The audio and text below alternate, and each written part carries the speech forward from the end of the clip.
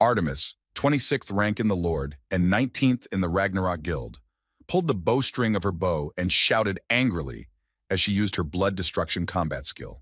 Head, ranked 33rd in the Lord and 22nd in the Ragnarok Guild, teamed up with the girl to confront the powerful enemy and shouted out, also using his Void Blade skill. At the same time, Helios, who was ranked 19th in the Lord and also ranked 9th in the Ragnarok Guild, using his physics attack, which was the best among the team, confidently shouted, "This is your end, Rokan!" Immediately after these words, a powerful punch passed through the ground, leaving behind a rather large crater as a result of the attack on the opponent that everyone hated so much and wanted to finish him off. Despite how powerful this attack was, the same hated enemy named Lauren was able to easily stop it by catching the sword with his hand and standing on his feet without even wavering. Smiling happily, the boy who was being hunted said in surprise that it was the end of me. Clutching the sword that they wanted to finish him off with until it began to crack and collapse, the boy happily continued to mine. The next moment, Lauren waved his spear in front of him and broke the enemy's sword into 2 pieces, and at the same time finished off his opponent so that he would not interfere with him in the future. Having been severely wounded by his enemy, Helios received a system notification that said he was dead and that the activation of the forced exit was about to begin. The guy added, "This bastard is a real monster." Raising his axe above him to prepare for the attack, Lorhan confidently spoke to his enemy, who was on his deathbed.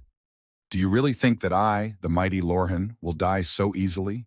This very powerful warrior who confronted 3 opponents at once and kept the upper hand was the king of cruelty named Lorhan, who was ranked 12th in the Lord.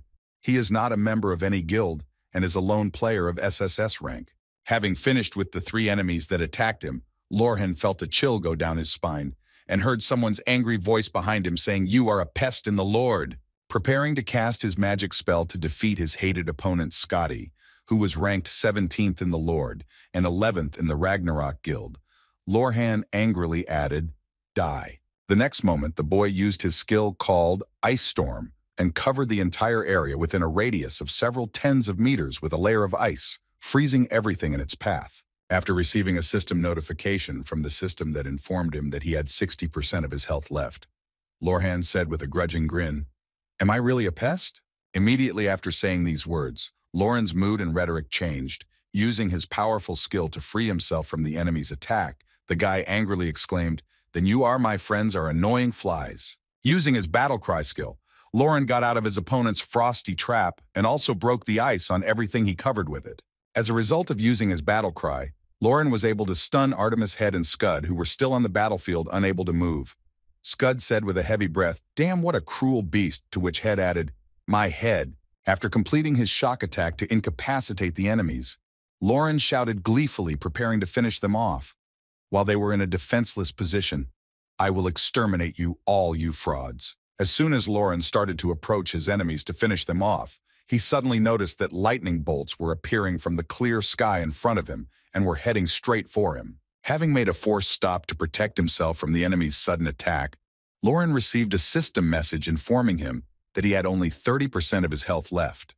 His attempt to finish off his stunned opponents was thwarted by Zeus, who was the 2nd-ranked player in the Lord and the deputy leader of the Ragnarok Guild, and Thor, who was the 4th-ranked player in the Lord and the deputy leader of the Ragnarok Guild.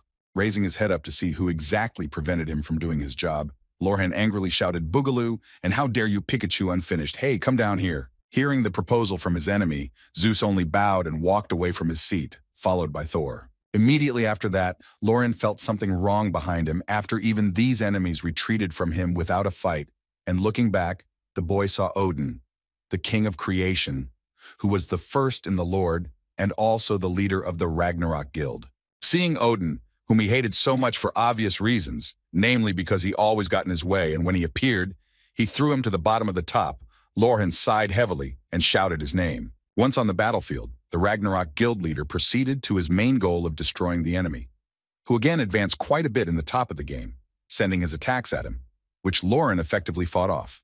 Despite the skills and repelled attacks of the enemy, Lauren saw a system notification that informed him of some unknown force that was holding him back, and because of it, his movement speed was reduced by 30%, and his attack speed was also reduced by 30%. Having lost the ability to resist a powerful enemy, Lauren crouched down, leaning on his knee, and then raising his head up to see the enemy. The guy said angrily, "You imbecile piece of shit." The next moment, a lot of lightsabers appeared in the sky and covered Lauren from all sides, shredding his body, leaving him with less than 2% health, as reported by the system, and adding that his body functioning was reduced. When Lauren was almost at death's door and could not do anything to his enemies, Odin descended from heaven and faced his enemy, who had to spend a lot of energy. Stopping in front of the defeated enemy, Odin began to drill him with a haughty look, as if he could easily handle everything. After some time of silence, the dead silence finally broke, and looking down, Odin looked at Lauren with a contemptuous look and said, "What a shame." Immediately after these words, lowering his head to him, Odin added what a disappointment it is for the king of cruelty, Lorhan, who had previously held the first rank, to stoop so low. Should you have given up by now? How many times has this happened to you? Immediately after these words, which were supposed to lower his opponent's self-esteem and push him to a deal, Odin stretched out his hand to Lauren and said, "Join me. I will give you back everything you lost. No, I will give you even more." Looking down at his enemy's arrogance, Lauren only laughed as he listened to his offer. But what made him laugh the most were Odin's other words. "This is your last chance, so think about it carefully." As soon as the leader of the Ragnarok Guild finished making his offer, Lauren made an obscene gesture to him and added, "Shut your mouth, you bastard. I'll soon destroy you, so watch out." Hearing the refusal of his enemy, who had no chance to fulfill his words, the head of the Ragnarok Guild said in disappointment, waving his hand, "What a pity." Immediately after these words, he waved his hand to cut off his enemy who was on his knees, but rejected the offer of cooperation to the head. At the same moment, Lauren received a system notification informing him that he was dead. As soon as death occurred in the game, Lauren noticed the following message on the white screen from the system, which informed him of a penalty for death that entailed a decrease in his level and the loss of a random piece of equipment, and a forced exit was also activated. After some time in Lauren's room in the real world, steam came out of the full immersion capsule, after which it opened the next moment and a guy came out of it, saying angrily, "It happened again." Grabbing his head and starting to tear his hair out of anger, the guy added angrily, "I lost again, damn it." Nervous in the capsule of a certain immersion, the guy got out of it and, trying to somehow release his anger, began to bang on the floor, creating a loud noise in the room. Everything would have been fine, but this noise was heard in the room below where his father was sitting, and when he heard the noise, which was not the first time, he said, "Again, he's at it." The Lord is a game that appeared just a few years ago. It was completely unique and unlike any other game that had ever been made, and it shocked the whole world. This game had just fantastic graphics that could be safely compared to reality, and it was quite difficult to find a difference.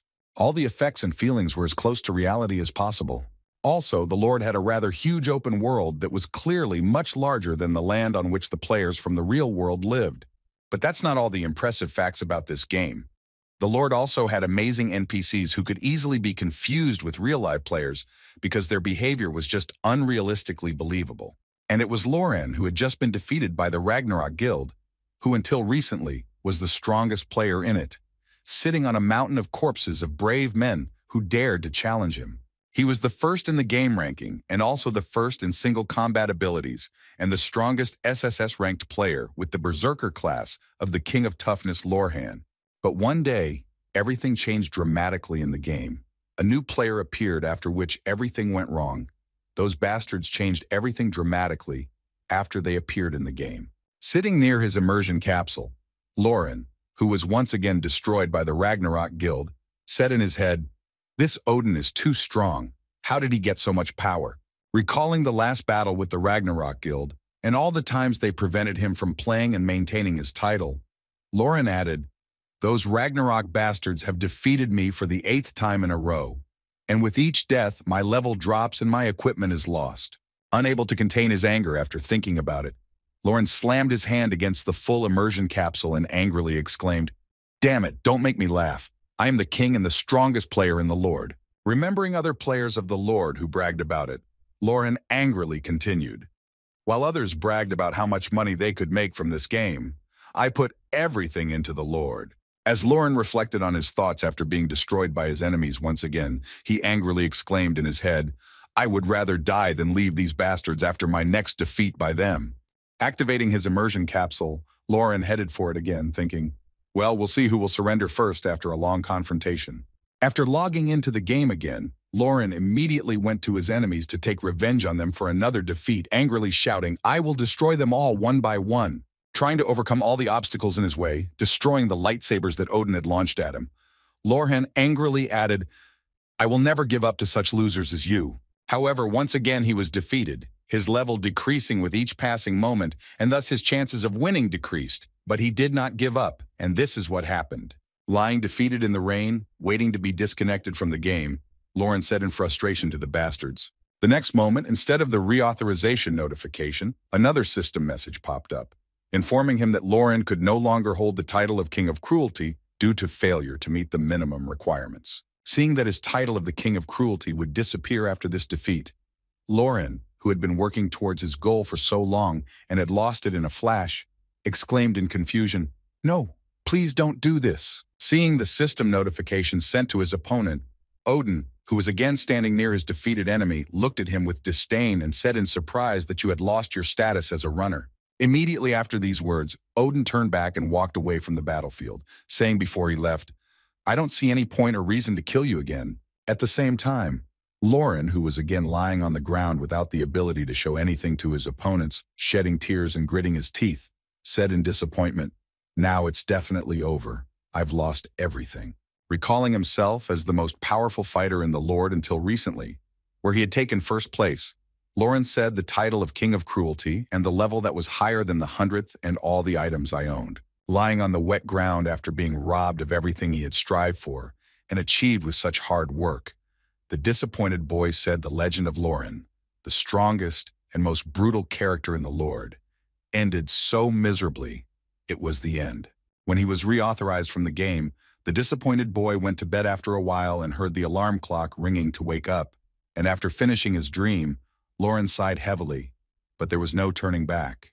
Each time he was defeated, he became weaker and weaker, reaching the point where his level dropped so low that he could not stand up to the enemy alone, who only grew stronger after defeating him.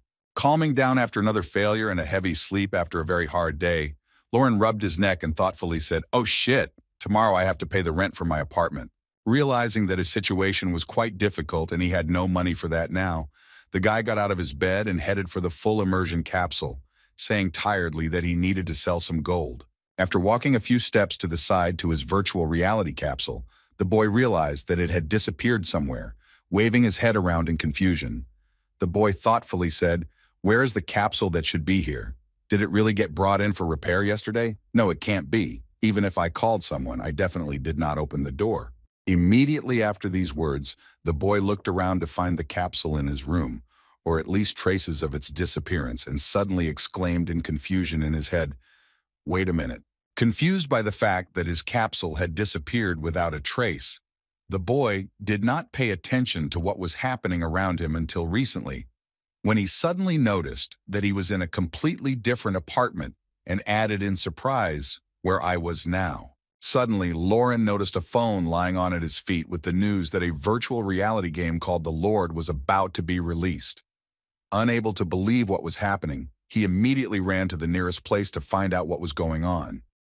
When he received the answer to his question, Lauren exclaimed in surprise that it was 2021. "Are you serious?" Hearing the surprise in his visitor's voice, the bartender said to him, "Of course, brother. Why did you suddenly decide to ask me about this?" And he sighed heavily. Immediately after these words, the young man thoughtfully asked his friend who worked in the public house, "Your name is Haichel, young Haichel, right?" And the bartender replied in a surprised tone that everything was definitely fine with you, brother. Realizing what had happened to him, Lauren put his head down and thought about his next steps, and then immediately rushed out of the establishment and headed for the world. Watching what was happening to his friend, young Hochel nervously rubbed his head and said awkwardly, "He ended his relationship with his girlfriend only a few days ago, but it's already clear that he seems to have gone crazy." Leaving the place where his friend worked and running for some distance, Lauren stopped somewhere in the streets, realizing what had happened to him. And then he said in his head, "This is definitely the same neighborhood I lived in 3 years ago. The same store I used to visit so often, and the same employee I was close to." Immediately after these thoughts, the boy nervously exclaimed in his head, "What had happened to me?" trying to figure out what had happened to him and why it had happened. Lauren began to recall the sequence of events that had happened to him and said in his head after those damn children had lynched me in the Lord, I lost my title. Recalling what exactly happened to him before he was transported back a few years, Lauren added thoughtfully, and after that, I of course died after losing my level, sighing heavily. The boy also added, and at the very end, I was pierced by a blue lightning bolt. Immediately after saying that, the guy looked at his hand and said in surprise, yeah, and after that lightning, I opened my eyes and went back in time 3 years, and at that time, the Lord hadn't even been released yet. Looking down and staring at his hand and at the floor at the same time, Lauren said in confusion in his head, is this it? Am I really dreaming? After a short time of wondering if he was dreaming, Lorhan finally realized what had happened to him as he thought, and confidently exclaimed in his head, oh yes, that's exactly what I'm thinking. Thinking of his hated enemy who had caused him to lose his title in the past, and now some strange things were happening to him, Lauren angrily said in his head, Odin, it was definitely his fault. When the idea of why he was here and what was happening to him suddenly came to him, he laughed and said confidently, it's definitely his fault. Raising his head after thinking about it, and starting to stretch his legs, which were stiff from the uncomfortable position, Lauren thought, my mind is probably being played with right now with some strange skill. Trying to attract the attention of the thief who had done this to him, Lauren went to the center of the square, near where he was standing, and took a full lungful of air, and angrily shouted Odin. Immediately after shouting the name of his hated opponent, Lauren angrily added, come out here, you bastard, stop doing this. Let's deal with this face to face, you son of a bitch. Hearing his friend's sudden scream, the shopkeeper was surprised to hear what was happening, and a woman passing by was very frightened by the sudden scream. It wasn't long after Lorhan's actions that a passerby called the police and the boy was taken to the police station to find out what was going on. While looking through Lauren's personal file, the policeman said thoughtfully, your friend's name is Odin, which means it's strange. A few minutes later, after questioning the guy who had no prior offenses, he was released with the words, I'll let you go, but just this once, don't do it again. Having survived the interrogation at the police station for hooliganism, Lauren, in shock from what he had to go through, nervously said, the psychological attacks were always so detailed, I don't know what he will get for making me see this. The next moment, the boy saw a stone pillar in front of him and decided to come to his senses through the pain. Grabbing it, Lorhan crashed into the pillar with his head, scaring ordinary passers-by and hearing one of them say in a nervous voice, you're crazy! What are you doing? Looking at the consequences of the impact, the passers-by were confused and wondered what was wrong with him, and he was definitely some kind of crazy person, despite the bystanders who were around him. Lauren breathed a sigh of relief and said in surprise, it felt quite plausible, didn't it? Immediately after he realized that he was really in reality and not in some kind of dream, he immediately went to the gym to train his skills and body. Training in his own martial style, Lauren immediately attracted the attention of local visitors who began to discuss his martial art, saying what kind of martial art is kickboxing, to which another replied, I don't know. I've never seen such sweeping movements before. Maybe it's Sambo. Hearing the discussion of his own fighting style, Lauren happily said in his head, of course you don't know it and have never seen it before. It's my own fighting style that was optimized for me alone. I developed it for the Lord. The popularity of martial arts grew suddenly, and it all happened at the same time as the virtual reality game The Lord appeared in the world. All this was caused by a reason. Players in games were too often killed by low-level monsters, even though there was a big difference in their levels. And all this was caused by poor control and management of their bodies. For players who are used to only controlling games with a keyboard and mouse, full immersion virtual reality like the Lord was not what they were used to.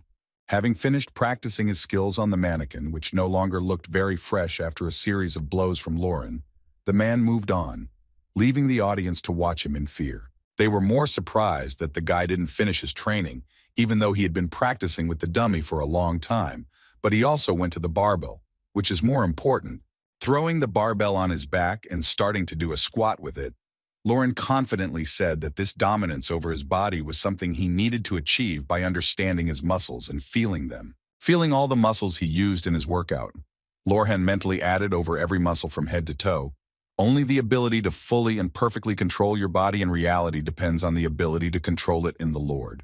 After completing a set of barbell squats, Lauren was finally able to throw the bar off and confidently added, it's finally time for me to accept it. Leaning against the wall after a hard set, Lauren smiled slyly and said, I've actually gone back 3 years in time. Recalling the very times when he last waited for the release of the same game, Lauren thoughtfully said in his head 1 month before the release of The Lord, "This game was everything to me." Standing in the same position where he was already shaking from exhaustion, Lauren just smiled ominously to himself. But his laughter was loud enough to be heard by the cats that were nearby, and he even scared them. Remembering the very Odin he hated so much and who had annoyed him quite a bit in his past life, Lorhan angrily said in his head, "Just wait for me, you bastards." Thinking of all the guild members and their guild leader, Lauren added menacingly, "And also Odin, I have been reborn as someone you simply cannot control." Preparing for what was about to happen, Lauren leaned on the wall and spoke angrily, imagining what awaited him this time when he knew everything in advance. "I will tear you to pieces." And finally, a month has passed since Lorhan was transported 3 years back in time. The Lord game has already been released, and the boy immediately bought the very capsule of full immersion. After launching the capsule and turning on the system, Lauren saw the light of a star somewhere in the distance, and a system notification that said, "Connecting to the Lord, countdown starts 5, 4, 3, 2, 1 launch." After completing the connection to the game, Lauren saw the cosmic light in front of him and the world of the game he was looking at from afar, after which he was surprised to say the same thing to the Lord, but his surprise was abruptly interrupted as soon as a few seconds passed after entering the system said, "Please state your name, traveler." Hearing that everything was exactly the same as it was 3 years ago when he first connected, the boy smiled slyly and confidently said Lauren. While his avatar and image were being created, which was quite similar to his real body, the boy happily exclaimed, confirming the choice of his name, "My name is Lauren." Upon completion of authorization, the system said finally before throwing the guy into the game, "Welcome to the Lord Lorhan." A few seconds later, the boy found himself somewhere in a burning village that was just being stormed by monsters, where he heard the frightened voices of the inhabitants shouting out to run away from the goblin ambush. At the same time, Lauren saw monsters mercilessly destroying civilians, after which he saw a system notification that said, "Whether you want to start game training, you will not be able to receive rewards if you refuse yes or no." To which Lauren confidently exclaimed, "Of course." Immediately after these words, Lauren heard a strange growl behind him, and looking back, he thoughtfully said a second-level goblin. Looking down with a laugh, Lauren gripped the spear tightly in his hand and said happily, "Yeah, I'm definitely going to like your guts." Immediately after that, Lauren stood majestically over the goblin, ready to smash him to the ground. The next moment, Lauren struck the enemy with all his might, cutting it into 2 pieces, and as a result of the blow, Lauren created a small hole in the place of the hit, after which he said in an ominous tone, "Fall down before me, for the king of cruelty has returned." After some time after confronting the enemy, Lorhan saw another system notification appear in front of him which said, "You have defeated an opponent stronger than you. You have received the achievement, Natural Fighter Ordinary. You have defeated your opponent who is superior to you. Be proud of your fighting talent." After notifying Lauren of the achievement, the system also reported the effect of the strength increase by 1, and noticing this, the boy happily said, "Great job. Keep it up." This was a feature of the Lord, where there was an achievement system when one of the players performed something incredible. Immediately after that, the system gave the player a special effect for his amazing skills. Thinking about how he could save the village, Lauren thoughtfully said in his head, "But the usual hunting of monsters to level up is the most useless activity that could only be done in the Lord." After killing several enemies, the boy said disappointedly, "As I thought I would not be able to gain experience here." Hiding from the crowd of goblins that continued to arrive in the village, Lauren thoughtfully said the condition for training is actually too simple. Looking out from his hiding place into the square where the goblins were ruthlessly killing people, Lauren added thoughtfully, "I just need to survive in a village overrun by these monsters." Recalling how most people were trained in the game, Lauren thoughtfully said to avoid the goblins and leave the village, "You can't gain experience in it, but meeting 2 goblins for a first-level player does not bode well." Recalling the same method of completing the tutorial in the game, Lauren smiled slyly and said ominously, "But what if there is a true way to complete the tutorial?" 2 months after The Lord was released, a rather eccentric player appeared in the game, whom everyone called Tolkien, and everyone remembered him because of one event that he created. And Tolkien had a question about why the task in the training was to survive and not to escape. After delving into this question, Tolkien came up with another question that sounded like this: "It will not end until you survive in this case." After trying hundreds of different options, Tolkien finally found the one that would complete the training and happily said, "Booga, of course there had to be something like that." And indeed, Lauren had heard that Tolkien received an additional reward that was much larger than the basic one. Recalling the rather nice bonus that awaited him somewhere nearby in this initial place of study, Lorhan decided to be the first to receive the same inhuman bonus. Heading to the very place where the survival prize was located, Lorhan slyly said, "The Lord has just recently been released, and the only one who knows the perfect method of passing is me." And at the same time, the city was in complete chaos, with residents fleeing for their lives to somehow escape the monster invasion. At the same time, Lauren found the perfect plan to clear the enemies. He waited for them in the meshes, and then attacked them by surprise, catching small groups or single enemies by surprise. Throwing his weapon at the enemies from the ambush, the boy also killed a considerable number of goblins, shouting out a strike when he hit them. The main requirement for destroying the goblins that attacked the village was to leave no one alive. After destroying a certain number of thresholds, Lorhan suddenly froze in place and thoughtfully said in his head that if he believed the data he had, there should be 25 goblins in total. The first stage of the plan to destroy the enemies was a divide and conquer strategy where he had to defeat them one by one, pulling an axe from the corpse of one of the goblins. Lauren said with a grudging smile, "Hiding and ambushing is not my style." Recalling his tactics against enemies, which consisted of attacking single enemies, and after their destruction, Lauren thought happily, "Thus I have already managed to destroy 9 goblins." Going further in search of the remaining monsters, Lorhan threw his weapon on his shoulder and continued in disappointment. But this tactic will not work on them anymore. When the number of goblins falls below 15, the boss begins to feel the danger and calls the rest of the goblins to him.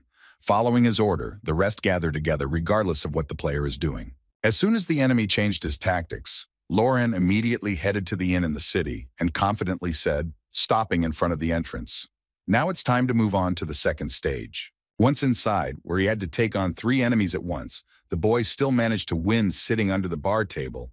Lauren saw a system notification that said 20% of his bodily functions were reduced, after which the tired guy said, "Damn, I thought I was going to die here. Fighting 3 at once was too reckless." Immediately after these words, Lauren reached into the rack to get a bottle of healing potion from there. As soon as the coveted bottle was finally in his hands, the guy immediately opened it and started drinking. Then he noticed an inscription from the system that said that the lowest healing potion was used and bodily functions were restored. Having drunk the potion that brought him back to health, Lauren exhaled happily after holding his breath while consuming the product and exclaimed, "There is nothing better than healing potions on the brink of death." As soon as the healing potion took effect and Lauren felt relief all over his body, at the same moment someone's loud cry sounded somewhere nearby, and listening to it, the boy thought it was quite familiar, and he thoughtfully said this voice. At the same time, the leader of the goblins, who was just nearby Lorhan's location, gathered all his subjects together and wandered in search of him. Leaving his hiding place and going out in front of the monster that was making a racket in the middle of the ruined city, Lauren soon noticed him in the square and joyfully exclaimed, "Hey, isn't it me you're looking for?" After revealing his location to the enemy, Lauren confidently added, beckoning the enemy with his hand, "Come and take it if you need it so badly." The goblin leader immediately turned his head towards Lauren when he heard the voice, and the monster was very angry at the enemy's self-confidence. And that is why he first sent all his subjects to attack him. As soon as the crowd of enemies headed for Lorhan, he immediately reached behind his back where he had some magic items hidden and shouted, "Come on, let's attack!" Taking out a lower strength potion and a lower agility potion from behind his back, Lorhan gloated as he drank both bottles. "I have something for you," and then mentally said, "The second stage is to maximize your strength." The strength potion used below increased his strength by 10 points, and the agility potion increased his agility by 10 points, both of which worked almost instantly. And thanks to that, Lorhan could confidently face the enemy that was approaching him.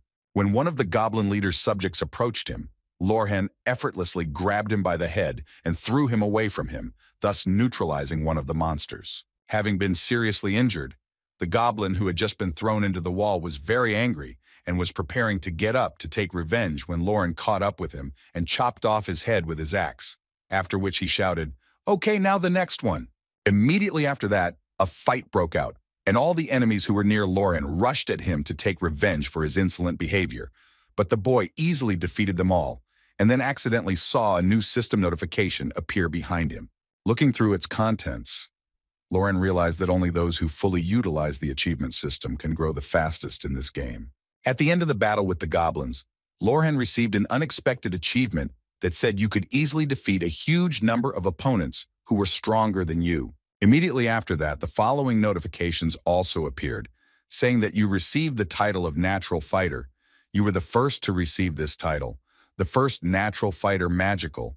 You were able to easily cope with a large group of opponents who were 3 levels stronger than you. This is a gift from heaven.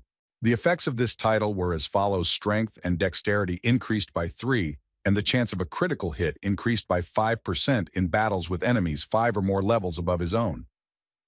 Seeing what he got, Lorhan slyly said, "Oh, and here is also a bonus for the first receipt." Looking at his characteristics, Lauren said, "I'm only at the first level, but my characteristics already amount to 15 points of strength and 14 points of agility, which can be seen at the 10th level." At the same time as Lorhan was looking at his characteristics, a crowd of enemies began to run at him again, trying to finish him off. Grabbing his weapon to deal with the monsters that were coming at him, the boy smiled ominously and said, "You still don't understand me, fools." Rushing to meet the goblins and chopping off each of their heads, the boy confidently added, "You are no match for me." While Lauren was bragging about his strength, the leader of the goblin gang attacked him and was already preparing to behead Lauren. Having noticed an elite armored goblin of the 15th level approaching him in time, Lorhan was able to block the enemy's blow. Holding his axe above him, which he used to block the enemy's sword, Lauren said with a grudging smile, "Oh yeah, you're here too, huh, idiot boss?" After getting out of the enemy's way, Lauren continued to dodge the enemy's attacks that were coming at him with quite a high intensity.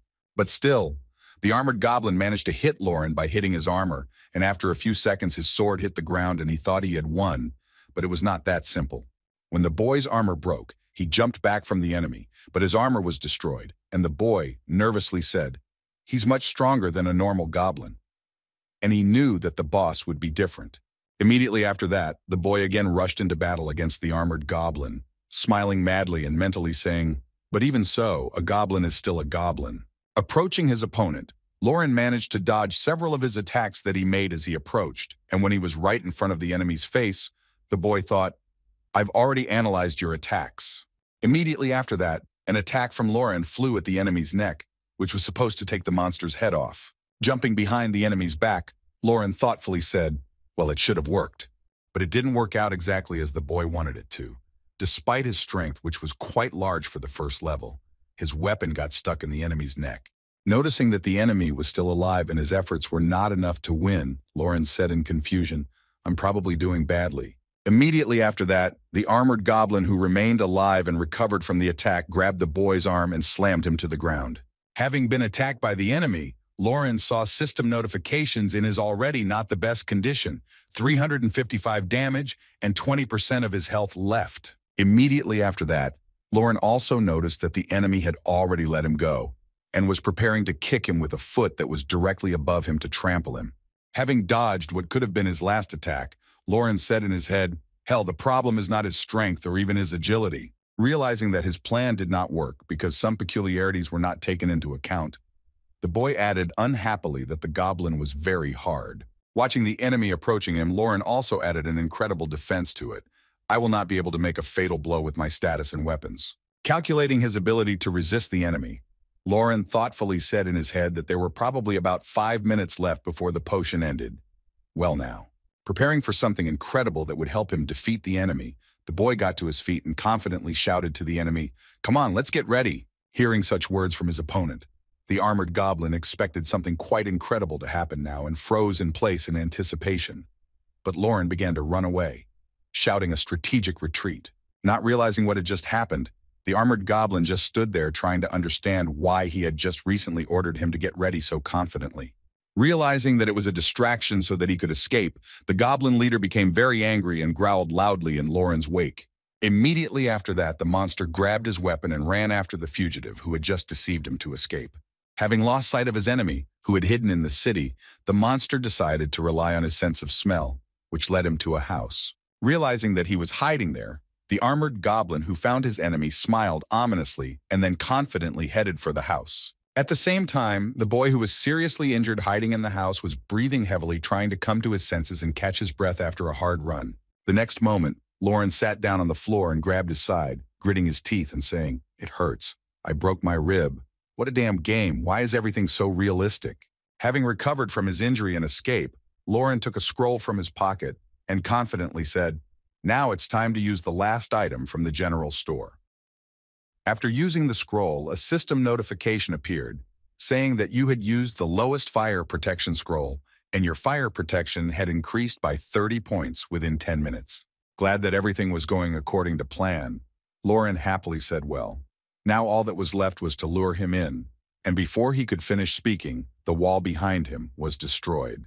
Immediately after the destruction, the same armored goblin who was looking for the boy to destroy him ran inside.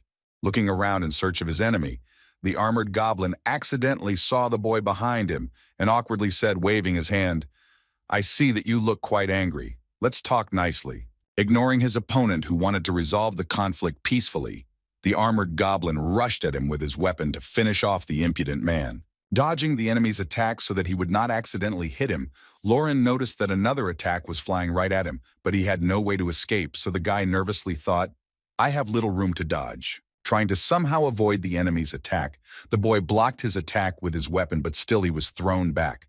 Stopping in the wall from the impact, the boy saw a system notification that said 74 points of damage were received and less than 10% of his health remained. Immediately after landing, Lauren noticed an enemy coming out of a cloud of dust to finish him off. Preparing for the third stage of his plan, he gripped his weapon tightly and prepared to throw it at the enemy. Gathering his remaining strength, Lauren launched his axe towards the armored goblin. At the same time, the enemy, who had dodged such a ridiculous attack, smiled ominously, preparing to finish off his unarmed opponent. Having fulfilled his plan, Lauren joyfully said to the enemy standing in front of him, "What's so funny about it? Of course, laugh as much as you like." The guy, who had lowered his hands and was waiting for the plan to take effect, added joyfully, "Because this is the last opportunity you will have to laugh before you die." Hearing such words from his opponent, the armored goblin immediately looked back to understand what he meant by his words. Behind him, he saw that the axe thrown by Lauren had hit one of the pillars that supported the building that was about to collapse. Rising to his feet and climbing out the window, the boy joyfully said to his enemy, "See you again, maybe," and then said in his head, "Stage 3, use all your weapons." Realizing that he would soon be finished, the armored goblin rushed to the window to try to escape from the collapsing building, but it was useless. He could not escape the speed of the building's fall. As soon as the boy jumped out of the window, he immediately heard the sounds of the building collapsing and trapping the enemy inside. After completing the game training, the boy said thoughtfully, "I do it for the reward, but it's sad to see the former king of cruelty suffering like this from the possibility of depending on the strategy found by others." At the end of the battle, the system said you have defeated the armored goblin. You have less than 1% health left immediately afterwards. Lauren added, "One guy is the one who made me feel so ashamed." Immediately after Lauren mentioned his hated rival, who had put him through a lot of suffering, the guy clenched his hand into a fist and said angrily, "Well, wait, I will make you go through it 10 times, no 100 times. At the very moment when Lorhan was expressing his dissatisfaction with Odin, the system informed him that you have completed the training. Immediately after these words, the system also displayed other notifications informing you of an incredible achievement. You defeated an opponent whose level is 10 times higher than your newly obtained title, a descendant of David, and you are the first to receive this title. After that, another notification appeared, announcing an incredible achievement. You defeated a horde of opponents who were stronger than you, and you received the title 17-1, the first to receive this title. And finally, the most long-awaited system notification, which reported an impossible achievement.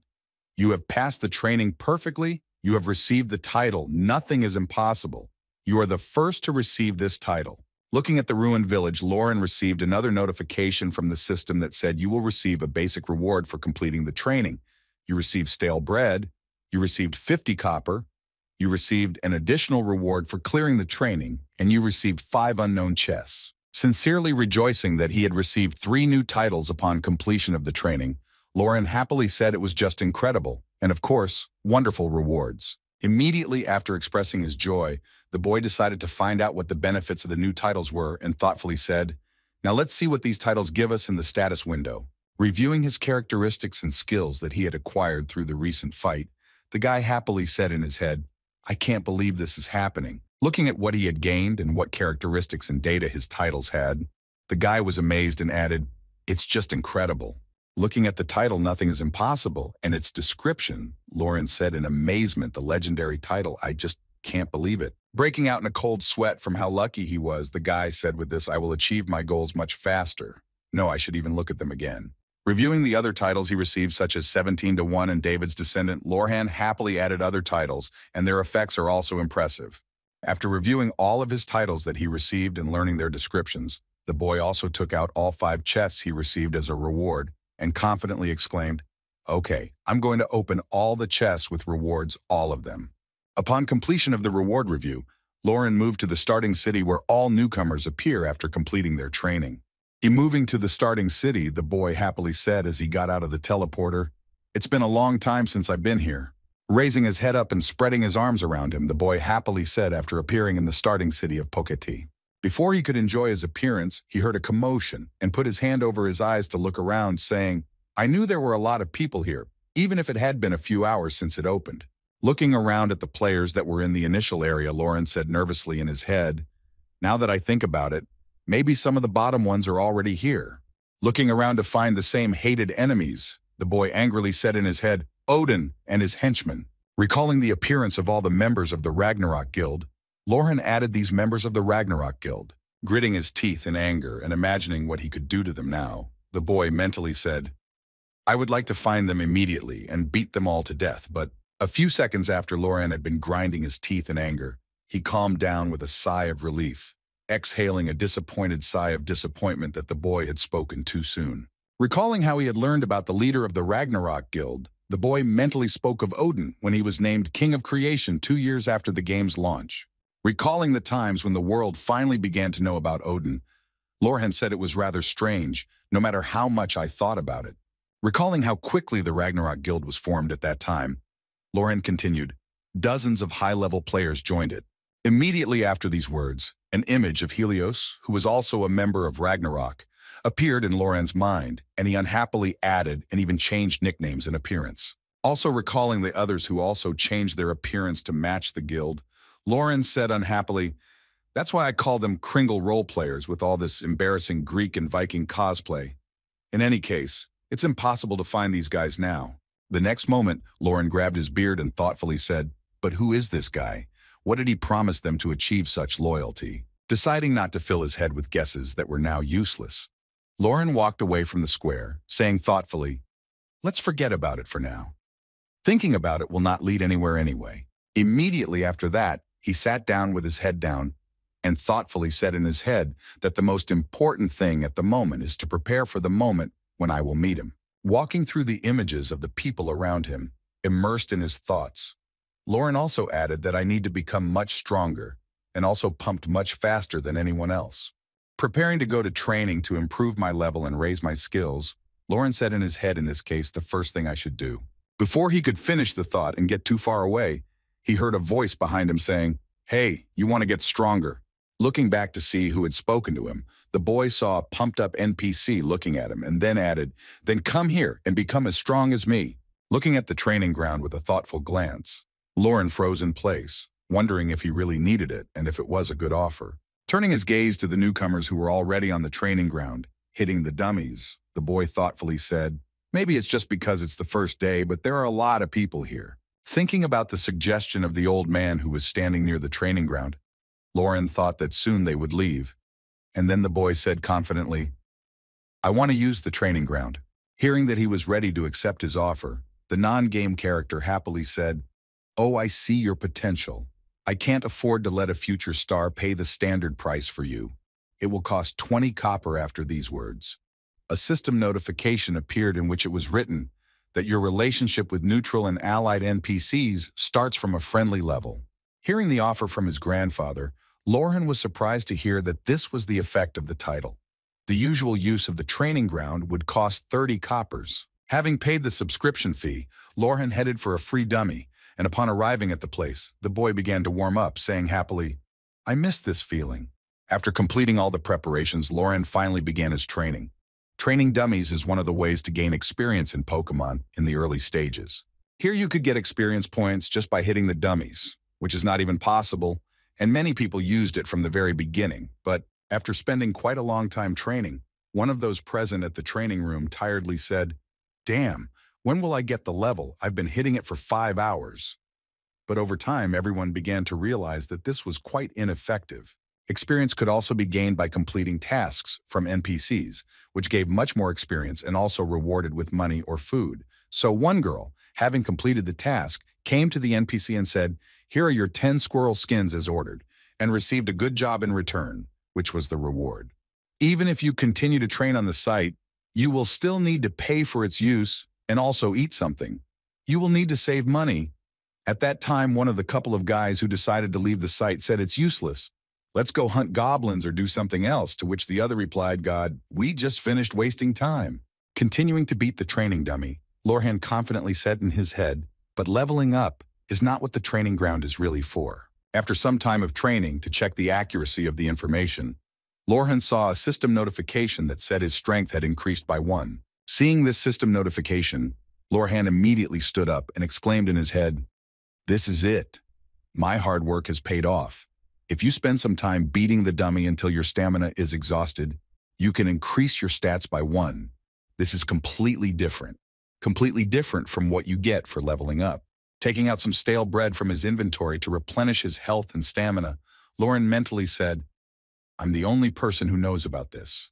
And even if someone else knows about it, it's unlikely they'll do the same." Eating the bread in between training, the boy mentally said further, "You need to use the time to level up through quests. This will allow you to raise your characteristics faster." After finishing his meal, the boy added thoughtfully, "But there is one thing. Will it always be like this?" Wiping the crumbs from his face and remembering his past, the boy thoughtfully added in his head, "At the initial stage of rising to the 10th or 20th level, it will take a day or two, but will it be as easy on the 100th or 200th?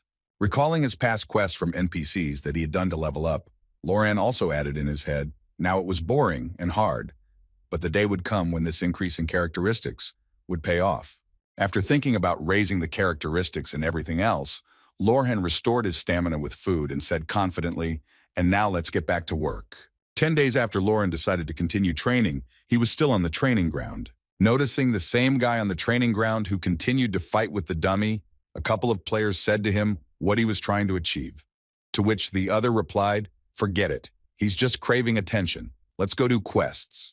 Hearing some 2 players who were near him, Lorhan said in his head, "What these stupid upstarts are talking about when the level is growing, simple blows are not enough to raise the characteristics." Immediately after these words, the boy hit one of the dummies with all his might, shattering it to pieces, and immediately after that, a system notification appeared that said, "An incredible achievement.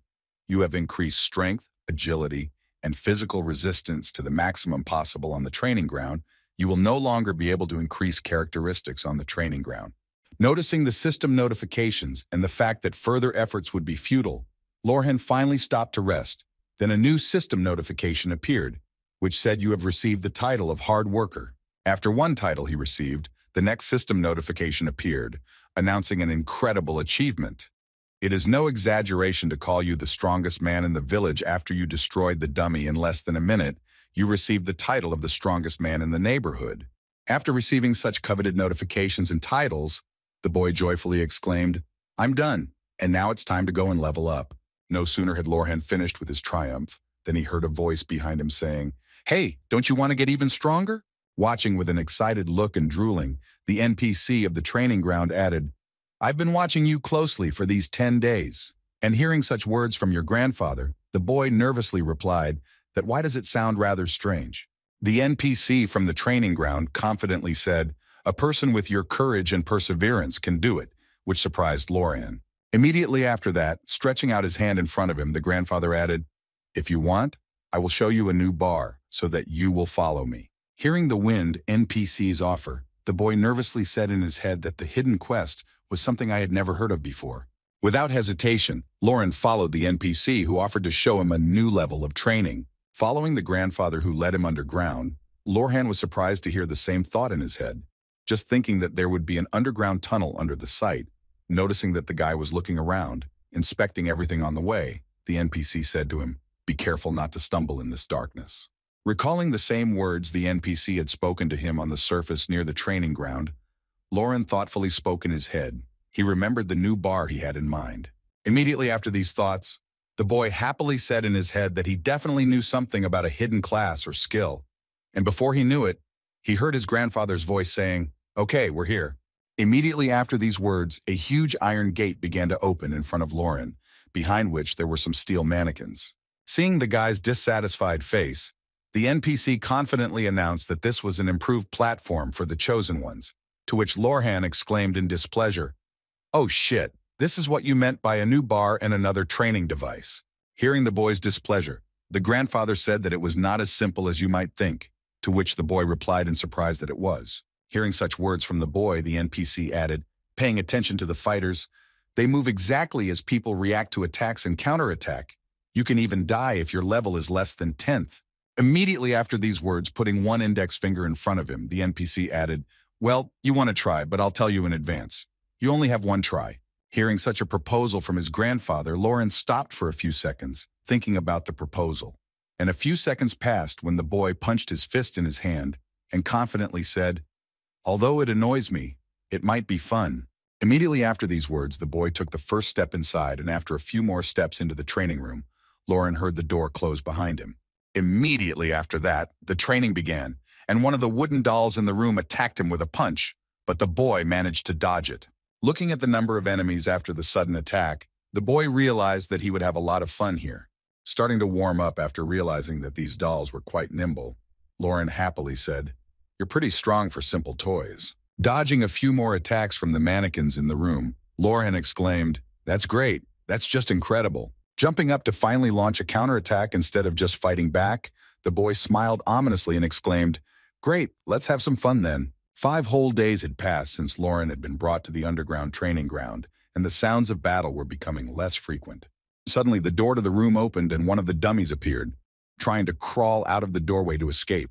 But unfortunately, all his efforts were destroyed by Lorhan, who was following the last opponent, simply crushed him with his foot, after which he happily said, "I've reached the 10th level and received additional characteristics." Immediately after these words, the guy happily added, and more importantly, looking at the system notification that informed him about receiving a new title called Unshakable Determination, "No one can break his will now." Looking at the system notification that appeared after the training, Lorhan thoughtfully said the epic title of Unwavering Determination. To think that I got it in a place like this. Immediately after that, the boy immediately recalled all those moments when his enemies trapped him in a room and forced him to strain in the confrontation. Then Lorhan said disappointedly, "If you think about all the suffering I endured to get this title," also recalling those moments when the dolls beat him in a crowd to reduce his chances in one-on-one battles, the boy also added the fact that I got this title just by fighting with wooden dolls. Reflecting on what he had to go through for this, Lauren happily added, "Well, now it's definitely the right time."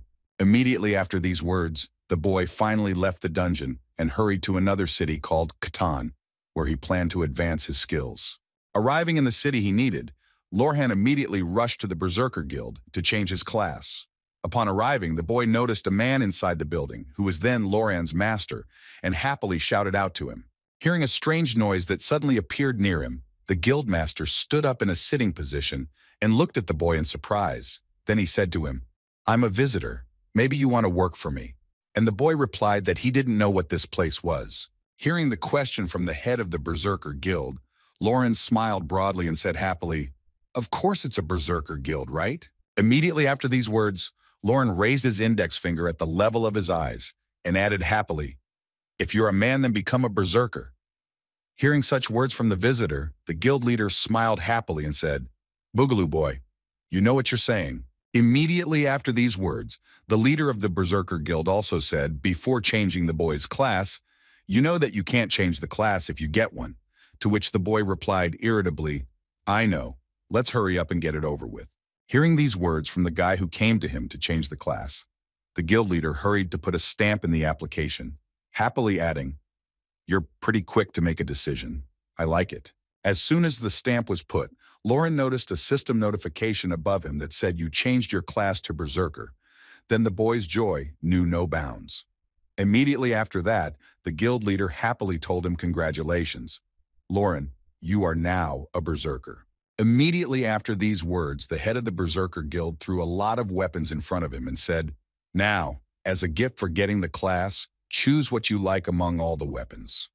The boy chose an axe and began to test it along with his own fighting style. After observing how skillfully the boy wielded the weapon, the head of the guild said to the man sitting behind him, that's pretty impressive. Hearing these words from the guild leader and feeling the same sensation he hadn't felt in a long time after the time travel, the boy happily said in his head, this is exactly what I've been craving. Immediately after that, the boy spoke in his head, imagining all the player classes that were available to him. To be honest, I was thinking about choosing a class. Unlike in my past life, now I know about hidden classes and how to get them. Immediately after these words, Lauren immediately remembered the very hateful Odin and all his subjects, and then added with a grudging smile. Immediately after his thoughts, the boy confidently said, if I'm going to deal with all of them, there's nothing better than becoming a berserker. After these words, Lauren again remembered Odin and one of his battles against his guild, after which he mentally said, Odin always goes with his lackeys and berserkers get bonus characteristics when they are in the minority. Immediately after that, recalling his training with the dolls in the underground room, the boy added that in addition they could use the berserker skill, which increases their characteristics. And that is why this work is most effective for those who want to pump their skills as quickly as possible, because I can increase my characteristics simply by activating this skill. After thinking about whether he had chosen the right class and what additional opportunities the berserker he chose gives him, Lorhan thoughtfully added what was most important of all. Raising his weapon in front of him and looking at it with a sinister smile, Lauren thought to himself, Odin, since he's already cut my throat once, it's only fair that I cut his head off. Looking at Lauren, who had just received his new class, the guild leader noticed the boy's strange behavior and asked him what happened. Are you proud of your new class? To which the boy thoughtfully replied, oh no, not really. His strange behavior was justified by the fact that after changing the class, a new system notification appeared in front of the boy, which plunged him into shock, and Lauren said in surprise what it was. In front of him was a system notification of a hidden quest that said search for traces of the wild faith trace of the wild wind that destroyed the world long ago was found, find the remaining traces and fulfill the dying wish of the wild wind advanced training ground completed before the first class change. The remaining items are hidden. Not understanding where it came from and how to proceed with it, Lauren said in surprise as he looked at it again and again, realizing that it was a hidden quest of the wild wind. After a while, Lauren, who had received a new secret quest, ran to the bank to take money and find information on this task. Arriving at the bank, he was met by an employee who happily said, welcome. Arok Bank always gives you joy. How can I help you? Before she could finish, Lauren interrupted her by shouting out alone. Hearing why he had come here, the manager nervously continued, of course, name your class and name. To which she heard in response the berserker Lauren as much as possible. Then the girl added, well, if this is your first class, then a possible loan will be 30 silver pieces at 3% per month. As soon as the guy received the money, he immediately rushed to the Berserker Guild, where he excitedly exclaimed upon the arrival of the first-class Berserker skill book. All the guildmaster heard this and said in surprise, oh really, this is a big purchase. Then Roken nervously added without talking how much. Then the guildmaster said 10 pieces of silver. Immediately after that, Lauren noticed a system notification that said, you have learned axe skills and 4 other skills. A description of the skill you can use skillfully with an axe. The strength and speed of the attack directly depend on the degree of skill. You also learned the jerk, which allowed you to move quickly while using this skill, and the agility increased by 110%, as well as the strike, battle cry, and berserker skills. Having learned the berserker skills and everything possible from the books, Lauren still did not get what he needed so badly, and seeing the fighter's thoughtful look, the guildmaster asked him what was wrong. Hearing the question from the Berserker Guildmaster, the boy decided to ask him if he knew anything about the skill, saying, hey master, I have a question. Attracting the guildmaster's attention, Lauren approached him and said, do you know anything about wild wind? Hearing this question, the guildmaster thoughtfully replied, yes, what is it?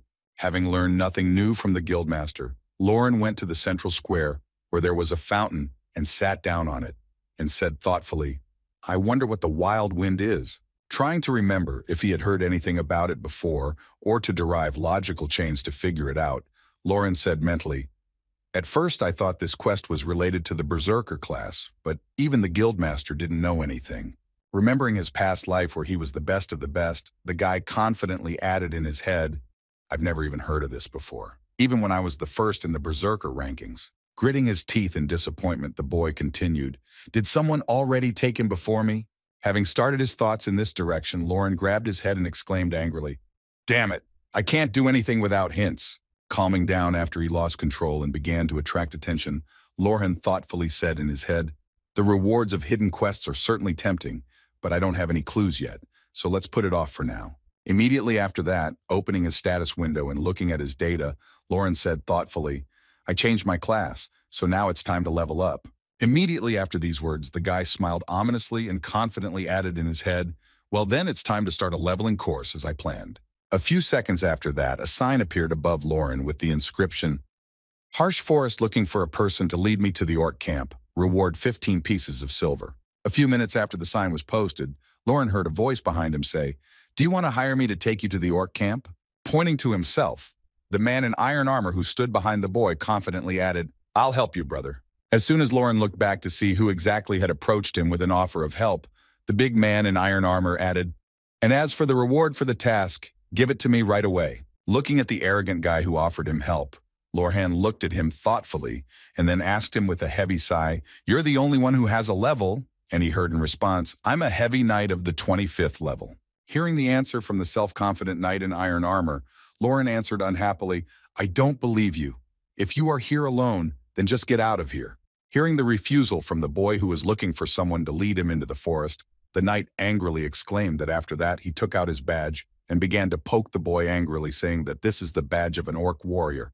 I got it by killing one, to which Lauren replied disappointedly that you are just acting arrogant after mowing down 1 or 2 orc patrols near the forest. Immediately after that, Lauren also added, I need at least 2 people with a level above 30th to get to the orc camp, which is located in the heart of the forest. Don't get carried away and just go on your way. Hearing that he was still trying to fight him off, the knight in steel armor looked around and angrily said in his head, that bastard is mixing me with dirt in front of all these people. Immediately after these thoughts, the knight pointed his hand at Lauren and used the penetration skill as soon as it happened. The guy noticed a system notification that said your opponent used a hostile skill on you. After this notification, another one came, informing him that self-defense skills would be available for 5 minutes, a period that could increase if the opponent resisted. Noticing that the enemy decided to attack him, Lauren raised his head and angrily shouted to the insolent boy, Hey, what are you going to do? When the knight heard that the boy was angry with him, he began to mock him, because what could a 25th level do to a first level? As soon as Lauren got to his feet, the knight continued his mockery between pauses, saying, First level, you really are so arrogant when you are just a nooble newly graduated. Immediately after these words, the knight of the 25th level added, If you don't have the strength, you should just sit there in silence. Hearing how insolent he was being, Lauren looked at him with an angry look and said, What are you talking about? Are you tired of living or something? Hearing that he began to threaten him, the knight of the 25th level said to Lauren, Come on, try it, you fool. You're just an upstart who wanted to get into the camp with the orcs on the first level. With a sly smile at the fact that the enemy underestimated him, Lauren happily said, On the first level, then. Immediately after that, the boy decided to raise some money and said to the knight, Hey, don't you want to bet with me? To which the knight replied in surprise that he didn't know what you meant. As soon as the enemy swallowed the bait, Lauren added, You and I will fight, and the winner will get 15 pieces of silver, so you won't feel bad if no one dies, right? Hearing the offer from the self-confident boy, the angry knight said to him, You're out of your mind. Hearing that for some reason he did not want to agree, Lauren said rather provocatively, Are you afraid of losing to a player of the first rank with your 25th rank? As soon as these words came out of the boy's mouth, the knight immediately challenged the boy. And then Lauren saw a system notification that said the player Baikal had sent a request for a duel with a bet of 15 pieces of silver. After sending the request for a fight, Baikal angrily said to his opponent, Come on, you loser! A few seconds later, people gathered around the fountain where the fight was taking place and shouted, Hey, there's a duel right next to the fountain. Hearing what was happening in the city, one of the players who was passing by with her team was surprised to hear a duel in the city, as if they really had nothing better to do. Preparing for the fight after Lorhan accepted his challenge, Baikal clenched his weapon in his hands and angrily said, I'll finish you off, you arrogant scoundrel, to which the boy happily replied, Yes, good luck. The next moment, Baikal noticed that he was completely unarmed and exclaimed in surprise, "Wait, where is your weapon that you will use to fight me?" Hearing the words of his opponent, who suddenly noticed Lauren's bare hands, the boy boldly replied, "My weapon and will are right here." Seeing how bold his opponent was, Baikal said angrily, "Do you really think I'm going to dirty this sword on you, you insolent rascal?" A few seconds after the conversations ended, a system notification appeared informing him that the duel had begun and that the one whose health dropped below 5% would lose the battle. Immediately after the battle began, Baikal decided not to waste time and hurried to strike the enemy with his first blow, but the latter easily dodged it. Continuing to strike at Lauren, which he always dodged, Baikal angrily exclaimed, "You rat, you're done dodging. Let's start the real fight." Unable to fire at his opponent, the angry Baikal said nervously, "Damn, do berserkers have to be so fast?" After thinking for a second about the skills and speed of the berserker class, Baikal heard the ominous voice of his opponent, who said in surprise that I can start. Immediately after these words, Baikal tried to attack the enemy again, pointing his spear at him and shouting menacingly, "You're arrogant!" Before he could speak, a direct blow flew into his jaw, which not only pierced his armor, but also knocked the enemy out of action with just one blow. After delivering his first blow, Lauren immediately remembered the training dummies on the advanced training ground and mentally said, "Stupid bastard. I pushed my performance to the limit on the training ground." Preparing to strike the next blow, the guy added in his head, "My level is not only because of the class change, but my true characteristics." Having struck the enemy, Lauren confidently added at least one more. After a short pause between words, the boy added the 50th level. What happened on the square near the fountain made everyone freeze in their tracks. It was something incredible. The first level with the bare hands of a knight in armor of the 25th level. Also noticing what had just happened, a passing player who was in the group but decided to stop and look at the fight was amazed and said, "My God," with his bare hands against the armor. Having struck the next blow to the body and pierced the enemy's chest armor, Lauren smiled ominously, enjoying the victory and the look on the face of the arrogant enemy he had punished. Immediately after the enemy could no longer resist him, Lauren grabbed the enemy by the face and smiling ominously said, "Not all players of the first level." After a short pause to throw the enemy to the ground, Lauren confidently added one more. At the end of the battle, Lauren was awarded additional experience after defeating the enemy, and he stood triumphantly over his defeated opponent, smiling ominously. When the enemy had completely lost consciousness, a system notification appeared, informing the player that Baikal had lost and that you would lose 15 silver coins. Immediately after that, a system notification appeared over Lauren, which said the player Lauren won. You get 15 silver coins, after which the guy smiled happily and said, "Here's my money." Watching Lauren walk away from the battlefield, the amazed crowd nervously said, "You saw it with your bare hands in an instant. I heard that he was only level 1. He can't be a cheater." Having defeated a rather strong opponent, Lauren clenched his hand into a fist and confidently said in his head, "I'm fine. I can handle this." Heading back to the fountain to look for someone to help him with the road, the boy thoughtfully said the only problem was how to get there, and then he heard a voice behind him say sorry. Looking back to find out who exactly was calling him, Lauren noticed a group of 3 people behind him, a boy and 2 girls, one of them a sorcerer, and the other a healer. Noticing that Lauren had paid attention to him, the boy happily asked if it was true that you wanted to get into the orc camp, to which he pointed to the sign above his head and said, "Well, you can see for yourself." Hearing that he really intends to get there, the boy looked back at his companions and said, "We have not been inside the camp yet, but we often pass by it. Do you want to come with us?" Hearing that there are good candidates who can help him in his plan, Lauren said thoughtfully, looking at the team, "What is your level?" And the boy happily replied, "I am 35th and these 2 are 32nd. Looking at the group that agreed to help him in the campaign to the orc camp, Lauren thoughtfully said, "The equipment looks normal, a balanced group with a tank, a main healer, and a healer." After thinking about whether they were really suitable for this mission, Lauren pulled out the payment and thought, well, they passed, holding the money out to the players, the boy said. "Instead of forming a group, I just need you to escort me to the entrance of the camp." Having said that, Lauren also added, "I will give you 10 silver coins in advance, and the rest as soon as my request is fulfilled. Moreover, I will just watch and not participate in the battles, of course. All the items that fall out will be yours." After announcing the conditions of this escort mission, the group immediately headed for the harsh forest, and after a while was already in it, heading for the camp. And finally, the group of players had a view of the defense tower, which was located at the main entrance to the orc camp. Noticing that the enemies were walking around their camp, making sure that no one whispered, the boy said that this was where the orc territory began, and they were carefully patrolling the area. Hearing this information from his guide, Lauren said in his head, "I know it's an idiot," and then asked what you're going to do about it. Stretching his hand back to one of his teammates, the boy confidently said, "Rose, can you give me this?" Hearing the order from the group leader. The girl hurried to find what he asked for, saying yes now a second. A few seconds later, the girl took a piece of meat from her inventory, which the boy successfully threw away. Hearing a noise that suddenly came from nearby, a couple of guards on patrol turned back and headed for the place of the noise. Arriving at the spot, they found a piece of meat on the ground, and one of the monsters shouted out with joy that it was the same meat.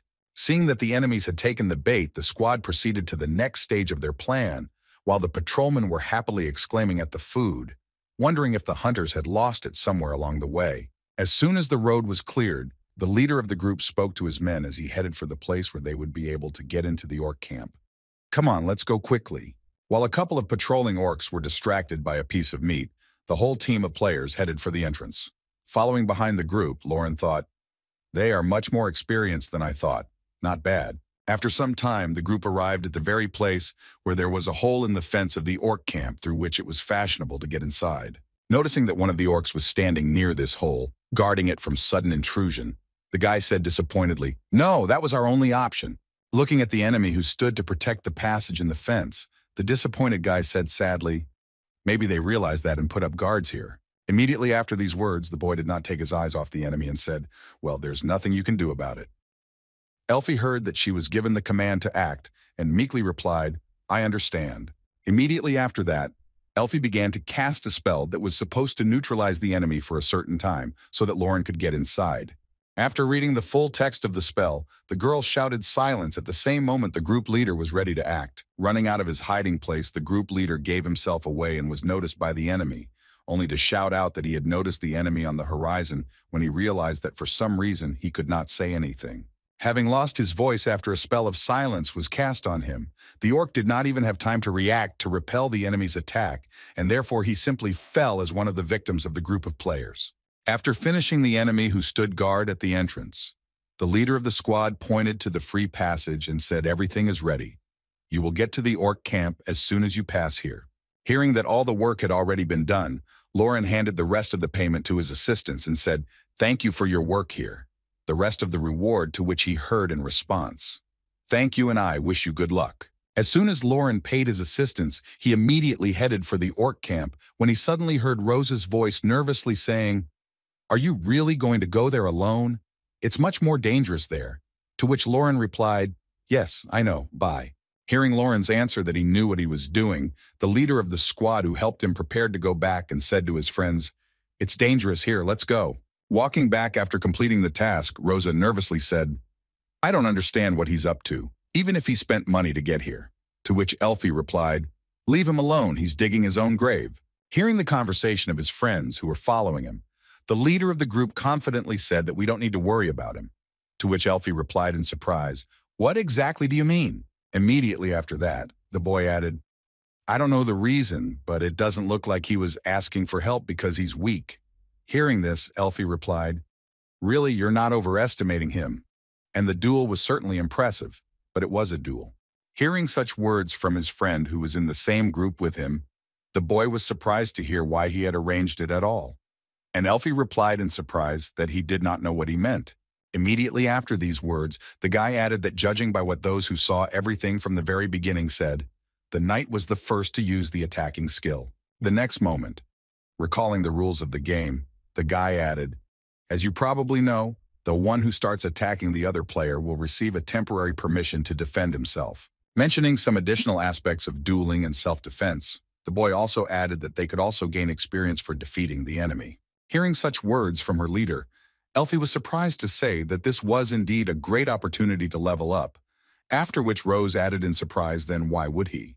Moving only forward and not stopping for a second to return to this harsh forest as soon as possible, the leader of the squad answered, "I don't know, I'm not sure, but I'm not sure." Recalling the same boy they had escorted to the orc camp, the leader of the group said thoughtfully, "Lauren definitely had a reason."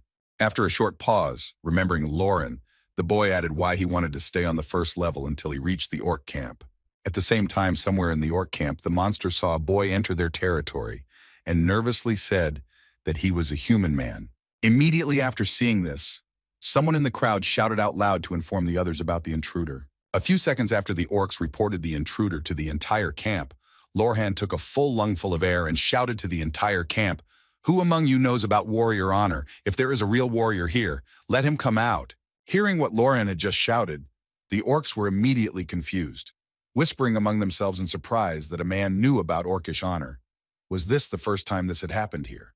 With a sly smile after he shouted this phrase, Lauren confidently said in his head that this was one of the methods to defeat the orcs that no one had been able to discover yet.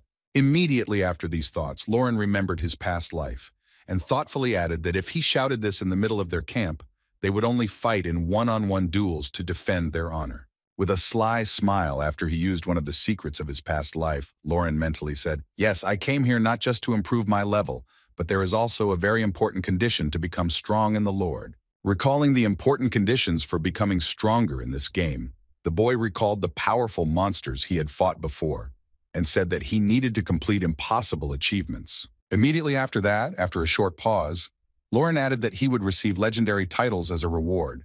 Realizing what could be waiting for him in the near future, Lauren thoughtfully said in his head, "A battle in a harsh forest with war orcs gives an incredible reward and not only hunting grounds." Recalling what he had used to make it easier for him to achieve his plan, Lauren also added, "They will allow me to fight one-on-one without anyone being able to interfere in the battle." Immediately after that, Lauren confidently shouted to the entire orc camp, "Let's see who is the strongest among you." A few seconds after these words, the orc leader appeared in front of Lauren, smiled ominously and confidently said, "Here's your chance to test your honor. Come on, man." Seeing the enemy before him, Lauren nervously said in his head, "I was out of luck. I got too drunk. I didn't think there could be an orc leader here." Recalling the strength of this character, Lauren nervously said in his head, "This bastard is as strong as a 70th level player with a second class." Raising his head up to look at the enemy, Lauren added in a frightened tone, "I have no chance against him now." Scrunching up his face, the boy nervously said in his head, "Too bad, I was too confident. So in that case, I only have to use my own weapon." Before he could finish his thought, he heard the voices of other orcs from the village nearby shouting, "No, he is our leader, let us fight him." Hearing these words from the crowd, one of the orcs confidently shouted out that the leader was too strong for him. Immediately after that, someone from the crowd following Lauren said, "Give us at least some chance to prove our honor." Hearing such words from his comrades in the camp, the orc leader smiled slyly and said, "Indeed, you must pass the selection to be able to fight me." Immediately after these words, finding a comfortable place where he could sit, the orc leader said to his subject Kalo, "Come fight with me." Kalo was an orc warrior of the 4th level. Hearing that his opponent would not be a leader who could easily slam him, Lauren nervously said in his head, "I will survive well. That will be enough for me." Before he could finish his thought, Lauren suddenly realized a truth and nervously said in his head, "What is it now? I'm glad to see a weak opponent." Gritting his teeth in anger at himself because of what had just happened, the boy mentally said to Lauren, "Pull yourself together immediately." Remembering immediately after those thoughts of Odin, who was several heads stronger than him last time, Lauren nervously thought how I could become much stronger than him with such thoughts. Sighing heavily after his heavy thoughts, Lauren heard the orc's voice saying to him, "Human, you are fighting me now, so you better pick up your weapon." Ignoring the words of his opponent, Lorhan opened the characteristic window and began to distribute the additional characteristic points he had left. Watching this, Kalo said in surprise, "What are you doing?"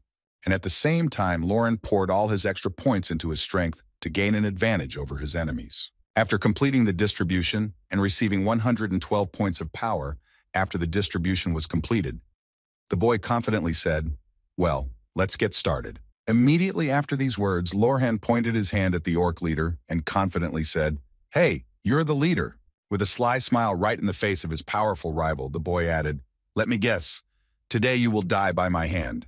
Hearing these words from his rival, the orc leader smiled happily and said, "What a wonderful person you are." Hearing these words from the boy who dared to threaten their leader, Kalo could not help but attack Lauren, angrily exclaiming, "You impudent boy!" Seeing the weapon wielded by the enemy, Lauren said in surprise, thus attracting Kalo's attention, "And your axe will be much better than mine." Having blocked the attack of the orc warrior with his pen, Lauren added, I like it very much, don't worry. I will take good care of it. Feeling the powerful resistance from his enemy, the monster nervously said, I'm not doing well, this man. I underestimated him. After completing his attack and breaking the distance between himself and the enemy, the monster confidently said in his head, then I will do this. Immediately after these words, Lauren's enemy used one of his skills to gain an advantage over his opponent. He used a war cry. As soon as Kalo used his shout, a system notification appeared near Lorhan, informing him that his stats had been reduced as a result of the war cry skill. Seeing what Lauren had just done, he smiled slyly and said, this skill is very similar to my war cry. It's definitely something like that. And at the same time, Kalo, who already thought that the advantage was on his side, confidently shouted to the guy he was opposing, you're weak now. I'll definitely beat you now. Hearing the self-confident words of his enemy, Lorhan gripped his axe tightly and, preparing to strike a powerful blow, exclaimed in surprise, do you really think so? As soon as Kalo heard such words from his opponent, he became very angry, because now he was sure that the advantage was on his side and immediately rushed at the guy, indignantly shouting, impudent man, die! Having made several blows that were in vain because Lauren was able to dodge them, the orc said in a confused voice, Kalo can't understand. The human must surely be weaker as a result of using my skill. Seeing their comrade fighting, the orcs who stood nearby and watched the fight shouted out in displeasure, what are you doing, Kalo? Hey, fight him, or rather push him away, Kalo. Continuing to fight against his human opponent, Kalo looked back at the leader of the camp who was also watching and said in his head, Kalo is definitely stronger and faster. Turning his attention back to the battlefield, Kalo, whose attack was blocked and began to push him, nervously added, then why haven't I defeated him yet? After blocking the attack and moving on to the fight of who would knock who down or pair the attack correctly, Lauren smiled slyly and said to his enemy in a sarcastic tone, you're surprised why it's like this. Immediately afterwards, throwing the enemy's attack aside, Lauren confidently added, it's because all your attacks are stupidly formulaic. Standing proudly over his enemy until he fell to the ground after the last clash, Lorhan added confidently, I have seen all your attacks since the very first move. With no intention of giving up and no desire to believe the words of his enemy, who for some reason had been holding the upper hand throughout the fight, Kalo immediately got up and rushed at Lauren with words of nonsense. Before he could complete his attack, he saw that Lorhan had launched a counterattack, which made him freeze in place, waiting for it to continue.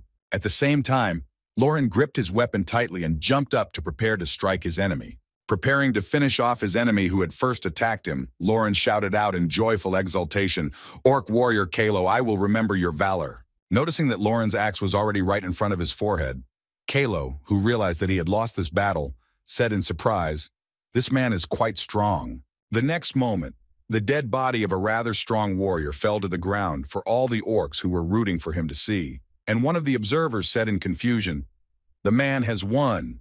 Immediately after that, as soon as all the observers came to their senses, the verdict of the battle was announced, which declared that this man was incredibly strong.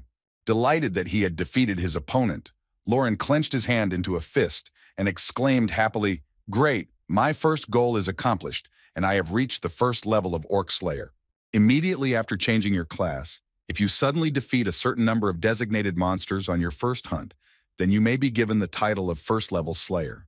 Looking at his new title, which he received by killing a strong enemy at the first level, Lorhan happily said in his head, the higher the level of the defeated enemy, the better the effect. It would be great if I also rise in levels with this title.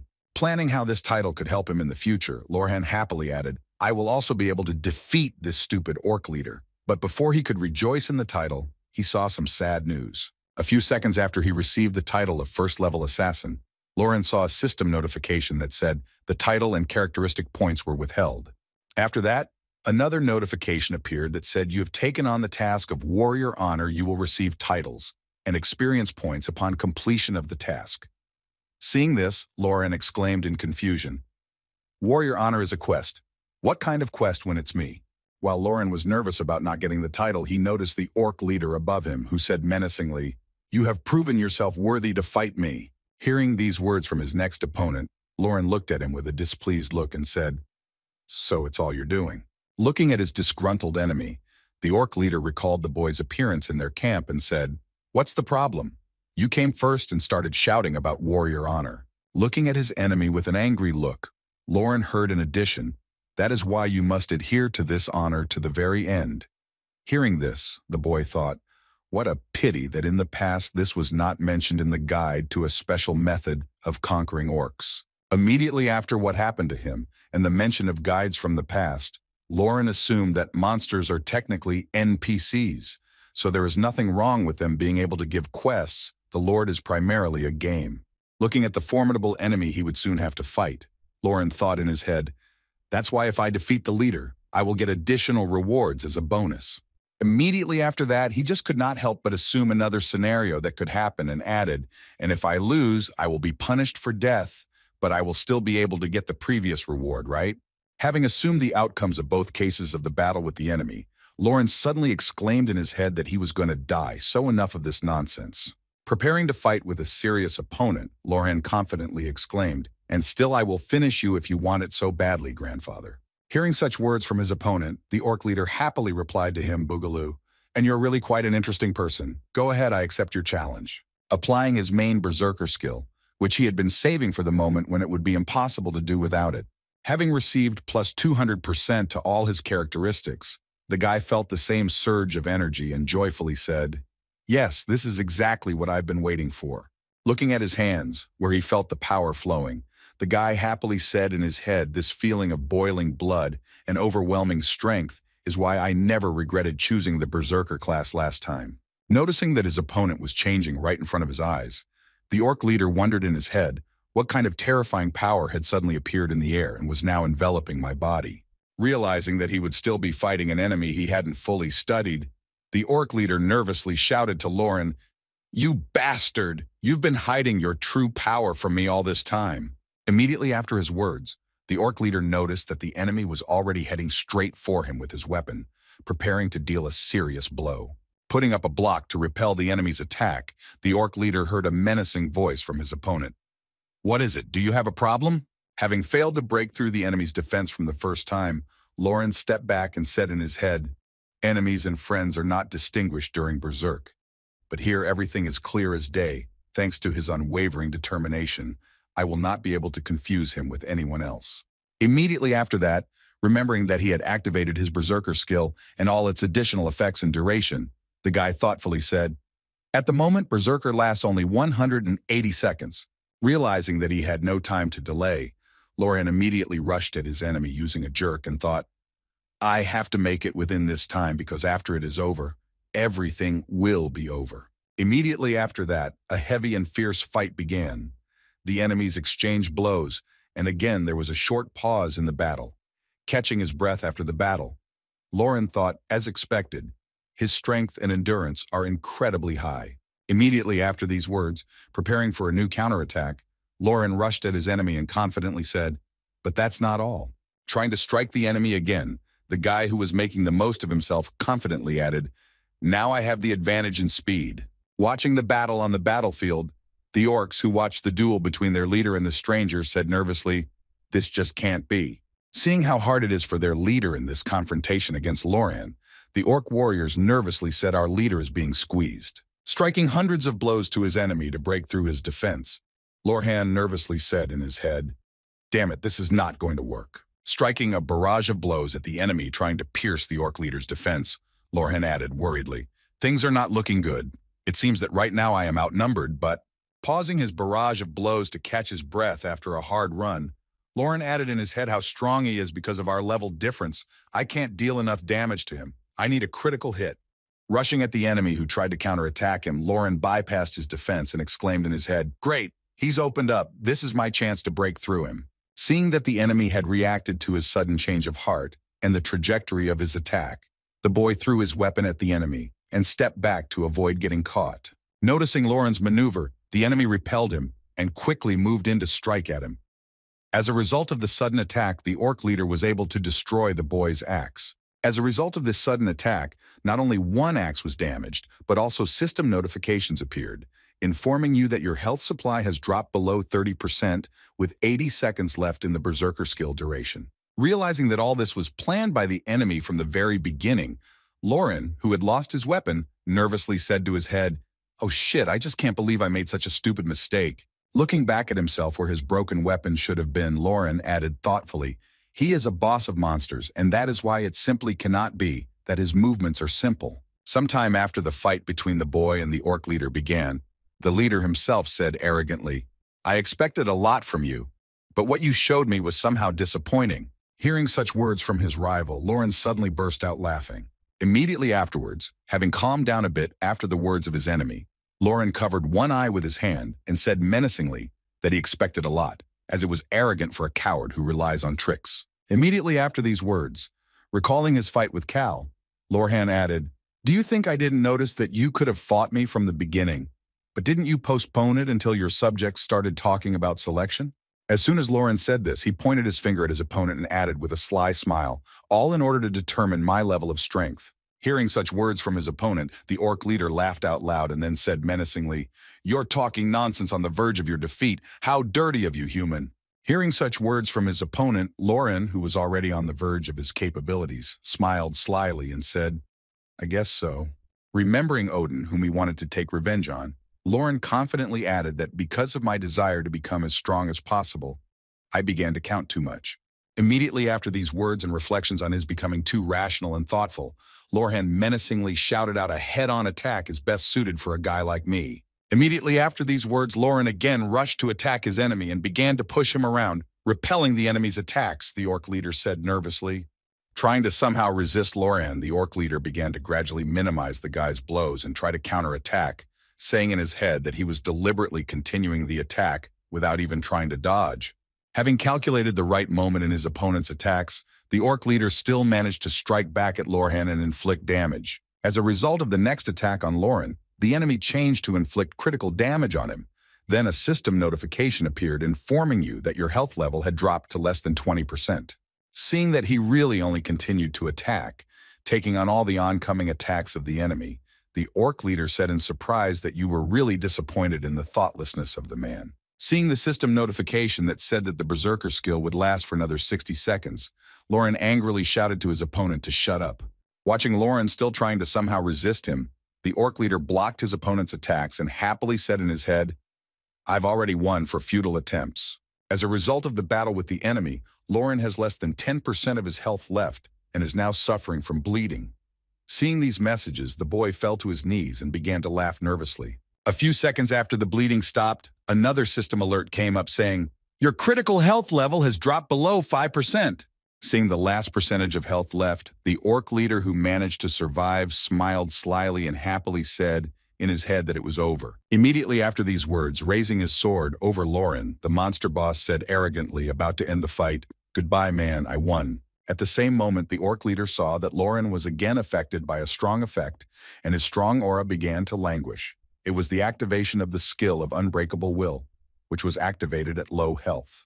Noticing that his chances of victory had fallen to the very bottom again, the orc leader nervously said in his head, looking at the boy, that it was impossible he had become even stronger.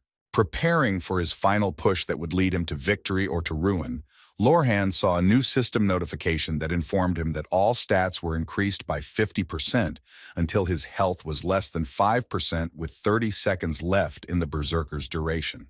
Feeling another surge of power after activating his skill, Lauren shouted to his opponent, "Well, now let's get this over with." Seeing how much his opponent had changed, the orc leader nervously said, "This looks pretty dangerous." Feeling the intense danger that enveloped his entire body, the orc leader activated his iron body skill, which covered him with a steel layer of protection. Holding the block in front of him to protect himself from Lauren's next attack, the orc leader nervously said, "I have to hold this at all costs." But unfortunately, the enemy was unable to withstand the new power of his opponent. Lauren changed to destroy the sword of the orc leader during his next attack. Seeing that his steel sword was broken, the orc leader angrily said the impossible. Preparing for the next blow that was to finish the orc leader, Lauren shouted in an ominous tone as he approached the enemy, "Nothing is impossible, you wretch." As a result of the last attack from Lauren, the orc leader was defeated with one final blow lying on the ground. The strongest warrior of the camp said in disappointment, "I can't believe it. I'm just an ordinary man." Hearing such words from his defeated opponent, who was about to die, Lorhan stood over him with a proud posture and confidently said, "Didn't I tell you about this before?" Throwing his weapon over his shoulder and smiling joyfully at his victory, Lorcan added, "Today you will die by my hand." Hearing these words from his opponent, the orc leader finally laughed and spoke in a hoarse human voice. Disintegrating into thin air, the orc leader, who had not yet completely disappeared, added, "Finally, I recognize you as a great warrior." Seeing that the battle against their leader was over, the crowd of onlookers watching the battle exclaimed in surprise that how could it be possible that our leader had lost? Looking at Lauren, who was standing inside the battlefield all beaten up, one of the crowd of observers said in surprise, "It's incredible, man. You are very strong, a real warrior." Hearing these words, Lauren thought, "Finally, these ill-mannered orcs have recognized me." Looking at his status window, Lauren saw that it said that the Berserker effect was about to expire in 5 seconds, and he nervously said in his head, "Oops, I'm gonna die so soon."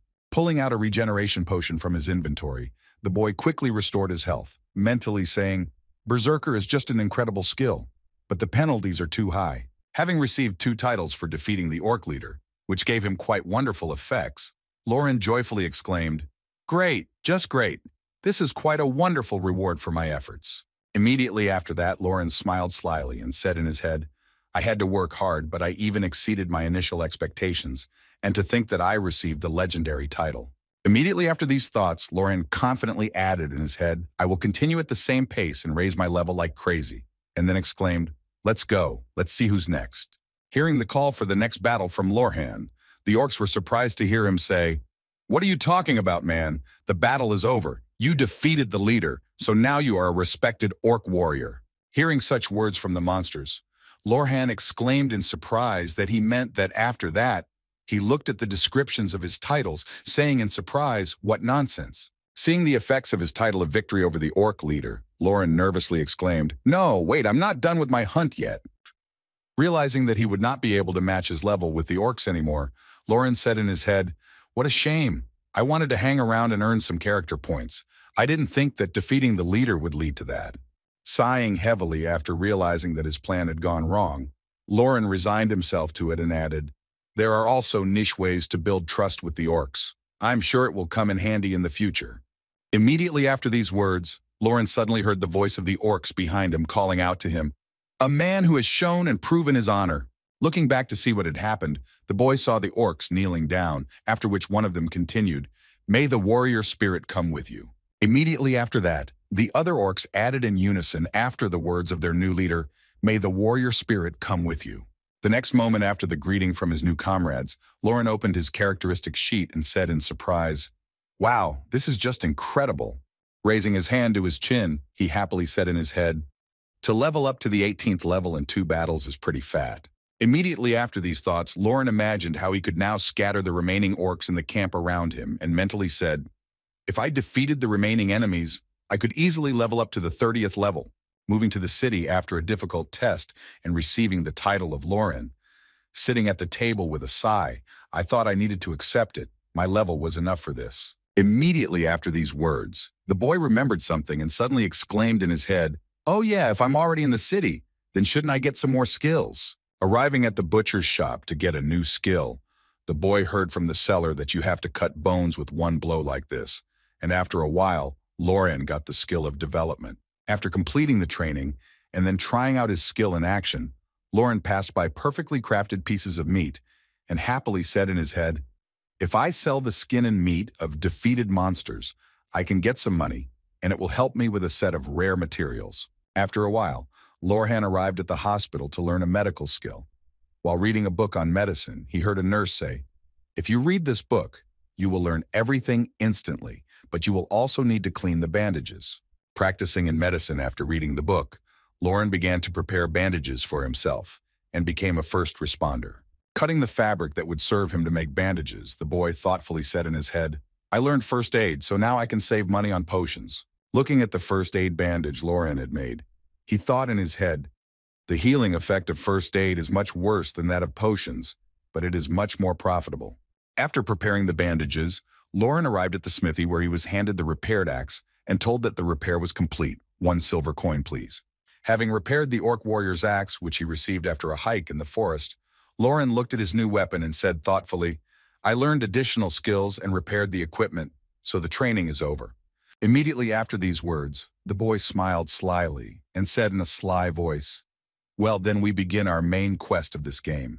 After some time, Lauren went to the very place where he was supposed to start the main quest, namely the sewers of Catan. Walking through the sewers, Lauren said, "Ugh, it stinks in here, what a mess." I knew where I was going, but it really stinks. Accepting the task of cleaning the sewers from rats, Lauren headed for his assignment. Barely restraining himself from vomiting, he said mentally, "Just to think that I would perform such a task immediately after a life-and-death battle with the orc leader. Maybe I should just leave everything and go away." Closing his nose from the stench and moving on, the guy said confidently, "But let's get this over with. I need to complete 10 related quests to start the main one. It's best to end it all as soon as possible." Having walked a relatively short distance after his thoughts, the boy suddenly saw one of the enemies in front of him, whom he took the task of destroying. Immediately after Lauren spotted the enemy, the sewer rat itself felt someone approaching it from behind and looked back to see who it was and noticed Lauren there. Seeing how disgusting this monster looked, Lauren said with a grudging smile, "Well, that's disgusting, but hey, everything is fine." As soon as he said that, the monster suddenly became active and for some reason started running at Lauren to finish off the intruder. But Lauren was not a simple guy either. He easily managed to deal with the enemy by cutting it into 2 parts, leaving the mouse no chance to win. Having cut off the tail of the defeated monster, the boy simply watched him disappear and then indignantly said, "How dare you, you vile rat." Immediately afterwards, Lauren smelled a terrible stench and covered his nose with his hand and said, "Well, it looks like I really found the right place where these rats live." Walking a few steps forward, the boy noticed a whole herd of the very monsters he needed to get rid of, and Lauren happily said, "I'd rather you come to me." A few seconds later, he was attacked by the crowd of monsters that occupied the sewer, preventing peaceful life for all those who tried to clean it. Sometime after the mission to clean up the enemies began, Lauren was able to deal with everyone and then said disappointedly how many of these losers there were. After all, at the end of the mission, the guy got a new achievement that said an unusual achievement. You killed 200 sewer rats, you got the title of Rat Hunter. Gathering the tails of the defeated enemies that had not yet disappeared, Lauren thoughtfully said their bodies looked rather strange because of the plague, which means that it must be nearby. Not long after waiting for the very moment when the monster he was looking for would appear, Lauren heard a strange noise and then saw a level 23 plague rat nearby. Clutching his weapon in his hand to complete his task of destroying the enemy he needed, Lauren joyfully shouted bingo. Immediately after these joyful words, the boy again felt that feeling of nausea and nervously thought, "Oh, every time I see him, I want to vomit. Let's get this over with as soon as possible." Dodging or deflecting every attack of his enemy, Lauren said in displeasure, "You stinking rat." Striking at the enemy and cutting off the tip of his tail, Lauren said, "How dare you wave that horrible tail at me?" Immediately after these words, as soon as the monster froze in place, Lauren spun his axe behind him and said to the monster, "Now, if you would be so kind as to show me your neck, I will finish you quickly and painlessly." As soon as he said this, the enemy gathered all his strength and fired a bolt of poison at Lauren, which flew at him with considerable speed. Having dodged the main attack of the enemy, the boy said in surprise that the poison was long ago, and I had already forgotten about it. Looking at his arm after receiving a system notification that said you were poisoned by a plague rat, your health will decrease by 1% every 10 seconds. Lauren noticed that he was really a little pissed off. He was unhappy that the enemy was able to get him, and said to himself, "You're really annoying." Not long after thinking about what to do next, Lauren decided not to hold back, and first of all used a battle cry to weaken his enemy. After using his skill, all of the enemy's characteristics were reduced, and the rat boss lost some of his characteristics. Immediately after the enemy became weaker, Lauren began to deal with it, and struck the rat with a punch that pierced its body and caused a fatal wound. Thinking that he had already defeated the enemy, the boy said joyfully, "Did you really think you could defeat me with just a little poison?" Seeing that the enemy was beginning to regenerate after a severe wound, Lauren was surprised to hear that you were holding up pretty well. You are one of those bosses who have healing. Pointing his weapon at his opponent, Lauren said happily, "Well then, it's even more fun. You can attack me, I'm ready." Rushing at the monster with the regeneration skill again, Lauren exclaimed in an ominous tone, "Great, let's see how long you can hold out." After a few more blows that tore the enemy to pieces, Lauren gleefully said, "You look terrible, it's all for naught." Looking directly into the eyes of the enemy, whose only remaining head was angry and trying to bite the boy, Lauren said, "Just look at yourself, you're not enough." Immediately after these words, Lauren kicked the enemy in the face to finally destroy him, and added confidently, "You're just too weak. so don't even try. At the end of the battle with the monster, a system notification appeared informing you that you had raised your level and defeated the Plague Ratfield boss. After completing the battle with the monster, Lauren wrapped his wounded arm with a bandage and then saw a system message that said you have removed the poison from your body. The resistance to poisons was developed immediately afterwards, Lauren said with relief. It was annoying during the battle, but in the end I even got the resistance to poison. As soon as he was healed after the fight with the enemy, Lauren got to his feet and looked at the corpse of the enemy and said thoughtfully, "And now, I will get what I want." Using the butcher's skill, Lauren began to develop the monster's body and finally got what he wanted so much. Holding the crystal in his hands, the boy joyfully exclaimed that he had found the plague stone. As soon as Lauren picked up the plague stone, a system notification immediately appeared, informing him that you were exposed to the plague curse. All characteristics will be slightly reduced. Your health is reduced by 5 units every 10 seconds, and if you do not heal quickly, you may die. Seeing this, Lauren said thoughtfully, as expected in my past life, I would have been shocked by such a curse, but now everything is different. Having taken the main reward for which he came here, Lauren confidently said, heading away from the sewers, he could finally get out of this rotten place and go to get treatment. Bringing a bag with the tails of the defeated rats to the customer, Lauren was met by a guard who checked the contents of the bag and said thoughtfully, "That's right, we've had problems with rats lately." Taking the tails that confirmed the murder of the monsters, the guard happily said, "Good job, I will reward you immediately." And immediately after that, a system notification appeared informing Lauren that you had cleaned the sewers, counted the tails of sewage rats, and earned 10 pieces of silver. After handing over the rat tails, Lauren also took a plague crystal from his pocket, saying happily, "By the way, I found a suspicious stone on the way." The guard was frightened when he saw it. When the guard saw what the boy was handing him, he exclaimed in fright that it was a cursed object. "Just look at yourself. You have marks on your face. You are cursed." Immediately after these words, the guard turned away from the boy and said nervously, "This is a problem. Can you bring it to Sir Steroyan? I'll let him know and go get better." Hearing such words from the guard who was taking his assignment to exterminate the monsters in the sewers, Lauren said in his head, "You bastard, just take it yourself." Immediately after these words, Lauren confidently said, taking the crystal from his hands, "Of course, rely on me." To which the guard replied, "Thank you. It seems to be unwell. Here you go." As soon as the guard handed Lauren 5 low-level health potions, he immediately added, covering his nose with his hand, "And also take a shower as soon as possible. Otherwise, you can smell the stench of the sewer."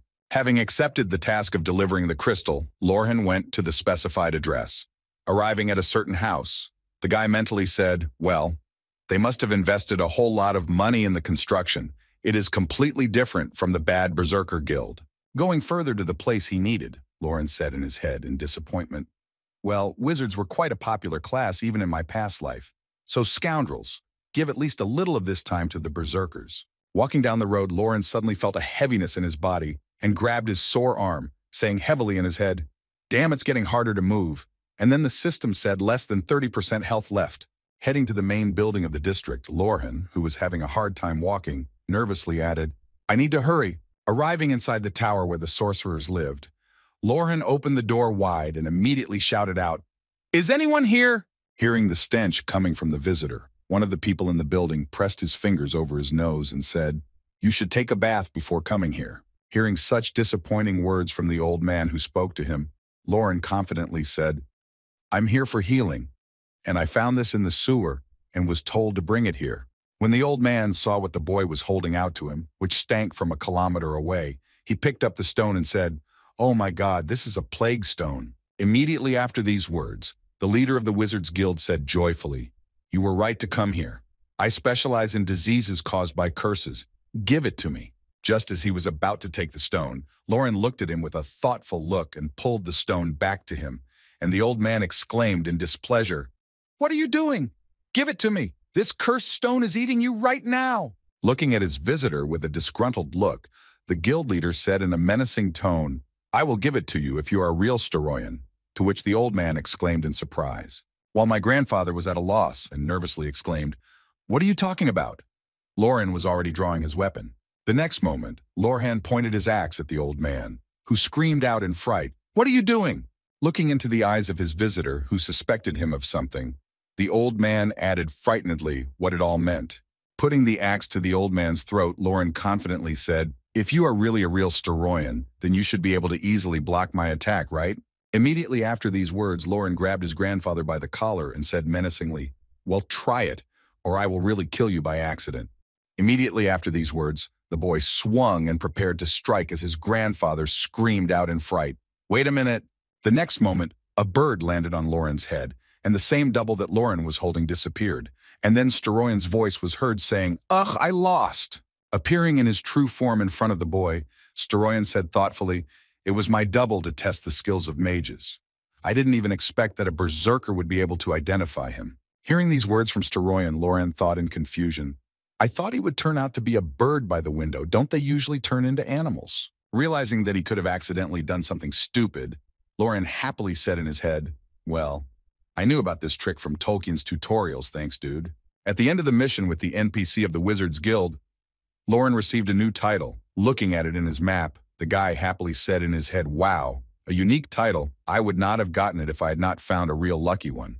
Immediately after these dreams, Lauren Storoyan angrily shouted to the guy, stretching out his hand to him, "And now give it back immediately. You are in great danger." Hearing these words from the guild leader, Lorhan said thoughtfully, "He's right. I don't have much health left and I've used up all my bandages." Immediately after these words and the system notification that he had less than 10% of his health left, Lorhan spoke incredulously and still.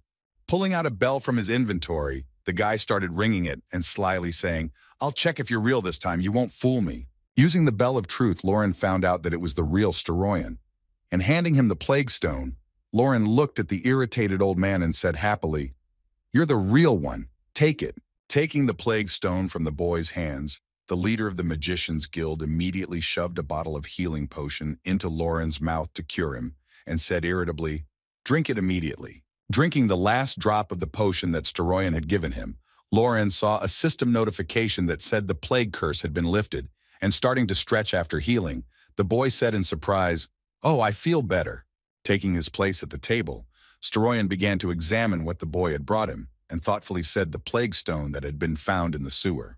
After sealing it in a dome so that it would not spread its spores, Storoyan added in a thoughtful tone, "I need to study it better." Immediately after these words, turning to Lauren, the head of the guild asked if he had any other important details, to which Lauren replied that it seems that the sewer rats have changed under the influence of this stone. Hearing these words from the boy, Storoyan said thoughtfully, looking at the found plague stone, "It is so interesting to use rats to wreak havoc. No soldiers would easily cope with it."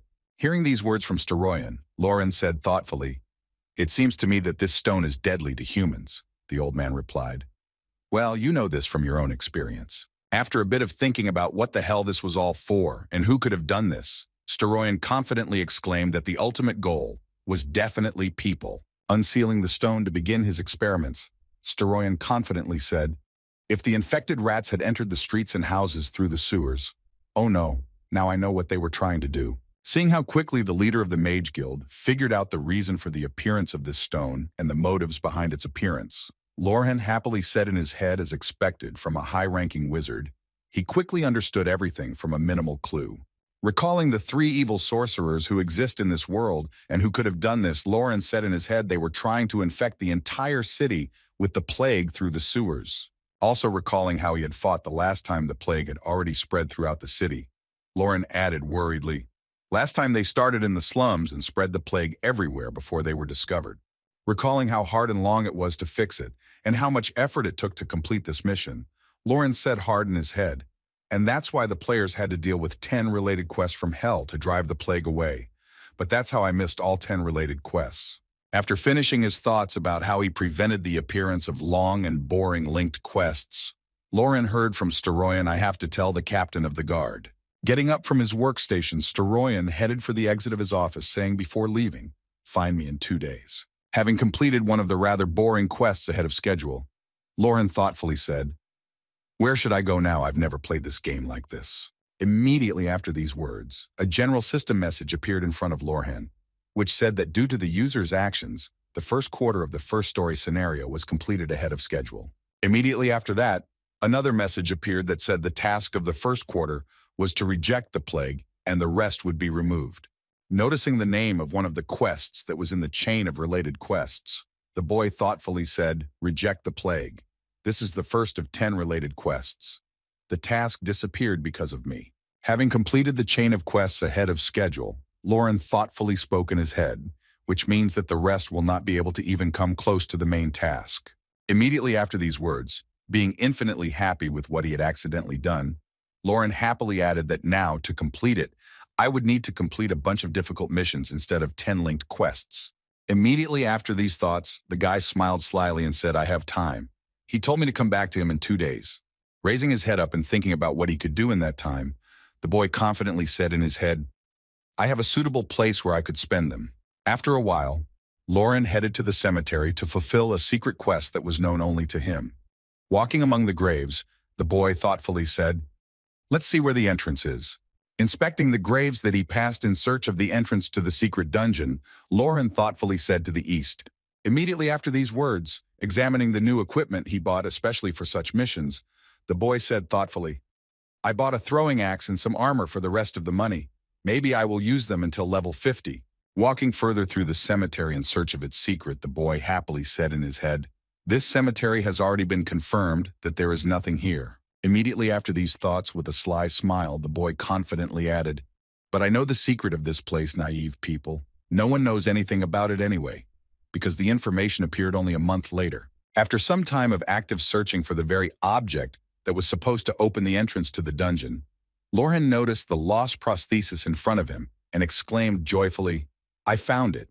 Right in front of Lauren's eyes was the gravedigger's prosthetic leg, a rarity he had in his possession.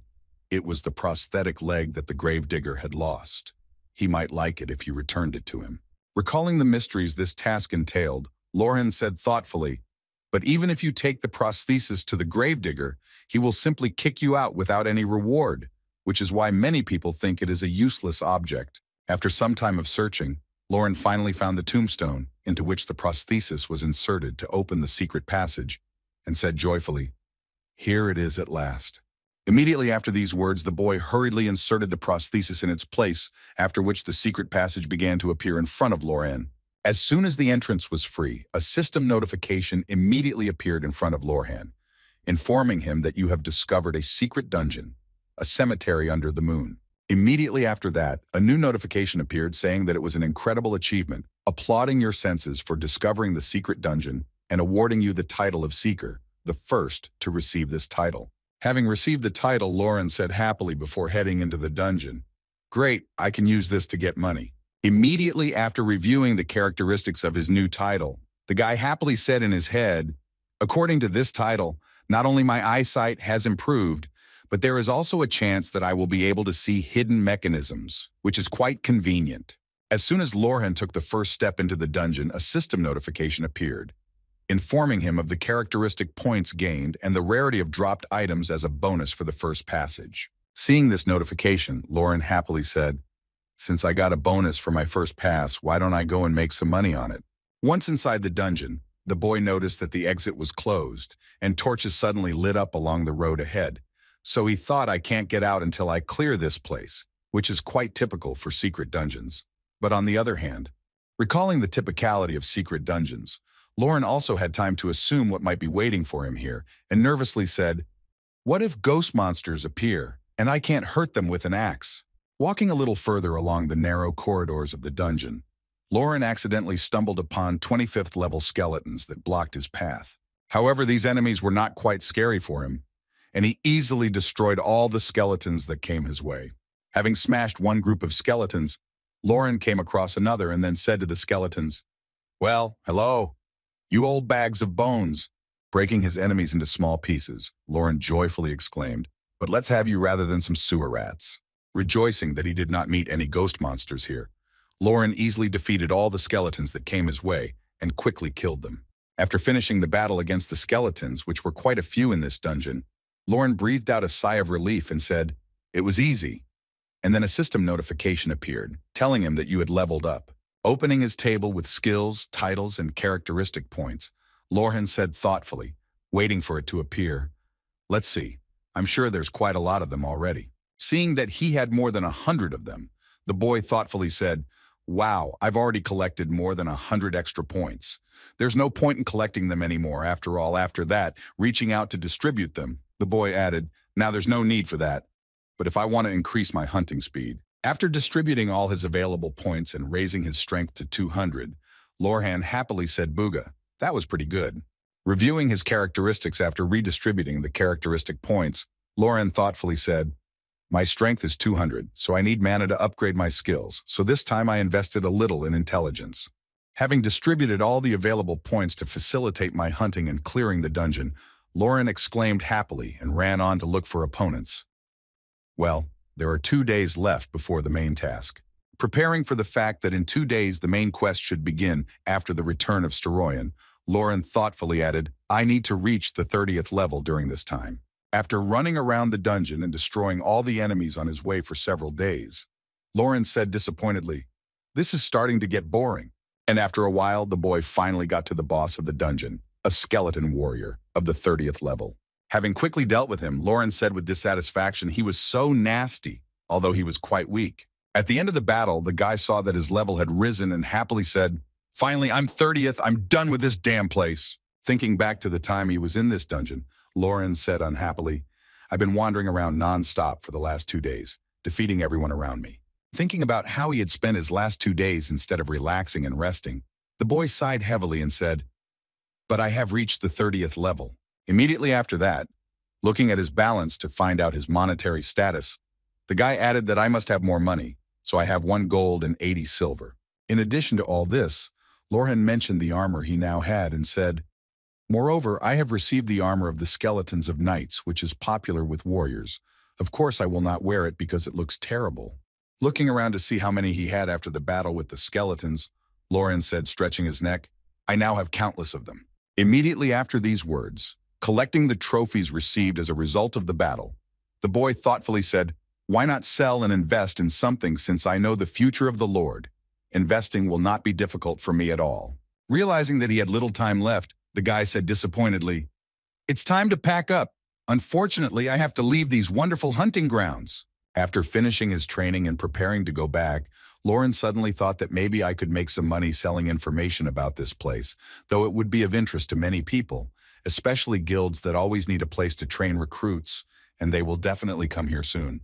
Imagining how much he could earn from selling information, Lorhan happily said as he left the dungeon boogaloo, and where should I spend this money on a new weapon, or maybe an accessory with good performance? After a while, the door to the office of the head of the Wizarding Guild opened and Lorhan entered with the words, hey old man, I'm back, to which Storoyan replied, oh, you're finally here. After the visitor appeared in his office, the old man got up from his seat and said, I'm sorry to leave you so suddenly. It really was something that couldn't wait. And Lorhan replied thoughtfully, well, we found something. Hearing the question from his visitor, Storoyan said disappointedly, we didn't find anything. Even after a fairly thorough investigation, no witnesses. Having received such an answer to his question, Lorhan thought disappointedly, of course they did not find anything. It cannot be that simple. Recalling the main villains of this game, the boy added in his head that with these fallen followers, the plot of the game revolves around stopping them. Taking a thoughtful pose after recalling the main plot of the game, Lorhan added, however, I confused their plans in the beginning. I think I can find out something if I do my investigation. Interrupting the boy's thoughts, Storoyan suddenly spoke after a short pause in his speech, and that's why I decided to read the memory of the earth. Hearing this, Lorhan said in astonishment in his head, it was just as well. That plague stone was an ordinary earth stone. It is rare, but it has a magical quality. It is a stone that is filled with the energy of the earth. Even though it has no value as a gemstone, it has a special use in magic. Looking at this stone, Lorhan thought that, although it seems weak due to its low level, using the skill of earth memory, you can see what was happening in the area where the stone was located, and with its help, we have successfully found monsters many times. Holding in our hands the ability to determine the culprits of what could have happened if Lorhan had not prevented it, Storoyan confidently said, with this we will be able to find out its origin. Immediately after these words, clutching the stone in his hands, Storoyan said to the boy, I'm going to ask you for something. You'll help me. To which Lorhan replied, I can at least listen, and then thought, I'll do it anyway. It's the same basic task. Hearing that the boy had almost agreed to his request, Storoyan said to Lorhan, thank you, even though we stopped them this time. but we never know when they might strike again. So to prevent that, I need you to get something." Immediately after these words, Lauren had a new mission to get the blood of two types of monsters, and he needed to get the blood of orcs and savages.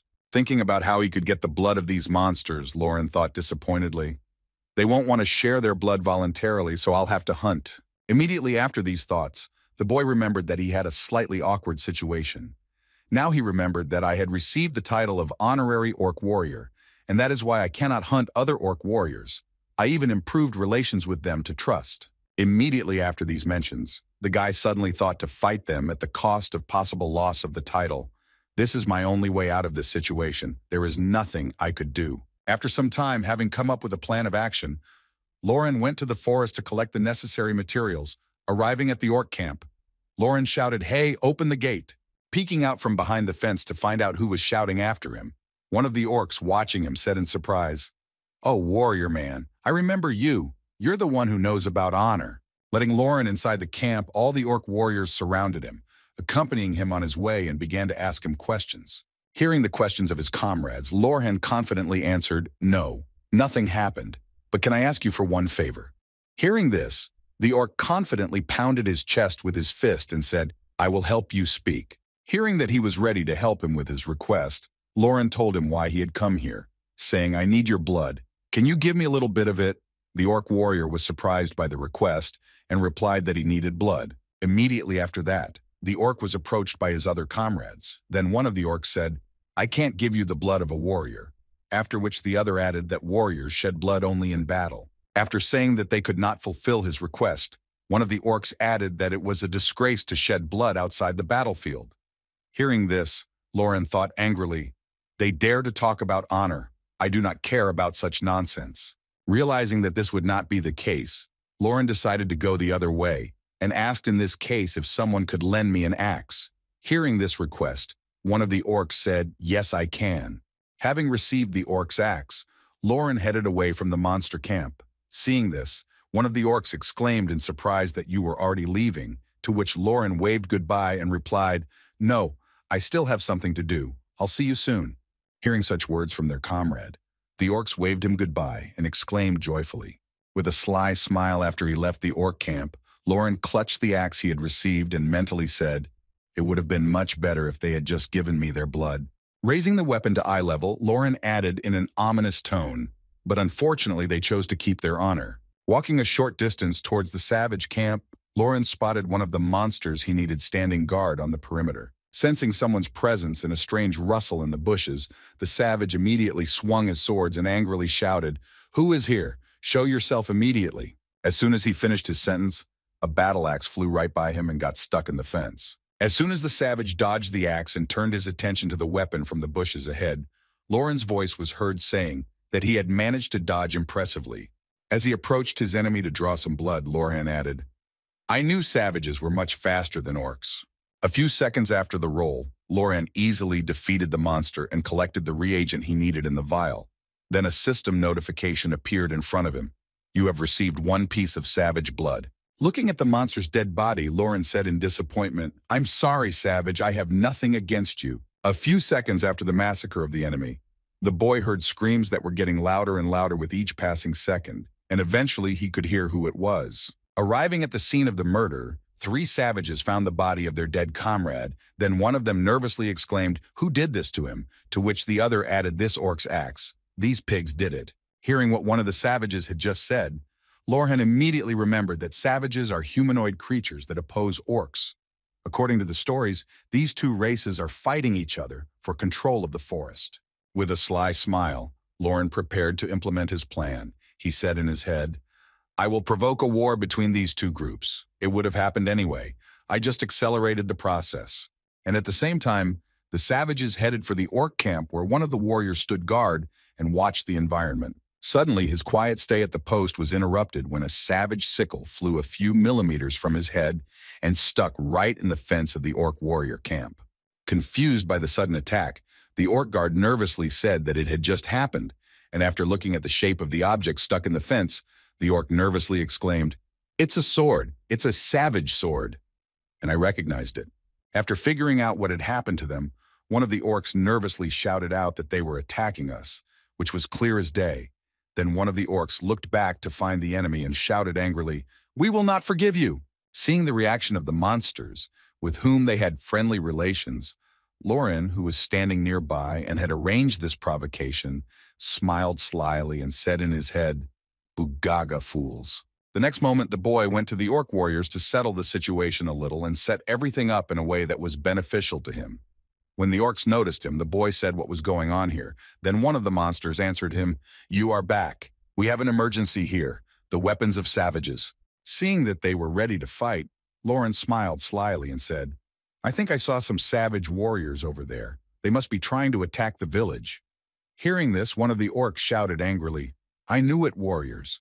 We will fight. We will not lose to these weaklings." Hearing this, Lauren spread his hands and said cunningly, "Quiet, quiet, calm down. Do you think that will be enough for you? Why should we wait until they come here?" Immediately after these words, Lauren pointed behind him and added menacingly, "If we're going to fight, maybe we'll strike first. If everyone else goes, I'll help." Hearing that they were supported by Lauren, one of the orc warriors exclaimed joyfully, "That's a great idea. The man is quite clever." Hearing the screams that were taking place at the main entrance to their camp, one of the orcs who had just come out from inside asked what was going on. Seeing a huge orc who was clearly superior to the others, Lauren nervously wondered who the hell he was. While the orcs were sharing information with the newcomer, Lauren thought in his head that he hadn't been here before, and that he was most likely the new leader of this camp. Hearing what the orc warrior sentry had told him, the new leader of the camp raised his sword above his head and confidently shouted, "We will attack them first after me." Immediately after these words, the new leader of the camp confidently added, "Immediately, gather all the warriors," seeing that they were already going to go to war against the savages. Lauren smiled slyly and mentally said, "Then everything is much simpler." Hearing that the war would soon begin and the troops were already gathering to attack the enemy, Lauren smiled ominously and said, "Well, let's go then." Having provoked a conflict in the Doa races to get his way, Lauren confidently added, preparing for a war between savages and orc warriors, "We will have fun." After some time, the entire orc warrior army was fully assembled, and they were preparing to go to war with the savages who attacked their village. Being near this place, a knight in iron armor nervously said this madness, and they all demanded to smell the blood. Looking at the strange behavior of the monsters, Baikal added anxiously that it was quite unusual what happened to them, to which his friend replied that he thought they would continue like this. Looking at the army that was moving toward the savages, Baikal's friend nervously said, "We have to get out of here," to which he replied, "You're crazy. You saw how many of them will kill us if they catch us while we're running away." Immediately after these words, Baikal nervously added, "We'll hide here for a while." Immediately after these words, the knight saw something that made him change his position at once. Looking closely at the orc army, Baikal accidentally saw Lauren walking with them and said in surprise, "Wait, why is there a man with them? He's definitely a player." Seeing the same player in the orc army that was heading somewhere, Baikal's friend replied anxiously, "But how is it possible that a player is among the orcs? Who is he?" Realizing that things were now quite bad, Baikal nervously spoke to his friend, "Hey, we have no choice now. Let's get out of here." To which he replied, "But you just said that it doesn't make any sense." As soon as his comrade said this, Baikal replied, "Shut up and listen to me. If we don't run away now, if we get caught, we'll be in trouble." And at the same time, an orc warrior was already sitting behind the knight. Suddenly, Lauren, who was happily walking in the company of orcs, heard a strange noise from the bushes nearby and turned his attention to the side where something was happening. A few seconds later, two players appeared in front of him, caught by one of the orcs, one of whom he knew and the other was unknown to him. Looking closely at Lauren, who stood with the orc warriors in the ranks of their army, Baikal thought, "Isn't that the guy I had a duel with?"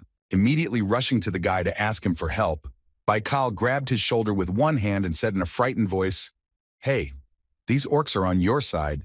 I don't know what's going on here, but please save me if we already know each other." As soon as he said this, he was hit in the jaw by a blow from one of the orcs. Removing the insolent from his guest, the orc said menacingly how rude it was. "How dare you touch our respected warrior, Lorhan, you know him." Looking at his old enemy with an evil look, Lauren smiled ominously and said, "I don't remember him." Immediately after these words, not wanting to help someone who did not respect him before, the boy confidently added, "Take care of him as you see fit."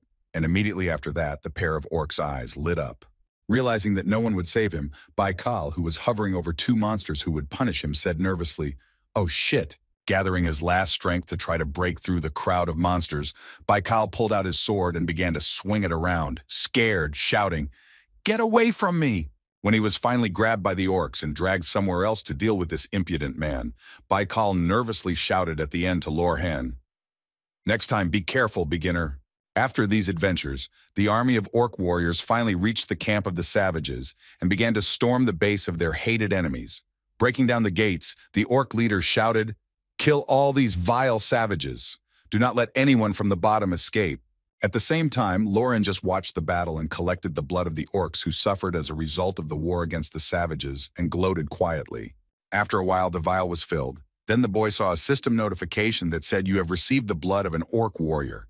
And seeing it, the boy said happily, "Finally." Watching the battle between the orcs and savages, and how quickly he was able to get the materials he needed, Lauren also mentally added that everything was even better than I expected, noticing that both sides were really desperately fighting for their rightness, which was not there because it was all set up. Lauren happily said in his head that they were really angry. Watching the battle go on, Lauren slyly said in his head, "They don't even know that I had a hand in it, so let me join in the fun." Immediately after thinking that it was time for him to join the battle against the savages, Lauren first used his battle cry skill to lower his opponent's characteristics and make the fight easier. Noticing that their bodies were weakened and their stats were rapidly decreasing, one of the savages nervously exclaimed how a man could do such a thing, and these scoundrels called for a mercenary. Realizing that their main problem was Lauren, one of the savage fighters shouted angrily, "Finish him off as soon as possible." Hearing that he was being hunted by the savages and attacked by the crowd, Lauren, who easily dodged and counterattacked, cheered and exclaimed, "Do you really think you can do it?" After killing several enemies within minutes of entering the battlefield, Lauren shouted to his opponents, "Bring me your leader," tearing apart the savages who attacked him and tried to finish him off. Lauren happily reflected during the battle. "Another reason why I started this war. If I only wanted the blood of an orc, I could pretend to be a savage and kill one of them." Immediately after these thoughts, Lauren pictured the image of the enemy leader in his mind and added that my real target was the savage leader. Imagining the level of strength of this enemy, the boy nervously continued, "The monster boss is stronger than even the orc leader, and the savages don't have that strange fixation on one-on-one battles like the orcs, so it's harder to get along with them." Destroying the enemies to get to the savage leader, Lauren happily said in his head, "Use the orcs to take care of the savage leader for the best chance. It's hard to imagine what is good where you are." Immediately after his words, Lauren saw a huge pillar of dust and a loud sound of impact not far from him. Turning his attention there, the boy happily added, "Ah, yes, there he is." Throwing his weapon behind his back, Lauren confidently headed towards the enemy with whom the new orc leader was currently fighting, but it was clear that he was having a hard time fighting the savage leader. Covering himself with a shield and at the same time closing himself with an axe, the orc leader barely restrained the onslaught of his enemy, who was confidently going on the offensive and did not allow him to relax for a second.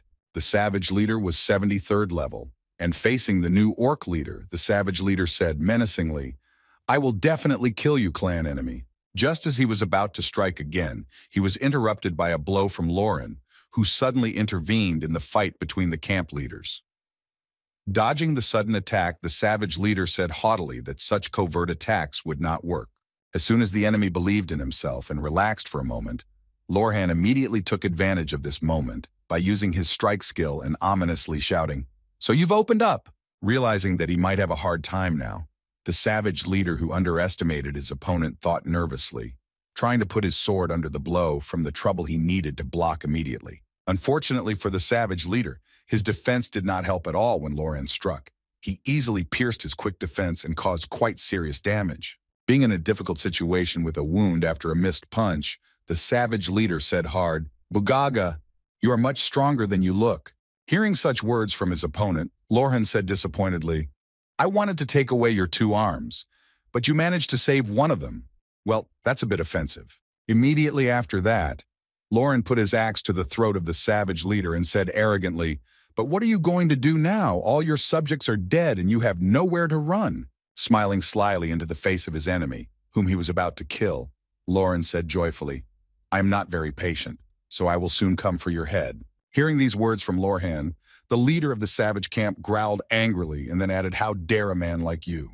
Before the savage leader could finish speaking, Lorhan beheaded him, and then he received system notifications that said, "Your level has been raised.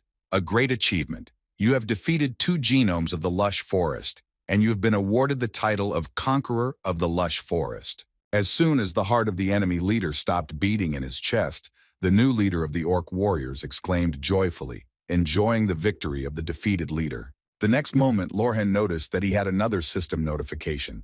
Then the boy said in surprise that another system notification said, "You have received the title of Grey Cardinal. You are the first to receive this title." Then the boy said thoughtfully, "But look at this." Looking at the characteristics of the second title, Lorhan slyly said in his head, "I certainly expected to get the Conqueror of the Lush Forest, but the Grey Cardinal was a complete surprise to me, since the system says more than one, which means that the system does not recognize orcs as allies." Immediately after these words, Lorhan thoughtfully spoke in his head, covering his face with his hand, "I have only a good reputation with him, but does this mean that there is a chance that they can turn against me?" Immediately after that, Lorhan looked at what he had received in addition to the first title, and said thoughtfully, "Well, the characteristics and special skill of disguising my identity will definitely come in handy." Having destroyed the leader of the enemy army, one of the orc warriors, who was not far from Lorhan, confidently shouted to his comrades, "It's incredible! Now kill the rest of them!" Seeing that the whole army went to kill all the savages who remained in the village, Lorhan thoughtfully said they really enjoy it.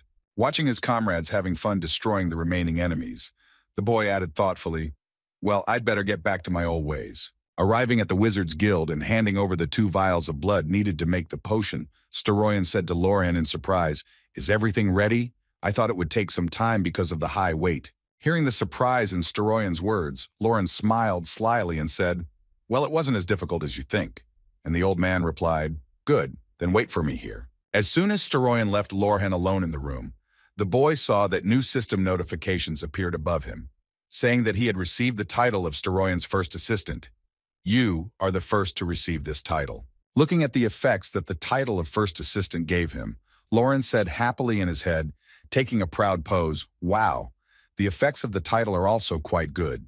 A few seconds after Lorhan began to rejoice at his new title, Storoyan said to him, holding out a vial of the potion, "Here it is, take it to Mother Intrinsic." Taking the vial with the potion created by Storoyan, Lorhan smiled happily and looked at the vial and happily said in his mind, "This last task in Ktong." Recalling how this task had gone in the past when he had done it, the boy confidently added the time to go to Trinsic. As soon as he thought about it, he was disconnected from the game and the capsule he was in opened, opening his eyes to the real world, and he sighed heavily. Rising up to a sitting position, Lorhan scratched his head and said, "Why did they do such a thing as limiting the time I can join when I need all the time I have?" Getting out of his capsule completely and moving to the center of his room, Lorhan thoughtfully said, "Well, you don't have to worry about my health in the Lord." Moving directly from the game capsule to the computer, the boy happily said, "So I have 5 hours before I can reconnect, so why don't I take a look at the post I recently published?"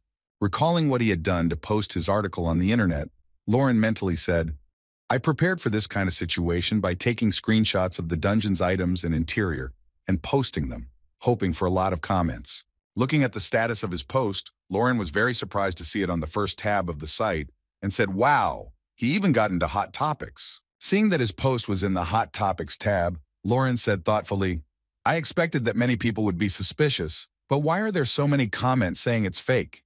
In addition to his post, there was also an attachment on the front page that said, "A secret dungeon has been discovered here, and there is a secret dungeon besides the public ones. The brave reporter Raver conquers the secret dungeon." Lorhan said in surprise, "Shouldn't the brave reporters have already started coming out?" Popular game web reporter and player Raver writes about secret dungeons and reveals information about them in an adventure format. Looking through the comments under his post, Lorhan suddenly saw that the same popular reporter had written there, "Hi, this is Raver. From my experience, I think this post can be trusted. I don't think I can buy this information, but if you agree to give an interview, please contact me." Seeing other comments with a request to buy information about the dungeon, Lorhan happily said, "Wow, it looks like my post became popular because of this comment. If not for it, my post could have been mistaken for clickbait. But I'm better off because of this comment. I received a bunch of emails. Going through all those messages offering to buy information about the dungeon, Lauren said thoughtfully. First, we will sort out those who offer little and those who need to be given special attention. Looking through the emails that were sent to him, Lorhan thoughtfully said, players who are grouping up and thinking about creating a guild, although there is no such possibility at the bottom. Recalling the rather famous guilds that will be on everyone's lips in the future, Lauren said thoughtfully, I know enough names from my previous life that will become famous, so it will be quite simple. Moving the mouse across the table to find a letter from the guild that would be the best option for him, the boy said thoughtfully, and the safest choice would be. Recalling one guild that was quite useful in the future, Lauren thoughtfully said a guild called CG. They got their name from the term cultural game. Recalling what exactly they did in their past life, Lauren said thoughtfully, they help newcomers, re-educate PCs, and so on. And they made their name on their excellent reputation. Answering the guild KG, Lorhan leaned back and said happily, great, if I have already set the time to meet, I just need to wait. It's even scary how well things are going. Scratching his nose with sadness during a break from the game, the guy also added thoughtfully, it all makes me wonder if it's really normal when everything is going so well. And if it's normal, shouldn't I be a little more aggressive in my pumping? Recalling what happened to him in his past life because of his haste, the boy said anxiously, no, we will go step by step as planned. Reflecting on what had happened in his past life, the boy thoughtfully said, it will all happen much later. Nothing will be resolved if I rush too much. Immediately after that, he decided to go outside to get some fresh air, while he took a break from the Lord before reconnecting. Passing by a group of guys discussing the game, Lauren overheard how much you leveled up killing goblins, to which another proudly replied, I leveled up 3 levels in 2 days. And then the third added, not bad. I only leveled up 1 after trying really hard because of the level difference. Passing by a crowd with a bag of groceries, Lauren heard one of them say that maybe it was a matter of control. Realizing that they were discussing the Lord, Lauren joyfully said in his head all about the Lord, and the people talking about it could not but rejoice. Passing by the first group of people, he saw that there were quite a few people around him, and was surprised to hear that for a university campus at the beginning of the year, there were quite a few people. After walking a little further, Lorhan suddenly saw a familiar figure in front of him that he could not just pass by. He saw a girl standing next to a young man and having a nice conversation about various things. Passing by this pair of young people, the boy suddenly heard a woman's voice speaking to him, addressing him by his full name, Kim Yoon-min, and saying that they had not seen each other for a long time. Hearing the voice of the girl who spoke to him, Lauren thought angrily, Lim So-hee, my ex who betrayed me and left me. I completely forgot about her because of the Lord's coming. Seeing how nice she was with the guy standing next to her, Lauren said in his head, she's probably seeing me for the first time in 4 months, but I haven't seen her in years. Irritated at seeing her with a new partner, Lauren added, looks like the person behind her is her new boyfriend. I heard he also plays the Lord. Well, Lim So-hee loves games, so she prefers guys who are good at them. Without waiting for him to say anything, Lorhana's ex-girlfriend said, I was told that it's still hard for you to hear that. And the boy mentally said in a displeased tone what kind of nonsense she was talking about. Reacting to the girl's words, Lauren indignantly replied, just so she knew. But I didn't take a break from playing the Lord because of you. Immediately after these words, the girl pointed to her boyfriend and confidently said, contact me if you get stuck in the game. My kid is an expert in the Lord. I'll ask him to help you. Approaching his ex-girlfriend's boyfriend, Lauren asked in a menacing tone what his ID was and what he had. And hearing Lauren's question, the guy confidently replied, Philia, maybe you've heard of him before. Hearing the name of this guy in the Lord, Lauren smiled slyly and said in his head, I wonder if Philia has ever heard of this guy. He's probably some kind of nub. Immediately after these thoughts, Lauren went on about his business, waving goodbye and saying to the machine, I'll remember you and save you if we meet again.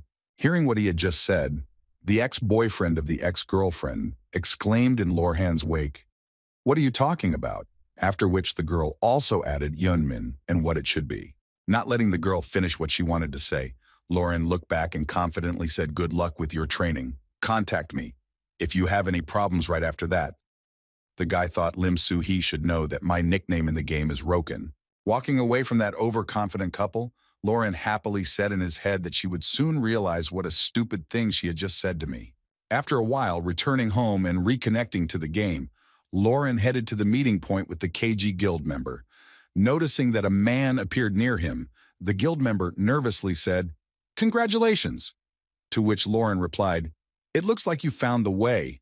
After using his gray cardinal talent to change his account and name, Lorhan thought there was no need to reveal my identity through one hidden dungeon. Immediately after these thoughts, Lauren asked if you came here alone, to which guild member KG confidently replied, yes, this is too valuable information, so you should not draw too much attention to it. Immediately after these words, the KG guild member looked at his informant and confidently added, but my companions are waiting nearby so they can come to my aid at any time. Hearing that he did not come alone, Lauren was surprised to hear that he was not talking nonsense, and then the guild member said to Lauren, well then, go ahead. And Lauren confidently answered no. Immediately after the refusal, Lauren smiled slyly and said, first you have to give me payment. Haven't you ever made a deal before? You have to give me something to motivate me. Hearing this, guild member KG confidently replied to Lauren's offer, then I will use one skill first. I also need guarantees. To which Lauren confidently replied, of course. The next moment, the player who came to Lorhan to buy information about the dungeon used the detection skill to find out Lorhan's identity and whether he was alone. Seeing the guy's name and level, the KG guild player handed over the money and confidently said, thank you for your cooperation, Krypton. Here's part of the amount. Let's go. As soon as he received a part of the promised amount for the information, Lauren immediately took him to the dungeon and activated the entrance with the lost prosthesis. As soon as the door opened, Lauren said the entrance opens if you do this, seeing how exactly you can get inside. The guild player said in surprise, ah, I see. So it was a mechanism. After telling him everything he had to tell about the dungeon and showing him the entrance, Lorhan said, make sure it's kept secret, and what about the rest of the money? Hearing this from the informant, the guy handed him a bag of money and said, here, I'll contact you if there are any problems. As a result of the successful conclusion of the deal, Lorhan received 51 gold coins, 98 silver coins, and 20 copper coins for his information, and he was impressed to hear that he had received more than 50 gold coins for selling the hidden dungeon. Walking away with his hard-earned money, Lauren happily said in his head, the guild is the best at this point. It's impossible to just get so much money. He must have squeezed the rest of the guild members out of the story. I wouldn't be surprised if he added his real ones to the mix. Tossing the bag of gold in his hands, Lauren added happily, changing his image to the real one. Well, if we're done with that.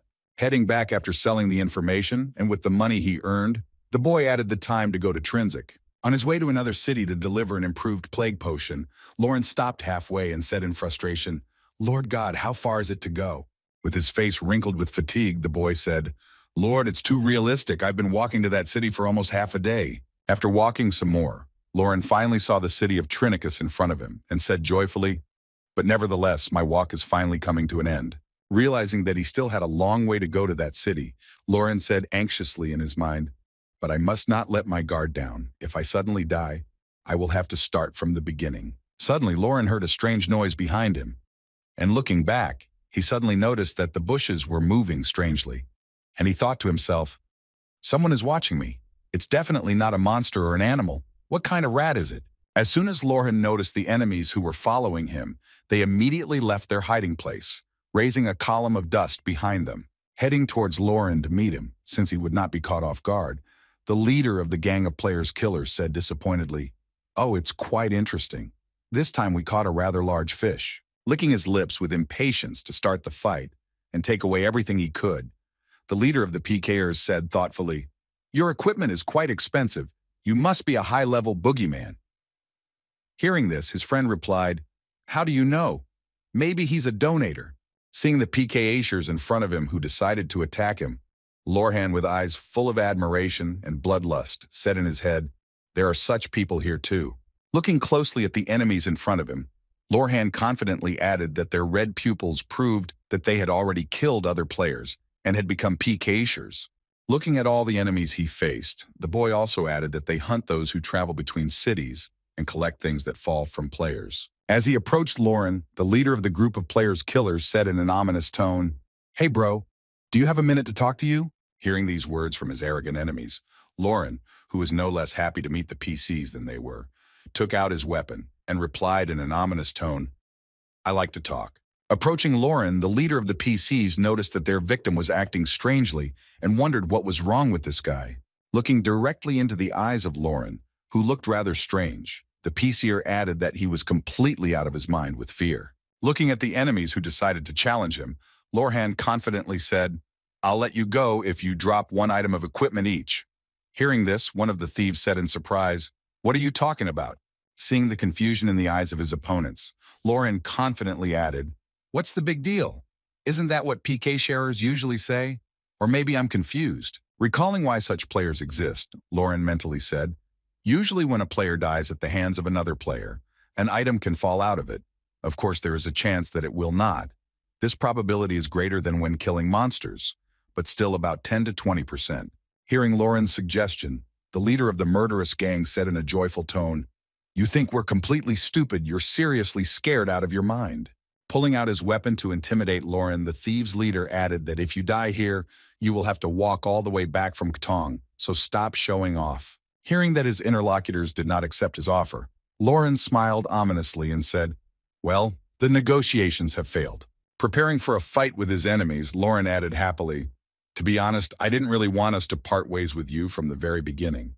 Hearing such words from his victim, the leader of the players' killers laughed a little and replied with a displeased expression, saying that it sounded arrogant. Preparing for the battle with the traveler they met, the strongest of the gang prepared to throw his axe at Lorhan with the words, "This level is very different from Catan." The next moment, the huge axe headed straight for Lauren's side with the intention of finishing him off with just one throw. However, things didn't go according to plan, as Lauren easily dodged the enemy's attack and even approached him to strike while he was open. Preparing to destroy one of the bandits who attacked him, Lauren confidently shouted, "I'll finish you first."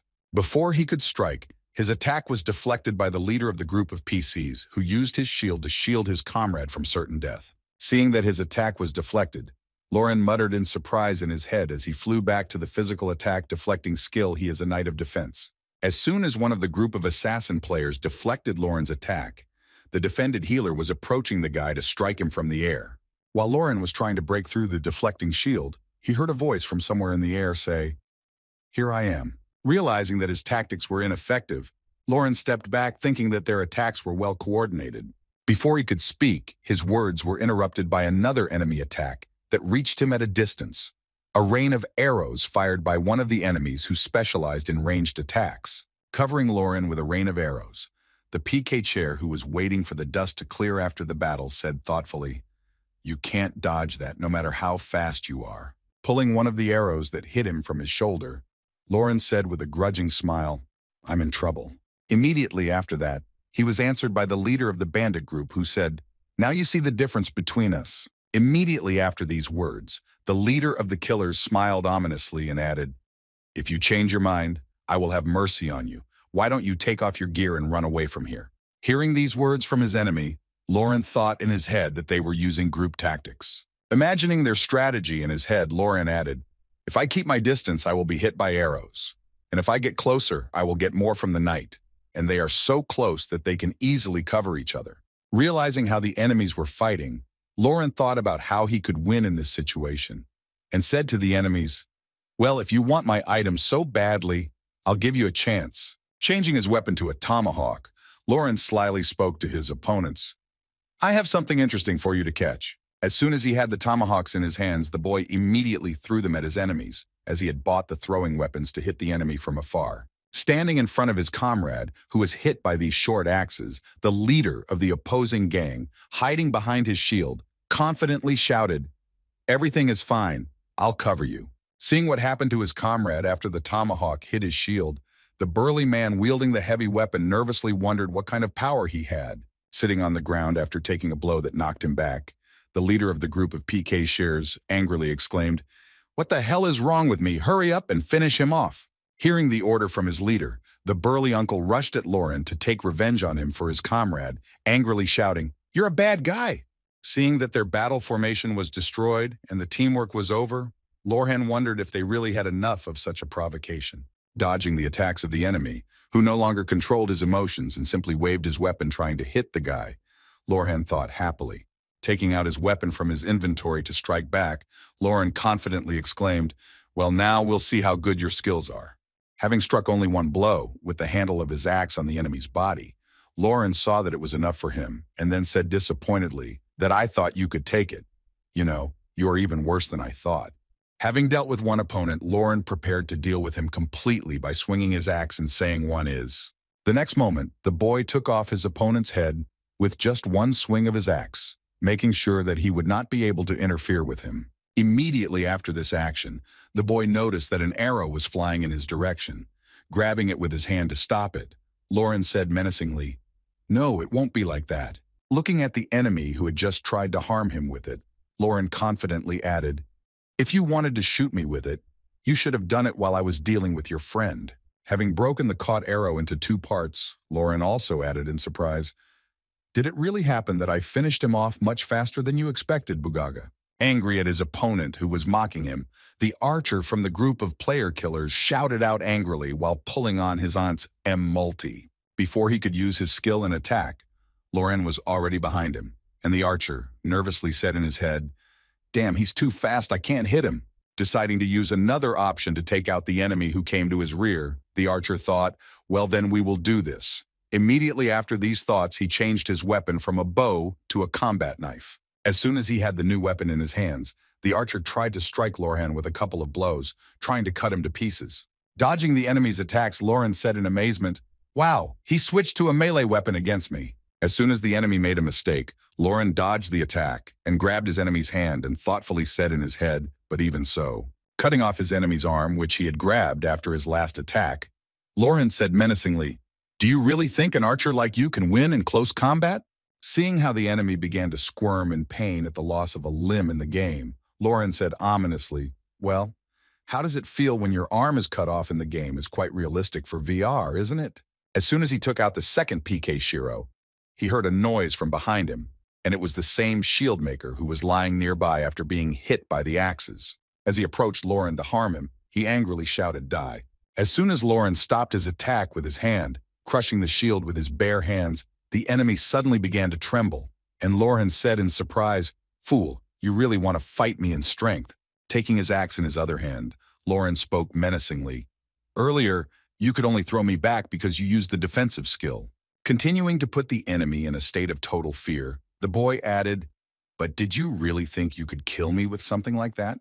Realizing that he no longer had a chance to win and that his only chance for victory was now collapsing in Lauren's hands, the boy screamed out in fright that you were a monster. Hearing the brutal slander and frightened shouts in his direction from his opponent, Lauren confidently said, "You are deeply mistaken. It's not like that." Having dealt a fatal blow to the leader of the gang of PK Shers that even the ground broke under him, Lauren confidently added, "You guys are just real weaklings."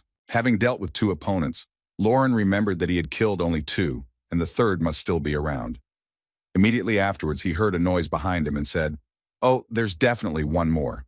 Looking back at the enemy, and then looking at the stone that lay in front of him, Lauren thoughtfully said in his head, "Interesting, interesting. Well, let's see what happens." Trying to escape from the monster they had accidentally encountered and decided to rob, the archer who had lost his arm in the battle with Lorhan said in his head, "Oh shit, I'm definitely not going to die here." Feeling no danger behind him, the archer who was running away from Lorhan looked back and said in his head, "I don't think he realized that he was really not chasing me." The archer laughed madly and shouted, "I will survive. Remember my words, you rascal. I will certainly take revenge on you later." Running away from Lauren, he did not even realize that a huge stone was flying straight at him. A few seconds after the throw, Lauren watched the trajectory of his thrown projectile and said happily, "Boogaloo, I hit it perfectly." Having defeated the player's killers, Lauren laughed ominously and then said, "It's been a long time since I felt so refreshed. Fighting players is much more fun than fighting monsters." After all the enemies were defeated, Lauren saw a system notification that told him that you had raised your level and received a large number of items. And the boy was surprised to see it and said, "Wow, that's a lot." Seeing how many different accessories he got from the defeated enemies, Lorhan thoughtfully said, "The chance of dropping items has increased due to the penalties of the PK shares. But it looks like this time I hit the jackpot, loser. They should have just listened to me." Feeling that another one of the gang of PK shares was hiding near him, Lauren added menacingly, "Am I right, little rat?" Immediately after these words, looking in the direction where another enemy was hiding, Lauren added, "Don't even think about doing anything. Come out before I cut you down along with the tree." Seeing no action from the enemy who was hiding behind the tree, Lauren shouted angrily, I told you there was no point in hiding. I will really kill you." Hearing these words from Lorcan, the boy who was hiding behind the tree ran out of his hiding place and screamed out in fear, "Who are you?" Lorcan said in surprise, "Do you really think you will recognize me if I tell you?" Looking at the frightened enemy, Lauren thought in his head, "He is definitely with these PCs, but he doesn't have red eyes. It looks like he is just giving signs." Disappointed in his last enemy, Lauren looked at his prey and said, "What a disappointment. Stay there if you're not going to fight. I'm not interested in weaklings." Hearing that he had called him a weakling, the last of the PC team swallowed hard and decided to act as he saw fit. Then he used his detection skill on Lauren. Sensing that he was being attacked, Lorhan immediately raised his head and grabbed his weapon to finish off the brazen enemy. When the enemy saw Lorhan's name in level 35, he exclaimed in surprise that he did not realize he was only level 35. Immediately after that, the boy saw the enemy's hand approaching him and thought nervously, remembering the fight against his comrades, and how he had managed to defeat 3 players of the 40th level like that. It was crazy. He must have used a bug or a cheat. The next moment, Lorhan grabbed the enemy by the head and slammed him into a tree for not listening to his advice and deciding to do things his way. After the enemy was seriously injured, Lauren said irritatedly, "You rascal, I told you I was letting you go, but you didn't even want to listen." As soon as the last of the attacking team was killed, Lauren saw a system notification that said the player Lorhan won. You get the opponent's items. And the guy said in surprise, "Wow." Something fell out of it. "I'm blessed with a lot of luck." As soon as all the enemies were defeated, Lauren hurried to pick up what fell out of them and examine everything he got as a reward for the fight. The boy mentally said these items are not bad as expected from Trinsic. Even a bow, with a very rare chance of falling out, they were probably disappointed. Gathering up everything he had gotten, Lauren headed further into the city, thinking thoughtfully, "I guess reinforcements will show up soon for revenge or something." Heading straight for his goal to complete the task that Steroyan had assigned him, Lorhan thoughtfully added, "Maybe I should be gentler with them. This is all rather disappointing." Arriving in the city, Lauren found himself in a square with a large number of players and wondered in his head, "There are a lot of people here. All of them are level 40 players." Looking around to find the building he needed and to see the number of people present, the boy added, "I'm starting to realize how popular this game really is." Arriving at the building he needed, Lauren was surprised to hear that the Wizarding Guild here was really huge. Finally, Lauren got to the place he needed after such a long period of time. Now he was standing right in front of the entrance to the Trinsha Wizards Guild. After a few seconds, he finally walked inside, opening the door wide. Looking at the number of people inside the building, Lorhan thought that although there wasn't much of a crowd compared to the size of the building, sorcerer was one of those professions that was becoming harder and harder to level up in. Walking past all the wizards in the building to find the one he was supposed to deliver the vial of advanced potion to, Lorcan added that perhaps that was why the people here looked so decent. Looking at the people in the room, Lorcan thoughtfully added that some of them seemed to have already completed their second year. Walking through the main hall, Lauren finally reached the magic shop where a charming girl was standing behind the counter, and as he approached her, he heard her greet him. Immediately after the greeting, Lauren also heard, in addition, "Welcome to the magic shop. You can ask me about the things that are sold here." Approaching the shop, Lauren confidently spoke to the girl. "Can I have one set of rune books, please?" Hearing the customer's request, the girl replied, "Okay, wait a minute." Recalling what exactly this item is, Lauren mentally said, "Rune book is an item that you should use when you see a PK share. It is a magical book that allows you to get to one of the 5 locations described in it when you are not in battle." Recalling its features, the guy continued, "It's a tethered item, so you don't have to worry about it falling out. And if you have enough money, you can expand the number of locations to 20 zones. I have to get one of these." Having completed the search for all the materials for the set, the girl said 1 rune book and 5 marking scrolls plus 20 teleportation scrolls in total.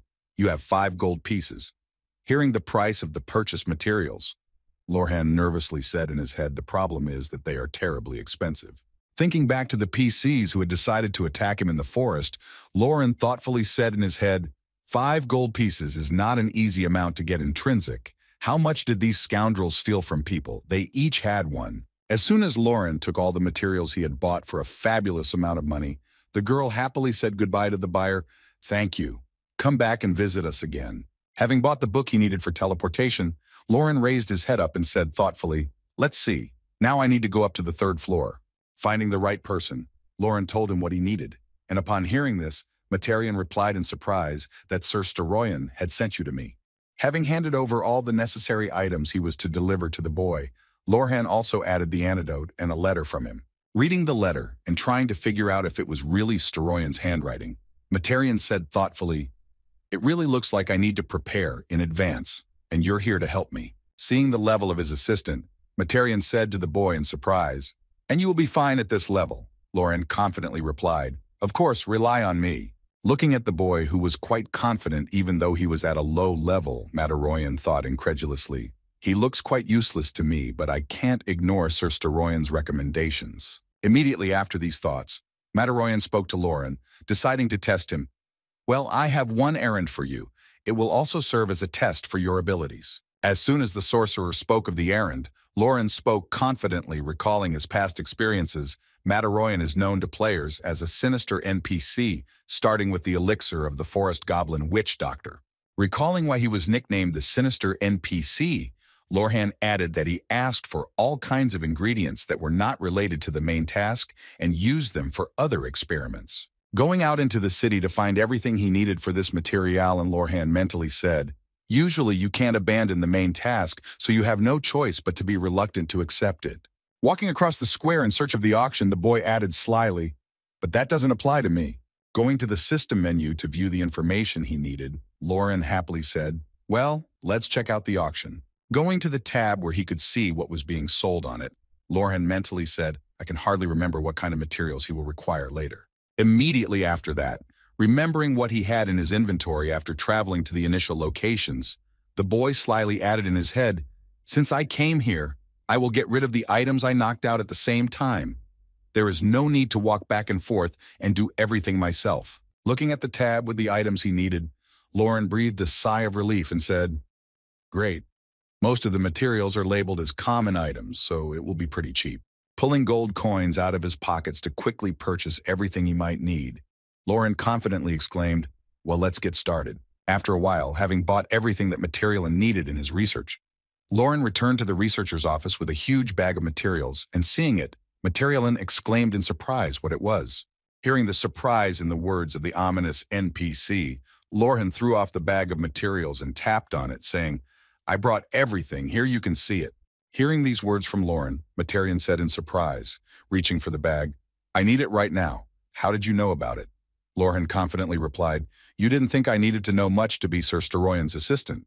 With a sly smile after examining all the materials Lorhan Materian had brought him, he said, "It seems I was wrong about you being useless." Immediately after that, having closed all his queries that he was supposed to give Lorhan every time he brought him the previous materials, Materian said, "Here is your reward." Immediately after Materialian gave the reward for the assignment, Lorhan saw a system notification above him that said, "You have raised your level. Your current level is 36. The next moment, having checked everything that Lorhan had brought him, Materian said confidently, "Okay, then I'll leave this to you as well," and then gave him a new task to get the materials. Seeing that he would not calm down and continued to demand different materials, Lorhan said in frustration in his head, he began to show his true nature. Looking at the task in which he had to bring the blood and heart of a forest ogre, Lorhan added in frustration, "I knew I had a lot of tasks to do, but he gave it to me as if he was waiting for this moment." Recalling the same moment with the auction when he was looking for the materials he needed, Lorhan added in frustration, "Plus there were no ogre items at the auction. I wanted to get this done as soon as possible." Thinking about how he could get the materials to complete Materialin's assignment, Lorhan said thoughtfully, "But on the other hand, it makes a lot of sense." Realizing how difficult this mission was, Lorhan thoughtfully said in his head, "The heart of a forest man-eater could only be obtained by defeating the level 80 boss of a great forest man-eater warrior." With a disappointed sigh, the boy said in his head, "I can't defeat him now, so I'll put this matter on hold for now. It's more important to complete the main task."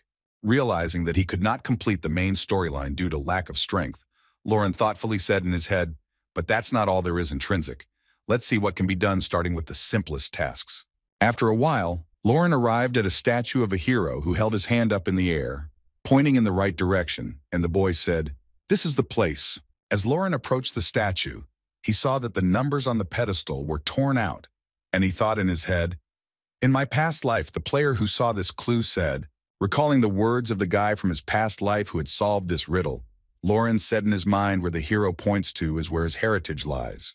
Then he was simply ignored, but eventually he found it. Looking at the statue that pointed in the direction he needed to go, Lorhan mentally said, "It took a while for the news to spread, but I know the trick, so I have no problem." After taking the appropriate position, Lauren thoughtfully walked 1,123 steps in the direction of the statue.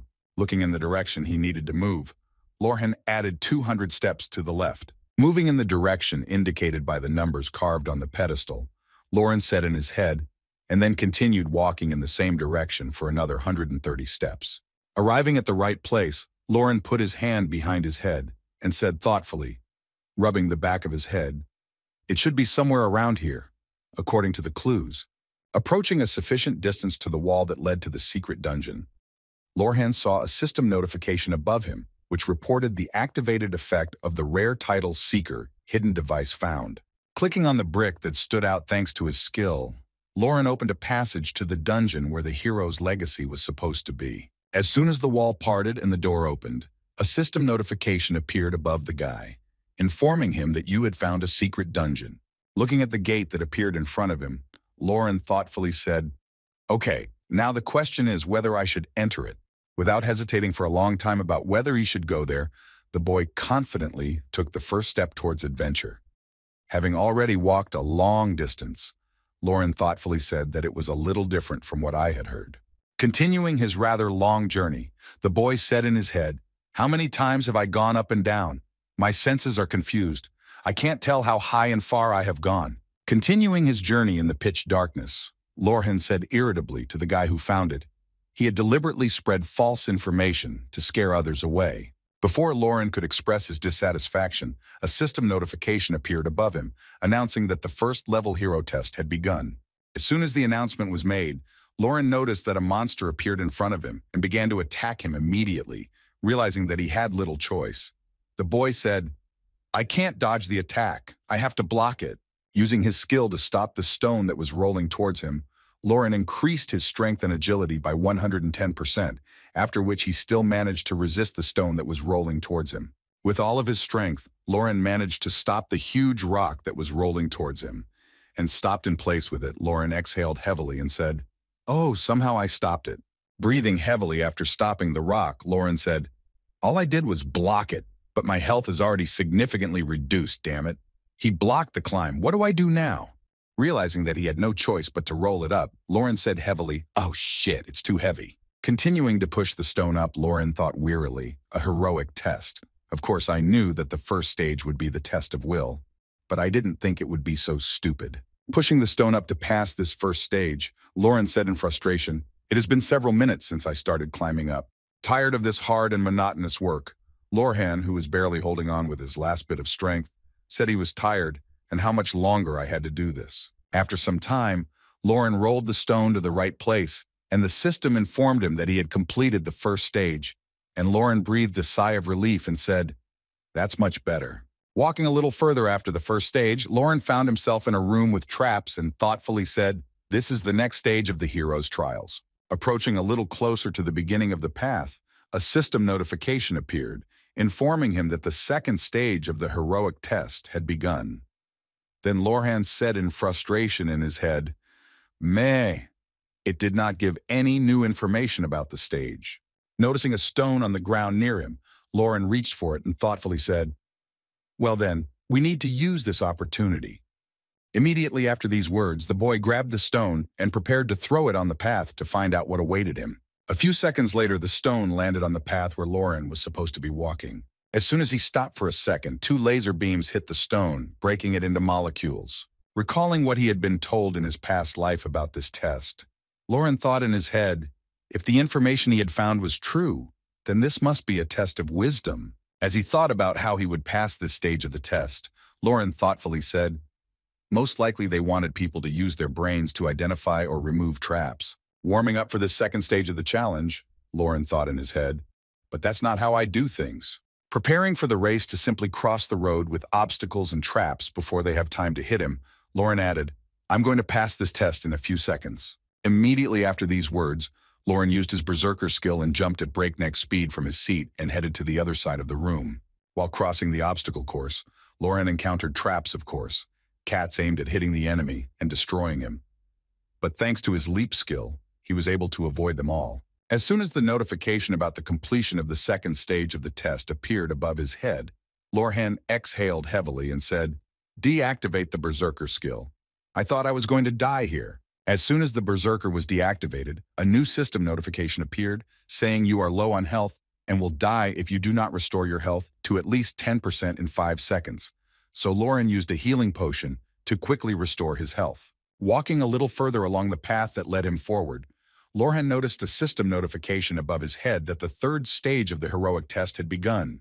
Looking in front of him to understand what exactly was going to happen, Lauren remembered and said in his head, "The third stage is a test of temptation. I've heard that here a very strong psychic magic is supposed to tempt the applicant." Recalling what other players had said when they passed this stage, Lauren said, according to the information, a rather seductive woman appeared here. Making a lustful face, Lauren, who imagined what he could expect here, lustfully added a pile of treasures and objects, or a table full of various delicacies. Looking forward to finding out what exactly he would get, Lauren said excitedly, "I wonder what I would get out of all this for me personally." As soon as he entered the third stage room, system notifications appeared over Lauren, informing him that the epic title effect of unwavering will had been activated and negative psychic influence had been repelled, and the boy exclaimed in surprise. Disappointed that he would never know what his secret desires were, Lauren said in his head as he crossed the bridge of temptation, "How disappointing." After crossing the bridge, the boy saw a system notification that said you have passed the third stage of the heroic test, the temptation test. Moving to the path that would lead him further, Lauren immediately wondered if he would be going the right way, if he went straight and decided to call the bell of truth. The next moment, Lauren used the bell and said, "Tell me this is the right path." Immediately afterwards, Lauren noticed a system notification above him that said this was a lie, and with a sly smile, Lauren thought to himself, "I thought so." Recalling what had happened during the interview, Lauren added that the guy hadn't really explained what came after the third stage, so I tried to guess, and I was right. Rushing to search the road to find a secret exit, Lauren said, "Then we need to find another way, which is hidden." Suddenly, while searching and feeling around the room, Lauren accidentally pushed a brick that moved down, and the boy was surprised to hear that it was really here. As soon as the door opened, Lauren flew forward before he could catch his balance and fell to the ground, saying in disappointment, "Oh my God, what a shame." After completing the 3 trials, Lauren reached the secret room where the reward was placed, and he saw the helmet of the sealed power of the Lion King. Looking at it, the boy said in amazement, "This is crazy." Taking it in his hands and looking at the characteristics, Lauren said in surprise, "But it has such characteristic points, even with the seal. I can use this item to the level of the 100th or 150th. Imagining how good this item of equipment is," Lauren said thoughtfully, "it alone will give me more protection than the average warrior. It is very good." Looking at what a beautiful item he had found in this dungeon, Lauren added disappointedly, "Too bad there were no clues as to where to find the rest of the pieces, but even that was much more than I expected." As soon as Lauren took the reward from the pedestal and held it in his hands for more than 5 minutes, a system notification appeared, informing him that the heroic test was completed and the tomb of the Lion King dungeon was no longer in existence. Immediately after that, another system notification appeared that said the parts of the Lion King's armor are attracted to each other. You will know when you are close to other parts of the armor. After that, the countdown began, and upon its completion, Lauren was brought back outside to the main square where the statue was located. Looking around after teleportation, Lauren said in surprise, looking around, "I returned to the park." And at that very moment, the statue of the hero began to slowly collapse, spontaneously cracking and crumbling, and one of the passers-by nervously exclaimed that cracks had appeared on the statue. Not paying attention to the statue that was collapsing right before his eyes, Lauren looked at other tasks he could perform in this city, saying thoughtfully, "Let's see the messenger of love." Recalling how to perform this task, Lauren thoughtfully said in his head, "This crawling quest that can only be obtained after reaching the reputation level of friendship. But thanks to my titles, I had already reached it in the previous region." Walking away from the square where the warrior statue was being destroyed, Lauren confidently said, "Well then, let's continue to collect the best of the quests." 3 days had passed since Lauren had decided to complete the messenger of love, and after completing this task, the boy said, Damn, I realized after working as a problem solver for the last few days, life is hard, both in reality and here. Immediately after that, recalling the scene from the last assignment, the guy added unhappily in the messenger of love, I had to deliver love letters. I could not miss it, so I had to watch it and almost vomited. Immediately after that, the boy said thoughtfully in order not to waste time, I completed a considerable number of quests, so I earned many titles and also raised my characteristics and leveled up and also received a useful item. Examining the emerald pendant, Lauren said, I need something to raise my health because of the effects of the berserker. But for now this will do, he said, but he thought about it when he heard a sound behind him. You heard it. Behind Lauren stood two players who were talking to each other. Then one of them exclaimed in surprise, there are already those who have reached the 70th level. Hearing about the 70th level, the other replied, I heard that there are already players with the 80th level, to which the first replied, I envy you when I reach the 50th. Making a disgruntled face, Lauren heard that it was so hard to level up because of these PK shares, and accidentally overhearing the dialogue between the two players, Lauren said in frustration that it seemed like everyone was passionate about leveling up. Immediately after listening to this dialogue, Lauren clenched his fist and mentally said to be the first to close important tasks and get titles. I also need to level up as quickly as possible. It's time to speed up. Immediately after these conclusions, Lauren and the rest of the game's players received a general system notification saying, Good afternoon, everyone. This is a notification about today's update. When everyone was going about their business, the system announced innovations that had already taken effect. The first of which was that the guild system had been updated so that you could buy a guild stone to create a guild. Seeing this, Lauren happily said, Well, the time has finally come, they've added guilds. Immediately after that, an add-on appeared in the system notification window, informing him of the price you could buy a guild stone for 50 gold pieces, and Lauren nervously exclaimed that it was 50 gold pieces for a guild stone. Remembering the price he had been paid for the information about the dungeon, Lauren thought happily, 1 gold is worth 200,001. Guilds must be hard enough now with the price of 10 million to create a guild. But most of all, Lauren was interested in another update. Then he smiled slyly and said in his head, But what is most interesting? The second item in the update was the housing system in the system notification that it had been updated. Having learned that now it was also introduced in the present tense, Lauren slyly said in his head with this update, I can buy a house in the city or land to build this house. Spreading his hands to his sides, Lauren said slyly, Other people may think that this is just a rather tame thing, but there are several ways to use it. I must meet with the realtor before anyone else. Arriving at the realtor's office immediately after learning about the upgrade, Lauren looked around and heard the realtor say, Hello, how can I help you? Seeing Lauren's strange behavior, the realtor nervously said, Sir, what's wrong with you? And at that time, Lauren looked around and thoughtfully said in his head, It's great that no one is interested in the housing system yet.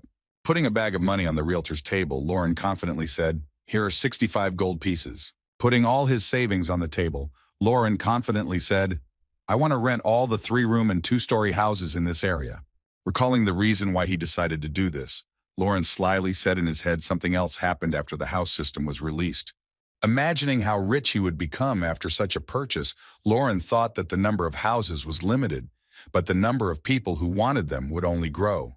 Looking at the nervous realtor, who did not understand the point of such an expensive purchase of all the houses for one person, Lauren confidently said that real estate is a real investment. Looking at the number of golden moments that the realtor gave him, the guy was surprised to add that you want them all. But after hearing this, Lauren confidently said that's exactly what he wanted for a long time. Imagining how rich he would become and how he would be able to bathe in gold coins, Lauren mentally said to me, I will need to pay the rent every month for 1 year. Remembering the rent of the buildings, Lauren thoughtfully added in his head, but since I am the first to get all the houses, I will get enough money to not have to pay it. Picking up the calculator, the realtor nervously said, 10 3-room houses and 5 2-story houses are correct. To which Lauren confidently replied, Of course. Hearing that he had understood everything correctly, the realtor pointed to the lease agreement and said, Well, but you will need to pay for the first month in advance for 3-room houses, 3 gold pieces for 2-story houses, 5, and a total of 65 gold pieces. Taking the money in his hand, the realtor also added a commission of 32 silver and 50 copper pieces, please. After hearing the full price, Lauren paid the realtor and saw a system notification. 65 gold pieces, 32 silver pieces, and 63 copper pieces available. After concluding the lease agreement, Lauren went about his business with only 13 copper coins in his pocket.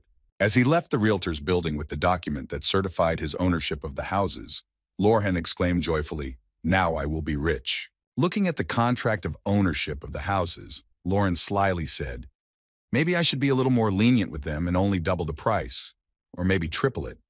But what about inflation?" Recalling his past life, Lauren immediately thought to himself, "The guilds need a building. A guild house will keep their guild stones safe and will also show the power of the guilds. They will not be satisfied with ordinary small houses."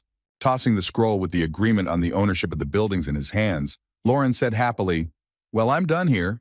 Heading for the exit after he had carried out his simple manipulation with the lease, the guy slyly said, "Let's go take some tasks and go hunting."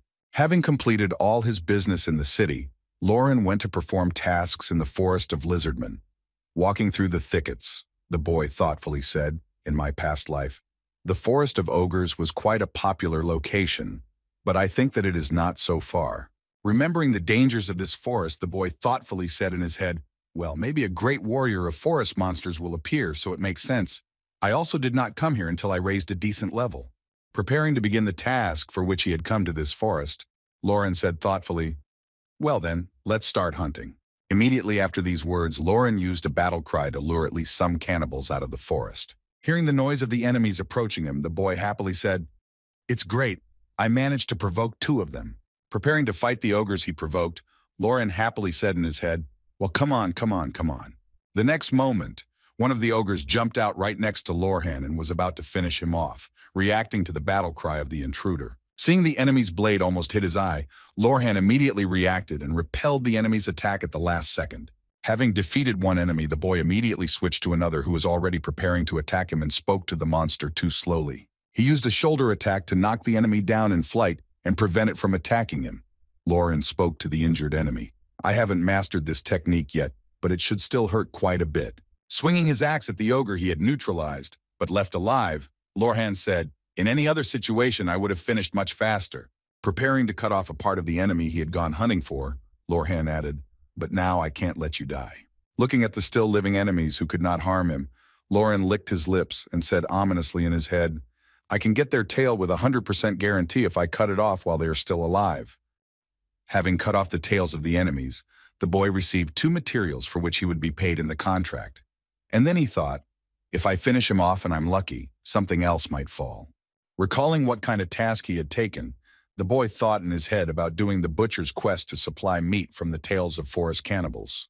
Imagining how much he could earn by killing ogres, and also by extracting their tails for another task, Lauren added that his earnings could double or even triple. Noticing enemies near him hiding behind trees and in the foliage of the forest, Lauren immediately exclaimed, "Hey, what are you all doing there?" Stopping in place to observe the behavior of the enemies who were hiding near him, Lauren confidently added, "Let's play tadpoles." As soon as Lorhan said this provocative phrase, all the monsters immediately jumped out and started attacking Lorhan. But he easily dealt with them and grabbed the last enemy by the throat and lifted it up. Then a system notification came, "Your level has increased." Having calculated how many enemies he had defeated and how much he was to be paid for it, Lauren said thoughtfully, "I've earned well." The next moment, Lauren heard a trap he had set up for such an occasion go off near him. Looking back to see the same spy who had been watching him for so long, Lauren happily said in his head, "They finally fell into my trap." Recalling all the moments he had felt them during his battle with the monsters, the boy mentally said, "They had been watching me all this time, and they had finally shown up because they thought I was tired." Arriving at his trapped comrade, the leader of the group said thoughtfully, showing himself in all his glory in front of Lauren, he was the one who was able to defeat the ogres 1-for-3. Looking at Lauren, who was holding the last enemy in his arms, the boy added that it looked like he had defeated the forest ogres alone. He must be much more talented than he looked. Looking at the enemies that suddenly appeared in front of him, Lauren activated his frightening aura so that they did not even dare to approach him. Noticing the sudden change in the enemy, a girl from the squad nervously said, "What was that all of a sudden?" To which the boy replied with his energy. The next moment, the leader of the bandit group confidently said, looking at the enemy, "Don't be afraid, he doesn't seem to have any reinforcements nearby." The next moment, seeing his old hated acquaintance in one of the uninvited guests, Lauren pointed his weapon at him and said, "Hey, I didn't expect to see you here." Immediately after these words, angry with his enemy, Lauren added that suddenly the six of Odin wanted to die.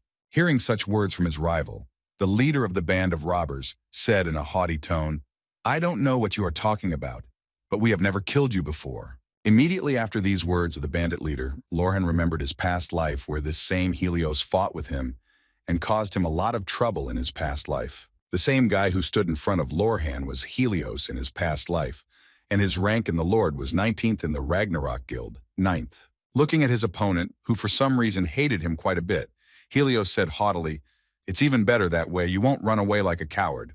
Lorhan smiled angrily and gritted his teeth and said, "I'm going to beat you so good that you'll never be able to sleep again in your life." And then thought, "Well, we finally meet again," Ragnarok said excitedly, pausing between his words and remembering the very guild he hated Lauren. Preparing to finish off the enemy with the worst method he had ever known, Lauren said in an ominous tone, "I'm going to kill you now. I promise you it won't be pretty." Looking at Lauren, who had come to avenge his comrades whom he had killed with Helios, he said, "Well, it looks like we won't have to waste our energy catching him."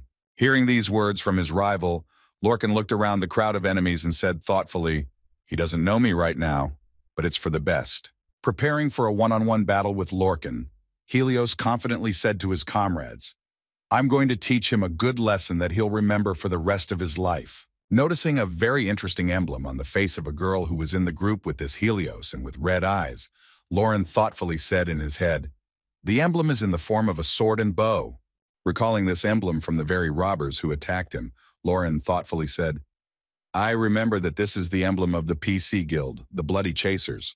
After these thoughts, assuming that all those who attacked him were part of the same guild, the boy added confidently, "If they were following me, then those three must be members of it as well." Thinking about how much they had to do to be standing here in front of him, Lauren said in surprise, "I'm honored that you would treat me this way." Looking at the number of people who had come for his soul, Lorcan added, "You brought so many people with you for the sake of me alone." Hearing such words from his target, Helios said confidently, "I just like to solve problems thoroughly. We need to completely destroy those who crossed our path." Hearing such words from his enemy, Lorhan slyly smiled and replied, "Well, what a coincidence. I think the same as you. I don't care about the PCs who ambush others." Immediately after these words, Lauren took off his cloak, which could hinder him, and said confidently, "But if you are targeting me, I will destroy the entire guild, including you." Hearing such words from his opponent who was 1 against 5, Helios confidently spoke and commanded his subjects to attack. What a bluff from some boy. As soon as all his subjects rushed to Lorcan, Helios confidently said, "Don't rush to talk about the GOP until you jump over." Hearing such words from his confident opponent, who again sent his subjects forward and stayed behind them, Lorhan said, "What are you talking about?" The next moment, all 4 of Helios's subjects were defeated by Lorcan and could no longer continue the fight. When all 4 subjects of the leader of the Pakshur clan were defeated, Lorhan rushed at Helios himself with his fist to finish him off with one blow and shouted menacingly, "I think I did it now." However, Lorhan's attack was caught and stopped by Helios, who did not even move while blocking his opponent's attack. As he prepared to use his skill on the enemy he had just caught, Helios said arrogantly, "You're even better than I thought. I can hardly believe you defeated those 3 by yourself." As he used his skill against Lorhan, Helios added confidently, "But there's something sad about you. You just swing your axe around mindlessly." Immediately after these words, Helios used a stream of flames on Lorhan, throwing him away from him. Imagining that he had already defeated his opponent, Helios, who was a 41st level swordsman, mockingly said, "What a fool. This is the power of a swordsman's current goal."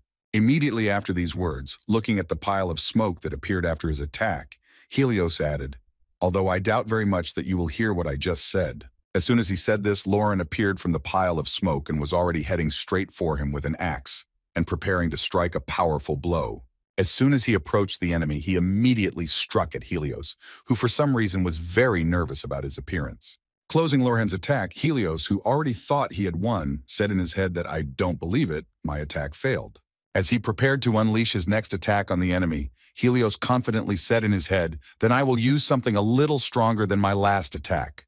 His next attempt to defeat Lorhan was an attack called the Explosion, which was stronger than the previous one, but not strong enough to destroy his opponent.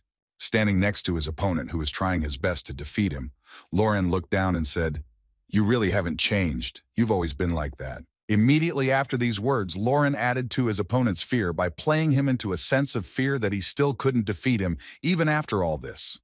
You think you're strong just because your level is a little higher than the others. Blowing off steam after the enemy's attack, Lauren angrily said, "You're just a nobody. In reality, your magic and sword skills are worthless." Looking at his enemy, who was already boiling with anger, Lauren also added to him, "Do you have any other talents besides that?" Preparing to use his most powerful attack that he had in his arsenal, Helios said angrily, "Don't be a bastard." Having easily deflected the attack of the enemy, who was putting all his energy into his next idea, Lauren spoke in frustration in his head too slowly. Recalling the past times in his previous life when he had fought Helios, Lauren thought, if I have fought him many times in my past life, I can easily predict his attacks. Looking at a weak enemy who was unable to do anything to him because of his lack of knowledge and skills, Lauren added in his mind in frustration, he could only scratch his tongue, and that was all his strength. After finishing his thoughts, Lorcan used his jerk skill and showed Helios what real strength is and what he needs to surpass in order to defeat him. Feeling the pain in his body from the wound inflicted by his opponent, Helios immediately groaned, and Lorcan said to him, "You are a fool." Gritting his teeth in anger, Lorcan confidently added, "Did you really think you were so tough? But you're just a big fish in a small pond that only preys on those weaker than itself." As soon as Helios heard these words from his opponent, he began to shout angrily to intimidate his opponent while he used his new spell, which he kept for emergencies. Preparing to use mid-level magic on Lauren, Helios confidently said before attacking, "I recognize that your skills do live up to your words." Using a mid-level scorching skill, Helios spoke menacingly, "If you can really withstand this, take this." Assessing the power of the skill used by the enemy, Lauren nervously said in his head, "He is some kind of crazy. This is a mid-level burning fire. He has already learned it for as long as he has been playing this game." Noticing that Lauren was visibly nervous before an attack of such power, Helios shouted out with a crazy laugh, "Boogaloo, the arrogant upstart, has never seen anything like this in his life." Throwing a fireball directly at Lorhan to finish him off with his last trump card, Helios confidently said, "Not even ashes will be left of you, you bastard." As his eyes glowed red after the attack of insane power, Helios confidently said, "How dare you look down on me?" Before he could say that, he saw his enemy survive even such a mid-level attack with his level. And Helios screamed out in fright that it was simply impossible for a level 35 to survive a fire spell of that level. Gritting his teeth because it wasn't fair at all, as he thought, Helios shouted out, insulted, "It's all lies, it's all mistakes, you cheater, you bastard! How dare you play with me?" The next moment, approaching the enemy who could not believe that his strength was not enough to finish off the 35th level, Lauren shouted menacingly, swinging his axe at the donkey, "And I told you that you were just too weak." Having finished the battle against the 5 PCs, Lauren took off his Lion King mask and also raised his level. Clutching the helmet he had taken off to his chest, the boy said, "I have to thank this helmet. I almost died." The next moment, looking around him, the boy noticed the drop that remained after the death of his opponents and happily said, "Wow, the loot is pretty good this time. Damn, PK shares look like they were running around stealing items." Recalling the mid-level magic that Helios Lauren had suddenly used, he nervously said in his head, "To be honest, he almost got me. I didn't expect him to be able to use such a spell." Thinking back to his past life when there was a guild of PK sharers, Lauren thoughtfully said in his head, "In my past life it was quite dangerous to hunt when these guys were around. I guess in this life they did the same." Immediately after, Lauren also remembered how it all worked out, adding that to counter them, the regular players grouped up and drove them to complete disbandment. Now that I think about it, those who attacked them were from the KG Guild. Immediately after that, remembering that he had single-handedly taken away the ability of the KG Guild to resist the PK Shearers, Lorhan mentally said, "But this time it's completely different. The KG Guild won't be able to do it right now. It looks like I'll have to take care of the PK Shearers before they get out of hand." Thinking about the fact that he was going to exterminate the killers of players, Lorhan thoughtfully said in his head, "Maybe I could even get the title of PK Share Killer." While Lauren was thinking about his new title, he heard a teleporter appear behind him and a crowd of people came out of it.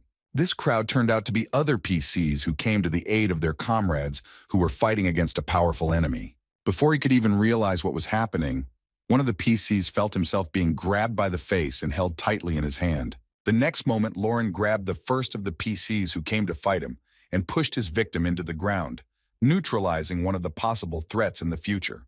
Raising his head after destroying one of the enemies with his bare hands with just one blow, Lauren said menacingly, "You have come to the right place, for you are here as a rear guard." Looking at his enemies with a fearsome gaze and choosing his next target, Lauren said menacingly, "Come on, come to me one by one, don't be shy." Smiling with a friendly smile from the anticipation of a grandiose battle, Lauren joyfully said, "It will be 15 against 1. Having destroyed the rear guard that appeared behind him, Lauren noticed a system notification that informed him that his level had risen again.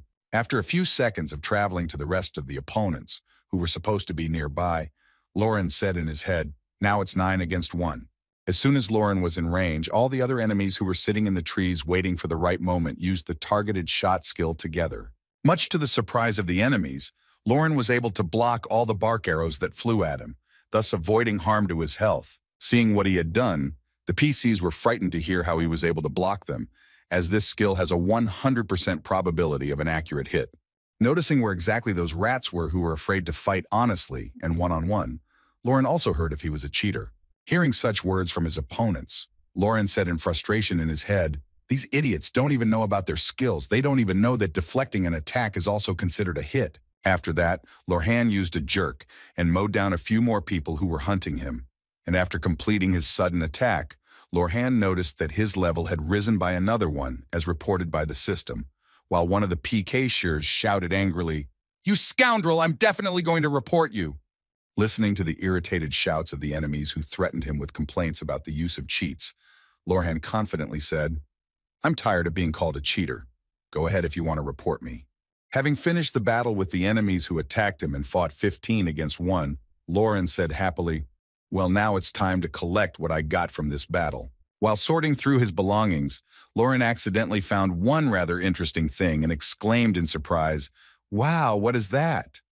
He was holding a cloak of stealth that was extremely rare. Looking closely at the description of the cloak he was able to get, Lauren was surprised to hear an item of a rare rank that has skills and is difficult to get a jackpot immediately afterwards. Lauren said in his head, "What were they thinking bringing such a thing here?" Putting everything he had collected from his enemies into his inventory, Lauren thought to himself, did they really think they wouldn't lose just because of their numbers? Well, there are idiots in the world. I guess they should be thankful for their stupidity. Noticing that the teleport marker appeared in front of him again, Lauren said in frustration, "They don't even give me a break. Maybe I should test drive the cloak with stealth." A few seconds later, when the teleport marker was moved, 2 guys appeared, one of them wearing armor, and asked his subject in surprise if he was here. Seeing the very spot where everything was happening, the guild leader's subject said, "Yes, it's definitely here, but it looks like they ran away." Seeing what kind of guests came to the battlefield, Lauren said in surprise in his head, "Wow, he really invested a fortune in the game." After these thoughts, the guy heard, "Well, I guess he's not so crazy to stay in one place." Immediately after that, asking about the battle that took place between him and the PK Share Guild, the guy in the armor asked, "But are you really sure that he is a cheater?" To which the subject replied yes without any doubt. Recalling Lauren's fight against Helios, the subject said that he had withstood a mid-level flame spell without taking damage and even blocked the arrows directed at him with his weapon only. "I will send a report now." Hearing what he was going to do, the guy in the armor said in a calm tone, "And what did you say his name was?" Hearing the question from the leadership, the subject said confidently, "Lorhan, one of our vanguard used detection before he died." Watching the enemies who had come to reconnoiter the place where the battle was taking place, Lauren said thoughtfully, "Wait a minute." Looking closely at the pattern on this cape, Lauren thoughtfully said in his head, "This emblem seems to be something I've seen before." And immediately after that, the guy in the armor said that reporting it would not be enough. Immediately after these words, the guy angrily said, "We must find him immediately, no matter by threats or brute force. But we must regain our cloak of secrecy." Clutching his head, the disappointed armored man angrily asked why she had put it on in the first place. Hearing what the boy had just said, Lorhan thought to himself, "Interesting, it looks like the previous owner of this cloak was his girlfriend. But judging by the way he talks about her, it won't be for long." While Lauren was thinking about the previous owner of the cloak, the knight subject asked what we should do with the items that fell out of the hunting group. Immediately after these words, the subject added disappointedly, "Some of them lost their weapons." Hearing this, the guy in the armor gritted his teeth and said, "Oh, those fools." Immediately after he said that, the guy exclaimed angrily, "Things are getting even harder after that secret dungeon I bought." Hearing about the dungeon, Lauren was surprised to hear that secret dungeon in his head. Immediately after that, Lauren heard from the same KG guild leader. We still need them, so give them something, Lauren suddenly realized, and mentally said, I remembered where I saw that emblem. Seeing in full view the same emblem worn by the same guy in armor, Lauren confidently said in his head, this is definitely the KG guild. Remembering how he used to think about this guild, Lauren said in disappointment in his head, the guild that acted as a guarantor of justice was actually behind the PK shares. Recalling what had happened in the past between the PK shares and the KG guild, Lauren was surprised to hear that the suppression of the PK shares was just a game. Thinking back to the old days, Lauren said thoughtfully, I used to work with the KG guild to attack the Blood Chasers guild, that guy who joined the guild after repentance. Recalling some of the strangeness that happened after that incident, Lauren continued in surprise. Was he really just part of the plan? Now that I think about it, the situation does look a little strange. Recalling the very moment when he was attacked by the PK-shers after the battle, Lauren added in surprise, they attacked me when I was still suffering from the side effects of the Berserker KG guild, most likely leaked information about me. Realizing that he would soon be hunted, Lauren could do nothing but train and become stronger, he said in his head. I definitely need to strengthen my body. Sometime after saying this, Lauren finally achieved the desired results and went to battle against a great level 75 Forest Ogre warrior. Although the enemy was large and powerful, Lauren himself would not have gone against an enemy he could not defeat on his own. After some time of heavy confrontation, Lauren finally finished off the enemy and thus was able to raise his level, as the system informed him. As soon as the great Forest Orc warrior was defeated, Lauren shouted with joy and received a system notification informing him of an incredible achievement. You defeated more than 100 enemies who were stronger than you without resting.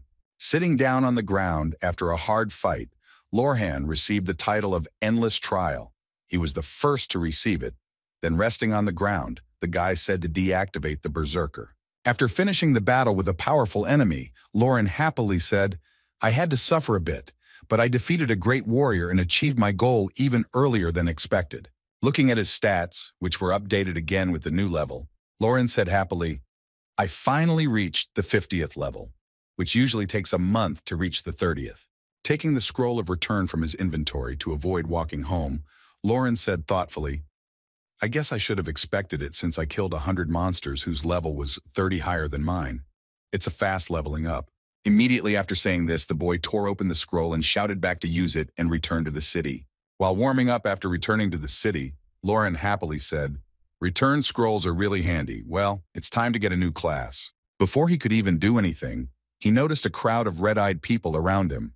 All of them were PK-shers who were looking for Lauren on the orders of the KG guild leader. Looking around, Lauren thoughtfully said in his head what was going on here. What were these guys looking at?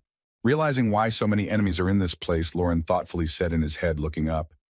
It seems that they could not find me anywhere, and so decided to just wait in the city. Suddenly, one of these menacing guys approached Lorhan and said in a menacing tone, You and I need to talk. Pushing away the guy who was trying to hold him down and lead him into the alley, Lorhan confidently said, I'm sorry, but I'm a little busy right now. I don't have time for you.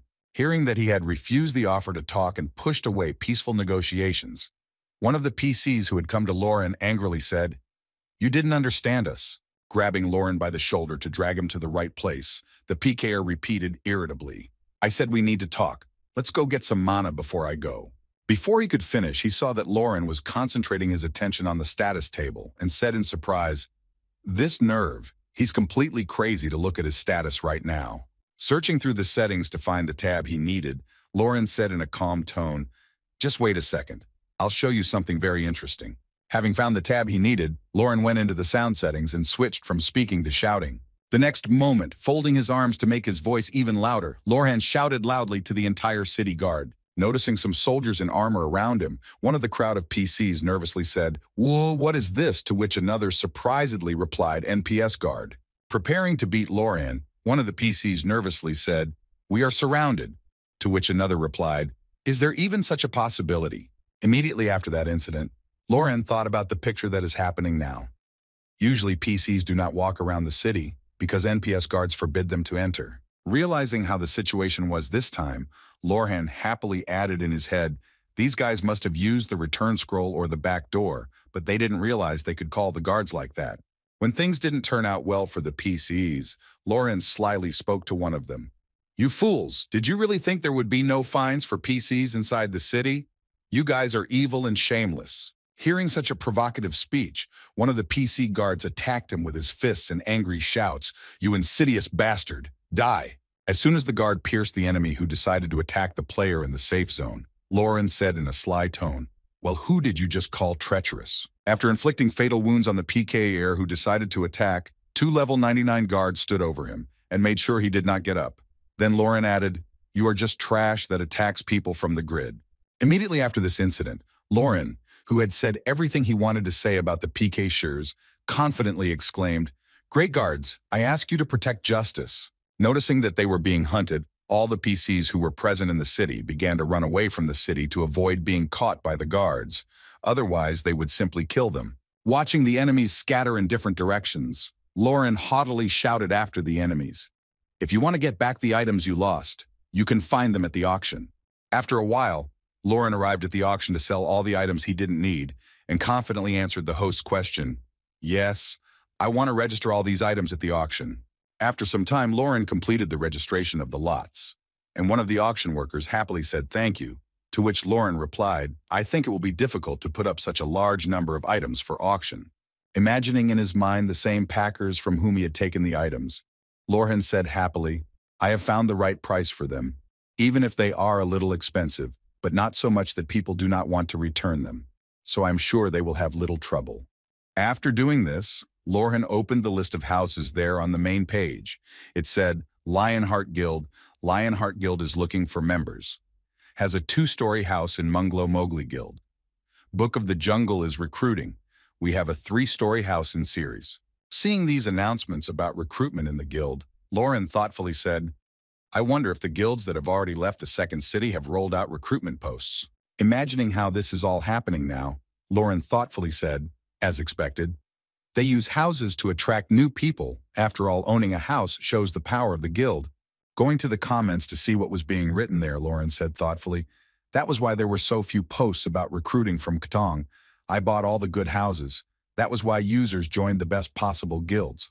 Immediately after that, Lauren pointed to the screen in his status bar and said thoughtfully, "I think it's time to put them up for sale." Sometime after the ad for the houses in Concane appeared, Lauren noticed that comments appeared under his post that it was true, and he thought, "It's okay. People will call me a fraud." Immediately afterwards, Lauren spoke confidently, but everything would change as soon as they realized that the guild could actually buy one of the houses. After a while, new comments appeared under Lauren's post. "And isn't this the same guy who previously sold information about the secret dungeon?" "You're right. The Skeleton King's equipment became available after he posted the news about the sale of this dungeon. I think he's telling the truth again, how he got all these houses." Also, unlike all the comments, Lauren also saw 2 offers to buy the houses by guilds and said in surprise, "I didn't even expect to get a response so quickly." Remembering how he sold the information about the secret dungeon, Lauren thoughtfully said in his head, "Maybe it was because I used a fake name." Immediately after that, Lauren noticed 2 responses to his for sale ads. The first one saying, "Please let us know if the offer is still valid, KG Guild." The other one saying, "We are looking for a 3-story house. We won't hurt you, so please let us know if they are for sale, bloody stalkers." Seeing that the most interesting guilds had left bids to buy the houses, Lauren smiled slyly and said in his head, "This is going to be fun, looking forward to next week." After all the work seemed to be done, Lauren went to another place where he had unfinished business and said, touching the door, "All I have to do is this." Arriving at the Berserkers Guild in the second city, Lauren opened the door to the building and asked if anyone was there. Going inside the building, which was empty as usual, Lauren thoughtfully said in Khtan or Trinsic, "The Berserker Guild is always so empty." Seeing a visitor, the guildmaster asked what brought you here. Hearing the question from the guildmaster, Lauren confidently said, "I came here for a new class, receiving an answer to my question." The guildmaster said that's how it is. Immediately after that, taking Lauren's hand, the guildmaster of the Berserker Guild said, "So, yes, huh?" Immediately after that, knocking Lauren on the head, the guildmaster, shedding tears, said, "Isn't it too early for you to throw your life away?" Before he could finish, as Lauren angrily replied, "Damn, I was wondering what you would say." Immediately after these words, the guildmaster looked at Lorhan, who wanted to get the Berserker class, and said, "Now listen carefully. You may have been told this when you got your first class, but if you make a choice, it cannot be reversed." Immediately afterwards, the guildmaster added that if you really choose the same class as before, your skills and abilities will be strengthened, but you will not have a great variety of skills. As soon as the guildmaster said this, he immediately added that you will not be able to use synergies to unleash the full potential of your skills, so you still want a second class of the same name. Thinking about the choice of class, Lauren mentally said as he had said, the second class does not give me as much as the first. Immediately after that, he added, you can also choose a different one when you get the second grade. Suddenly recalling the image of Helios, Lorhan added that for some classes, if you come to a certain place and do certain things, you can get a hidden class. The next moment, thinking about the choice of class, the boy added, but no matter what choice you make, you can still regret it because each class has its pros and cons. After reflecting on how much everything depends on the choice of class and many other aspects, Lauren happily said, so it all depends on your skills. Hearing such a confident tone from his Lorhan, the man who was putting the stamps said happily and realized I'm giving the documents to the bugger. Okay, this is what a berserker should be like. Putting the stamp to give Lorhan the second class of berserker, the man added, sometimes we need people like you. Immediately after that, a system notification appeared, saying congratulations on receiving the second class of berserker. Immediately after Lauren received the second class, the man who stamped him happily informed him that you have advanced to the berserker level. The next moment, laying out 3 different items on the table, the man said, since you've gotten a new class, I have to give you something. Looking at the choice before him, Lauren looked at what was on the table and said disappointedly, unfortunately, they don't have an axe, although the mace looks good. After some thought, Lauren chose the backpack and the man was surprised to see it, saying that people usually choose weapons. And then a system notification appeared, saying that you have received a sturdy leather ogre backpack. Holding the backpack in his hands, Lauren thoughtfully spoke in his head, justifying his choice. I have quite a few weapons, but backpacks are hard to come by. Taking the reward for obtaining the class, Lauren said, now show me the skill books of the second class.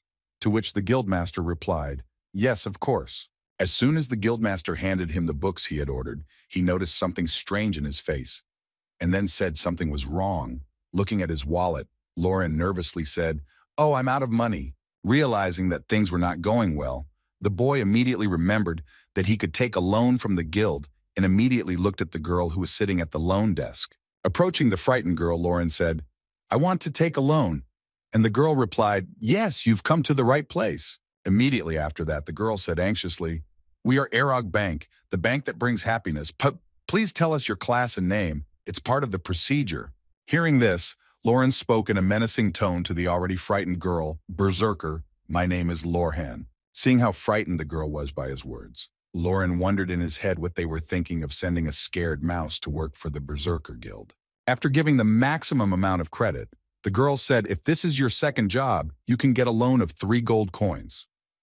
Hearing this, Lauren immediately replied, well, okay.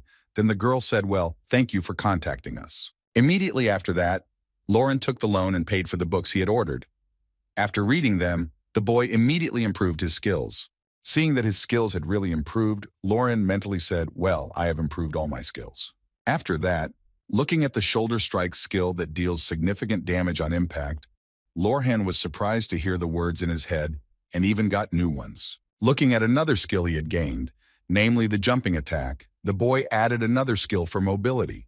Reviewing his skills that he had gained after choosing a new class, Lauren thoughtfully said in his head, well, I guess it's better to become a master of a few skills than to have a bunch of weak ones. Many players take quite a few classes. Recalling the 3 players who had only improved 1 class, Lauren said in his mind, but I am the great sorcerer Ares. Listing all the players who did not combine their classes and stuck to one, Lorhan mentally added 3 speed of light as well as the 3 successful players who stuck to 1 class. Immediately after these words, Lauren remembered Odin and spoke nervously in his head, even though he was the king of creation.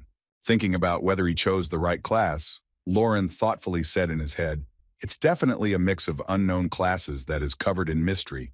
I guess I have to think of ways to defeat it as a berserker. Sometime later, after completing all his plans, Lauren went to take the materials he had obtained to Materialan, and after receiving the blood of the forest ogre, Materialan happily said, that's it, now things will go well. As soon as Lauren had the blood, he saw a system notification that said, you have completed 11 endless experiments. And immediately after that, Materialian said, "You can get something else." Noticing that he was so engrossed in the experiments that he didn't even pay attention to him, Lauren said in his head, "He doesn't even look at me anymore. I've completed 15 of these tasks and have 4 more to go." Having received a request for new material, Lauren went in search of it. Considering what he needed to get and its description, the boy thoughtfully said, "I think that the fruit of forest monsters can be obtained in the swamp." Heading to complete the task from Materian Lorhan, mentally said melee warriors avoid swamps because their feet get stuck in the mud, so it's not a good idea to go there when PK shears are everywhere. But, with a sly smile, Lauren said, "Let's see what happens. I couldn't have done it before, but now I can smash them when I see them."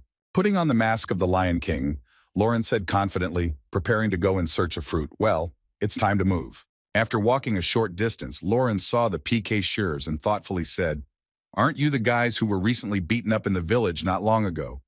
You were waiting for me outside. I'll be happy to take care of you." Hearing these words from Lorhan, one of the enemies suddenly said, "Wait, we are not here to fight. Let's talk about a deal first." Raising one hand at eye level, the man said menacingly, "You give us the cloak of secrecy you took from us, and we will stop pursuing you." Looking at Lauren, who thought about the offer, the PK chair added, "The other items you put up for auction, and we just want them all back." Hearing the terms of the deal and the reason why he should agree to it, Lorhan just laughed in the face of his enemies. Hearing such ridiculous terms of the agreement, Lauren said in surprise, "Go after who exactly? I think you don't know how to make deals." Hearing that he refused the offer, one of the PKshers angrily said, "You may look down on us because of your skills, but think better of it. If you refuse our offer, we will chase you until you leave the game." Hearing such conditions and threats against him, Lorhan replied in displeasure, "You can only make deals if both parties can benefit from them. So you trying to intimidate me is not a deal, you fool." Immediately after that, Lauren put his hand over his face and spoke menacingly, and so did the cloak of secrecy. Putting on the mask of the Lion King, Lorhan, who was preparing for battle, added, "If you want it so badly." Having withstood a small potbelly to fully put the mask on his face, Lorhan added, "You better take it away from me personally. I never thought of such an option." As soon as Lauren put on his mask, all his characteristics increased significantly. Then he decided to try to escape from the enemies chasing the guy. One of the PCs angrily shouted out, "Enough running." Catching up with Lauren, one of the enemies swung a hammer at him and suddenly exclaimed, "You little rascal!" Catching up with Lorcan near a tree in which he was trapped, one of the enemies exclaimed joyfully, "We managed to get him." Preparing to finish the guy off while he was at a disadvantage, the crowd of PCs shouted out, "Hold him!" Noticing that a crowd of enemies was heading towards him, Lauren had no choice but to use his battle cry to escape from the enemy's grip and force the hijackers to stop. After using his skill, which became more powerful after reselecting the class, one of the enemies suddenly lost control of his body and nervously said, "My body." After losing the ability to move for a while, another enemy nervously said, "What the hell is going on?" Seeing that half of the enemies had suddenly died after Lauren's last attack, one of the opponents exclaimed, "Isn't he a level 30? Immediately after saying that, one of the Assassin Guild players used his detection skill to find out why Lorhan had suddenly become so strong. Noticing that Lorhan was now at level 50, the man nervously exclaimed, "He was level 35 a few days ago. How could he have risen to level 50 in such a short time?" Realizing that they had no chance of catching or defeating the enemy, one of the Payshers said, "He's too fast, we won't be able to catch him." Watching everything that was happening on the battlefield, the girl nervously said, "What should we do if this continues?" But before she could finish, the man next to her shouted, "Shoot him!" Realizing that the enemy was too strong, and we could not take him alive, the man added, "We could not bear even more losses, so do not aim, just shoot." Hearing the order from the enemy that they were shooting indiscriminately, Lauren immediately went to one of the enemy leaders, thinking what a cheap provocation it was. Realizing what the enemy was up to, the man scaredly exclaimed, "Wait, are you crazy?" The next moment, one of the guild fighters shouted out, giving the order to shoot at the target. "Do not spare the forces, we must hit him." Quickly moving around the map and dodging the enemy's attacks, which did not stop firing for a second, Lauren thought, "I can't let them get me." Immediately after that, the boy picked up a rock and threw it at the enemies using his throwing skill. Having knocked down the sight of one of the enemies, Lauren managed to force them to hit his own, and then someone's indignant voice came out of the pile of smoke and fire. "You idiots, watch where you're shooting." Looking at his hand and the enemies that oppose him, Lauren thoughtfully said in his head, "Everything would be completely different if they used high-level magic.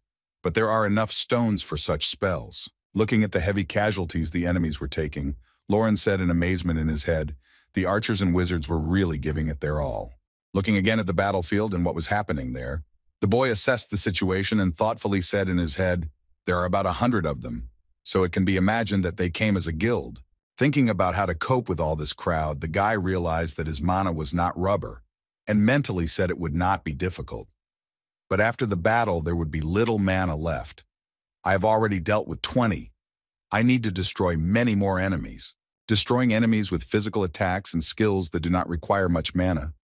Lauren thought he would have to drag out the battle and concentrate on not using mana-consuming skills and replenishing mana by leveling up. Destroying the enemies one by one, Lauren suddenly noticed Shieldman near him and shouted to his enemies, "Your fellow soldiers should stay away from here." Stopping in front of the wall of shields that his enemies had built, Lauren said in surprise, not paying attention to the enemy who was approaching him from the air, "Wow, you've already gotten your second class." Immediately after saying that, Lauren was angry at his enemies for doing something stupid, but you're just using 2 skills of different classes at the same time.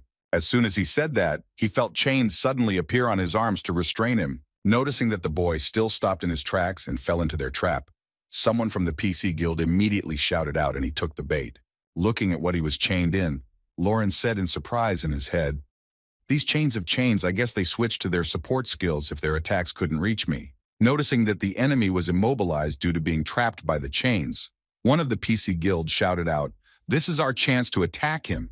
And at the same moment, all the wizards began to gather their spells in one point, creating a powerful attack. Having created a powerful spell that was supposed to destroy him for sure, one of the PCs confidently said, "You are finished." Seeing how hard the enemies were trying to destroy him, Lorhan said thoughtfully, "I'm still impressed with your efforts." Preparing to take the brunt of the enemy's attack, Lauren added before a powerful fireball was about to hit him, "Come on, let's wait." As soon as the powerful combined attack hit the place where Lauren was standing, one of the PCs joyfully exclaimed, "We have won!" Before he could finish, his words were suddenly interrupted by the sight of the broken chains that were supposed to keep the enemy in the area of attack. Noticing that their enemy had somehow ended up in the sky, someone in the crowd exclaimed in surprise that he had taken off. Hearing these words from his comrade, one of the enemies who opposed Lauren said in surprise, looking up, "Are you kidding me? He's like Superman." The next moment, Lauren beheaded the last of the enemies who remained on the battlefield, after which a system notification appeared informing you that you had leveled up. At the end of the battle against hundreds of PK Shurs from the Bloody Chasers Guild, Lorhan received an incredible achievement for killing hundreds of enemies. He received the title of Assassin's Killer. He was the first to receive it. After reviewing the characteristics of the new title, Lauren was surprised to hear that it was because of the first to receive bonus, meaning that the attack bonus applies not only to users, but also to humanoid enemies. Thinking about the effect of his new title, the boy thoughtfully said in his head, "Fighting with the enemy's numerical superiority will become easier. I think I can even reach 1,000 kills with this." Thinking about the abilities of his new skill, Lauren said thoughtfully, "If that's the case, then I hope I can get the title of Killer of 1,000 people." Having finished his thoughts, Lauren confidently said in his head, "That's all very well, but first I need to save the location in the runebook and return to the city." Recalling what he had set out on the journey for, Lauren said in disappointment in his head, "I'm not even close to my goal, but I need to take care of the items." Having finished collecting all the items that remained after the battle with the Blood Pursuit Guild, Lauren took them all to the auction and registered all the items there. The boy confidently said, "Okay, open the main page." Realizing what he was doing, Lauren said in his head, "My relationship with them is completely ruined, and it looks like it won't improve even if I return the cloak to them." Immediately after these thoughts, Lorhan smiled slyly and added, "But they don't think they can take it away from me. They are naive. I won't give it back to them that easily." Having placed an announcement that he wanted to destroy the Guild of PK Sharers, Lauren picked up the stone and said thoughtfully, "It's a bit expensive, but I have no other choice. One of these costs 30 silver pieces." Imagining in his head the situation that could happen to him, Lorhan thought it would be useful in case I was attacked while I was under the Berserker's penalties. The level of monsters was growing, which meant that there would be more PK shares. Realizing that there will be many more obstacles in his way, Lorhan said in disappointment in his head, "This will certainly slow down my progress on the tasks, but it will not be a problem." Immediately after these words, using the book and scroll to move, Lauren confidently said, "Well, now it's time to continue with the main story." After hearing the news from his girlfriend that his team had failed again, the guild leader KG exclaimed in frustration, "They had failed again, useless rabble." Hearing how angry her beloved was, the girl nervously said, "Baby, why don't we just give up? It's just a cape. We can get it later." Hearing the girl's proposal, the angry guild leader KG shouted at her, "Shut up, you shouldn't have brought it in the first place." Immediately after these words, the guy said irritatedly, "Do you have any idea how much it costs? This is a rare ranked cloak that allows you to use invisibility. We are very lucky to have gotten it.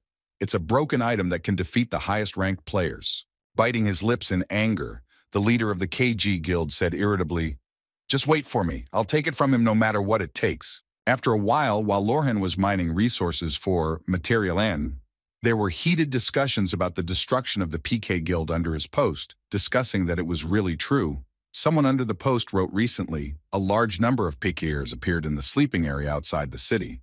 I thought they died when they raided the boss."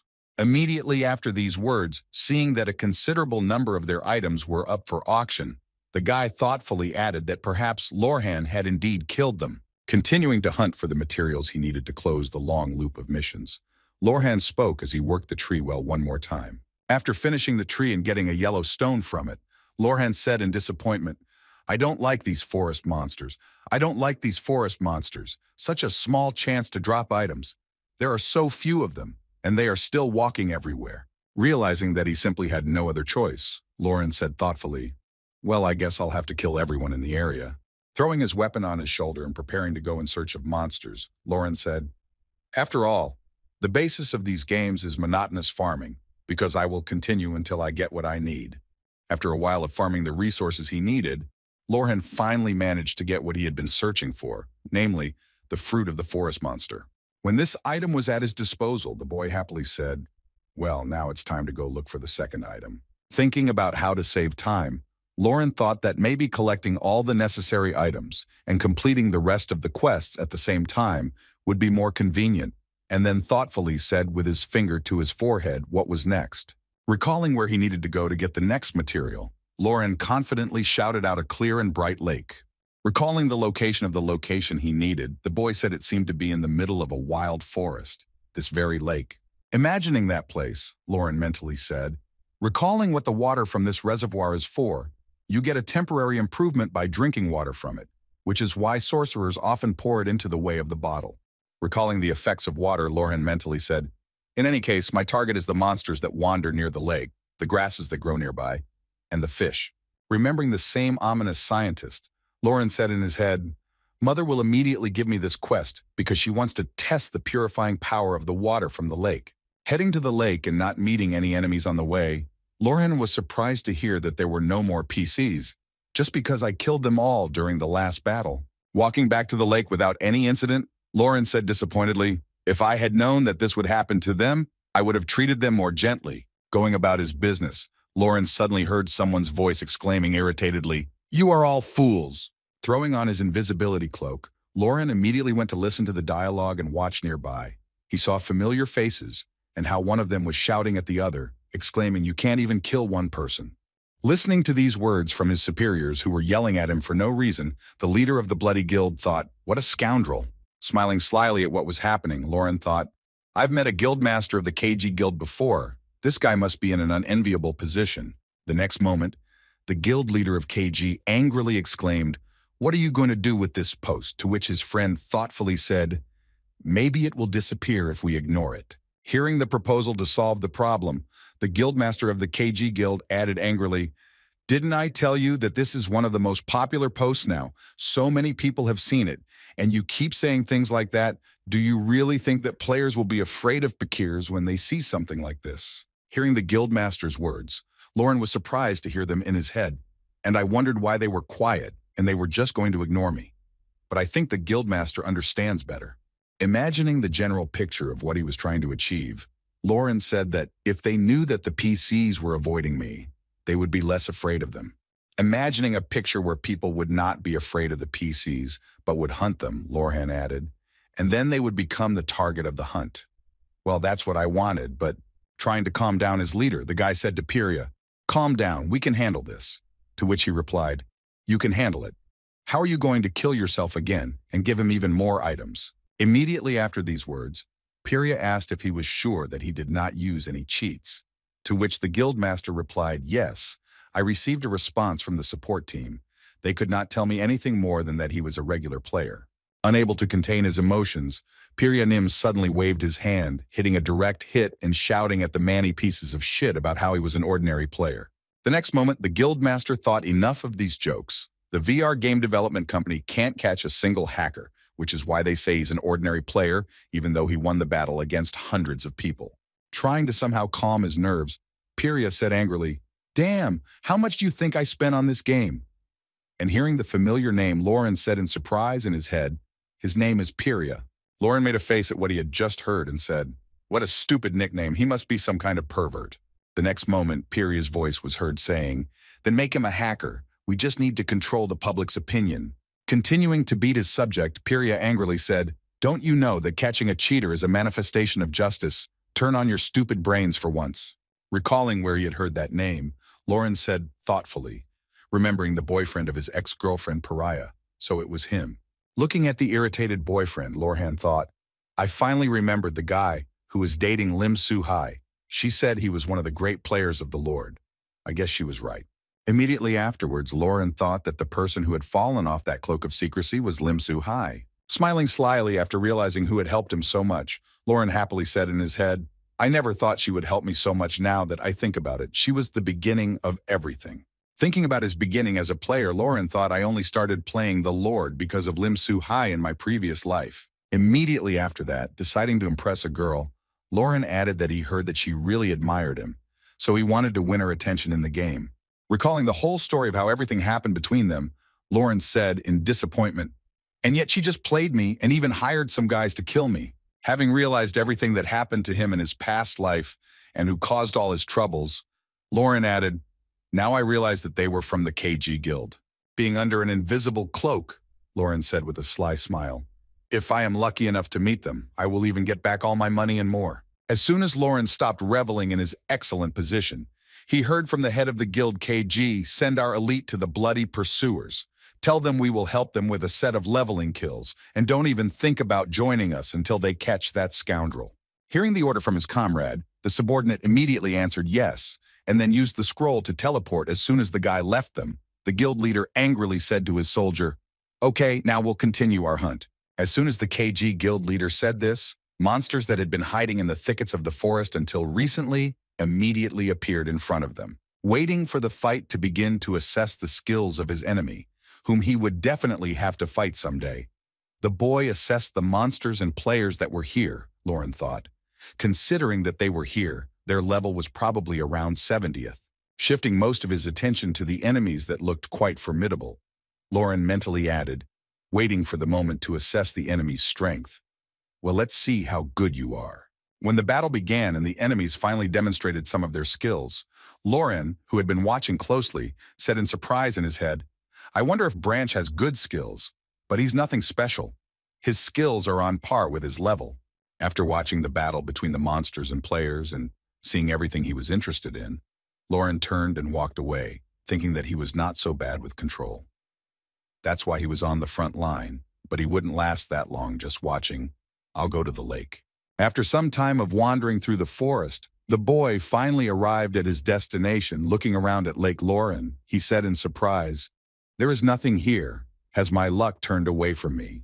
Without making him wait long, the boy began to look for the enemies he needed so much. In a few seconds, he noticed the enemies in front of him and said happily, well, let's see, oh blood red bear and blue wolves. When the enemies caught Lauren's eye, he immediately rushed to them to get the materials he needed, exclaiming joyfully, I am really very lucky.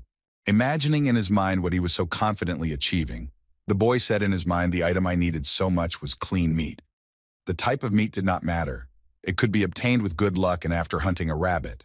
Immediately after these thoughts, Lauren looked at the monsters that appeared right in front of him and said thoughtfully, but if you're not lucky, you might encounter a blood red bear or blue wolves that are above level 80. Heading straight for the enemies who also rushed to meet Lorhan, the boy thoughtfully said in his head that this time there were at least a dozen monsters. Swinging his axe at the enemies, Lauren exclaimed joyfully, but it didn't matter at all. After finishing the battle with the monsters he had accidentally met near the lake in the center of the forest, The boy thoughtfully added, hunting should be satisfying like this. Watching the KG Guild made me only irritated. As soon as he expressed his opinion about how much he was disappointed with the KG Guild, the guy happily said, well, now we're getting to the fun part. The time to collect the rewards. Before he could do so, he heard someone's angry voice behind him saying, who dares to spoil my lake? Looking back to see who had just said that, Lorhan nervously swore and shielded himself from the spray of water with his hand. He was suddenly confronted by a knight in iron armor who suddenly appeared from the lake. Looking at the enemy who suddenly appeared in front of him, Lorhan nervously said in his head, things are bad. I completely forgot about him when I was going to this lake to get water. The same sudden enemy who appeared out of nowhere was the Lake Knight Artright, who was level 100. Looking at him, Lorhan said thoughtfully, the knight who had once fallen in love with the spirit of the lake, he continued to protect the lake even after his death. Noticing that he was at the 100th level, Lorhan became visibly nervous and then said in his head, his level is already quite high, but there is still a very big difference between the 99th and the 100th levels. Recalling what he had learned when he first started playing the game and also recalling the changes after reaching the 100th level, the boy added that at the 100th level, a combined skill was unlocked.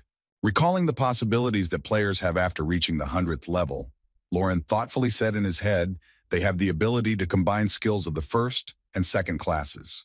Imagining in his head what exactly the crossing of two skills is, Lorhan said in his head, along with basic skills and moves, it gives just incredible power. Realizing that this battle was not important, Lorhan thought in his head, I must come back here later to defeat a level 100 enemy.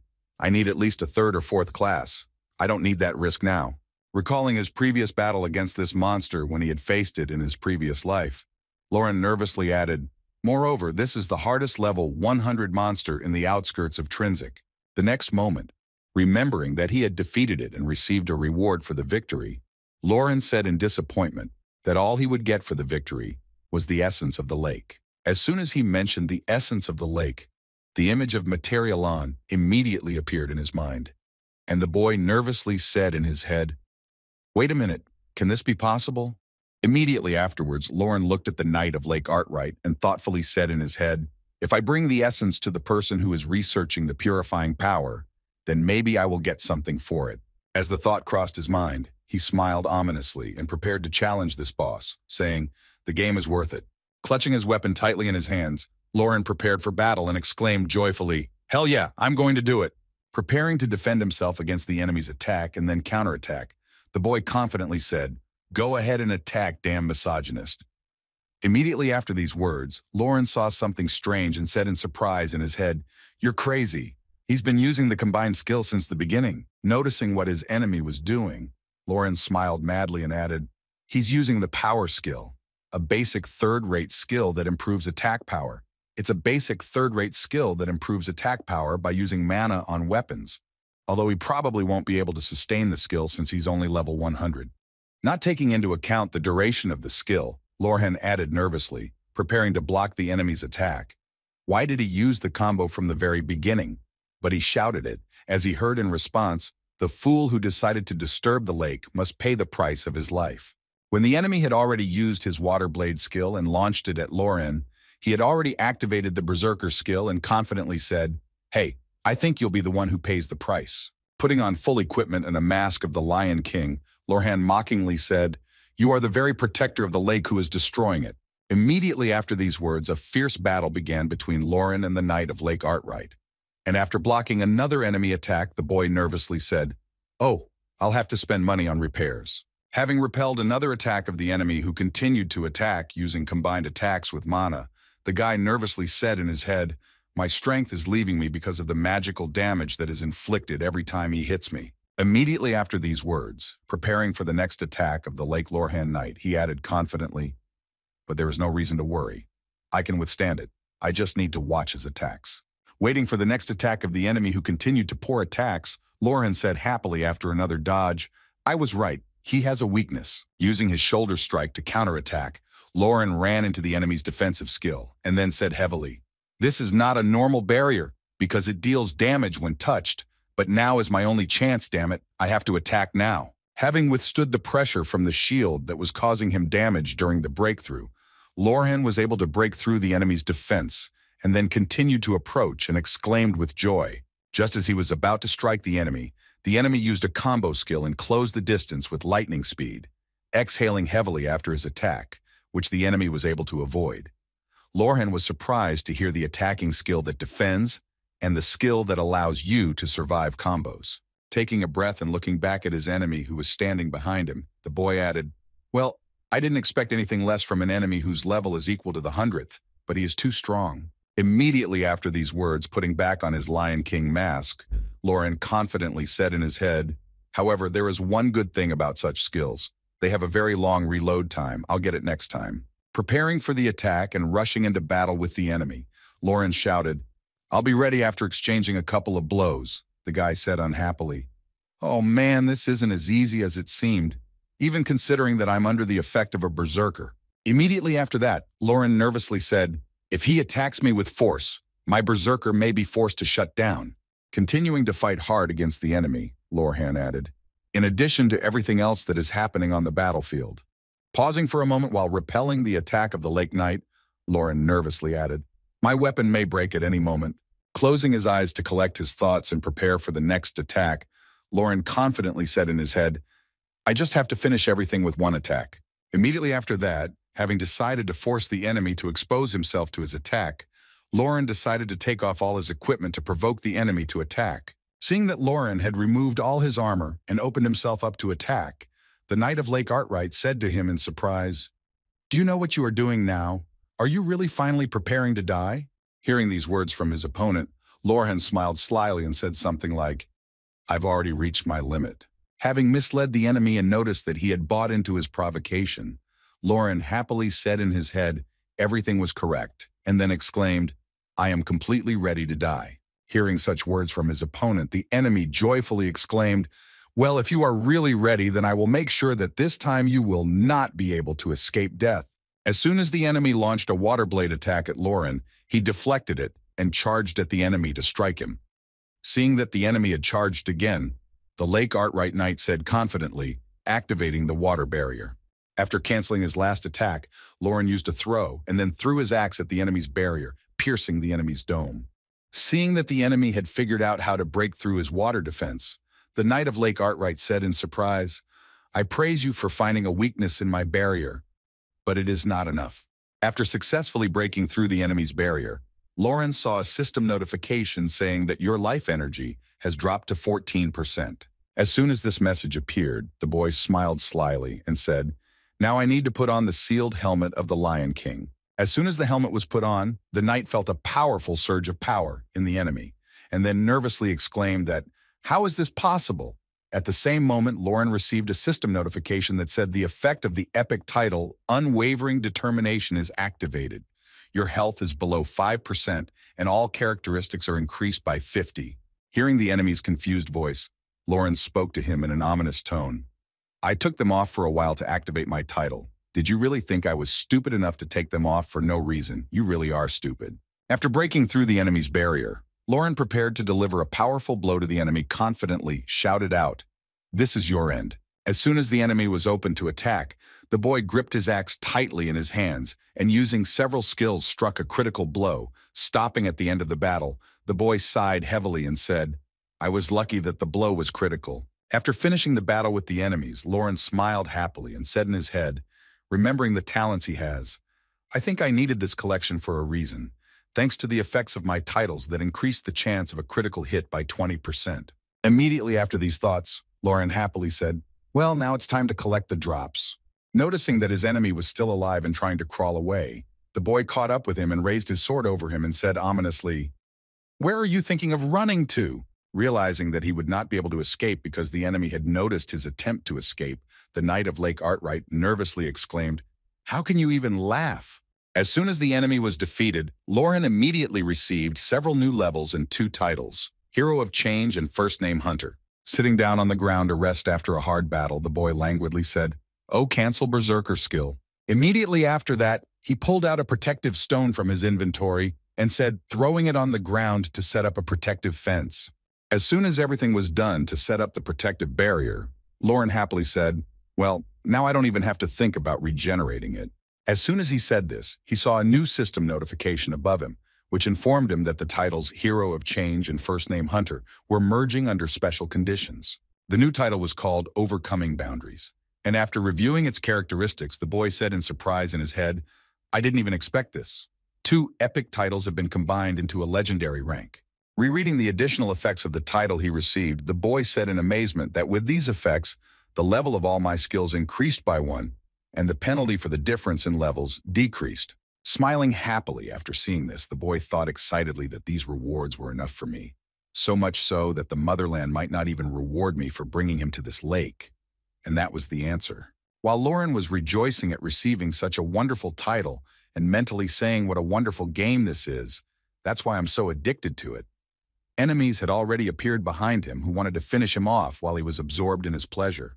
The next moment, Lauren felt someone behind him, and just as he looked back, he noticed a fireball coming at him. When the enemy's attack passed through Lorhan thanks to the protection stone he had activated, the guy looked at his enemies and said, "What are you doing?" Hearing Lorhan's voice addressing them, one of the attackers said anxiously, "You noticed us. I hit him for sure, but my attack went through him immediately after." Another attacker added nervously, "I knew he was a cheater. We have to tell the admins." Hearing the conversation of the attackers, Lorhan looked at the scared guys in the wake of the scared guys, and then mentally said, "I already know what exactly happened seriously. These PK-shers do not know how to give up." Running away from Lauren after a failed attack attempt, one of the PK-shers joyfully exclaimed, "I recorded a video, so let's run away from here for now. We'll see what these stupid admins will say." Now, hearing these joyful shouts of the attackers, Lorhan said with a grudging smile, "What fools they are." As soon as the boy was finally alone in the forest near the lake, he happily said in his head, "Well, it's good that these fools have run away. I can safely look at the items I received." Approaching the defeated enemy, the boy took a bottle of liquid from his body. Then a system notification appeared saying that you have received the essence of the lake. Seeing this, the boy said excitedly, "Booga, I'm already excited to see the expression on the face of the material." As soon as Lauren finished all his business in the forest, he returned to the city, and first of all he went to the workshop to repair his damaged axe. After completing the repair, the blacksmith wiped the sweat from his face and confidently said, "It should be as good as new now." Grabbing the newly repaired weapon and practicing with it, Lauren said in amazement, "Wow, this is amazing." Immediately after that, looking at his repaired weapon, Lauren happily said in his head, "Now that the repair is complete and I have taken care of all the items." He paused for a long moment until he reached the building he was looking for and added in his head, "Now all I have to do is visit the Wizarding Guild." Arriving at the Wizards Guild, Lauren first went to the magic shop to buy bait, and as soon as the girl sold the goods to Lauren, he went on to the materials shop and said, "Thank you for your services." Leaving the Wizards Guild, Lauren looked at the bait he had bought and thought, "I plan to meet with material later, since I haven't received the item from the quest for the fish from the Lake of Pure Light." Looking at the bait he had bought, Lauren said in surprise, "Seriously, magically enchanted items are very expensive. Even considering that it is a consumable, it still costs 1 gold, as it is magically enchanted." Immediately after this thought about the high price of the items he has to buy to perform the material gathering, Lauren happily added in his head, "Though I can afford it after selling the items of those PK scholars." Immediately after that, Lauren activated the rune book and moved back to the lake where he was met by monsters. Having dealt with them, the boy stood by the water, now confidently. "I took care of the monsters." After standing in one place for a while and looking at the views in front of him, the boy thoughtfully said, "Would this be a suitable place?" Deciding not to waste time thinking about what will happen, Lauren finally threw the magic item into the lake and confidently said, "Well, now it's time to make some money." Recalling his past experiences with fishing, the boy thoughtfully said, "Usually I would use a fishing rod or harpoon to catch fish, but there is a faster and more fun way." Using the skill of the magic item he had bought, Lauren activated the lightning strike and then said with a sly smile on his face, "This yellow ball is a magic item that holds the magic of electricity, even though it can only be used 3 times. After using the ability of the same magic item twice more, the boy managed to stun a fish that was within the range of the magic item. As soon as the lightning discharge expired and the fish swam upwards, Lauren happily added, "It's just unrealistically effective." After he had finished gathering all the materials that would be useful to material and brought them to him, Lauren noticed a system notification that said, "You have completed the endless search for 15." Immediately after that, Material exclaimed happily, "You are pretty cool." Looking at everything that his mentor's recommended assistant brought him, Materialian added in surprise how you managed to get all these items. Looking at Materian, who got everything he needed, Lauren said in his head, I can see that he is surprised because I completed the entire quest line in one go. But I didn't even get a title right after that. The guy heard that, and now for my next request. Immediately after these words, turning his back on Lauren, Materian looked back at him and said slyly, No, it's too early for you. Please come back when you're stronger. The next moment, the happy Materialian went off to do his experiments, and the angry Lorhan who was watching him thought, I knew he was annoying, but I really wanted to teach him a lesson. He made me do so many sad errands, but now I'm being kicked out because I'm not good enough. Immediately after these words, Lauren smiled slyly and said to himself, Boogeyman, but this was expected, because this line of quest is only available to players of the 100th level. As soon as he thought about it, he immediately said to Mother, Please take a look at what I have, and then mentally added, Well, how about this?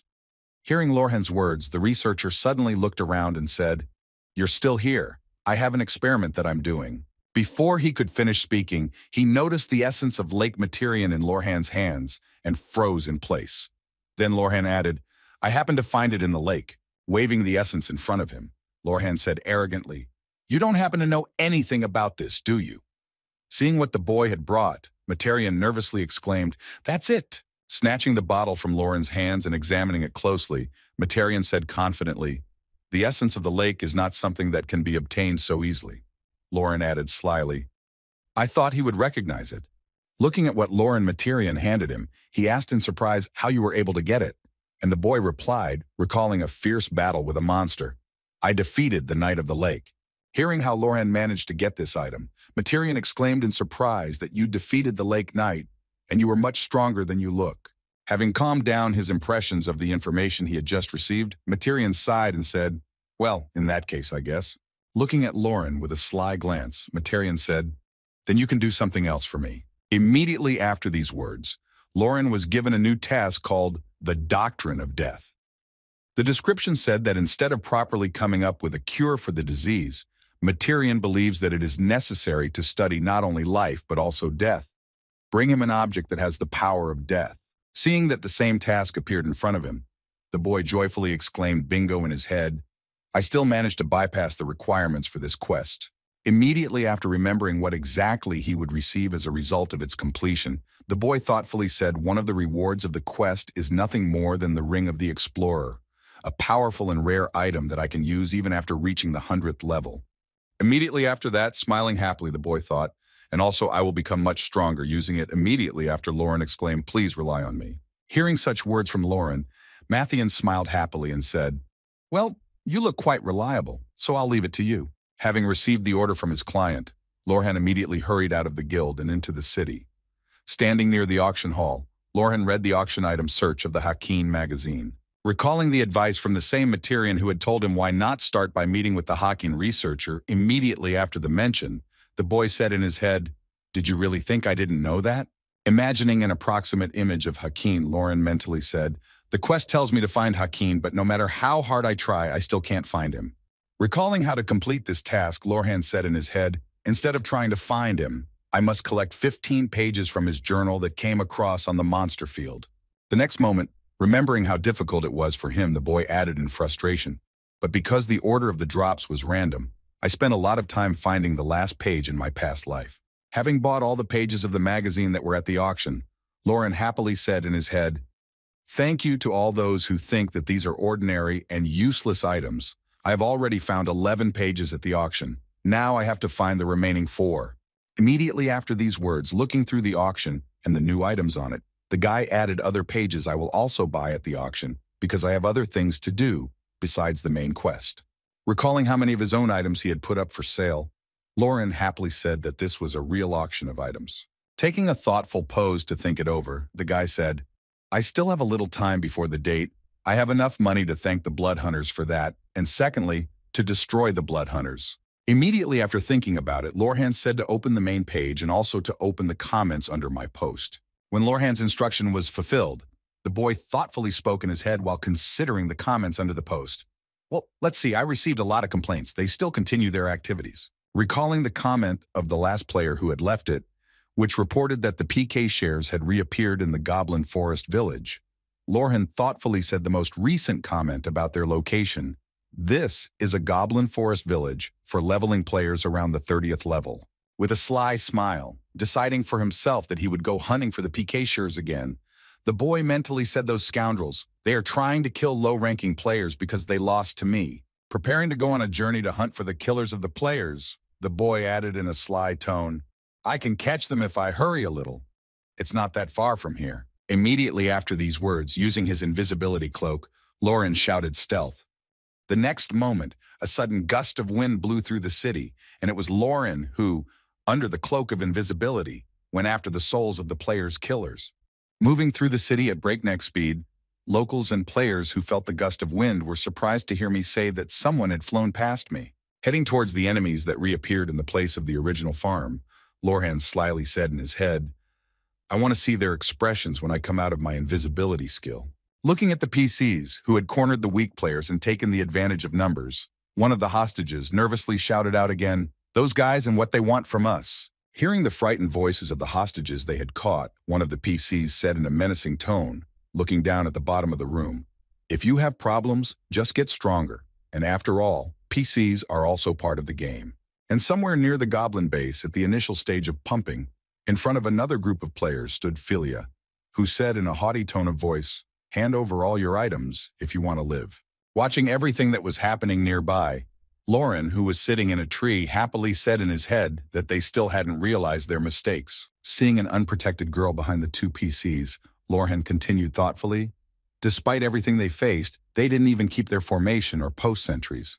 Preparing for battle and jumping from his hiding place, Lorhan happily said, "Boogaloo, although I am completely against it." Attacking a defenseless girl who was not defended by anyone, the boy happily exclaimed, "Well, thanks for the treat." Seeing what had just happened behind their backs for one moment, Philia nervously said, "What was that?" The next moment, when Lorhan finally appeared on the battlefield and was seen by the enemies, one of them nervously exclaimed, "That's the same fool? He wasn't kidding when he said he would finish us off." Running away from the battlefield with his tail between his legs, one of the PC knights ran away, shouting along the way, "Run away if he catches us, it's over." Noticing the fugitives who decided that running away would help them save their level and loot, Lorhan shouted at the cowards, "Hey, where are you running to?"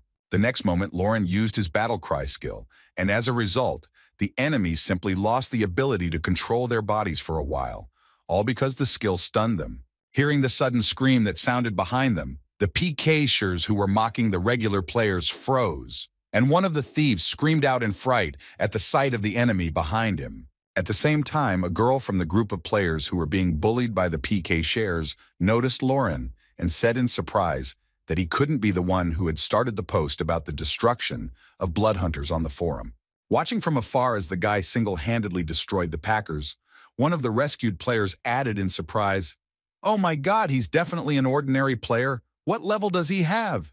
When one of the enemies was killed, and there was only one enemy left to deal with, one of the men added, "I didn't even think it could be serious." Trying to somehow resist the PK share hunter, one of the criminals screamed out in fright, "Someone do something to him.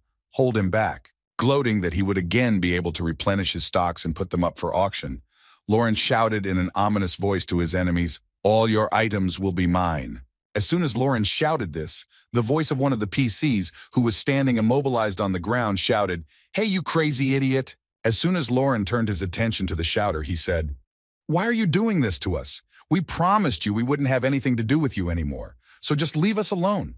When the enemy finished his ridiculous speeches, Lorhan walked to the PK-sher and said, "What are you talking about? You're out of your mind." Standing majestically in front of the murderer and swinging his axe at the enemy, Lorhan spoke angrily, as if you had any reason to kill so many ordinary people. Immediately after that, remembering the words he had once heard from a PK-sher, the boy said with a sly smile, "If you really think it's not fair, then just get stronger." At the end of the battle with the enemies, a group of players who were watching said in amazement, "It was just incredible. He destroyed all the PK-shers in a solo.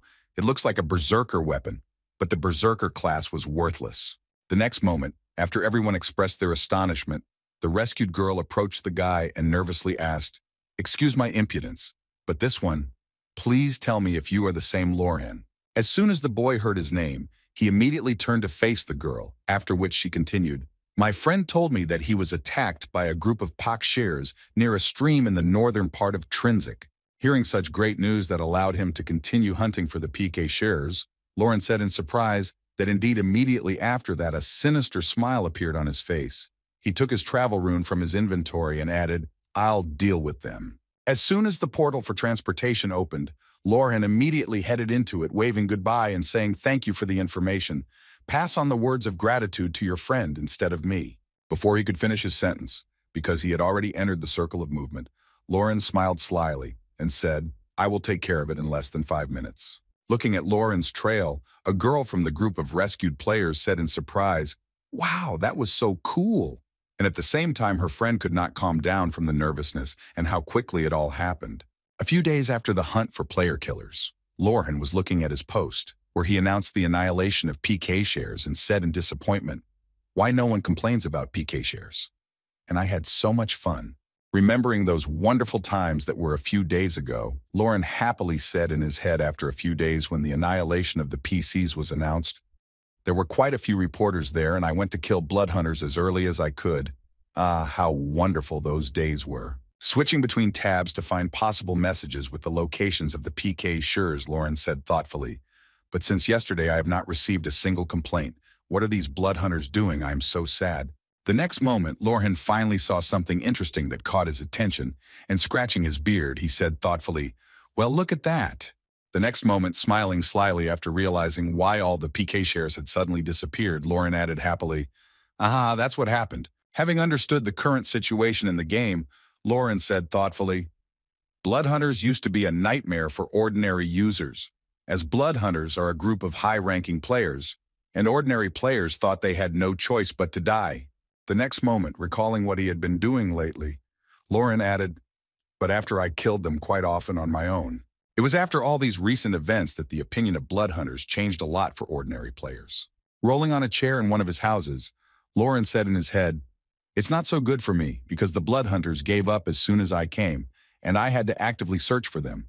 Looking up at the ceiling after his thoughts, Lauren added unhappily, "But now that they are afraid of regular users, the search will become much harder indeed lately. They are almost impossible to find." Rolling on his chair with his cheeks puffed out, Lauren, who had nothing to do with himself, said in frustration, "Why do they all give up so quickly in this time?" Pushing himself up from the ground and leaning on the bedside table behind him, the disappointed boy said, "I'd hoped I could make a living off of them longer, but I guess that time is now in the past for me." Continuing his thoughts and rolling on the chair, Lauren suddenly said, "By the way, it's almost time to start the auction of the houses." The next moment, Lauren jumped out of his seat and exclaimed, "I know what I can do." With a sly smile at how brilliant he was, Lauren said in his head, "If I can't find them myself, I can make them come to me." The next day in the town of Katong, many people gathered in the square, all waiting for one thing. The event they had been preparing for so long would finally begin. Arriving at the square where the grand show was to take place, one of the auction participants said in surprise, "That's it. What's going on here? Why are there so many people here?" His friend replied, "Haven't you heard?" Turning his gaze to his friend, who did not understand such a large number of people in one place, the man continued to hold a real estate auction in this place. Looking around to see all the leaders of the major guilds who had come to this event, the man added, "I've heard that it happens quite rarely." Noticing some prominent personalities, Philia, who had also come to the auction to buy a house, thoughtfully said in his head, "The heads of the strongest guilds have gathered here." Folding my arms in front of me, waiting for the beginning of this action, the leader of the KG Guild added, anticipating a good competition, although it was quite expected. Remembering what happens in real life, the guy confidently added, "Given the popularity of the Lord, your rank in the game can mean a lot in real life." Firmly clenching his hand into a fist to release his anger and rage, Philia added that this is why houses play a very important role for guilds in their growth and development. Waiting for the bidding to begin, Philia confidently added in his head, "It doesn't matter how much it costs. I'll get them at any price." The next moment, raising his clenched fist, whose muscles continued to contract, Philip angrily said in his head, "Damn, Limsuki, I would have had much more financial freedom if it weren't for this stupid woman." Sometime later, a lot of people gathered in the square. Lorhan, who had changed his image and personality, said happily, "Wow, I didn't expect so many people to come." Having attracted the attention of all those present, the gray-haired man with a long mustache continued happily, My dear customers, I hope you have raised enough money for the auction. Looking at the crowd of people who had arrived at the auction, Lauren happily said in his head, Booga, there are so many of you here, you are wallets immediately after that. Lauren activated the effect of the Black Cardinal's title and personality change. Hearing the words of the man who suddenly arrived at the square and drew all the attention to himself, the girl standing on the square was surprised to hear that you were the same Krypton, the auction organizer, to which the man confidently replied that it was me. Realizing that the effect of his personality change skill would last only 1 hour, Lauren confidently spoke to the crowd. I think you've all been waiting for this for a long time to open the inventory. Pulling out the auction table from his inventory, Lauren confidently said, let's get right to the auction. Seeing what the auctioneer had just pulled out, the girl was surprised to hear that such an item really existed. He was so determined. Just as the auction was about to begin, someone in the crowd shouted out, raising his hand and drawing everyone's attention to him. Hey, wait just a minute. Moving closer to the man who was hosting the event, Philia said incredulously, pushing forward, something doesn't add up. How can we know that you are the real organizer? As soon as Branch said these words, he immediately began to blow up the image of Krypton and thought, according to the guild members, the organizer must be the same person who sold us the secret dungeon, but according to the description, he looks completely different. Hearing these words from his buyer, the auction organizer said in surprise, that means you can't trust me, to which the guild replied that at least I should use a detector. Interrupting the words of the impudent buyer who wanted to find out who he really was, Lorhan confidently added, then you should not participate in the auction after hearing these words, the branch said in surprise. Hearing the surprise of his incredulous customer, Lauren twisted his mustache on his hand and said happily, if you can't trust me, then you shouldn't participate in this auction. It's as simple as that. As soon as he had delivered his verdict on the impudent guest, Lauren clapped his hands to attract the attention of the crowd and said, well, now the first lot will go ahead without this distrustful gentleman. Grabbing his gavel to announce the end of the bidding, Lorcan confidently exclaimed, so we start with a 2-story house. Why not start with 10 gold pieces a month? Who agrees to 10 gold pieces a month? Hearing the initial price for the 2-story house that was the first lot, someone in the crowd shouted out, raising his hand, there is a bidder for 10 gold pieces.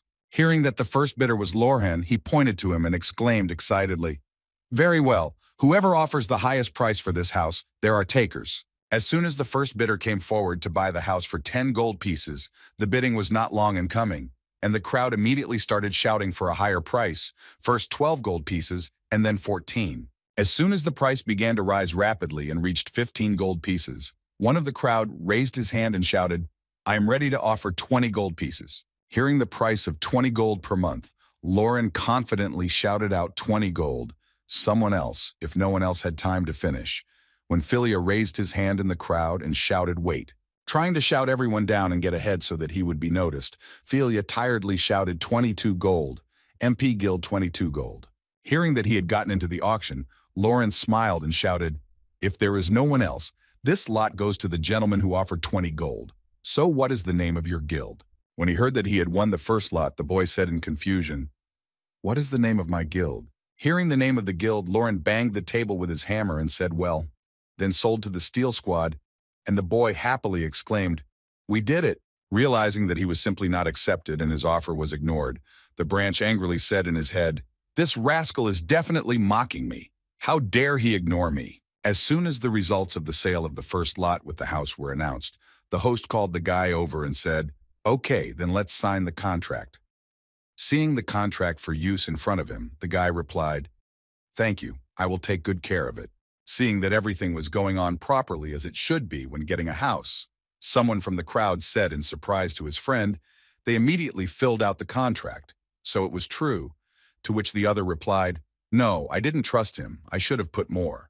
Having completed the signing of the contract with the first buyer, Lauren, adjusting his tie around his neck, happily informed the MP that the guild would not be able to participate in the second auction due to a violation of the rules. Interrupting the threatening statements of the head of the MP Guild, the auctioneer said to the guy who was boiling with rage, please keep in mind that you have only one restriction for now. Hearing these words from the host, Philia put his head down to avoid showing his dissatisfaction and angrily said in his head, that damned rascal, he decided to play with me. Just wait until the auction is over and you will pay. Seeing Philia boiling with rage, the auctioneer slyly said in his head that you are already angry. I don't think now is the best time to be so angry.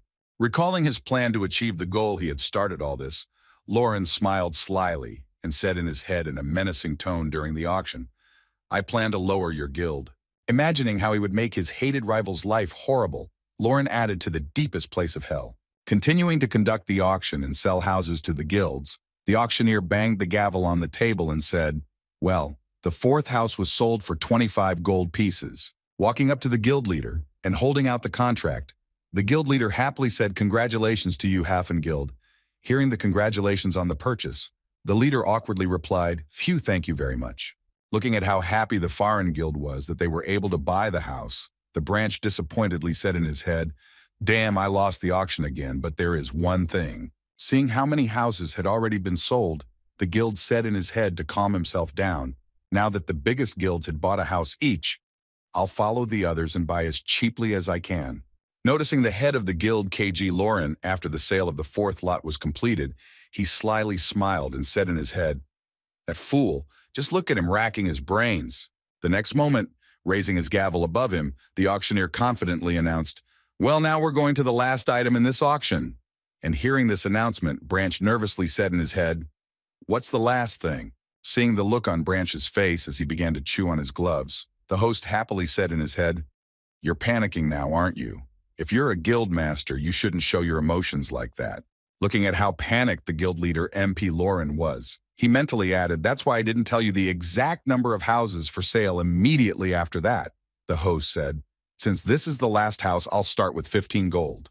Before he could even finish speaking, he was interrupted by Branch, who shouted out, MP Guild, 35 gold, no 40 gold. I'm definitely bidding 40 gold. Hearing the bid, someone behind him said in surprise, he was some kind of crazy person to pay 40 gold pieces a month. That's $8,000 in real life. Isn't it too much? Hearing that the bid was in, and there were no more bidders, the auctioneer hurriedly banged the table with his gavel and happily announced it was sold for 40 gold pieces. At the end of the bidding for the last announced lot, the auctioneer happily banged his gavel on the table and said, the MP Guild has bought the last two-story house. Hearing this, the branch happily cheered in his head. The next moment, the auctioneer handed the contract to the MP Guild leader with a sly smile and said, here's your contract. Please don't forget to pay on time. Hearing this, the angry branch said in his head, I'm going to find out who you are and kill you. Looking over the contract he had received at the auction, Branch said happily in his head, we have finally bought a house for the guild, even though it will be financially difficult at first. As soon as the contract was handed over to Philia, who was willing to pay 40 gold pieces a month, Lorhan spoke into the gavel as a microphone and announced after a short break, we will start the auction of the three-room house. Pointing his finger at the auctioneer, Philia angrily exclaimed, you're a liar, you just said it was the last house. Hearing the accusation, Lauren shrugged and replied, I meant it was the last two-story house. Turning his head to the side so as not to mock the branch so noticeably, Lorhan said with a shrug, and did you also plan to participate in the auction for three-room houses? Well, if you still have a lot of gold, I will not hold you back. As soon as the auctioneer said this, Philia, who was still being mocked, could hardly contain his emotions, angrily saying in his head that he was an insufferable old man. Immediately after turning back, the MP Guild leader strode away from the auction, seeing him leave Lauren square with a wide smile on his face, mentally saying, well, what a fool. This should be enough to keep you busy for a while. The next moment, making a smug face, Lauren added in his head, boogeyman 40 gold pieces a month is the same as paying $8,000 a month.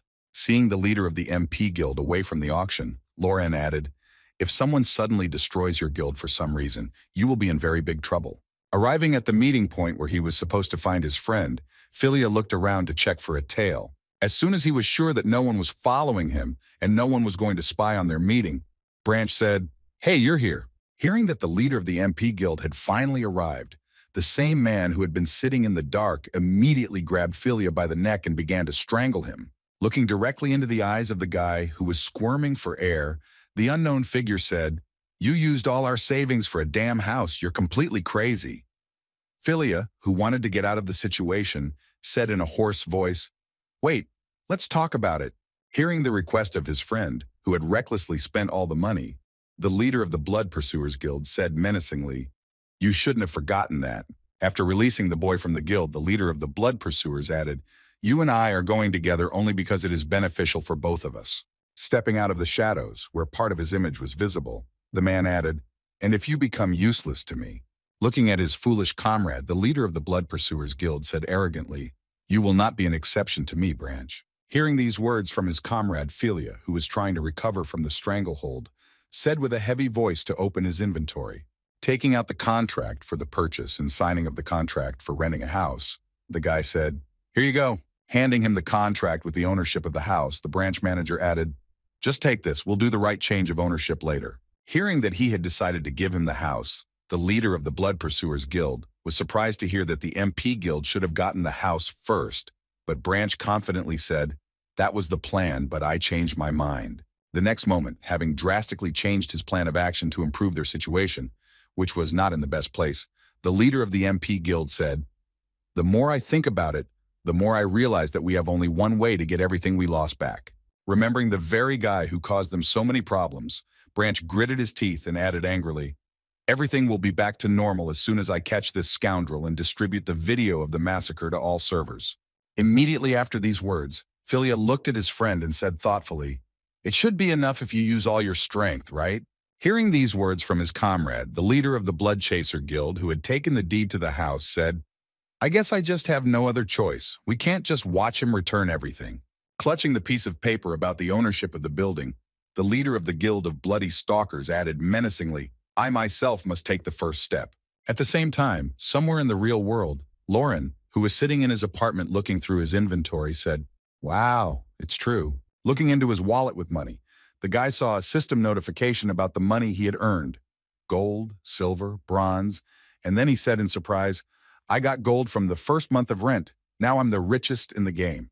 Lauren went online and said thoughtfully, "Well, let's see. One gold cost about $200. Finding the price of one gold in real money, Lauren happily said, "Since the guild does not have enough money now, they will buy it at a slightly lower price with great pleasure." Immediately after that remembering, and for the auction, Lauren added, "I should also put up the Blood Hunter items at an inflated price, Bagaga. Isn't that the privilege of the rich?" Having solved all his business and questions, Lauren headed for his immersion capsule, happily saying, "Yes, that should be enough for now." As soon as he logged into the game, the boy immediately took out his teleportation rune book and slyly said, "I have to check the bait I left earlier."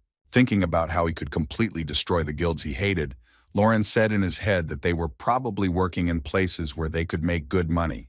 At the same time, somewhere in the eastern field of Trinsic in the Dark Forest, quite a few high-ranking players were hunting and leveling up, and they were fighting a bear. While one was distracting the other, the teamwork of this group was at a fairly good level. As soon as the enemy turned his back on the team's tank, he immediately rushed at it with a hammer to finish it off. After finishing the fight, the Skull Crusher, who was the official face of the Blood Hunters Guild and had the 76th rank, happily said, "I can take out all the monsters with almost one hit."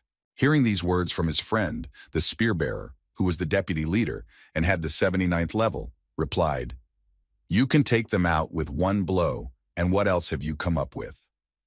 You did almost nothing while I did all the work." As soon as a verbal altercation began to develop between them, the guild leader approached them in a commanding tone and told them to stop hunting immediately. Immediately after this message, the leader of the Blood Hunters Guild ordered the guys to follow him on the road, telling me that the target was in the southern part of the city. Without giving a specific answer to his comrade's question, the guild leader opened the runebook for teleportation and said that the entire leadership of the Blood Hunters was convened. Hearing that their worst enemy, who had been ruining their plans for so long, had been found, the guild leader confidently said, "Now we will finally destroy Lauren once and for all." And at the same time, somewhere on the battlefield where Lauren suddenly appeared, one of the fighters of the Blood Hunters Guild, aiming his bow at the enemy, nervously exclaimed, "Leave me alone!" Looking at the large number of arrows flying at him, Lauren said in an ominous voice, "My God, I thought we were too close to each other for this." The next moment, swinging his axe to destroy the arrows fired at him, Lauren added, "Then let's skip the sad part and get right to the fun." Watching Lauren fight, one of the soldiers said in amazement, "That's incredible." And the other replied, "You really mean to tell me he's not a hacker? You're kidding me." Seeing that his subordinates were losing their morale and desire to fight the enemy, one of the leaders of the Blood Hunters Guild confidently exclaimed, "Don't worry, This man was the shields pusher, an official of the Blood Hunters Guild. Pointing his hand at the enemy, the man said attackers continue to attack in a shoot-and-run style. Melee fighters keep him under control and slowly retreat. Hearing the orders from one of the guild officials, Lauren, who was fighting a large number of enemies alone, said in surprise, "You just look at them." Noticing that the enemies even put up some resistance in the battle against him, Lauren was surprised to add in his head, "Wow, some of them are even a little gifted and look strong." Jumping up from one place to prepare to launch a powerful attack on the enemy, Lauren said in his head, "But they are not giving their best, and are not even trying to escape." After thinking about the strange behavior of the enemies for a while, Lauren thoughtfully said, "It looks like they are just stalling for time." As soon as Lauren realized why they were behaving so strangely, a teleporter marker appeared on the battlefield and the guild members exclaimed with joy, "They are here now! You are definitely finished! Get ready!" The next moment, Lauren felt some danger coming towards him at an incredible speed and closed with his axe, so he deflected the spear that was launched in his direction. As soon as the attack was repelled, the boy immediately got to his feet and thoughtfully asked what the spear was and where it came from. When the spear bounced off Lauren, he said in surprise, looking at his opponent, "Wow, you were able to deflect my attack quite well." Seeing that his attack had missed its target for the first time, the guildmaster said in surprise, "I admit he is quite strong." And then the burly man added, "Boom, now your death will be even more interesting." When two of the newly arrived fighters had already appeared in front of Lauren, and one even managed to demonstrate his strength behind them, the third appeared and said, "You are the same Lauren everyone is talking about." Immediately after these words, Cabal, who was the master of the Blood Hunters Guild, appeared from a pile of smoke and dust and added, "You've had a lot of fun, but now all your fun is over." Hearing that he was already being buried without even starting to fight him, Lauren immediately grabbed his face and laughed out loud. Hearing these words from the guildmaster, Lauren mockingly said, "When you start talking such nonsense, it seems to me that you are just a bunch of fools, and I was wondering who was the one who always ran away." Hearing this, the shieldmaker angrily exclaimed, "How dare you say such a thing, you rascal!" The next moment, in order not to delay the fight, Lauren decided to speed up the conversation and provocatively exclaimed, "You talk too much. Come to me, you little fools." Hearing what Lauren had just said and how much he underestimated them, the master of the Blood Hunters Guild ordered the Blood Hunters to launch a team attack. The next moment, all the major figures who were higher in rank than the others rushed Lauren to attack him in a group attack. Noticing that a rather dangerous number of enemies were coming at him, Lauren immediately opened his inventory and took out a Lion King helmet, which he immediately put on. As soon as he changed his equipment and gained more strength, Lauren prepared to confront serious enemies and angrily shouted out to the small bipods to get out of my way. As soon as he had destroyed all the weaklings who also decided to attack him, the boy noticed that a huge skull crusher hammer was coming at him. After completing his attack with the hammer, the skull crusher, who managed to take the enemy by surprise and hit him, exclaimed happily, "You're pretty fast for a berserker." Leaving the area of the enemy who suddenly attacked him, Lauren looked back and thoughtfully said in his head, "This unrealistically strong idiot has one two-handed hammer in each hand." Trying to figure out the abilities and strength of the enemies he was currently fighting, Lauren thoughtfully added how strong this guy must be. The next moment, when the guildmaster tried to hit Lauren again with his spear, he said in frustration, "What a failure, and he has quite good reflexes." Having dodged the enemy's attack, Lauren still received a small cut after the spear flew near him and mentally said in a disgruntled voice, "What a bunch of assholes." Looking at the trio that came to the aid of the rest of the unlucky guild, Lauren thoughtfully said, "They look like the strongest of the Blood Hunters Guild." Looking first at the guild leader himself, who looked rather strange, and then switching to a couple of the others, the boy added, "They are very different from those I have ever met before." The next moment he turned his attention back to the Cabal and added worriedly, "Especially that skeletal guy, he must be their leader. What was he doing there all this time?" Realizing that the guild leader was quite a danger, the boy said in his head, "I have to get rid of him before it gets worse. But to get to him, I need to take care of the jerk and the douchebag." As soon as he finished his thoughts, the skull crusher jumped at him and shouted excitedly, "What are you thinking about? I'm your opponent." The next moment, the boy thought, one of them is a tank that relies only on its brute strength and endurance, and the other is a ranged weapon that deals physical damage from long distances. What a bad combination. Fully equipped with his Lion King mask, Lauren said in his head, "I could take care of them quickly if I used berserker mode, but I must not act without knowing the consequences." Coming up with a plan of action on how he can confront the enemies, Lorhan went straight head-on to the Skull Crusher, said in his head, then the only thing left for me to do. Heading straight for Lorhan, who decided to challenge him head-on, the Skull Crusher exclaimed, "Did you really think you could defeat me in a direct confrontation?" Just as he was about to strike, Lorhan leaped over him and headed for his friend. Realizing what the enemy was up to, the Skull Crusher nervously shouted out to his brother with the spear, "Watch out! He's coming for you!" Frozen in place so as not to interfere with his friend and just waiting for the end of the duel between them, the Skull Crusher added, "He is now aiming at you." Preparing to attack the enemy with his spear, who had chosen him as his target, the apprentice angrily said, "You miserable, impudent bastard, now I'll show you." Raising his weapon to the attack position, the guy said, preparing to throw, "Who do you think I am to do something like this?" The next moment, using a few of his skills in coordinating the attack, the apprentice threw his spear at Lauren, who was in the air and was a fairly easy target. Having made an attack on the enemy who was approaching him, ignoring the tank, the guy with the spear smugly said, "A target that flies in the air is the easiest target to hit." Having launched an attack on an approaching enemy, ignoring the tank, the guy with the spear smugly said, "A target flying in the air is the easiest target to hit." Watching him hit the enemy, the apprentice was already rejoicing in his victory over the enemy everyone was so afraid of. Suddenly, a voice came from the enemy, which sighed heavily and said that it turns out that the officials are not as weak as they seem. Raising his head up to understand what had happened, the foreman saw Lorhan grabbing a spear in the air and smiling madly. "You almost pierced me with that thing." Seeing that his enemy was still alive and unharmed, the guy with the spear said in his head, "This can't be happening." And I even applied a spell to the throw. But how did he manage to not only dodge, but also catch the spear?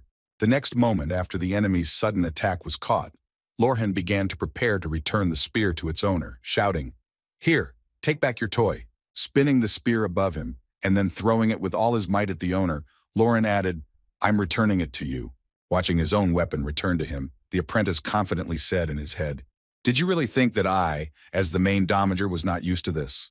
Using his magical item called the Ring of the Wizard of the Frightened Cat, it allowed the owner to quickly use the skill of escape by instantly moving 3 meters back. After using his magic item, the co-master smiled slyly and said in a haughty voice to Lorhan, "I had a plan to escape from scoundrels like you." However, Lorhan had no problem at all. As soon as the enemy used his trump card, the boy used his sword-throwing skill and launched a pair at the enemy who no longer had any tricks up his sleeve. Taking the enemy by surprise with another attack that would surely hit him and finish him off, Lorhan confidently exclaimed, "Oh my God, you shouldn't have used your escape skill so foolishly." Looking at the swords approaching him, the apprentice said in fright, "The bastard could not have predicted that I would use the skill to escape from the very beginning." Immediately after that, expecting the inevitable death that was about to come, he added, "Was he just playing with me?" Before he could finish, he died and his remark was interrupted.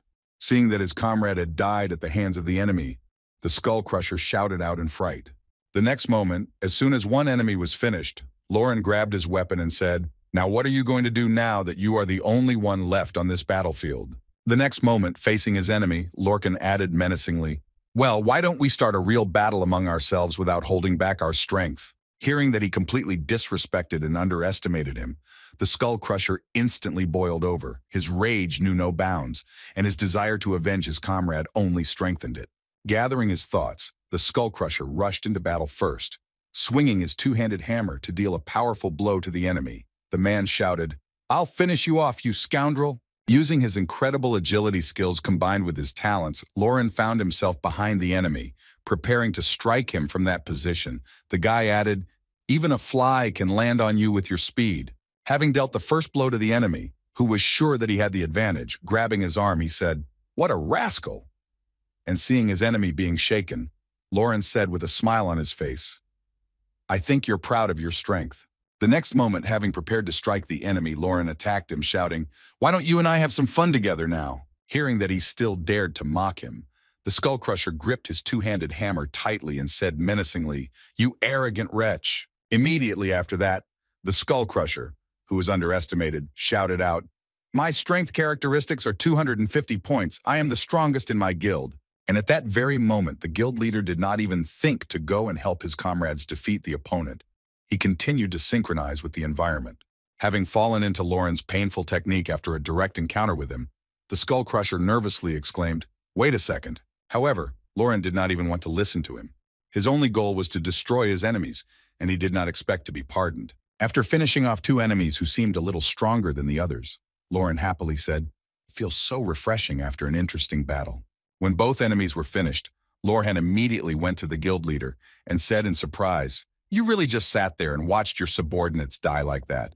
Rushing into battle against the last remaining opponent on the battlefield, Lorhan exclaimed in frustration, "What a bad guild leader you are." Just as Lorhan started to approach him, he said, "Now that the synchronization is complete, I can begin to confront the enemy." The next moment, all the shadows present on the battlefield were influenced by the same leader of the Bloodhunters Guild and headed for Lorhan. Trying to repel the strange attack that the enemy sent at him, Lorhan wondered what the shadows were or what they were. The next moment, as soon as Lorhan's attack was blocked and he could not strike him suddenly, the leader of the Bloodhunters Guild said, "You really want to know why I watch my subjects die?" Immediately after that, raising his hand with which he controlled all the shadows on the battlefield, the guild leader added, "I am much stronger when I fight alone using all 100% of my strength instead of fighting side by side with those weaklings." As soon as he said that he considered his subjects to be weaklings, he immediately explained that while you were fighting my subjects, I was synchronizing with every shadow in the area. Immediately after these words, raising his hand up to direct the shadows in the direction he wanted, the leader of the Bloodhunters Guild added in other words, "This area is completely under my control." Having learned what skills his opponent possesses, Lauren said with a heavy sigh, the Shadow Master said, "Seriously, I am so lucky to have met one of them." The next moment, changing his smile to a stern look, Lorhan said in his head, "Shadow Master is one of several secret classes in the Lord. The conditions for starting the quest to change classes are very demanding, so I almost never met them even in my past life." Immediately after that, recalling his past life and some moments that were quite similar to the truth, the boy added thoughtfully, "Although wait, I seem to remember one thing. Don't tell me what." Stopping his panic and out of order train of thought, Lauren prepared for the confrontation and confidently said in his head, "No, I can't think about anything useless now. I have to concentrate on the opponent first." And then he shouted to the enemy in surprise, "Do you really think that hidden classes are that cool?" Using a skill to leap up and strike from above, Lauren confidently shouted out, "It's all over once I deal with your main body." Hovering in the sky, Lauren noticed that shadowy tentacles were reaching for him and would not leave him alone. Trying to break through the tentacles of the enemy, Lauren angrily shouted, "Get away from me, you nasty tentacles!" Having dealt with the obstacles that prevented him from reaching his true goal, the boy searched for the enemy with his eyes. My opponent exclaimed. The next moment, he was heading down again, right at the enemy who was standing below him and froze in place in nervousness.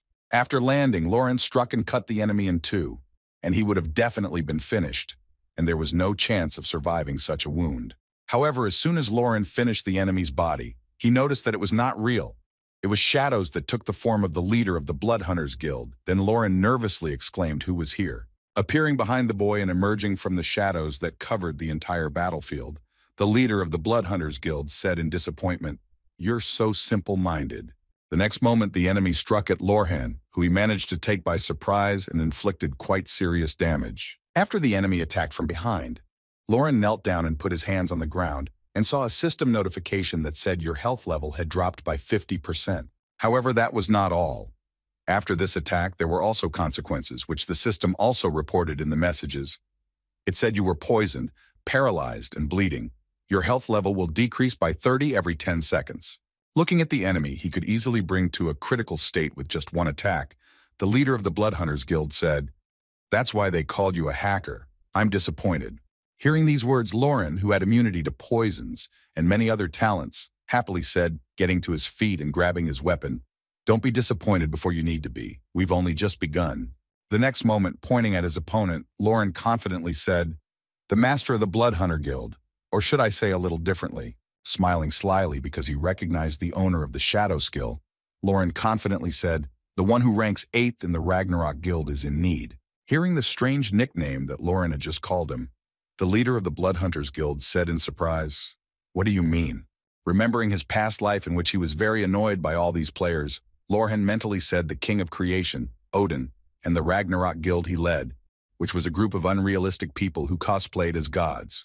Recalling the members of this guild and what they looked like, Lorhan added in disappointment, "I hate to say it, but they were indeed the strongest organization of the Lord." Turning back to the guild leader and his guild's guidelines, Lauren thoughtfully ranted in his head, but at the same time, something strange was happening. Reflecting on the Ragnarok Guild's charter and guidelines, Lauren added that there was too much suspiciousness in them as well. Recalling one strange thing, the boy added that I could not really understand the fact that already prominent players joined guilds and blindly followed Odin. They left the guilds they were in, and it went so far that they could spend a large amount of money to change their nicknames. Immediately afterwards, Lauren remembered the very opponent who was now standing in front of him and spoke thoughtfully, and among them was a problematic player who used shadows and poison. His name was Needy. Recalling the same beast of shadows that was always behind him, Lauren said thoughtfully, as if this dragon that gnaws at the roots of the world tree in Norse myths wanted me to RP anyway. Immediately after these words, turning his gaze to the enemy, who was completely covered in shadows, Lauren said in his head, "However, there is one thing I am 100% sure of." Looking closely at the enemy who was heading towards him, Lauren said that this man who is opposite me is a needy man before he entered Ragnarok. Listening to what Lauren was telling him, Cabal said in surprise as he pointed his sword at Lauren, "A needy Ragnarok? What nonsense are you talking about?" Now hearing Lauren say that in his head, now that I think about it, it was pretty obvious. Stretching his muscles before the battle, Lauren said happily, "I don't think you would understand even if I explained it to you right after that." The boy added, mentally looking at him, it was clear that he had not yet made contact with Odin. Seeing what his opponent had just done, Lauren mentally said this technique, just that assassin should be his first profession, and shadow. Lord is second, wow, his level is much higher than mine, so his agility is probably twice as much as mine. Immediately after that, deciding to use his trump card, Lauren confidently said, "I guess I just have no choice but to use this." As soon as he realized that he could not do without it, Lauren used his second-level Berserker skill to release a huge amount of power with a self-immolating anger. Seeing that Lauren had used his profession skill, Cabal said in disappointment, "You use that skill, that's what makes Berserkers so annoying." Reaching out to his opponent to remove his skill, Cabal said menacingly, "The difference between me and you is not something that can be removed by a simple skill." At the same time, Lauren was already trying to harm the enemy while his skill was active and his strength was increased several times. Defending himself from the enemy's attacks, the leader of the Bloodhunters Guild buried himself from the shockwave and wondered in his head if he was really that strong. Hiding in the faint shadows to avoid the enemy's attack, the leader of the Bloodhunters Guild said in disappointment, "Well, that was quite expected." Hearing Lorhan's disgruntled cry, the guild leader added, "Did you really think that would work? You'll improve your physical abilities and attack me before I know it." Reanimating his shadows to remind his opponent that he was in control of the entire immediate area, the Bloodhunters Guild leader added, "You must have forgotten that I have this entire area under my control." Gloating over the fact that he now has an obvious advantage, the leader of the PC Guild added, "As long as I'm synchronized with the shadows, I can track your every move and teleport to any place where my shadows are." Hearing the enemy confidently talking about all his skills, Lauren happily replied, "You're quite interesting. Aren't you an antagonist from some comic book? It was very stupid of you to tell me about your abilities." Having reported the stupidity of the enemy's behavior, Lauren exclaimed angrily, "And this is all because you will soon come to an end. A special skill of the Berserker. A huge advantage of the Berserker class is that you get unrealistic boosts for a certain time, but in return you get punished after the skill and your characteristics drop." Seeing that his enemy had used his last trump card, but even that did not help him, the leader of the Bloodhunters Guild said, "You've already lost when you blindly use the Berserker skill." Offended by what his opponent had just told him, Lauren shouted in a disgruntled voice, "Hey, don't you dare play with me!" And at the same time, Cabal pointed his hand at Lauren and sent his shadows at him to detain him. The next moment, a huge cloud of shadows, which were the shadows created by his opponent, came at Lauren. Making his way through this cloud of shadows, Lauren thoughtfully said, "When I fought him before my regression, I was already at the third class of my skills." Having dispelled the enemy's shadows with some effort, Lauren, having lost sight of the enemy, nervously exclaimed where the rascal had gone. The next moment he noticed that swords that suddenly came out of the ground were heading for him and added anxiously, "Earlier I could have just dispelled all the shadows with a power skill that would have covered the entire area." Trying to somehow resist the shadows that were continuously heading towards Lauren and attacking him with high intensity, Lauren angrily said in his head there is no end to them. Realizing that he would not last long at this rate, the boy smiled nervously and said, "Oh shit, I won't last long at this rate." Immediately after these words of the guy who was already at the limit of his abilities, he received a system notification that said there were 20 seconds left before the end of the Berserker skill. Falling to the ground from fatigue, Lauren waited for the moment to use the only trick he had left, calling the enemy closer with his helplessness. Approaching Lauren, who looked completely helpless, Cabal said arrogantly, "Thank your skill that you are still alive, but soon you will die because of the skill's punishment." Approaching a couple of meters to his powerless opponent, the leader of the Blood Hunters Guild said menacingly, "But I can't let it happen like this." Preparing to deliver the final blow that will destroy the enemy, Cabal added in a haughty tone, "I must show the world how I have completely destroyed you." Sighing heavily at the words that his opponent had just said to him, Lauren said angrily, "Damn, I'm getting really annoyed with this." Noticing that the enemy was already taking away his weapon to kill him, Lauren added in his head, "I never even thought that everything could turn out like this in a one-on-one battle." Preparing to end the battle right now, Cabal confidently said to his enemy, "Well, great, now die with a feeling of regret." At that moment, the Berserker skill was still active for 10 seconds. Taking out a magic item from his inventory that he had bought for fishing, Lauren said happily, "I certainly didn't want to use something so trivial." Immediately after that, the guy added, "But the situation called for it," and the next moment Lauren threw the ball at the enemy and shouted out a bolt of lightning, thus throwing the enemy into confusion. Not understanding what had happened, the paralyzed Cabal, who had received a direct hit of lightning on his body, nervously said, "Magic, but where did you get it from?" What Lauren had used was just a consumable spell of a rare rank, electrical magic, a lightning discharge that was concentrated inside him. Now it had 0 uses. Thinking back to why he had bought it in the first place, Lorhan said in his head after using the first 2 for the quest, "I never would have thought I would use the last charge. This is the only way to dispel his shadows that are the cause of his power." Looking at the enemy who had lost his vigilance and connection with the world for a while, Lauren said nervously, "But it wouldn't work for long, and by then he had only 5 seconds left."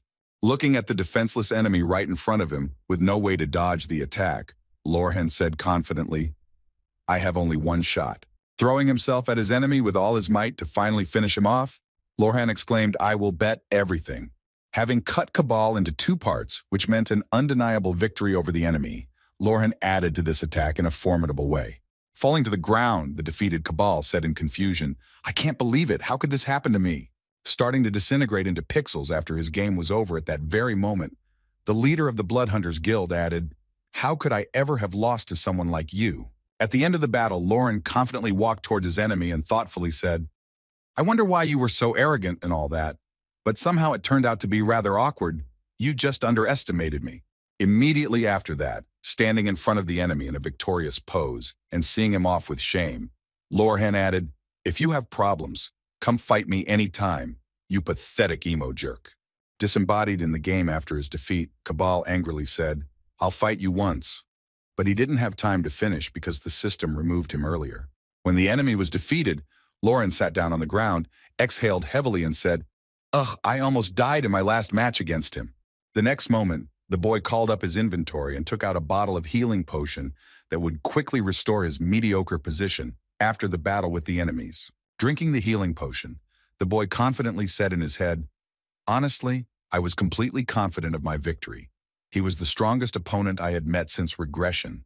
I would never have thought that the head of the Bounty Hunter Guild would become a member of Ragnarok." Recalling his title that helped him a lot in the battle, Lauren said thoughtfully, "I was only able to defeat him because of the titles I had gained earlier, especially the Limit Breaker title." As soon as Lauren recovered from the hard fight, he went to collect the drops left by the enemies, picking up the ring of the cowardly sorcerer, the boy said happily.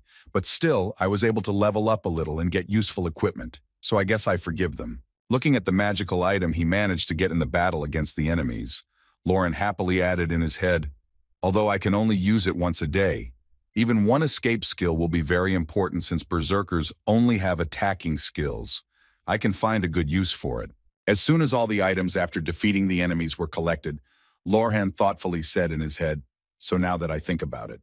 Recalling his recent victory over Cabal, Lauren happily added, "I have already managed to defeat 2 future members of the Ragnarok Guild from my past life." Immediately after these thoughts, Lauren thought in his head, "So could this mean that the future will change? For example, they will not join the Ragnarok Guild." Sitting down on the ground to continue his heavy thoughts about the changes in the future, Lorhan said, I can't say anything for sure right now, and I can't understand how Odin gathered all the members. Recalling the same player he hated from his past life, Lorhan said with a grudging smile. Odin wondered what he was doing now. Suddenly remembering his not-so-best friend from his past life, Lorhan thoughtfully said in his head, I'm sure he's already started playing the Lord. I wonder if he changed his nickname in his past life. Grabbing his head while thinking, Lorhan said in frustration, Oh shit, I still can't figure out who this rascal is. Well, that's not a problem I can solve right now. The next moment, Lorhan remembered the MP guild leader and thoughtfully spoke in his head, Odin is still a problem. But the main problem is the branch when he launched a full-scale attack in an attempt to catch me. Before Lorhan could finish speaking, he suddenly interrupted his thoughts and then smiled slyly and confidently said in his head, although I'm not avoiding any fights anyway. Immediately after these words, Lorhan looked at his hands for some reason and hummed thoughtfully, trying to figure out what was wrong with him. The next moment, he looked up and said confidently, Well, I still think I should prepare a little better for the next time. The first thing he put on after deciding to be better prepared was a magical rank falcon armor, a steel armor with a falcon-like figure carved on the chest. The next item he decided to strengthen himself with was the gloves of an archery master, also of magical rank. And finally, Lorhan added a magical rank death belt that gave 40 points of defense and increased the chance of a critical hit by 5%. After picking up the best items he had to increase his stats, Lorhan said it would be best to focus my entire set on increasing the chance of a critical hit. After gathering a full set of armor for his journey, Lorhan looked at his overall stats and happily said the chance of a critical hit was 20% thanks to the titles, but now it was up to 40 with my new gear. Basically, every other hit would be critical. Immediately after that, taking out the last attribute he decided to use, the boy slyly said, and also the most interesting magically enchanted battle axe of the magic rank. Holding the rather interesting weapon in his hand, Lorhan thoughtfully said, A decent enough item for a magic rank, I can use it up to the 100th level or so. After he put on his new gear, Lorhan said thoughtfully, looking at his balance, which was 300 gold and silver and copper coins, I think I spent about 30 gold on all the gear. Even though I sold the gold coins, I still have money. After reviewing his rather substantial balance of savings, Lorhan said, Well, now for the main quest, I have only one page from the journal about Haken to complete. Deciding to look for it myself until someone else finds it, Lorhan said as he left the city, I'll go hunting until I find it, and it's a good opportunity to test my new items. Ignoring the boy who was following him, Lorhan headed into the forest to find the last page to complete the task, and his first enemy was a large wild boar. Preparing to attack the enemy, Lorhan swung his axe and cut the monster into 2 pieces, causing critical damage. Having finished the fight with one blow and stopped to examine his weapon, Lorhan said happily, Not bad. The 70th level monster died with 1 critical hit. Hearing a noise in the forest nearby, another wild boar wandering nearby heard someone's voice saying, I think I'll stay here until I get to level 75. Angry that someone had invaded his territory, the boar immediately rushed at the impudent visitor, seeing that another enemy was running at him. Lorhan joyfully exclaimed, Right, come to me. Just as he was about to engage the enemy, a bunch of arrows shot by an unknown player flew at the monster. Immediately upon hitting, the enemy was neutralized and defeated, having received quite serious injuries. He simply fell to the ground. Seeing what had just happened to his prey, Lorhan said in surprise what the hell was going on. Looking around to find the one who had done it, hearing Lorhan's angry voice and looking for the culprit, a guy walked over to the dead prey and said, No, I'm sorry. Approaching Lorhan and rubbing the back of his head awkwardly, the boy with the bow added, I accidentally hit him before you did. How could that happen? Hearing these words from the random passerby who took his monster, Lorhan said angrily, You've passed, but from now on be more careful in such situations. Immediately after these words, Lorhan left the boy and went on looking for possible monsters to hunt and test his equipment. Noticing a couple of strange boars grazing in a meadow, Lorhan used his weapon-throwing skill and threw his axe at the boars. Unfortunately, his attack missed its target before it could hit the monsters, as a magical projectile hit them and killed them earlier. Looking around to find the one who had taken his prey again, Lorhan saw a girl near him who smiled sweetly and said, I'm sorry, I didn't realize you attacked first. After picking up his axe after a failed throw, Lorhan found another target and was preparing to attack when he was again interrupted. Feeling that someone appeared next to him again, Lorhan looked to the side and saw the same guy who had already taken one monster from him. Noticing that Lorhan was looking at him, the boy nervously sighed and said, Oh my God, we accidentally hit the same target. How could that happen again? Hearing what he had just said, Lauren realized their intention and began to get annoyed that he was being tested for his resilience. Then he said, menacingly, I see you guys and girls. Pausing for a moment to look at the emblem on one of them, Lauren added, I'm from the MP Guild. I'm right. And the guy nervously asked what you were talking about. What made you say that so suddenly? Hearing such a strange question from the guy, Lauren pointed at him and said, you should have at least hidden your guild emblem before talking to me. Hearing that he had been caught with all the evidence, the boy nervously exclaimed that you would make all the mistakes you make during the hunt. And Lauren just sighed heavily. After a heavy sigh looking at the foolish behavior of that boy, Lauren angrily said, I'm warning you for the last time. Grabbing the boy's head and looking into his eyes with an angry look, Lauren added, if you continue to follow me and steal my prey, I will warn you. Pausing for a moment to terrify his annoying interlocutor even more, Lauren added, I will take this as an act of enmity against me, regardless of the reason. Letting go of the boy who was always bothering him and trying to steal his loot, Lauren added, and this applies not only to you, but to the entire guild, the boy nervously exclaimed, trying to start a fight. Waving his hand after he walked away from the place where he had last encountered the boy, Lauren said goodbye. Do whatever you want. Just don't say I didn't warn you. Seeing the way his opponent was treating him, the boy who was trying his best to make Lauren angry smiled slyly and mentally said, you're acting very cool, but whatever you do is useless. As he and his guildmates watched Lauren go, the boy said in his head, you probably don't even realize it, but all the players here want to stop your hunt. Pursuing Lorhan to further spoil his hunt, the boy spoke in his head. Unlike the Bloody Hunters, the MP Guild consists of ordinary players who are known as players with good manners. Everything could be different if you didn't know that we are from the MP Guild, but if you now know, you won't be able to do anything so easily. And now let's go back a while when the branch was giving his subjects an order to bother Lauren. Then the same guy listened to the order of the guild leader and exclaimed, excuse me. Immediately after he caught the attention of the guild leader, he immediately added, you want us to just harass and bother this Lauren? Hearing the question from his subordinate, Philia answered unhappily, and of course do not let other players know about it. Having heard the order from the guild master, the subject replied, no, doing everything unnoticed is not a problem. Recalling who this Lorhan was who they were supposed to bother, the subject said nervously, but do you really think he'll let him bother me? I heard he's a crazy and insane guy. Hearing such words from his subordinate, the leader of the MP Guild told his subject that I was sure he would not just sit idly by, but that was the whole point. Recalling his plan to fight Lauren, Philia said, we'll film him snapping at us and edit the video to make him seem like a horrible person. And if we can't do anything about him in the game, we'll just use the power of social media. While chasing Lauren, who had already threatened them with reprisals for repeated incidents, a member of the MP Guild recalled the words of the leader, who said that the only reason he had so many people supporting him was because he only hunts blood hunters, who are considered PC guilds. Immediately after that, while aiming at Lorhan's next prey, the MP Guild member mentally said he wouldn't dare attack the MP Guild as we are known for our good influence if I can annoy him and film him freaking out on camera. The next moment, Lorhan noticed another arrow flying right by his head and heading towards the monster. This arrow hit another monster that was right in front of him and was his prey. With a sinister smile, the boy who had been ordered to bother Lauren said happily, oh no, my hand slipped. The next moment the boy said, I'm really sorry for that, but before he could finish, Lauren's figure appeared right above him with an axe that he was swinging. Seeing that he was preparing to strike a fatal blow, the boy who had been annoying Lauren said nervously, I don't understand what's going on. Are you really doing this?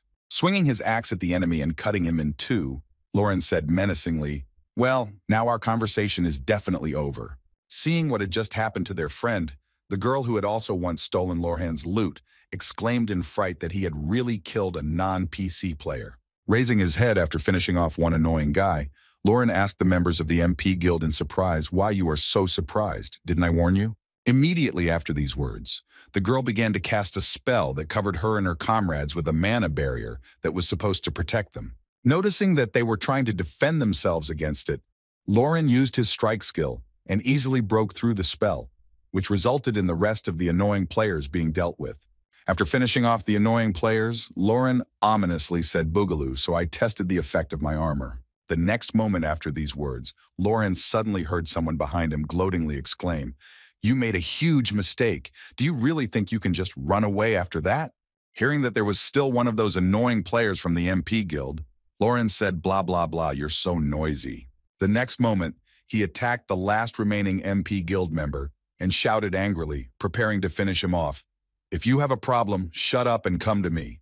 The next moment, all the players who prevented him from hunting in peace were already dead, and Lauren just stood in the middle of the empty terrain looking at the corpses of the players he had killed.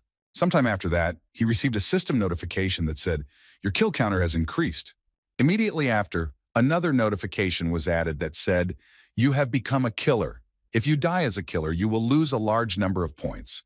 The chance of dropping your items has increased significantly to lower the counter. You need to wait a certain time or defeat creatures that have committed bad deeds. The higher the number of kills, the higher the penalty." Seeing that he was fined for killing annoying insects, Lauren sighed heavily and said in disappointment, "What a problem this will be. I expected this to happen at some point, but I became a killer too early." The next moment, realizing what had happened to him, Lauren smiled ominously and said, "It's just a small problem and nothing more, so everything is fine."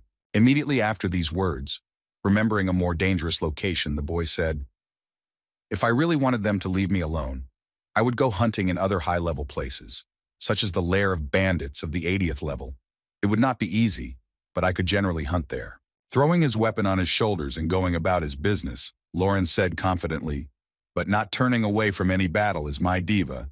Then it's time to wait and hunt quietly in peace." A few days after the incident, Lauren was in his room and said on the phone, "Yes, this is the right address. Please make sure the capsule is in the best condition." Immediately after that, having arranged for his virtual reality immersion capsule to be equipped with the best equipment, Lauren added, "I will arrange everything today at the end of the day. Please deliver them within 3 days." After finishing the phone conversation with the consultant about the equipment of the game capsules, the guy hung up and said thoughtfully, "Well, this is over." The next moment, looking through the news feed and all sorts of other information about the game, Lorhan, lying on the bed, thoughtfully said why they hadn't done anything lately. "I thought they would want to do something again."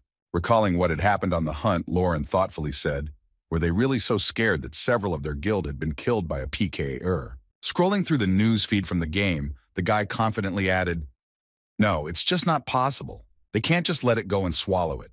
After a while of browsing the news, Lauren finally found what he was looking for. Smiling slyly as he looked at the post from the MP Guild, Lauren said, "Booga, just look at this scoundrel." In his phone, he accidentally came across a video with the scandalous title, "We exposed the two-faced player Lauren," and then said in surprise what a wonderful video it was. After activating the video to see what exactly would be told there and what he would be accused of, Lauren heard greetings from the community of the Lord. "My name is Branch, and I am the head of the Guild of Little Helpers." Immediately after that, the guild leader's tone changed from positive to angry. Then he continued, "If you have been active around the Trinsic region recently, you should have heard the name Lauren." Inserting a photo of Lauren so that everyone could see what he looked like, the guild leader added, "He became very famous after battles with the PC Guild Bloodhunters. Many of you know him as a defender who fights with PCs for the weak." After making an initial speech to interest the audience, Branch added that he did it all only for experience points and items given for killing Bloodhunters, and there was no record of him helping regular users or newbies. Immediately after these words, raising his hand in front of him to express his disinterest in what he was doing, the Branch said, "Well, of course he has no benefit to help other players, as well as the guild's MPs, however." The next moment, after posting a video of Lauren killing one of his guild members, the Branch said, "We recently received an unexpected video from an anonymous reporter, making up some nonsense to accuse Lauren and make him look bad in the eyes of the audience." The Branch added that according to the reporter, the berserker Lauren uses an illegal hacking program. He uses the program to fight bad players. Switching the collected video files to accuse Lauren of hacking, the leader of the MP Guild said in the video, "We received that he had deflected countless arrows." Immediately after that, he switched to a video of a fireball being shot at him in the guild's protective crystal, adding that he also allows magic spells to pass through him and does many things that defy explanation. The next moment, he switched to a video of Lorhan killing one of the annoying gnats, and even killed a guild member who came to confirm the information. Having made all the accusations with video evidence that this really happened, the leader of the MP Guild said, "That's why I'm here today. I'm here to report the user Lorhan, whom we suspect of cheating." Watching the video where he is exposed as a criminal, Lauren only smiled nervously while listening to him speak. "You can only decide which truth you believe. I, the branch head of the MP Guild, am disconnecting. Having watched the video with such obvious false statements, Lauren, holding his stomach with laughter, said between pauses, and I was thinking all this time what he was hiding from me and what was it all about. Wiping away his tears after watching the video that made him laugh, Lauren said, "Oh, this guy really knows how to make you laugh. No wonder Lim Suhei cheated on him." Immediately after these words, recalling what had happened to the strongest of his entourage, Lauren said confidently, "Although even if the leader of the Bloodhunters Guild could not defeat me, he would not dare to attack me in the game." Realizing what had happened in the game's society and what consequences it would entail, Lauren said thoughtfully that he had done a petty and insidious act, although I was sure it would be effective. Remembering how big the difference in reputation between them was, Lauren said thoughtfully, "In the game, I'm just a strong lone player, and they are one of the top 5 guilds in Korea to live up to their name. They have been a volunteer guild all along." Mocking the branch that decided to set him up like this, Lauren said, "This isn't the first time this has happened to me, so I know exactly how to fight against such sneaky tactics." Turning off the phone at the end of watching interesting news about himself, Lauren said, "I will personally make sure that you learn my lesson properly." Immediately after that, imagining how events would develop further, Lauren said people are more indifferent to weak hypocrites than to powerful tyrants. After what happened to Lauren and the bad name he received, the boy went to a forest gangster den and came across the bandits and immediately heard angry shouts at him. "You rat! How dare you come here alone? Do you even know who we are?" Reaching for his weapon, which was behind his back, Lauren said happily, "I just wondered what if I really didn't know." Hearing such words from the boy who came into their possession, one of the bandits who noticed him among the first grabbed his sword and ran at Lauren, angrily shouting, "I will teach you a lesson before you die." As he approached his victim, who he thought would not be long for him, the bandit said sadly. Before he could properly introduce himself, Lauren smiled ominously and interrupted his opponent's words, saying, "Of course I know who you are." Putting his axe in front of him, ready to fight his enemies, Lauren confidently said, "You are my precious source of experience points." Looking at the many enemies in front of him, Lauren thoughtfully said in his head, "Usually bandits in other games are just weak mobs for beginners." Immediately after these words, realizing that this game was an exception, Lauren added, "But these guys are different." Approaching Lauren, one of the bandits shouted out to the scoundrel, "How dare you?" Preparing to teach the insolent man a lesson for coming to their lair alone, the bandit added angrily, "I'll cut you up and feed you to my dog." Looking at the enemies before him, Lauren added thoughtfully, "They may not look like it, but they're all above level 90. Recalling how they had managed to reach such heights, Lauren mentally said they were trained to attack and steal items from travelers, which raised their weaponry and tactics to a level above that of ordinary mobs. When Lauren finished off one of the enemies who first decided to attack him, one of the bandits shouted in anger that he would fight alone, so let's attack him together. When the enemies decided to attack Lauren with the whole crowd, he immediately decided to activate his berserker skill to confront the huge number of enemies. Preparing to start a massive fight, Lauren joyfully said, "Despite their levels and skills, they are not even close to my strength and skills." Being in a fierce battle with a large number of enemies, Lauren mentally said, "Just wait, Branch, I will also make a pleasant surprise for you." At the same time, somewhere below the video discussing Lauren, many different comments were being posted by users. Some of them saying, "Guys, you saw the video of Lauren's exposure, but what about someone who didn't? I thought he was just a strong player, but he turned out to be a hacker." After watching the video of Lauren's exposure, several other users left their comments. MPs are right, if you think about it. Lauren did nothing for us. Wow, they say that people change their minds very quickly, but everyone changed their shoes so quickly. After watching the video and the comments under it, one of the players with the nickname Alexei Oreshnikov wrote, "I didn't know there were cheats on the Lord. I've never heard of them." Although there were a lot of negative comments under the video, there were also positive ones. One of them sounded like this: "I don't think we should draw conclusions based on only one side. Don't we need to listen to what the other side has to say?" Show the full version of the video to this comment almost immediately appeared angry, which said that you support Lauren, judging only by your answers. The more time passed, the more controversy there was under the video, with accusations and various comments were made, such as, apart from the fight with the Bloodhunters, "I really believe that he uses some kind of software to catch an arrow with his bare hands." He is a martial artist. Seeing that many people believed in their editing, the branch recorded another video message in which he said to everyone, "I express my gratitude for the support of the MP Guild, which stands for fair play, and strives to ensure that every user can enjoy playing the Lord." Immediately after these words, the self-confident branch added, "We have not yet revealed all the cards, but if you support us, we, the MP Guild, will continue to collect information about the player Lorhan, who is suspected of cheating. Please support us in the future." Looking through the comments under his video appeal, the branch gloated that everyone had fallen for his cheap provocation and happily said, "Bugaga idiots." That's right. That's what it should have been from the very beginning. Looking at his phone, where everyone began to unite in thinking that Lorhan was a cheater, Philia mentally added, "Lorhan, no matter how hard you try, you are still just a regular player. Can you play the Lord when all public opinion is against you?" Imagining that he had already won this information battle and stomped Lorhan and his reputation into the ground, Philia gloated in his head that this was your end, Lorhan. Disappear under the organization's power. Turning off his phone and clutching it tightly in his hand, the leader of the MP Guild said with anticipation, "When he is gone, I will work with the Blood Hunters again." Before he could enjoy his triumph over Lorhan enough, he suddenly received a call. Picking up the phone, Philia said something unhappy, and the guildmaster nervously replied. The next moment, the guild subordinate nervously added that Lorhan had entered the game and was now in Cathan Square, and after hearing Philia's report, he replied in surprise that he was surely going to make excuses. Immediately after these words, the leader of the MP Guild asked his subordinate, "You told the Windcatchers the plan. Tell them to turn the crowd against Lorhan." And the subordinate nervously replied, "There's a problem." At the same time, in Cathan Square, one of the players noticed Lorhan nearby and nervously asked his girlfriend, "Hey, isn't that guy who just passed us by Lorhan, the one everyone is talking about?" Hearing this, the girl asked in surprise that he was the aggressive cheater. Immediately after that, she looked back at the guy and aggressively said, "How dare he walk the streets like that?"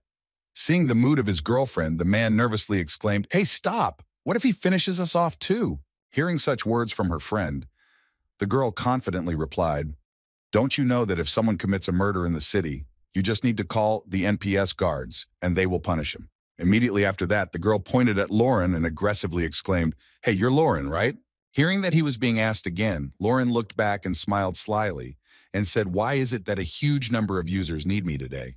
Noticing that something was wrong with Lauren, the girl turned away from him to her friend and nervously asked, "Wait, he's supposed to be a killer, but why do his eyes look normal?" The man replied, "Because he's already lowered his kill counter." Hearing the girl and her friend talking and noticing the killers nearby, Lauren thought to himself, "It's not easy to lower the kill counter once it's up. It goes down by itself, but it takes a few weeks. The fastest way to lower it is to kill other killers." Immediately after these thoughts, Lorhan remembered something else and said in his head that this is the fastest method of lowering the kill counter that the public knows about. But there are other methods that most users do not know about. Imagining powerful monsters in his head that are not so easy to defeat, Lorhan mentally added, "One of them is that some monsters also have a kill counter." Immediately after that, remembering what he had been doing lately, Lorhan continued in his mind, "That's why I was hunting mountain bandits all last night." After telling about his main purpose of hunting enemies, Lorhan added, "Of course, that was not the only reason. I was also raising my level on them. I managed to reset my score in a few hours due to the fact that the bandits had countless kills." Looking at the confused players, Lorhan confidently said in his head, "Of course, this will become known to the general public when the average level of players increases, but the joy is that now no one should bother me." Noticing that he did not look like a killer, the girl nervously said, "It can't be. The kill count could not have disappeared in half a day." After standing there for a while and not receiving any questions, Lorhan said unhappily, "If you have nothing to ask me," then hearing these words from Lorhan, the man replied awkwardly, I'm sorry to have disturbed you." After walking a few more meters, Lorhan heard someone's voice say to him, "Excuse me, but are you a berserker, Lorhan?" Turning his attention to the man who suddenly spoke to him, the boy heard, "My name is Danos, and I'm a reporter for Gamenvin. Would you be willing to give me an interview?" When Lorhan saw the reporter approaching him, he smiled slyly and thought to himself, "What better time to do this?" Recalling what he had done to make this happen, Lorhan happily said in his head, "Well, he must be here because of the bait I had set up." At the same moment, the reporter standing in front of Lorhan slyly said in his head, I didn't expect that the user who answered my call was Lauren Bugaga. I wouldn't miss this opportunity for a special interview. When both guys realized their benefit from this chance meeting, Lauren smiled happily and said, well, why not? Immediately after accepting the interview offer, Lauren pointed to a nearby restaurant and said, I'd like to choose a location for the interview. How about those tables outside the cafe? This request surprised the reporter. Gritting his teeth at this request, the reporter said in his head, damn it, if I want an exclusive, the interview should be in a quiet place where no one is around. Not receiving an answer from the reporter who asked him for an interview, Lorhan indifferently said, if you don't want to, then I'll leave. Hearing this, Danos grabbed Lorhan and awkwardly replied, no, come on. A few minutes later, after taking their seats at the table, the interview began. And Lorhan and the reporter were sitting at the same table, and the surprised crowd nearby said, now he's conducting an interview, what's going on here? At the same time, Danos, who had resigned himself to the way things were going, said, well, I think you already know about the recent situation, so I'll be straightforward with you. Immediately after these words, the first question from the reporter sounded like this. You are suspected of using cheats, and there is evidence that you killed innocent users. What do you think about this? Realizing what the reporter was going to ask him about, Lauren confidently said, well, then I'll get right to the point. While the reporter was writing down everything he heard, Lauren continued his story. I never in my life even thought of cheating, and the MP Guild got what they deserved for provoking me. Immediately after these words, Lauren tapped his finger on the table and said confidently, from now on, I will prove everything to you slowly and surely. Hearing such confidence in the words and voice of his interlocutor, Danos was surprised to hear him say, I can see that you are very confident in your words, but how are you going to prove it? Immediately after this question, Lorcan asked the reporter if he had ever heard that tutors had appeared for the Lord. The next moment, Lorcan extended his hand to his interlocutor and said, I watched yesterday's video, but when do you think it was made? Immediately after that, Lauren added, if the users who recorded the video suspected that I was a cheater, why didn't they complain to the administration about me? Danos said thoughtfully, so you're saying that? After a short pause in his words, the reporter added, they've already complained about you, but they didn't succeed. Hearing the words of his interlocutor, Lauren said confidently, to be more precise, they realized that I wasn't a cheater. Immediately after these words, Lauren added, I'm just a gamer, and I don't know how such programs work. I've never cheated, so I don't even know where to download them. Immediately after these words, Lauren raised his hand up to dispel all doubts and confidently said, if you suspect me, you can complain to the administration right now. Hearing these words from Lauren, Danos was surprised to hear you say that, so I'm complaining about you. To which Lauren replied, go ahead. After complaining about Lauren's use of cheats, Danos confidently said, the complaint about the use of cheats has been sent. Now I'm sure you're telling the truth. Immediately after that, the reporter asked, what about the arrow? Do you mean to say that you deflected it and caught it with your bare hands because of your ability to play? To which Lorhan replied that there was nothing to be surprised about. The next moment, showing active gestures in the dialogue, Lauren added that the Lord is a game in which you become stronger through the level of items and talents. After some thought, the boy who was interviewed said, if I had chosen a wizard as a second class, I could easily destroy houses, so why is the fact that I caught an arrow so surprising to you? Danos said thoughtfully, you know, it makes sense. Immediately afterwards, Danos asked what about the spell that passed through you, to which Lauren replied that there was a safe zone item that you could buy at a magic shop if you had any doubts. You could try it yourself. After hearing the arguments and such confident answers to his questions, Danos thought in his head, I don't think he can lie or bluff. Realizing that Lauren was telling the truth, Danos added in surprise why the MP Guild posted this video and why you did nothing in the first days. After listening to another question from Danos, Lauren answered me, I really should answer all these stupid questions. Immediately after these words, Lauren added in a sly voice, have you ever thought that they only want to deal with me because they have something to hide? Hearing such words from Lauren, Danos thought to himself that they really do have something to hide. And immediately afterwards, the reporter said, what are you talking about? They really do have secrets from us. The next moment, Danos adjusted his glasses, which had fallen down a bit, and asked if he knew anything about it. And hearing the question from his interlocutor, Lorhan said confidently, you will find out tonight. Thinking back to what the MP Guild had done to him, Lorhan said thoughtfully, they had uploaded a video to YouTube and given users the opportunity to act as judges. I plan to do the same. I apologize for the amount of work you had to do and the lack of a final explanation. Please watch the video that will be uploaded tonight. Hearing Lauren's request, Danos wondered in his head what could be wrong, and then answered, well, and now I have one last question. Looking at Lauren with a blank stare to try to intimidate him, the reporter said, I heard that you killed users from the MP Guild. It was true. Without hesitation, the boy confidently answered the reporter's question with a yes. Disappointed by such a quick confession, Danos asked confusedly if it was too easy to admit it, and Lauren replied that he just didn't like to make excuses. They annoyed me, so I finished them off. At the end of the exclusive report, Lauren stood up from the table and confidently said, by the way, since I had the opportunity to say it then, I should have said it then. After a short pause to catch his breath, Lauren said menacingly, if anyone tries to go against me. Immediately after that, showing active gestures, the boy added that they should be ready to put everything on the line. When the report was over and Lorhan returned to reality, he immediately posted the promised video with the following words from Philia. He bluffs too much. You have to tell us after the victory over our guys. Also in the video posted by Lauren, there were clippings about a valuable item that he had taken from them, and they demanded it back, saying you just have to return the invisibility cloak that you stole from us. If you do, I will forget about everything. The next moment in the video exposing the MP Guild was a part where the guild leader said, oh, and also send our elite members to the Blood Hunters. Tell them that we will help with leveling up and destroying the kill counter. When the video was published, many surprised users who saw the truth wrote, wow, MP Guild controlled Blood Hunters. I knew Lorhan was right. He was doing justice. And he was told that the bastard changed his mind again. Under the fragment of the video with Kabus where he met with the guild and said the difference between us is not something that can be overcome by skill, one of the comments sounded like the leader of the Blood Hunters is so cringeworthy. Also in this cut of moments was the same guy who teased Lorhan for which he paid. In the video cut was the moment when he took another prey on the brazenly exclaimed, oh my God, my arrow slipped again on this one of the users, left a comment how I want to hit him in the face, they deserve to die, agree. Going to other posts that were on the game page, Lauren saw new meetings where groups were organized to kill the MP Guild and other things. And then the boy was surprised to hear that these people were serious.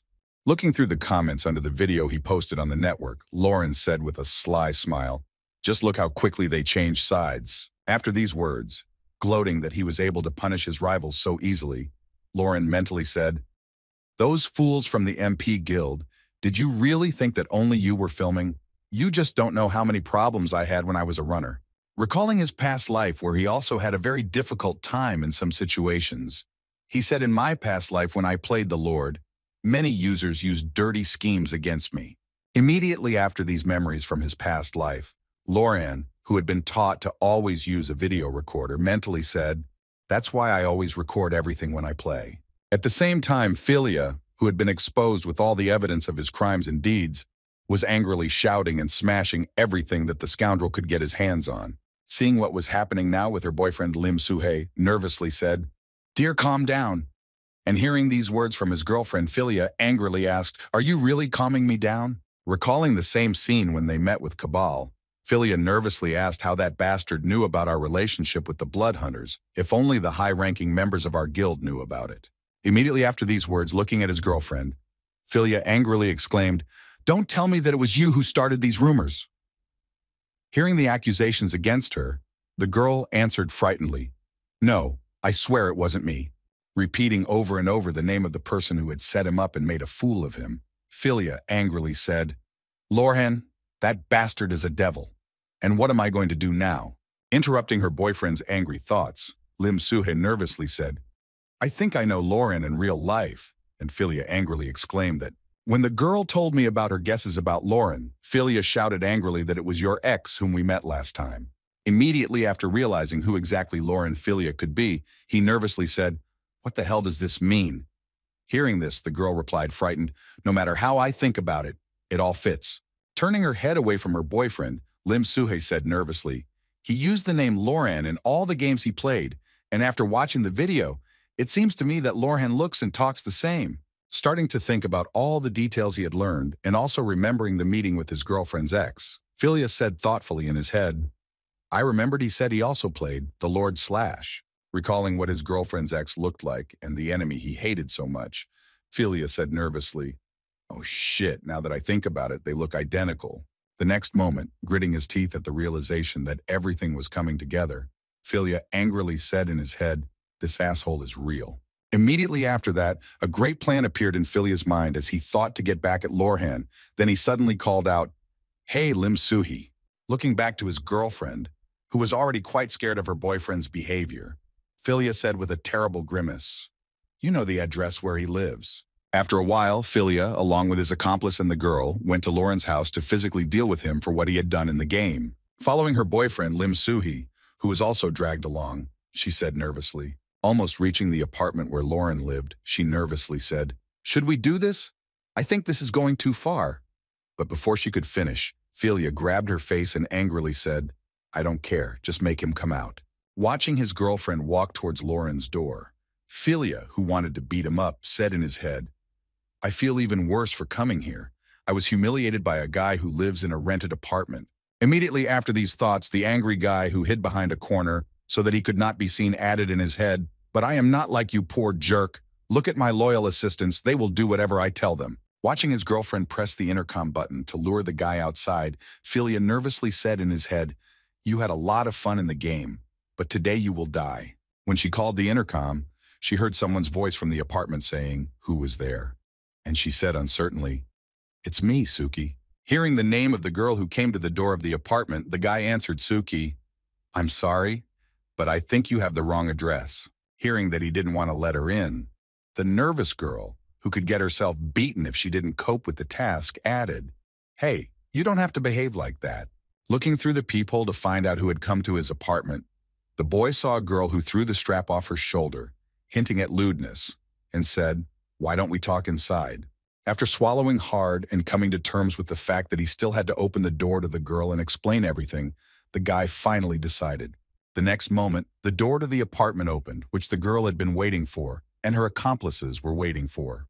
Seeing that everyone was free, Philia angrily shouted, "Now we're all going to attack!" Running into the apartment and starting to beat the guy they had knocked to the ground, Philia angrily shouted, "Die, you idiot!" Continuing to beat another guy who didn't understand why they were doing this to him, Philia continued his angry shouts, "You are a mere nobody in real life." Running inside the apartment, Lim Suhei noticed who they were fighting and nervously exclaimed, "Honey, wait a second." Looking at the guy who was beaten in his own apartment, which they had broken into by deception and force, she nervously exclaimed that it was not him. Stopping the beating of the boy, Philia looked at him with a disdainful look and said, "What did you hear from the victim then, you crazy bastards? Who are you anyway?" Pointing his finger at the masked robbers who broke into his apartment, the beaten boy said, "You are thieves, if so you attacked the wrong person." The next moment, the beaten boy nervously shouted out to the head of the police office in the region, "Get ready to get what you deserve." And Philia immediately grabbed his head, realizing how much trouble he was in. And at the same time, somewhere on a sun lounger under the sun, Lauren was lying down. Suddenly he sneezed and then said in surprise that someone was discussing me behind my back. Resting somewhere on a sunny rooftop under an umbrella with a cool drink after a hard day's work, the guy added that it simply could not be. Standing on the top of a prestigious house that he bought with the gold coins he sold in the game, Lauren confidently said, "Who could have a better character than me?" It was only a few days after the video revealing the whole truth appeared online, but it had a great impact on the guild's MP disbandment.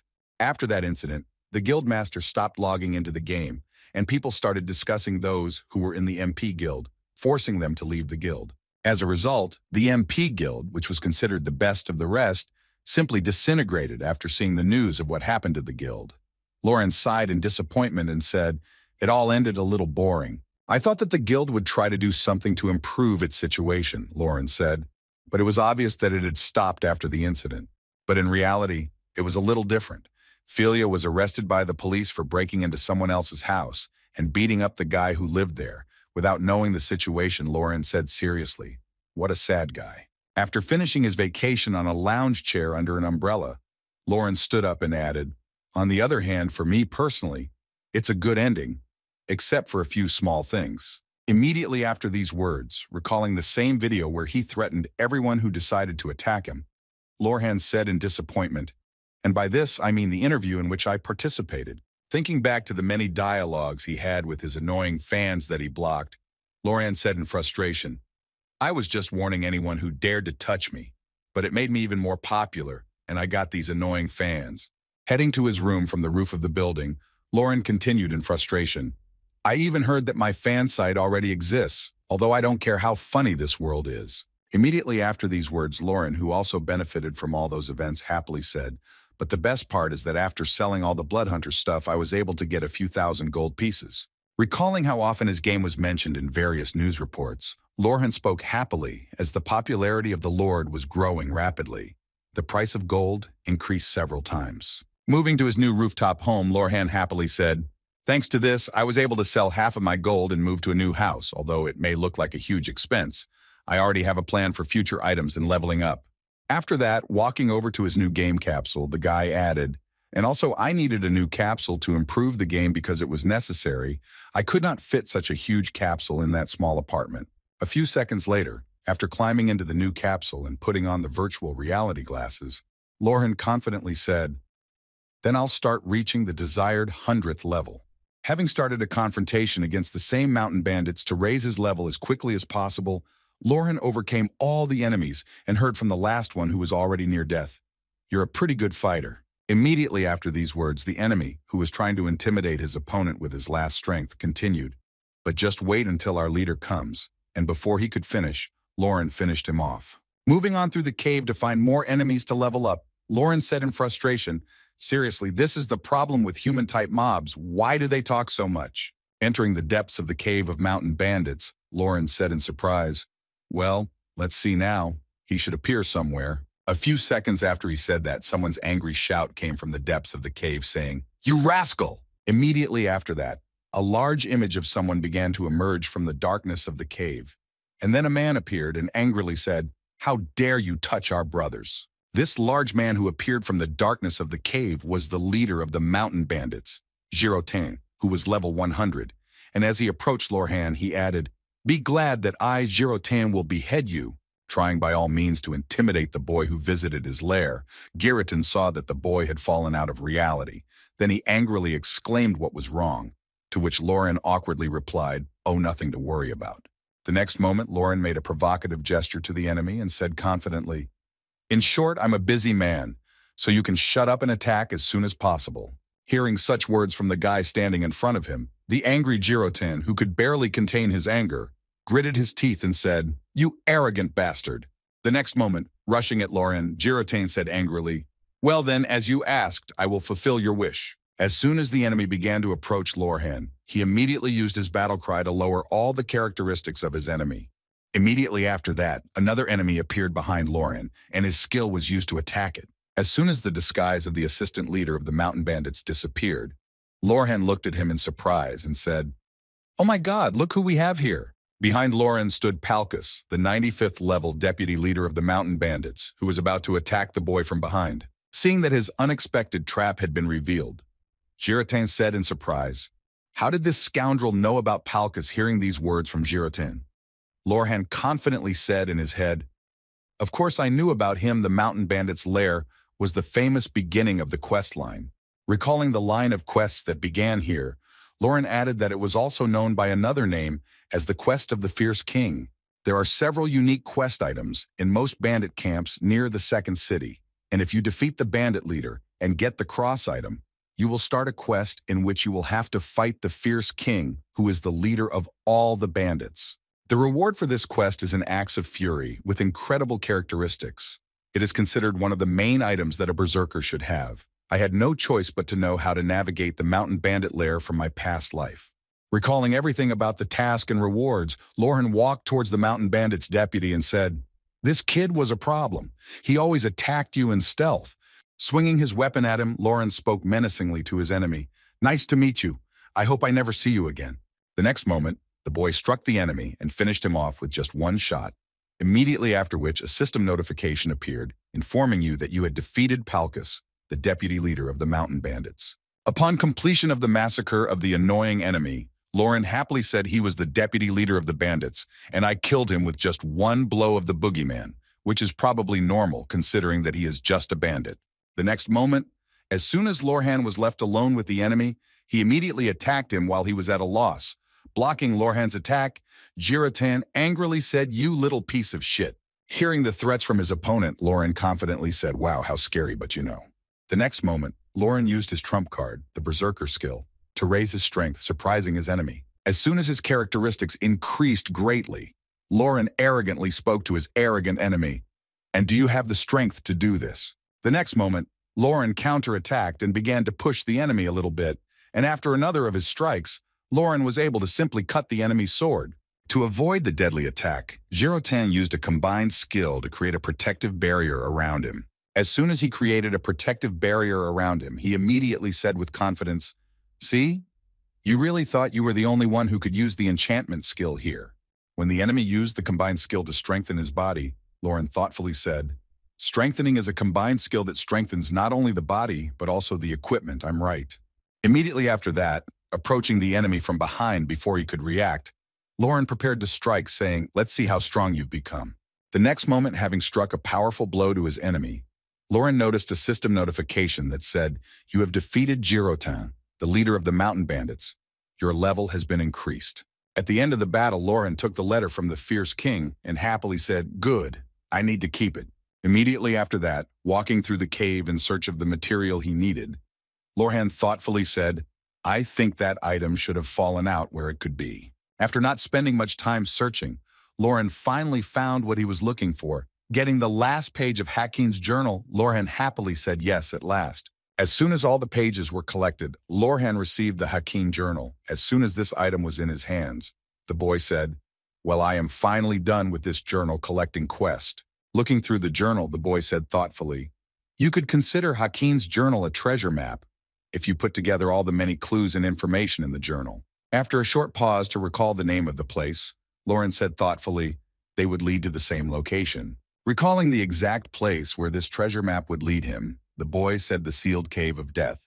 Making his way through the thicket and the depths of the sea, Lauren said seriously, "They hid it so well as if someone would really try to find it."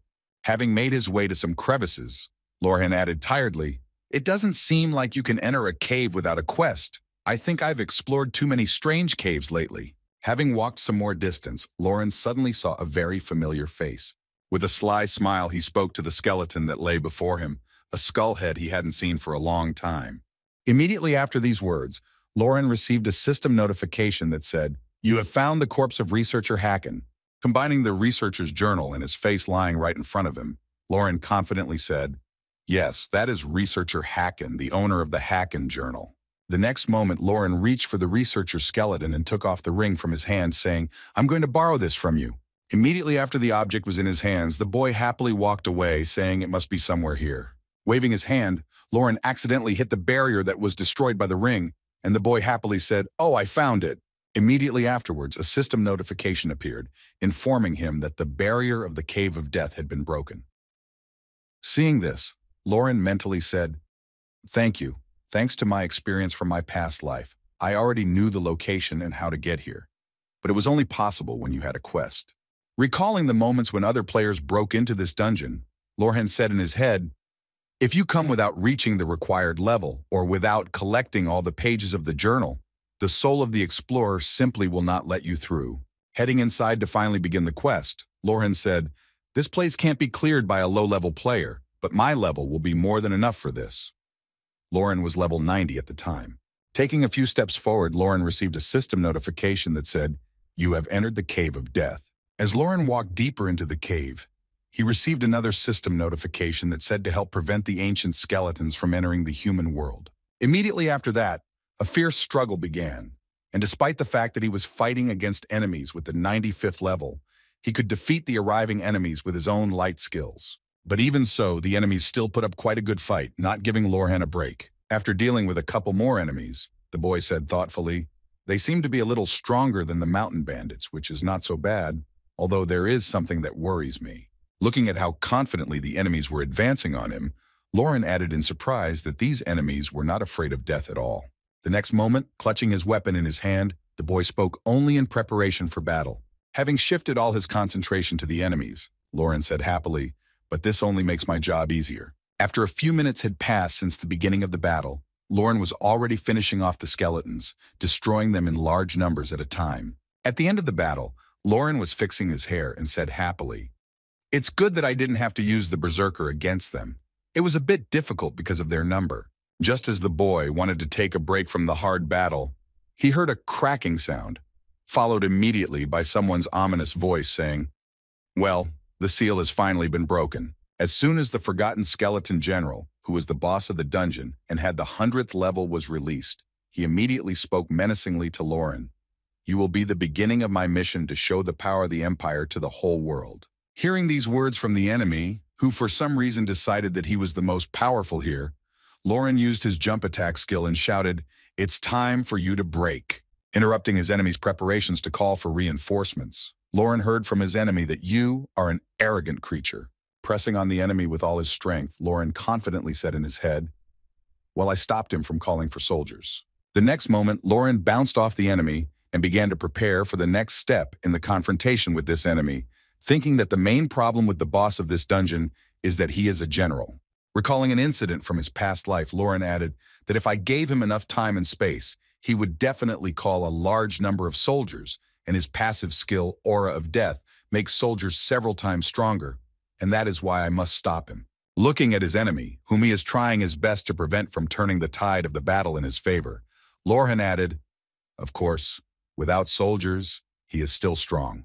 Continuing to repel the attacks of his enemy, who had already accumulated enough time to prepare his call, Lauren thought, well, now is the time to use it. While the last attack that Lauren was trying to hold back continued, the skeleton general said menacingly, "Cut him to pieces." The next moment, as Lauren stepped back to carry out his plan, the skeleton king said, "You little creature, you really thought you could stand on equal footing with a general of a great empire." Immediately after these words, the dungeon boss used the summoning skill, but the system notification said that the summoning was canceled because it was impossible to find the target. The next moment, deciding to use his skill for amplification, the Skeleton King confidently said, "Don't be ridiculous." Immediately after applying his death aura to strengthen his body and enhance his skills, the monster said, "As long as you are still alive, you simply cannot escape from me." As soon as the Skeleton King said this, Lauren appeared behind him, taking off his invisibility cloak and preparing to stab him in the back. This time he used his new skill that had the greatest effect on the enemy, a shoulder strike. As soon as his first attack reached the enemy, Lauren swung his axe and mentally said, "Great, here comes my next attack." But unfortunately, the enemy dodged it as he entered the second phase. Covering his body with a green fog entering the next phase, the King of Skeletons confidently exclaimed, "No one can stop me." Gritting his teeth at the realization of what awaited him next, Lauren nervously said in his head that there was no way I could stop his second phase.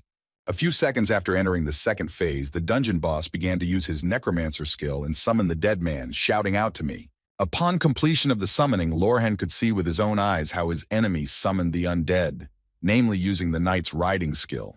Immediately after jumping on the summoned horse skeleton, the dungeon boss activated the combined skill Ghost Rider and immediately headed towards Lorhan to deal him a powerful blow. As he approached his opponent, the Skeleton King shouted out, "Kneel before the power of the Empire." Without listening to his opponent's orders, Lorhan repelled the combined attack of the enemy, wiping the blood from his face and nervously said, "Oh shit, it's just a skeleton, although it feels like I was hit by a truck." Taking out a healing potion from his inventory, Lauren used it to restore his health, thinking as he did so, "If you compare pure physical strength, I'm much stronger, but I'm losing head-to-head because of his endurance." Having restored all his health and stamina, Lauren looked at the enemy and thoughtfully said in his head, "Oh shit, what am I gonna do? I'm gonna have to use a berserker." Immediately after that, Lauren confidently said in his head, "No, I just can't use a berserker in this situation." Imagining in his head what would happen if he activated the skill, Lauren mentally said, "I could easily defeat him with a berserker, but the penalty is too high." After considering all the possible options for how he could confront the enemy, Lauren added my plan to quickly level up to 0. Immediately after these thoughts, the guy turned his gaze to the enemy and said, "The problem is different."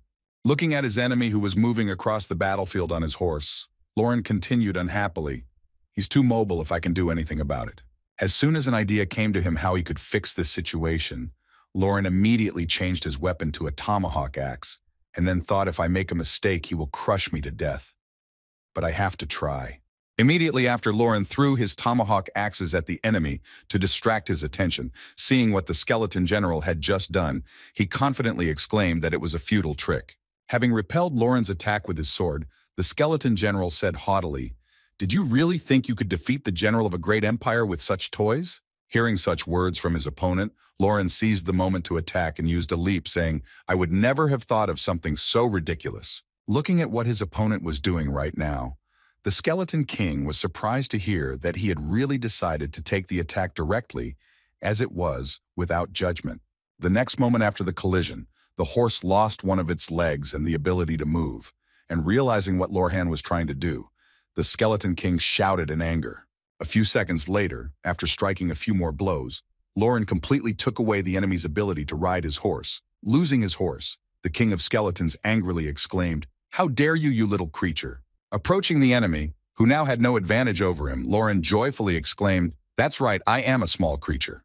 Striking a flurry of blows at the enemy that he could not block, Lauren heard from the enemy that would soon lose this Scotino Empire, the heyday of the empire. Continuing to push the enemy, who kept repeating the same thing, Lorhan angrily shouted, preparing to finish him off, "You and your stupid empire." Having struck the body of his enemy, who had opened up at the time, Lauren confidently shouted this to you for the past. Immediately after delivering a powerful blow to the enemy, Lauren asked if your spiritualization was still recharging. The next moment, having prepared to finally finish the enemy, Lauren angrily shouted, "And now die at last, damn skeleton." Having smashed the skull of the Skeleton King, Lorhan defeated him. At the same time, the monster said in confusion, "It is impossible. How could I, the general of a great empire?" At the end of the battle, Lauren noticed what he had come to this place for, a crystal that represented the very essence of death. Approaching this dark crystal, Lauren saw a system notification that said the skeleton general was destroyed and the essence of death appeared.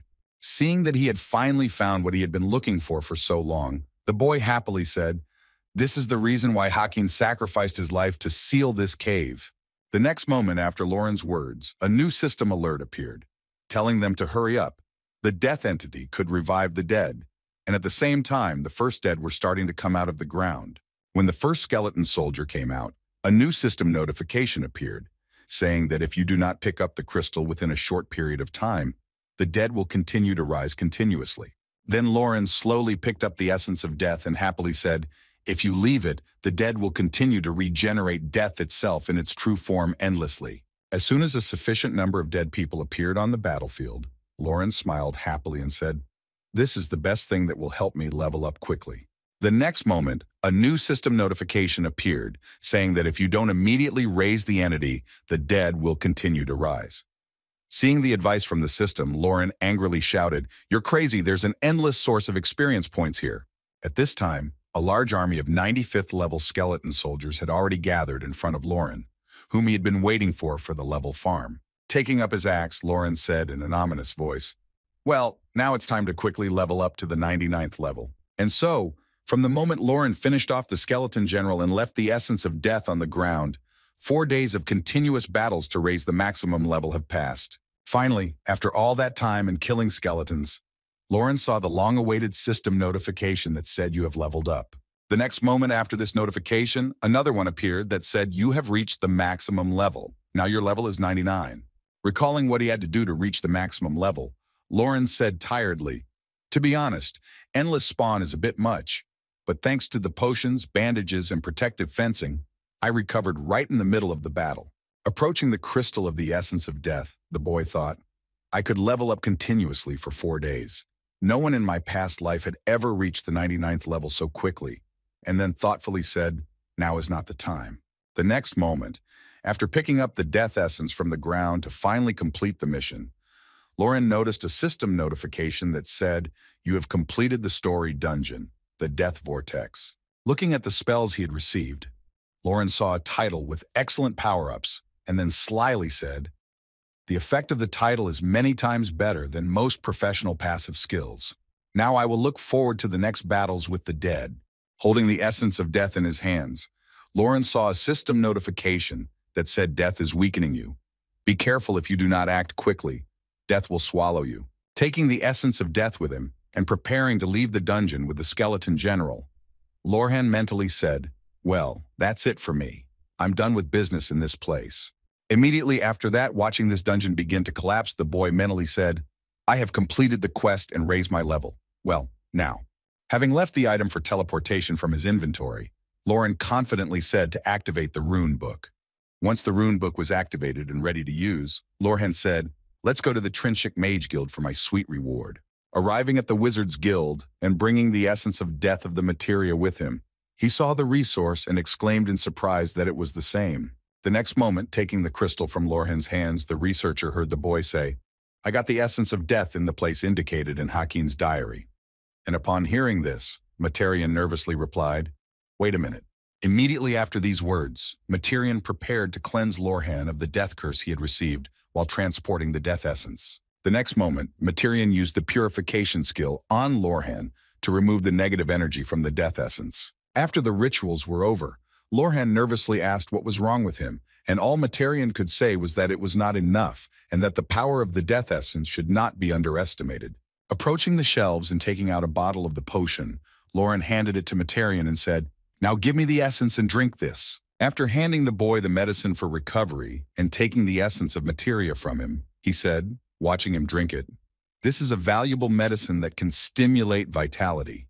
Having drunk the last drop of the bottle, Lauren said in disappointment in his head, "It tastes so-so," and then saw a system notification that said your body is filled with vital energy. After completing all the healing processes, Lauren looked at his status window and thoughtfully said in his head, "Well, this should be enough to overcome death." Immediately after these words, recalling his past life, Lorhan mentally said, "The power of death will wake up again when I reach the main story quest. But for now, you can forget about it." The next moment, Lauren heard the voice of Materian speaking to him. "You are a great man because you risked your life. We were able to prevent a great tragedy." Smiling happily at the fact that the player had completed all of his assignments, Materian added, "But that's not all. Because of your incredible achievements, I have decided to appoint you as one of my researchers." Extending his hand to Lorhan to shake and congratulate him, Storoyan added, "You can count on appropriate assistance in completing your tasks." Shaking Lauren's hand, the researcher happily said, "That's why you should continue to work for peace and prosperity on the continent." Hearing this, Lauren hesitantly replied, "Of course I agree," and then thought I had to do it to complete the main quest. The next moment, a system window appeared in front of Lauren, informing him of a great achievement. "You have become part of a multinational network of researchers." Having received the system notification, "You are the first to receive this title." Lauren smiled happily and hurried to see what exactly he received. Opening the tab with the titles and the last one he received, Lauren read in its description, "Rare Researcher. You have become part of a research network created by humans, dwarves, elves, and dwarves for the peace and prosperity of the continent. You deserve the respect of other races from the same region." After that, there was a description of the characteristics themselves. "You are the first to receive this title. Additional effects. You can complete quests of the research group. You will be respected by other races in the same region." After reviewing the additional effects of the title, Lorhan heard the voice of Materian, who stretched out his hand to him and said, "Take this. You will be able to confirm your identity." Lorhan nervously rubbed his mouth, thinking, "Right, if I lose it, it will be very offensive." Taking the item that Materian had handed him, Lauren saw its description, which read, "Researcher's ring level, rare ring, confirming membership in a group of researchers, contains a special power that exceeds the wearer's life force, allowing the use of the skill life charge to restore health points once per day. Amount of rollback used." Clutching the reward in his hand, Lauren said happily, "This is a great thing for berserkers.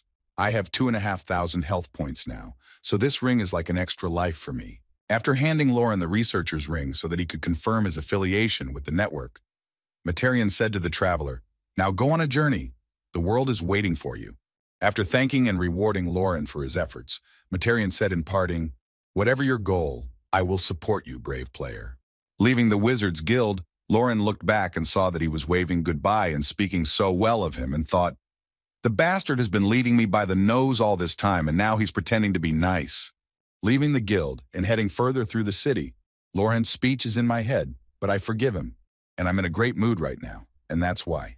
Arriving at the Berserker Guild where he planned to get his 3rd class, Lorhan confidently said in his head, now it was time to upgrade his profession. Going inside the building where the guildmaster was sitting, Lauren said happily, "I came to upgrade my profession." Hearing Lauren's request, the guildmaster was surprised to hear that you hadn't upgraded it recently, but don't tell me you've given up and gotten a new profession. Hearing such words from the guildmaster, Lorhan pointed to his level and said, "Hey, don't be silly and give me a quest to level up my profession." Seeing why Lorhan had come to him, the guildmaster smiled slyly and said, "It's true. There is someone who is ready to get a third profession. Maybe you're even the first on the continent." The next moment, the guildmaster looked at Lauren, who had come to him, and asked, "Are you planning to level up again as a berserker?" Hearing this, Lauren happily replied, "Why are you asking such stupid questions?" Hearing that he was really serious about leveling up, the guildmaster happily said, "Well, then I'll tell you what you need to do is very simple. All classes go through the same thing." Raising his finger up, the guildmaster happily said that you need to defeat an opponent of the 100th level, no matter who he is, a monster or a guard. The main thing is that he is of the 100th level. Hearing the requirement for raising his class, Lauren happily said, "I'll give you a hint. He looks like a humanoid." Hearing these words, the guildmaster nervously asked his visitor, "Don't tell me you're a humanoid." Immediately after receiving Lauren's task, the guildmaster saw a system notification that said he had confirmed the victory over the Knight of Lake Artright. After that, another system notification appeared, saying that he had confirmed the victory over the bandit leader Guillotine. And finally, the third and final system notification appeared, confirming the victory over the Forgotten Skeleton General. Seeing that he had already fulfilled the condition for leveling up, the guildmaster nervously exclaimed how he had defeated even 3. As soon as all the goals for leveling up were fulfilled, Lorhan joyfully exclaimed, "Well, finally, now, I really feel truly powerful." As soon as Lorhan's class leveled up for the 3rd time, a system notification appeared above him, telling him that he had achieved an incredible feat. "You have become the first user of the same class." This system notification was followed by others that said, "You have received the title of the first user of the same class. You are the first to receive this title."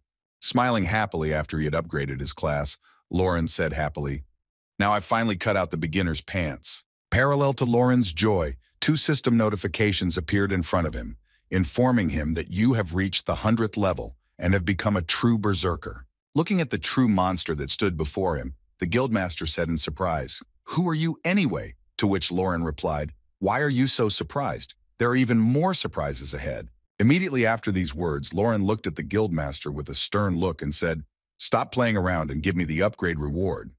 Hearing this, the guildmaster nervously replied, "Of course." After the guildmaster heard Lauren's rude tone, he immediately laid out 3 types of weapons on the table and said, "As a reward, you can choose one of the 3 types of weapons. Choose what you like best." When Lauren was looking at what he should choose from the weapons on offer, the guildmaster happily informed him that they were all high-quality and durable weapons, and that it would be hard to find a weapon better than this at your level. After a few seconds of reflection, Lauren reached for the axe. Seeing the boy's choice, the guildmaster happily said, "As expected, you chose the axe," to which the boy replied that it was more convenient. Raising the new weapon above him, Lauren said happily, "Oh, it's been a long time since I last held an axe in my hands. Of course you can't play the whole game with it, but now it's just right." When Lauren tried out his new weapon with a little help, the guildmaster put the skill books in front of Lauren and said, "Look at the skill books. You already know about the existing ones, but there are 5 new ones." Looking at the books offered to him by the guildmaster, Lauren confidently said, "I'll buy all of these and a few more books." Hearing these words, the guildmaster nervously said, "Oh, don't tell me you already know about skill combinations." Skill combinations are unlocked after the 3rd level up and allow you to combine several skills to create a new one. They are very powerful and useful techniques, but you can only have 3 of them. Looking at Lauren, who was standing over the skill books for creating combinations, the guildmaster said, "You already know that you need to think carefully before combining skills. The skill books will disappear if you use them to create a combined skill. If you combine them thoughtlessly, you can get something useless." Immediately after these words of the guildmaster, Lorhan confidently said the battle cry, "Strike, shoulder strike, strong body, 1 and 3 books of power," hearing the boy's request. The guildmaster said in surprise, "Did you listen to me at all?" Resigned to what Lauren had ordered from him, the guildmaster said unhappily, "I'd like to give you a discount, but the system won't allow it, so I have to charge you the full price." Immediately after these words, the guildmaster extended his hand to Lauren and added, "However, I will give you something as a bonus." What the guildmaster gave Lauren was a stone of madness that made it possible to use the berserker skill without imposing penalties. Looking at the nice bonus that he was given as a discount, Lauren happily thought, "I didn't even expect to be able to get it here. Usually it is received later, and then said thank you. I will find a use for it. Handing the guildmaster a bag of money to pay the full price for the purchased materials, Lauren confidently said, "Here you go." And seeing the amount of money the guildmaster was handing him, he nervously said in his head that he had paid for the purchase at once.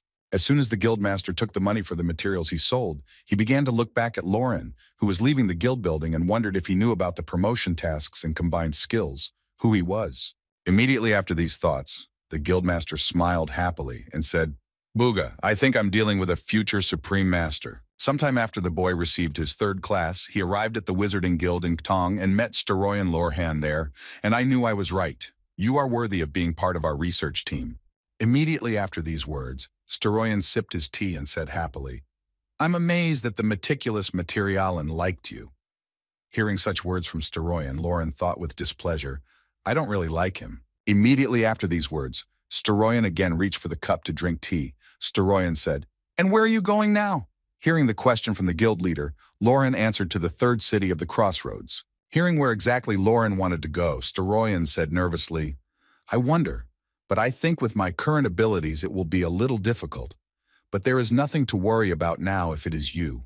Immediately after these words, Steroyan looked at his interlocutor and said, "I'm sure you know that, but starting from the crossroads, you will start meeting other races." To which Lauren replied, "I know about that." Immediately after these words, Lauren recalled the sequence of cities that were located during the development of the characters. Lauren mentally said correctly, the first city was Ctan, the second was Trinchik, and the third was the Crossroads, a city that could be entered from the 100th level. Immediately after that, recalling the population of this city, which he had visited in his past life, Lauren added that in addition to humans, one could meet representatives of other races of elves, dwarves, and gnomes. And also, in addition to the non-player characters that were part of the game, other players, having finished writing down everything he needed, Steroyan handed Lorhan an envelope and a scroll and then said, "Go to the Western Mines and find Rikum there. He will guide you." Hearing this, Lauren asked in surprise what the letter was. Hearing the question from Lauren, Steroyan said to the boy, "I have a friend, a general of the guard named Malkin. Give him this letter." Hearing the task from Steroyan, Lauren slyly said in his head, "He really continues to use me." As soon as the letter was in Lauren's hands, Steroyan said the road might be a little hilly, but that was okay. Lauren replied confidently, "Look at me, old man. I'm a berserker, so you don't have to." Before he could finish, he saw what he was going to use to get to the intersection. Then Lauren nervously exclaimed, pointing to the cart, "Are you kidding? You really want me to ride this?" Steroyan replied, "That's right, my friend." Pointing to the cart that would take him to the third city, Rikut confidently said, "This is the only way to get from Catan to the crossroads. Didn't Steroyan tell you?" Hearing Rikut's suggestion that he should take a cart along the rails to the crossroads, Lorhan said nervously, "Now I'm thinking of making a detour through another town." The dwarf replied, "Follow your heart, my friend." Just as Lauren wanted to escape from this terrible transport, the dwarf said to him in the back, "But if you suddenly choose another route, the journey will take several days, and you will face many checks along the way." Frozen in place by what he heard, Lorhan's mind immediately went through a bunch of thoughts about being the first to reach the third city, getting the first achievement, starting an important quest, being the first to reach the real estate, getting a bonus for the first title. Realizing that he would still have to ride this trolley, a disappointed Lorhan asked the dwarf if it was really a safe mode of transportation, to which Rikut replied, "I'm telling you it's safe. I've never had an accident." Immediately after these words, pulling the lever that set the trolley in motion, Rikut added thoughtfully, "But this is the first time I've ever put a person in a trolley." Showing him a gesture of a thumb raised up, Rikut shed tears because he did not know the consequences and said goodbye and have a safe journey. Immediately after these words, Lauren sped off in the carriage down the road toward the intersection. Sometime after the journey, an elf standing in a cave guarding the entrance to the crossroads city heard a strange noise. Looking up from his carefree guard duty, the elf saw someone approaching him. When the elf saw the unknown person in front of him, he immediately pointed at him and said menacingly, "Hey, stop! Only those who have permission can enter the courts." Holding his head after a fun trip, Lauren said tiredly, "Oh, I'm dizzy. Don't shout my head." And the elf said angrily, "I'll shoot you if you don't tell me your name." Walking slowly forward, approaching the elf Lauren without looking up, the damned little bastard said, and I remembered his face, and at the same time, firing an arrow at Lauren, the elf shouted, "I ordered you to stop." The next moment after the arrow was fired, the elf noticed that her legs went weak. Then she said in surprise he dodged the arrow. Immediately after that, Lauren, who was shot at, loomed over the girl with his majestic figure and swung his fist at her. Seeing what was happening, the girl covered her head with her hands and moaned in fear, but suddenly heard the voice of a guy who said in surprise, "Hey, what are you doing? You said you had to go through identification, right?" Opening her eyes and looking at the guy, the elf noticed the researcher's ring on the guy's finger. Then he said, "Researcher Lauren, this is the entrance to the crossroads, right?" And then added, "If it's not him, I'll kill that dwarf." After passing the checkpoint, Lauren headed to the city called the Crossroads, crossing the gate. Lauren said, "Wow," which was to be expected from the third city. "It is huge." Moving into the depths of the city, Lauren said thoughtfully, "But that's not all. This is just the beginning of the boogeyman." The next moment, a system notification appeared in front of him saying, "You have discovered a new city. You have received the title of the first visitor to the Crossroads." Seeing this, Lauren thoughtfully said, "If only there wasn't a damn title, but it doesn't matter anyway. I already got it." The next moment behind him, Lorhan heard the voices of the locals whispering to each other, "I've never seen this man before. He must have done something very terrible." Hearing what was going on behind him, Lauren said something in his head that didn't seem friendly. "Those eared bastards are so cranky." Immediately after these thoughts, Lauren remembered his past life and said in his head, "But this is still better compared to my previous life. There were many cases when people were openly intimidated or ignored." Immediately after these memories, Lauren decided to take a break and log out of the game. Receiving a system notification that you are logged out, Lauren said enough for today. Leaving the capsule for full immersion, Lorhan walked through his house and said, "I've leveled up my profession and received the title. I've done a pretty good job." Immediately afterwards, when he took a bath, the guy sat down on the couch, picked up his phone, and opened the news feed, and said thoughtfully, "Well, let's see if there's anything interesting here." Opening the news feed, Lauren immediately saw the first news story about a player who had already reached the level. Then Lauren was surprised to hear the level. Since it was an exclusive interview, it was obviously not about me. I thought I was ahead of everyone, but there was already someone with the level. Immediately after these words, Lauren, remembering Odin, nervously said, "Don't tell me that he is the player." Opening the video, Lauren heard in the first seconds of the video, "Hello everyone, I'm Game and Ven reporter Ruby. As we promised, today in our studio, we have a special guest." Introducing a player with a painted face to the public, the girl added that he was the first to reach the level in the Lord and his name is Ruby. Immediately after these words, the girl made a disappointed face and said, "You want to see his face and find out his name? Sorry, but we can't reveal it." Immediately after that, raising her hand up, the girl happily announced that unfortunately, the player agreed to an interview only on the condition of strict confidentiality, after which the player said, "Please take this with understanding. I do not want to be known." Immediately after these words, Ruby exclaimed, "I heard that only 100 players have reached the 90th level. How did you manage to level up so quickly?" To which he replied, "I didn't do anything unusual. Watching an exclusive interview with the first player to reach Lauren's level, I heard that I analyzed the system, studied effective ways of hunting, and found suitable hunting grounds." Hearing the answer about how he reached his level, the girl asked, "Then you will soon enter the third city?" To which he replied, "Yes, I will go there as soon as I level up my profession for the third time." Then Ruby added, "Lucky me, I would also like to see it." Immediately after the girl's words, the anonymous player said to me that it was uncomfortable that I was hiding my identity, so I'll tell you something else after I get to the third city. I will create a guild. Hearing such words from the reporter, the anonymous player added, "Of course, I'm not going to recruit just anyone. I'll only take those who get the third profession upgrade." When the reporter heard how the recruitment would take place, she said anxiously, "I see you've already come up with the name of the guild." Sitting in front of the computer monitor, Lorhan, who was watching this exclusive interview, began to smile ominously as soon as he heard me name my guild Ragnarok. Realizing who exactly the first player was, Lauren angrily exclaimed, "I'm glad to see you again, you damn bastard." After watching the interview in its entirety, Lauren re-entered the game to practice, and upon arriving at the training ground, he mentally said, "To be honest, I was really nervous." Looking at the mannequins he was training on, Lauren said angrily in his head, "I was worried that after all I had done after the regression, this boy would simply not appear." Immediately after these thoughts, remembering the exclusive interview with Odin in this world, Lorhan added menacingly, "But he did appear, and even faster than I thought."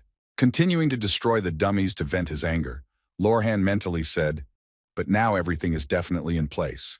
Preparing to use his next skill, Lorhan took aim at the dummy and mentally recited the cause of the regression effect. Using his powerful spin attack to cover as much ground as possible, Lorhan honed his new skill.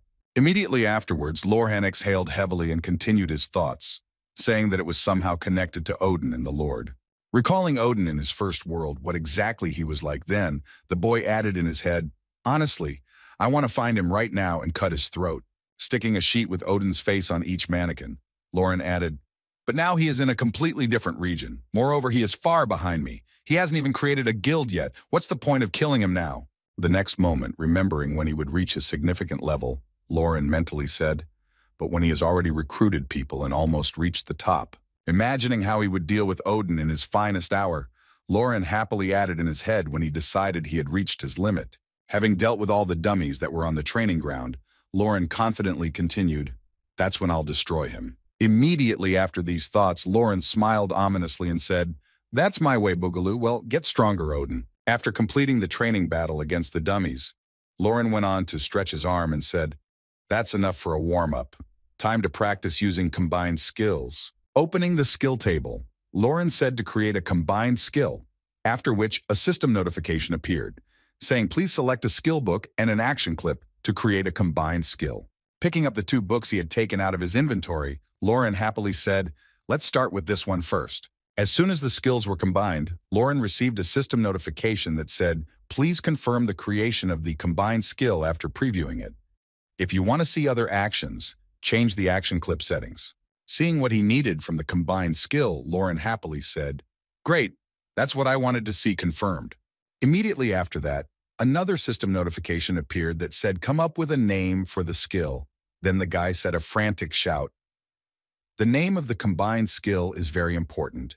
Sometimes the name determines the effect of the skill. If you create 2 identical skills, their effect will be different depending on whether it is called a powerful punch or a quick punch. Looking at his new skill, Lorhan thoughtfully said in his head, "It is not very different from the battle cry, but the effectiveness is many times higher, especially in the berserker state." Then noticing a slot for another combined skill that was dark, Lorhan said in surprise, "A slot for a 4th skill? How is that possible? I was sure that 3 skills was the limit."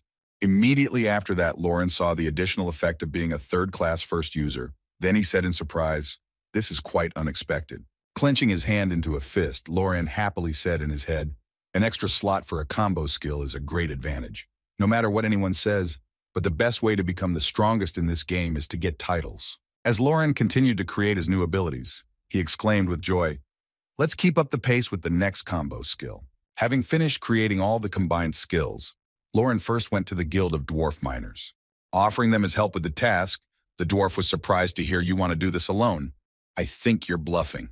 Trying to dispel the smoke from his cigarettes, Lorhan said confidently, "Of course not, you can rely on me," and then thought, "This bastard is smoking in my face." Looking once again at Lorhan, who offered his assistance in fulfilling the assignment, the dwarf huffed thoughtfully. Immediately after that, heading in the other direction from the guy, he thoughtfully said, "Well, you don't look very reliable, but you can try." Hearing this, Lorhan said in his head, "You scoundrels can't solve the problem on your own anyway. If you want to give someone a quest, at least do it with respect." Having accepted the quest from the dwarf, who was not very willing to entrust it to the human Lorhan, he said that the first thing to do in the crossroads was to gain the recognition of other races. Walking through the city in search of the things he needed, Lorhan mentally added only after that fashion to get the main task from their association, the camp of the 30-headed lion. Immediately after these words, Lorhan remembered the nature of one of the races of the crossroads and mentally said, "I was going to start with the dwarves because I didn't want to mess with the arrogant elves." Walking further through the city with a disgruntled expression full of anger, Lorhan mentally said, "However, these guys are just as damn racist." Immediately after that, Lorhan mentally said, since the condition of the task is to collect ore, most players think that if you choose the miner class and learn the corresponding skill, this task will be easier to complete. Immediately after these thoughts, Lorhan added that if you learn mining skills, it will only complicate the task because you will start mining not only blue crystals, but also other types of ore. Thus, they identify people who decided to take the easy way out. Having walked a considerable distance to fulfill the task from the dwarf, Lorhan said happily, "And here is the mine." At the same time, somewhere in the mine, one of the mineral managers said to his subjects in a threatening tone, "Hurry up and get as much as you can before the muscular pigs arrive." The next moment, the mining manager heard a strange noise coming from the exit of the mine, and looking back towards the exit, he saw Lorhan in front of him, already prepared to strike. Deciding not to complicate his life, Lauren attacked the miners and ominously exclaimed, "Why should I mine ore if I can just steal it from others?" Seeing what happened to the mining manager, the ordinary workers froze in place immediately afterwards. And Lorhan shouted menacingly, "Why are you so surprised? It will be the same with you." Immediately after these words, one of the workers attacked Lorhan to try to deal with him and shouted to his comrades, "There is a trespasser here." Using first force, then a jerk, and finally a spinning attack, Lauren easily scattered all the enemies who attacked him in the crowd. When Lauren finished killing his enemies, he saw that all of his attacks had a critical hit effect. After dealing with the enemies, Lauren thought in his head, "In my past life, during my first encounters with the kobolds, I had to kill them one by one, but now I can take them all out by myself." After finishing off enough enemies, Lauren began to receive a large number of system notifications that said you have mined the nth number of blue minerals. And seeing this, Lauren said happily, "I knew it would work." Immediately after he had mined about 50 of the resources he needed for the mission, Lauren said, "But I shouldn't stop at 50 minerals." Going to the mine, Lauren mentally said, "If I get as many minerals as the quest says, I will get a new mission to exterminate the cobalt miners." Moving on to the mine occupied by the monsters, Lauren confidently said, "All the dwarves want is to take the mine from the cobalt miners." Clutching his weapon in his hand, Lorhan confidently said, "Well, if that was their original goal, so be it." Moving on to exterminate the enemies that occupied the cave, Lauren added, "I can kill 2 birds with 1 stone and save time." Meanwhile, somewhere in the depths of the cave, one of the cobalt wolves heard a strange noise and said to his subordinate, "Did you hear something?" He replied, "I don't think so, sir." And then added, "It doesn't matter. Just work faster." The most formidable enemy in this cave was the cobalt wolf of the 115th level, who was watching over the miners of Kitomi. At the same time, Lauren threw on his invisibility cloak and activated stealth and went to the enemies to reconnoiter. Seeing a powerful enemy in front of him, the boy was surprised to say, "If I remember correctly, this guy is their boss. He looks like an ordinary mongrel, but his level is 115. Looking at the number of enemies in the mine, Lauren said thoughtfully, "Even if I use a berserker, I don't think I can deal with all the monsters at once." Thinking about how to divide the enemies to defeat them separately from each other, Lauren's attention fell on the trolley with crystals. Then he thoughtfully said, "How can I get a better idea?" After removing the trolley from the brakes, Lauren let it go so that it would head away from the blue minerals mining site. Hearing the trolley move, one of the workers immediately looked back. Trying to save everything they had mined, the worker immediately followed the trolley to catch up with it and not let the minerals disappear. Seeing what had happened to their blue minerals, the cobalt wolves' supervisor shouted out to catch up immediately. "If we let her get away, we'll be in big trouble." Immediately after the overseer ordered his men to catch up with the trolley and watching them try to save their work, the boss wondered why the hell they forgot to put the brakes on the trolley. When all the workers ran after the trolley with the blue crystals, the supervisor lit a cigar and took a drag, saying tiredly, "Oh, what a headache it is. You never know when the dwarfs will arrive." After exhaling the cigarette smoke from his lungs and calming down a bit after what had happened, Kitomi said, "Come out now, you little shit." Immediately after these words, the warden looked behind him and shouted angrily when his first request was ignored, "No matter how hard you try to hide, you can't hide your foul smell. Come out." Hearing that he had been seen, Lauren moved closer to his opponent and said what was expected of a dog. Taking off his invisibility cloak, which no longer mattered much, Lauren smiled ominously and said, "You really have a dog's sense of smell. I'm sorry, but I couldn't help but joke." Seeing who the warden Kitomi had appeared before him, he angrily shouted out to the offending man. Immediately after this exclamation, the boss of the Cobalt added angrily, baring his claws, "I will finish you. I will finish you before these muscle pigs return." The next moment, the monster rushed at Lauren to finish him off as quickly as possible, but he didn't even show any sign of fear, just stood there looking at the enemy. Seeing what the enemy was using against him, Lauren smiled slyly and said, "You decided to start with a combined skill. That's pretty good." Immediately after these words, Lorhan prepared to demonstrate his skills and confidently said, "Well, in that case, I'll also show you something interesting." Using his combined skill, Lauren prepared to strike the enemy back if the fight had already started. Combining 5 skills in one to use his best attack, Lauren rushed at the enemy with his fists, angrily shouting a devastating throw.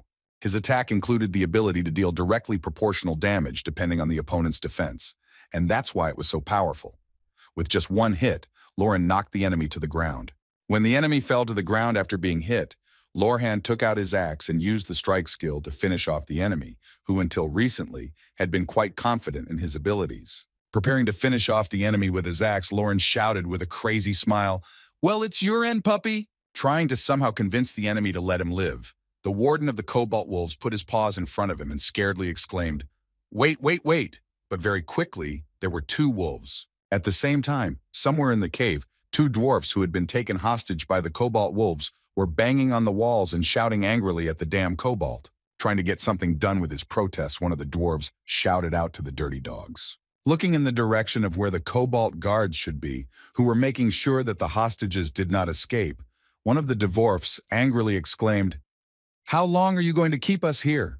Continuing their strike, a couple of dwarves who had been taken hostage angrily shouted their demands. "You scoundrels could at least feed us and bring us some drink." Sometime after the Dvoraks had started shouting, one of them heard a strange noise coming from nearby, and one of them asked what was going on. A few seconds later, the carcass of one of the kobolds flew into the cell where the dwarves were sitting and crashed right into the bars, followed immediately by Lauren, who said happily, "I knew you were here." Immediately after these words, the boy approached the bars and grabbed the steel bars with his own hands and said, "Hey boys, step back a little." And seeing a human in front of him, the dwarf exclaimed in surprise, "Who are you?" As soon as the dwarfs obeyed Loran's request and stepped away from the bars, he immediately bent the rough steel bars behind which the hostages were sitting. Seeing what had just happened, one of the dwarves said in surprise that he had strength, after which the other added in surprise that you were a mercenary, not an adventurer. Stretching out his hand to the dwarves who were behind bars, the boy confidently said, "My name is Lorhan, and I'm here on behalf of your guild." Immediately after these words, Lauren paused for a moment and added, "You can go home now." Hearing Lauren's words, one of the dwarves waved his hand away and sighed heavily. "I'm grateful for the rescue. It must have been difficult." Immediately after these words, recalling how they had ended up behind bars, the dwarf added in disappointment, but now this mine was overrun by a horde of cobalt. The next moment, realizing that they would be caught on the way, the dwarf added disappointedly, "There are about 100 of them here, led by their warden, Katomi. You've made quite a splash. They'll be here soon." Hearing these words from the dwarves he had saved, Lorhan listened to the whining of the dwarves as they continued to run away and ask for support from the guild, smiled slyly and said, "I'm glad you're worried about me." Immediately after that, Lorhan, barely restraining himself from laughing out loud, added, "But you'd better keep your regrets to yourself." Recalling what he had been doing lately for several hours to find everyone, Lorhan added, "And it was all because of this mine."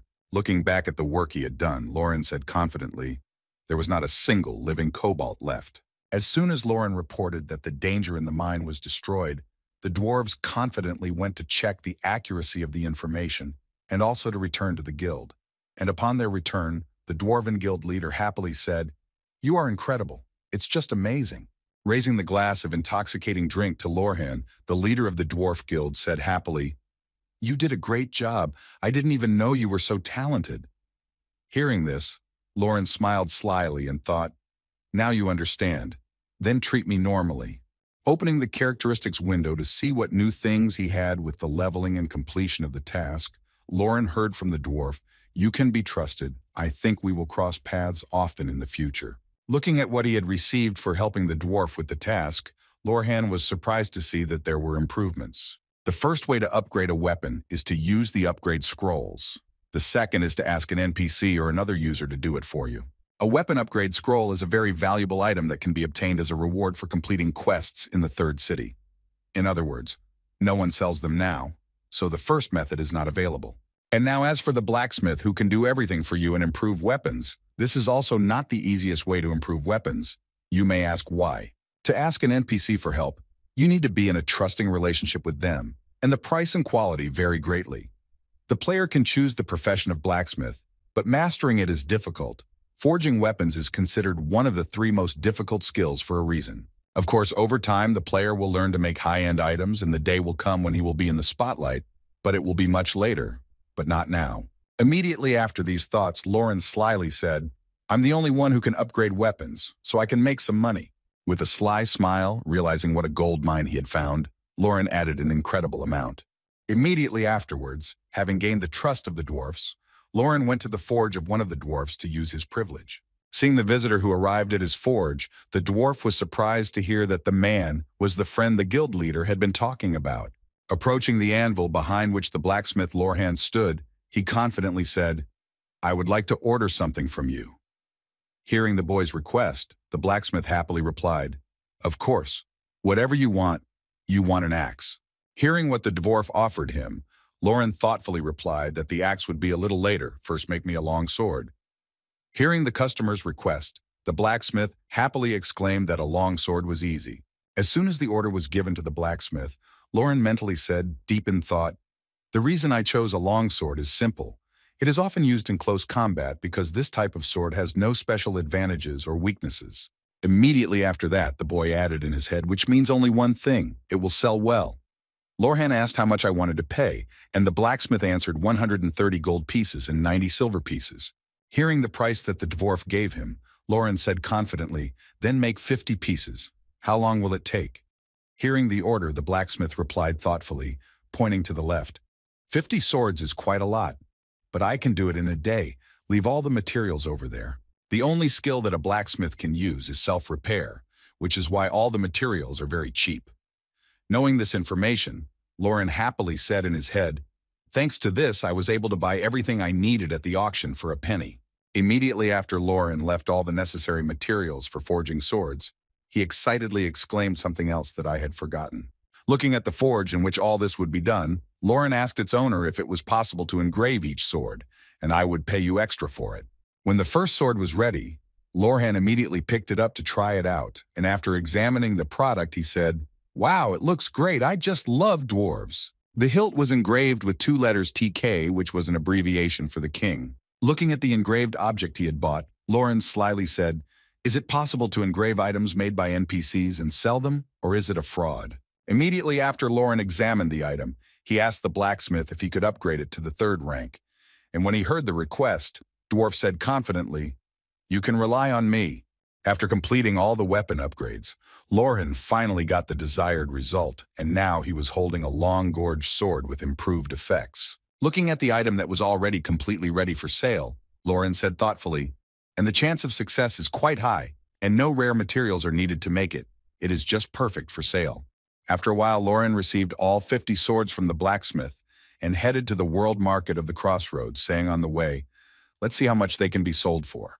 The world market, along with all the items of different quality, is accessible from the 3rd city. Unlike all other trading platforms where you can trade only within one city, here you can make deals in real time with users from all over the world.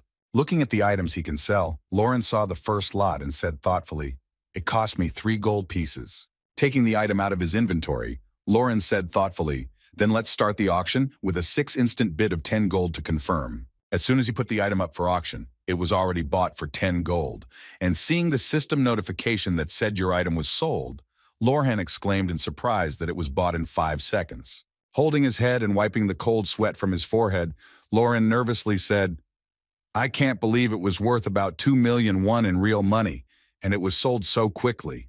Immediately after that, Lorhan, immersed in his thoughts about the hierarchical system of the game, mentally said, No, if you think about it, it's quite possible that the number of players who have reached the 90th level is 1 or 2% of the total number of users. Immediately after that, remembering Odin, who had already reached the 99th level, Lauren thoughtfully added that in this situation, finding good equipment was also quite difficult. Immediately after these words, Lauren added, Besides, if you remember that the interview with Odin was published the other day, I'm sure it only reinforces the fierce competition. With a sly smile because he could now instantly sell all his swords and other things for a great price, the boy said, Booga, sometimes I wouldn't have thought I would be grateful to this bastard. The next moment, choosing the next item for the auction, Lauren said thoughtfully, Well, let's see how high I can raise the price this time. I'll bid 20 or 30 gold pieces. Seeing that his goods were simply swept off the shelves, Lauren exclaimed in surprise that they bought again. Then I will bid 30 gold pieces. Putting up his goods that he had from the 3rd city, Lauren confidently raised the price, exclaiming 35 were taken away. Then I will put 40 gold. Selling his goods from his inventory, raising the price more and more each time, the boy nervously said, "This is just incredible." So when all of his auctioned ovars were swept off the shelves, Lorhan nervously looked at the inscription. "All your goods have been sold. You have earned gold, silver, and copper coins without deduction of commission." Taking hold of his beard, the nervous Lauren said happily, "I just made 100 million won in 30 minutes. It's crazy." Continuing his bidding, Lauren climbed into his inventory and mentally said, "Of course, leveling up and completing the task is important, but now the priority is different." Entering the city's auction, Lorhan confidently said, imagining how much he could earn, "Let's go. Then I will buy up all the ore for the production of equipment." After a while, the management company that owned the game, the Lord Falcon, began to make some moves in connection with what Lauren was doing. Seeing what was going on in their game, one of the developers nervously said that a violation had been detected and the monopolization of the equipment market had been confirmed. And from that moment on, 2 days passed when Lorhan started selling everything he could. When Lauren woke up in the morning and logged into the game, he saw a new game update and said, "What the hell is this?" In front of him was a system notification that said, "The upgrade system has been updated. Starting today, you can upgrade items only 100 times a day. Please remember this during the game." Seeing the update, Lauren said irritably, "It looks like they want me to stop doing this. Then there's nothing to be done." After that, Lauren sighed heavily and mentally said, "I didn't think this trick would work at all. I should be glad that I was allowed to trade for 2 days at all." Fortunately, other players didn't see this notification because it only applies to one region, and it was meant specifically for me. The next moment, looking at his items that he had upgraded, Lorhan said happily, "I was able to earn good money by upgrading items up to 5 times.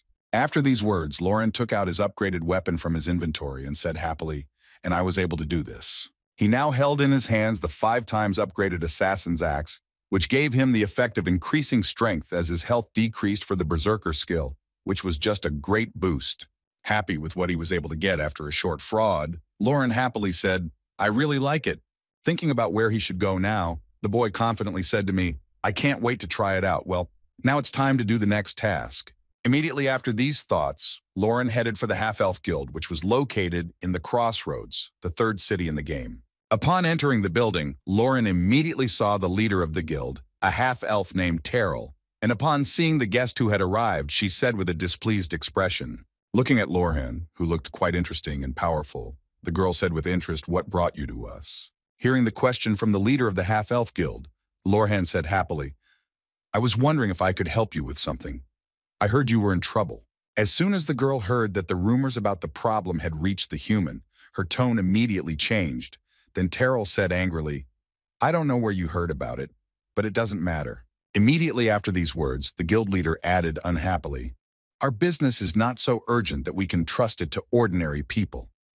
The girl's words made Lauren very angry, and he was most hurt by the fact that he was considered weak.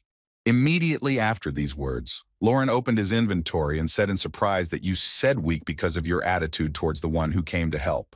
The next moment, Lorhan pulled out his axe, which had been upgraded to the 5th level, and said menacingly, "I think I looked at you too softly, noticing that something was about to happen," the girl exclaimed in alarm. Swinging his axe in front of Terrell to demonstrate his strength, Lauren scared her well enough to show that he was definitely not weak. Immediately after that, as soon as the girl let her guard down, Lauren grabbed her by the neck and began to squeeze her. The half-elf choking in Lauren's arms, scared, exclaiming, "What are you doing?" As soon as Lauren heard these words from the girl, he pulled her to him and then looked into her eyes and said menacingly, "Well, who is weak now?" Having finished his wet dreams of what he would do with her now, Lauren heard Terrell's displeased voice saying, "Are you deaf or go away from here?" Holding back his anger so as not to repeat everything in his mind, Lauren mentally said calmly, "It's all for the sake of the main quest." And immediately afterwards, reaching out with the ring to Terrell, Lorhan said, "Come on, don't be a buccaneer." Smiling happily after showing his online identity, Lauren confidently said, "I'm a researcher, and the Dwarf Guild has already recognized me. I'm not that weak. Why don't you just trust me?" Hearing such statements from Lorhan, the disgruntled girl closed her eyes and said angrily, "I think you're missing something. We don't recognize dwarves and don't want to deal with them." Immediately after that, the girl resigned herself to Lauren's membership in the Researchers Network and said reluctantly, "But that doesn't mean I won't accept you as a researcher." I'll trust you." But this time, with a sarcastic smile, Lauren made his judgment. Immediately resigned to the fact that she had to trust Lorhan, Terrell handed the task to the boy and said, "I think the group is in trouble. Please bring them back safe and sound." Immediately after these words, Terrell handed Lauren the token of the Half-Elf Guild and added, "Young half-elves are very careful with strangers. Show them this when you meet them." Reviewing all the conditions for the successful completion or failure of the mission, Lorhan thoughtfully said, as expected, there are additional rewards. With a sly smile that he knew everything in advance, Lauren thought, "And of course I know what the secret mission is." Seeing Lauren's strange behavior, Terrell thoughtfully said, "He seems strange, can I trust him?" Setting off on a journey to fulfill his task, Lorhan confidently said, "My main task is to help a group of gatherers achieve their goal, which they had to fulfill from the very beginning." By purchasing a horse to help him get around the area, Lorhan gained an additional 150% to his travel speed when riding. Reflecting on the missions and the difference between the cities, Lorhan mentally said that the distances to be traveled for the quests are increasing, and starting from the third city, it becomes quite difficult to move on foot. Riding his new horse to the place of his errand, Lorhan said, "I bought a horse for 100 gold pieces, and I must use it wisely." On his way to a group of young explorers who were lost somewhere in the forest, Lorhan met an infected forest spirit of the 115th level who stood in his way.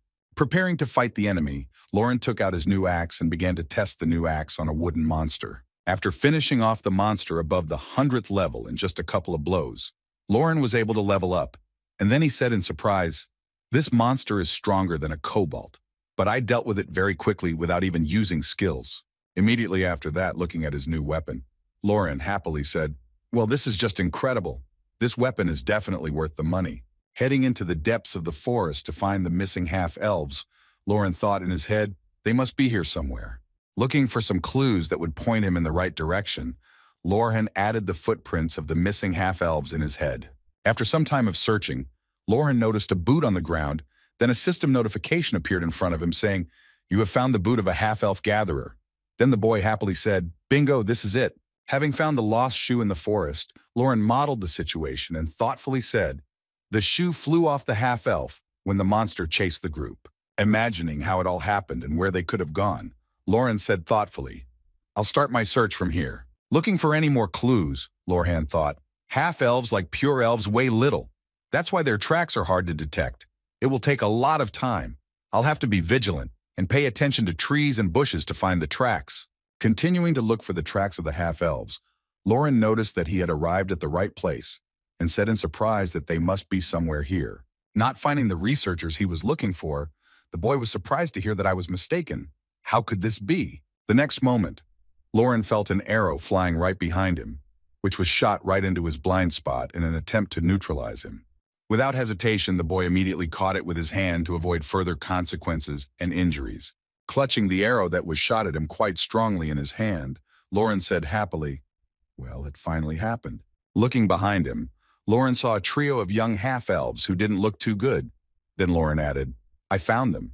Looking at Lorhan, who was following in their footsteps and had just caught an arrow with his bare hands, one of the elves who had pulled on his bowstring and prepared for the next shot shouted out menacingly, "Who are you? Why are you following us?" Hearing the question from the frightened explorer, Lorhan said confidently, "My name is Lorhan. I am a human explorer sent for you by Teriel. She is worried about you." The half-elf asked Miss Teriel in surprise.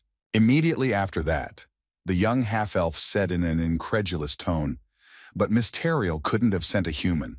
Before he could finish, Lorhan interrupted him, waving his UK in his face and saying, Okay, keep your doubts to yourself." Holding out the token of the Half-Elf Guild, Lorhan said, "If you don't believe me after seeing this, then you can stay here." Seeing the token that Lorhan held out to him, the young explorer was surprised to hear that it was the symbol of our guild.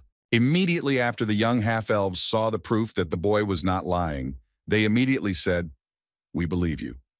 Lorhan exhaled with relief and said happily in his head, "Well, what would you have done if you hadn't believed me?" Going with Lorhan to collect everything they needed and leave the forest, one of the researchers said nervously, "But it would be quite difficult. There are terrible monsters in the forest that we have not seen before." Hearing these words from one of the half-elves, Lorhan asked in surprise, "You mean the infected forest spirits?" And hearing the boy call the monsters, the researcher nervously asked what you had already seen. Moving on with a confident step, Lauren said, "Yes, I've already killed several while looking for you." And the half-elf replied, "You're lying. We wouldn't have been able to kill even one if we hadn't all attacked at once." Immediately after these words, several infected forest spirits appeared on the path of Lorhan and the half-elves, who had already detected them, and seeing them approaching, the elf screamed in fear. Looking at the enemies with an unwavering gaze, Lauren showed no emotion, and so did the forest spirits who saw the strangers before them. Gathered in a bunch, the trio of half-elves prepared to die, frightened, saying what to do. "We will all die here." Hearing the frightened voices of his wards, Lorhan pulled out his axe from behind his back and said happily, "You don't have to worry about that." Immediately after that, having prepared for the confrontation with the monsters, the boy confidently added, "Open your eyes wider and look carefully." Holding onto his axe, which had been upgraded 5 times, Lauren, anticipating the fun, said menacingly, "Well, now it's time to chop some wood." Immediately afterwards, Lorhan started to fight with the infected forest spirits and began to destroy them quite effectively. With a few swings of his axe, Lauren easily cut through all the monsters that approached him and tried to harm the elves.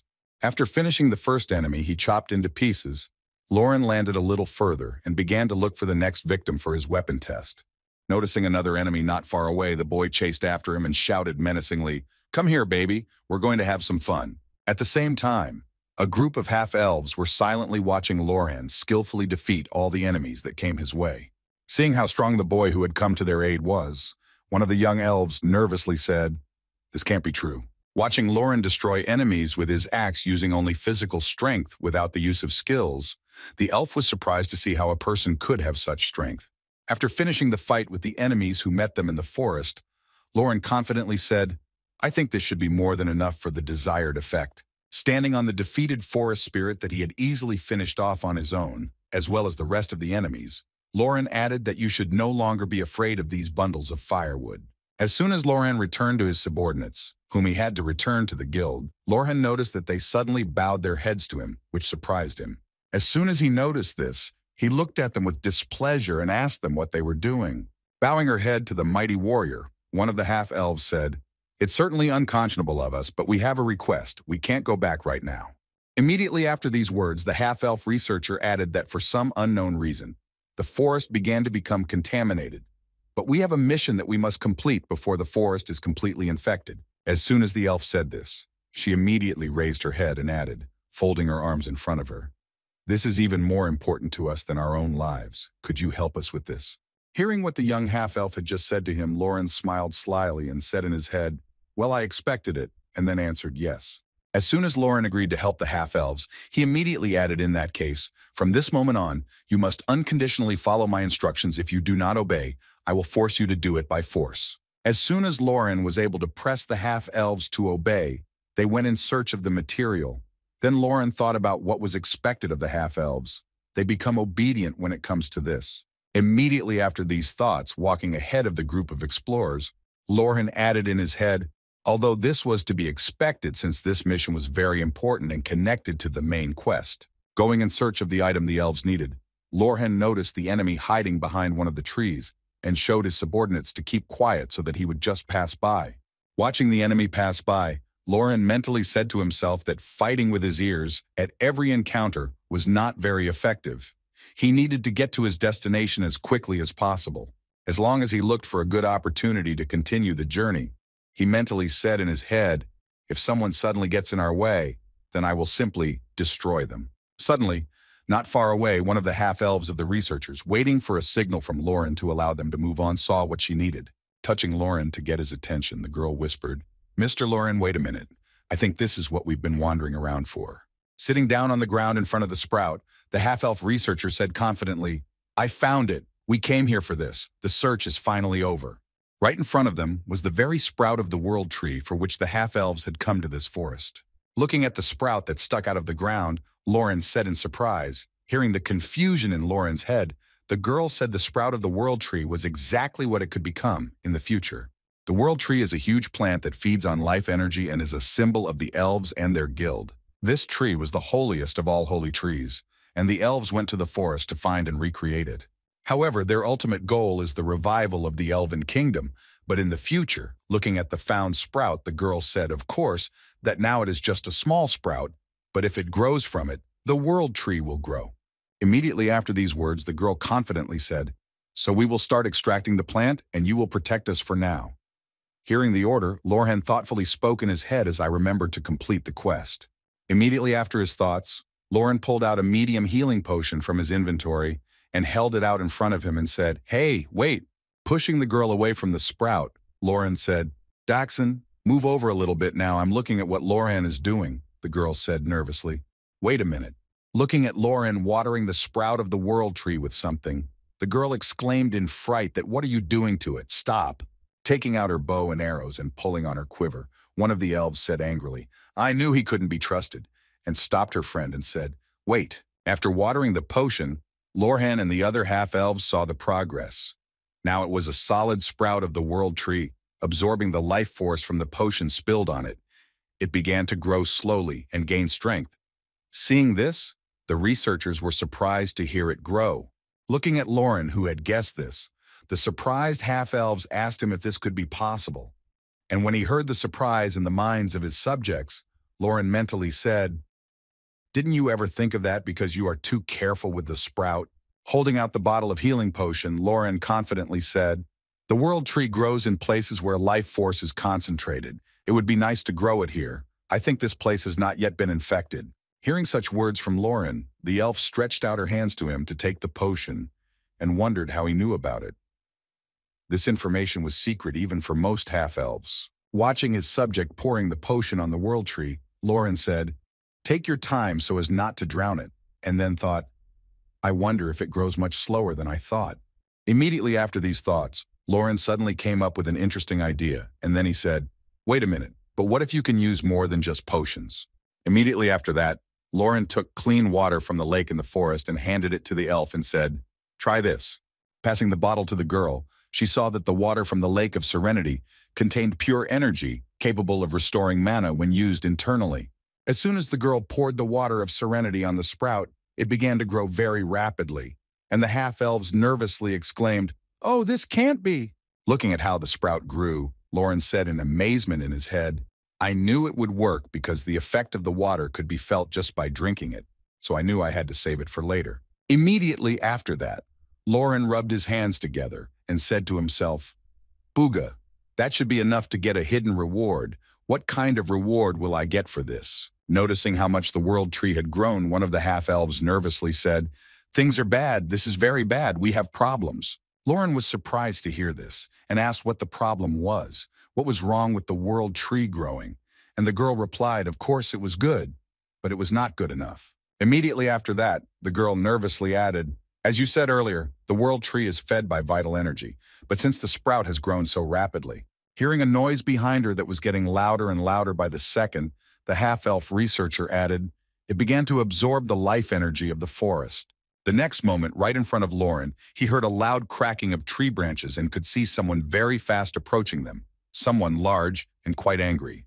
The one who was coming towards them so fast was an infected forest guard of the 130th level. He was the field boss of this area. Seeing Lauren and the other three intruders in his forest, the infected forest spirit said, "So trespassers, who among you dared to steal the life energy of the forest?" Seeing a huge enemy in front of him, Lauren said excitedly, "I certainly assumed that this task would not be easy enough, but I did not think so." Pulling out the items of equipment and the Lion King's mask from his inventory, Lauren said confidently, "I will have to use all my available strength to confront him." As soon as the Lion King's helmet was in Lauren's hands, he saw a system notification that said, "You have just duplicated the item's sealed powers." Seeing the updated characteristics of the Lion King's helmet, Lauren happily said that it had really happened.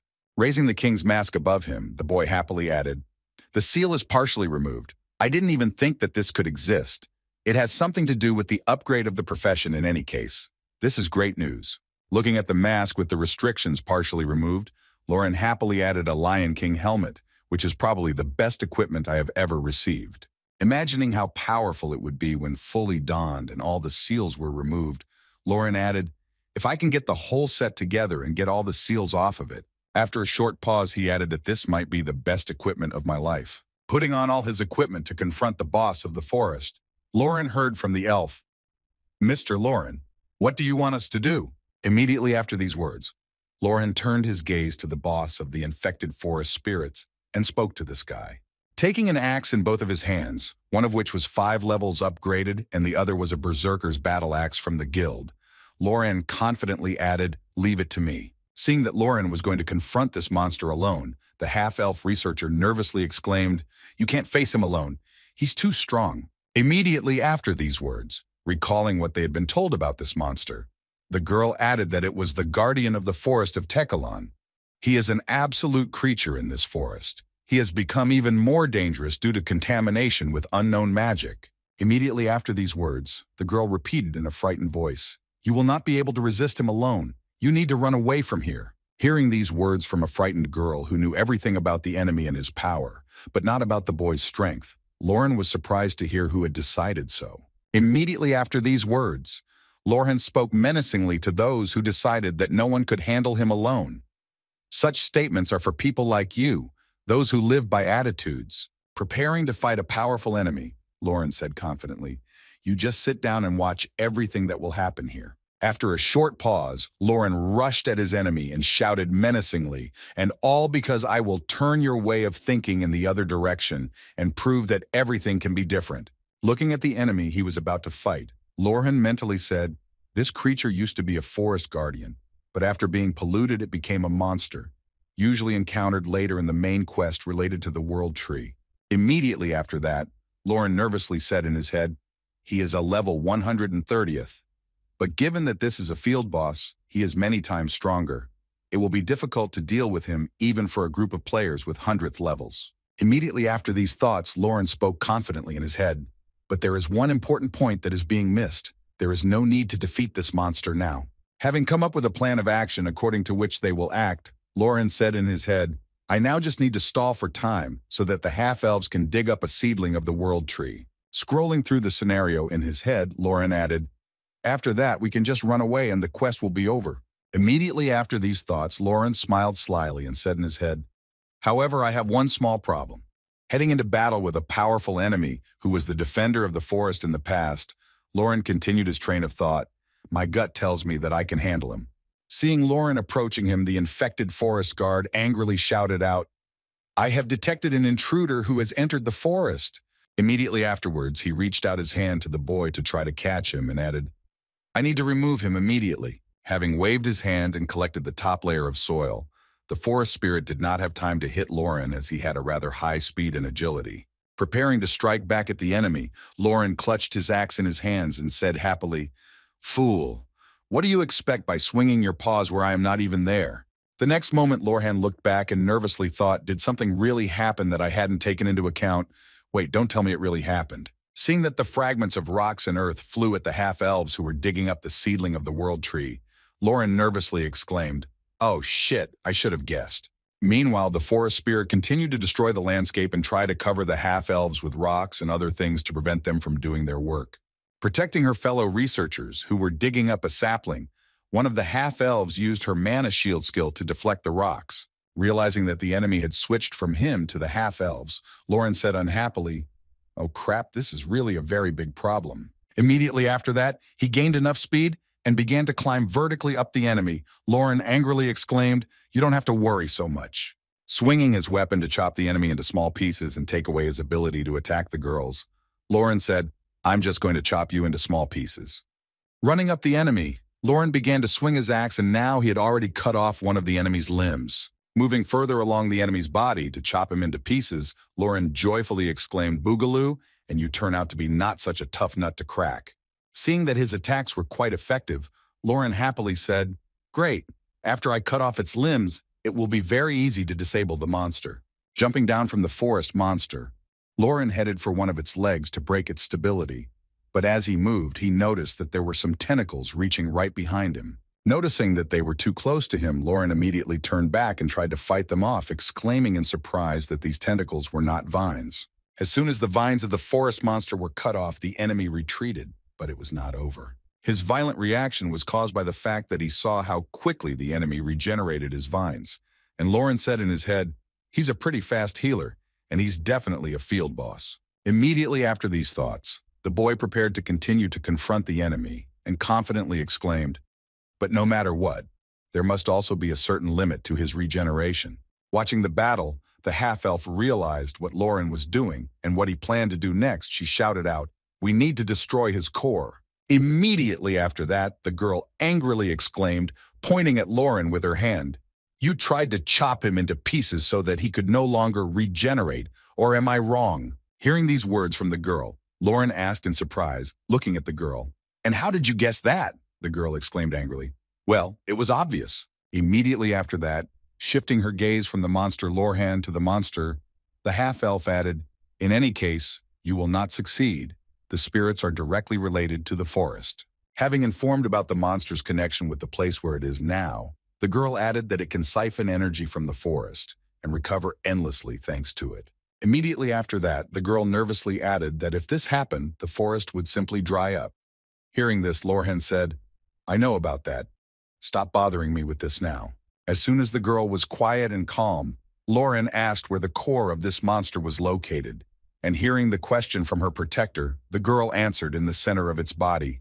Immediately after the half-elf gave Lorhan a landmark, he took up his weapon. Noticing this, the girl nervously said, "What are you going to do? How do you want to destroy such a huge thing?" Before she could finish, Lorhan interrupted her, asking if it was really that simple. Immediately after realizing that in order to defeat his opponent, he needed to destroy his core, which was inside, Lorhan said menacingly, "I need to shred his entire body." Heading towards the monster, Lauren made a crazy smile on his face and said menacingly, "This time I'll give it my all." As soon as the forest guard again noticed Lauren on his way to him, he immediately prepared to eliminate the intruder, telling him to destroy him. At the same moment, Lauren used his leap skill and stood above his opponent, saying thoughtfully, "Well, now I want to check." Heading straight for the enemy to get to his core, Lauren added, "How strong I really am."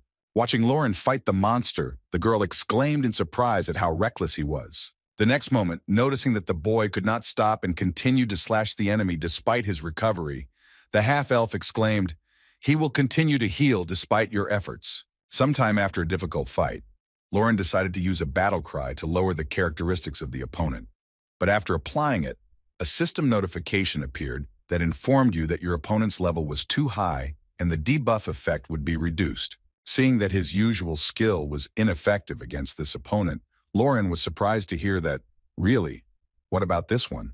Immediately after that, Lauren used his combo skill, which was supposed to be more effective, and that skill was a scream of madness.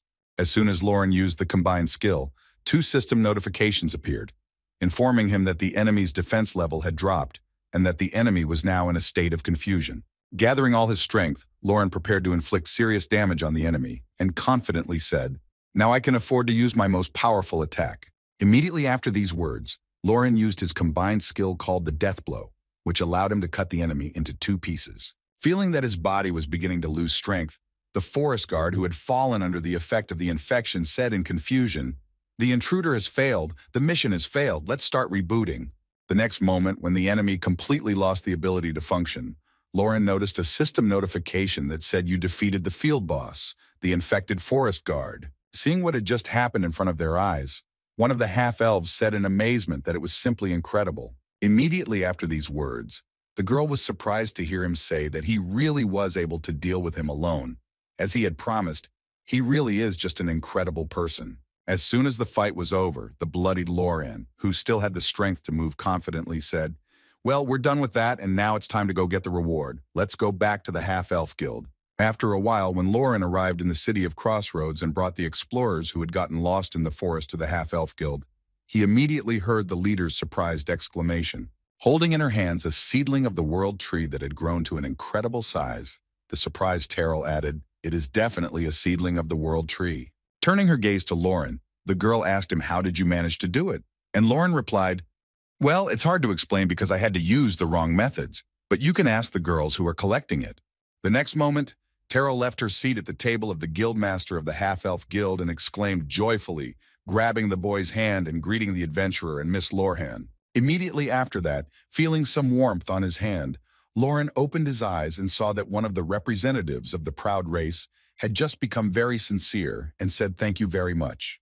Being in complete shock at what he was seeing before him, Lauren could not recover from looking at the half-elf who was showing her gratitude and saying, "Thanks to you, the half-elves have a chance." Immediately after these words, Lorhan for some reason remembered the first meeting with this girl and said in surprise in his head, "This cold half-elf has changed her attitude towards me."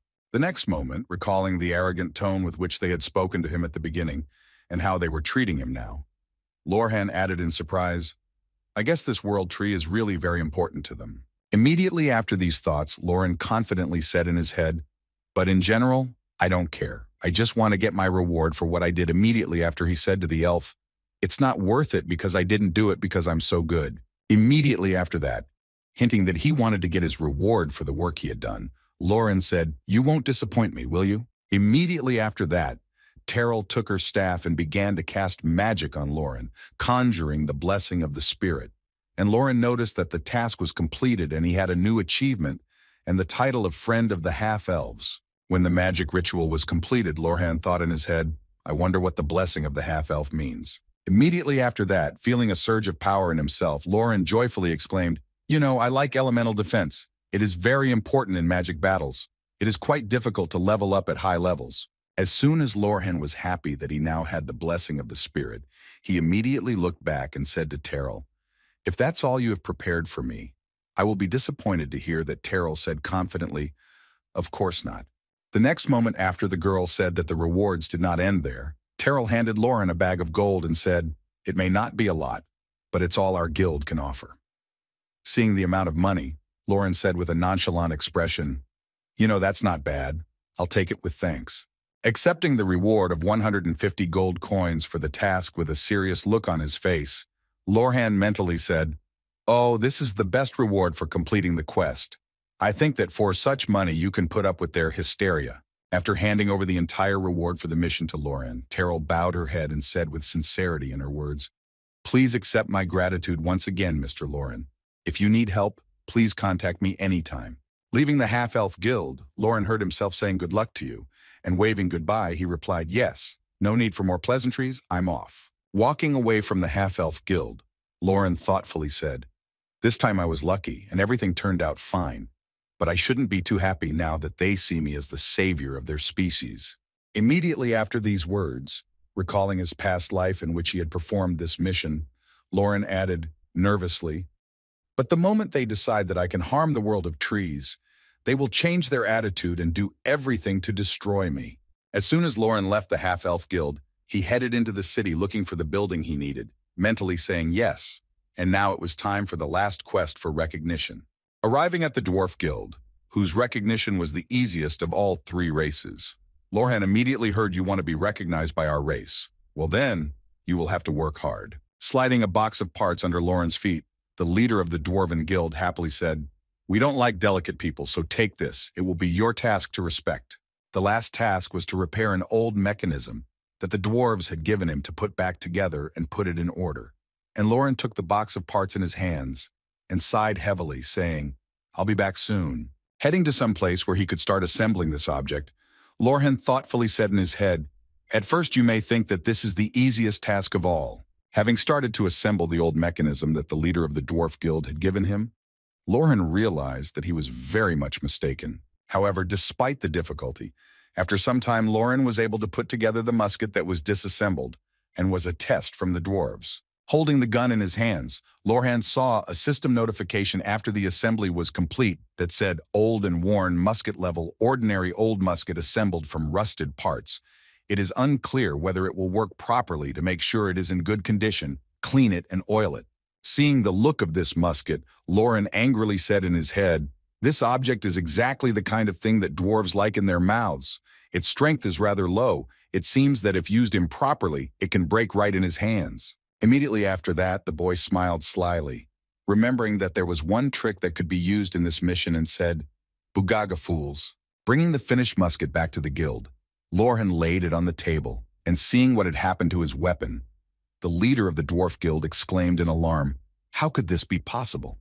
Right in front of him was a perfectly repaired old musket that the dwarves had given to Lauren in a state of almost total disrepair, useless for anything. Seeing that his work had impressed the leader of the Dwarven Guild, Lauren smiled happily and said, "I tried to act very carefully if you can tell me what you think." As soon as everything worked out in the best way, Lorhan remembered what he had done to achieve this effect and said in his mind, And the trick to this mission is this. Recalling his title, which was called A Friend of the Dwarves, Lauren said with a sly smile, "The trick is that I can ask my dwarf friends for help in repairing weapons at any time."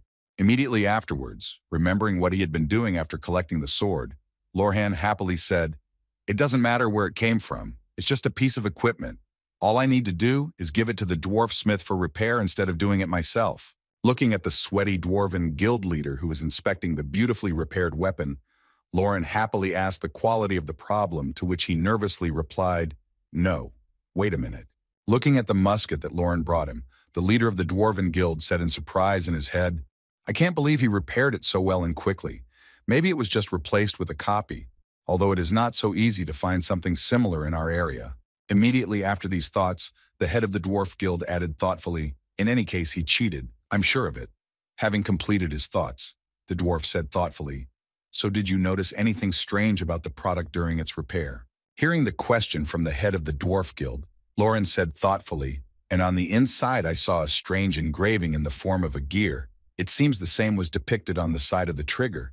Hearing the answer, the head of the guild nervously answered, "Yes, that's right." Immediately after hearing the answer about the engraving, the dwarf guildmaster sighed heavily and said, "It's amazing that you even know about the engraving that was applied to prevent fraud. It looks like I'll have to recognize your work." Lauren smiled slyly after his work was counted as having passed the dwarven recognition test and said, "Of course I know about the engraving. The task was exactly the same as in my previous life." After receiving the title of Friend of the Dwarves and the first achievement, Lauren looked at the additional effects it gave him and smiled slyly and said, "Wow, I didn't even expect much, but the result is quite impressive." Immediately after that, remembering what types of transportation the dwarf company offers, Lauren happily added in his head, "I am very pleased that I have the opportunity to ride dwarf trains and airships for half the price." Immediately after the back of such a pleasant bonus that gave him the title of Friend of the Dwarves, Lauren thought thoughtfully, but the biggest problem is the auxiliary profession of engineer.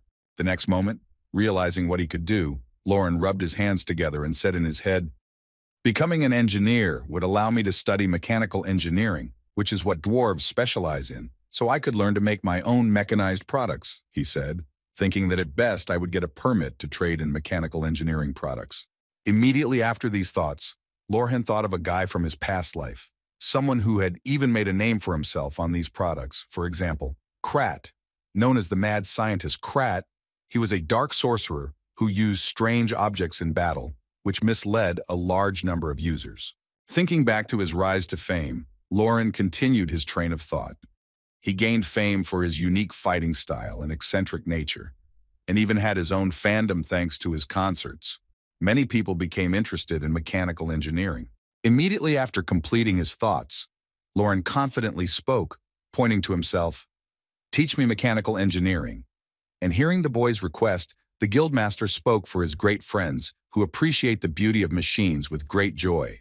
After some time, Lauren received the profession of engineer and could eventually learn the skills of the dwarves. And after some time studying engineering, Lauren said, "Give me a list of parts I need to improve my skills." To which the guildmaster replied, "Of course, feel free to look as much as you like." Over time, having mastered the profession of engineer completely and gained the trust of all races in the city of Crossroads, Lorhan received a new achievement that said, "You became a citizen of Crossroads." Seeing the system notification that he had received the title and the achievement that was related to gaining trust with all races, Lorhan breathed a sigh of relief and said, "Phew, I finally finished this damn quest." Looking at what the title of Crossroads Citizen gives him, Lauren said in surprise, "Claiming to protect the Crossroads garrison is quite interesting." Immediately after that, remembering the instructions of Guildmaster Steroyan, Lauren mentally said the right thing. If you think about it, Steroyan asked to deliver the letter to the general of the guard named Malkin. Recalling the earlier order, Lauren went out into the square and thoughtfully said, "If I have to leave here anyway, I'll do the quest as long as I remember. It's time to visit the garrison." After a while, determined to finish everything he had to do, Lauren arrived at the headquarters of the Crossroads garrison. Stepping inside to find the general to whom he was to deliver the letter, Lauren said in surprise as he looked at the statues inside the garrison headquarters, which was not a small building considering the size of the city. After a while he was looking at the statues inside while waiting for Malkin, Lauren heard a voice say anxiously, "I'm sorry to keep you waiting." Immediately afterwards, Hearing Malkin's footsteps at the same time, Lauren heard the continuation. We were busy eliminating monsters in the area. I don't even know where to put my eyes. Looking back to see who had spoken, Lauren saw a tall man standing in front of him. Immediately after the general of the guard arrived at the meeting point, Malkin smiled broadly and said happily, "I am Malkin, in charge of public order in Paracrestock." Thinking back to the last time he met him in his past life, Lauren said in disappointment as he extended his hand to the berserker. Lauren immediately thought, "Every time I see him, I am amazed at his physique. He is truly a half-elf. What do they feed him?" Grabbing Lauren's hand and shaking it hard, Malkin said happily, "You're in great shape." And hearing the compliment from the leader of the guard, Lauren said in surprise in his head, "I really think so. It all seems rather strange." Immediately after these thoughts, Lauren remembered his character from his past life and thoughtfully said in his head, "Why he was so friendly, as I remember Malkin was an old elf." Greeting Lauren as he should, Malkin said, "I've heard many things about you from Terrell. Our race owes you a great debt of gratitude." Hearing this, Lorhan nervously thought, "Oh, so that's what he means." As soon as Lauren realized that Malkin had a very good knowledge of him, he immediately thought, "Well then, a good relationship with Malkin will make my life much easier." Malkin, the general of the Crossroads Guard, was level 200 and was a very serious opponent. But now he was friendly and asked happily, "So you say that Steroyan has been assigned to me, and how is this old man doing?" Pulling out a letter from his inventory that was addressed to him, Lorhan thought, "Surely soon I will not be surprised by the 200th level." Immediately after that, the boy replied with him, "Everything is fine. He asked me to give you a letter." Rereading the message that Steroyan wanted to pass on to him in his letter, Malkin said happily, "Wow, I see. So you're a new member of the researchers." Lorhan said uncertainly, "Yes, I am." Hearing the confirmation from Lauren's words, Malkin laughed out loud and said, "Why did you hide it? I'm also a researcher. Let's work hard for the sake of cheese on the continent." Hearing this, Lauren said in his head, "Of course he's a researcher, but is it necessary to say such obvious things? He's not an idiot by any chance." After laughing a little and getting to know the boy better, Malkin looked at him and said in his mind that if you close your eyes to Lauren's level, he is just an amazing person who has a sense of authority. It seems that he has already been recognized by other races and that he is also a member of the research team. Immediately afterwards, remembering when he first approached him in the guest room, Malkin mentally said that during our first meeting, I had tested him by pressuring him with mana. The next moment, looking at the boy's reaction, Malkin added in surprise that he felt nothing, but ordinary beings feel pain or at least discomfort.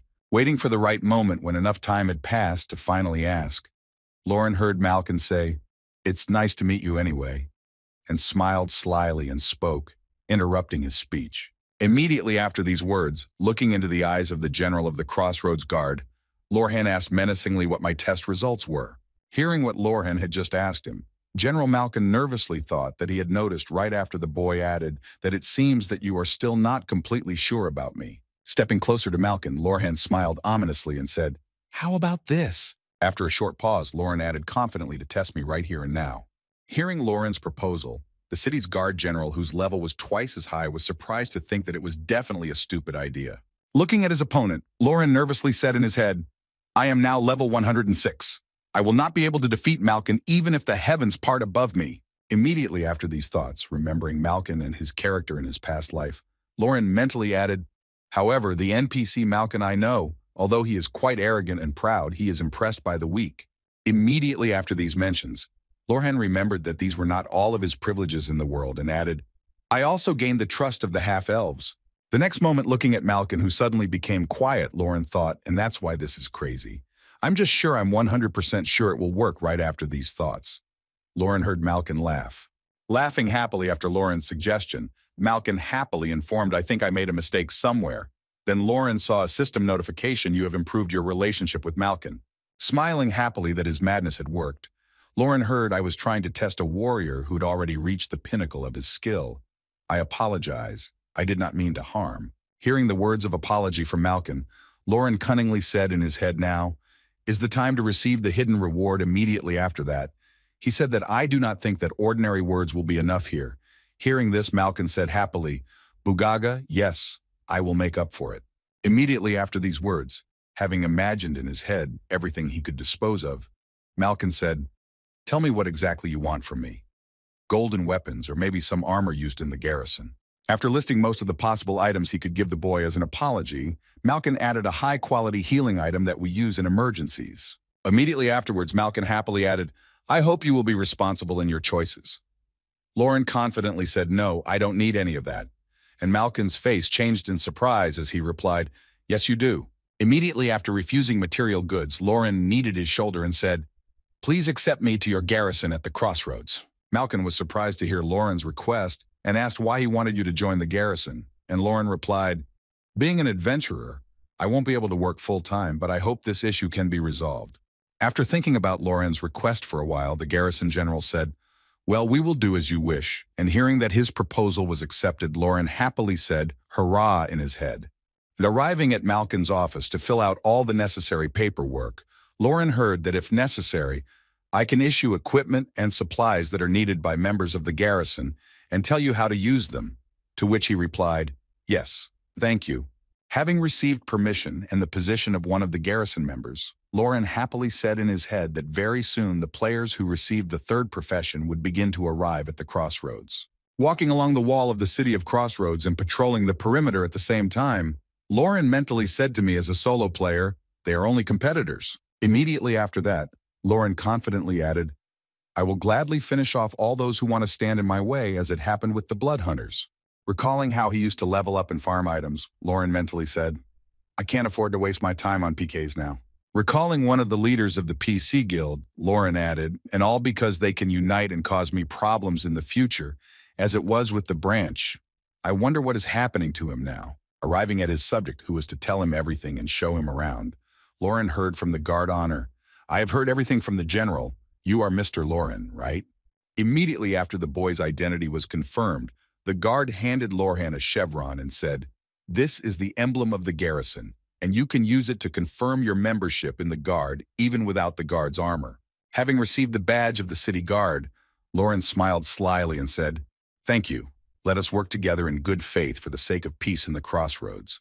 Looking at the garrison emblem, Lauren smiled slyly and said happily in his head, "With this, I can legally control the players who came to the crossroads." Holding the power over the players in his hand, Lauren went to patrol the city for as long as he had free time. Looking at his emblem that put him on a par with the lawmakers of this city, Lauren mentally said, "My job as a garrison member is quite simple." Recalling what he had been told, Lauren mentally said either patrol the city for 1 hour or kill 20 monsters in the area. However, there is only one condition. If the crossroads is in danger while you are online, you must take part in the battle to defend the city. Having completed all his duties as a guard, Lauren happily said in his head, "It's a little annoying, but it's definitely worth it." Recalling the privileges available to him in his position, Lauren said in his head, "I can use all the amenities. I have a trusting relationship with all the NPCs, and I get discounts and favorable offers." Repeating in his head what becomes available to him in his position, Lauren added, "However, these are all just trifles. The main thing is different." Remembering why he had come here, Lauren happily said, "If I suddenly see someone violating public order, I'll call you." Having modeled the situation of the offense in his head, Lauren added, "I can execute him on the spot without receiving any fines for it. I can even be rewarded if my execution turned out to be fair, and that's how I will rule over other players." Immediately after modeling the situation, Lauren placed the emblem in his inventory and added mentally, "Since there are no restrictions or prohibitions, I can use my position until I go to another area or decide to quit. Well, it's time for me to do something else." Immediately afterwards, remembering his hated rival from his past life, Lauren mentally said, "I doubt I'll ever meet Odin again, since we're in different regions. But if another level 100 player appears in the crossroads, it won't be surprising." At some point in time, Lauren wanted to check the news, and when he opened the tab with the latest news, he saw something that surprised him, and he exclaimed in amazement that "You are serious." Right in front of him on the front page of the news was a special news story about the first player in the Lord who reached the 100th level, a player from South Korea. Immediately after this news, Lauren immediately spoke up and said, "I need to learn more about him," and quit the game. The first player in the Lord who reached the 100th level in the world of the Orc Race Profession Blade Master tied exclusive interview for Game in Ven. Watching the exclusive video, Lauren heard how it feels to be the first player in the Lord to get 3 professions and the 100th level. After the reporter's question, Tide answered, "Booga, it's an honor." Sitting in front of the computer and watching the interview, Lorhan heard from the reporter that you are a blade master, right? A kind of sword master. And seeing who exactly became the first 100th level, the guy said in surprise that it was a bald orc. Looking at the guy who was the first to reach the 100th level, Lorhan was surprised to add that it wasn't even Odin, but some strange no-name who was the first to reach the 100th level. Immediately after that, remembering the interview with Odin, Lauren thoughtfully said the guy who was interviewed after reaching the 99th level had no reason to lag behind. Immediately afterwards, Lauren realized what could have happened and why Odin had not reached the first 100th level, and he thought, could it be one insidious villain? Recalling Odin, who was being interviewed, Lauren said confidently, he most likely had already reached the 100th level a long time ago. Looking at this bald orc, Lauren added thoughtfully, and now he's quietly watching his competitors from the side. Realizing that he was doing exactly the same thing as he was, Lauren smiled menacingly and said, that's right. Let him continue to be so careful not to accidentally become my prey. As Lauren continued to watch the interview, he heard the reporter ask if anything had changed at the 100th level, and Tide said, of course, I have combined skills. I'm sure he knows. Continuing to watch the interview, Lauren heard from the video that a game user where achievements play a key role did not mention the first achievement, which means that there is another user who was the first to get the 100th level. Then he breathed a sigh of relief and mentally said, it's me, you fools.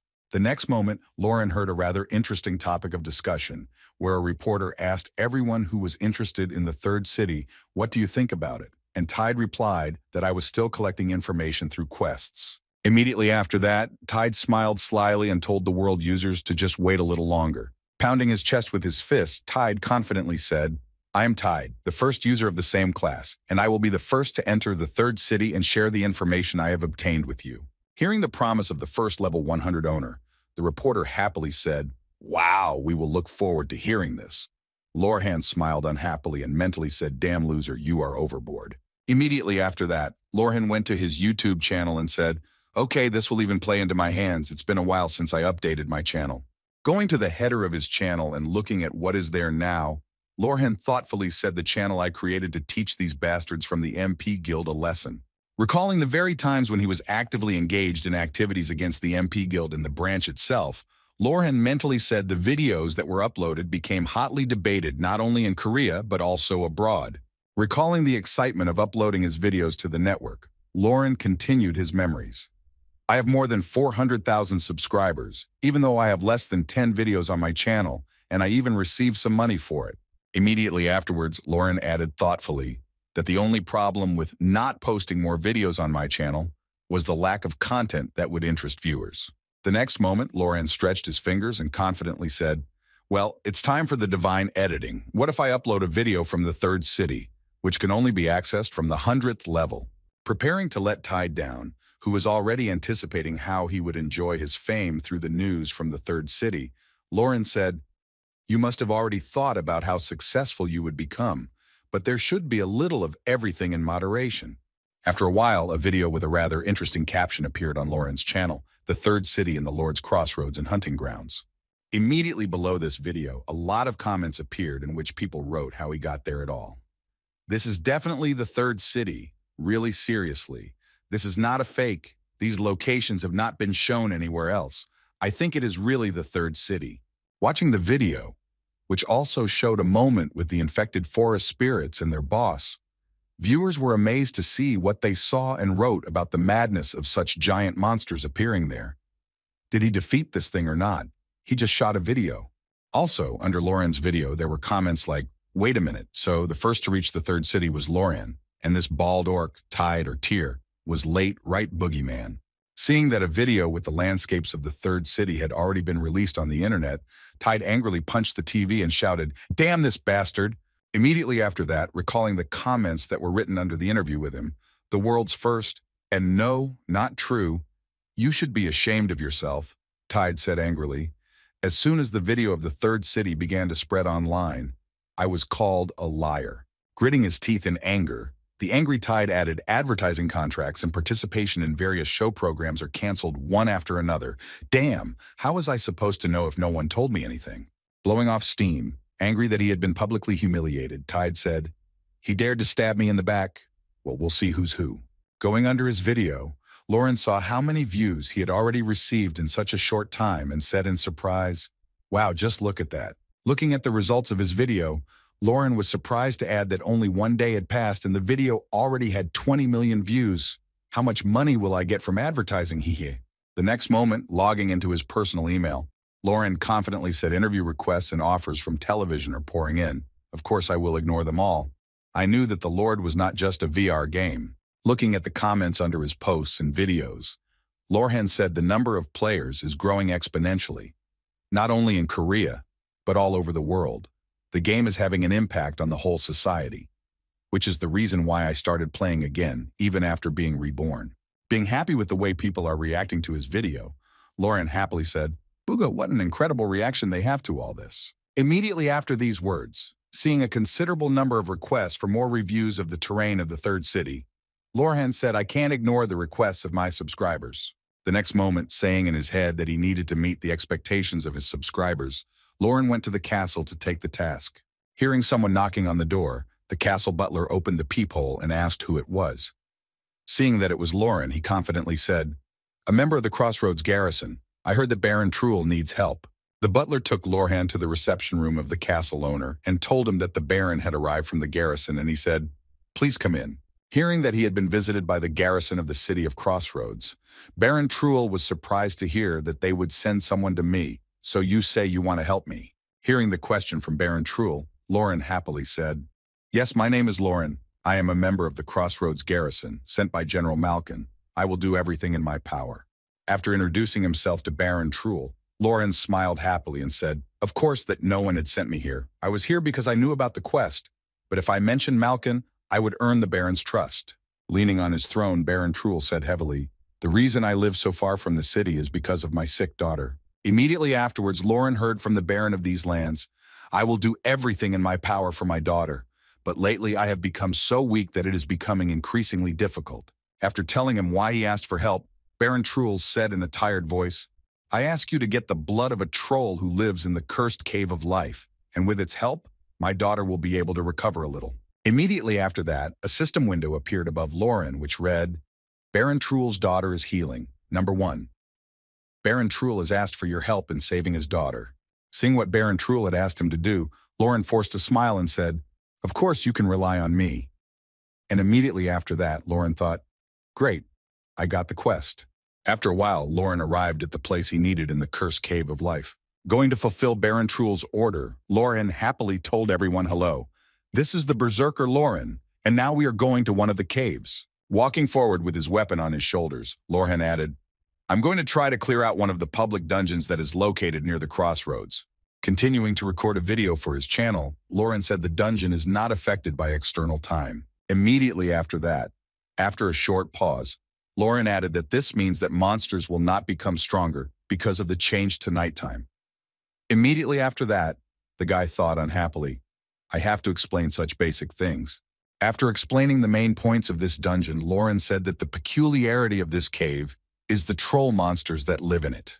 After telling about the monsters that live in this cave, Lauren continued to keep his video blog and said, "I think this is the first appearance of trolls in the territory of the Golden Lion camp." The next moment, seeing another monster hiding behind a stone in front of the cave entrance, Lauren said, "But that doesn't mean it's just trolls. It seems like the first monster has appeared." When the monster was fully revealed and the camera captured it, Lauren said, "The stone ape is the lowest level monster. These muscular primates are below the average statistical human." The next moment, when the enemy left its waiting position, Lauren added attack, defense, and agility stats to the monster's attack power. The next moment, the stone monkey finally appeared, jumping out of the net and heading straight for Lauren to slam him. However, it is easiest to hit a target that is already in the air because it cannot dodge, so Lauren swung his axe and hit the monster and launched it into a rock near him. After this blow, a fierce fight broke out. The stone monkey tried to finish Lauren off, but he easily repelled all the monster's attacks. After some time of fighting with the monster, Lauren said that all the indicators are equally high. You can win with the help of strength or speed, depending on what you are more skillful and confident in.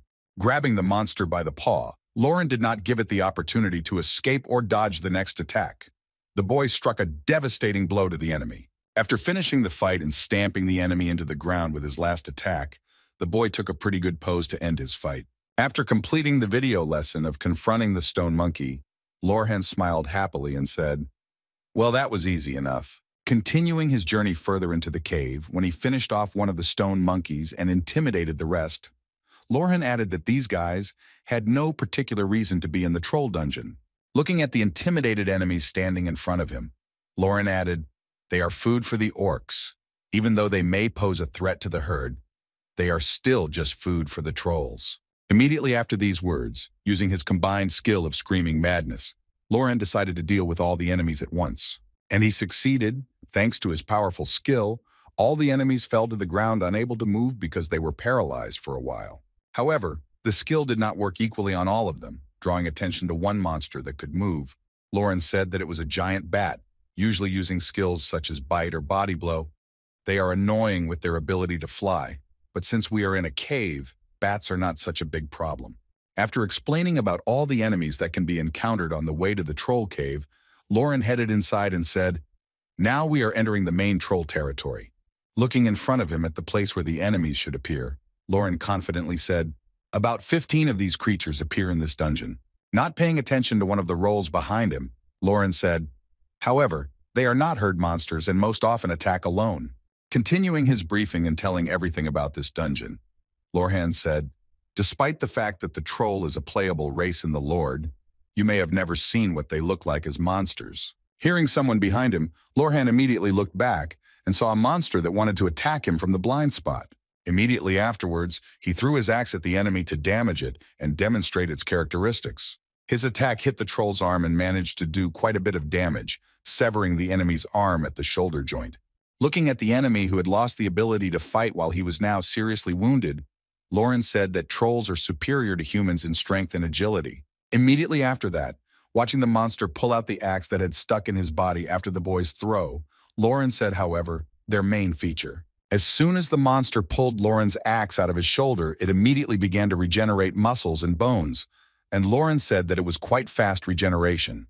Immediately after the enemy began to regenerate its wounded body part, Lorhan reduced the distance between himself and the monster and said, "But you don't have to be afraid of it."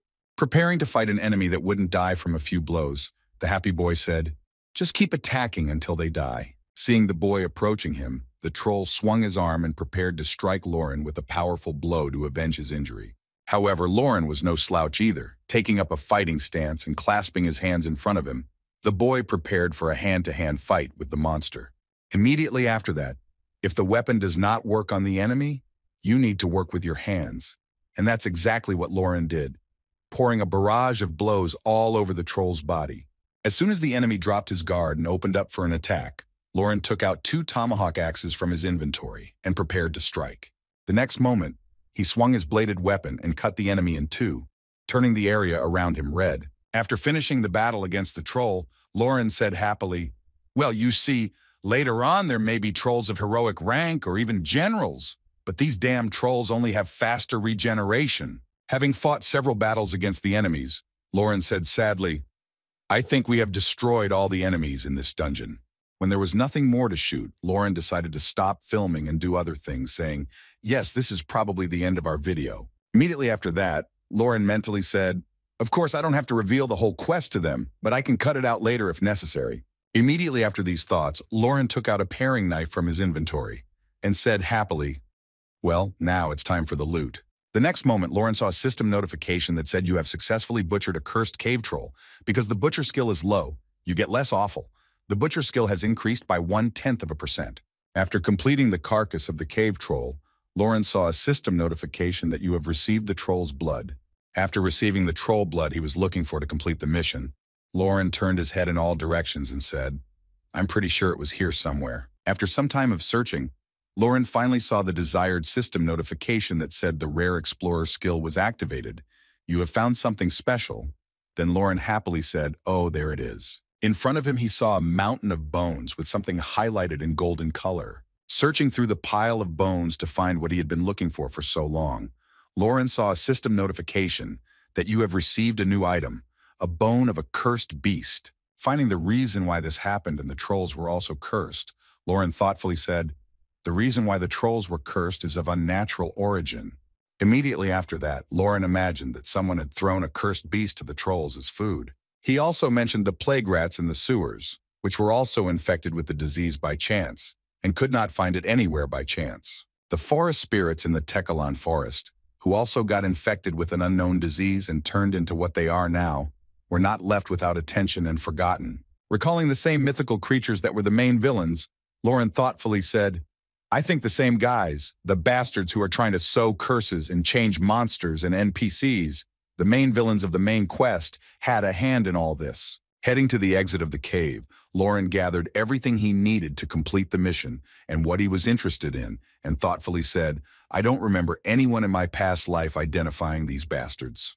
Recalling his past life, Lauren suddenly remembered Odin and the Ragnarok Guild, after which he thoughtfully said in his head, "I was just following the plot." Immediately after that, remembering the problem that happened to him, Lauren added, "But then I was contacted by the villains from Ragnarok." Reaching the exit of the cave, Lauren was immersed in his thoughts, drawing lines of similarity to get to the truth using the deductive method, and said in surprise, "Wait a minute." Realizing an interesting detail that had never occurred to him before, Lauren said in surprise, "No, this is nonsense. As far as I'm concerned, it just can't be." Having drawn all the main lines and crawled all the connections, Lauren said in surprise, "But maybe that's why Ragnarok attacked me." Angry because of his guesses where he deduced a remarkable sequence in the actions of the guild he hated, Lohan said, "Did they really want to prevent me from completing the main task?" Sometime after he finished his thoughts, Lorhan turned to the garrison general and held out his hand with the skull of the cursed animal. Seeing what Lauren had brought him, the garrison general immediately grabbed the skull in his hands and said in surprise, "Where did you say you went to find it?" To which Lauren replied, "In the cursed cave of life where trolls live." Looking at the cursed skull of the animal, General Malkin said in surprise, "I have studied mutated monsters, but I never thought that curses spread through it." At the same time, Lauren, who was sitting in Malkin's office, heard that first the sewers, then the Tekalan forest, and now the cave, they planted the infected objects only in hard-to-reach places. When he heard that General Malkin knew where the cursed objects or creatures were found, Lorhan angrily asked if you knew anything about those who spread these curses, or perhaps their targets. Hearing Lauren's question, General Malkin bowed his head to the boy and said, "I'm sorry, but I have no leads. We have only recently begun our investigation." Immediately after these words, General Malkin handed the cursed animal's skull back to Lauren and said, "Lauren, from this moment on, I've been studying this bone on you." Looking at Lorhan, to whom he wanted to entrust this important mission, General Malkin asked, "Now tell me if you can find other monsters that have been cursed." Leaving the garrison headquarters, Lauren went about his business and was deep in thought, saying in his head, "It turns out that I had greatly underestimated the reason Odin tried to drag me to Ragnarok." Recalling when he offered him to join his guild, extending his hand and making promises, Lauren added, "I thought he was jealous of my first place in the rankings, thinking that he just wanted to conquer me." Immediately after that, Lauren pictured in his mind the image of the main villain of the game. But what if it all turned out to be false? Imagining that there could be something like an alliance between the MP Guild and the Bloodhunters Guild, Lauren mentally added, what if they made a deal with each other? Grabbing his head from his own thoughts about what exactly could have been going on in his past life with all that Ragnarok Lorhan added, then it turns out that the true purpose was to prevent him from completing his main task. Walking through the city with a scary expression on his face, Lorhan scared all passers-by, thinking maybe I'm overthinking everything in the Lord, where the whole point is to complete the main quest. Users have no reason to cooperate with NPC thieves. The next moment, with a furious expression on his face because his thoughts had made him angry and hateful, Lauren spoke up, whoever those bastards from Ragnarok were. After a short pause, the boy who frightened passers-by with his appearance added, "I will be able to ask them personally about everything before I destroy them." After some time, Lauren finally arrived at Baron Truhl's estate and brought him the troll's blood to complete the first quest of his daughter's healing chain. Taking the troll blood he had ordered in his hands, Baron Truhl happily said to Lauren, "You really did find the troll blood. I knew I could rely on the garrison." Immediately afterwards, Baron Truhl added, "Now I need the hot blood of the rams. You can get it by hunting the devil's rams. Please get it for my poor daughter." Having received a new task where he had to get 20 sheepskins and 20 units of sheep's blood, Lauren went to the cave where it could be obtained. With a sly smile, remembering that Baron Truhl had said it was for his poor daughter, Lorcan said that indeed it was. heading to the very place where these devilish rams are found under the cover of night. Lauren added, I guess I should play the fool. After a certain period of time, Lauren finally arrived at the right place to get the item he needed to fulfill his mission with the Baron. Seeing that there were two monsters in front of him from which he needed to get the materials, Lauren smiled happily and said, So now I have to work as a shepherd. Immediately after these words, the boy entered the battle in order not to delay the time of the mission, because there was still a lot of things that had to be done in his plans. Destroying the enemies who for some reason did not even move during the battle with Lorhan, he took off his Lion King mask and wondered if it was really because they were herbivores. Putting on his Lion King mask again to make the hunt easier, Lauren added happily, grabbing his axe and going after the next victims. They fell into a stupor when they met the predator. Having encountered one enemy that he could not destroy with just one blow, Lauren said in surprise, Look at that. Looking at the rather cunning enemy who was smart enough not to die from a single blow, the boy added block the axe with his fur. Stepping back to regroup, Lorhan mentally added these mediocre skills after a short pause. The boy confidently added that they could also be combined. Having dodged one of the enemy's attacks that tried to switch from defense to offense, Lorhan said in amazement, Wow, that's pretty good. Immediately after that, grabbing his weapon when he was behind his enemy, the boy shouted menacingly, But don't underestimate me, I'm not a slip-up either. Using a jerk and a jumping punch combination, Lorhan added, preparing to deliver a crushing blow to see who was stronger. Having cut the enemy in two with all his reinforcements, well-timed attack and the attack itself, Lauren delivered a critical blow and easily won with just one punch. After finishing the battle against a strong enemy who was able to demonstrate some skills, Lauren wiped the sweat from his forehead with a heavy exhale. Immediately afterwards, looking back at the other ram standing behind him, the boy said in surprise, Where are you going? Wait, I'm not done with you yet. Lauren smiled ominously into the enemy's face and added, I need your blood and skin. Give it to me and I will have mercy on you. Looking at the frightened enemy who realized that he was going to die, he looked at Lorhan awkwardly and then said, Well, that's a great deal of course if you can live without them. Having gathered all the materials he needed, Lauren headed for the town of Paracrestia. Walking along the square, the boy yawned and thought, I didn't sleep all night because of these devilish rams. Suddenly, passing by a shop with materials, Lauren heard someone's confused voice saying, Why doesn't anyone sell these items? Glancing at the source of the noise, Lauren saw 3 elves standing near the shop. Then one of them nervously added, We can pay more if you sell us some. Lauren, who didn't like the noise in the streets, thought to himself, The other users have already appeared in the 3rd city. I thought they would be gone for at least a day or two. The next moment, one of the dwarves sitting behind the counter angrily said to the customers, Be quiet! You youngsters who care only about appearance, get out of my sight. Not understanding why everyone refuses to help them or sell them various goods. One of the players nervously said why they treat us like this. Someone has done something to the inhabitants of this city. Hearing these words, Lauren smiled slyly, realizing the reason for this behavior of the townspeople, and mentally said they were trying to trade with the NPCs without being recognized by other races. The next moment, one of the players grabbed the dwarf by the skin and angrily shouted, What kind of discrimination was this? And when the dwarf fell under the hands of the irritated player, he screamed out in fright. Immediately after this incident, Lauren, who was standing near the scene, heard the player say, Hey, calm down, let's go to another store. And he replied, We've been kicked out of so many stores. Do you really think that something will come of this? Looking at the ugliness going on in the city of Lorhan, I heard from a local resident who was about to be beaten up, Oh, I can die like that. Save the poor dwarf. As soon as the cries of help from the local resident were heard, immediately after the players who organized the robbery, the thunderous voice of the guard sounded behind them.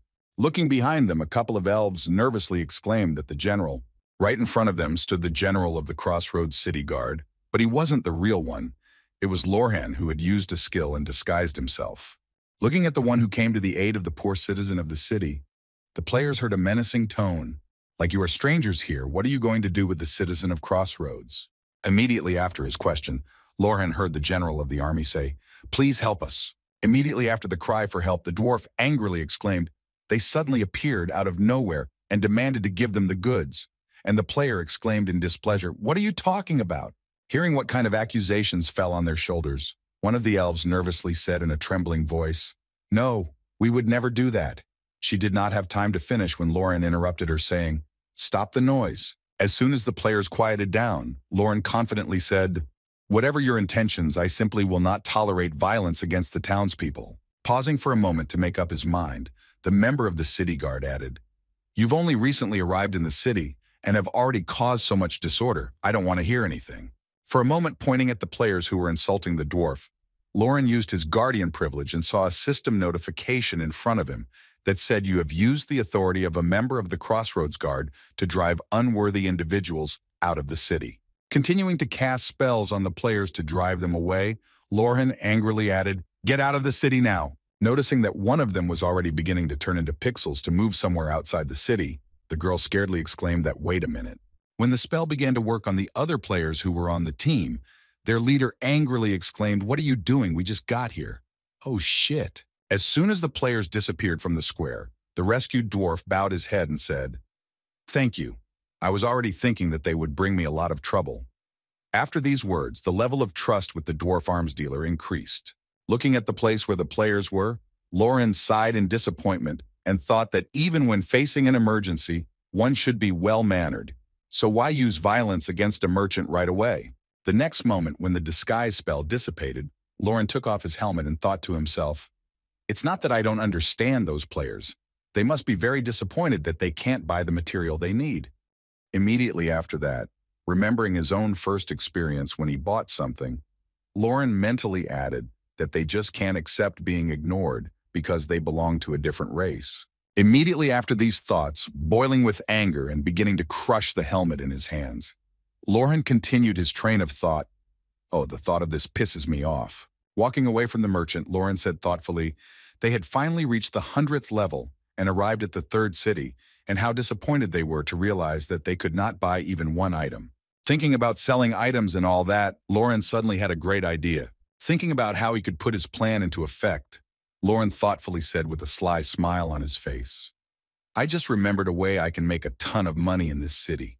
Heading to the place he needed, which could become a gold mine for him, Lauren stopped after a while in front of a huge building and said happily, "This is it."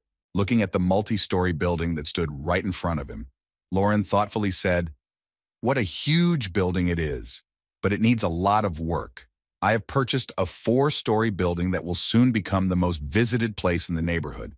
Recalling his past manipulations to get a considerable amount of money, Lauren mentally said, "Just like in Concane, I'm going to start a real estate business." Realizing what kind of profits he could make this time, Lauren smiled slyly and said the average level of players in Concane ranged from 2 and in Paracrestock from 2, which means only one thing: real estate prices will only grow.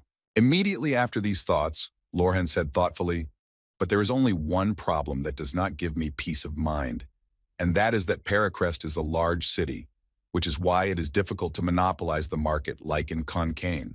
Immediately after these thoughts, Lauren walked inside the building he had purchased and said, "That's why I need to buy the building with the best location as soon as possible."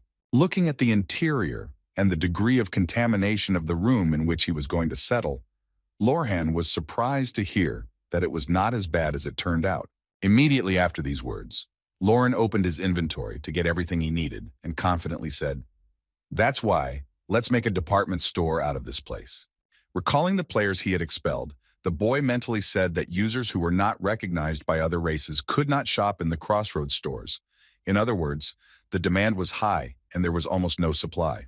Immediately afterwards, imagining the excitement he would cause by building his own shop in the rented building, Lauren said happily, "What if I open a shop for players myself?" Realizing how many customers he would have and how long the lines would be, Lauren confidently added, "Of course, they would all come to me."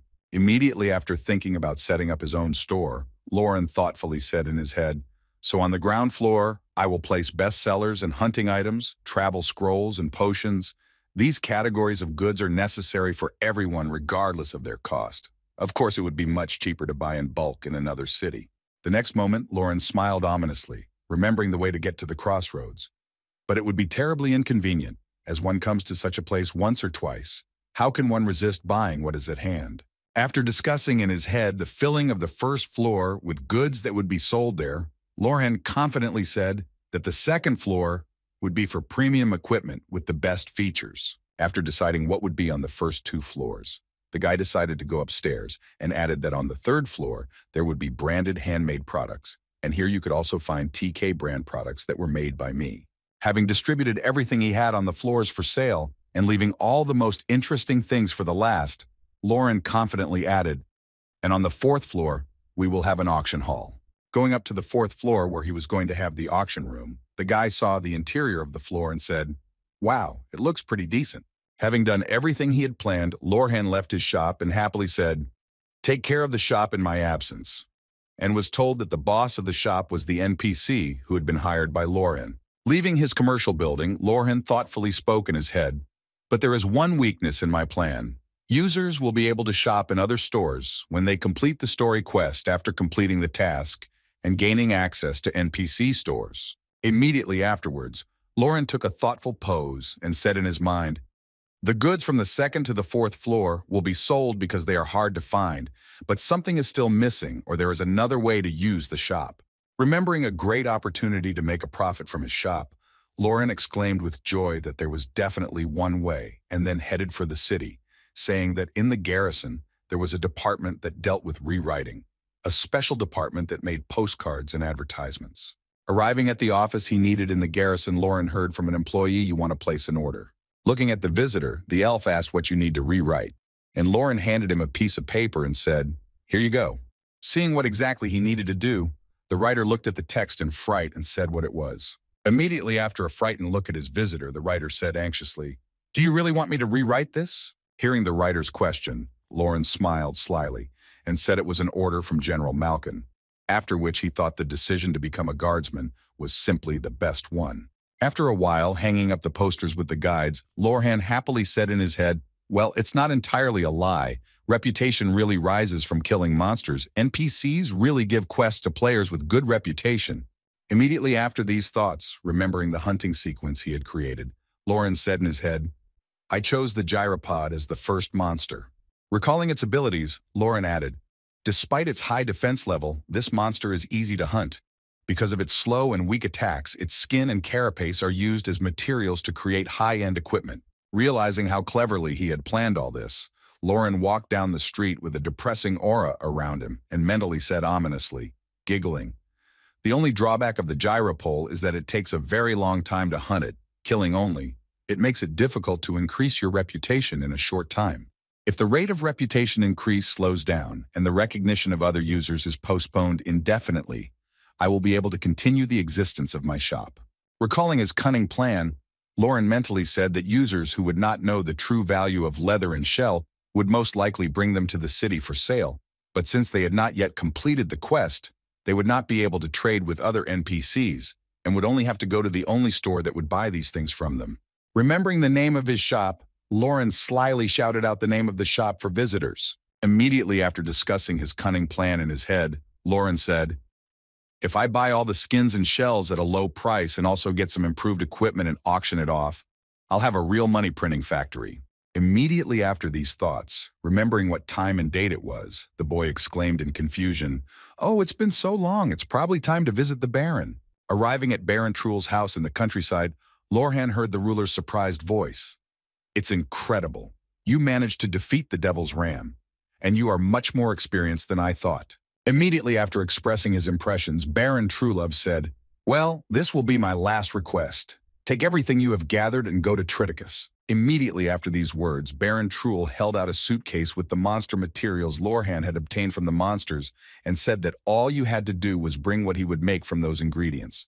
Hearing Baron Truel's request, Lauren bowed and said it will be done when the Baron heard it. He said confidently, "I'm counting on you." Bowing his head, Lauren suddenly heard a sound of a blow coming from above, and he was surprised to hear it, to which the Baron replied, "Never mind." Trying to justify himself somehow, the Baron nervously added, "Most likely it was my subject who dropped something while cleaning the library. Come back as soon as possible." With a sly smile when he heard this excuse, Lauren added, "I need your help to save my daughter." Seeing that Lauren was behaving strangely, Baron Truel asked his guest what was wrong with you, to which Lauren confidently replied that it was nothing, just a cough. Turning his back on the Baron and then looking back at him, Lorhan said, "Well, in that case," and then thought, "Yes, to save his daughter. What a stupid thing to do." Immediately after these words, Lauren confidently added in his head that Baron Truel never had children. Leaving the Baron's castle, Lauren mentally said that the strange thing was that he met with his visitors only at night. Starting his reflections on this topic, the boy added in his head, the developers give an obvious clue as to why I realize this only now. Having fully understood the whole situation, Lauren confidently said that Baron Trell is actually a vampire, a representative of a race that hates sunlight and lives by absorbing the blood of other races. At the same time, there was indeed a child somewhere in one of the rooms of the castle in the place where the noise was coming from, but it was not the Baron's daughter. The child he had kidnapped and passed off as his daughter was a creature who possessed the highest quality blood that increased the strength of vampires. She was one of the higher elves. These elves were the most noble of all the representatives of the elven race, and that is why their blood was the most nutritious for vampires. Somewhere it was said that a vampire who managed to drink the blood of a high elf could gain incredible strength. However, because even the blood of high elves has divine powers, most vampires cannot drink it except for the powerful first-generation vampires. But Baron Truel is an ordinary vampire, which is why his insides melt as soon as he tastes the blood of a high elf. And that's why he decided to use magic to fix this situation. He really thinks that he can drink the blood of a high elf if he can use an enchanted object to enhance his abilities. Arriving in the Misty Valley, where he was sent to deliver the materials he had obtained, Lauren thoughtfully said that the shaman Tritica he had been talking about must be around here somewhere. Looking around in all directions to find the place where the shaman should be, Lorhan exclaimed with dissatisfaction, "But there is nothing to see here, and how do you order me to look for him? Why is this forest so big?" Continuing his journey and not noticing that someone was already following him, Lauren confidently said, "If it were someone else in my place, he would hardly have coped with this quest and would have given up long ago." Suddenly behind him, Lauren heard someone's angry roar. It was the hyenas that were devouring the fog of the 115th level. Turning around to see who it was, the boy was surprised to hear that there were monsters and quite a few of them. Resorting to a tactical retreat, Lauren said in his head, "I'm here to complete the quest and not waste my time on these dogs, so I'll just run away from them." Seeing that the boy began to run away from them, the animals, confused at first, came to their senses and immediately chased their prey, which is not so often found in these parts. Running away from the monsters, Lauren, who had been running away from the bottom quite effectively, said in surprise in his head, "They are much slower than I thought. Some of them even fell behind." Immediately after these thoughts, realizing that he could easily get away from them, Lauren said in his head, "Great, I just need to increase the distance."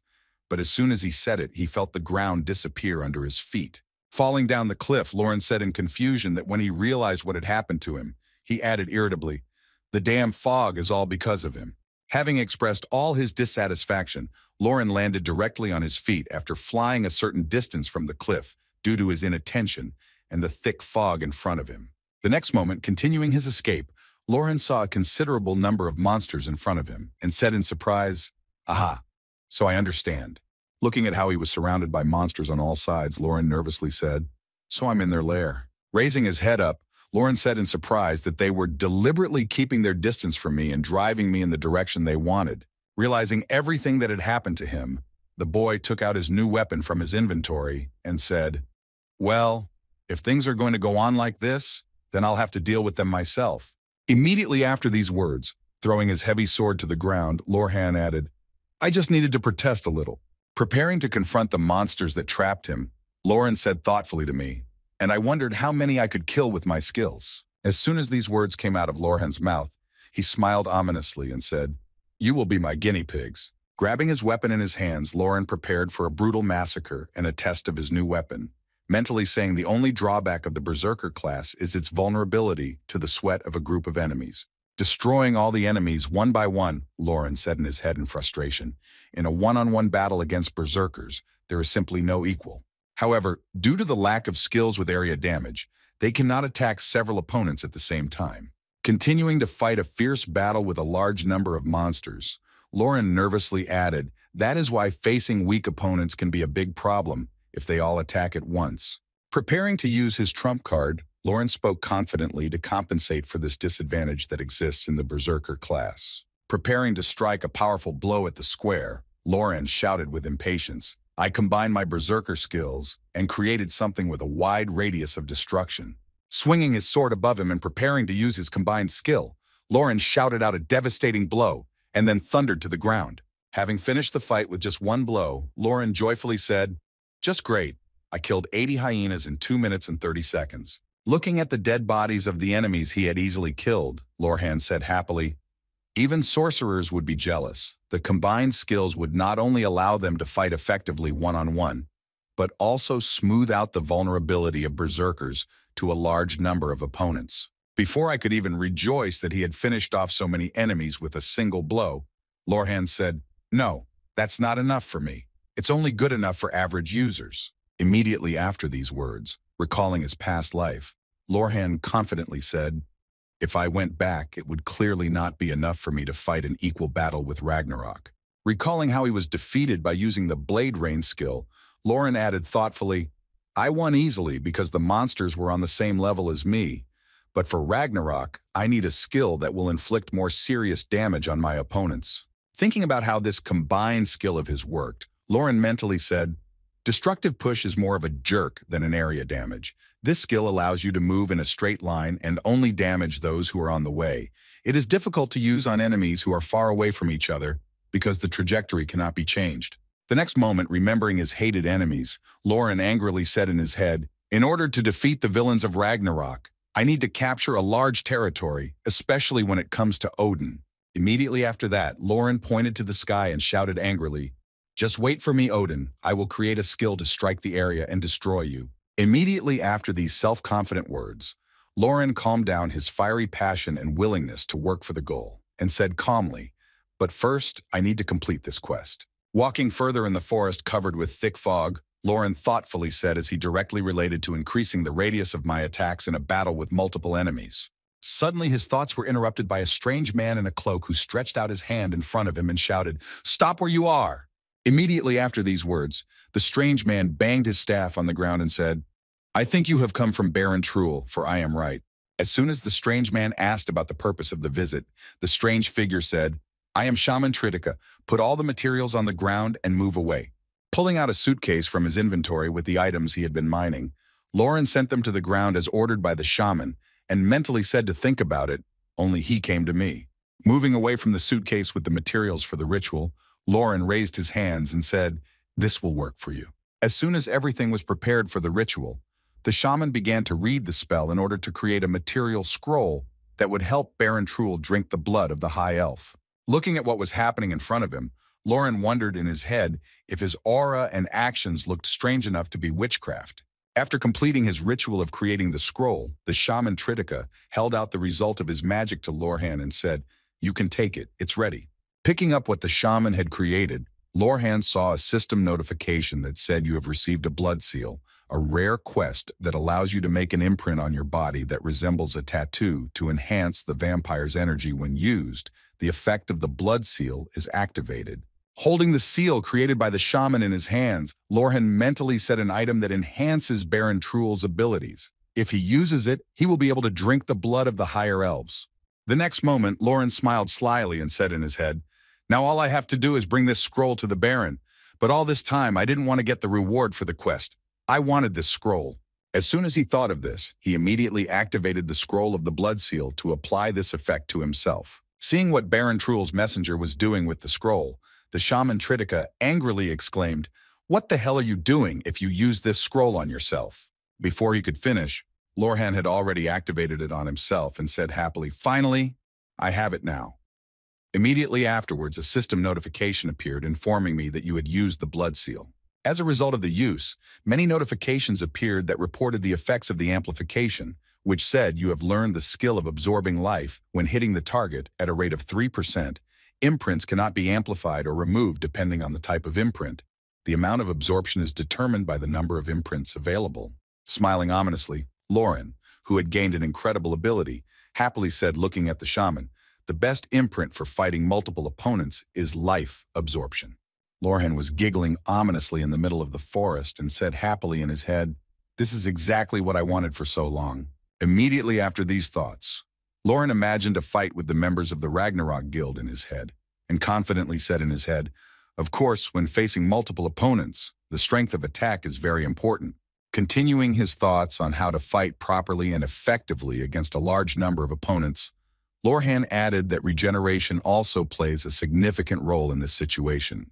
Looking at his blood seal that granted him a vampirism skill of 3%, Loren confidently said in his head, "Now that I can absorb the health of my opponents with the blood seal, I will be able to last much longer." Recalling the upcoming negative updates where the percentage of absorption would be reduced from 3% to 1% on hit, Lorhan mentally said in his mind, "I don't care if the ability is reduced in the future." Immediately after that, smiling slyly, looking at the table of his skill, he happily added, "However, players who received an imprint before the patch for some reason retain the original percentage of absorption. Now I am one of them." Before he could fully enjoy his skill, a fireball flew right at him and hit him in the face. Immediately after the hit, Loren, who took the full impact, heard the shaman's angry voice saying, "How dare you take the scroll that was meant for the Baron, you insolent lowlife."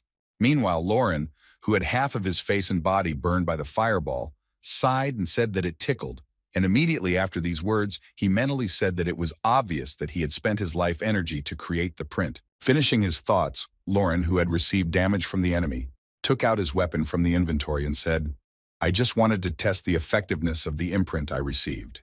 Without forcing himself to wait long, the guy used the skill of strike and instantly moved towards the opponent, taking his head off his shoulders and being behind his back. Having destroyed the enemy without even realizing it, Loren smiled ominously and said, "I would be very happy if the creator of the skill himself would take part in its testing." Looking back after he heard no response but only the dull sound of a blow, the boy saw that the enemy's head was lying near his body and said in surprise that I had killed him with one blow. Immediately after hitting the enemy, the skill of absorbing the enemy's health began to work, and recovering from the fireball, Loren happily said, "This is just an incredible effect that completely restores health." Also noticing that Tridic's head appeared in his inventory, Lorhan said thoughtfully, "Since he was a monster, I even got loot from him that Tridic turned out to be a goblin." Having understood how the vampirism skill works in a battle against enemies, Lorhan took up his beard and said thoughtfully, "I would certainly like to test the bloody print."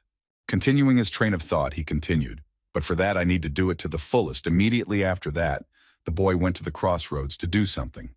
His journey ended at the Berserker Guild of the Third City, and it was here that Loren was going to gather everything he needed to fully test his skill. Standing in front of the guildmaster of the Berserker Guild, Loren confidently said, "Please give me a book on the strength and hard body rolls, and also give me a book on the assault skill." As soon as all the necessary materials were in his hands, Lorhan started the process of combining. When this process is completed, the skill books will disappear and the boy will automatically receive the combined skill.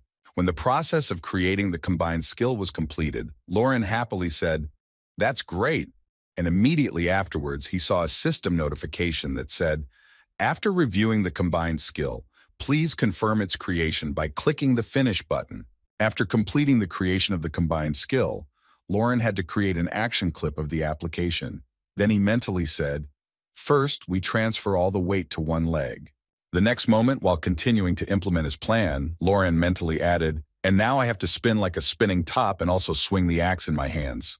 After the demonstration of the new combined skill, Loren saw a system notification saying that the action clip was recorded. The next moment, when everything was finished, the last system window appeared, which said, "Please enter the name of the combined skill in this ribbon," and Lorhan wrote a vortex. As soon as everything was ready and the skill was added to his skill list, the guy immediately jumped out of the guild exclaiming, "This is my first skill with the ability to hit the area. I need to test it immediately."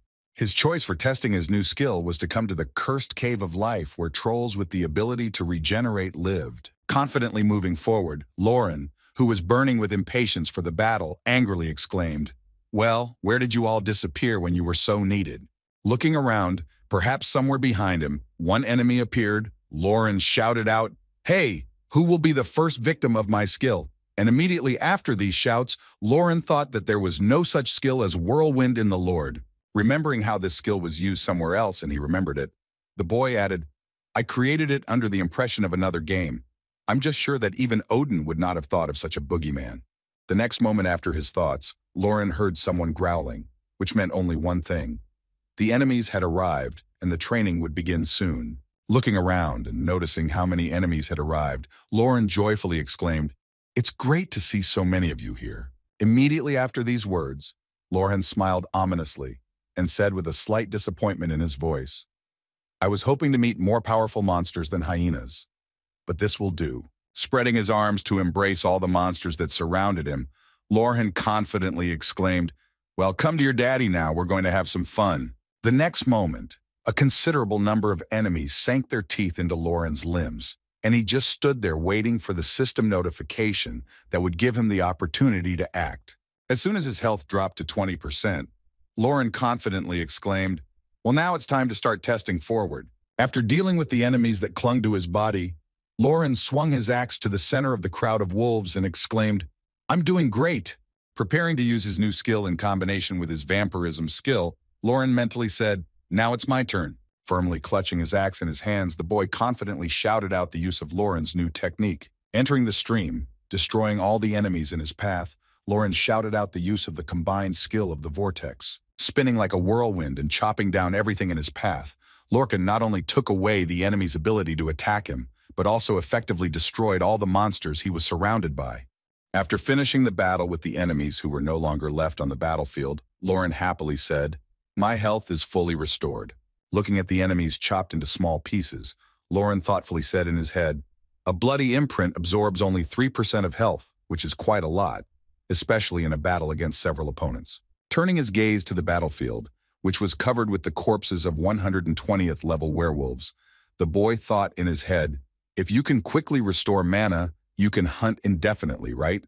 Immediately after these thoughts, looking at his seal, Lorhan happily said in his head, "This should be more than enough to deal with Odin's group." Immediately after these thoughts, Lorhan, hiding his weapon back in his inventory, thoughtfully said, "Well, this is the end of his skill testing." When all the work was done, Lorhan suddenly remembered Baron Truel and thought, "I stole a quest item and killed a shaman. Baron Truel must be incredibly angry right now." With a sly smile after a brilliant idea came to his mind, Lorhan thought, "Wouldn't it be better to get rid of the vampire and get a reward from the High Elves?" Immediately after these thoughts, Lorhan rushed to the garrison headquarters in the city of Crossroads to report the information he had received. Holding out the goblin's head to the garrison general, Lorhan said, "This is the head of a goblin shaman named Tritica." Seeing what Lorhan had brought him, the garrison general nervously exclaimed that there was a goblin hiding somewhere near us. The next moment, taking the head of the defeated monster, General Malkin nervously added that the goblins belonged to the army of the Black Dragon, the main enemy of the Golden Lion. "Where did you find him?" Before he could finish, Lorhan interrupted him, saying that he was a servant of Baron Truel. Immediately after the report, Lorhan added in a calm tone that the Baron was also a vampire, holding a high elf hostage. Looking at the head of the goblin shaman, Lorhan said with the help of the shaman, Truel was going to use a strong spell to be able to drink the blood of the high elf, which contains divine power. "I killed the shaman before Truel could complete his plan." Having reported all of Baron Truel's plans, Lorhan confidently said that nothing irreparable had happened, but if left as it was, the Baron would continue his dark deeds. Immediately after these words, gritting his teeth in anger, General Malkin added, "I will not allow any high elves to be harmed in my jurisdiction." The next moment, preparing to deal with the insolent Baron, the general shouted out to gather the garrison, "We are leaving immediately." Hearing the confidence in General Lorhan's voice, he held out his hand to calm him down, saying, "Listen to me." Immediately after that, recalling who their enemy was, Lorhan said invading a vampire in the middle of the night could be tantamount to suicide. It would be better to go before dawn and kill him while he was sleeping. Hearing Lorhan's proposal, General Malkin grabbed his head and said in disappointment, "I was influenced by emotions, you're right. We'd better wait until dawn." Having dissuaded the general from his plan to go to the Baron right now, Lorhan smiled slyly and said in his head, "While you're waiting, I will visit the Baron."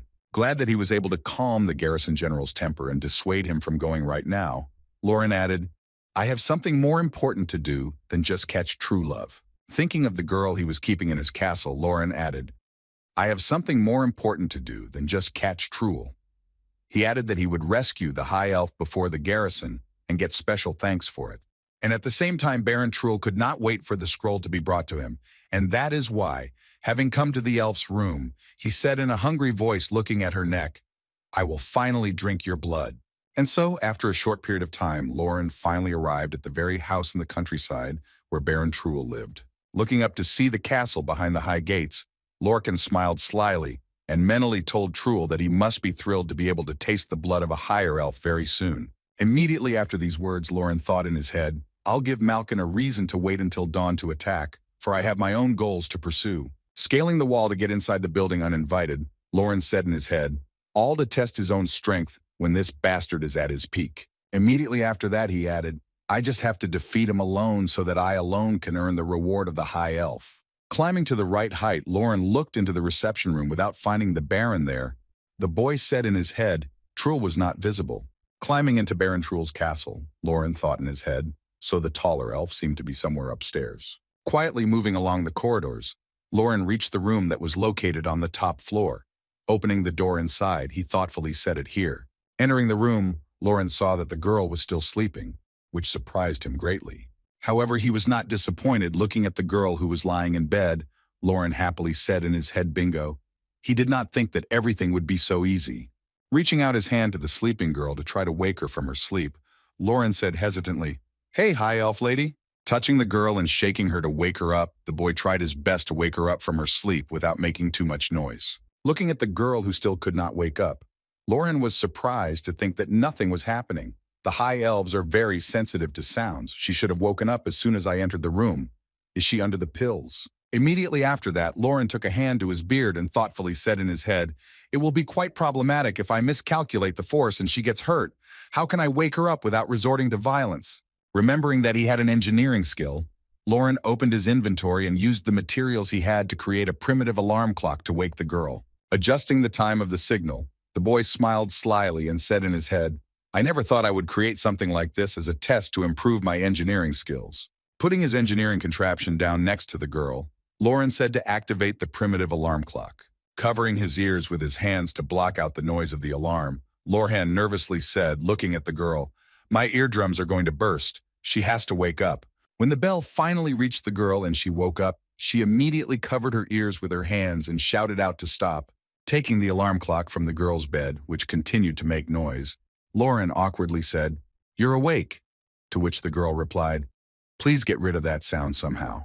As soon as the alarm was turned off, Lauren asked the elf if you were all right, noble lady. And hearing these words, the girl immediately stood up and looked at Lauren in surprise and said, You woke me up. Bowing before the high elf to introduce himself, Lauren said, Yes, my name is Lauren. I am the guardian of the crossroads. And then thought, High elves are born noble. Realizing the situation he was in, Lauren smiled slyly and said in his head, Since they were members of the royal family like General Malkin, I should be polite. Hearing the name of her savior, the girl put her hand to her chest and said, Irakan, thank you so much for coming to save me. Lauren extended his hand to help the girl up and said, I'm sorry I had to use such a barbaric method, and she replied, It's okay. If it wasn't for you, I wouldn't have been able to wake up from the nightmare. Immediately after these words, the girl said nervously, But wasn't it too unreasonable to make so much noise? As soon as she said that, she heard footsteps that grew very fast, and then the door to the room swung open, and Iraheen screamed out in fright. Looking behind him, Lauren saw Baron Truel running toward the loud noise coming from his hostage's room. Seeing that Lauren had woken the girl and wanted to kidnap her, Baron Truel shouted angrily, You rat! Seeing that the vampire Truel had come to them, the frightened elf said to Lauren in a trembling voice and asked what to do now. But Lauren seemed to be even happy about this development. Seeing that the enemy came to him and he did not have to look for anyone, Lauren said menacingly, You showed up, how wonderful. I was going to save the noble lady first and then find you. Immediately after these words, Lauren took out a weapon from his inventory to deal with the enemy who suddenly ran into the elf's room, but it seems that he will have to change his course of action a little. Hearing the self-confident words of Lorhan, who invaded his castle and tried to kidnap his hostage, Baron Truel told you not to escape from here no matter how hard you try. Immediately after that, crossing the threshold of the room where Lauren and the hostage Iraheen were, Baron Truel angrily exclaimed, How dare you disobey my orders? Seeing Lauren's insistence, the frightened high elf nervously asked if you were really going to fight a vampire, and after receiving the question from the girl, Lauren confidently said, Please, I'll ask you to stay here for a while. I won't keep you waiting long. The next moment, having prepared for the battle, Lauren said in an excited voice, anticipating an exciting battle, Hey Baron, listen to me. You don't want the girl behind me to get hurt. Immediately after that, Lauren rushed at the enemy and exclaimed, How about we move to some other place that is more suitable for a fight? Using his skills of jerking and boosting his strength, Lauren struck the enemy with a shoulder strike, which was the strongest of all the usual strikes. Thanks to him, Lauren managed to break through the wall with his opponent and get him out of the girl's room. But that was not all in the flight. Lorhan continued to strike the enemy with a series of blows until he was grouped and open to attacks. Having received a considerable number of blows from Lorhan at the very beginning of the battle, Baron Truel, who was completely unprepared for this, was lying on the ground moaning heavily trying to recover. Throwing his axe over his shoulder, Lauren approached the enemy and said, "Well, how does it feel to be hunted by a human?" After coming to his senses after a series of blows, Baron Truel pulled his claws out of his hand and shouted angrily at Lauren, "You impudent rascal, I'll show you now." Using his existing strength to increase his characteristics, the Baron added angrily, "I will drink your blood until you are nothing but skin and bones." Hearing such self-confident words from his rival, Lauren happily said, swinging his axe, "Well then, show me what you can do." Smiling ominously and preparing for a fierce fight, Lauren exclaimed, "I want to taste your life force." Hearing what his opponent had just said, the confused Baron Truel exclaimed in surprise that you had just said life force. Immediately afterwards, he saw that Lauren was already right in front of him and ready to attack. After striking the enemy with his axe, but failing to penetrate the defense he had created with his claws, Lorhan said in surprise, "I wonder if the vampire's claws are really that strong." Immediately after the unsuccessful attempt to attack the enemy, Lauren broke the distance between himself and the Baron and said in surprise, "Not just impressive, you really are a vampire." As soon as Lauren was a few meters away from the Baron's maidens, he noticed something strange on the boy, and then pointing a finger at him, he said, "You bastard, these patterns are not real." Interrupting the Baron in mid-sentence, Lauren happily replied, "You did notice." Raising one of his hands above him to demonstrate the pattern from the scroll, Lauren joyfully exclaimed, "It's a blood seal." Seeing that he had used the scroll that Baron Truel was supposed to bring him, he thought to himself, "Has he really been obeying me all this time just to get the scroll?" Immediately after that, remembering where he had met him, Baron Truel nervously added in his mind, "Right, he had just tried to kidnap my high elf. It was all part of his plan." After realizing what had happened, Baron Truel spoke angrily, growing his fingernails even longer. How could a mere human have deceived me? Unable to contain his anger at the way he had been treated, Baron Truel rushed at Lauren and shouted angrily, "I will never forgive you for this." Having missed one of Baron Truel's attacks with his claws, Lorhan saw that the cuts were deep and bleeding. Trying to avoid direct hits, Lorhan thought as expected, the Baron was no ordinary vampire. Reflecting the enemy's serious attacks to slowly reduce his health, Lorhan said confidently, "I'm deliberately missing attacks from him." Defending himself from direct hits from the Baron, who was quite serious, Lorhan added nervously, "But as I see it, he is not worth joking with." A few minutes after the battle began, Lorhan saw a system notification that said, "You have less than 20% health left. Your physical capabilities are reduced." As soon as the message came, Lorhan hid behind his axe and thought to himself, "I've never heard of Truel being a true vampire. If he was, he wouldn't need the blood seal." Immediately after these thoughts, finding a great opportunity to attack the enemy, Lorhan happily said in his head anyway. Preparing to take the initiative of the battle into his own hands, the boy smiled ominously and thought that this did not change the fact that he would die today, after which he said menacingly to the Baron, "You liked my blood." Immediately after these words, Lorhan used his combined vortex skill. With that, Lorhan, who was able to regenerate his health through the blood seal, said, "Your blood seal is incredible." Looking at his health bar, Lorhan happily added, "I was able to fully restore my health with just one whirlwind strike." Pointing to his life bar, Lorhan confidently said, "If it is used by a vampire, the seal allows you to enhance its blood-sucking abilities, and if a human, it gives you the ability to absorb life force."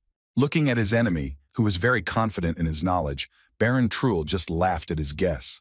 Not understanding why he was behaving so strangely, Lorhan heard the Baron ask if he was so sure of this, and if it was really limited to this. Licking a drop of Lorhan's blood from his hand, Baron Truel said slyly, "You may not have known it before, but you did." After drinking the boy's blood, the Baron was completely healed, and then said, "However, absorbing life force is a special ability of vampires." Immediately after that, pointing his finger at his opponent who was standing right in front of him, Baron Truel added arrogantly, "Even if a human uses the seal, he will not be able to unleash its potential as we vampires do." Immediately after that, using his bloody skill of releasing full soap, Baron Truel said, "Let me show you." Transforming into something incredibly large and terrifying, the Baron added a gap between me and you. The next moment after the transformation was completed, A large monster appeared in front of Lorhan. It was not even a vampire, but a beast. Looking at what Baron Truel called the gorge between him and himself, Lauren said in surprise, "You look like a monster, so it turns out that you are not a vampire at all, but a wolf werewolf." Immediately after these words, Lauren grabbed his axe and swung it, saying, "That's even better." Glad that it was some mutant he could practice on, Lauren added confidently. "You're just the perfect test subject." Immediately after these words, the boy struck his first powerful blow at his enemy, who accepted his new identity. Having carried out his attack, Lorhan also opened himself up to the enemy's attack, and he was able to get him with his claws, tearing his shoulder open. Looking at his wound, the boy said in surprise in his head, "Recovery is not working." Seeing that Lorhan was worried after receiving a wound that would not heal, Baron Truel happily said, "Didn't I warn you that a person using a print would not help him much?" Pointing his long clawed paw at Lauren, the self-confident Baron mockingly said, "You'll die much faster than you'll recover your health, you boogeyman." Looking at the drops of blood dripping from his wound, Lauren thought in his past life, the prints were restricted. I don't know if it happened in the present. The next moment, looking at his shining axe, the boy confidently said in his head, "If the rate of life force absorption is low, then I can use my other method." Rushing headlong at the enemy with his weapon in hand, Lauren confidently exclaimed, "I just have to keep hitting him with all my might." This determination in Lauren's eyes, which even under such circumstances did not give up and continued the attack, frightened Baron Truel. The next moment, Lauren struck a couple of blows that could inflict considerable damage on the Baron. Continuing the fierce battle with the enemy, Lauren saw a system notification that said you have 10% health left, but Lauren confidently said, No, I'm fine." Rushing back at his enemy who was standing right in front of him, the boy shouted. The harder and faster he swung the axe, the more damage would be done. Receiving a considerable number of blows and not being able to attack normally, Baron Truel waited for a good opportunity and angrily exclaimed, "You crazy bastard!" By rushing at your opponent to deal him a powerful blow from the doula, do you really think that a vampire will play with some human? Hearing these words from his opponent, Lauren, who finally waited for the enemy to lose his temper and mindlessly rushed to attack, Lauren swung his axe and confidently shouted, "Yes, you lost." Immediately after that, he used the Berserker skill and prepared to finish off the annoying enemy. Immediately after these words, Lorhan confidently spoke, swinging his axe and inflicting critical damage on the Baron. "As you can see, I am not an ordinary person at all." Having destroyed the enemy in the Berserker state, Lauren stood in the rain of blood created by his enemy and sighed heavily at the end of the fight. Looking at what was left of the enemy as a result of his loss, Lauren said in disappointment that there was only a pool of blood. At the end of the battle, while watching the large pool of blood, Lauren received a system notification that said your health is fully restored. Seeing that he had fully recovered after the battle with the enemy, the guy happily said, "Thanks to you, I drank enough blood," and then he fully mastered the skill of the blood seal. Scratching his head after receiving so many bonuses, Lorhan happily said, "Health is there. Complete mastery of the blood seal is also there. I feel much better." Immediately after these words, the guy smiled slyly and said, "Well, now it's time to go get something that even hundreds of millions can't buy." At the same time, 2 squads of elves had already gathered under the castle of Baron Truel to deal with this vampire and save the highest elf. Then the general shouted to the squad to form up. Standing behind his subjects, General Malkin confidently said to his subjects, "We are beginning operations. To eliminate Baron Truel, break down the door." Immediately after that, swinging his spear, giving the order, General Malkin added menacingly, "You can tear the evil vampire apart, but do not forget that not even a hair should fall from the high elf." Hearing the order to attack from the garrison general, all the subjects under his command ran to attack to save the high elf. Approaching the main entrance, one of the soldiers was already preparing to knock down the door, but something went wrong. Right in front of him, he saw that the door suddenly began to be kicked in from the inside, despite the fact that the lock was on the other side and could be simply opened. The next moment, there was a loud sound of impact, as a result of which a considerable number of elves flew away from the entrance, caught in the shock wave. Seeing what had happened to his subjects, General Malkin nervously exclaimed that vampires should be weaker at dawn, and how could he have such power? Having destroyed the main gate leading to the castle, Lorhan, who came out from inside, said in surprise, "I'm sorry, I thought it was something that couldn't wait." When the dust cleared, the garrison general exclaimed in surprise that Lorhan and the high elf with him were wondering what was going on. Hearing the garrison general's nervous voice, the high elf said that I was fine and Baron Truel was fine. Pointing to the hero who had done it alone and stood with her for a moment, Iraheen added confidently, he was defeated. After a short pause, the taller elf pointed to Loran and happily informed the man.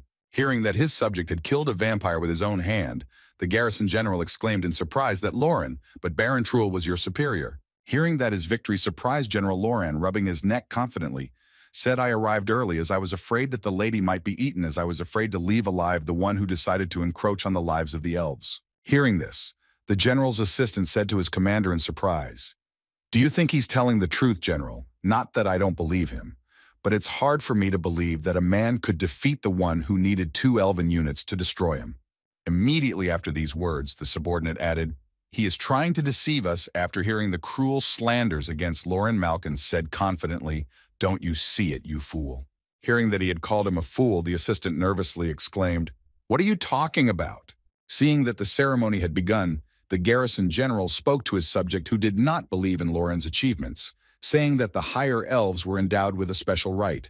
Observing this unique phenomenon, which happens very rarely, Malkin added that the fulfillment of the promise had already begun. Looking at what was happening before his eyes, General Malkin's subject said in amazement that this could not be possible. She had made a promise to an ordinary person. Hearing the question from his assistant, the garrison general answered correctly, it cannot be bought even for hundreds of millions, nor can it be valued in material terms.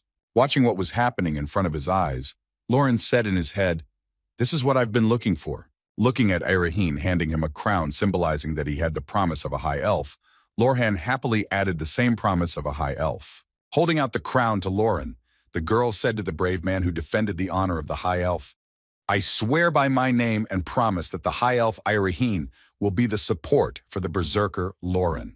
Immediately after these words, Loran saw a system notification that read, the legendary achievement of the high elf Iraheen's oath. Kneeling down on one knee so that he could put on the crown, Loran kissed the elf's hand and said, I am honored, noble high elf.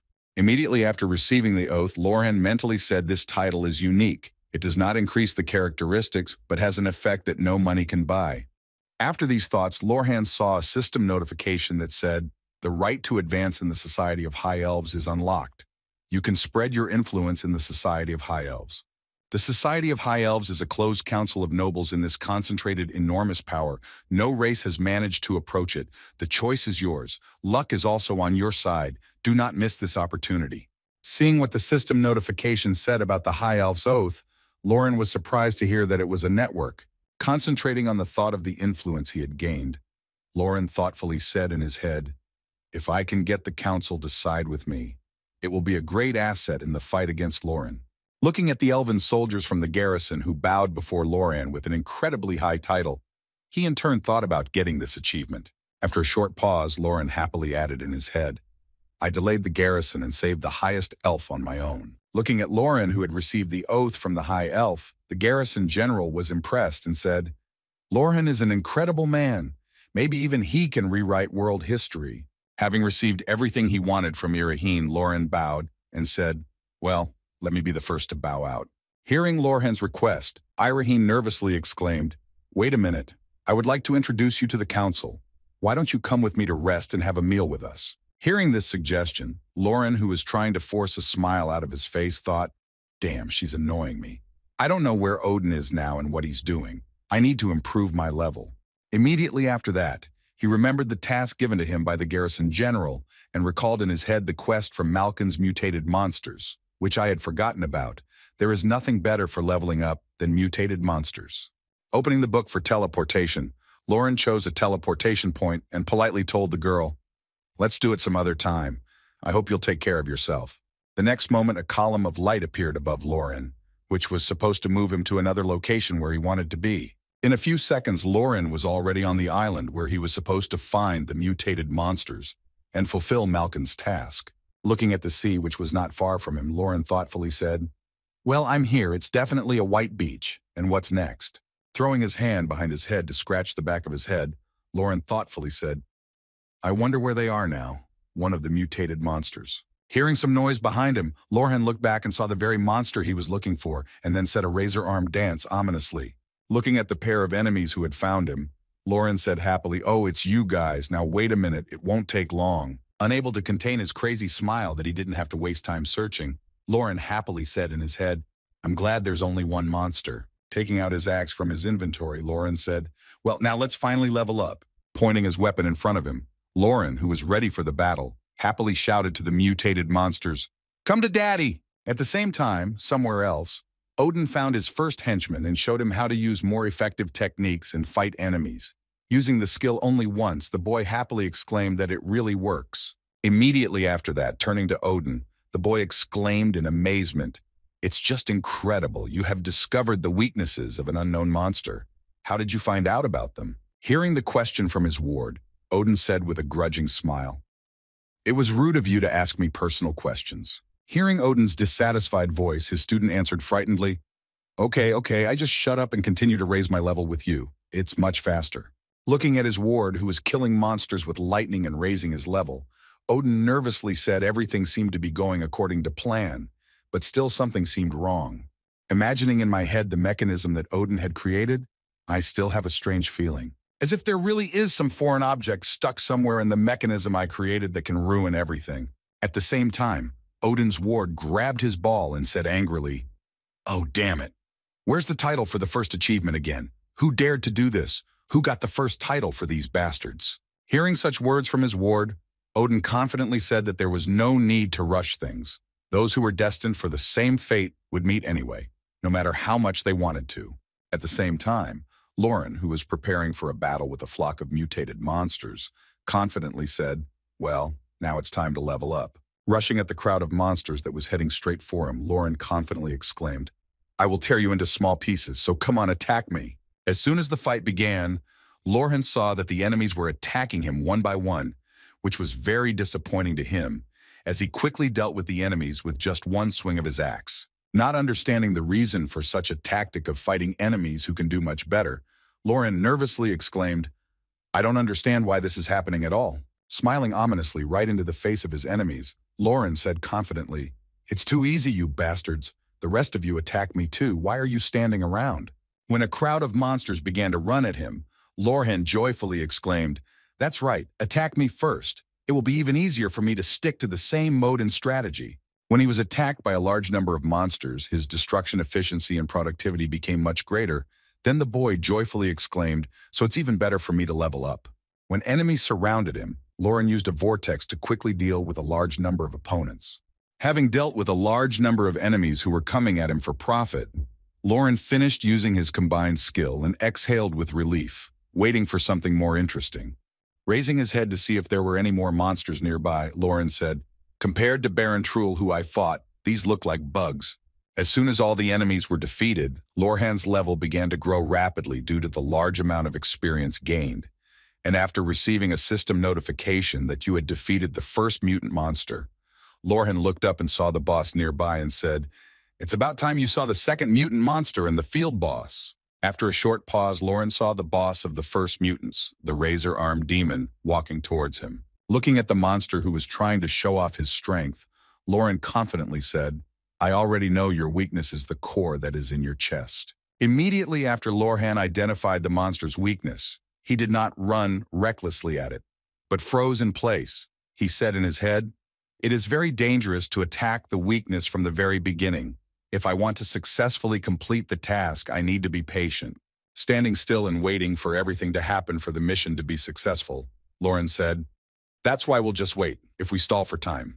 After a short pause, when the field boss of the razor-armed Dang gathered all the remains of the fallen monsters, Lauren said in his head, "The monster will merge with the other Dan's corpses." When the collection of materials for the transformation was completed, Lauren added, "Then he will evolve into his final form." After collecting all the remnants of the subordinates, the boss finally took his final form. He was 130th level and already had 6 limbs. Looking at his opponent who had gathered in a heap, Lauren said thoughtfully, "After defeating the final form of this creature, the task will be considered completed." Immediately after that, Lauren rubbed his neck and said thoughtfully, "There is something else to do besides the quest.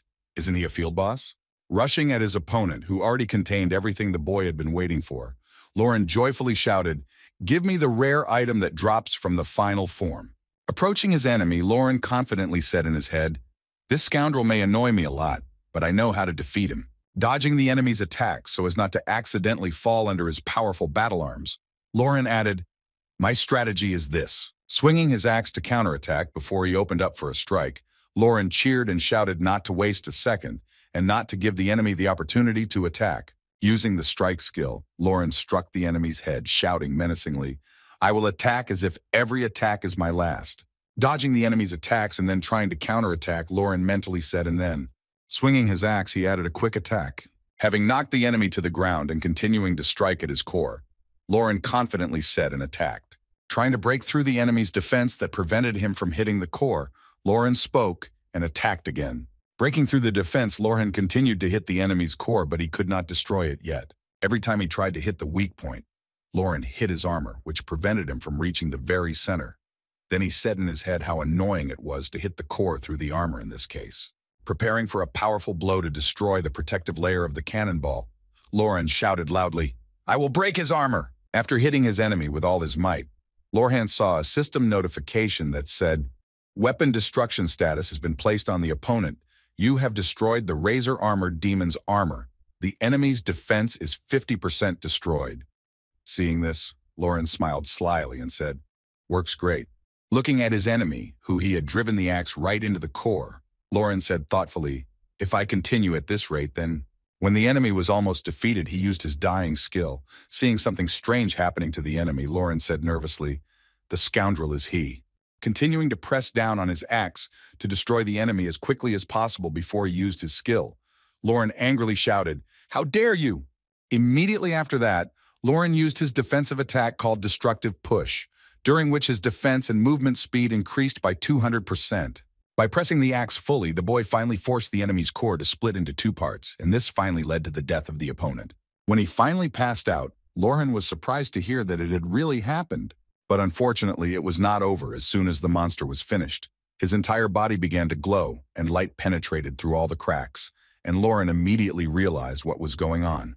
Looking at the preparations for self-destruction, Lauren exclaimed in fright in his head, "Oh shit, I forgot about this last feature of this opponent." As soon as it started to smell fried, Lauren immediately ran away from the monster to avoid being hit by the blast wave from the explosion of the monster's body.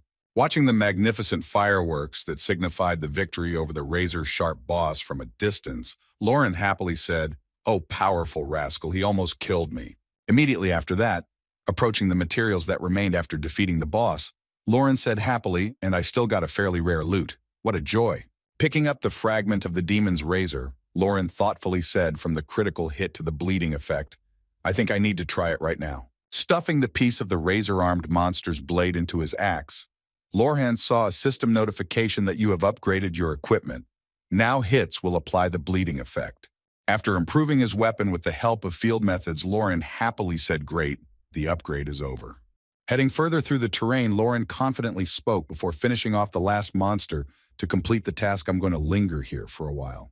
Looking at the crystal clear water, where you could see everything, Lauren mentally said, "And all this because you can get such a valuable item as colored pearls. It's a whole farm of shellfish." Looking at the ship, which was sailing away from the shore, Lauren thoughtfully said, "I hope it's worth the effort." Recalling who exactly lived in that wreck, Lauren thought, "As far as I remember, he was quite strong, so we should be more careful." Meanwhile, somewhere in the sunken ship, which did not sink completely because it stuck to the back, someone lived. It was an incomprehensible sea monster with sharp claws that hid in the dark so that it could not be seen, taking care of it until someone approached it. Sorting through all the shellfish to find the pearl he needed, Lauren said in disappointment, "What a waste of mana! I've got another pearl of mana." Opening the next clamshell, Lauren said with a grudging smile, seeing that it was certainly quite an expensive object inside, but it was about time it appeared in this shell. Seeing in the clam what he had been looking for so long, Lauren joyfully exclaimed, "This is exactly what I have been looking for so long. I am finally in luck." Taking the pearl in his hands, which glittered with all the colors of the rainbow, Lauren said happily, "Finally, a multicolored pearl," and immediately afterwards, a system notification appeared, "You are the first to find it." Holding the long-awaited find in his hands, the boy happily said, "There is nothing better than this pearl to raise the level of protection." Grabbing the next pearl to open it and see its contents, Lauren said happily, "So now we'll quickly move on to the next one." Opening the shell, Lauren saw a task in front of him that said to search for the traces of the Lion King, and immediately after that, he exclaimed in surprise that it was a Lion King quest. Immediately after that, putting his hand to his chin, Lauren thoughtfully said that if you think about it, you can say that all armor is pulled together. Immediately after that, deciding that his helmet would show him the way, Lauren opened his inventory and pulled out his helmet, calling out the helmet of the Lion King. Seeing that it looked and behaved strangely near the place where the rest of his costume was hidden, Lauren confidently said in general, as expected. Looking at the new task that suddenly appeared when he opened the shell, Lauren happily said in his head, so this quest will allow him to find another piece of the Lion King's armor. Shifting his gaze from the system window to the possible places where the other part of it could be, Lorhan confidently said the only place nearby where it could be is that sunken ship. Smiling happily that he would be able to get another part of the suit, Lauren said happily, in any case, I had to go there first because of the mutated monster, then I would kill two birds with one stone. Looking at the top of the ship that hid another part of the Lion King's armor, Lauren happily said, I've already received a multicolored pearl, I can go there. After a while, diving into the water, Lorcan headed for the sunken ship, and while underwater, he received a system notification that said that thanks to Murloc's gills, you can breathe underwater. Touching his gills, which allowed him to stay underwater for quite a long period of time, Lauren happily said, what a useful item. Heading towards the sunken ship, Lauren happily added in his head, it's good that I met the purloins on the beach. Thanks to them, I can now breathe underwater. As he got closer to the wreck, the boy looked around for the entrance and thoughtfully said in his head, I wonder if it should be around here. Noticing the main entrance from the deck of the ship, Lauren confidently said, I found the captain's cabin, the boss's room where the last monster who managed to mutate lives. Looking from which side the mutated monster should attack him, Lauren smiled slyly and said, why are you hiding? Come out to me. As soon as he said this, the wall of the cabin suddenly broke, and a dark figure flew out and immediately crashed into Lorhan. Lauren groaned and flew back a few meters, regaining consciousness, and looked at the enemy who had crashed into him and said, finally you've appeared, Captain Murloc. Looking at Lorhan, who had broken into his domain uninvited, the monster leader angrily said, how dare a mere mortal appear here. Immediately after that, rushing at Lauren to strike him again, the leader of the Murlocs shouted out in anger, what is the purpose of your coming here? Hearing the question from his opponent why he had come here, Lauren smiled ominously and said, why do you need to know if you are going to die soon anyway? Immediately after these words, Lauren used a return attack and struck the enemy with a powerful blow as he approached him. Looking at how little damage he had done to the enemy, Lauren said in frustration, this is why I hate fighting underwater. All the attacks and movements are so slow. Looking at his bloody paw that Lauren had cut, the Murloc general said, this is a nasty situation. How dare you, an ordinary person, do this to me? Before he could finish speaking, he turned his attention from his paw back to Lauren and noticed that he was gone and wondered where he had gone. The next moment, the Murloc captain saw that Lauren was already approaching him from above, confidently exclaiming, killing you is the easiest thing to do. Trying to defend himself from Lauren's attack, the Murloc captain used his skill and called one of the sailors to take the blow instead. After breaking the Murloc general's subject, Lorhan, who had missed with his attack, angrily spoke and decided to use his subject as a shield to protect his own skin. After blocking his opponent's attack, the Murloc captain looked up at Lauren and said, Boogaloo, what a great view, and where is your arrogance? Raising his head up to see the enemy, Lauren angrily said to the rascal, you can't even defend yourself without using your subjects. Looking at the enemies summoned by his enemy, Lauren angrily said in his head, how annoying I am with those purloins summoned by the captain, they block my attacks. Immediately after these words, Lauren decided to drop all his jokes and use the most powerful power he had, smiling slyly and saying in his head, but if that's the case then. Using his berserker skill, the boy's ominous and powerful aura spread over a considerable distance, and the surprised captain of the Murlocs screamed out in fright at what it was. Putting on the mask of the Lion King, Lauren walked towards his enemy and angrily exclaimed, I'm going to tear you all to pieces and make myself some Murloc sashimi. Moving quickly between the enemies, Lauren destroyed each of them with a single blow, quickly approaching their leader to get even for the recent abuse. Looking at Lauren, who suddenly possessed such great strength, the nervous captain of the Murlocs was frightened by how fast he had become.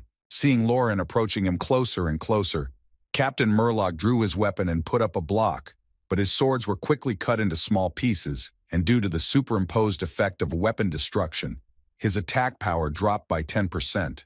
Throwing the weapon out of his hands, which was no longer suitable for fighting, Captain Murloc turned his head in all directions and nervously exclaimed, where did you go, you rascal? Appearing right behind the enemy's back, ready to strike, Lauren said to his opponent in surprise, "What are you looking at on the battlefield?" Having chopped the enemy into small pieces, Lauren confidently said, "Well, now everything is ready for sashimi from Murloc." Immediately after the battle, Lauren hurried to the surface, finding himself on the deck above sea level. Lauren said heavily, "Phew, barely got out. The Berserker is great in everything except for the rollback."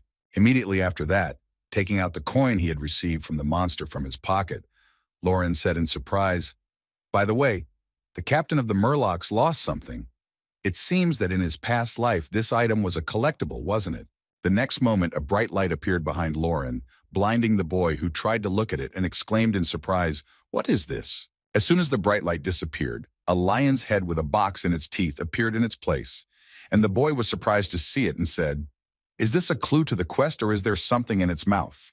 Taking the box out of the lion's mouth, Lauren said in surprise, "Interesting, a box, but instead of a lock, it has a round hole. I wonder what it's for." Deciding to use a coin to try it on to see if it would fit, Lauren saw a system notification that you used an ancient coin, and immediately after that, the box began to open, and Lauren said in surprise that it was a key. Immediately after that, the helmet on the guy's head began to shine brightly, and Lauren said in surprise, "The helmet on my head has lit up." Looking at the contents of the box, Lauren happily said, "I'm crazy. I don't understand what that was all about." Looking closely at the contents of the box, Lauren saw a large coin with the symbol of a Lion King on it.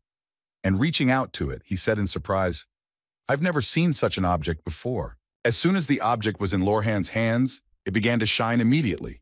Not understanding why this happened, Lauren said in surprise, "What the hell is going on?"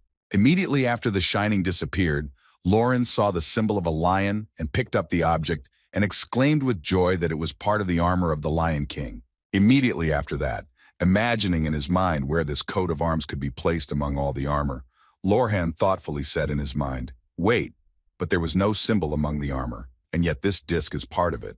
Looking at the characteristics of the item, Lauren smiled slyly and said in amazement in his head, "Look at that, this thing increases intelligence and stamina by 100, and that's like 40 levels."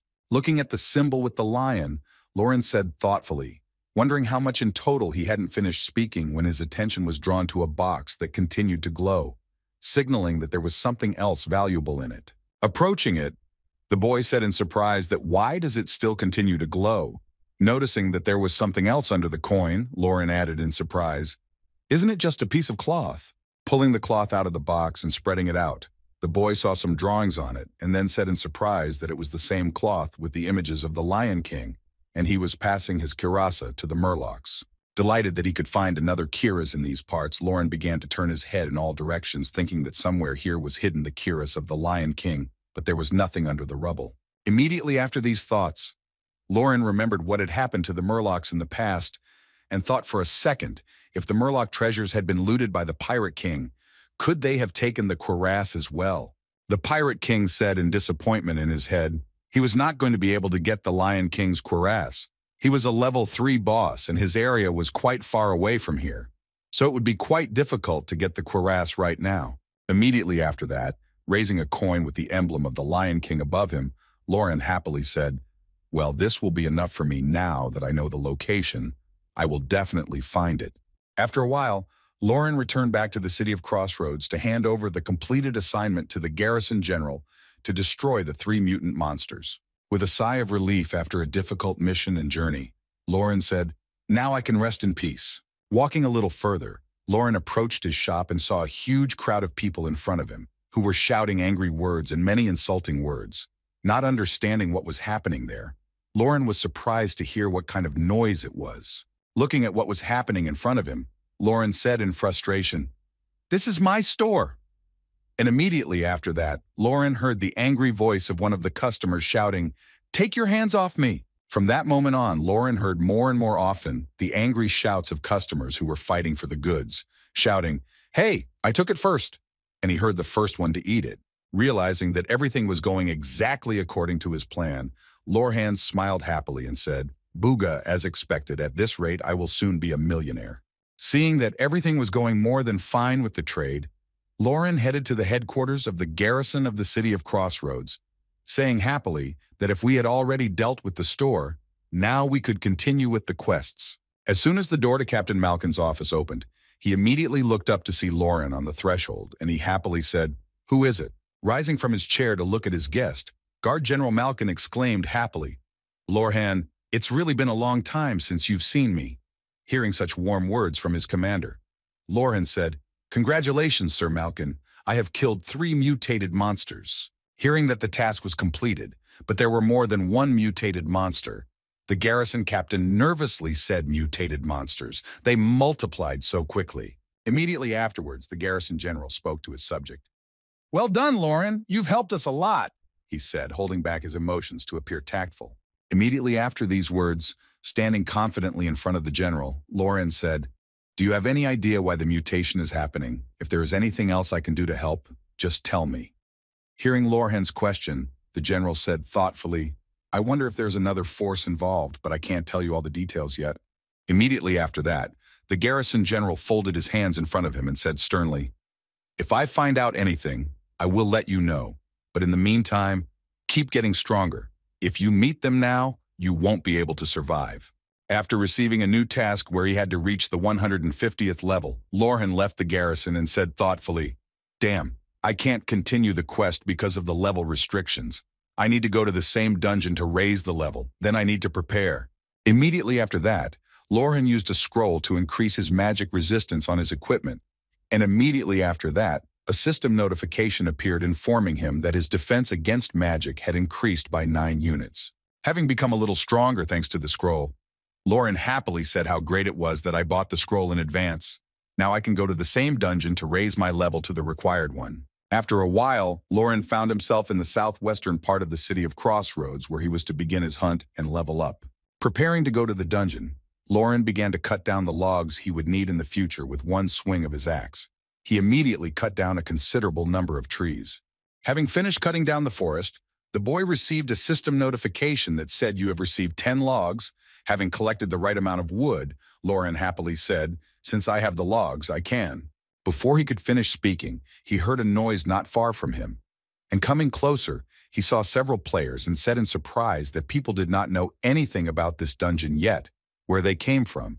And at that time, a verbal altercation arose between the people. Then one of them angrily exclaimed, "Do you have a conscience at all? Do you even realize who you are stealing from, you scoundrel?" Hearing such words from his opponent, the little player brazenly asked you what you signed on these hunting grounds, or why it is not possible to hunt freely for everyone. Hearing the question from the kid, the angry half-elf said exactly that. "You little rascal, you took my prey at the last second," and Mitty shrugged and said, "You were hunting for something." Immediately after these words, Mitty began to make faces and added, "I thought you were itching for something or something, but it's all because you're too weak, so I'm sorry." Unable to restrain himself, after such an impudent attitude, one of the half-elves pulled his aunt's bow and shouted angrily to the scoundrel, "Well, if you don't want to part on a good note, give me back immediately what you took from me, you worthless piece of shit." Having fired an arrow at the little dwarf, the half-elf player could not hit such a small target, which also moved and dodged every attack. Angry that his attack had missed his opponent, the angry half-elf clutched his bow and shouted angrily, "Come here, you little bubbly thing, this time I won't miss." Watching the skirmish between the players, Lauren happily said in his head, "This very scoundrel is Mitty the Thunderstorm of evasion in his past life. He was quite a famous person." Watching the toddler dodge all the attacks, Lauren mentally said, he had created the smallest character possible out of an already small dwarf, and now he could dodge every attack. Watching the confrontation between the baby and the pair of half-elves, Lauren continued in his thoughts. This is why he was nicknamed Mitty, the Dodging Storm. Avoiding all the half-elf arrows, Mitty fired his crossbow, shouting, "Take that."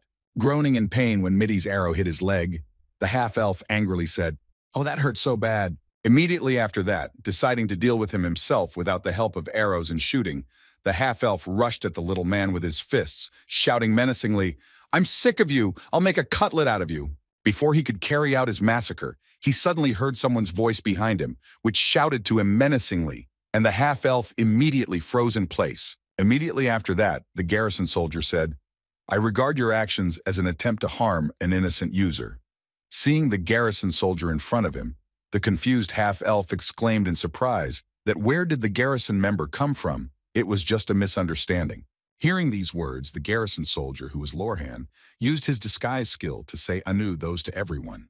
Immediately after that, the garrison soldier reprimanded the offenders, a right that can only be used by garrison members after analyzing the log of violations and confirming the violation. The reprimand took effect and sent the offending half-elves to prison. Seeing what had just happened to his enemies, the frightened middy said in a trembling voice, "Wow, I'm saved thanks to you, Mr. Garrison Soldier." Hearing these words from the little boy, Lauren shouted angrily, "You will also receive a warning. Get out of here immediately." Hearing the warning from the soldier, Middy immediately turned on his heels and exclaimed, "Yes, I obey you." When all the enemies were driven away from the entrance to the cave, Lauren took off his disguise and said happily, "Wow, that was close. It almost went wrong if the fight had dragged on." Preparing to fight his way to the entrance to the secret dungeon, Lauren said confidently, "I would have discovered a secret passage to the dungeon that only I know about." Having activated the mechanism that would open the way to the dungeon, Lauren thoughtfully said the dungeon opens only after hitting an old tree. Whoever came up with such an idea. Going inside the dungeon, Lauren confidently said, "Well, great. I got into the dungeon. Now you can start raiding inside it." Taking the newly found multicolored pearl from his inventory, Lauren squeezed it in his hand. As soon as it broke, a system notification appeared informing him that you had broken a multicolored pearl. Once the process was complete, Lauren said, "First, I will increase my defense." Immediately after saying that, another system notification appeared when the pearl was activated, informing him that you had used the multicolored pearl powder and that your defense against all elements was increased by 10% for 3 minutes. Immediately after that, Lauren took out the logs he had cut in the forest from his inventory and confidently said, throwing them in front of him, "Let's use the logs we got." As soon as the logs fell to the ground, they activated several traps that were placed on the ground right next to the entrance. The next moment, when the mechanism was already running, the magic circles were activated. The first were pyro traps that activated 2 powerful explosions that no one could resist. Having cleared some traps at the entrance, Lauren warmed up before leaving and said happily, "Now, I shouldn't stay here. I'd better clear it out as soon as possible." Walking through the magic dungeon, Lauren thought in his head, the main difference between a magic dungeon and an ordinary one is the huge number of magic traps that are placed at the entrance. Looking in front of him, where there were a considerable number of axes suspended from the ceiling and an even greater number of hidden traps, Lauren mentally said one wrong step and an ordinary player is doomed to instant death. After thinking about how dangerous this dungeon was for ordinary players, Lauren thoughtfully said, "However, they are dangerous even for me, even though my level is above average." Recalling how he had cleared the first traps at the entrance, Lauren said in his head, "No matter how well I remember my past, I don't know the exact placement of the traps, which is why I chopped wood to prevent trouble." Immediately after these thoughts, the boy confidently walked forward and said, "But now that I have no more logs for the booby traps, I will have to deal with the rest of the traps myself." Moving forward to the area where he had not cleared the traps, Lauren had to try hard not to fall under any of them. The first test was a bunch of arrows that he had to dodge and not activate the traps nearby while dodging.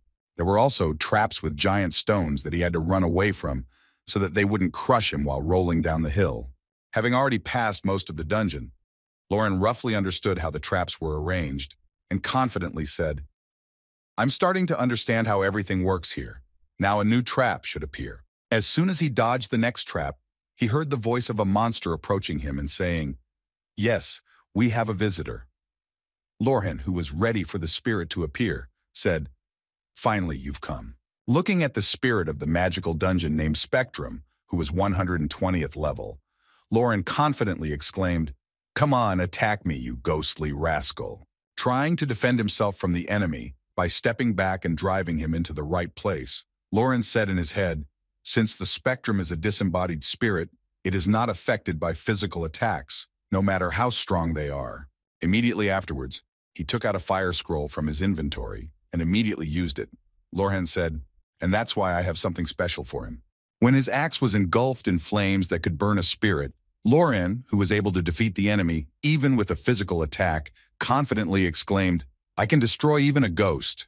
Heading for his enemy who met him in the magical dungeon, Lauren mentally said, "You need to give it your all. No matter what you do, this is your last battle." Having used all his strength to defeat the enemy, Lauren was able to overcome him, which was confirmed by a system message that said you defeated Spectre immediately after the battle.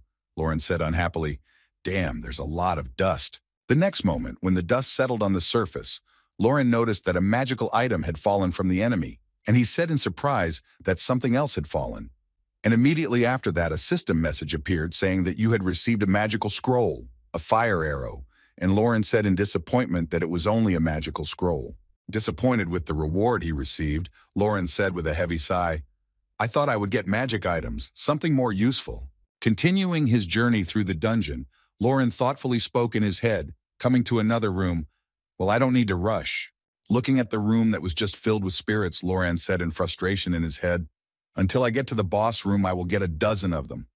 Having finished all the monsters in the room, Lauren said in surprise, "Now it's definitely over. The last ghost is defeated." Easily dealing with all the enemies he met in the room, Lauren said in surprise that they were always so easy to kill. "I had high hopes because the monsters were created by a wizard at the end of this battle." The action of the magic scroll ended. Walking across the room, Lauren said confidently, "Well, then we can go." And suddenly, in the middle of his path, he saw a treasure chest standing somewhere near the wall. And he said in surprise, "Is it really?"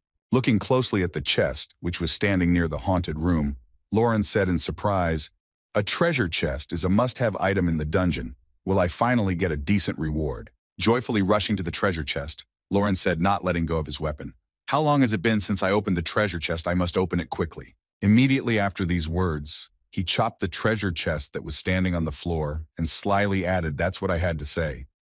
You really tried to deceive me in such a primitive way, really." Immediately after receiving the damage, the chest opened and a monster was sitting in it.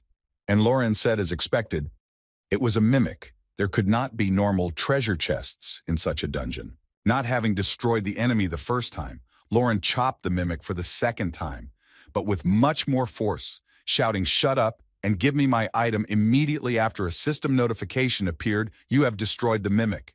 As soon as the monster was destroyed, Lorhana received 2 new items: a cowardly sorcerer's protective ring that allowed him to use the shield twice a day, and a portable mana charger that allowed him to restore 150 mana units after shouting, which was charged by mana pearls. Rejoicing that he had finally gotten a non-disposable item, Lauren happily said, "But all the magical items for escape, like the cowardly mage ring I got earlier."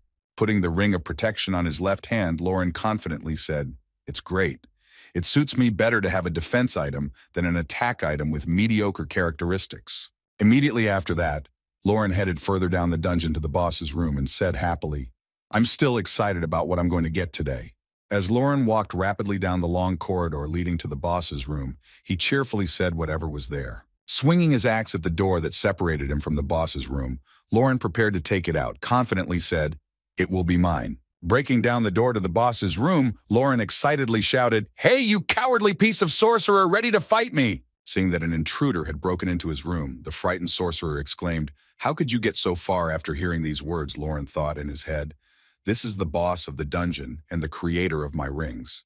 Immediately after these thoughts, preparing to destroy the enemy with a single blow, Lauren said, "It's none of your business." Activating his dash and strike skill, Lauren quickly approached his opponent to overcome him and shouted menacingly, "Just die at last and we will end our conversation." Seeing the enemy approaching him, the cowardly sorcerer cast a spell of grease and slipped on the spell, and Lauren mentally said, "This spell cancels out the friction force from the foe." Recovering from his crash into the wall and cleaning his boots from the grease spell, Lorhan rushed at his opponent and tried to strike him again, but missed.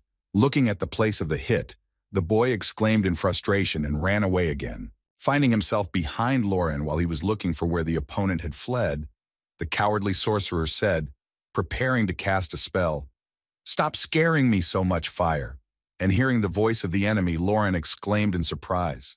Looking down at his feet, the boy saw a magical seal inside which he stood, which meant only one thing. All the mechanisms that could fire were pointed directly at him. Seeing how hard it was for Lauren to catch up with him, the cowardly sorcerer said in a trembling voice, "If you continue to scare me like this, I will have no choice but to kill you." Waiting for the right moment, Lauren was in the air and heading straight for his enemy, and angrily shouted, "I'm ready to finish him off. I hope you've said it all." Immediately after that, Lauren finally hit his opponent and shouted angrily, "Well then, shut up and die at last." After hitting the enemy with his skill, Lauren noticed that this cowardly sorcerer was not even a sorcerer, but a level 130th spectrum disguised as one, which distracted his attention. Looking at his enemy who was now unmasked, Lauren thought irritably, the coward disguised himself as a specter, as if his clothes were a conduit for the spell. Realizing what a scam he had fallen into, Lauren shouted angrily at the cowardly sorcerer, "Hey, what are you up to? Where are you going? Come out here!" The next moment, the ground in the boss's room began to crumble, and after a while, a huge hand appeared from the ground, followed by a mini golem. And the boy was surprised to see it and said, "Oh my God, you're kidding." Realizing that he would now have to fight against the cowardly sorcerer's mini golem, Lauren angrily said why this scoundrel kept sending his minions and not coming out himself. Having dealt with a considerable number of golems, Lauren saw that another one was wriggling in front of him and said in his head how annoying he was, even summoning mini golems. Suddenly, behind the golem, Lauren noticed a red bridge on the wall that glowed brightly, and the boy thoughtfully said in his head a magic circle, but only just. Rushing at the enemy who decided to block his way, Lauren confidently exclaimed, "Do you really think that a golem with a defensive skill alone can stop me?" Immediately after that, having prepared for the next devastating attack that destroyed everything in its path, Lauren confidently exclaimed, "Well, then try to block this." Hearing that he was about to attack with a mini golem, he immediately took a defensive stance to resist the next blow of his opponent. As soon as the enemy closed and completely switched to a defensive stance, Lauren was able to fly past his opponent without much effort. Having fooled the pebble, Lauren began to laugh ominously and shouted, "Boogeyman Stone dumbass, where are you looking at? You were so easily wrapped around your finger." Preparing to strike at the magic seal, Lauren confidently exclaimed, "From the very beginning, my target was this magic seal that for some reason appeared very suddenly on the wall." After hitting the wall with the magic seal on it, Lauren happily said bingo in his head. I realized where the cowardly rascal was hiding. His control room was hidden by magic, just like the entrance to the dungeon was hidden. As soon as the blow hit the seal, the wall immediately parted. Then Lauren saw the system notification that said you entered the hidden room and exclaimed happily, "I'm inside." As soon as he found the entrance to the boss's room, an arrow from a fire ballista shot at him from the threshold, which the cowardly sorcerer had fired at Lauren. Hoping that he had already defeated Lauren, the cowardly wizard Chorgi joyfully exclaimed, "Booga, it worked! It's my best skill. Who let you come in here in the first place?" The next moment, when the image of Lauren rose from the dust and began to move towards him again, the cowardly sorcerer exclaimed in confusion that it simply could not be my fireball. Right in front of him, he could see a huge shield that protected him from his opponent, and it was this shield that the charge of his fire ballista hit, but he could not pierce it. He had created it himself. Looking at his enemy who had attacked him so suddenly, Lauren, angry at such warm greetings, said, "You worthless rascal, I almost died from your greeting." Realizing that his only trump card did not work, and there were no more charges, the cowardly sorcerer scaredly exclaimed, "Oi, golem, stop this intruder, save me from him." As soon as this order was given, the mini golem was right behind Lauren and was ready to inflict irreparable damage. Despite the golem behind him, Lauren used his dash skill to instantly dash in front of the cowardly sorcerer, who in turn saw Lauren in front of him and thought how fast he was. The next moment, Lauren prepared to strike as soon as he approached his opponent and immediately struck him in the body, hitting his armor. The cowardly sorcerer, unharmed by the enemy's attack, exclaimed joyfully as he landed on his feet after Lauren's attack, "Boogeyman, I blocked your attack. No wonder I spent so much money on protective gear." Hearing what he had just said with great confidence in his words, his opponent Lauren began to laugh out loud at the way he was mocking him. The angry sorcerer shouted in a trembling voice, "Why are you laughing?" Hearing the question from his opponent, Lauren said between laughs, "No, I am so grateful to you that I just can't stop laughing." Hearing this, the cowardly sorcerer said in confusion, "What are you talking about?" Hearing that he still didn't know what had caused such a violent reaction, Lauren exclaimed in surprise, "You idiot, you still haven't realized that this armor slows you down. You're just a walking punching bag." Finally realizing what Lauren was getting at, the cowardly sorcerer said to his opponent, "Let's see how long you can hold out in this armor." Realizing that it might be very difficult for him in the near future, the cowardly sorcerer shouted out to the golem, "Help me grab this guy." Dodging the mini golem's attack, Lauren said in his head, "Even if you destroy it, it will continue to rebuild from the stones scattered around." Looking at the annoying golem, which was causing him enough problems in the battle, Lauren thought in his head that if I kill its owner, it will automatically stop, so I can ignore it. Swinging his axe at the golem behind him, Lauren shouted angrily, "You keep pissing me off, let me hit you once." The next moment, aiming at the golem that was getting on his nerves, Lauren prepared to destroy the pile of stones that was only held together by magic. After smashing the golem to pieces, Lauren ominously exclaimed, "Boogaloo, now I feel much better after destroying this trailer." Immediately after that, looking back at the other golems that were also nearby, Lauren shouted menacingly, "You are the next in line, pieces of garbage." Using his combined vortex skill, Lauren shouted, "I will destroy you all here," smashing the entire army of the cowardly sorcerer. Seeing how quickly his army was being destroyed right before his eyes, the cowardly sorcerer thought to himself, "My God, he defeated the golem army so easily, he must be a monster or something." Having dealt with all those who could interfere with him, Lauren shouted menacingly as he approached the cowardly sorcerer, "Well, now only you and I are left on the battlefield. It's time to get into a serious fight." Preparing to strike a serious blow with his next attack, Lauren shouted angrily, ready to throw out all his anger, try to dodge the cowardly scoundrel. Lauren's next attack hit the target and struck it 100%, piercing the protective armor of the cowardly sorcerer who had placed high stakes on it. Preparing to finish off his enemy, Lauren swung a second time and ominously shouted, "This is the end of you. Die at last by my hand." After delivering the final blow, which was indeed decisive, Lauren saw a system notification that said, "You have defeated the sorcerer Chorgi." After the battle, Lauren immediately took out a medium-quality regeneration potion and immediately drank one bottle to restore his health after the difficult confrontation. Recalling what exactly made him resort to extreme measures, Lauren mentally said after drinking the potion, "During Chorgi's first attack, I unconsciously activated the Berserker mode. I thought I would die from the consequences of this skill." As soon as all the recovery processes were completed, Lauren got to his feet and confidently said, "Well, I have sufficiently restored my endurance. Now you can see what fell out of this cowardly scoundrel." Approaching the trophies that remained after the victory over the enemy, Lauren noticed something interesting among the pile of drops and exclaimed in surprise, "Wow, that's it."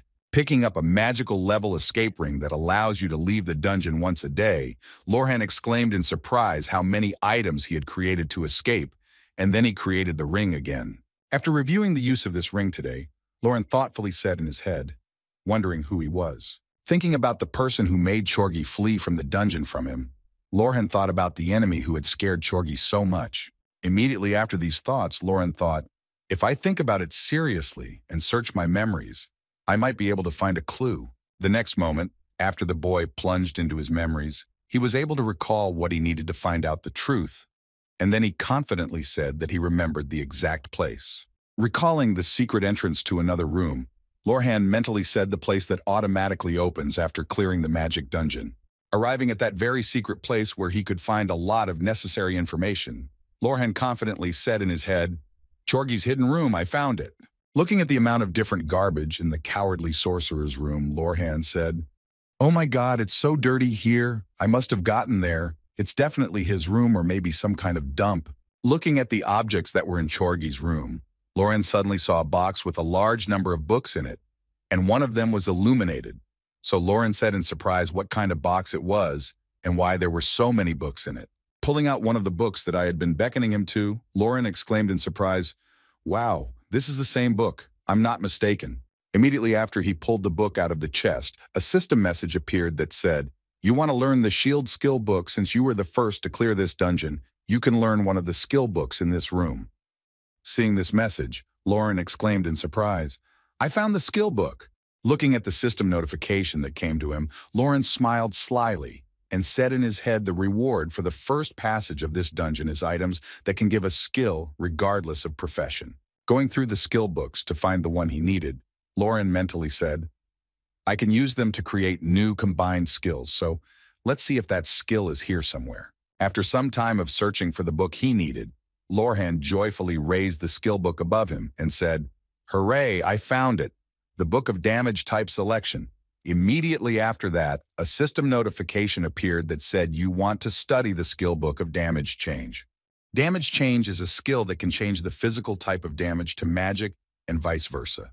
Now players know little about magic attacks and defense, which is why this skill is just MBA. Looking at the Learned Damage Change skill, Lauren thoughtfully said, "If I turn my physical damage into magic damage, I'm already drooling over the idea of how cool it would be. As soon as one of the skill books was studied, Lauren saw a system notification that said you have selected a skill book. Other skill books will become unavailable.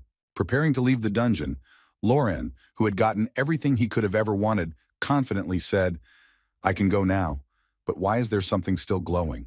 Picking up the glowing book, Lauren was surprised to find out that it was the diary of the cowardly wizard Chorgi, and that it might help him find out what he was so afraid of. Opening Chorgi's diary, Lauren said thoughtfully as he read the lines in the diary, they instructed me to create a cursed item, but it's wrong I can bring this world to destruction. Maybe it doesn't just disfigure monsters. The following lines reported the following information. I have nowhere else to go. I will be killed as soon as I try to escape. I have no choice but to join them. When the date of the entries changed, the diary said that the time had finally come. They would leave for a short time to take part in a joint meeting, and on the same day I would try. After some time, new entries reported that my escape was successful. I lost some of my artifacts while hiding from the pursuit, but I managed to survive. The next entry contained the following information. Hearing the constant voices in my head repeating, I will kill you, I realized that I did not need them anymore, but if I already knew who they were. Bringing his story to the dungeon where he was hiding, the cowardly sorcerer wrote in his diary, I must hide as deep as possible in a place that no one knows about. Hiding somewhere under a tree at a depth of several meters from the surface, the cowardly sorcerer wrote in his diary that he was already in his equipped hiding place, but that even then I would be found. After reading all the entries of the cowardly sorcerer in the diary, Lorhan said in surprise, so this guy was being persecuted, and that is why he was hiding in this place. Thinking about the information he had learned from the cowardly sorcerer's diary, Lauren mentally said cursed object and curse. The next moment, holding the battered diary in his hand, Lorhan added in his mind, if this is the same curse I know about, I might learn something new. Recalling what he knew about mutations and monsters, Lauren spoke in his head sometime after the mutated monsters appeared. After taking a short pause to think about everything in his head and draw the threads of connection, Lorhan mentally added defiled monsters. Immediately after these thoughts, Lauren said in surprise in his head, I knew of course that there was a group that was involved in mutating monsters, but who would have thought that the Chorgi or that humans were behind this organization? Continuing his thoughts and remembering his past life, Lauren nervously said in his head, the defiled monsters had become a problem not only for the Golden Lion camp but also for the Black Dragon camp. I guessed that it was the work of one faction, but it was not. The next moment, Lauren pulled Chorgi's diary away from him and closed it thoughtfully, saying, I think it's not as simple as it might seem at first glance. Putting Chorgi's diary back in his inventory, Lauren said, I need to give this diary to the research team. Maybe it's a clue for the main quest. Immediately after that, thinking about what he still needed to do, Lorhan said thoughtfully, if you think about it, the condition for the next quest was the 150th level. I still need at least 30 levels. Imagining how long it would take him to raise 30 levels with normal quests, Lauren mentally said, raising 30 levels is not an easy task. Imagining how other players achieved this by doing boring work for a long time, Lauren said in his head, doing quests for hunting or scavenging, I will barely level up. With a sly smile after he thought about what exactly he needed to do, Lauren said, not taking the usual types of leveling up, well, this doesn't suit me at all. The next moment, Lauren pulled out a rune book from his inventory and said, let's start summoning the rune book. The next moment, having activated the teleportation point, the guy confidently said, I have already completed all the preparations for quickly pumping my level to move to the city of Crossroads. Selling the scrolls he found in the dungeon, Lorhan said happily, the magic scrolls I got in the dungeon were useless to me, but they can be sold for a pretty good price. Immediately after that, looking around to see his shop, Lauren nervously said, by the way, my shop is doing well. Last time it was just bursting with customers. As he approached his building in which he set up shop, Lorhan exclaimed happily, just fine, there's still quite a few, no need to worry about that. Smiling ominously at the realization that his monopolization of the market was going quite well, Lorhan mentally said, at this rate, all the money of the Crossroads will be mine. Immediately afterwards, arriving at the Berserker Guild located in Crossroads, Lorhan mentally said that there are things more important than money. Going to the tab for his combined skills, Lorhan saw a system notification. Please select the combined skill to be deleted. He thought about which of the available skills he needed the least, and then pointed his finger at the destructive offensive skill and set it. and after selecting it for deletion, Lauren received a system message that said the destructive offensive skill was deleted. Thinking about how he had used it, Lauren mentally said, "It's a pretty interesting skill, but when you use it, you can only move in a straight line, and I can achieve the same effect with other skills." Immediately after that, Lauren said disappointedly, "It's a shame about this skill, but I'll have to delete it, and that's because of this." After a short pause, the boy happily said, seeing the system notification, "Please select the skill book and action clip to create a combined skill," after which he added in his head, "I can create a combined skill that will be much better." Immediately after saying this, Lauren said thoughtfully, "Since I can't combine the meager berserker skills with anything else, I'll have to."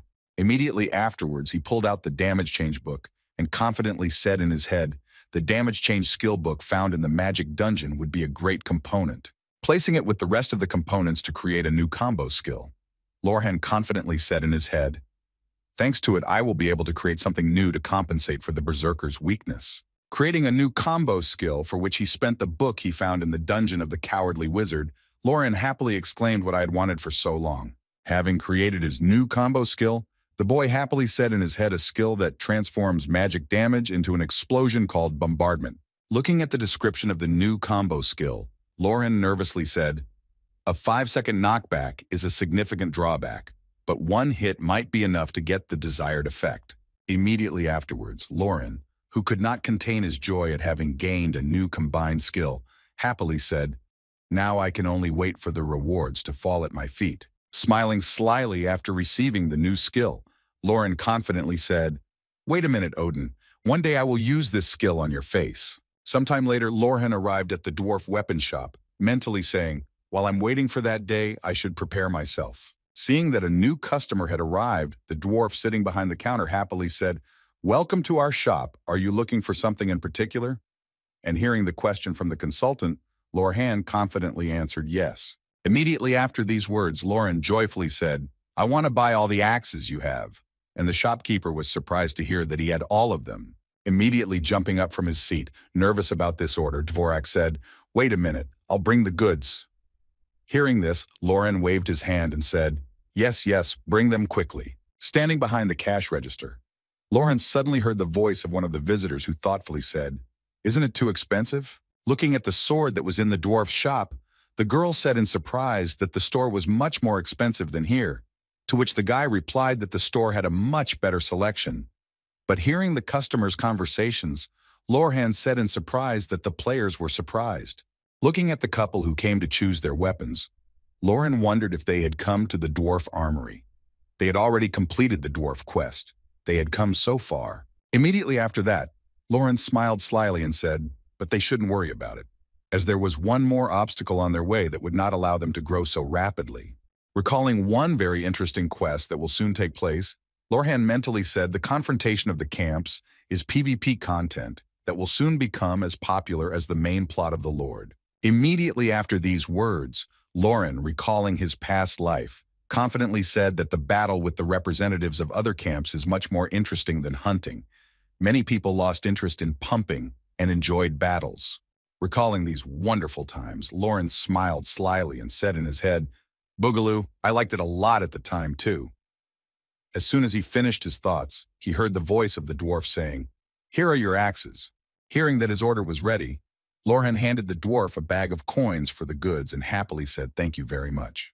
Leaving the dwarf's shop, Lauren heard the seller running out of the store to say goodbye. "Thank you. Come back to us."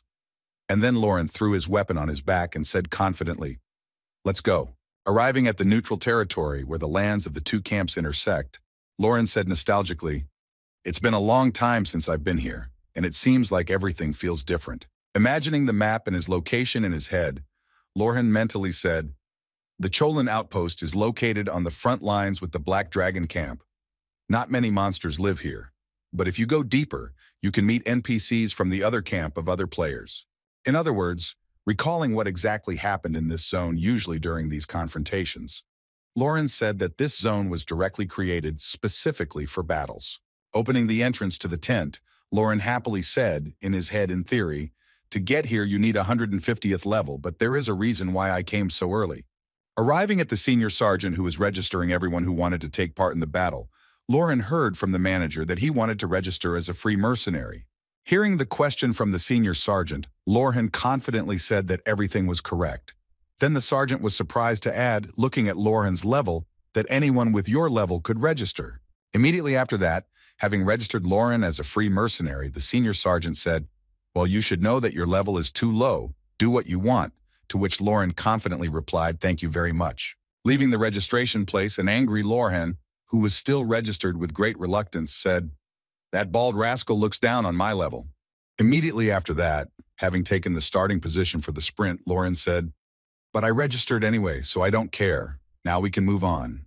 Starting sharply from the spot, Lauren confidently said, heading to the place where he will pump his level, "My next destination is a deep canyon." Arriving at his destination, Lauren deactivated his invisibility cloak, which had helped him get this far. Looking down at where he had arrived, Lauren thoughtfully said to himself, "This is the place, the deep canyon, and now it's time to start preparations." Recalling how much effort it had taken him to get here, Lauren thought, "It may have taken me a long time, but thanks to my cloak, I was able to get here without any incident. No matter how strong I am, fighting enemies of the 150th level is quite a burden."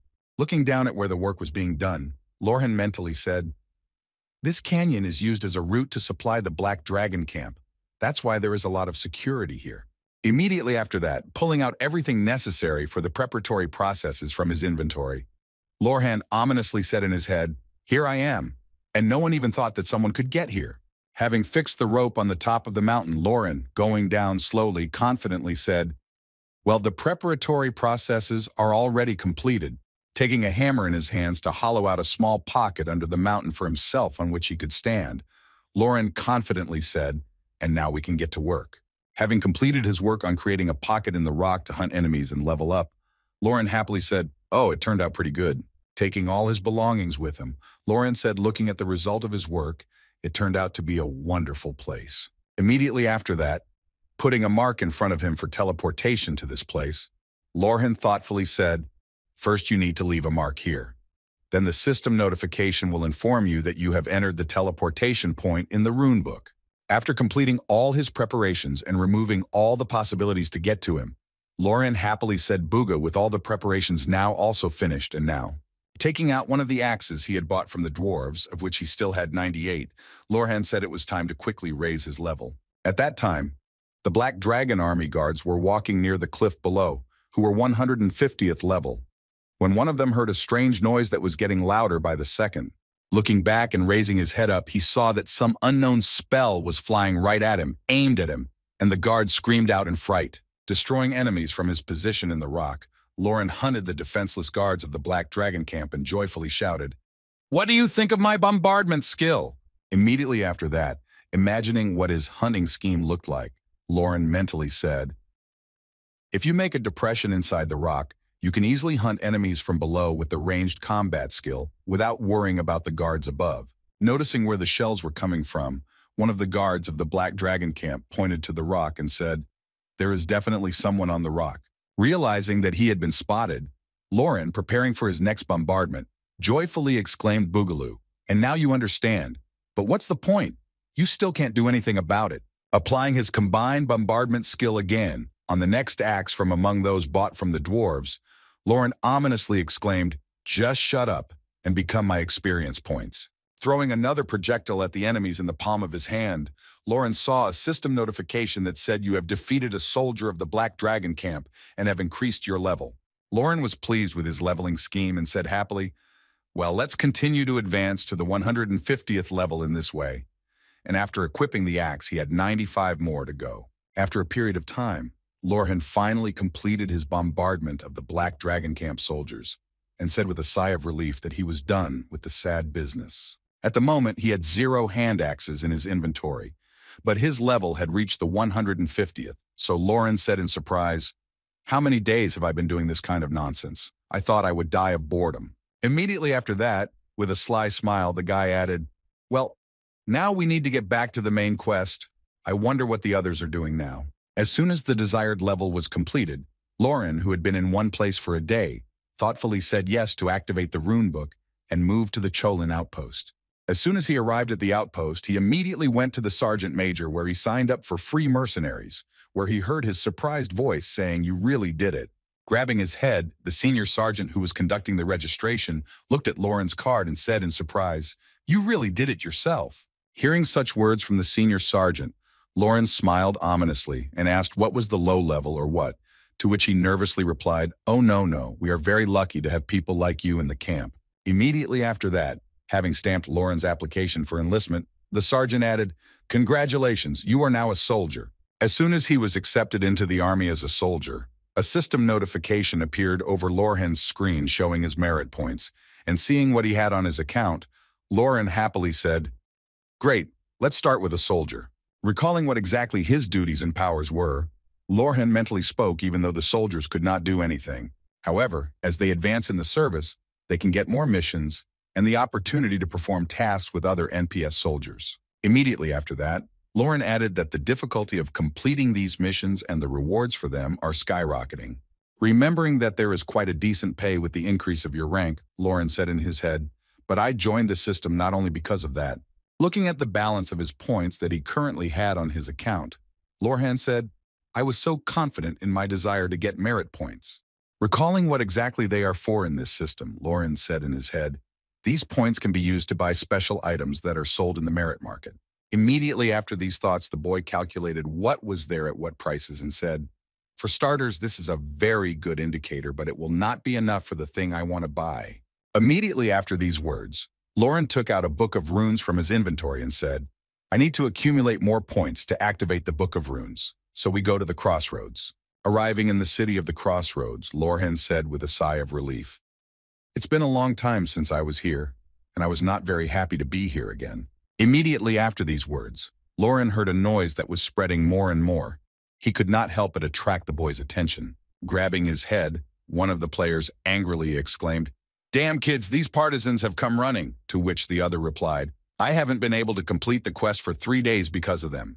Hearing what the local players were complaining about, Lauren realized what was going on and mentally said that the very villains the players were talking about were users from the enemy faction of the Black Dragon. Recalling their confrontation and hatred between each other, Lauren continued, starting from the third city. A fierce struggle is waged between the factions. A very interesting fact is that when asked about the murders of one of the Black Dragon factions, he confidently replied that you are asking why to kill representatives of another faction.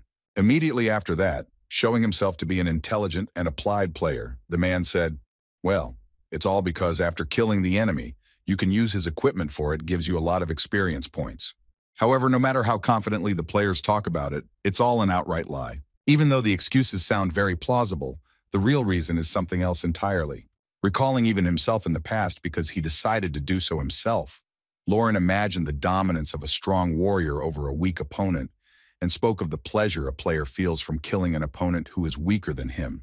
Recalling himself when he fought monsters and not only and defeated them, Lauren confidently said, "I know this better than anyone else. It is the instinct of any player." Immediately after his thoughts, Lauren approached a couple of angry players and said, "Excuse me, where did you see them?" Hearing Lauren's question, one of the players replied confusedly that he was the one who had seen them. Looking back at Lauren, the player said, "In the area where the stone-hoofed boar lives, but you better not go there. There's a team of 10 people now." Moving away from the pair of players, Lauren immediately thought, the habitat of the stone-hoofed boar. But isn't this hunting grounds that are very close to the crossroads? And the front line has moved so much in our direction. Immediately after that, Lauren smiled slyly and said to himself, "I have an interesting idea. But how did it come to this? Maybe they are underestimating us." The next moment after he finished thinking and made his decision, Lauren took out a call whistle from his inventory and blew it. The whistle was immediately answered by a black stallion, who immediately appeared in front of him, climbing onto his saddle, and Lauren prepared to leave. Sitting astride his black steed, Lauren angrily shouted out, "You bullshit bastards! Do you really think everything will go according to your plan?" At the same moment, Lauren took off in the direction of the hunting grounds and shouted, "Wait here, I'll arrange it for you soon." Looking at the trail of Lauren, who headed off in an unknown direction, one of the players nervously asked if he had gone there alone, to which the other replied, "Hey, I just can't do that. Going there now is tantamount to suicide." At the same time, somewhere in the habitat of the stone-hoofed boar, players of the Black Dragon faction caught representatives of the Golden Lion faction and continued to mock them. Trying to resist the battle and protect her comrades, the elf angrily asked, Why the hell are you doing this? We gave you our items. Let us go. Hearing such words from a 110th level opponent, the representative of the Black Dragon faction, who was 120th level, ominously said, "Why are you asking?" Immediately after hitting the girl again, the Black Dragon faction representative arrogantly shouted that it was all because killing the weak was so much fun. Running up to their friend who had just received a serious blow, the other members of the Golden Lion team nervously exclaimed, "Hey, are you okay?" Approaching the rest of his enemies, the skeleton swung his large two-handed sword and shouted, "Die." Before he could carry out his attack, he heard something happen behind him, and someone's voice shouted, "Bombing." Looking back, the representative of the Black Dragon faction exclaimed in surprise. The next moment, a shell hit the skeleton that was threatening his fellow faction members, hitting him in the head, and seeing what happened to their leader, the troll shouted in confusion what was going on. Looking around him to find out where it came from, the orc noticed a rider approaching them and shouted to his comrades, "The enemy is approaching us!" Noticing that there was only one guy and a horse among the enemies, the troll who took command shouted menacingly, "There's only one person there, surround him." Hearing the order given to his subordinates by the Black Dragon's command, Lorhan immediately laughed and shouted, "You're joking, get ready to die as a team." Hearing the threats from his opponent, one of the Black Dragon's team members pulled on his tetavi and angrily shouted, "You're crazy, you're going to get it." Before the enemy could shoot at him, Lorhan had already knocked his head off his shoulders, shouting, "You're too slow for me, goblin." Approaching the enemies at the right distance, Lorhan stopped his horse to avoid accidentally destroying it and jumped up. Seeing what had just happened before his eyes, the ogre, who could see his opponent's actions with his own eyes, exclaimed in surprise that he was crazy to jump up and down. Once high in the air, Lorhan, preparing to strike his enemies with a powerful blow, confidently shouted, "Here you go." Applying his combo skill to his main weapon, Lorhan shouted out the power of damage modification. The next moment, his modified axe with the bombardment skill flew directly at the squad leader, who was giving orders to his team. Having destroyed the bulk of the enemies, Lorhan took his axe and threw it over his shoulders and said menacingly, "Let's play with you a little bit." Hearing the arrogant voice of Lorcan, who arrived on the battlefield, one of the enemies angrily exclaimed, "You have got some nerve! How dare you do this to us?" Gathering all together, one of the enemies who remained on the battlefield exclaimed, "Let's crush him." And all the enemies who were still able to fight flew at Lorhan, deciding to take him by force of arms. Preparing for his attack, Lorhan smiled ominously, anticipating an interesting battle, and said, "Who are you going to crush here? Tell me." Seeing what happened to their comrades in a matter of seconds, a couple of support players from the Black Dragon team screamed out in fright. He had destroyed the melee players with high defense in one hit, to which the other added that he was some kind of monster. Having dealt with the enemies on the battlefield, Lorhan noticed a couple more hiding a little further and exclaimed in an ominous voice, "I found the rats hiding." Having quickly dealt with all the enemies on the battlefield, Lorhan received 1 point of merit for each enemy killed. I said disappointedly, "I didn't even have time to warm up." Looking at his profile to view the number of merit points, Lorhan said thoughtfully, "Interesting merit points are awarded in the same way as for killing NPC soldiers." Looking at the defeated enemy, the guy added that you are a level NPC or a level player. There is no difference between them, and it is clear to a donkey that you have more profit from this. After completing the battle and rescuing his comrades, Lorhan activated the rune book and said, "It's time to work, but first I'll return to the crossroads." Arriving at the temple in the crossroads, Lorhan made a donation and received a temporary character boost, after which he joyfully said, "Excellent. The blessing of the priest is the name of this ritual, and depending on the amount of the donation, you can get different types of boosts." Reflecting on how effective such a waste of money is, Lorhan mentally said that although the boost lasts only a few hours, it is very important to get it before going hunting. After receiving some of the enhancements in the temple, Lorhan looked at what else he could improve and said, "Okay, next up are the equipment sets." Looking through the sets he had, the boy said thoughtfully, The first set is for critical hits, the second for defense, and the last one is for attribute resistance. It only takes 3 seconds to change equipment, but it's a very useful thing." After completing all the preparations to go get the merit points, Lorhan smiled slyly and confidently said, "Boogaga, now we can definitely go after the prey." The next moment, activating his system window to write a message, Lorhan said, "Now is the time to cast the bait." Before he could write anything, a few seconds later he received a new comment, and after reading it, Lorhan exclaimed, "Wow, that's a quick response." Looks like they're in a pretty tight spot. Seeing how many similar requests there are, Lauren said happily, looking through the offers. Booga, those rascals from the Black Dragon Army took my bait. They quickly raised their level and are now so confident. Immediately after that, Lauren smiled ominously, happy about this development, and said to himself, I'm even grateful for that. If they had hidden with their tails between their legs, I would have had to search for them for quite a while. Launching the live broadcast of his hunt for enemies, Lauren happily said in his head, well, wait a little longer.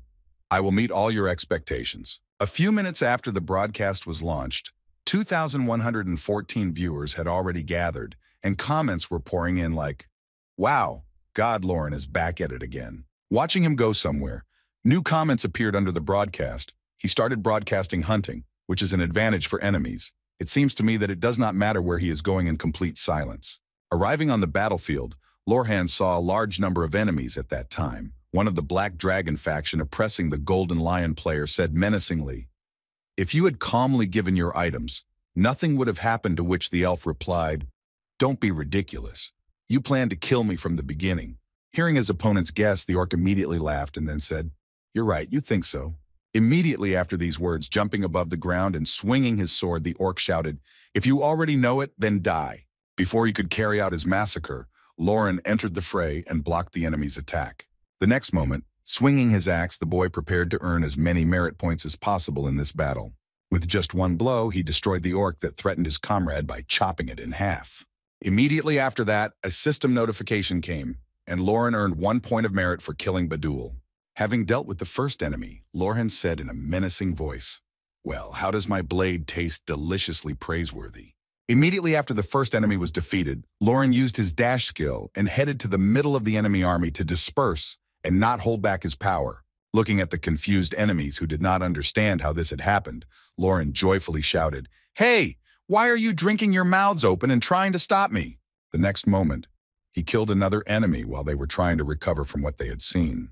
Watching Lauren's stream, who stood alone against the army of the Black Dragon faction, one of the viewers wrote a comment asking what level of crazy streamer he was. Watching his comrades die at the hands of one opponent, one of the army commanders exclaimed, stop panicking, we are much more likely to fight together. Hearing the order from their commander, all the players of the Black Dragon faction rushed at Lorhan together, hoping that it would bring them some benefit. Seeing the crowd of enemies running at him, Lauren smiled ominously and said, you're so primitive. You think just like those scoundrels. And immediately after that, he took his hand axe out of his hands. Immediately after that, jumping into the air to prepare for the attack, Lauren shouted joyfully to his enemies, if you really attack me all at once, it will be even better. Rising above the crowd of enemies who were already very close to him, Lauren began to use his combination attack, which was designed for such cases. Using the vortex, the guy was able to quickly deal with all the enemies, chopping them into small pieces and earning a considerable amount of merit points, after which he canceled the skill. Receiving system notifications about killing enemies and getting merit points for it, Lauren happily said booga, it was easy. Having dealt with one team of enemies, Lauren decided to tease his opponents, and for this purpose, he switched the video camera to the front. The next moment, Lauren made a disappointed face and said sarcastically, Black Dragon Army, I'm very disappointed that this is all you've got. Immediately after that, he added confidently, why don't you try your hand at it? I don't care if there are 10 or 20 of you. Immediately after that, the boy opened his inventory and took out one of his swords, which had quite powerful characteristics, and said to the one who could defeat me, putting in front of him a long sword of a royal knight with a 10-fold improvement, Lorhan confidently said, I will give this. Immediately after these words, Lauren lowered his head down and said, if you are confident in your abilities and want to receive this sword as a reward, then come and kill me soon.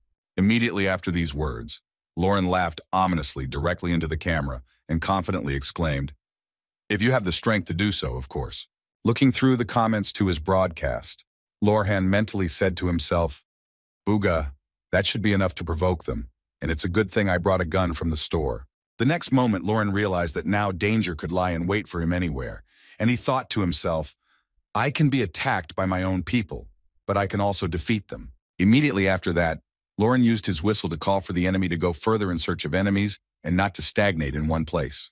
Climbing on his raven horse, Lauren began to choose a place to continue hunting enemies to earn merit points. Opening the system window, Lorhan looked at the comments where there were still fights and a large concentration of enemies, and then said, "Let's look further. We have the Wind Plateau next, so I need to move north." Having chosen the course he needed, Loran began to ride his horse to get to the right place as quickly as possible, joyfully exclaiming, "Great, then let's fly there at full speed." Sometime after Loran announced the bounty on his head, active discussions began in the comments section of the internet, with one of the players writing, "Did you see Loran's stream? I heard that he had to pay 800 silver coins for this sword."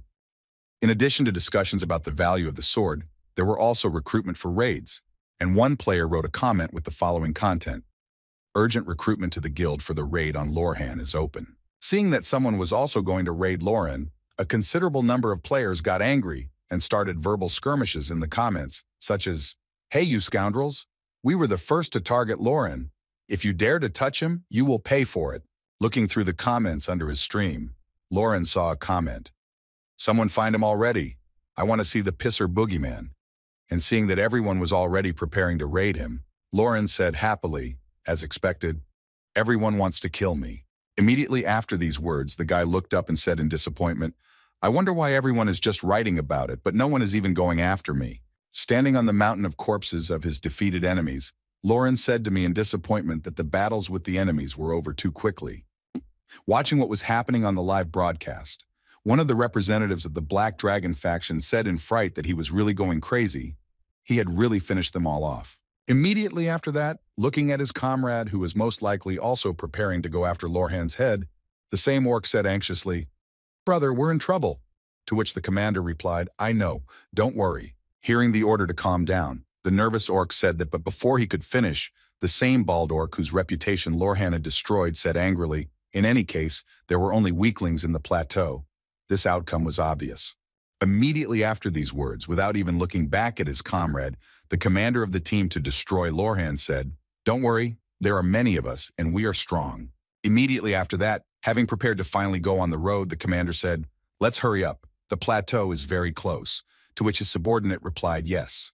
At the same time, Loran, who was expecting a new wave of enemies to come after his head, saw a huge army in front of him and said in surprise, "Wow, just look at them. They are serious." Looking at the enemies waiting for the order to attack, Lorhan thoughtfully said, "There are 30 or 40 of them. No, there are at least 50 of them. Some of them are of a good level. This is serious." Seeing what kind of opponents he would have this time, Loran opened his system window with equipment and changed it to a set of protection for the current situation. Immediately after, when everything was ready to start the battle with such an army, Loran swung his axe and happily said that these were just perfect conditions to go on a rampage.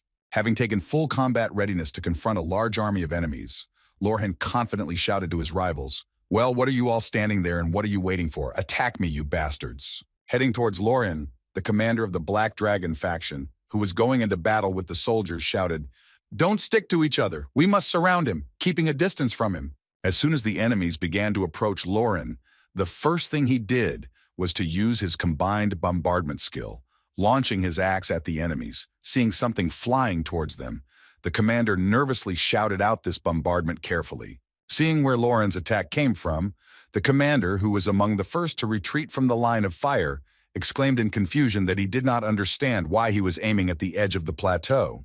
Fleeing from Loran's attacks, the Black Dragon army screamed in fright, knocking down their comrades. "Get out of the way! Move your feet faster!" Having run a sufficient distance from the attack zone, the squad leader thoughtfully said, "Just a minute. Don't tell me this is all just a trick to get everyone in one place." Catching up with the enemies who deviated from the course and driving them to the rest of the crowd to make it easier to deal with Lorhan joyfully, exclaimed Boogaloo, "Of course, what did you think?" Having dealt with 5 enemies in one blow, Lorhan moved to the center. Seeing a good position to attack, one of the warriors shouted out, "That rascal is finally in the center. This may be our only chance to keep him out." As soon as Lorhan was in a favorable position for the enemies, one of the Black Dragon faction decided to attack him alone. Seeing that the situation required radical measures, Loran used the cry of fury when the skill affected the enemy, who covered his ears and exclaimed in confusion, "I can't move. What kind of skill is this? A cheat ability." Hearing that he was being accused of cheating again, Loran angrily exclaimed, preparing to strike, "I'm a cheater, kiss my ass, you're too early to be surprised." Immediately after that, having gathered a sufficient number of enemies in one place, Loran shouted out a combined skill. Immediately afterwards, he used a vortex that vacuumed up a large number of enemies and lifted them above ground level, tearing them to pieces in the stream. As he chopped the enemies into small pieces with his combo skill, Lauren shouted out menacingly, "I'm going to chop you all to pieces, you bastards." But suddenly the boy heard someone's voice, which was getting louder by the second, and he shouted, "Stop! It's your end, Lauren!" Not realizing who it was, Lauren looked up and saw the enemy preparing to strike him in the fall, overconfident in his abilities, thinking he could defeat him. Having blocked the enemy's attack, Lauren even moved away from his place from which the previous players could not move him. Then Lauren said in surprise, "And you are strong. Are you really a worthy opponent?" Pointing his sword at Lauren, one of the Black Dragon Army said, "I am one of the runners of the Black Dragon Army, Tide. Remember this name because I will finish you." Hearing a rather familiar name that Lauren had heard before, he thought back to what it was and said thoughtfully, "Tide. This is not the bastard who bragged about being the first to reach level 100. Immediately after thinking about it and remembering where he had heard the name, Lawrence smiled ominously and said, "You're a runner for real." Immediately after that, Lauren decided to provoke the enemy and asked the lowlife who boasted of getting the 100th level before anyone else, and was humiliated by me when he heard what Lauren had just asked him. The angry Tide said to the rascal, "What you just said." Immediately afterwards, crossing his two swords in front of him, Tide shouted angrily, "You insolent bastard! I could have let you live if you had just given me the longsword, but I see I'll have to teach you some manners." Hearing that Tide was overconfident in his abilities, Lauren used his jerk skill and said, "I'll show you that there is also a division among the runners into strong and weak."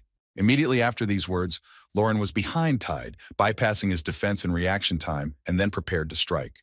Preparing to test the arrogant man, Lauren said menacingly, "Now feel what a real runner is." Lauren's attack was quite powerful, but it failed to cut the enemy in two the first time. Although he failed to destroy the enemy with one blow, Lauren launched it with incredible force somewhere far away from him, expecting that it would soon return to answer it. Rejoicing that he had managed to hurt his opponent so easily, Lauren spoke Boogaloo. "I knew that this lowlife was just a big pig. He was very slow." The next moment, focusing his attention on the opponent who had just been in front of him, Lauren saw only an empty landing spot and then exclaimed in surprise that he did not understand where he had gone. Starting to turn his head in different directions to determine the location of the enemy, who might be lurking to attack, Lauren nervously exclaimed how quickly he ran away, just retreated without finishing the fight. Waving his axe, the angry Lorhan exclaimed, "I thought I could finally have some fun." And at the same time, Tide, hiding behind his soldiers, was pounding out regeneration potions. Having restored his health, Tide came out of hiding and joyfully exclaimed, "What's all the shouting? Now let's start a battle for life and death, Lauren." Seeing the enemy, who was filled with potions to the brim, Lauren said in surprise that seeing such a reaction to his proposal, Tide angrily exclaimed, "Hey, what a reaction." Looking at his opponent, Lauren said in surprise, "Hey, don't tell me you drank the potion because you were afraid you'd die from just one of my blows." Hearing this, the reddened Tide nervously replied, "What are you talking about?" Immediately after Lauren's question, the angry Tide exclaimed, "What are you insinuating? I just drank the potion, you know." And hearing his opponent's angry shouts, Lauren turned his head away and said, "Well, there's nothing wrong with that." Immediately after these words, pointing to the broadcast icon, Lauren said, "Hey, you haven't forgotten that I'm streaming. More than 30,000 people have seen your dirty trick." Seeing the comments that poured in after Tide used the regeneration potion, an angry player shouted that you said dirty trick. "So Lauren, you are a scoundrel. You are crossing all possible boundaries." Preparing to use his super powerful skill, which he had, Tide angrily exclaimed, "I will now teach you a lesson in combo skills." Rushing at Lauren with his combo skill, Tide confidently shouted out a dance of blades. Seeing that his enemy was completely out of his element, Lauren took his weapon out of his hands and confidently said, "I can take care of you with my bare hands." As soon as Tide noticed that his opponent had taken his weapon out of his hands, he immediately exclaimed with confidence, "Boogeyman took his weapon out. What a pity! You also lost your thirst for victory after seeing my deadly skill." As soon as the enemy approached him, Lauren grabbed Tide by the head, seeing that he was stopped with his bare hands. Tide said in surprise that the skill immediately after Lauren imprinted his opponent into the ground. Immediately after that, the boy received a system notification, and Lauren received 1 point of merit for killing Tide. Standing tall in front of Tide, Lauren said menacingly, "You runner, really. Don't make me laugh. It's just impossible." Immediately afterwards, Lauren thought of a guy in his head who had killed enough powerful enemies to level up and said, "Those who will be called that later." For some reason, Lorhan immediately thought of Odin confronting a powerful serpent and continued in his mind that perhaps even now they continue to harden themselves. Immediately after the mention of the Rangers, Lauren said unhappily, "I just can't believe I remembered that rascal. It made me feel lousy, and what should I do about it?"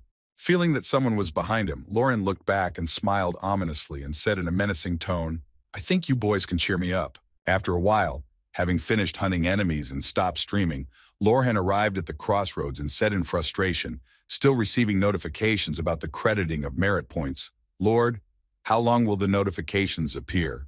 It seems that they come with some kind of delay or something." Suddenly, behind him, Lauren heard someone's voice shouting out happily, "Mr. Lauren, I'm a fan of yours!" And immediately afterwards, Lauren looked back to see who was talking to him. Immediately after that, the guy continued to be careful. "These rascals are forming an army of more than 200 people. You better avoid fighting them." After hearing the news, Lauren mentally said, "More than 200 people, you say?" After thinking about the news, Lauren said happily, "Thank you, but where are they now?" Hearing the question from his idol, the boy said nervously, "They say they crossed the gray zone." When Lauren heard where the crowd of enemies was, he smiled ominously and said in his boogeyman, "Merit points are just asking to be put in my pocket." Immediately after these thoughts, Lauren told me to open a merit shop, and as soon as his request was fulfilled, he began to look for a product for which he collected those merit points. Clicking on the badge of honor, Lauren mentally said, "I still have time before they arrive, but in the meantime, I will buy a badge of honor in advance. This badge costs 500 points. The badge of honor is a rare magical sign of a respected warrior. Those who have the badge can increase their level of honor. Reputation points will be awarded depending on their combat experience. The badge holders are awarded additional merit points." Holding the purchased item in his hands, Lauren happily said, "The badge of honor costs 500 merit points, but thanks to it, I can get extra reputation points for killing an enemy faction. It's definitely worth the money." Immediately after this thought, Lorhan opened a system window and said it was time to earn those points properly, but there was something else to do before doing so. The next moment, Lauren looked at the camera and said, "This is the end of my stream. I will resume it later. Please wait a little bit." As soon as the stream stopped, Lauren went to the garrison general and saw who Malkin had come to see.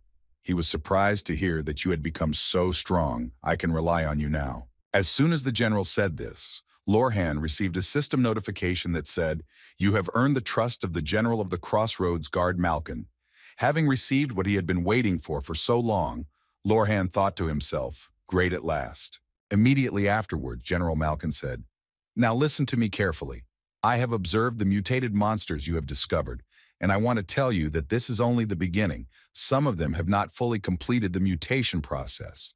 These monsters are much stronger and more cunning than the other mutated ones." Immediately after the report on the observations, General Malkin spoke. "We have decided to call them defiled monsters." Folding his arms in front of him, the garrison general continued, "We have captured several of them and are continuing to study them, but such creatures should not exist in our world. So if you encounter a defiled monster in the future, kill it and bring me its eyeballs." Immediately after these words, the general added, "If anything, their eyes glow green, which is why you will be able to identify them very quickly." After hearing the hint, Lauren happily said, "I will keep in mind." Immediately after that, looking at the new task, Lorhan thoughtfully said in his head, "Desecrated monsters are a kind of additional income.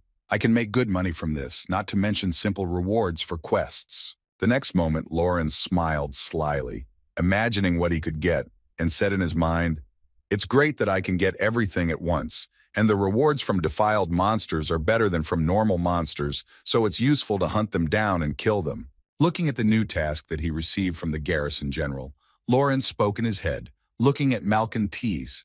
"You mean you can't trust me even after I raise my level to 150? Immediately after that, folding his arms in front of him, Lauren said in his head, "I just have to kill one and come back. In any case, everything that falls out of it will be mine." Lowering his head, Lauren headed for the exit and said, "Okay, then I'll be back as soon as I finish the task." And Malkin waved goodbye and exclaimed, "Take care, Lauren." Approaching the exit of the room, Lorhan exclaimed, "I almost blew my lungs out. I wanted to tell you something." And hearing that he still had some information, Malkin asked in surprise what it was. Approaching the general of the garrison's guard, Lauren decided to make his job easier and report the approach of a large army of the Black Dragon faction. Hearing what was about to happen, General Malkin nervously exclaimed what you just said. After a while, the Black Dragon faction army gathered right in front of the gate to Crossroads City and angrily shouted, "Hey, stop hiding, Lauren, come out and fight." Not receiving any response, one of the players asked his friend, "Hey, are you sure he's here?" And he answered him, and that's how the broadcast ended. A few seconds later, the gates to the crossroads began to open, and the Black Dragon army shouted with joy, and someone came out. It was Lorhan. Unfortunately, their guesses were wrong. It was not Lauren, but the general of the Crossroads garrison who came to defend his city from the attackers. Seeing who came to meet them, one of the Black Dragon faction nervously exclaimed, "What the hell?" And then another added, "Why the garrison is here? Because we did not attack the city." Interrupting the din of the enemies standing in front of the gate, Guard General Malkin, who was level 200, shouted out, "How dare you come here, you filthy creatures!" Immediately after these words, unleashing his subordinate NPS soldiers on the enemies standing at the gate, Malkin shouted out to leave no one alive. Not realizing why the garrison army had come to meet them, the confused fighters of the Black Dragon faction ran away scared and shouted out, "What the hell could have happened?" Meanwhile, Lauren started the broadcast and happily said, "There's no picture, but if you press this button, it's working. So I apologize for the delay. As you can see, I've gone quite far." Leaning away from the camera to see the environment around him, Lauren confidently spoke about where I was now.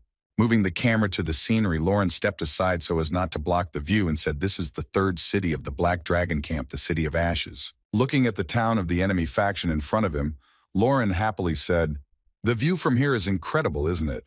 After telling about where he is now and how beautiful it is here, Lauren rubbed his hands and smiled ominously and said, "Okay, now let's try to rob this empty town."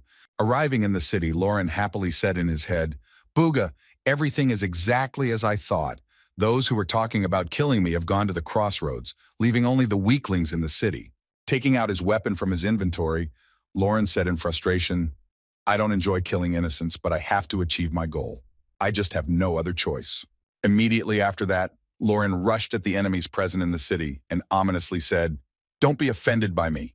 Destroying all the enemies on his way, Lauren headed to the city to surround it until there was no one here and joyfully exclaimed, "Well, here I am." Arriving at the hunting grounds of the Black Dragon faction, Lorhan joyfully said, "There's no one here." Preparing to start hunting monsters, Lauren thought that there are also defiled monsters in the Golden Lion camp, but it would take a long time to find them and catch them. Despite the great risk, it would be better to kill such a monster in the territory of the Black Dragon army.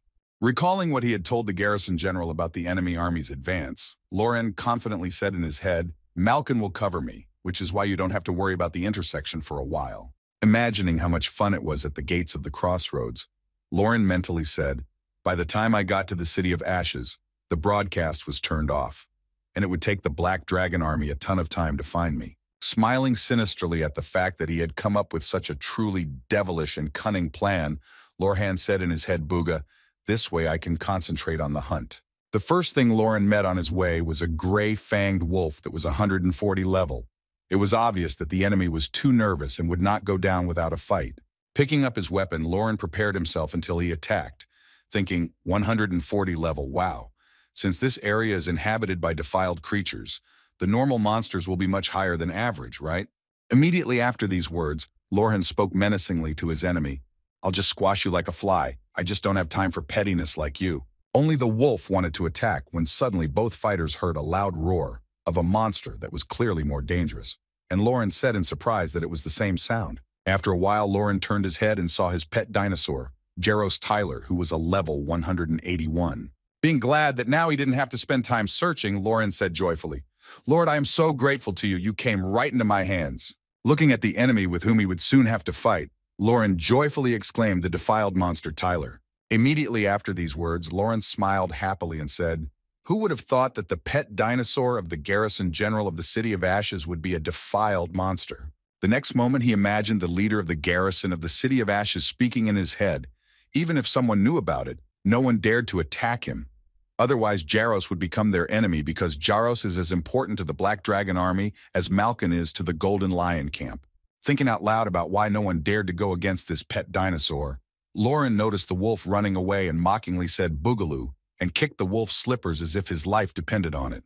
The next moment, turning his gaze to the enemy, Lauren spoke confidently, but to be honest, who in their right mind would fight him? Putting forward his guesses, Lauren shouted out to his opponent to anger him.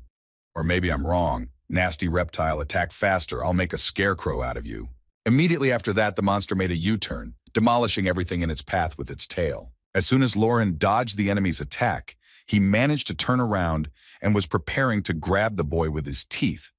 Seeing what he was planning, the boy was surprised to hear the monster say in his head, "He turned around so quickly, he's so fast." Immediately after that, the enemy clenched his teeth and managed to grab his opponent. Seeing what he had on the battlefield, Lauren said, "Oh shit, he grabbed my leg." However, that was not all, as the dinosaur threw Lauren into the air and hit him with its tail, launching him somewhere far, far away. Angry at the way he was treated, Lauren angrily said there is an expression that goes something like this. Using his berserker skills to defeat a rather powerful opponent, Lauren mentally said, "Don't let the beast that bit the man go." Preparing to strike, Lauren, who had already approached the enemy, said menacingly, "You better clench your teeth harder now because I'm going to take your head off." As soon as he was ready to strike the enemy a powerful blow, he not only managed to dodge it but also repelled it without suffering any damage. Seeing what had just happened during his last attempt to strike, Lauren angrily said in his head, "Damn, he was able to parry my attack with his tail. It's the size of a mountain. How did he get that speed?" Immediately after these words, Lauren took the battle axe from his hands to try another way of fighting and said in his head, "Well, if that's the way things are going, then..." Emptying his hands, Lauren grabbed the dinosaur by the tail during its last attack. As soon as the enemy's tail was firmly in his hands, Lauren began to spin the dinosaur around, repeating the vortex attack, but not with an axe but with a monster. When the speed was optimal, Lauren let go of the monster, launching it somewhere upwards so that it fell to the ground.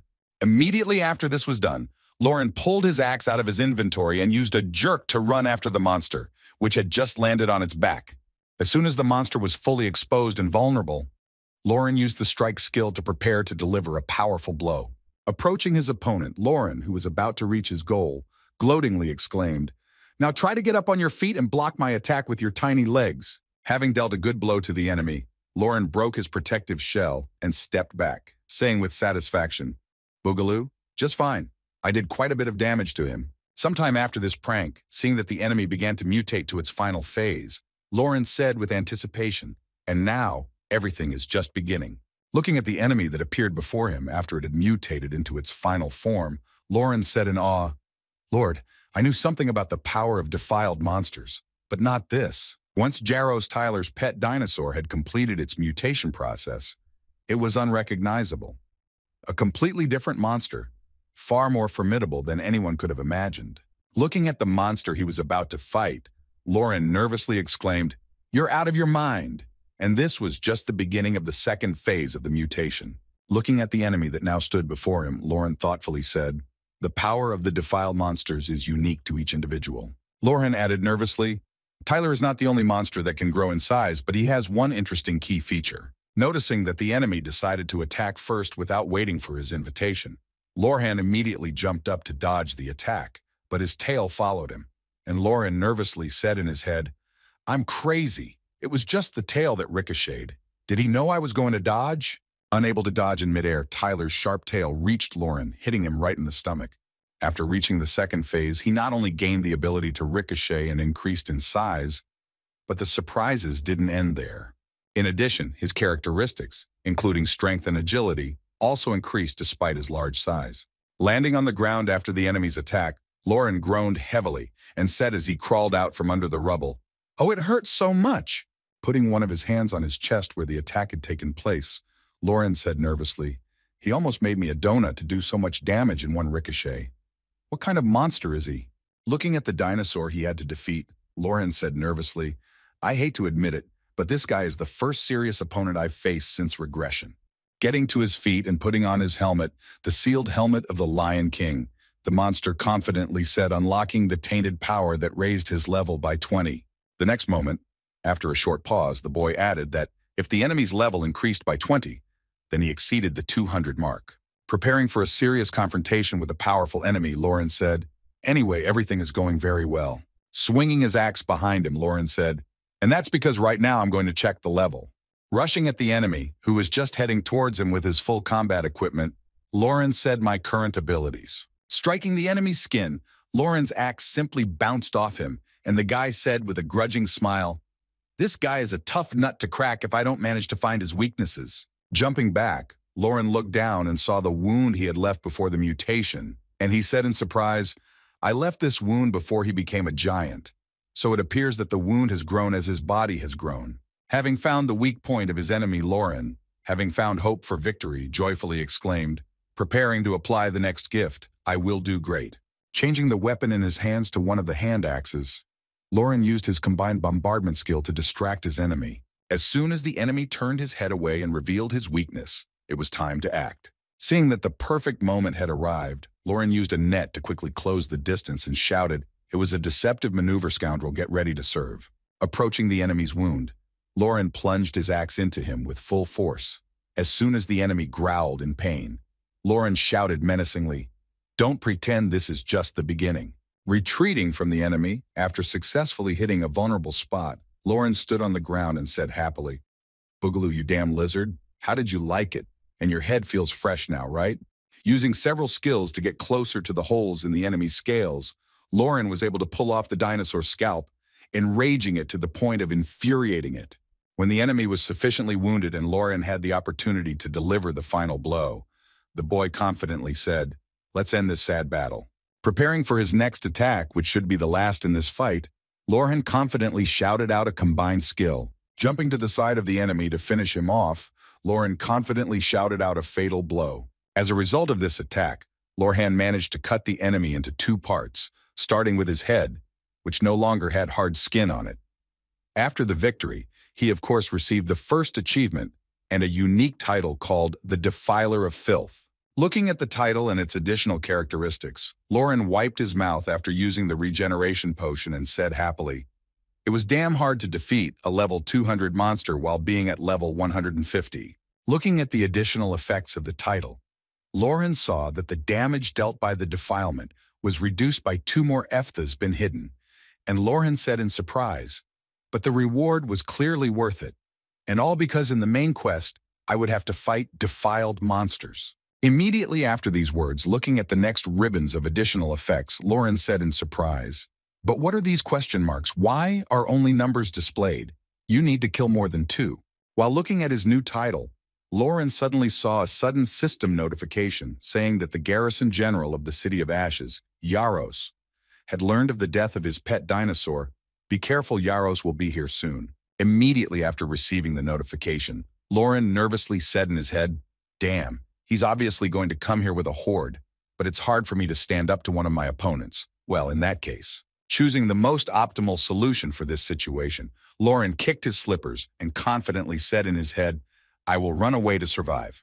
Walking away from the territory of the Black Dragon, Lauren happily said in his head, "It's time to get out of here, especially since I already know where I'm going next."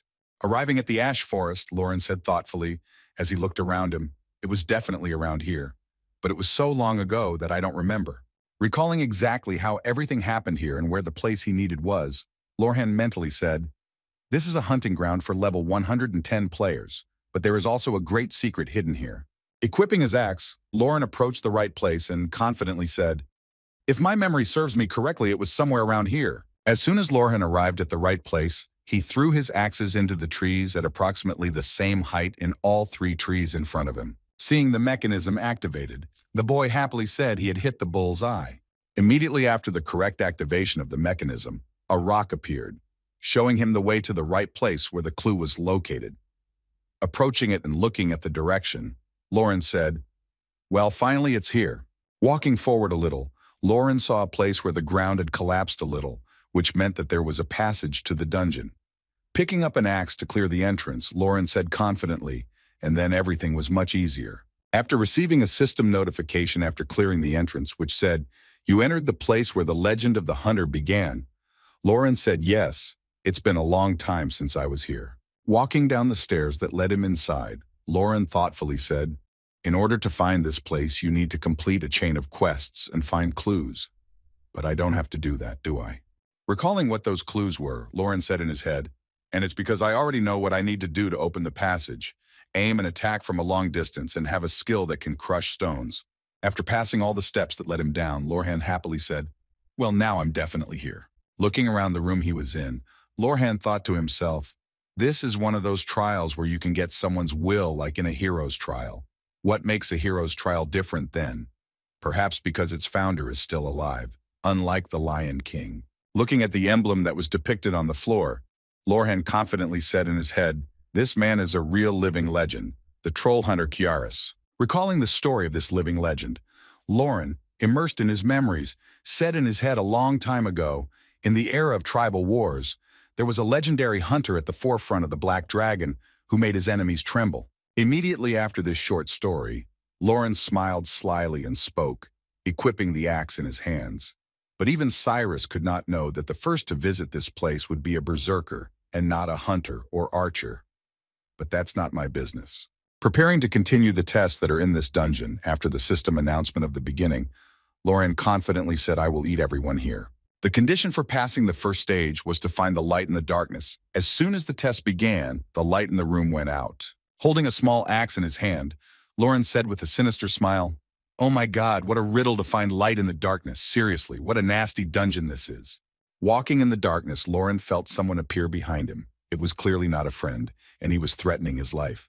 With a swift punch, Lorhan cut the enemy in two, eliminating one of the problems that awaited him. Having dealt with the enemy only because he already knew what was going to happen here, Lorhan confidently said, for a regressor like me, this is the easiest thing to do. Illuminated in the dark room by a stream of light, Loren could see enemies approaching him from all sides. Swinging his axe in different directions to cut down the enemies, Loren mentally said in the first stage, cutting down the enemies one by one. The boy added that the enemies that appeared from the darkness were very weak, so it was very easy to defeat them. Immediately after that, Loren said, but you can't just cut everything. You have to be very careful. Noticing that he was not facing an enemy, Loren thought to himself, this is because of this. Stopping his axe a few centimeters from the target's head, Loren nervously said, I almost fell through. It was pretty close and dangerous. Looking at the young goblin standing in front of him, Loren said in his head to find the light in the darkness is to find the young troll among the crowd of enemies. Looking at the young troll who was smiling because the mission was accomplished and he was not hurt, Loren said in his mind, I chose an axe with a long range of attack. As soon as the first stage of the test, called the Eyes of the Hunter, was completed, the room became light and Loren saw that the troll had pointed him in the right direction, and he said in surprise, that way. Heading in the direction, Loren took his weapon out of his hands and mentally said, the next stage and test must be somewhere around here, right? Leaning against the wall, Loren began to feel it, trying to find a secret entrance, saying during the search for the button, well, let's see what we have here. Sliding his hand along the wall, the boy accidentally found the very secret button and was able to activate it, happily saying that he had found it. Everything seemed to be fine, but this button opened a secret passage under his feet. The floor disappeared and Loren flew down. As soon as Lorhan made a solid landing, he looked up and saw a system notification that said the second stage of the test was about to begin. And seeing the name of the test, he said in confusion that what the hell was I supposed to do? I had to destroy it. A few seconds later, Loren was in the air as he stood directly on the head of a golem that appeared out of nowhere. Then Lorhan shouted the goal of the second stage is to destroy the stone golem Kaaris. Equipping himself with a battle axe to confront the enemy, Loren said in surprise, wait a minute, why did he suddenly appear out of nowhere? Jumping down from the stone golem on whose head he was standing, Loren nervously said in his head, the stone golem is Kaaris. Like all golems, it will regenerate until its core is destroyed. This stone is probably its core. Seeing that there was a large red stone on his chest, Loren used his dash skill to rush at the enemy with the words, this is all too easy. Approaching the enemy, Lorhan used a cry of madness to weaken the enemy, then confidently said, come on, break, and hit the golem's core. But unfortunately, nothing happened. It was too strong. Bouncing back from the enemy, who was not so easy to defeat, Lorhan mentally said in frustration, cycling how tough he was, which was expected from Cyrus, who was called the King of Trolls. Seeing the enemy preparing to fire a shot, Loren said in surprise, what the hell is he doing defending himself? The next moment, looking closer at the place where the energy was gathering, Loren exclaimed in surprise, no, I finally realized that the real core of his head was in his head, standing at a distance from the enemy. Loren said thoughtfully, he showed me the location of his core. I just need to destroy it. So with this test, they want to test my destructive skills. Taking his battle axe out of his hands and picking up an ordinary one, Loren mentally said it wasn't even funny, and then surprisedly asked the golem, do you want to see what I'm capable of? Immediately after that, Lauren launched his axe at the golem and used his combined bombardment skill to destroy the enemy in front of him. Having smashed the enemy to smithereens with the use of only one combined skill, Lorhan confidently said, "You're not even close to me." As soon as the golem was destroyed, Lauren saw a system notification that you have passed the second stage of the hunter's strength test. Imagining a slightly different picture with the possession of another weapon, Lauren mentally said, "Contrary to the name of the test, the hunter's test has no class restrictions, but if I had a bow, it would be much easier to pass the test." Hiding his axe back in his inventory, Lauren said happily, "But this is not a problem for me even in the current situation, so what is the next test?" As soon as he said this, a system notification appeared in front of him, saying that the third stage of the hunter's test was about to begin, and Lauren said in surprise, "Wow, I don't even have to go anywhere. I like this pace." Suddenly, Lauren saw in front of him the very troll he had not killed in the first stage, and now he was heading towards Lauren. The troll, enveloped in a strange dark aura, was heading toward Lauren with unclear intentions. Grabbing his axe and preparing for a sudden battle, Lauren shouted out menacingly, "Hey kid, if memory serves, this is the last test." Asking the enemy a question, Lauren did not receive an answer. But it was not surprising, looking at the young troll.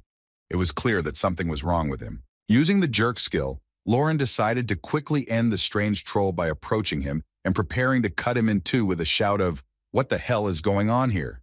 But for some reason, there was a barrier around the young troll that prevented him from being harmed while he was unconscious. When Lauren saw that his axe had hit something without reaching the target, he nervously exclaimed that the protective barrier was not clear where it came from. Immediately after realizing that it smelled like kerosene, Lauren immediately broke the distance with his opponent and began to watch from afar what would happen next. A few seconds later, the young troll found himself in the dark sphere, and then Lauren received a system notification that said you have detected Cyrus's murderous mood. The next moment, the dark spheres began to grow larger and larger, but they were smaller at the time Lauren received a new system notification that said you have withstood the sinister gaze of Cyrus. After completing all the tests that took place before the battle, Lorhan looked at the enemy who appeared somewhere out of the darkness and received a system notification that said he would now demonstrate his true power. The next moment, when the enemy appeared in its full glory, Lorhan received the last system message that set the condition for the test, which sounded like this: defeat young Charis. Taking up his battle axe, Lauren said happily, "Finally, he's here. You know how hard it was to meet you." Rushing at the enemy who was standing right in front of him, Lauren shouted out, "Maybe I'm wrong." Stretching his hand out to Lorhan, the young Charis said, using his summoning skill, "Come to me, my dear friend." Immediately afterwards, a monster appeared from the darkness near him and was summoned by the young Charis. This summoned monster was the head of a herd of wolves with a frosty mane named Kant, who was 145 level. As soon as the monster was summoned by the young Charis, he immediately ordered his subject to tear him into small pieces by Kant. Shielding himself from the enemy's jaws with his axe, Lauren, whose weapon was being sinking into the monster's teeth, angrily exclaimed, "Damn, what kind of cheap tricks are these?" Throwing the monster off the handle of his axe, Lauren angrily exclaimed, "Come here, you want to taste it?" As soon as the frosty-haired wolf rushed at Lorhan again, he put his axe blade under the bite to further realize his cunning plan. The next moment, Lauren lunged for his opponent, who was standing at a distance, and with a jerk shouted out in anger to catch his friend. Cutting the monster in two during the attack, Lauren tried to hit the young Charis, but he escaped from the area of damage when Lorhan completed his attack, and Charis saw what happened to his subject. The troll nervously exclaimed, "It can't be Charis." Seeing that he had escaped from his attack without even trying to catch his pet, Lauren exclaimed in anger, "My God, you decided to abandon your friend and run away alone. If he is so special to you, you should die with him, you rascal." Hearing this after his pet had been destroyed, the young Charis, who had been pissed off, said angrily, "You smug bastard, I will make you pay for your sins." Immediately afterwards, using his skill, young Charis shot down arrows of justice at Lauren. Dodging each of the arrows, Lauren mockingly exclaimed, "Bugaga, where are you aiming at?" Immediately after all the enemy arrows passed him, Lauren shouted menacingly, clutching his battle axe tightly in his hands. "Well, now it's my turn." Having missed the enemy again, Lorhan angrily cursed in his head. He could be mistaken for a young hero, but he was fast enough and a goalie, and the battle would not end at this rate. Immediately after these thoughts, Lorhan suggested one possible way he could defeat his opponent by thinking, "If he uses it, then I can easily defeat him." Immediately after these thoughts, Lauren decided not to waste time and used the jerk skill and said in his head, I have no time to think. I need to act. Seeing that Lauren was using the same skill over and over again, the young Kiara said another jerk. What simple patterns. Apparently you are not learning anything. Dodging another of Lauren's attacks, young Karis exclaimed, here you go, and used a coercive chokehold on Lauren as soon as the attack hit the boy. Karis exclaimed happily, Boogeyman, you look great. Now you're a live target. Grabbing the biceps, Lauren said happily as he gripped it tighter and tighter. I'm so grateful to you. Thank you for using this. I was counting on this. Immediately after that, Lauren, excited by the possibility of defeating the enemy, pulled the ropes that had tied his arm to the enemy and exclaimed joyfully, I've finally caught you. Realizing what a mistake he had just made, the frightened young Cyrus nervously exclaimed, Oh no, my rope, I'm in trouble. Hearing these words from his opponent, Lauren, who was ready to smear his enemy for all the time he had been getting on his nerves, angrily exclaimed, It's too late, fool. Using only one skill, Lauren easily defeated the young Karus, who had no chance to escape from him. As soon as the enemy's heart stopped beating, a system notification appeared saying that you defeated the young Karus. Immediately afterwards, a new system message appeared that said you have proven your strength to Karus. Seeing this, Lauren said confidently, The bugger is a damn rat, he's showing off. After defeating the enemy, Lauren noticed a strange object near him that the young Karus had left behind, and as he approached it, a system notification appeared that said, Put the heart of a level monster. Immediately wondering where he could get material suitable for placing it inside, Lauren said thoughtfully, remembering the defeated dinosaur heart of a monster whose level meant more. With a sly smile, Lauren said happily in his head, I have just recently had one in my possession. Opening his inventory, Lauren pulled out Tyler's heart, which he was about to place in the mechanism. Holding the monster's heart in his hand, Lauren said happily, It was hard enough to kill this scoundrel. How angry I was when only scales and heart fell out of him. But it turns out that even they can be used. After putting the monster's heart to the strange object that fit the parameters, Lauren saw a system notification that said you have brought Tyler's heart. Immediately after that, another system notification appeared that said the imprint of the power that pierces the soul was received. Looking at what he had received, Lauren said in amazement, a gift from Cyrus and a reward for testing the imprint effect. Thinking about what exactly he had received, Lauren confidently said that it was a must-have for all archers because this imprint increases critical damage, and I knew about it even in my past life. Looking at the additional effects of the imprint, which said critical hit chance plus critical damage plus can increase the level by absorbing tainted power, Lauren said in surprise. But this is the first time I've seen a skill with a growth mark. So the imprint is able to absorb tainted power is already impressive, but to grow. After receiving the widow's reward for passing the test, Karis Lauren happily said, This is great. I'll be able to go up a few more levels. Wait for me, Odin. I'll be there soon. After defeating the monster and completing the dungeon, Lauren headed to the garrison headquarters of the Crossroads City, where Malkin saw Lauren in his office with good news and exclaimed joyfully, You have already defeated the defiled monster. You are truly incredible. You have exceeded all my expectations.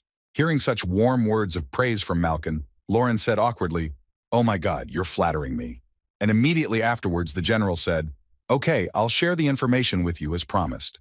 Immediately after the general of the garrison spoke quietly, recalling the whole truth about the abomination. Listen to me carefully, Lauren. There is a secret power behind the creation of the defiled monsters. Immediately after that, General Malkin turned his gaze from the table to Lauren and added that the defiled monsters can be found not only here but also in the center, so you can see how dangerous the situation is. Hearing the rather interesting information from the garrison general, Lorhan said in surprise that in the center it seems that he was talking about the central continent where the fourth city is located. Immediately after that, the boy was surprised to hear in his head that information about him was already being entered. Immediately after that, General Malkin added that some of them not only show aggression towards other races, but also attack cities and behave quite strangely.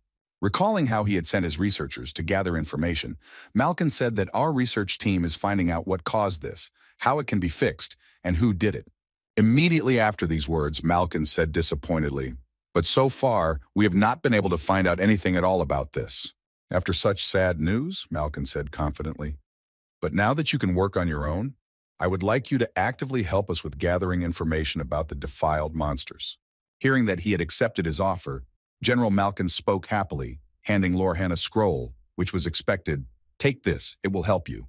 Picking up the scroll, Lauren received a system notification that said you were eligible for an individual mission. Immediately afterwards, Lauren added it would be useful in the hunt against the defiled monsters. Rejoicing at what he had just received, Lauren happily said in his head, "Oh my God, this is just an incredible thing. This item will allow you to get quests about defiled monsters without having to go back and forth. A valuable thing that saves a lot of time and minimizes fuss." Having received everything he needed to go hunting, Lauren happily said as he left the general's office, "Thank you. I will try to return as soon as possible with good news." To which Lauren replied, "Good luck to you." Leaving the building of the Crossroads Guard headquarters, Lauren happily said, "It's just great. I got the right to an individual assignment." Having received everything he wanted, Lauren happily said, "Well, now I can go there." After a while, Lauren arrived at the Human Guild, which was established in the city of Crossroads. Looking at the abandoned building, Lauren said in surprise, "This is exactly where I was right." It may sound strange, but there is also a guild in Crossroads City for people other than the 3 other races that are part of the Golden Lion faction. However, there is one strange thing about this guild. For some reason, there is no one at all.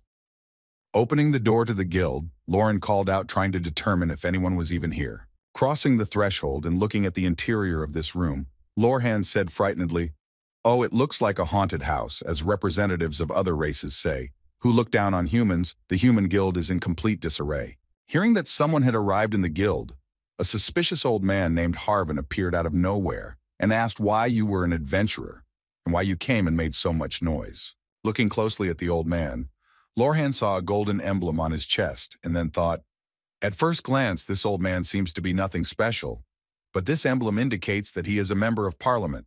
Recalling his past life, Lauren thought to himself, "The details will become known later. The Parliament is an organization that was created by the Central Continent for the prosperity of mankind."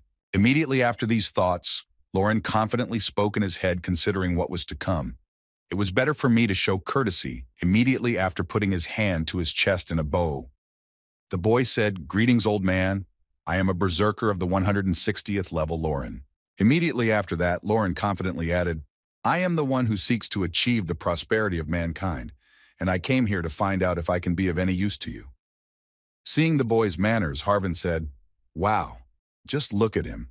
People like you are rare in our time." Taking hold of his beard and starting to twist it around his finger, Harvin said thoughtfully, "Well, if you want to promote the prosperity of humanity, I have an interesting job for you." Choking on his saliva, the old trickster said, "I think it will be good for you." Having given Lauren the order to destroy and deliver to him 10 carcasses of iron turtles that interfere with the movement of the steamer, the boy smiled slyly and said in his head, "Yes, yes, they interfere with the steamer, yes." Looking at the old man who was trying to keep a low profile, Lauren mentally said, "Some people just like turtle meat." And then Harvin said, "Those tasty, disgusting turtles, get rid of them as soon as possible." After receiving the instructions from the old man, Lauren mentally said, leaving the guild, "I need to win the trust of the Parliament in any case," and then said, "Trust me," to which the old man, holding a fork in his hands, happily said, "Come back soon." Leaving the guild of people, Lauren sighed heavily and said how difficult it is to communicate with old people. "You need to hold out a little longer. Now this quest seems insignificant, but over time." Recalling why he was doing this at all, Lauren slyly said, "The reason I came here is one of the main quests of the game, the race quest." Moving on to the coast where steelhead turtles are found, Lauren said that it was necessary to activate the rune book on the east coast step by step. Arriving at the right place, Lauren headed to an unnamed island near the east coast, where he hunted for steelhead. Having obtained 20 carcasses of steelhead turtles to have a reserve, Lauren said tiredly, "Well, I think that should be enough."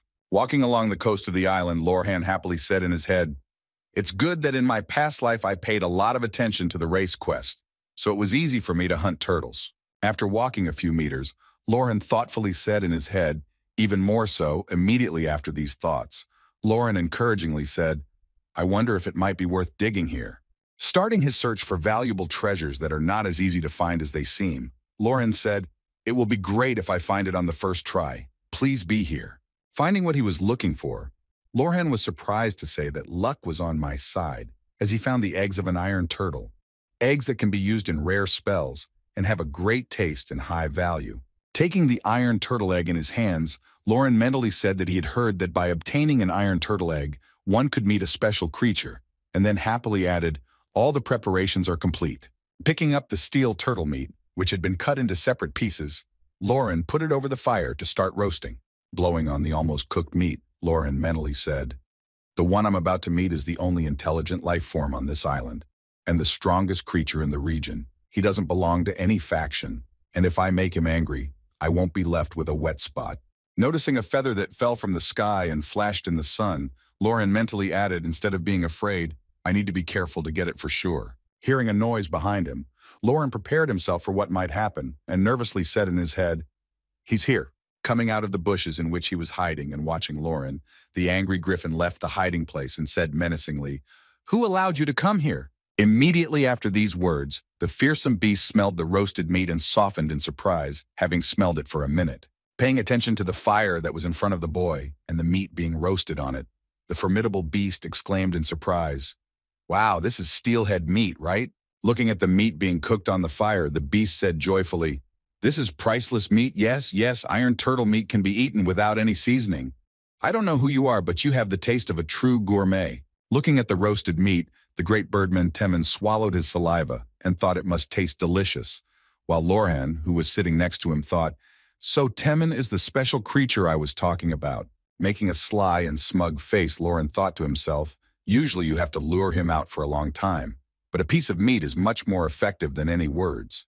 Standing behind Lauren, Temin spoke awkwardly, trying to negotiate with Lauren about sharing the meat with him. You don't want to tell me anything. To which Lauren only turned away from him. Raising the stakes, Temin ran from side to side and tried to get in touch again, saying, no, if you've come this far, you definitely have a case for me, because I'm right. Trying not to show interest, Lauren said in an indifferent voice, I don't know, I have nothing to say to you. Feeling the smell of the meat becoming more intense, Lauren slyly rubbed his hands together and said in his head, this is just great, and the next quest will depend on how I use this ace. Feeling cold from the guy who was grilling meat in front of him, Temin exclaimed in surprise, I don't believe you. You don't need my help. The whole island is under my control. Just tell me if you need anything, even if you want to return to the mainland.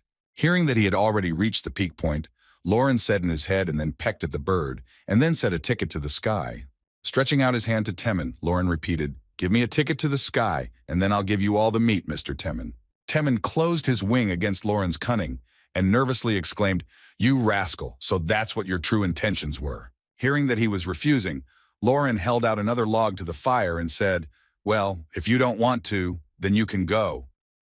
Seeing what Lauren was about to do, Temin nervously exclaimed, wait, if you throw another one, the meat will burn.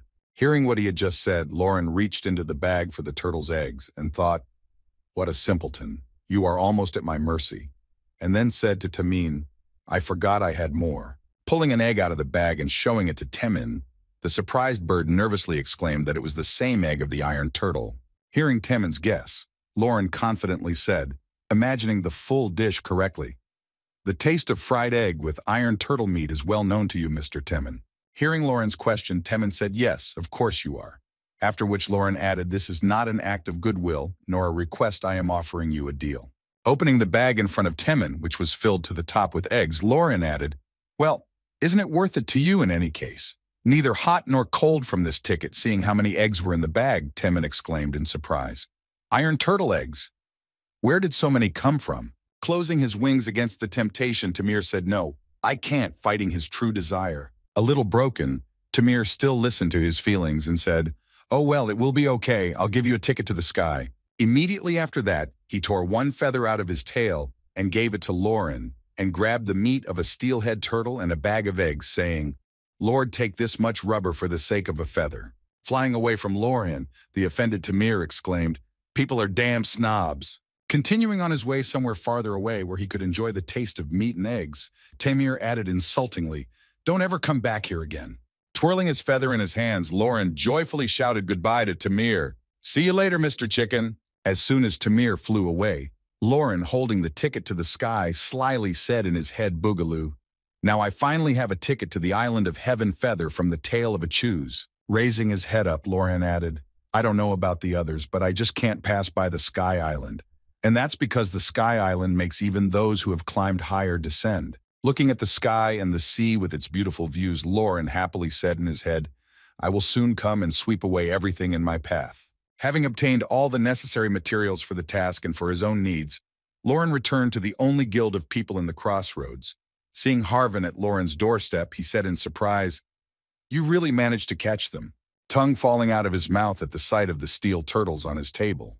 The old man happily said they were in perfect condition and tasted simply delicious. Immediately after that, deciding that he needed to remain tactful, the old man turned serious and said, "I wanted to tell you that you have helped the Parliament a lot seeing what just happened," the old man said in disappointment. Immediately after Lauren handed over all the turtles to the old man, Harvin said to Lauren, "By the way, I have one more request for you." When Lauren received the following quest from his grandfather, he saw in front of him, "Collect flowers. The Kensington Parliament has instructed you to study death and rebirth. Find the space flowers that grow on the earth. Rebirth condition, collect 5 flowers, reward 5 gold experience." Seeing this, Lauren was surprised to hear this quest in his head. Immediately after these thoughts, Lauren confidently said in his head without a doubt, "Even though it looks quite simple, this is the beginning of a race quest." A racial quest is where each race strives to complete its mission as quickly and as well as possible. The task of the High Elves is to grow the world tree. For dwarves, the racial quest is to create the strongest weapon, and the dwarves are restoring an ancient city to fulfill their racial quest. Performing small tasks that are necessary to achieve the final result, they slowly reach their goal. However, the quest of the human race is radically different from all the others. The main task in the human race quest is the resurrection of the Emperor and the Crusaders. The whole point of this quest is to regain the once executed world glory, and for this, you need to revive the Emperor and his strongest army.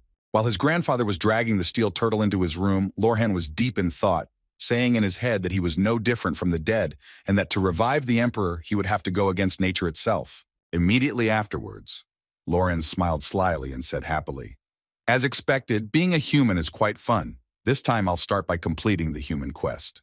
Leaving the human guild, Lauren slammed the door of the building and said confidently, "I'll take it one step at a time." Reopening the system menu to see exactly where he needed to go, Lauren thoughtfully said, "I wonder if the land of rebirth is interesting." Imagining a map in his head, Lauren said thoughtfully, imagining where that land was located approximately from the intersection. It was quite far from the intersection. Moreover, it was difficult to get to it since it was not marked on the map. Recalling from his past life where he had to get these flowers, Lauren mentally said, "I need to find a special greenhouse where the half-elves grow sacred herbs, although it is too large to be called a simple greenhouse." Immediately after he remembered where he could find those flowers, Lauren said thoughtfully, "But still I am somewhat interested in how I should get inside." As he began to think about this, a brilliant idea came to him, and Lauren exclaimed, "That woman gave me something." Recalling the same woman guildmaster from the Half-Elf Guild, Lorhan said in his head, "The Half-Elf Guildmaster Terrell." Feeling some coldness on her skin and unpleasant sensations, Terrell said, "Somewhere in her guild who remembers me," and at the same time Lorhan smiled slyly and said in his head, "Lord, even that bitch can be useful. Everything is going like clockwork." Warming up for the long journey, Lauren said happily, "Things are looking up and I'm excited. I just won't let myself quit halfway through this task." Rushing off to meet the adventure, Lauren joyfully exclaimed, "Well then, let's have fun. Wait for me, land of rebirth. I will come to you." After traveling for some time in search of the place he needed, Lauren opened the map to check and said, "Finally, I'm here. The village of the half-elves, which is not on the map. Here is the land of rebirth." As soon as he wanted to take the first step towards the village, 2 spears closed the road in front of him, and one of the guards said menacingly, "Stop right there." Immediately afterwards, one of the guards menacingly added, "This is half-elf territory. Give your name and class before entering." Hearing the need to introduce himself, Lauren smiled slyly and mentally said, "It's about time I took advantage of that effect." Putting his hand to his chest, Lauren said confidently, "I am the Berserker Lauren. Being a friend of the half-elves, I came here to see if I could be of any help."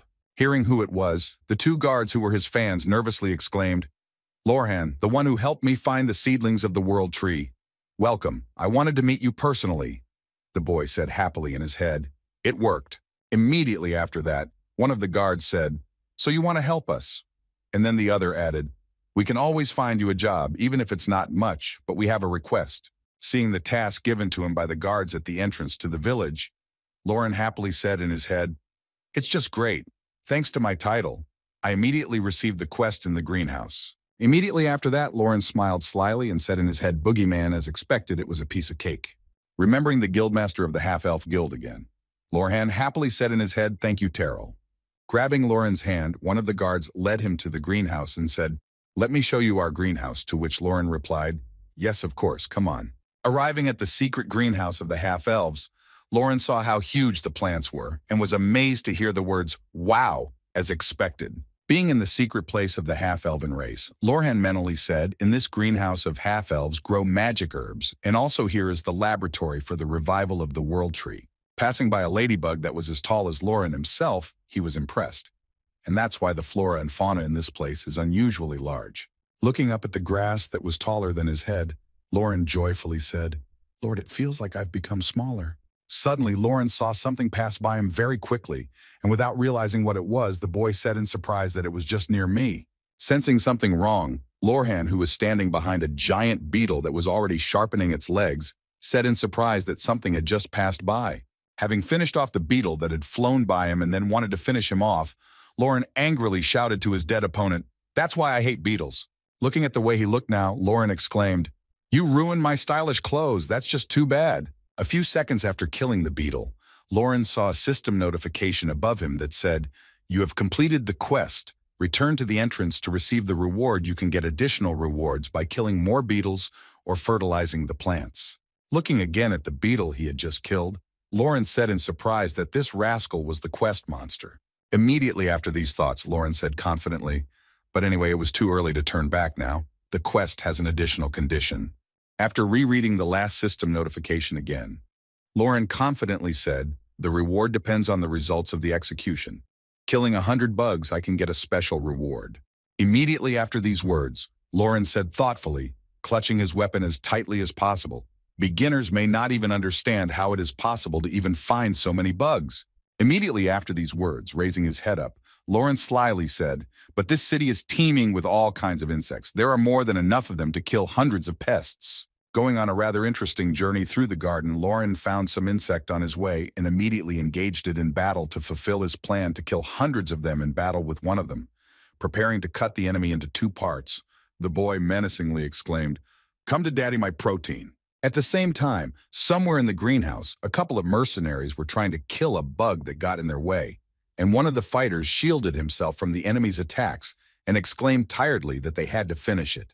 Hearing this, the archer, who was sitting somewhere on top, shouted angrily, "Shut up! I can't concentrate because of you!" As soon as the shieldman's comrade complained about his comrade, he angrily shouted that "You just said bastard," to which the archer replied that "You have some problems there."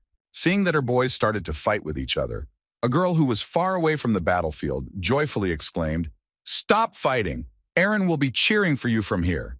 Hearing the words of support from their sweet friend, a couple of soldiers awkwardly exclaimed, "We're not fighting. It's just a work dilemma." Immediately after the girl encouraged them, the archer gripped his bow tightly in his hands and mentally said, "I'll show Aaron a class," and then shouted at the bug that was chasing our Aaron, "Get ready." Applying his skill, the archer confidently shouted out, firing a projectile at the enemy through an arrow, but the attack did not do much damage to the beetle. Immediately after that, deciding to also hit the girl, the shield maker mentally said to the scoundrel that "You think that one is so cool." Immediately after that, he confidently exclaimed, "He felt all my power." Using his skill to finish off the monster, the shield maker shouted out with a shield pressure. However, their attacks could not harm the beetle, but only angered it, and the insect opened its wings and flew towards the girl who was standing behind them. Seeing the beetle flying toward her again, the frightened girl exclaimed in alarm, "Oh, what is it? Why is it heading in my direction again?" Closing her eyes and clasping her hands together, she screamed out, "Hurry up and protect me, you scoundrels! Do something about it!" As soon as the beetle approached the girl at a distance of 10 meters, Lauren appeared from the sky and killed the insect with just one blow, burying it in the ground. Seeing the strength of the man who suddenly appeared, the girl immediately set her eyes on him.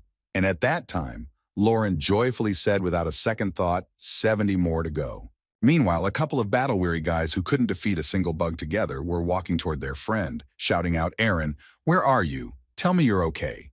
After walking a few more meters, the guys saw something that plunged them into shock. They saw their friend acting like she had never acted before. Pointing a finger at Lauren, one of the guys said, "You're an asshole, our dear Aaron." Hearing the accusation, Lauren said, "Who is this Aaron of yours?" Looking around him, Lauren saw a girl clinging to his hand and flying in his dreams. She happily said, "Oh, my dear." Immediately after that, the girl, trying to flirt with Lauren, sweetly said, "Thank you. I survived thanks to you."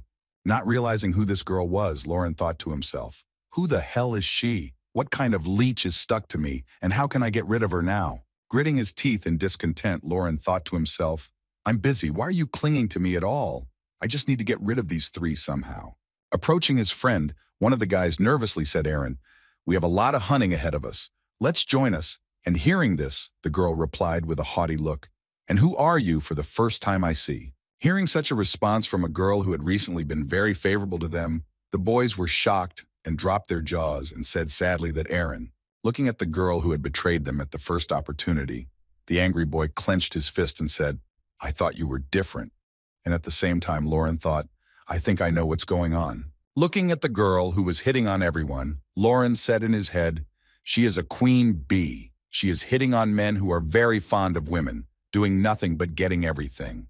Recalling such individuals in the game, Lauren said in his head, "She's a common sight in the Lord, though she looks different every time, and she even changed her class to priestess, which is worth its weight in gold."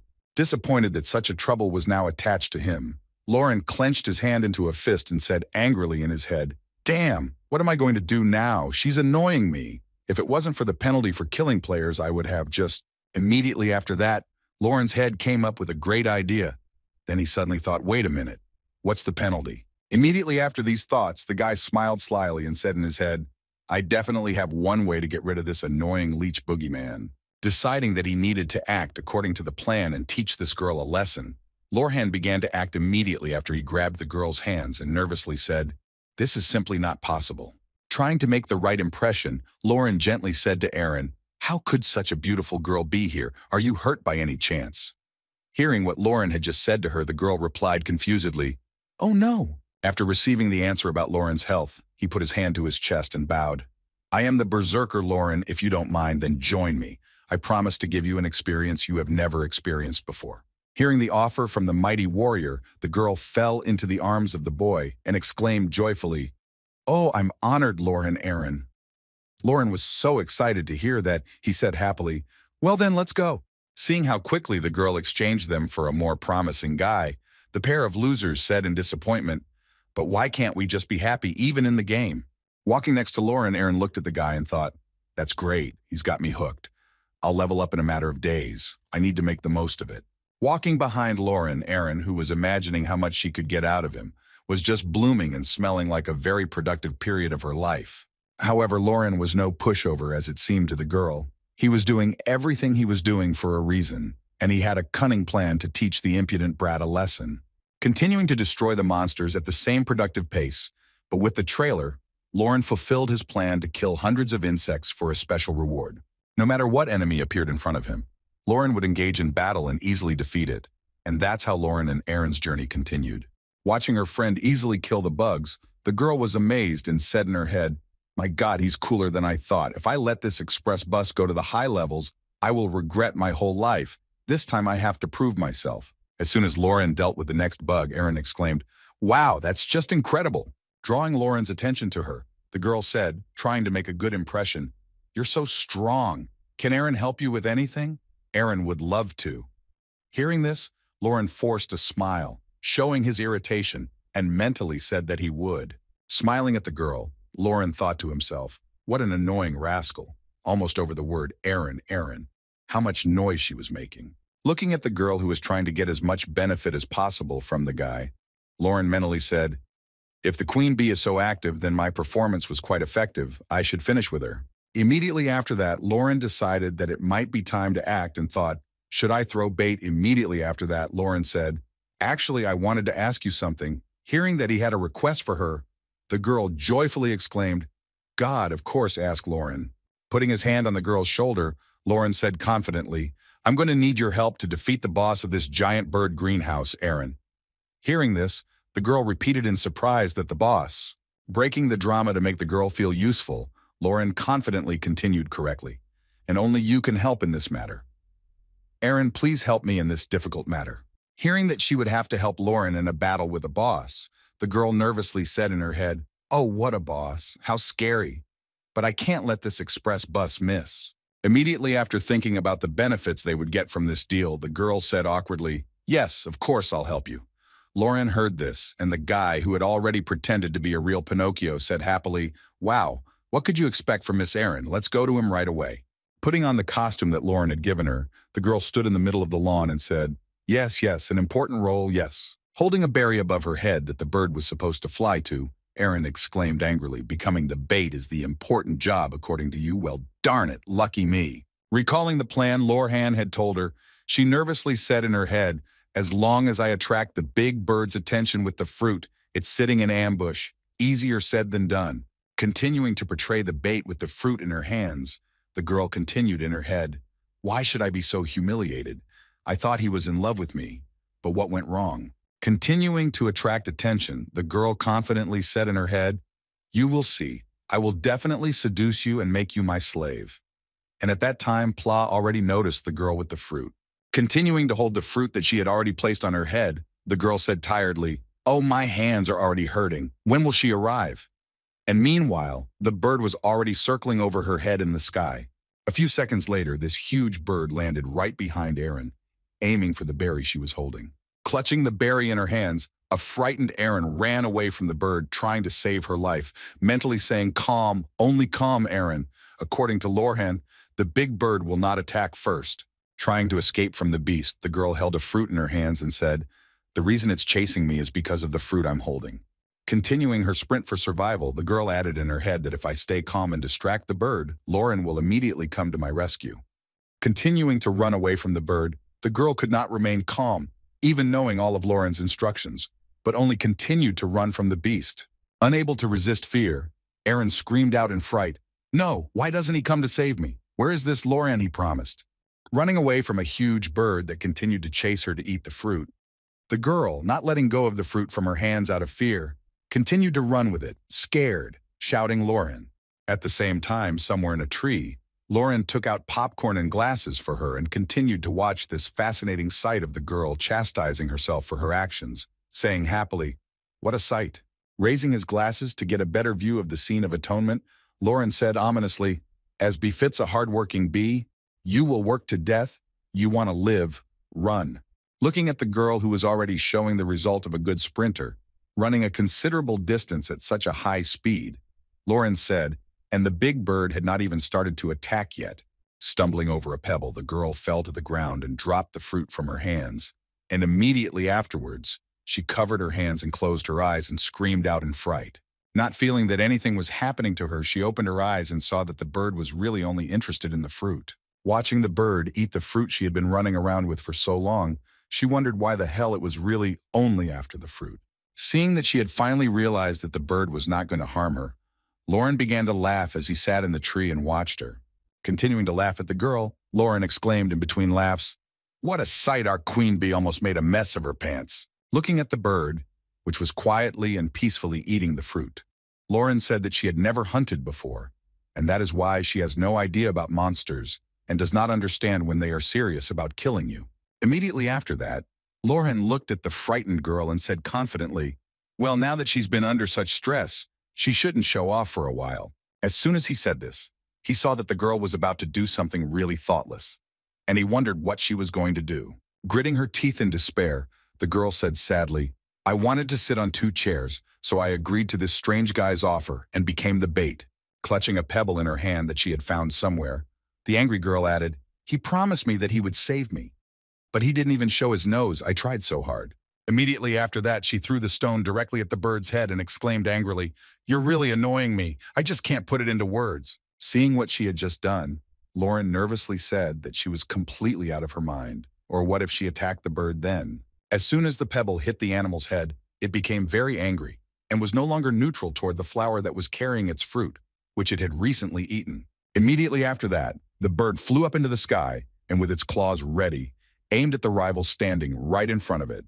Seeing what was happening below, Lauren said nervously, "What a fool. The big bird is not a threat as long as it is not touched, but if it is annoyed, it will fight until only it is left alive." Immediately after that, Lauren saw the bird flapping its wings and carrying the girl away from him. Watching what was happening from below, an angry Lauren said, "I thought she would just start quarreling. who knew that she would immediately start a fight. Now her death is just a matter of time. After sitting on the tree for a while, Lauren sighed heavily and said, unable to watch the bird fly towards the girl, well, that should be enough to make her stop showing off.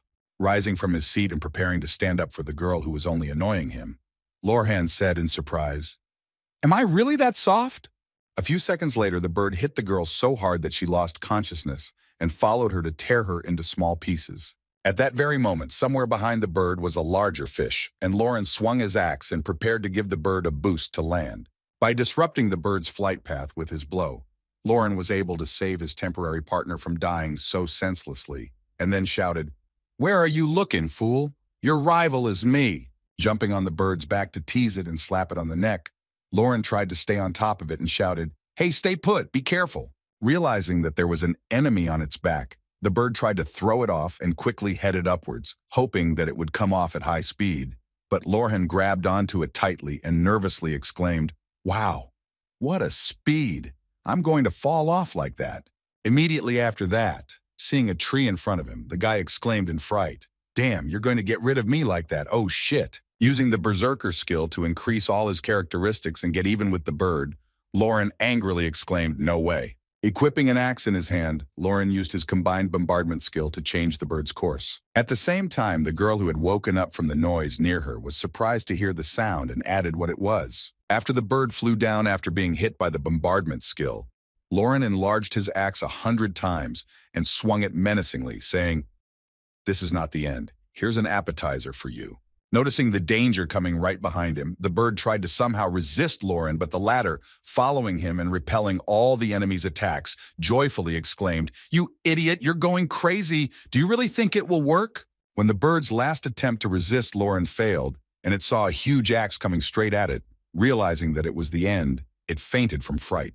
The next moment, Lauren cut the bird into 2 pieces immediately after the system alert appeared, saying you have gained the upper hand on the big bird. Rising from the ground, Irene, who had attacked the big bird, said in a tearful voice, Lorhan, you came to save me after all. Pressing her hands to her chest, the girl nervously said, oh, my heart is beating so hard I want to become stronger. Looking at her hero who came to her at the most necessary moment to save her, the girl barely holding back her tears added as Lauren. Meanwhile, Lauren, who had defeated the giant bird, immediately went to its nest and found the eggs he had been thinking about and said happily, now it's time to collect the trophies. Taking 1 egg from the bird's nest, Lauren happily said, wow, it's just great, it's strong. And immediately afterwards, a system notification appeared. You have received an egg of a large bird. The next moment, looking at the bird's egg, Lorhan slyly said in his head, if I manage to tame the chick, it will become a wonderful air transport, in which case the title for the first flight will also be mine. Taking the egg to his inventory, Lauren jumped down from the tree and happily said, 2 birds with 1 stone. And by the way, Erin, or whatever her name is, had already regained consciousness. Seeing that the girl had disappeared, the boy was surprised to hear that no one had killed her. A few seconds later, noticing a letter in an envelope in front of him, Lauren was surprised to hear that she had left. Picking up the envelope with the letter, which was pressed for him, Lauren was surprised to hear what the letter was or why it was here. After reading the contents of the letter, which said, Lauren, thanks to you, I have understood a lot. Now I will hunt alone with love, Erin, who read the letter.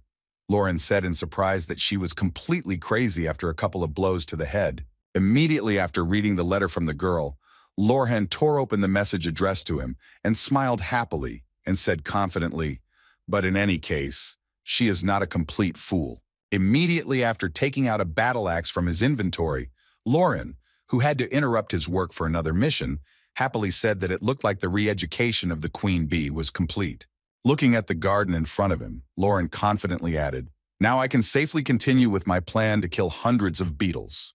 After some time in the city of Crossroads, after completing the errand, Lauren happily said, I'm starting a new quest. I need to get some new armor before I go out. Looking into the dwarf shop, Lauren received the new breastplate he had ordered. Handing the order to the guy, the dwarf said while scratching his beard. It turned out pretty decent. Holding the new armor in his hands, Lauren exclaimed happily, oh, beautiful. Looking at the quality of the armor he was holding in his hands, Lauren happily said in his head, if the dwarf speaks decently, then the item has at least a magical level. Looking at the characteristics of the new armor he had purchased, Lauren said happily, I just love gloves and armor. It's the best thing for me.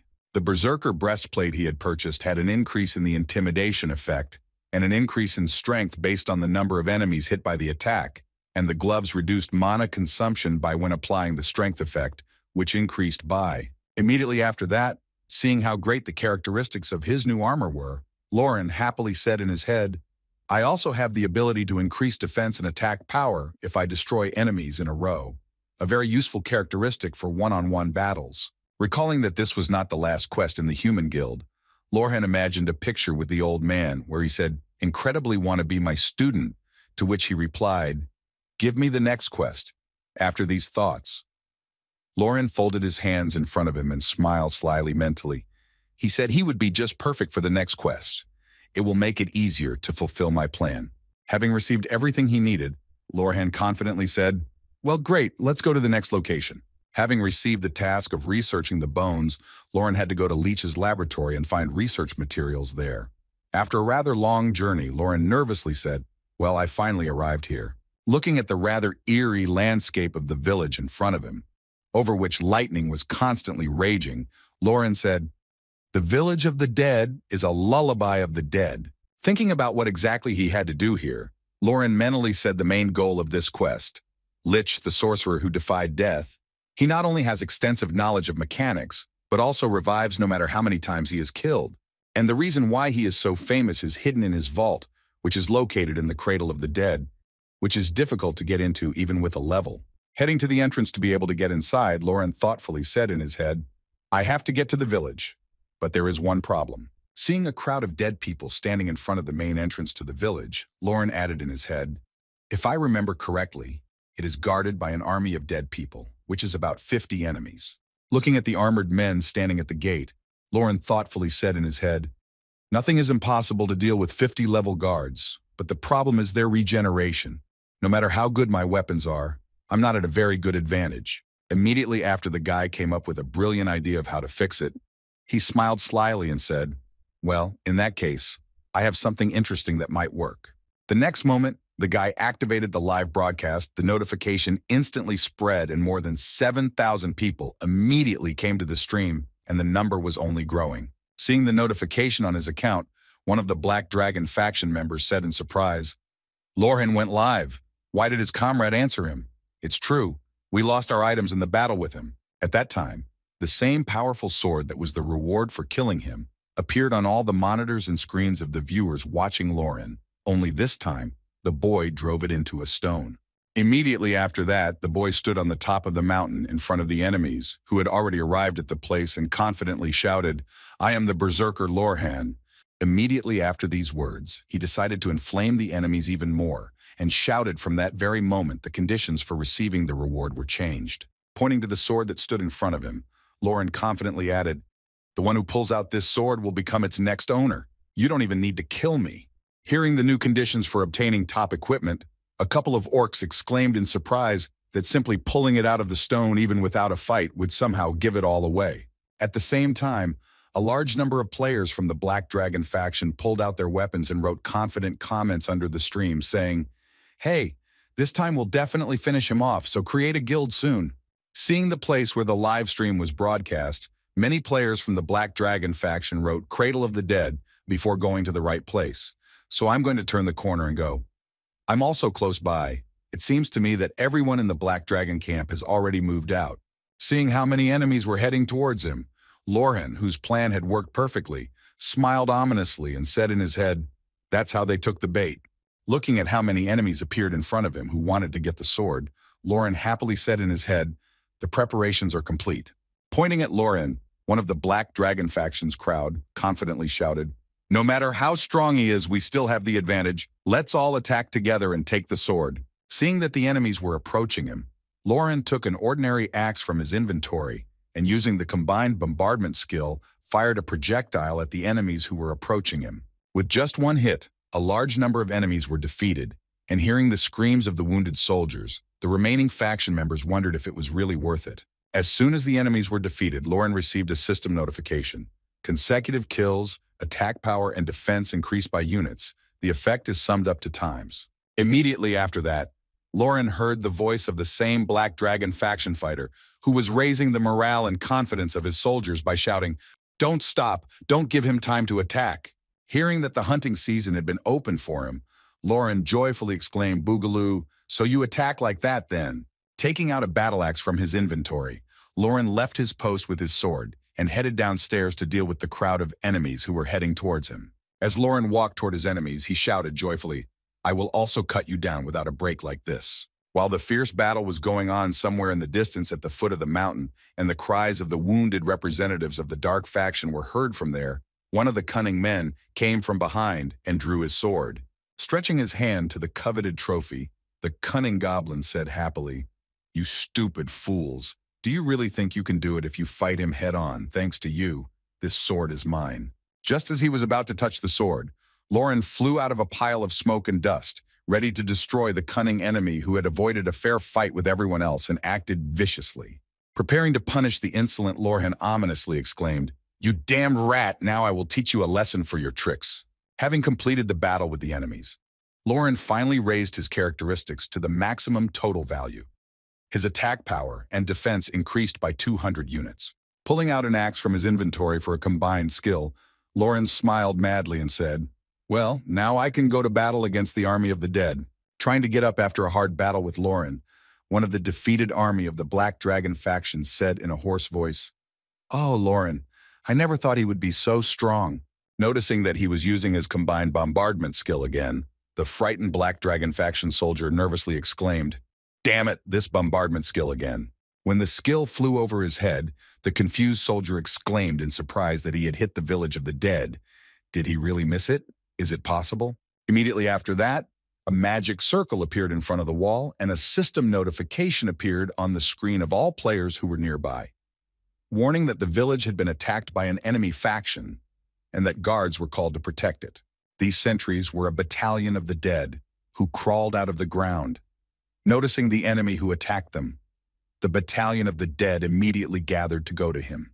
Seeing what had just happened, one of the soldiers of the Black Dragon faction exclaimed joyfully, "Here they come, Lauren, you thoughtless fool." Looking at how the army of the undead was approaching him, in which there were soldiers of different levels from the 150th, and inclusive of the 190th orc, joyfully exclaimed, "You can never cope with the guard yourself." But unfortunately, the joy of the dark faction soldier did not last too long. Lauren, raising his axe up first, caught the lightning, which fortunately near the cradle of the dead was plentiful due to the constant thunderstorm.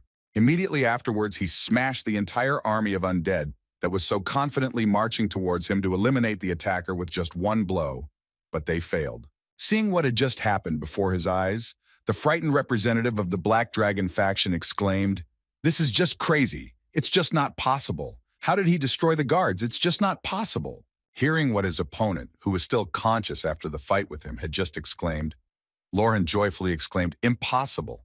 Immediately after that, he fired one last bolt of lightning at the surviving enemy, who could not lie down and shut up. Lauren shouted menacingly, "It was possible because you losers have become my characteristics."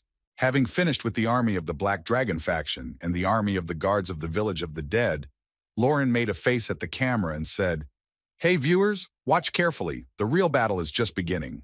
Walking a little further, Lauren met more undead guarding the village. Recalling the movements of the monsters he had to fight, the boy mentally spoke from left to right.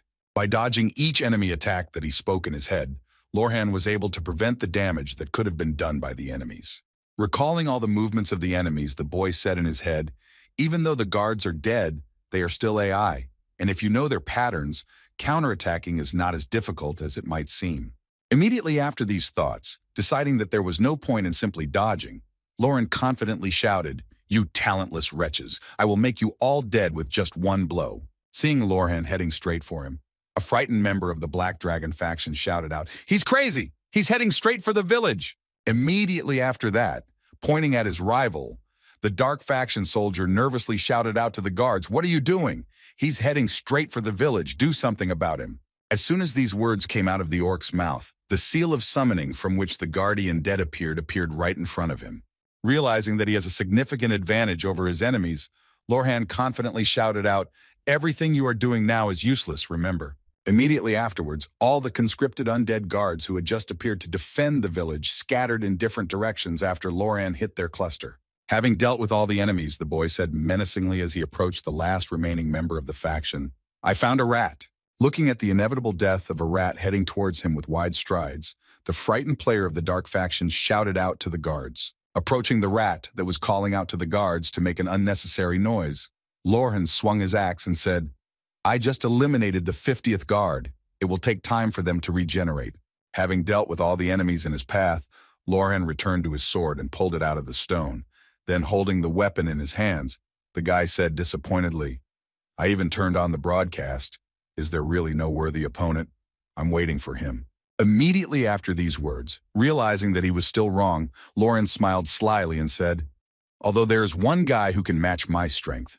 Recalling his hated rival from his past life, Loran said in his head, "Odin."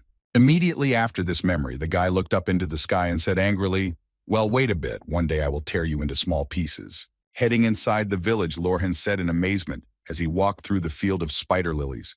The garden of flowers in the village of the dead was as exquisite as ever.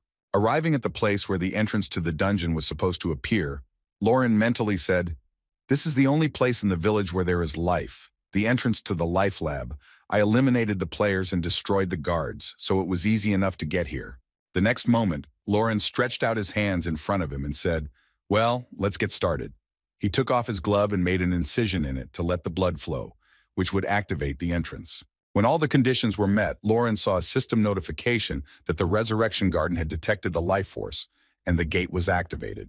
Seeing the entrance that appeared in front of him, the boy happily added, "Finally, they opened." Walking through Lich's vault, Loran was amazed to see that, although it was somewhere underground, it was bright enough thanks to the phosphors. Looking at the lamps that hung along the road, Loran mentally said, "I'm sure it's one of these lights."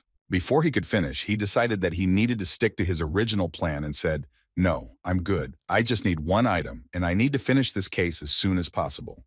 Arriving at the room at the end of the corridor, Loran happily said, "Here is Leech's laboratory." Seeing that a guest had arrived at his research laboratory, death researcher Lich Salonian said menacingly, "How dare you, a human being, enter this place? You don't expect to get out alive." As soon as Lich finished his speech, Loran changed his weapon and used the combined bombardment skill to launch a projectile at the enemy. Immediately after the sudden attack on the enemy without warning, Loran rushed at him and shouted menacingly, "You're a fucking dead man! You only know how to use your tongue!" Preparing to strike the enemy with a critical blow, Loran confidently exclaimed, "Just shut up and give me the object I came here for." Although Loran's attack was quite unexpected, Lich managed to think and took out his shield, which also protected him from Loran's axe attack. Holding back the onslaught of the intruder who broke into his domain, the angry immortal Lich said, "Get out of here, you little shit." Immediately after that, he used a skill in his shield that shot at his enemy, as Loran flew into the wall.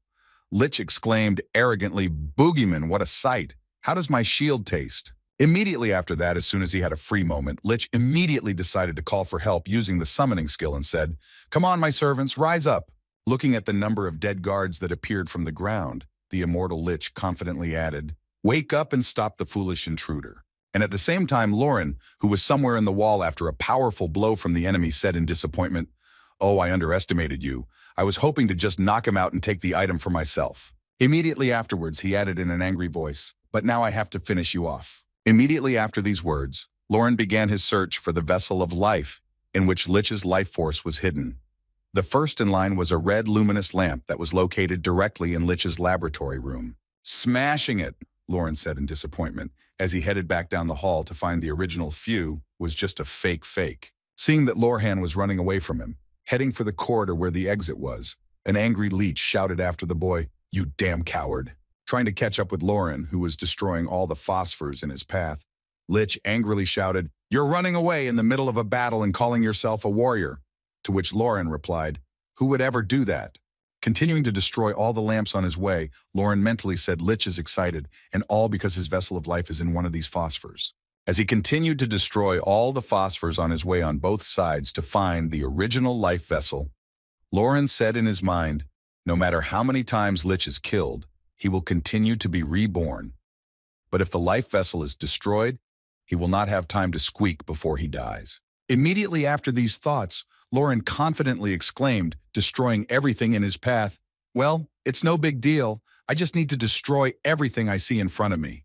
Seeing that Lauren had already come quite close to his vessel of life, the immortal lich shouted out menacingly, "How dare a mortal dare to confront me?" Immediately after that, he took out his shield, which had ranged attacks, deciding to shoot at him from a distance until he caught up with the ineffective ones. Slamming the shield on the ground, the immortal lich found a stable position and began to prepare for a powerful shot that should not leave even a wet spot on Lauren.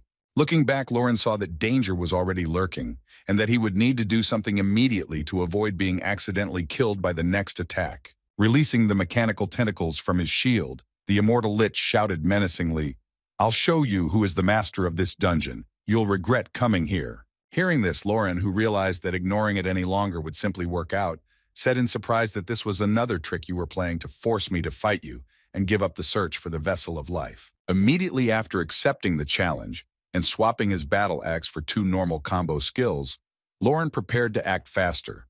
Rushing towards his enemy, whose side still had the luminoforms, Lauren angrily shouted, "Come on, let's attack and see who's who." As soon as Lauren rushed at him, the immortal lich, happy that Lauren had backed down from his plan to destroy the phosphors, confidently exclaimed, using his skill in controlling mechanical tentacles, "You are finished, rat." But Lauren did not give up on his plan to find the vessel of life. Leading the attack on the enemy and dodging his attacks, Lauren launched a combined bombing attack against Lichov, destroying a large amount of phosphor. Continuing to search for the vessel of life he needed, Lauren aimed at the next phosphor and tried to destroy it, but it was strong enough not to collapse. Realizing what had happened, Lauren mentally said that only this one was so strong that he could not break it. Looking back at the phosphor, Lauren confidently exclaimed, "I found it.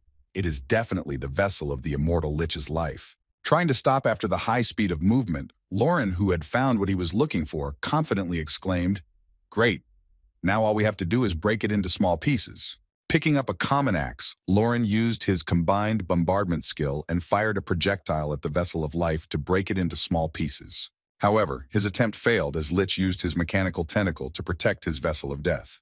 Immediately afterwards, the immortal Lich, who saw that Lauren had targeted one luminiform, said in displeasure, "You found him, though." Realizing that he couldn't let it go, the angry Lich shouted out, "How dare you! Don't even hope to leave here alive!" The next moment, the immortal Lich took his vessel of life from the place of the flashlight in the corridor and began to inlay it into his body to protect it from sudden encroachment. As soon as the vessel of life was in the body of the immortal Lich, a system notification appeared in front of Lauren, which said, "Lich Solonian will absorb his vessel of life." As Lauren watched the enemy grow muscle and skin, he saw the next system message. The enemy had regained the power it had originally had in the vessel. The next moment, Lauren could see the true form of a complete immortal Lich at the peak of his powers. Placing his vessel of life in his chest, the Solonian at the limit of his powers, who was at the 180th level, said menacingly, "Well, I'm ready for battle." As soon as he said this, he saw that the enemy was no longer in front of him. Lauren was behind him and was already preparing to strike. His attack was powerful enough to destroy even Lich at the limit of his strength, and as a result of the hit, Lauren knocked the enemy to the ground with just one blow. As soon as the enemy was on the ground and Lauren landed after his strike, he immediately prepared for the next one, confidently saying, "You idiot, you yourself consumed the vessel. You know why I didn't fight you and only sought it." Standing in front of his enemy as a formidable figure, Lauren spoke confidently still, "Only because fighting you without destroying the vessel of life would have been a waste of my precious time." Getting to his feet after receiving a blow, the immortal Lich said in a disgruntled tone, "This is all nonsense. I am the strongest here now." Immediately after these words, the immortal Lich rushed at Lauren, using his Darkness Destroyer skill to defeat him with a single blow. However, despite Lich's self-confidence and high level, Lauren was able to easily cut him into 2 pieces. Immediately afterwards, having struck several blows to the vessel of life in the enemy's chest, Lauren confidently said, "I told you about this before." Having destroyed his arrogant opponent who thought he had an advantage over Lauren, the boy confidently added, "It was too boring with you. I'm even a little disappointed." As soon as the immortal Lich's life vessel was destroyed, a system notification appeared confirming the victory and informing you that you had defeated Solonian at the limit of his strength. Looking at what was left of the enemy after his death, Lauren happily said, "You fool. He has consumed the vessel of life himself, and that is why all I had to do was finish him off. Immediately after defeating the enemy, Lauren smiled slyly and confidently said, "It's just great now that the dungeon boss is defeated." Moving to the laboratory where the dungeon boss lived, Lauren confidently said, "Well, now it's time for the farm." Finding a scroll that contained records of research, Lauren saw system notifications that said you have received materials for bone research and you have completed the bone research quest, and said happily, "Okay, the task is complete." Immediately afterwards, Lorhan looked around in the hope of noticing something unusual and said excitedly, "I wonder if there's an extra reward somewhere, just like with Chorgi." Turning his attention to the table that was placed in the corner, Lorhan exclaimed happily, "I finally found the spell books I can take." Going through the books, Lorhan found the skeleton uprising skills and the curse of weakening. After asking to study them, the boy threw them away, saying it was all garbage. When he found the book of the cursed doll, Lorhan threw it away again and said in disappointment that it was also garbage. After going through all the books at the very bottom, he finally found the book he picked up last, and then a system notification appeared in front of him. "You have received the book from the third hand." Having finally received something useful, Lorhan mentally said, "Third hand is a skill that allows you to create a hand from mana by concentrating your thoughts. This strange skill allows you to create as many hands as you have mana and concentration." Holding the useful book in his hands, Lauren said happily, "This already sounds much more interesting. This skill can take you to another level." While Lauren stood there looking at the book and happily saying the trick of this book is how to use it, enemies have already appeared behind him, quietly sneaking up on him from behind. Picking up the book, Lauren thoughtfully said, "I wonder if I'll keep it for now. If I get a chance, I'll try to use it." And at that moment, one of the enemies was already standing behind him. Having gotten a good distance to Lorhan to strike, one of the skeletons that rose from the ground was already prepared to strike. But at the last moment, Lauren, who felt someone behind him, grabbed the enemy's head and began to squeeze it to destroy the enemy before he could harm him. Looking at the skeleton that had already appeared after a while, Lauren happily said, "So I've been waiting for you, you bastard." Immediately after these words, Lauren crushed his skull into small pieces. As soon as the enemy was destroyed, the guy said happily, "You idiot, you should have attacked as soon as you had the opportunity." Looking in front of him at the entrance to the laboratory, Lauren could also see that the enemy was not one skeleton. Many had risen, and all because the vessel of life that Lauren had broken remained on the ground. Looking at the crowd that stood in front of the threshold, the boy said in surprise that indeed you even brought your friends. "But what about you? You are already dead." Immediately after these words, Lauren took out a battle axe from his inventory to deal with the rest of the monsters that had already arrived. "But don't be disappointed, you will see them soon." Throwing himself at the crowd of skeletons who came for his soul, Lauren shouted menacingly, "Bring your skulls here now, we're going to fight." Having dealt with the first wave of enemies, which were no more than a dozen, Lauren went a little further to the crowd of skeletons where there were more of them, and they all followed him to destroy the intruder. As he destroyed the crowd of rebellious skeletons who had suddenly decided to rise up even without a summoner, Lauren mentally said to himself, "All the guys who are on the battlefield right now are damn skeletons." Recalling what he had done and what it had led to so far, Lauren said in his head that if the vessel of life was left unattended, it could contaminate the environment with death mana, cursing the earth. Recalling what this entailed, Lorhan added in his head as he watched the skeletons continue to rise from the ground, and until all the death mana was gone, monsters of level 160 would appear. As he approached the army of rebellious monsters that could be used to farm experience points, Lauren said in his head, "If you are an expert user, you will quickly deal with the rest." But interrupting his train of thought, Lauren shouted in a frantic tone of voice, "Stupid nubs." Continuing to destroy enemies that were perfect for training, Lauren confidently exclaimed, "I will never miss such an incredible opportunity to raise my level." After dealing with several enemies in a row, Lorhan saw a system notification in front of him that said consecutive kills, attack power, and defense increased by 10 points, respectively. Immediately after that, the guy happily exclaimed, "Bugaga level and abilities continue to grow. Let's move on." After a while of confrontation with the skeletons, Lauren saw that the enemies began to appear less and less, and eventually they stopped rising at this rate. Having destroyed the last enemy on the battlefield, Lauren saw a system notification that said, "You have defeated all the damned skeletons."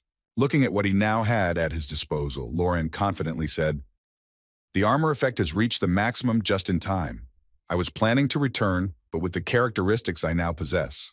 At the same time, somewhere in the village of the Lullaby of the Dead, one of the members of the Black Dragon faction arrived back at his village and was able to see what was left after the terrible events.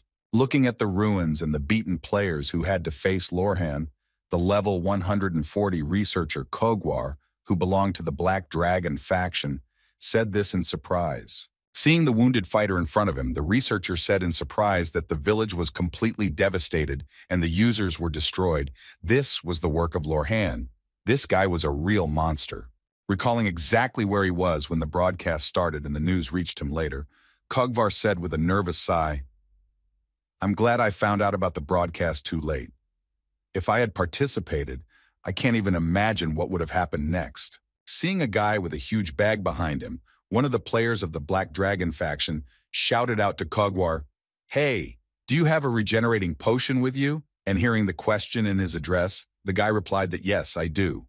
Holding out the regeneration potion to the beaten man, Kogwar nervously asked what happened here. And when the beaten player received the question, he replied disappointedly, "Don't even ask, it's a real disaster." Opening the potion of regeneration, the man immediately said Lorhan is a scoundrel. He invaded the village and destroyed all the guards and users. And since there was no one to fight with, he turned off the broadcast and disappeared. After hearing the explanation of the situation that took place here, the researcher Kogwar said in surprise that that was all, and then why it was necessary to create such chaos. And what he heard in response, I have no idea. I have no idea that he was completely out of his mind. Hearing what had happened in his village recently, the recently returned researcher Kogwar thoughtfully said in his head that no matter how crazy he was, he must have had a goal. As soon as he thought about it, a system notification appeared, and Lauren went live, immediately followed by a screen with the broadcast, and the guy screamed out in fright that Lauren was on the air. Immediately after that, the researcher Kogvar looked at the headline of the broadcast in surprise and squinted his eyes and said, "Wait, but what is the topic of this broadcast?" Having examined what exactly was written in the topic, Kogwar read the capture of the Cradle of the Dead. At the same time, Lorhan was already behind the guy. Seeing him right in front of him, Kogwar's interlocutor only managed to open his mouth wide and point behind him. Picking up his weapon, one of the remaining players who still remained in the area nervously exclaimed, running outside, "He's crazy, this just can't be," his comrade exclaimed. "The scoundrel is back," looking at the powerful enemy who was destroying everyone in his path. One of the Black Dragon faction nervously said Lauren. Noticing the enemies behind him, the boy ominously said, "Hey, trash." Turning his head to the potential victims that would soon fall from his weapon, Lauren said menacingly, "I hope you didn't really think that it could end so quickly." At the time, there were heated discussions under the live broadcast, but Lauren did not read them. He had more important things to do. Right in front of him, the city's guards were called to destroy the enemy that threatened the city. As soon as one of the guards started to run at Lauren, he immediately rushed at him and cut the skeleton of the guard into 2 pieces. Seeing what happened to the guard, one of the villagers nervously said, "You must be crazy to use the same trick as last time. How is it possible to destroy the guards with one blow? He's a hacker." Hearing the discussion of his identity and the accusation of hacking, Lauren said in an angry voice to the warriors of the Black Dragon faction, "You're damned useless. You keep telling them the same thing and they still don't believe you." Immediately after that, Lauren smiled ominously and said, "Well, if that's the case, then it's time for a special tactic to dispel all misunderstandings and build confidence." Immediately after these words, Lorhan took out a Lion King helmet from his inventory and put it on. The next moment, as soon as he put on the helmet, he said to the live camera, "There are definitely still some of you who do not believe me because I'm right." Immediately after these words about self-confidence, Lorhan confidently added, "It doesn't matter if you ask me why I say that." Immediately after that, Lorhan confidently said to the broadcast camera, "Whether you believe me or not, I will kill everyone who is here." Capture the Zone is a large-scale combat content that recognizes occupation only when the enemy is destroyed or expelled from the settlement. However, due to the fact that users of the enemy faction are constantly reborn and 50 guards appear for each offender, a whole clan is needed to capture the settlement. Going on a raid on the village, Lauren destroyed everyone he could see, and when he encountered one of the enemies, Lauren heard from the player how you can occupy the territory alone. Usually a whole clan comes. Hearing how the territory is usually occupied, Lauren laughed madly and said, Why do I need a clan if I can do it all on my own? Then why share the reward with someone? Surrounded by enemies who were ready to attack him all at once, Lauren confidently said, "As a rule, players with or without whom you go on a raid are just numbers." Immediately after these words, Lauren looked around to not miss a single enemy attack and confidently added in the face of overwhelming inequality of power. Having dealt with all the enemies that surrounded him for a few seconds, Lauren stopped again in the middle of the city square looking for any more hidden rats. Seeing what had just happened in front of him, one of the players of the Black Dragon faction biting his nails and said in fright, "You can't be crazy. He killed them all. The guys who had just opposed him were the strongest." Grabbing his head with his hands, the frightened player of the Dark faction shouted out in fright, "It's over. Before the guards revive, more than half of the users have already been destroyed. Can we really be captured by one person?" Looking out from around the corner, Lauren found a rat that was hiding from him with a menacing voice saying, "That's right." Immediately after these words, looking at his opponent, who was already scared to death, Lauren smiled ominously and said, "Since you gave the right answer, you will receive a super prize." After dealing with all the enemies that inhabited the Cradle of the Dead, Lorhan saw a system notification that you have captured the Black Dragon Camp Cradle of the Dead. Users belonging to the Black Dragon faction will not be able to choose the Cradle of the Dead as a revival point for 3 hours. Immediately after the announcement of this event, a new system notification appeared, informing you that you have captured enemy territory on your own. After the announcement of the capture of enemy territory, Lauren also received a system notification informing you that you have been awarded the title of Tyrant. Looking at the effects and additional effects of his new title, Lauren happily said, "The effect of the title is just incredible since I was the first to do it." Immediately after that, going to the comments under his stream, Lorhan happily said the reaction of the audience was simply incredible. The comments under the stream were very diverse from positive to negative in the mix. Looking at the comments, Lauren happily said that the occupation is over. Now you can go back to your place and relax, and then continue the main quest. Being in a great mood, Lauren saw a sudden comment written by one of the users Lauren saw ahead of him, and said confusedly what was ahead. The next moment, an opponent appeared right in front of Lauren, ready to finish him off, though at that moment his fury and power could be felt at a considerable distance. As soon as the enemy approached Lauren, he immediately struck him in the body, causing serious damage until he took off his armor after the battle to relax. When he was a few tens of meters away from his position, Lauren stopped in his tracks when he was struck by an enemy who suddenly appeared out of nowhere. Raising his head after regaining consciousness from the sudden attack, Lauren angrily said that all the bastards from the Black Dragon faction were dead. Walking towards Lauren, whom he had just thrown into the wall, the silhouette of the enemy slowly appeared from the wall of ash and said, "I have been sharpening my sword of vengeance for today. Who would have thought that this is the best you can do? My dear Tyler must be crying in heaven." The jubilant general of the garrison of the city of Ashes, Yaros, who was 200th level, exclaimed arrogantly, "Isn't that human?" Looking at the man who suddenly appeared in front of him, Lauren angrily said in his head, "I can't believe this guy is here. Where did Yaros come from? Did he really look for me because of Tyler?" Immediately after these thoughts, Lorhan nervously said in his head, "Damn, at a time like this, maybe I should really run away like I did the other day to avoid facing him." Thinking about what he should do in this situation, Lauren looked at the comments under the stream and thought, "There are too many unnecessary eyes. I won't get any benefit from this fight. I'd better run away." The next moment, looking at his wound, Lauren said nervously, even though it was a surprise attack and he had only struck one blow, there was a very big difference between the 199th and 200 levels. Staring at the enemy who had found him, Lauren nervously said in his head, "I'm sure Yaros is much stronger than me." Immediately after these thoughts, he added what was to be expected from Yaros, who, like Malkin, was the general of the garrison and was on about the same level as him. Imagining in his mind the lion that caught the rabbit, Lorhan mentally said, "There is no doubt he is a high level." Recalling how Odin had taken his head off the first time in the first fight with him in his past life, after which everything went wrong, Lorhan added in his head high level. Recalling the look of disdain Odin had given Lorhan when he had once again refused to get his hands dirty with him when the latter had lost his title as King of Cruelty, Lorhan added a high-level predator. After thinking about how he saw his opponent, Lauren exhaled heavily and got to his feet, then said, "You are the strongest here," to which Yaros replied in surprise that he was not sure what he was talking about. Immediately after these words, Yaros added in surprise, "I can't understand what you're afraid of or what suddenly happened to you." To which Lorhan replied with a displeased tone, "Shut up.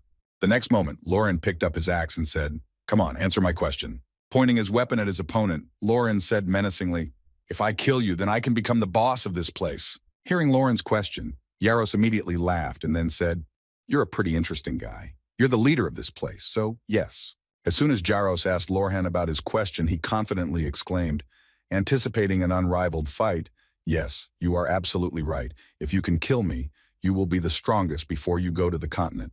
Immediately after these words, Jaros began to beat his chest and exclaimed, "I guarantee you this as the general of the garrison of the City of Ashes, like this." Hearing the confirmation of his words, Lauren prepared for the battle with the enemy general of the garrison and said, "Well then, that's all I wanted to know." Taking up a fighting stance, Lauren prepared for an unforgettable experience and shouted menacingly, "Well then, beware you rascal, I'm coming for your head."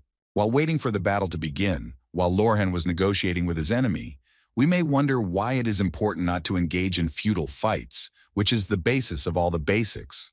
Bravery and recklessness are completely different things, so why engage in combat against an enemy who clearly outnumbers you? What exactly could have made Lorcan so reckless? But at that moment, Lorcan saw the image of Odin somewhere in the sky, whom he wanted to surpass and defeat. After Lorhan decided to fight Yaros, he changed his outfit, taking off his protective gear, and putting on the one that gives him critical hit bonuses and increases his chances. Looking at his opponent, with whom they will soon face off in battle, Lauren mentally said, "This guy can wield a hammer with ease. There's no point in relying on armor that adds protection." Completing his preparations for the battle, Lauren also put on the helmet of the Lion King and then confidently said in his head, "I will finish him off with just one blow." At the same time, there were heated discussions under the stream, and one of the commenters nervously wrote that it was Jerome, "Oh shit, Lorhan is definitely okay in the head." Immediately after that, the camera panned to Yaros, and the commentators began to write that this was the general of the garrison of the City of Ashes. Even for Lorhan, it was too much. This time, he would definitely be taught a great lesson. As soon as the battle started and the two opponents started to attack each other, Lorhan immediately used his berserker skill, without which he simply would not stand against the general. The next moment, a fierce fight broke out between Lorhan and the garrison general Yaros, both of whom had incredible abilities, and their battle could have become a legend. When the battle was only slightly advanced, Yaros joyfully exclaimed to his opponent with whom he crossed his weapons, "And I see that you are a little red, not bad, baby. You are feeling good." Hearing these words from his opponent, Lauren angrily exclaimed that really, if you want it so badly, I can also paint you red. A few seconds later, the fight started again, only gaining momentum as both fighters exchanged blows, and Lauren tried his best to keep up with the general. After some time of fierce struggle, Lauren managed to break through his opponent's defense, striking him hard and driving him to the ground. As soon as the enemy dropped his guard, Lauren immediately went after him before he could recover from the damage and swung his axe and shouted, "Die!" Using his strike skill, Lauren prepared to finish off the enemy, but he was able to avoid fatal damage, although he was quite critically injured. Looking at his opponent, who was not looking so good but was still able to match his strength, Lauren mentally said, "As expected, although the fight is hard, it is worth it." Immediately afterwards, he looked at his newly acquired title after the capture of the village and mentally said, "Now I can feel the title of tyrant that I have recently received." Immediately afterwards, Lauren heard someone's voice getting louder by the second, which meant that someone was approaching them and shouting out the general over and over again. Arriving in the city to pick up his general, who had left earlier, one of the garrison soldiers nervously exclaimed, "We are here, General Yaros." Shaking hands with his leader, one of the soldiers said, "You're fine, General. I understand that you were in a hurry, but why did you leave us alone on the battlefield?" Seeing that more enemies appeared on the battlefield, Lauren nervously said in his head, "Oh, trouble, he is the general of the garrison." The garrison came with them. Immediately after these thoughts, watching the soldiers of the garrison arrive, Lauren said in amazement in his head, he wanted revenge so badly that he ran away with one Yaros hard to fight and everyone else.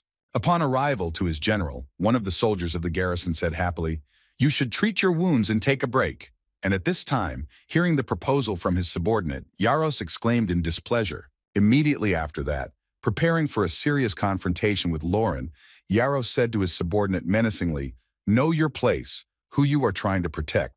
Activating his true power, General Yaros said confidently, "You must have heard of General Malkin, the general of the garrison of the city of Paracresti." Immediately after these words, the general of the garrison of the City of Ashes confidently spoke, "As strange as it may sound, but I felt his presence. He is one of those strong guys I recognize. Immediately after these words, Lauren received a system notification that said the general of the garrison of the City of Ashes, Yaros, recognized you as a strong opponent. Immediately after that, seeing what was happening to Yaros, Lauren received another system notification that explained what was happening there, saying that he was ready to show his true colors and fight you to the best of his ability. Taking on my true form, the general of the Yarrow garrison, approaching Lauren, I exclaimed, "I am the general of the garrison of the City of Ashes." Preparing for a serious battle and picking up his new hammer, the garrison general added, "Man, tell me your name.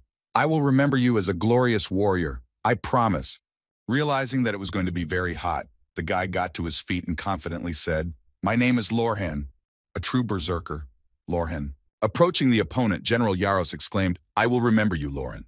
Angry at what he heard, the guy shouted back to his opponent, "Actually, those were my words." Keeping the enemy in sight, Lauren suddenly lost him in a pile of kicked-up dust of the enemy, who had just been in front of his eyes, and he said in his head that he had disappeared. But the next moment, Lauren heard a strange noise and looked up to see the enemy he had recently lost, Yaros, in midair, dragging the entire house with him. Trying to somehow avoid the attack, Lauren tried to defend himself with his axe, nervously saying in his head, "It's too late, I won't make it." Catching the house that Yaros threw at him, Lorhan barely restrained himself from falling, straining his legs and trying his best to stand on the ground. A second after the house was on Lorhan, General Yaros kicked it, splitting it into two pieces and putting even more pressure on Lorhan. Feeling even more pressure on himself, Lauren felt a large amount of blood just go through his mouth from the excessive strain. But that wasn't all. Yaros grabbed his weapon and headed towards Lauren to finish him off while he had the chance. Looking at the enemy who was approaching him but blurring in his eyes, the boy nervously said, "No, my eyesight seems a little off." As his eyes began to blur and his life began to fly before his eyes, Lauren suddenly remembered all those moments when he was killed by Odin. But he came to his senses with one memory when he was supposed to kill him for the last time before being reborn. When everyone from the Ragnarok Guild looked down on him, Odin, whom Lauren had tried to fight over and over again, at one point said, "You are simply not worthy of death." Recalling this moment, Lauren immediately got to his feet. The adrenaline in his veins was simply boiling. Then Lauren used a cry of madness and shouted, "Shut up, you scoundrel." Surprised by such a sudden surge of strength to his opponent, Garrison General Yaros barely had time to defend himself from Lauren's attack, who suddenly attacked him after a few seconds of knockout. Happy that this battle was not over yet and he could still have some fun, the garrison general exclaimed that it was incredible.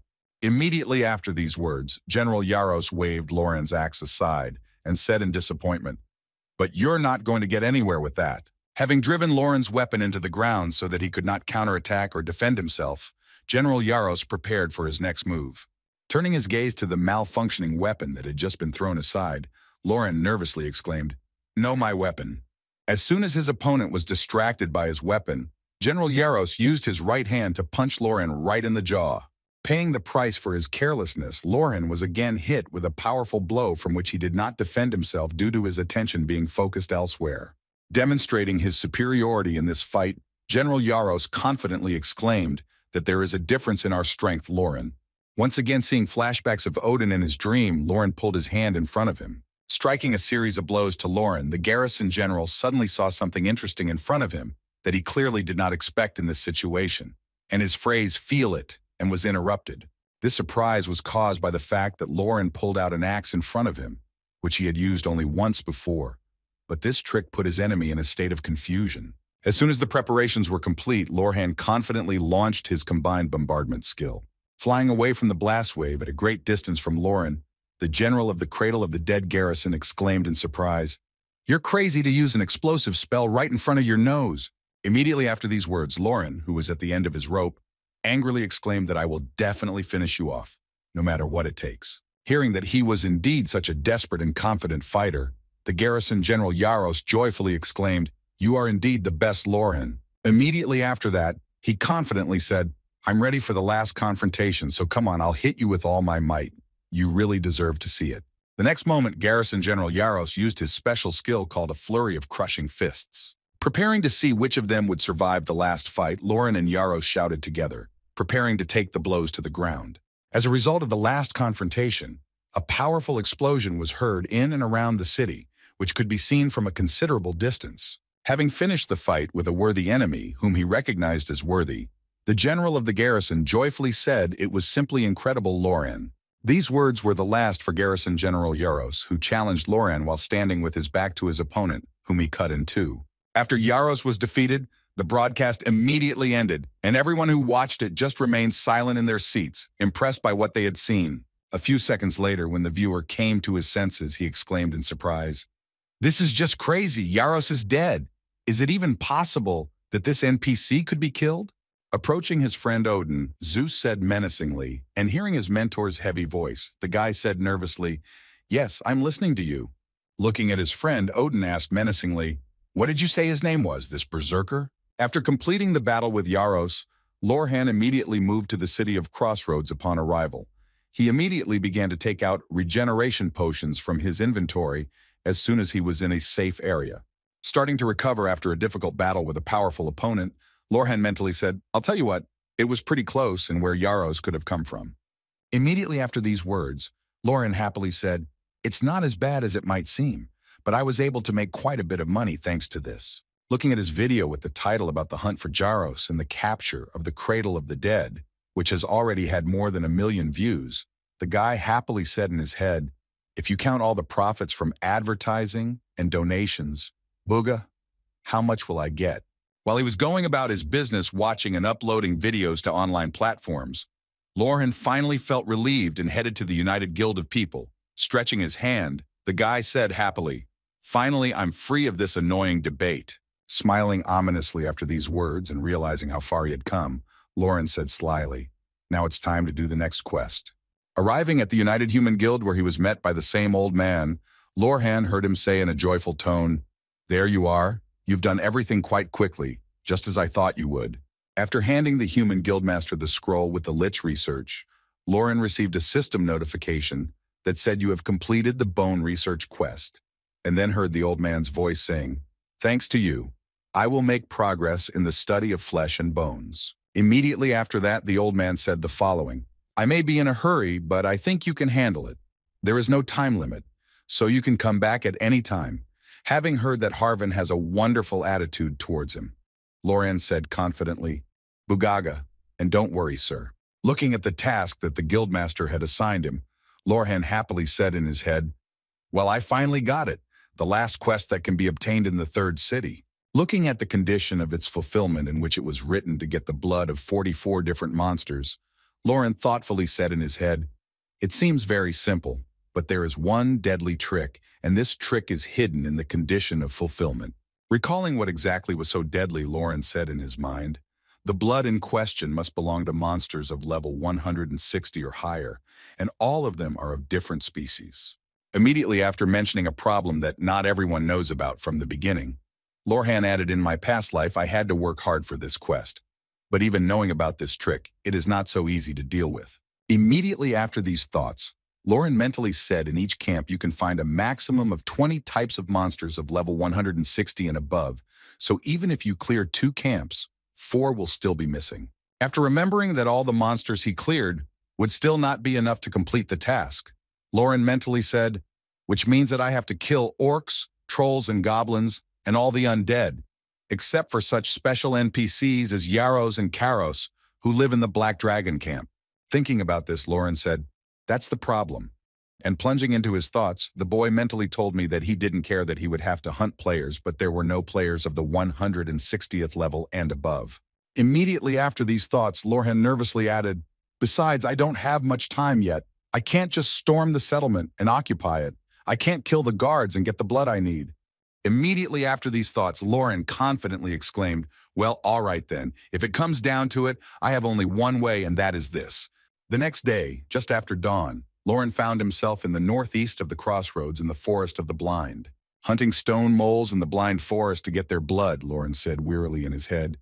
"I had to put a lot of will and effort into this." Holding the blood of the stone mole in his hands, Lorhan exclaimed joyfully, "I finally did it. I finally got what I've been wasting my time for so long." Looking at the huge number of corpses, Lorhan tiredly said in his head, "Ugh, I knew about this, of course, but the probability of a hit is so small." Tired of having hunted moles all day and having completed only one of the 44 points of the task, Lorhan said wearily in his head, I spent the whole day hunting and got only one. After these thoughts, holding the long-awaited blood of one of the monsters in his hands, Lauren said, "However, with this method, albeit slowly, I am making progress." Going further in search of monsters above the 160th level to extract their blood, Lauren said confidently, exclaiming in his head, "There is no time to be upset here. We must move on." And so it went on for quite a long period of time during the day. Lauren extracted blood from the monsters he could find and kill. And at night, he leveled up the Black Dragon Camp to the 160th level, leaking information and strategies for hunting near the City of Ashes and writing guides on leveling up. He also earned experience from time to time to improve his skills by completing minor quests from other races. Having been in this position for quite some time, Lauren, having completed one of the parts of his plan, wondered how many days had passed at such a frantic pace. Having finished hunting all the usual animals from which he could get blood, Lauren happily stretched after a hard day and said, "Well, I'm done with that. Now the hard part is over." Remembering what he had to go through today, Lauren said sadly in his head, "Thanks to the steel rhino I caught in the Black Dragon Camp, I finished hunting the normal mobs. The steel rhino has high defense, which is why I had to sweat a lot." Immediately after these thoughts, heading to the computer, Lauren happily exclaimed, "Great! There are only 4 representatives of different races of players from the Black Dragon Camp left, but tonight I'm going to have a party with chicken and beer." Leaning on the computer table, Lauren said thoughtfully, "Perhaps before they bring me an incredible chicken, I should find some YouTube video to eat to." When Lauren saw the first video in the recommendations announcing that an entire guild from the Black Dragon Camp had reached level 160, he cheered and shouted, "Finally, there are people of level 160 and above." Rejoicing that he had just managed to collect the blood of ordinary monsters and, with the completion of helping other victims raise their level, Lauren happily said, "Booga, I did a good job. It will be much easier for me because I managed to level up a bunch of players at once." Immediately after these sits, Lauren thoughtfully said, Interesting, but there was still one more problem. How to lure them out and catch them to get their blood." Remembering how he had killed Yaros, Lauren said thoughtfully, "We can wait until they come out to hunt. But if the word has already spread, this place is now avoided by everyone after I defeated Yaros. Everyone avoids me." While thinking about how he could lure the players of the guild he needed to catch, the guy noticed a video of a do-it-yourself scarecrow in the recommendations, after which he thoughtfully said, "Ho ho scarecrow," meaning. Immediately after this video, Lauren came up with a brilliant idea, and then he confidently said, "If everyone is avoiding me, then I will make them not even realize that they are approaching me." Arriving at a certain area in the territory of the Black Dragon faction, Lauren smiled slyly and said, "It's great, there's no one here. Such a remote place will be just right for my plan."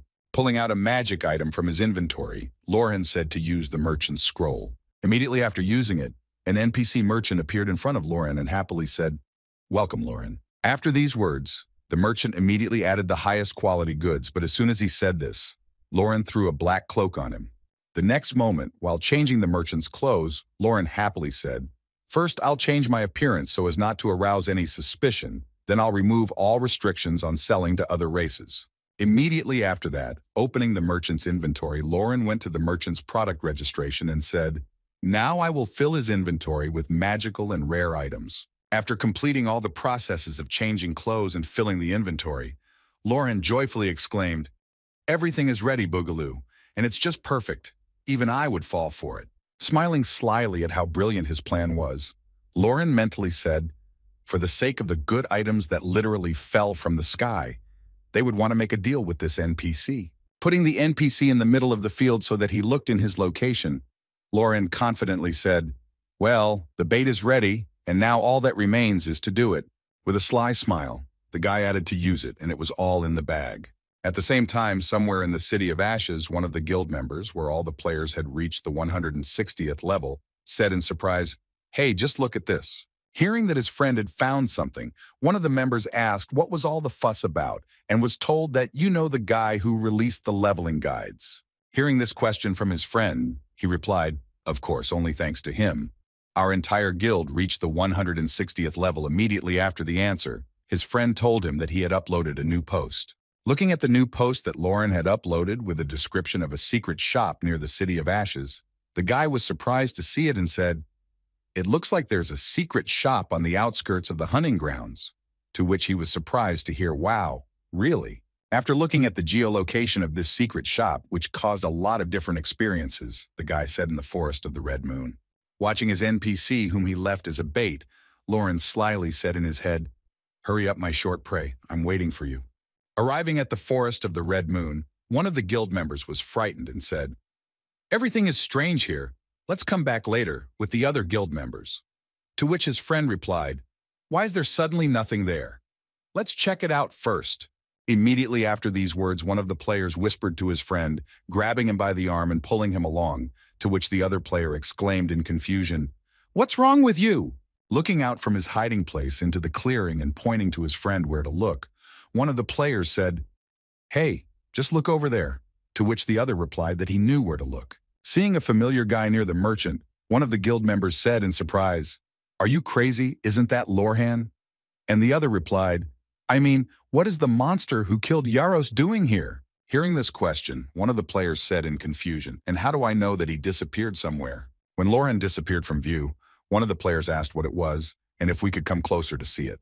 As they approached a man in a black cloak, one of the players asked who the NPC was, to which the other replied, isn't that the special merchant from the main page?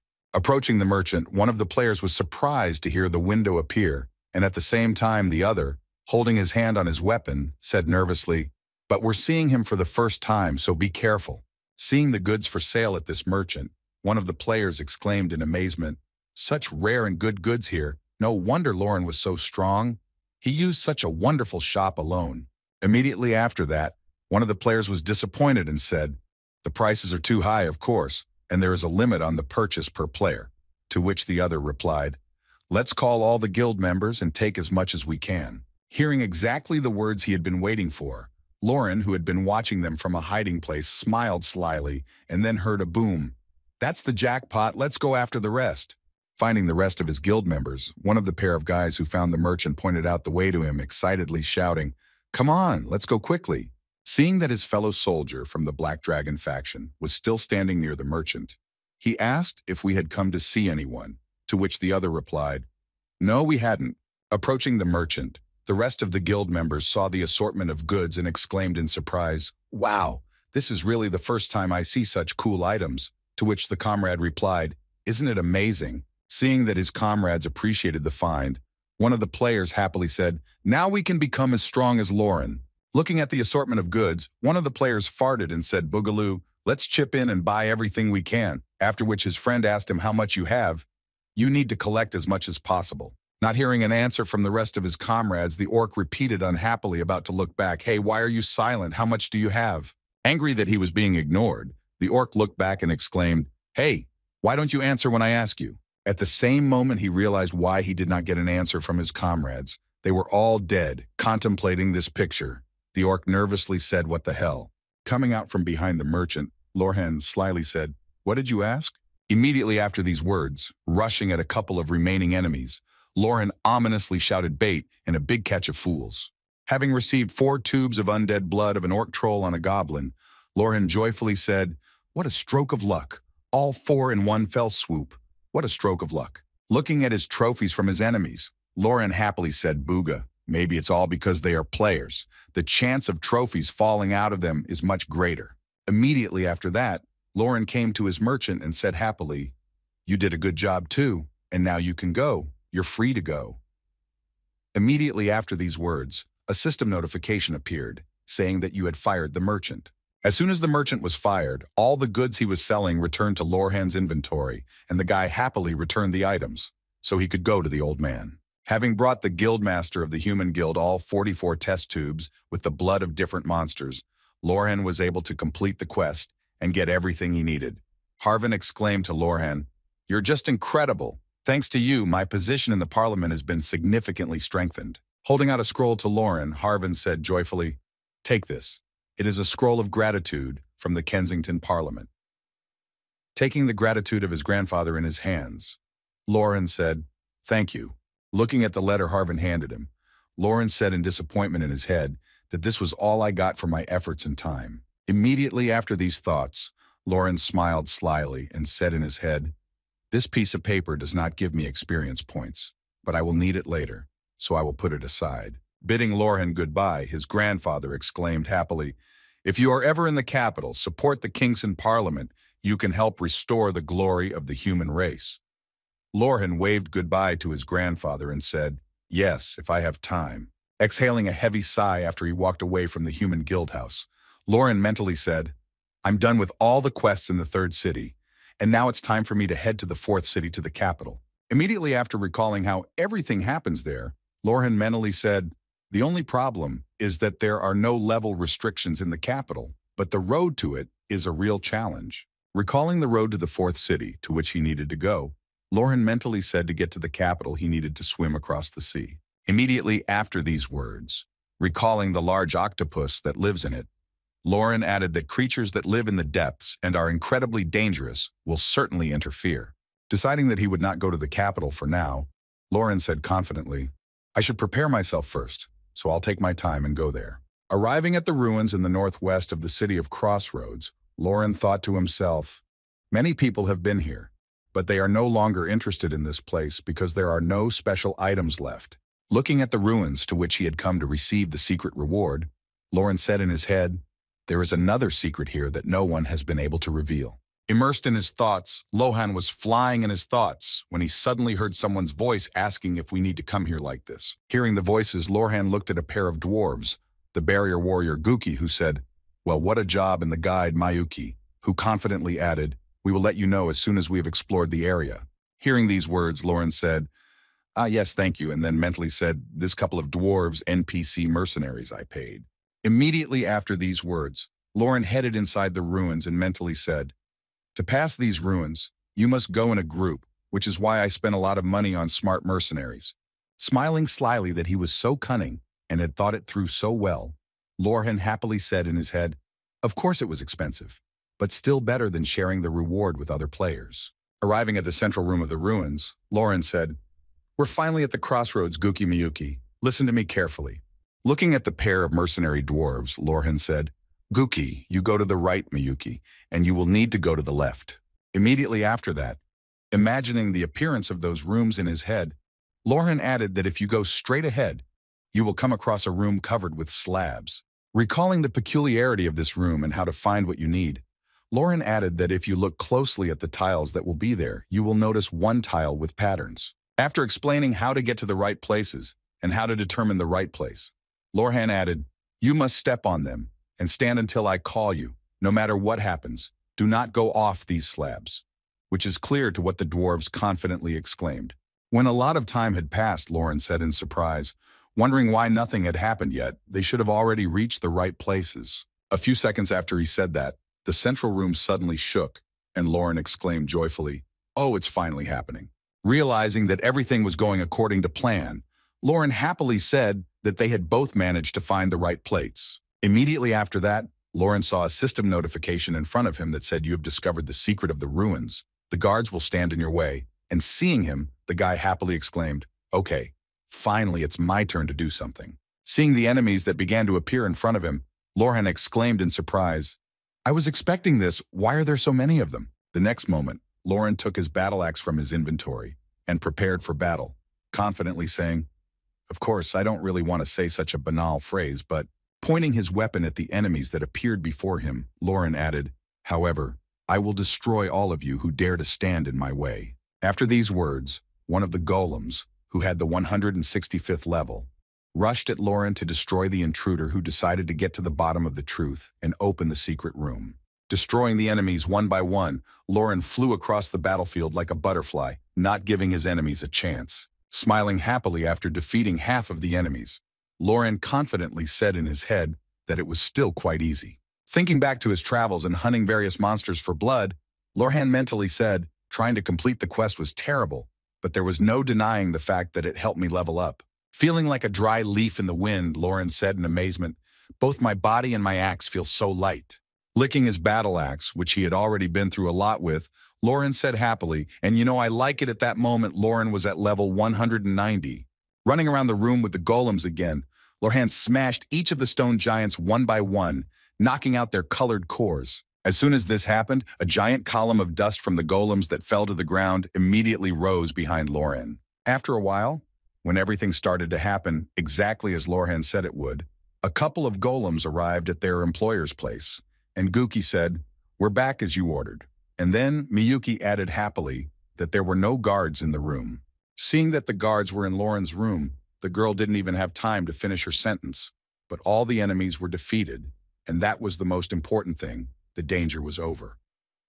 Grabbing the core of the destroyed golem, Lauren began to pull it towards him to collect one of the 4 keys needed to advance. Looking back after collecting all the cores, Lauren happily said, "Oh, my friends dwarves, here you are." Taking all 4 cores that were in the golems in order to open the secret room, Lauren said, "Don't just stand there, help me open the door." After moving and inserting all 4 cores into the lock, Lauren saw a system notification informing him that the guard's key had been confirmed. The next moment, a wall parted in front of Lorhan and the pair of dwarves, and a system notification appeared, informing them that the real entrance to the ruins was open. Looking at the passage that opened before him, Lauren thoughtfully spoke in his head about the weight of the ruins at about level 170. Looking back at himself, Lauren thought to himself, "This place is full of heavy traps and monsters. But these two are level 180. They can easily clear this place." Arriving at the central room in the dungeon where they found the real entrance, Lauren happily said, "It's great. It's finally starting." Imagining what awaits them ahead, Lorhan excitedly said to his mercenaries who were traveling with him, "There are monsters and dangerous traps everywhere." Immediately after telling them what awaits them ahead, Lorhan confidently spoke, naming the names of his assistants, Guki Miyuki. Sending the mercenaries forward to clear the way for him, Lauren confidently added time to earn the money he had received for the hire. "Show me what you can do." Hearing the order from her employer, Miyuki said, "I accept, I'm going into research mode," and Guki added, "I accept, I'm going into combat mode." The next moment, Miyuki used her exploration skills to begin a detailed analysis of the dungeon to find out where the dangers were. Using the explorer skill, Miyuki was able to see all the hidden traps, their activation point, and area of effect. Looking over the area, Miyuki confidently said, "I have found numerous traps, and I will lead you along a safe path. Follow me closely." Following the dwarf girl, Lauren and his team were able to avoid all the traps that came their way, thanks to Miyuki's analysis skills. Upon entering the maze, the girl also took the situation into her own hands, paving the right path to get to the right place. Walking ahead, she exclaimed, "Turn left and now right, we're almost there, follow me." Noticing the door they were heading for, the dwarf girl happily announced that she had found it, and it was the exit we were looking for. Touching the door with her hand, Miyuki received a small discharge from the protective barrier that closed it, and nervously said, as I had guessed it would. Looking back to Lorhan, Miyuki said, "I think it was installed by a very experienced person. It will take me a while to deal with it." Lorhan asked how long it would take you. Miyuki thought about how long it might take and answered Lorhan, "About 10 minutes, and I'll be able to remove this barrier from the door." Hearing exactly how long he would have to hold back the monsters together with Guki, Lorhan thoughtfully said, "Okay, so 10 minutes you say." Taking out his weapon from his inventory, Lorhan said, preparing to fight the monsters that were approaching them, "Do your job and we'll take care of them." Hearing that she would be given the time she needed to remove the barrier, Miyuki replied, casting various spells and seals on the barrier, "Thank you. I'll leave the monsters and my safety to you." As soon as the monsters got close enough, Lauren rushed at the slimes, which he easily destroyed, and shouted out, "Enough with the squelching, get out of here!" At the same time, Goki, using his combined skill, also did not stand aside and quite effectively destroyed enemies by applying a freezing spell to them. After a while of Lauren and Guki's confrontation with the poison slimes, Miyuki happily announced, "I opened them after a while." Immediately after the barrier was removed, the door opened automatically, and Lauren saw a system notification informing him that the labyrinth had been cleared and the depths of the ruins were open. As soon as the door opened, an old man came down the stairs toward Lauren and his companions, saying happily, "I was just about to look for you, but I see that you came to me." Spreading his hands in front of him, the old man, who was afflicted with evil eye, exclaimed, "Now I will demonstrate to you by a clear example the horror of the power of evil eye." Looking at the strange old man who was saying something to them, Lorhan thoughtfully said in his head, taking out his weapon from his inventory, "This creature is the boss of the dungeon." Looking again at the old man standing in front of him, Lauren thoughtfully said in his head, This is the second defiled monster after Tyler. Directly in front of Lauren and the pair of mercenary dwarves was the boss of the ruins, a mad wizard who was drunk on the effects of the vicious power. Looking at Lauren, who was at his eye level, the arrogant old man said to the boy with a displeased cackle, "If you could make it this far, you're a pretty capable guy." Immediately after that, the disgraced wizard used his skill to prepare the battlefield for the battle with the guests. As soon as the skill worked, clouds curled around the room, twisting in a circle, and in the center of them, the sunlight shone through and a vine stretched out. Then the old man exclaimed, "But here you will meet your end." Immediately after that, the grandfather exclaimed joyfully, calling to his loyal subjects, my subjects, come out and bring them all down." Looking at the bars around them that separated the individual rooms and suddenly rose, Lauren mentally said he could change in size like Tyler. As soon as the enclosures with his subjects opened, the mad wizard immediately used his special skill that allowed him to control the minds of the defiled monsters. Seeing that sharks with legs that were 150th level ran out of the newly opened enclosures, Lorhan said that he was controlling the monsters, turning them into his subjects. As soon as the first wave of enemies headed down, Lauren noticed the danger and immediately shouted to his mercenaries Guki Miyuki to get to their positions immediately, to which they responded so accurately. After receiving the order, the dwarves ran to remote places in the arena so as not to interfere with Lauren in his battle, while Guki defended his friend if necessary. Meanwhile, Lauren could move around without worrying about hitting his comrades, hitting the first shark with his axe that wanted to get around him. Lauren shouted out in displeasure, "Where are you going?" The next desecrated shark flew directly at Lauren, trying to grab hold of his body and inflict damage with a bite. But it didn't succeed, and Lauren easily chopped it into a couple of pieces without even raising an eyebrow. Laughing at his opponent, who had such a weak army, Lorhan haughtily exclaimed to his grandfather, "The bugs have imagined themselves to be somebody else, hey fool, and that's all you're capable of." Seeing that all his subjects were defeated, the angry grandfather exclaimed to Lorhan, "You insolent human scum." Listening to the words of his grandfather, Lauren smiled ominously and said, "Bugaga," and he was trembling. Looking at his grandfather, who began to squirm with anger, Lorhan mentally said, "I would immediately do the same to him as to the others, but unfortunately I cannot." Turning his attention to the problem of why he could not do so, Lauren said, "Because he is protected by the barrier of evil power, I cannot harm him until I destroy the barrier." Holding the axe in his hands, Lauren mentally said, "I must hold out until the monsters he summons appear from the pens immediately afterwards." Lauren asked his subjects, "Guki Miyuki, you are not tired yet?" Hearing the question from their mercenary, the pair of dwarves were just destroying the defiled monsters that were attacking them. Having dealt with their enemies, Guki spoke confidently and without any problems, after which Miyuki added that it was quite easy. Hearing this, Lorhan exclaimed joyfully, preparing for the next battle. "Then great, because we have 4 more waves of enemy attacks ahead." After a while, Lauren was looking at the dead defiled tiger of level 161, which he had defeated in the 3rd wave. Looking at the mountain of slain monsters, Lauren saw a system notification that said you have defeated all the monsters, which meant that this wave of attack was repelled. The next system message that came up informed him that you had defeated the 3rd wave of defiled monsters. Lauren said happily in his head, "There are a lot of them, but I noticed the effect of the blood seal. I don't care how badly I'm wounded. The longer I fight, the more blood I get." Immediately after these thoughts, Lauren folded his arms in front of him and confidently spoke to the crazy old man. "There are only 2 more minutes left, so you're starting to get worried, you crazy rascal." Hearing what the boy had just asked him, the angry old man shouted angrily, "How dare you!" The next moment, raising his staff up, using the skill and opening the next gate, the furious old man said menacingly, "I will make sure that you will not be able to open your mouth again."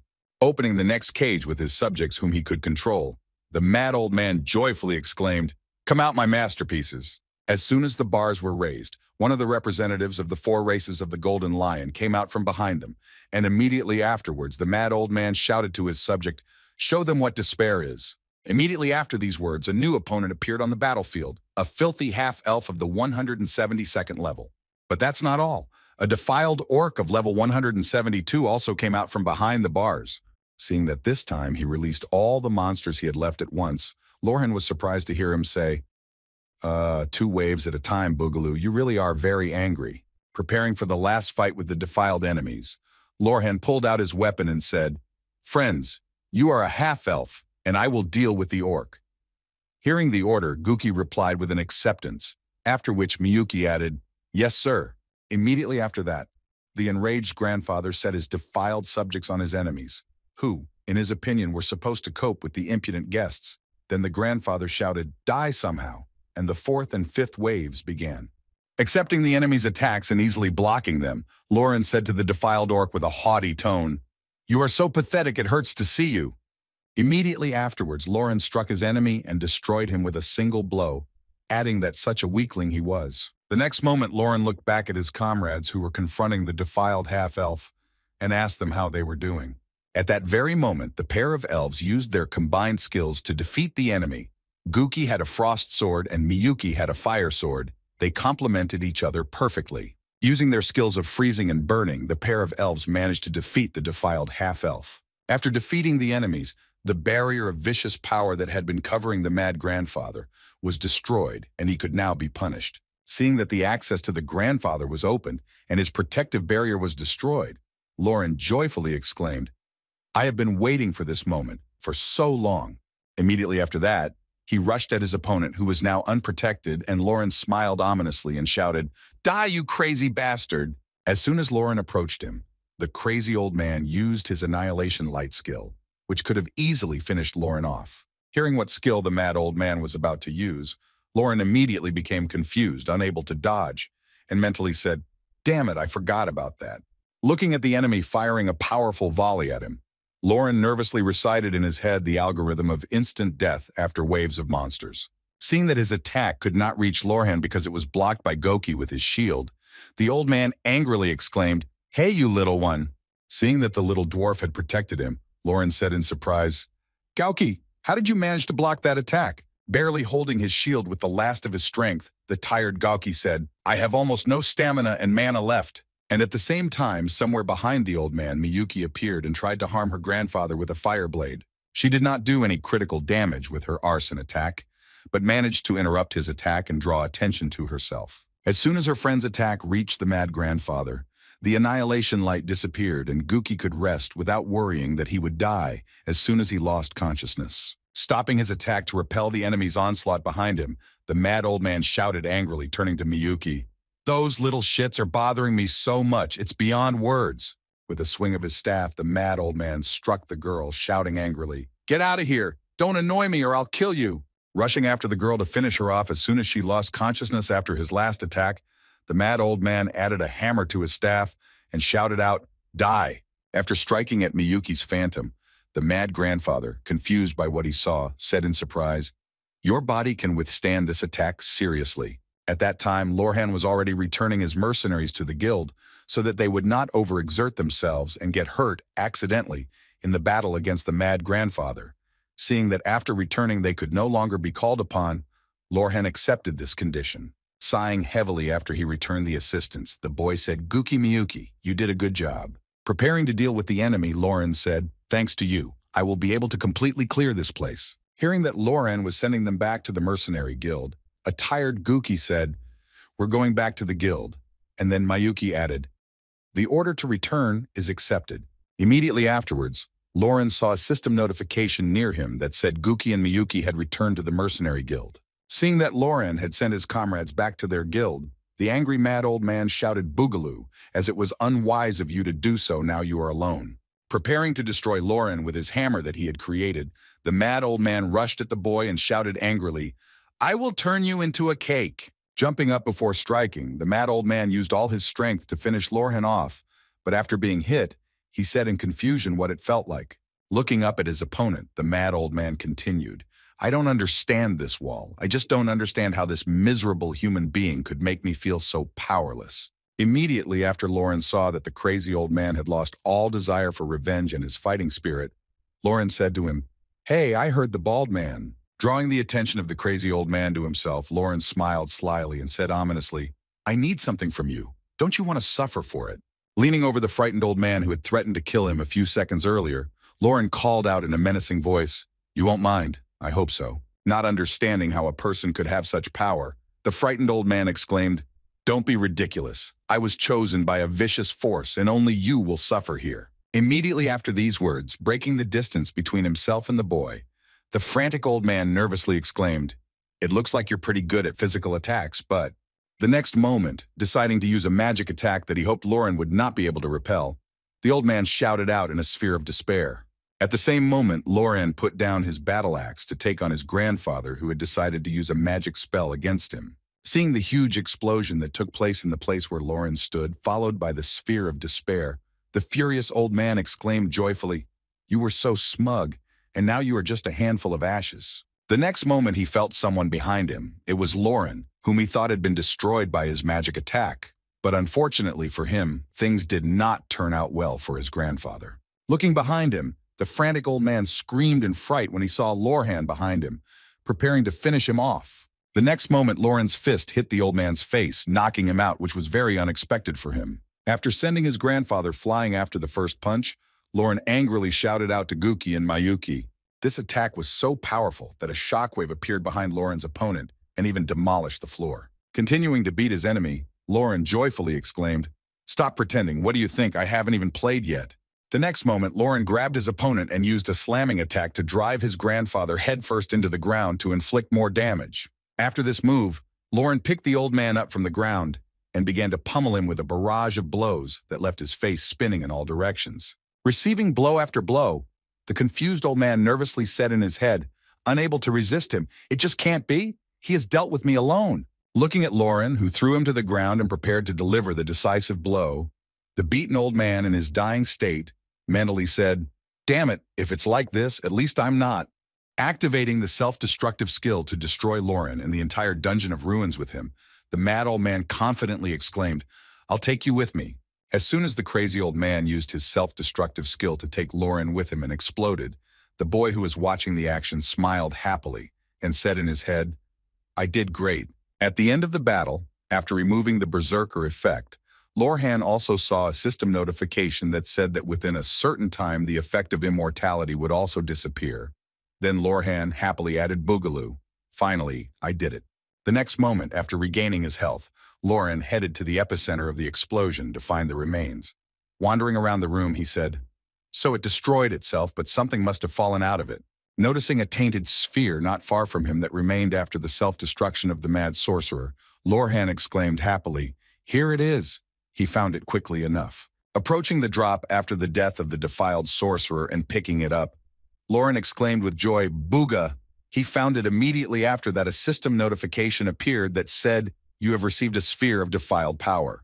Looking at the green orb that he received as a result of the battle with the enemy, Lauren joyfully said, "A hidden object that falls out only from a mad wizard, a sphere of tainted power." Recalling some cases when the outcome of the battle was without the drop of this item, Lorhan mentally said, "If I had killed him with my own hands, the sphere would have been destroyed, and an undamaged sphere can only be obtained if the sorcerer blows himself up." Immediately after receiving this item, Lauren used the rune book and said happily, "Since I have this thing, it's time to pay the bills and use the rune book in the crossroads." Arriving at General Malkin's office, Lorhan held out the item he had received from the last battle, and seeing it, Malkin nervously exclaimed, "I don't believe it, really. It's the same thing." Taking the defiled sphere in his hands, General Malkin asked, "Where did you find it?" To which Lorhan confidently replied, "I got it after killing the defiled monster. I think that's why the defilement progressed." Immediately after these words, General Malkin, approaching the exit of his office, joyfully exclaimed, "This is a great find. Wait a little while. When the results appear, I will reward you generously." Hearing these words, Lorhan waved goodbye and said, "Okay, then I'll wait." As soon as General Malkin left his office and left Lauren alone, he opened the system window with the news and said happily, "Boogaloo, what will be the reward while I wait? I need to see if there was any news on the internet." Noticing one very unpleasant news item on the front page, Lauren nervously said what was the truth. On the main page, there was a post with a photo and the caption, "Fourth city across the sea. We are going to the capital for the first time. Members of the Zacian Guild are going to the continent yesterday, around 3 in the afternoon." Members of the Zacian Guild set off for the capital. Lauren shouted out in a fit of rage at the news before me. Looking through the latest news on the game's website, Lauren saw a post about someone who had already gone to the fourth city and angrily said that some nobodies had gone to the continent before me. Continuing to look at the news and continue his angry thoughts, Lauren said these scoundrels must know about the title of Pioneer. Reopening the post about some guild with a player roster of 160 and 170 levels, Lauren spoke with such levels, otherwise they would never have agreed to such an unreasonable challenge. Walking around the general headquarters in thought, Lauren leaned on the fence near the stairs and spoke thoughtfully. With their characteristics, the probability of success at best is about 2%. Sure, it's unlikely but not impossible. Immediately after these words, recalling the very personnel of the guild who were going to the capital, Lorhan added, "Besides, if they are so open about it, then there are other groups that have already sailed or are preparing to sail." Grabbing his head, realizing that he was being outrun and forced to take radical action, Lauren said angrily, "What if one of them actually manages to get there? I will lose my precious title of first." Realizing the magnitude of the problem he faced, Lauren said, "I can't stop the ships that have already set sail and are now at sea. And even if I set sail right now, it will still be quite difficult for me to reach the capital first." Thinking about what he should do in this situation, Lauren began to bite his nails and said nervously, "Damn, that place is my only option. If I go through that place, I will definitely be able to get ahead of them." Remembering what kind of monster lives in those places, Lauren said nervously, "But it's almost impossible. That place is so impassable that even in my past life I had to slowly conquer it after I arrived in the capital. The percentage of success is too low." Well, clutching his head, not knowing what to do and how to act in this situation, Lorhan nervously exclaimed, "Oh shit, how can I do the right thing?" At the same moment, Malkin returned to the office and said, "I'm late, Lauren." Hearing the voice of the garrison general, Lauren said joyfully, "Finally, you've returned," General Malkin said. "I've brought you something special." Holding out his hand with an object from the last dungeon, General Malkin said, "You brought me a sphere with a tainted power, and it was undamaged, and in return, I have prepared a reward for you as a token of my gratitude." Hearing that the reward was ready, Lauren exclaimed with joy as he saw the system notifications informing him of an incredible achievement. "You are the first to discover what caused the tainted power. The title of the one who overcame the taint turns into the Taint Hunter. You are the first owner of this title." Looking at his new title, which now added the ability to detect evil, in addition to reducing its damage by 10%, Lauren said happily, "My stats have improved quite a bit." Immediately after, he noticed that the number of additional stats in the title had now increased and amounted to. Seeing this, he happily said, "In addition, there is this hidden option, so there will be another buff." Immediately after these words, folding his arms in front of him, Lauren happily said, "Well, now I look forward to my reward for the work I have done." Having received additional power-ups, Lauren suddenly turned his attention to his tattoos on his arm and said thoughtfully, "What about Boogeyman?" Opening the skill description window, Lauren confidently said, looking at its content, "I have one of those too." Seeing that the description of his skill had changed as the skill was upgradable after absorbing a certain amount of filth, Lauren exclaimed happily, "It's increased by 1 in 10%. Of course, the increase is not great yet, but there is potential for growth in the future." Holding up a special reward for bringing in the filth sphere, General Malkin said, "I think their tracking and research will be greatly accelerated thanks to you, and thank you again. And this is the last reward I'll give you." Holding out an incredibly interesting book with a special skill, Garrison General Malkin happily said, "Here, take this too. This item should be perfect for you." Taking the book that General Malkin handed him, which was illuminated in gold, Lauren said in surprise, "What was it?" And hearing Malkin's question, he replied, "A book of special skill. I think you'll need it. Take a look." Looking at the description of the book, which said 2 hearts, the skill book creates a second heart in the user's body that contains magical power, adds a magical heart to the body, significantly increases vitality, and endurance, slightly increases strength, agility, and intelligence. Seeing the description, Lauren said in surprise, "I'm crazy, what is this?" Immediately after these words, looking at the item handed to him by General Malkin, Lauren said in amazement in his head, "This cannot be true. Even in my past life as a ranger, I have never heard of such an imbibe item." Seeing that Lauren suddenly fell silent and stunned after receiving this reward, General Malkin asked happily, "How do you like the reward?" Hearing this question, Lauren confidently exclaimed in a joyful voice, "Yes, very much." Hearing that he was able to please his irreplaceable comrade, General Malkin said happily, "I am very glad it will be useful to you during your trip to the capital." Hearing that he had suddenly mentioned a trip to the capital, Lorhan nervously exclaimed that how did you know I was going to go there? Hearing such a strange question from a boy, General Malkin just laughed in response. After a few seconds of calming his laughter, the general confidently said, "The goal of such a strong adventurer is definitely a place like this. It's just obvious." Looking at the confused look on his friend's face, who was suddenly stunned by his guess, General Malkin said confidently, "Lauren, you are quite strong, perhaps even much stronger than me." Recalling the same incident when Lorhan had caused a stir in the territory of the Black Dragon faction, General Malkin said confidently, "You proved it in the Cradle of the Dead to a large extent." Immediately after these words, General Malkin looked at the book he handed to Lorhan and said confidently, "You may take this book, which I have given you as a reward for your mission, as a token of my respect for you." The next moment, as soon as the words of respect for the boy were spoken, General Malkin added joyfully, "Although we were together for a short time, it was an honor to work with you." Extending his hand to Lauren to shake his hand as a sign of respect and gratitude, General Malkin said, "May you be blessed in your future journey." Shaking hands as a sign of gratitude and respect after their fruitful and pleasant cooperation, Lauren confidently said, "It was an even greater honor for me to meet you." Immediately after the farewells and warm words that Lorhan and Garrison General Malkin said to each other, Lorhan left the garrison headquarters and went to the private training ground. Standing on it, the guy happily said, "I heard that the personal training ground is great, and it is." Immediately after these words, Lauren held out the skill book he had received from General Malkin and said to use 2 hearts. The next moment, as the skill book was in his hands, Lauren looked at it and said, "I have a rough idea of what this skill is, but I'll have to learn the details in practice." Pulling the book above his head to use it on himself, Lorhan confidently shouted out the mastery of the 2 hearts skill. As soon as Lauren used the 2 hearts skill book, a huge arrow appeared in front of him, its tip shaped like a heart and looking like it had just come out of the fire. When Lauren saw the large thing that appeared in front of him, he was surprised to say that it was like that, and immediately afterwards he noticed some movements and mentally said that it was flying.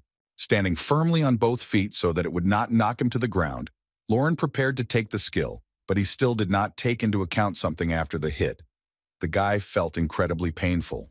As soon as the entire arrow was absorbed into Lauren's chest, he grabbed the right side of his chest and said, "Oh, it hurts so much. I've never felt pain like this before." Immediately afterwards, Lorhan felt something new in his body and exclaimed, "Wait a second, what is it?" Feeling the heartbeat in his chest from 2 different cities, Lorhan said in surprise, "I can definitely feel it in me, and there is indeed another heart beating." Immediately after that, Lauren decided to check what exactly he had gained after using this skill on himself and immediately hurried to open the window with the last skills he had gained.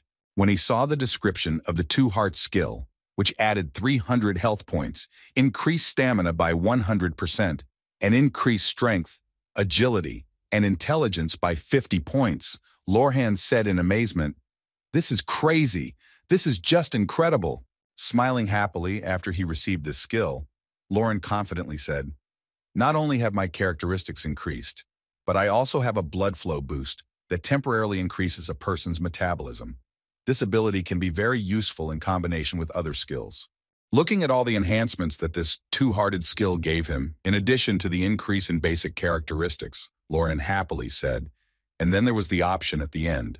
Realizing how cool this skill was that he had mastered, Lauren said happily, "This will really help me in clearing the same place." Heading to the seaport of the 3rd city to get to the continent, Lauren confidently said with his arms at his sides, "I've got all my equipment packed.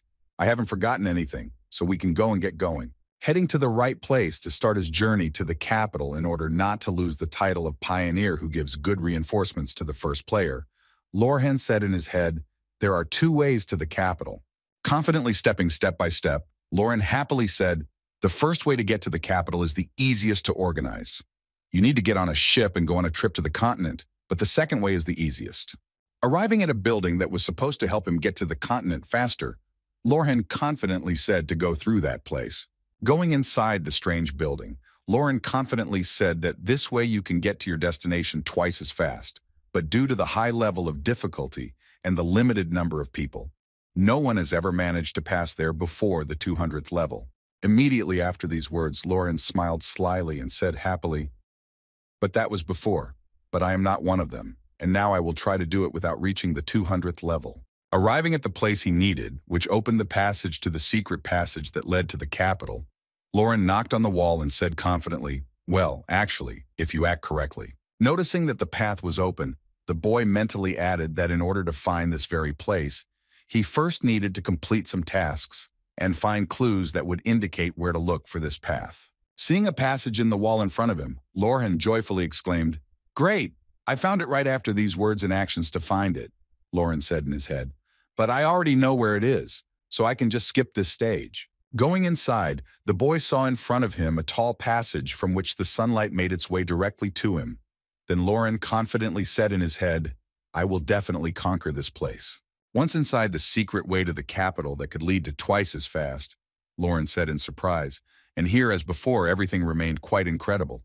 This place was an underwater tunnel, almost like an aquarium, but it led to the capital along the seabed, and those who decided to go here might have difficulties along the way because it was twice as fast. After taking a few steps, Lauren suddenly heard someone's angry voice saying to him, "Who the hell are you?" Turning his gaze from the beautiful scenery from the seabed, Lauren noticed a giant uncle in front of him who angrily said to him, "Why did you come here? And now tell me quickly." Realizing that he needed to show respect to this man, Lauren bowed and said, "I am Lauren, a man and a true berserker. I would like to use the underwater tunnel, so I ask for your understanding." When the man heard who had come to his underwater tunnel, he was confused by this introduction and said in surprise that it had been a long time since I had people here. After some thought about what he should do, the manager of the underwater tunnel, Aid, nervously said, "Well, I still need to think about the underwater tunnel, but for now, follow me." Walking ahead of Lauren, the underwater tunnel manager nervously said the settlement is in that direction. Exhaling heavily after what he had just experienced, Lauren said surprised, "It went well." The next moment, Lauren saw a system notification in front of him. As soon as he stepped into the settlement area, "You have discovered an underwater settlement. A great achievement. You have discovered a forgotten territory." Immediately after receiving the achievement, Lauren also received the title of Pioneer, which gave him the effect of favoring the neutral NPCs who lived in this underwater settlement. Happy that he already had a good relationship with all the inhabitants of the underwater city, Lauren slyly said in his head, "Thanks to the title, nothing is impossible. Their favor towards me has increased and become friendly, and I have already passed the first stage of the test." Following the head of the underwater tunnel, Lauren mentally said, "But it's too early to relax because there are still many more checkpoints to pass." Following the man he had first met in the tunnel, Lauren noticed that all the underwater inhabitants were looking at him strangely. Paying attention to another group of inhabitants who were staring at him for some reason, Lauren mentally said, "They keep looking at me without even trying to look away, probably because I am a guest whom they are seeing for the first time in a long time, as if I have become a celebrity." Having walked some distance behind the man, the manager of the underwater tunnel, Aid, said unhappily, "So why are you going to the central continent?" Hearing this question, Lauren said in surprise, "What do you mean?" Immediately after these words, Lauren remembered what had happened to him in his past life and thought that the second exam had already begun. If so, then after these thoughts, Lauren said, "I'm a member of the research team." Immediately after these words, Lauren began to load his uncle with information saying, "I have discovered that there are significant anomalies in the world. I am going to the central continent to pass on all the information I have collected and continue my research." Hearing this answer, the manager of the underwater tunnel, Aid, said thoughtfully, "Wow, a member of the research team then."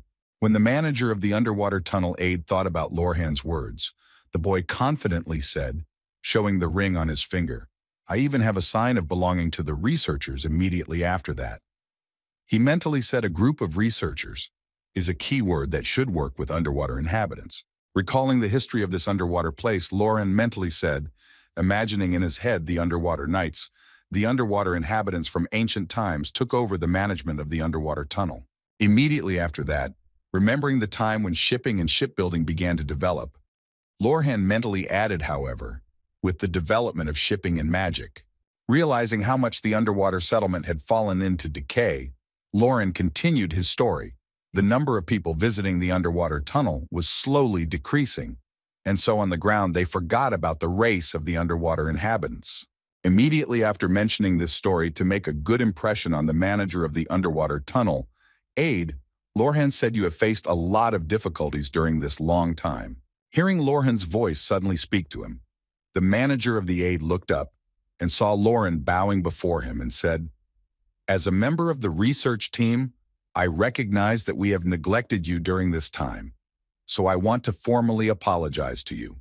Immediately after these words, Lauren spread his arms around him and said, "I want you to know something. Our research team will never forget your noble sacrifice." Seeing that his speech had the best effect on the residents, causing them to cry and be moved, Lauren continued confidently, "How can we possibly understand all the pain you have endured for so long?" Playing his role perfectly in front of the naive inhabitants of the underwater world, Lorhan mentally said, "Boogaloo, the effect is just incredible." And then lowering his head and shedding a few tears, he confidently said, "Of course, this will not be enough to pay for your hard work." Immediately after Lauren noticed the desired effect from the inhabitants, he mentally said, "Now that I have touched their hearts with my speech, it's time for compensation, or more precisely, a bribe."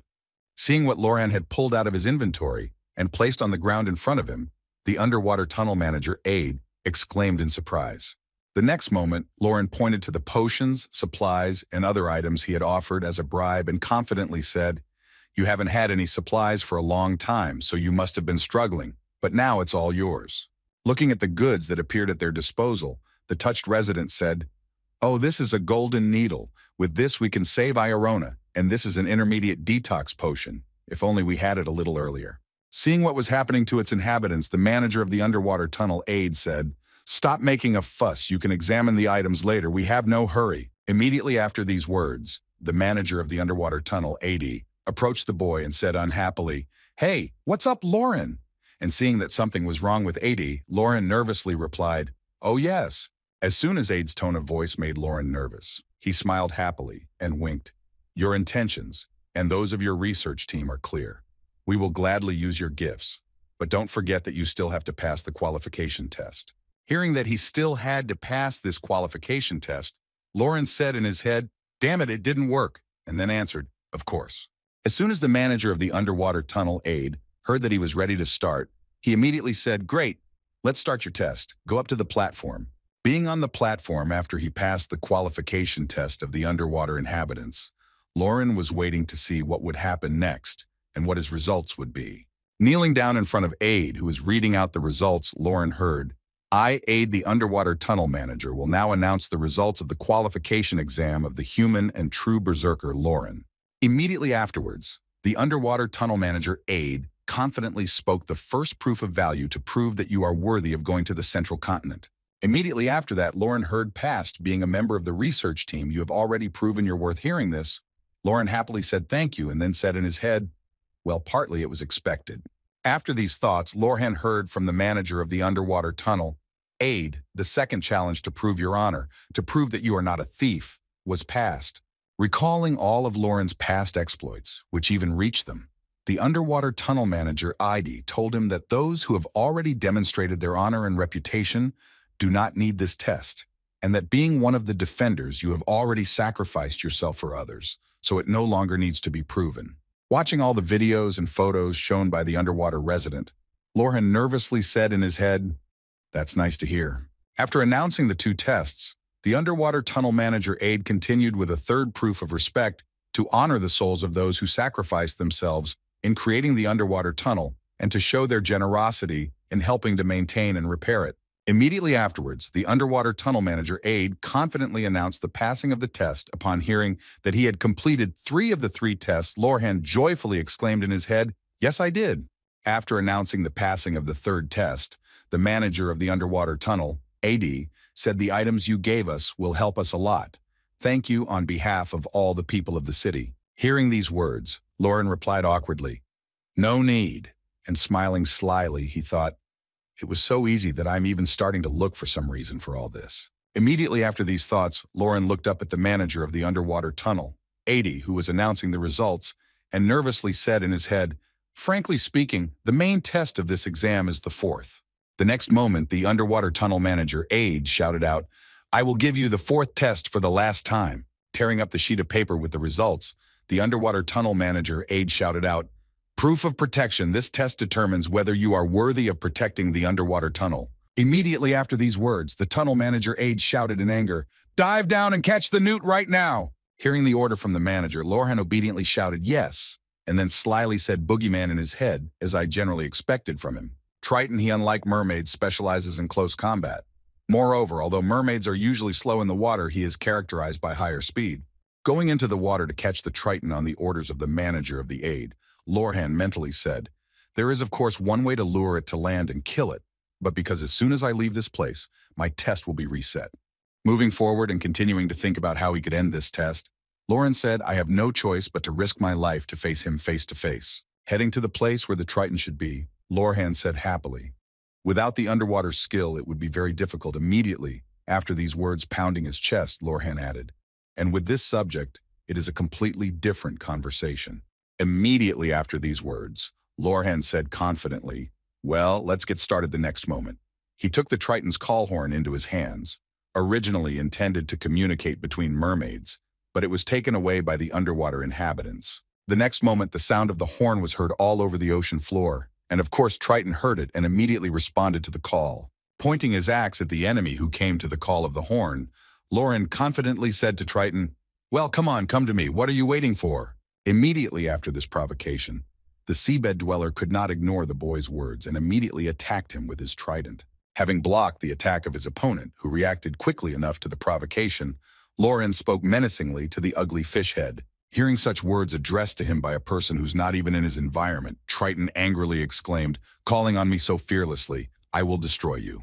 Immediately after these words, Triton suddenly retreated, swimming away from Lorhan, whom he had just threatened to kill for his insolent behavior. Seeing how fast his opponent was moving in his natural environment, Lauren smiled ominously and said, so that's how fast you are in the water then, in that case. As soon as the newt began to circle around Lauren to confuse him into attacking by surprise, the boy confidently said in his head now and then, used his combined skill of screaming madness. With this, he was able to help himself in the confrontation with the sea creature by making it freeze in place and grab his head from the stun effect. Closing his ear canals to avoid serious damage from the opponent's sudden attack, the angry Triton said to the guy, damn, you're a rascal. As soon as Lauren had a great opportunity, he couldn't help but take advantage of it and immediately swung his axe and shouted, die, and struck a powerful blow. After completing the attack, Lauren did not feel that he had hit anything with his weapon, and he was surprised to say that he had dodged it. Immediately after expressing his surprise, Lauren heard Triton's voice next to him, saying in a haughty tone, you stupid human, you haven't realized yet. Starting to swim quickly around Lauren again in different trajectories, Triton confidently spoke to this cold depth of water. Putting Lauren in a state of confusion, Triton found a great opportunity to attack and stab the guy from behind with his trident, saying, no one can defeat me. Feeling the pain of being stabbed in the back with the trident, Lauren immediately lost consciousness from the painful shock. Looking at his opponent, who was no longer moving after just one trident stroke, the smug newt said arrogantly, I like what I see. You are so brazen but so pathetic. Immediately after these words, Triton gripped his trident tightly and confidently said, well, now it's time to finally deal with yourself. Continuing to gloat over the fact that he had defeated his impudent opponent, Triton said arrogantly, even though I hit your heart, you don't have to worry much. Rushing after his enemy, who did not even move after the accurate hit to his heart, Triton shouted menacingly, you are dead anyway. Immediately after this incident, another heart started beating in Lauren's chest and took on the role of survival and bringing the whole body to life. The next moment, Lauren regained consciousness and grabbed his axe and knocked the enemy's trident out of his hands, simultaneously stunning him into a stupor by the fact that he could move despite the broken heart. Not understanding why Lauren was still moving after his last attack, Triton nervously asked what the hell was going on. I thought you were dead. As soon as these words came out of his opponent's mouth, Lauren immediately grabbed him by the neck and held him tightly in his hand so that he would not accidentally run away. Holding the enemy in his arms, Lauren used his strike skill to speak ominously. I finally got you, you damned rascal. I had to try hard to catch you. Looking at his enemy who had suddenly come back to life, Triton said in confusion, this is simply not possible. I have definitely pierced your heart. How can you still be alive? With a sly smile after his opponent's question, Lauren confidently said, you should have checked how many hearts I really have.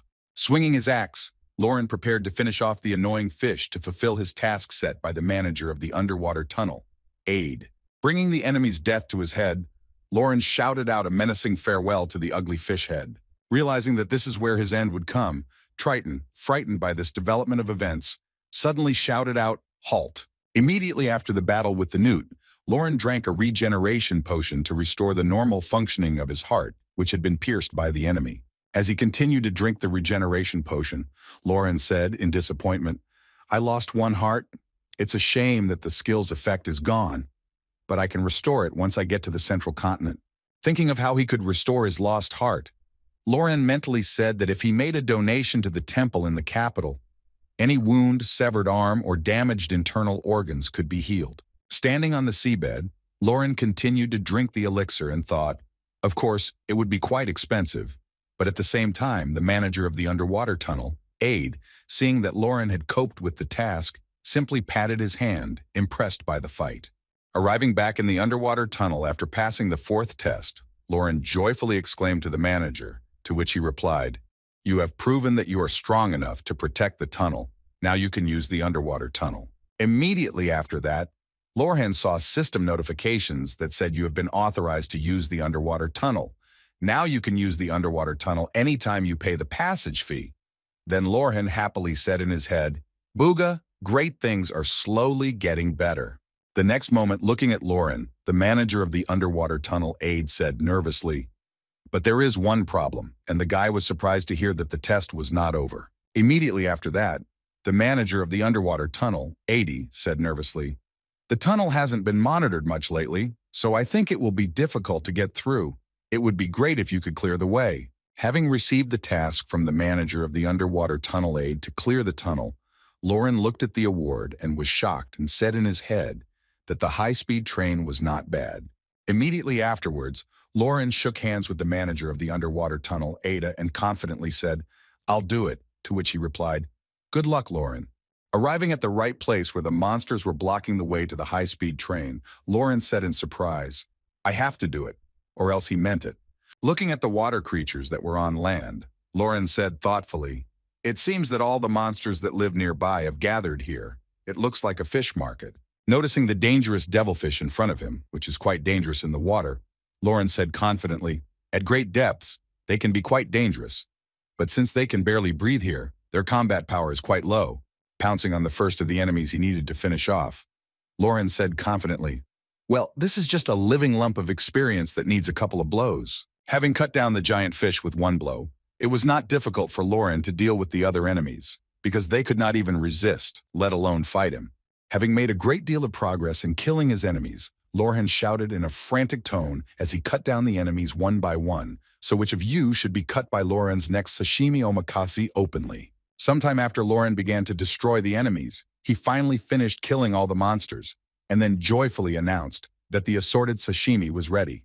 Immediately after that, preparing to conquer the capital after receiving the first achievement, Lauren happily said boogaloo. All that was left was to take the first express train to the capital of lightness. Having reached the trolley that would quickly take him to the continent, Lauren got on it and started the journey before he even had time to drive a mile, before he exclaimed in fright. The road was not the best. It was even steeper than a roller coaster. The paths intertwined a large number of times. There were many ups and downs and loops on the road. Heading to his destination, Lauren spoke angrily in his head. Remembering a dwarf he knew, "I suspected it would be something like that trolley, and I was right, thanks to the damn dwarf race." After some time, the trolley finally left the cliff, but the road ended right at the exit, and as a result, Lauren flew off the road and continued his journey on his own. His flight was not long and the landing was quite hard. The Gnome Express was fast enough, but no one can guarantee safety.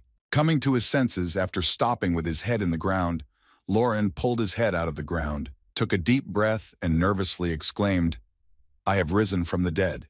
Immediately after that, seeing the capital in front of him, which was already within reach, the boy said happily, "I finally made it."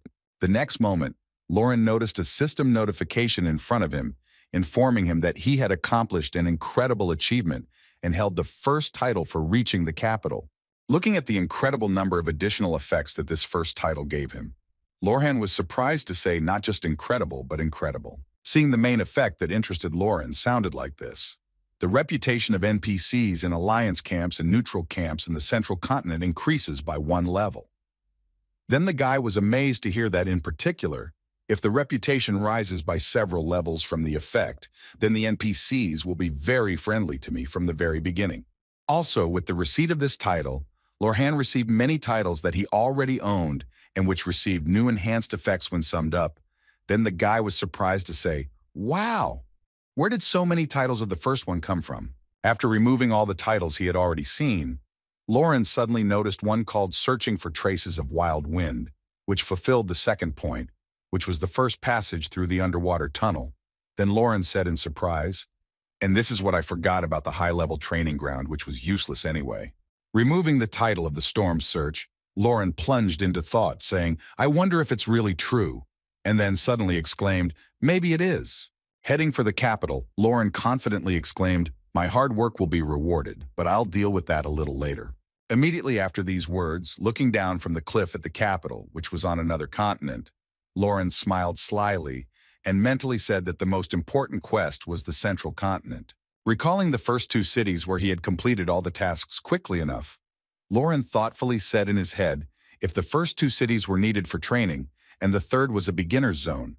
Approaching the edge of the cliff, Lauren saw a beautiful landscape of the capital, which was already within easy reach, and then he said, "In the fourth, the system is already working at full capacity.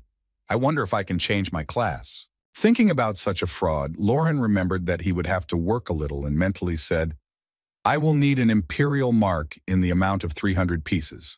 To get these imperial marks, it was necessary to defeat the giant ogres after defeating them, and a mark of 1 piece per enemy was issued. Having found the first opponent to receive the imperial sign, Lauren saw that this monster was 199 level. Then he mentally said, "Well, I need to finish off as many as 300 giant ogres." Preparing for the battle with the first enemy, he happily exclaimed, "Well, let's not drag it out, let's go." Stretching out his hand and grabbing the axe in it, Lauren prepared to attack the enemy and confidently said in his head, "No matter how many useful titles I have." Immediately after these thoughts, looking at his level, which was at the level of 190, the boy added disappointedly, "I will not be able to do anything in the central continent unless I get the 200th level or higher." Heading for the first orc from which he would receive the first sign of the Emperor, Lauren confidently exclaimed, "I still need to do it and I have enough time, and that is why the time has come." Rushing at the enemy who would be his first prey on the hunt for the Emperor's marks, Lauren shouted out to enjoy the pumping. Jumping up and throwing himself at the orc from above, Lauren hit the staff with his axe, which the monster used to shield himself from a direct hit. However, his magic staff was not strong enough to withstand the direct hit of the axe and continue to function, and as a result of the blocked blow, it broke into 2 pieces. Seeing his weapon shattered, the frightened orc immediately scrambled, unable to defend himself against his opponent's next attacks. However, he didn't have to suffer for long as Lauren destroyed the giant orc's magic staff and immediately moved in for the next blow, delivering a fatal blow. As a result of using this powerful attack, the boy easily cut the enemy into 2 parts without giving him a single chance to survive in this battle. After the battle was over, a giant ogre club with a magical level remained on the ground, and it was his weapon that did not help him. Picking up the item left behind by the monster, Lauren went on to find something that was truly valuable to him, and seeing a coin nearby, Lauren immediately reached for it, which turned out to be an imperial token. Holding in his hands the imperial token he had received after killing the giant orc, Lauren heard a noise behind him and thoughtfully said it seemed that they smelled the blood of their comrade. As the enemies began to approach and the noise grew louder, Lauren put the first coin in his inventory and said happily, "There are still 299 pieces left." When the enemies were in front of him, Lauren prepared for the next fight with a crowd of enemies and shouted in a provocative tone, "Hey mobs, attack! I'm waiting for you." Having dodged the first attack of the giant who was running directly at him, Lauren said excitedly, "I wonder if he is so healthy and uneducated. He has a lot of strength, but no intelligence." The next moment, rushing to his next enemy, the guy simply cut him into 2 parts with great preparation. He did not need enemies strong but stupid to do this. Having destroyed another enemy, Lauren stopped behind him, and then felt that there was another enemy behind him. Quickly turning around and striking him, Lauren said this. Having cut the enemy into 2 parts, which was the last one on this battlefield, the boy confidently added, "I will strike the last blow." Picking up the last coin that fell out of the giant orc, Lauren lifted it up and exclaimed joyfully, "Finally, I did it." After completing the task of collecting coins to change his class, Lauren joyfully exclaimed all 300 pieces. I collected them, although it took a while. Also, upon completion of the collection of Imperial tokens, Lauren was able to raise his level to 200 after killing the last monster. Seeing this, he happily said, "Great, the level is appropriate." Standing among a large number of dead giant ogres, Lauren said arrogantly, "They call themselves kings of the forest, and I found them easier to deal with than trolls." Having completed his hunt for the pharmacy of Imperial tokens, Lauren thoughtfully said, "By the way, I still have time to gain experience and increase my level."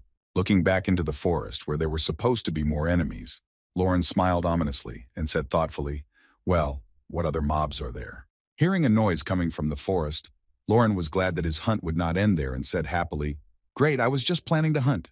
Arriving at the place where the noise was coming from, Lauren suddenly saw an enemy with whom he did not want to engage in combat, and as a result quickly hid behind a tree. Again, Lauren looked out from behind the tree and said, "Why the hell did this monster appear now?" Right in front of him, Lauren could see a two-headed orc that was out hunting and looking for something to eat.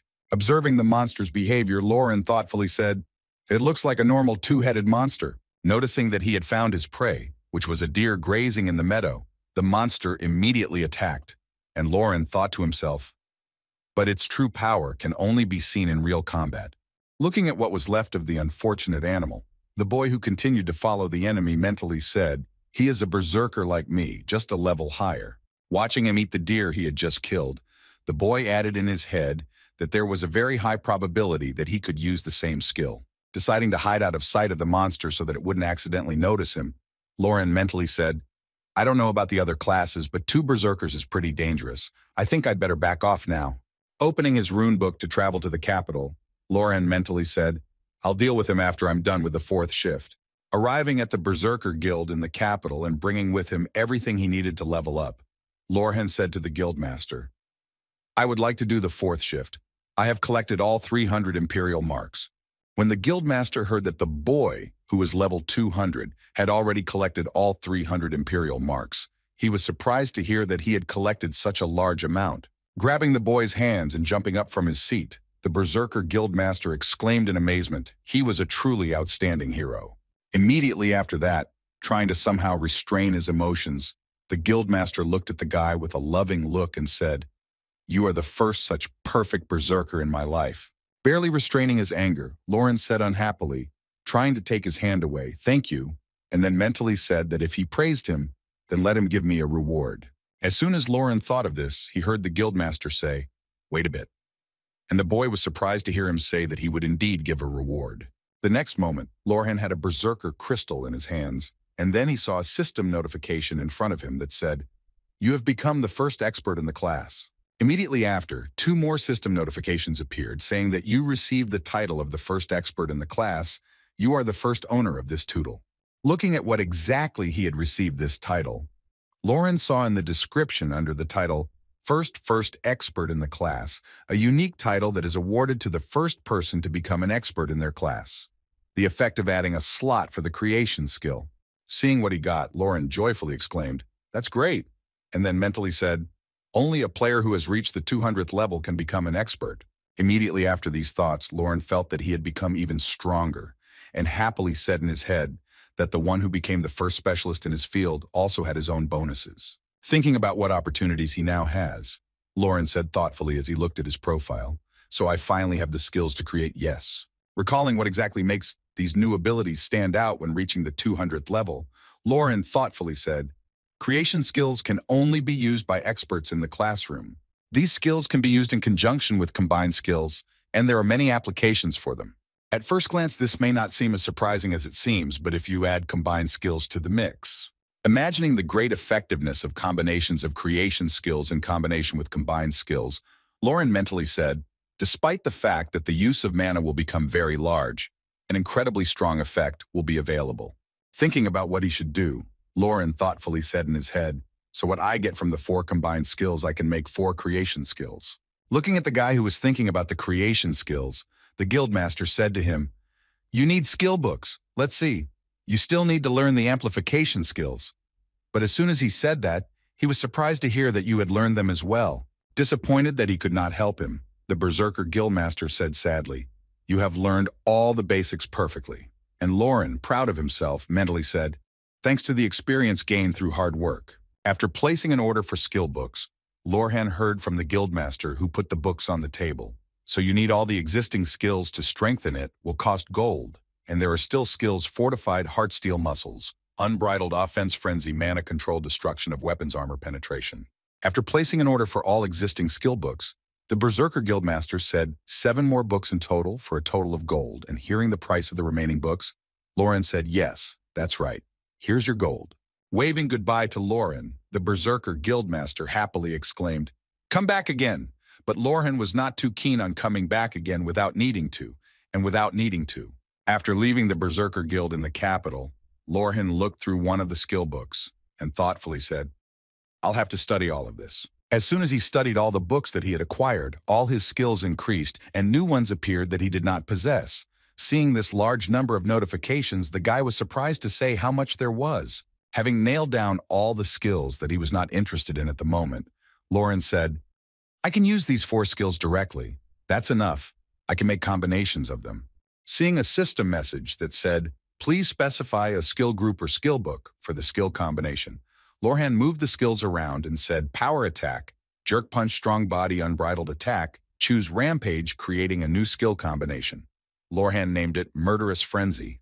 When the rest of the created skills were registered, Lauren immediately went to test them, and he headed to the same area with the orcs. Walking forward, the boy threw a stone at one of them to attract attention. As soon as the enemy drew attention to him, Lauren immediately rushed at the orc, shouting unbridled advance, and, swinging his axe behind him, Lauren confidently delivered a fatal blow. Immediately afterwards, Lauren's weapon grew in size. The next moment, this created attack hit his opponent directly, cutting him in 2. Having tested the creation of the attack, Lorhan, after completing the battle, went to the system menu and said the registration of the created counterattack skill. And immediately after that, a system notification appeared informing him that the created skill was registered.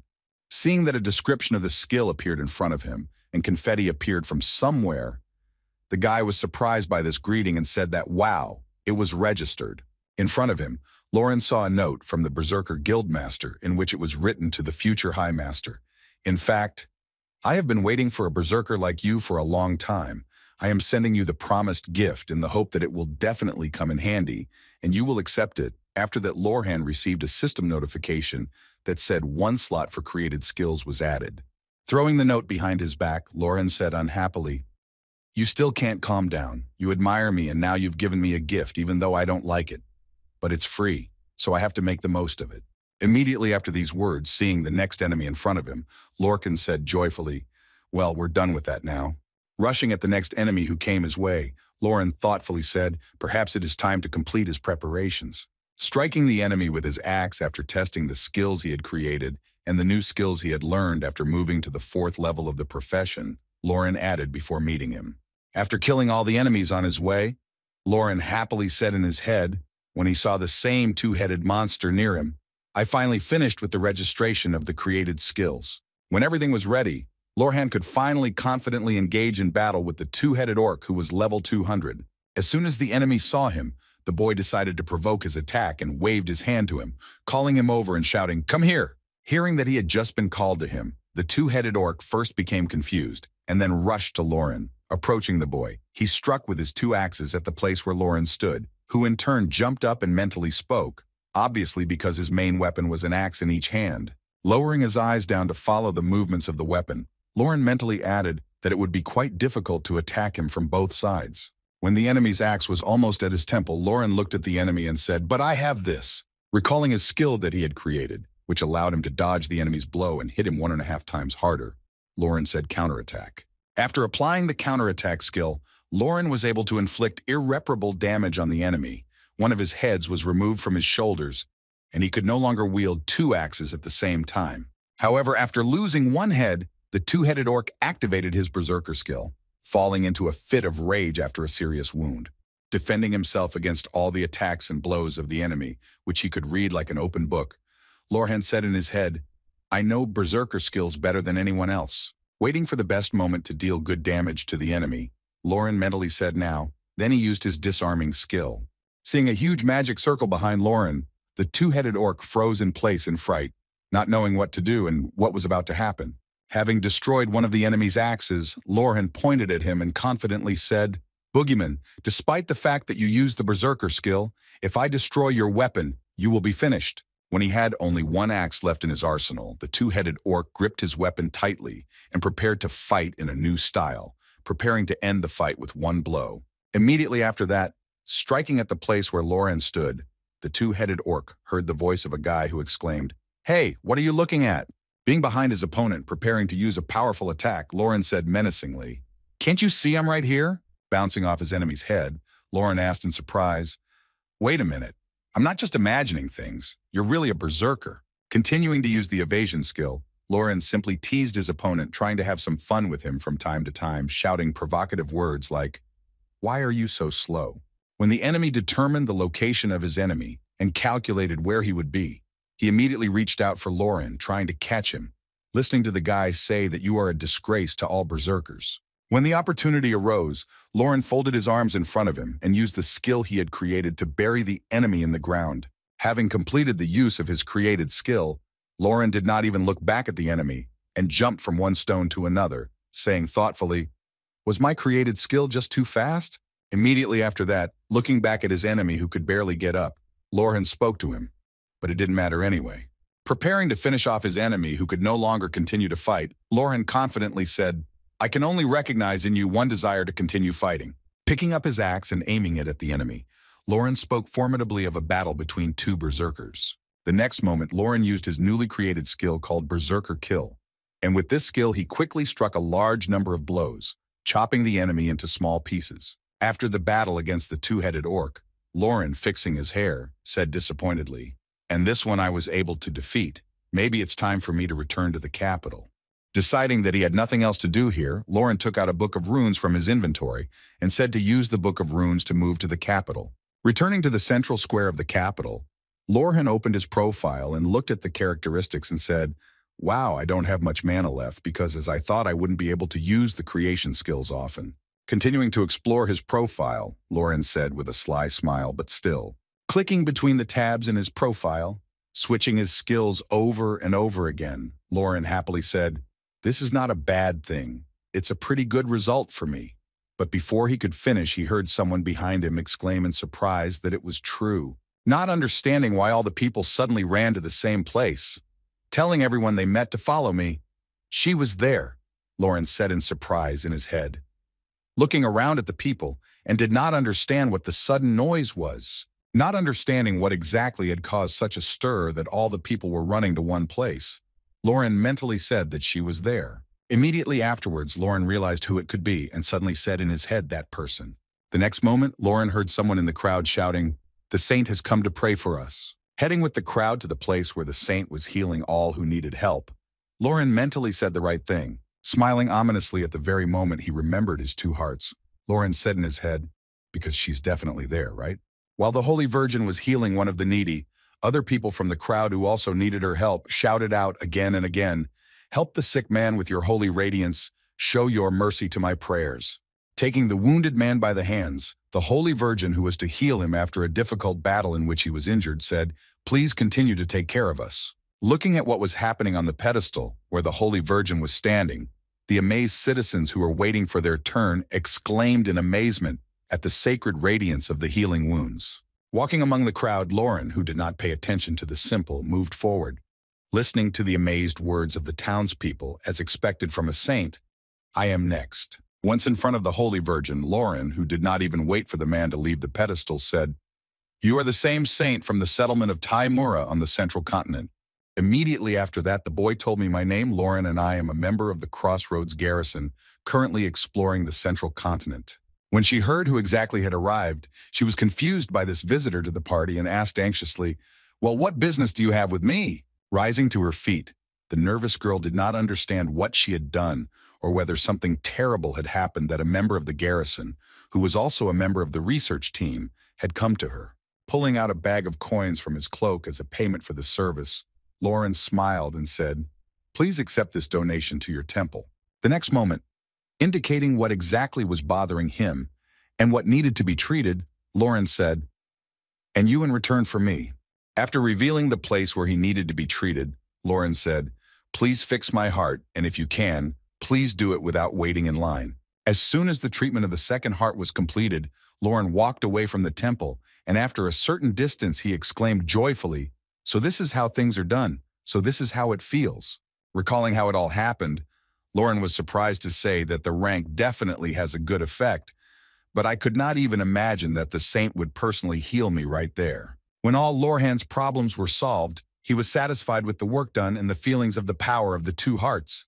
He said happily, "Now before the guys from the other guilds arrive in the capital, I think we should prepare a little." Walking through the streets of the capital, Lauren looked for the building he needed and said, "First, I need to officially register as a citizen of Timur." After completing the first item on his to-do list upon arrival in the central continent, Lorhan said in his head, "That's pretty easy, since I have the title of first visitor to the central continent." After receiving the registration, Lauren went on with his business, saying in his head, "Secondly, I need to buy a property for a shop near my place of residence.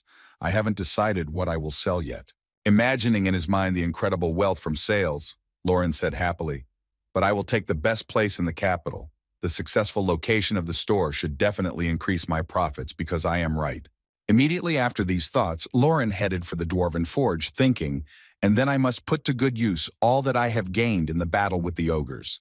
After hearing Lauren's request to make an order, the dwarf decided to ask him again to confirm what he had heard. "So you want to create a customized weapon, I'm right." Immediately afterwards, the dwarf asked Lauren if he had brought all the materials needed to create it with him.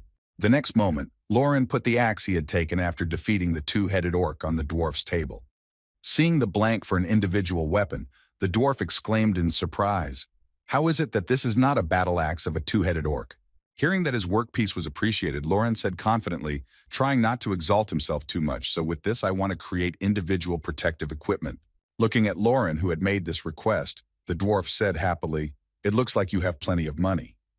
Hearing such words from the blacksmith, Lauren thought to himself, "So he can do it after all." Immediately after these thoughts, Lorhan recalled his analysis of all the forges and thought, "But isn't it obvious that the reason I chose this particular one of the 5 forges in Timur is because of the possibility of creating individual equipment here?" Looking at his profile, Lauren thoughtfully said in his head, "Of course, I am sorry to lose the effects of my current equipment, but the new one will be truly invincible and the dwarves are the best smiths." Immediately after that, Lorhan the dwarf looked at his customer and asked what effects you need, and hearing the question, Lorhan confidently replied, "I need a critical hit probability."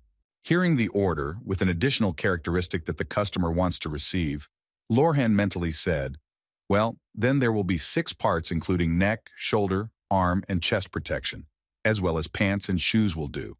Immediately after announcing which parts of the armor would be made, the dwarf said to Lorhan, "We can only make 5 parts in one day, so you'd better come back the day after tomorrow." Hearing the date of his armor's production, Lauren said in his head, "It used to be that anything could be created in the crossroads if you paid for it, but it seems that because of people like me, new restrictions have been imposed." Resigned to the fact that his order would take 2 days to create, Lauren continued walking and said in his head, "Well, I can do other things for now. There is one last and most important order to prepare." Arriving at the Tower of Evidence, where he had some business, Lauren was confronted by a pair of guards who blocked his path and asked him to identify himself. Hearing the demands from the guards, Lauren bowed before the soldiers and said, "I'm a true berserker. My name is Lauren, and I want to challenge this tower." Looking at the characteristics of the boy who arrived at the tower, one of the guards said in surprise, "You are quite a capable man. The entrance fee is 5 gold pieces, no extra charge regardless of which floor you can reach." After paying the entrance fee, Lauren was able to move on immediately after the barrier was opened in front of him, and allowed to go inside. Crossing the threshold, Lauren heard himself follow. Unless, of course, you die. Well, good luck to you. As soon as the door closed, a system notification appeared announcing that the test of the first floor of the test tower was about to begin. The Tower of Proof is a tower of respect and challenges where users prove their strength. The higher you climb, the stronger monsters you have to face and start fighting. The structure of the tower allows you to move to the next floor only when the player has defeated all the monsters on the previous floor. Although these monsters do not give any reward, they reward the top 100 users every month, which is a very valuable reward. Arriving on the first floor, Lauren saw the first enemy that inhabited this floor, a level 1 defiled squirrel. Seeing the enemies in front of him on the first level, Lauren pulled out his battle axe from his inventory and said in disappointment that this was my first enemy. The next moment, waving his weapon and destroying all the enemies in his path, Lauren nervously said, "I'm going to feel guilty for killing them." As soon as the first floor of the tower was cleared, Lorhan received a system notification telling him to go to the second repeated call to surrender. Immediately after that, Lorhan did not even hesitate to press the redial button because he had one goal to achieve. After clicking on the recall, Lauren began to wait for all the mobs on this floor to rise again, and while they respawned, the guy mentally said, "I would have gone to the second level earlier." As soon as the enemies were revived again, it was possible to pass it again, Lauren said in a sly tone in his head. "But by repeating the test again, I will be able to get this and this too." After that, Lauren began a group extermination of the defiled squirrels, killing them over and over again as soon as they recovered from choosing to take the test again. The squirrel genocide continued for the 384th time, and after a while Lorhan had already destroyed the defiled squirrels for the 618th time, but he still needed to destroy them 1,000 times. After fulfilling the condition for the title, Lauren destroyed the squirrels for the 1,000th time and received a system notification that said, "You have received the title of One-Hit Wonder. You are the first holder of this title." Finally, having completed this continuous genocide, Lorhan could stop. Having received what he wanted in the description under the title, it said, "One Hit Man. We are impressed with your impudence. You killed 1,000 monsters that were weaker than you. In one hit, you are the best hunter of the weak effect. If the opponent's health decreases by 20% or more, after one hit he will die instantly.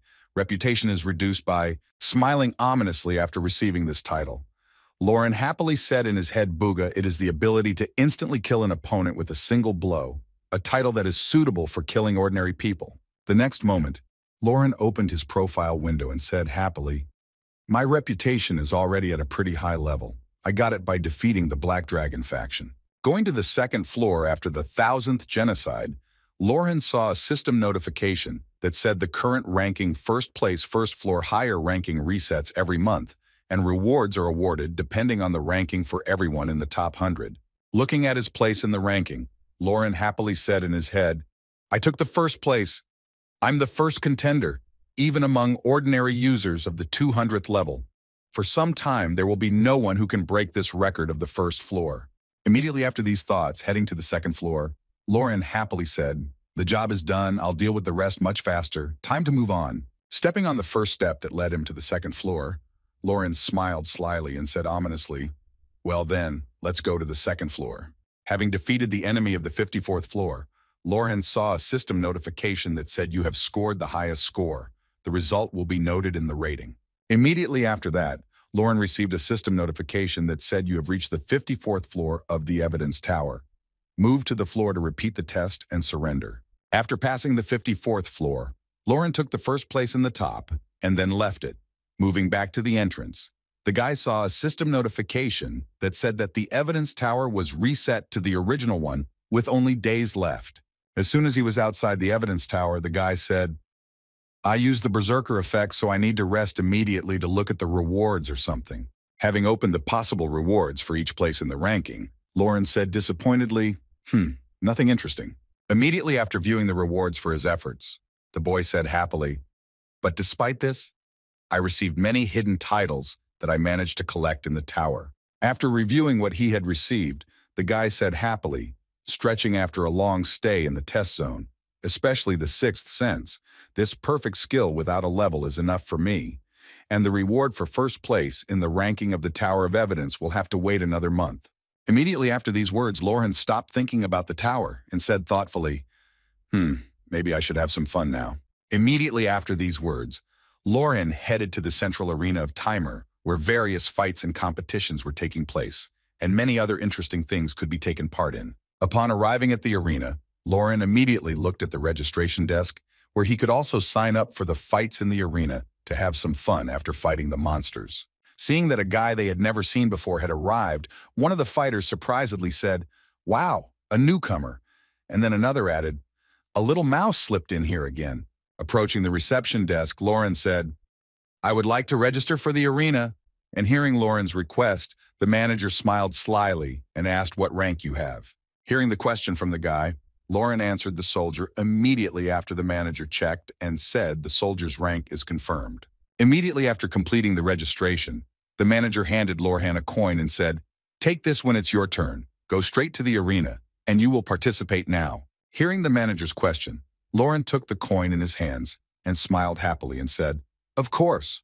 The rules in this arena, or if it is called a chicken coop, are quite simple. Two opponents face each other until one of them dies. Of course, there are no penalties outside the arena, and even if you kill someone inside, there are no penalties, but that's not the best part of it all." With a sly smile, waiting for his turn, Lauren mentally said that every round the Berserker effect reloads. Is there another battle where my rage will be so appropriate? Hearing that he was invited to the ring, Lauren took his moment in hand and mentally said, "Well, finally it's my turn, since there are no ordinary users here and battles are fought only with NPCs. Finding a partner takes little time." Rising from his seat, Lauren mentally said the maximum level of the NPC opponent is 190th. Such battles allow me to warm up better than in battles with users.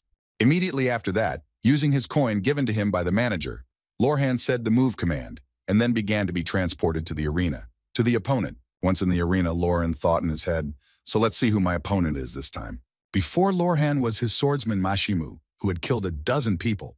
His level was 150th, an interesting opponent, but rather weak. Preparing for the battle, Lauren looked at his opponent and thought, "I wonder if this NPC is the maximum level for the rank of a soldier." Pulling his sword from its sheath, the swordsman Mashimu said arrogantly to Lauren, "This is your first fight in this arena, kid. You have nothing to worry about." Immediately after these words, the swordsman charged at Lauren, confidently saying, "You'll be my 11th victim anyway, and it will all happen quickly enough." Preparing for the enemy to launch his attack, Lauren mentally said, "After about 10 victories, I'll be put in a normal opponent to use." Having destroyed his first opponent, the swordsman Mishima, with just one swing of the axe, Lauren mentally said, after each series of victories, a small bonus is added to the points. After killing the enemy in a matter of seconds, Lauren said in disappointment, "Well, everything is clear." And immediately after that, he received a system notification that said, "You won the competition." Immediately after that, another system notification appeared, telling him that you had received 10 arena points. Seeing what had just happened to the powerful NPC who had defeated 10 enemies in a row without losing, one of the spectators exclaimed in amazement that he had finished Mishima with one blow, to which another replied that he was just an incredible newcomer. Seeing how many points he got as a reward for the enemy, Lauren said in disappointment in his head, "I got only 10 points in one round, and it seems that I can only hope for a bonus for a series of victories." Immediately after these thoughts, Lauren prepared to continue the challenge against the NPC fighters in the arena and shouted out with anticipation, "There's nothing you can do about it." Having defeated a certain number of enemies in a row without losing, Lauren received a system notification due to a series of victories. "Your skills have been recognized, soldier. The level of the opponent will be changed." Seeing that the next enemies should be stronger, Lauren happily said in his head, "Just like I thought, I will be able to level up when I move to a higher level here." Lauren's next enemy was an NPC who was level 167, nicknamed the Stone Fist. And as his victory streak grew, so did the level of the enemies he encountered.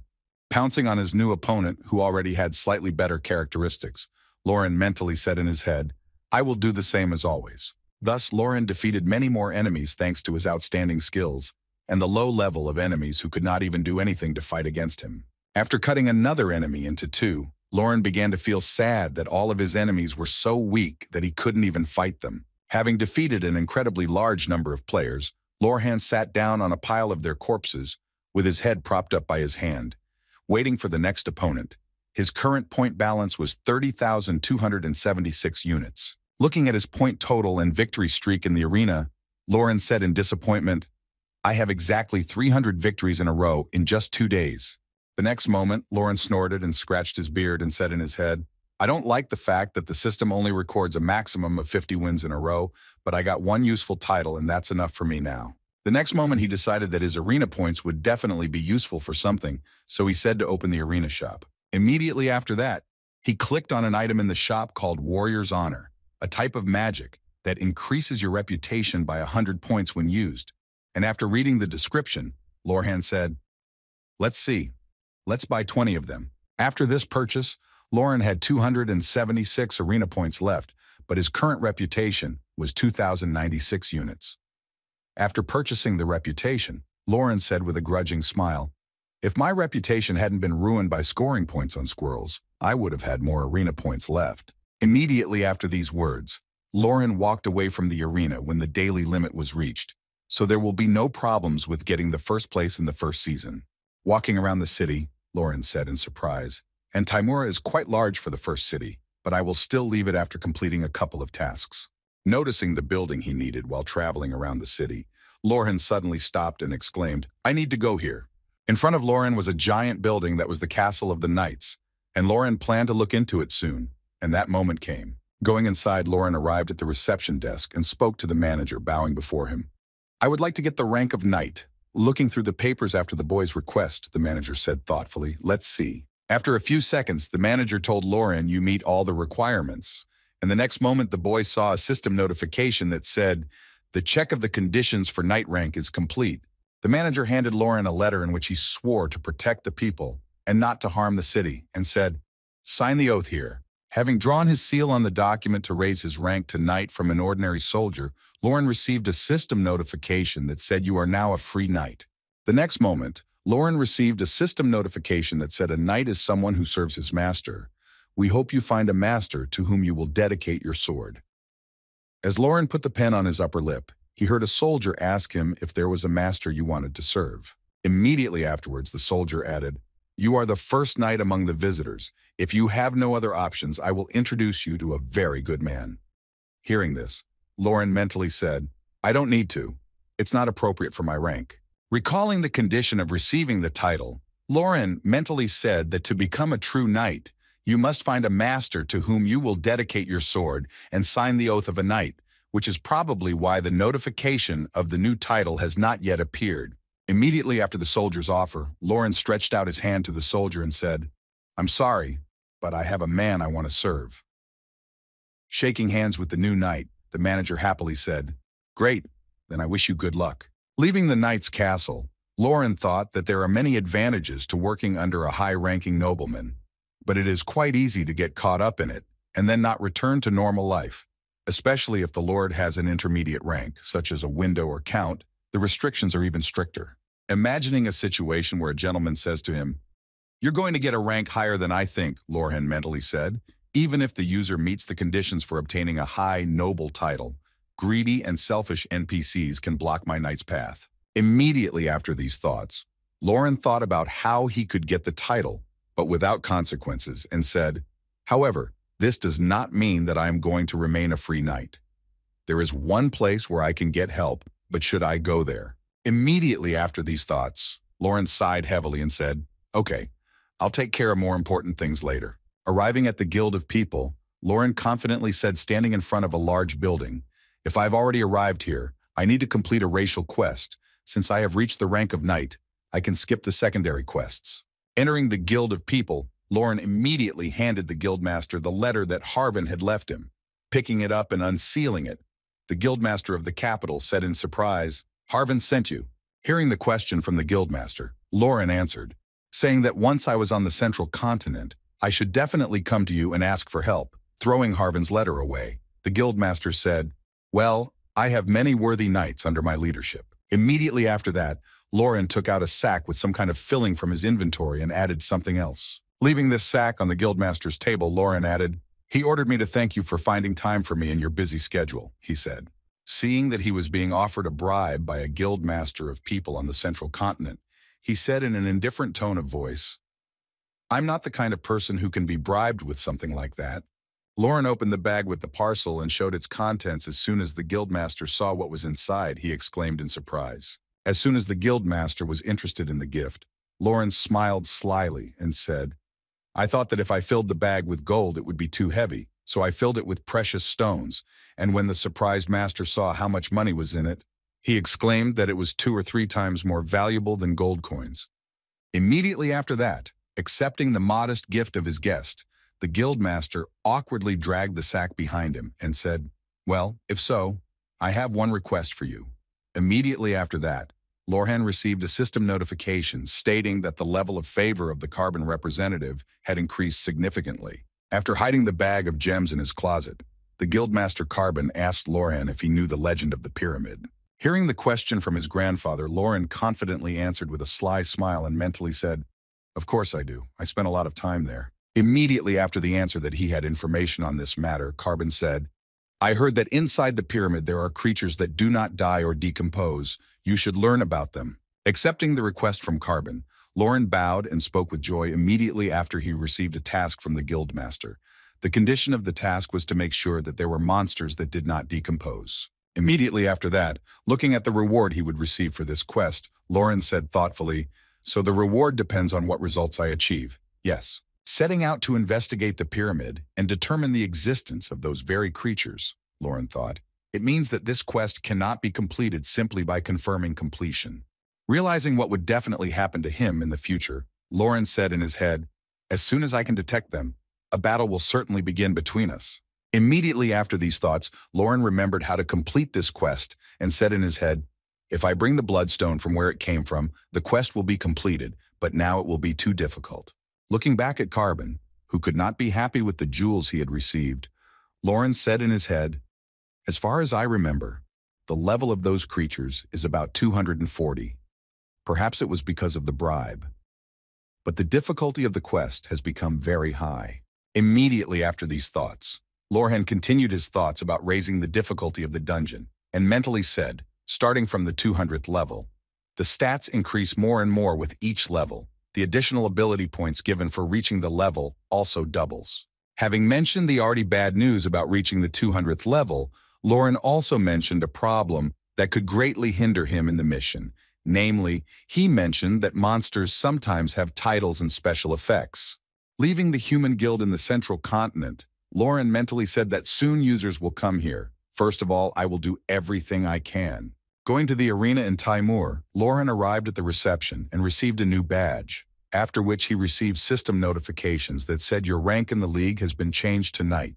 Defeating enemies. You can earn more arena points. For arena points, you can buy more other goods. After taking the emblem to participate in the battles, Loran heard from the manager whether you will participate right now, to which Loran replied no.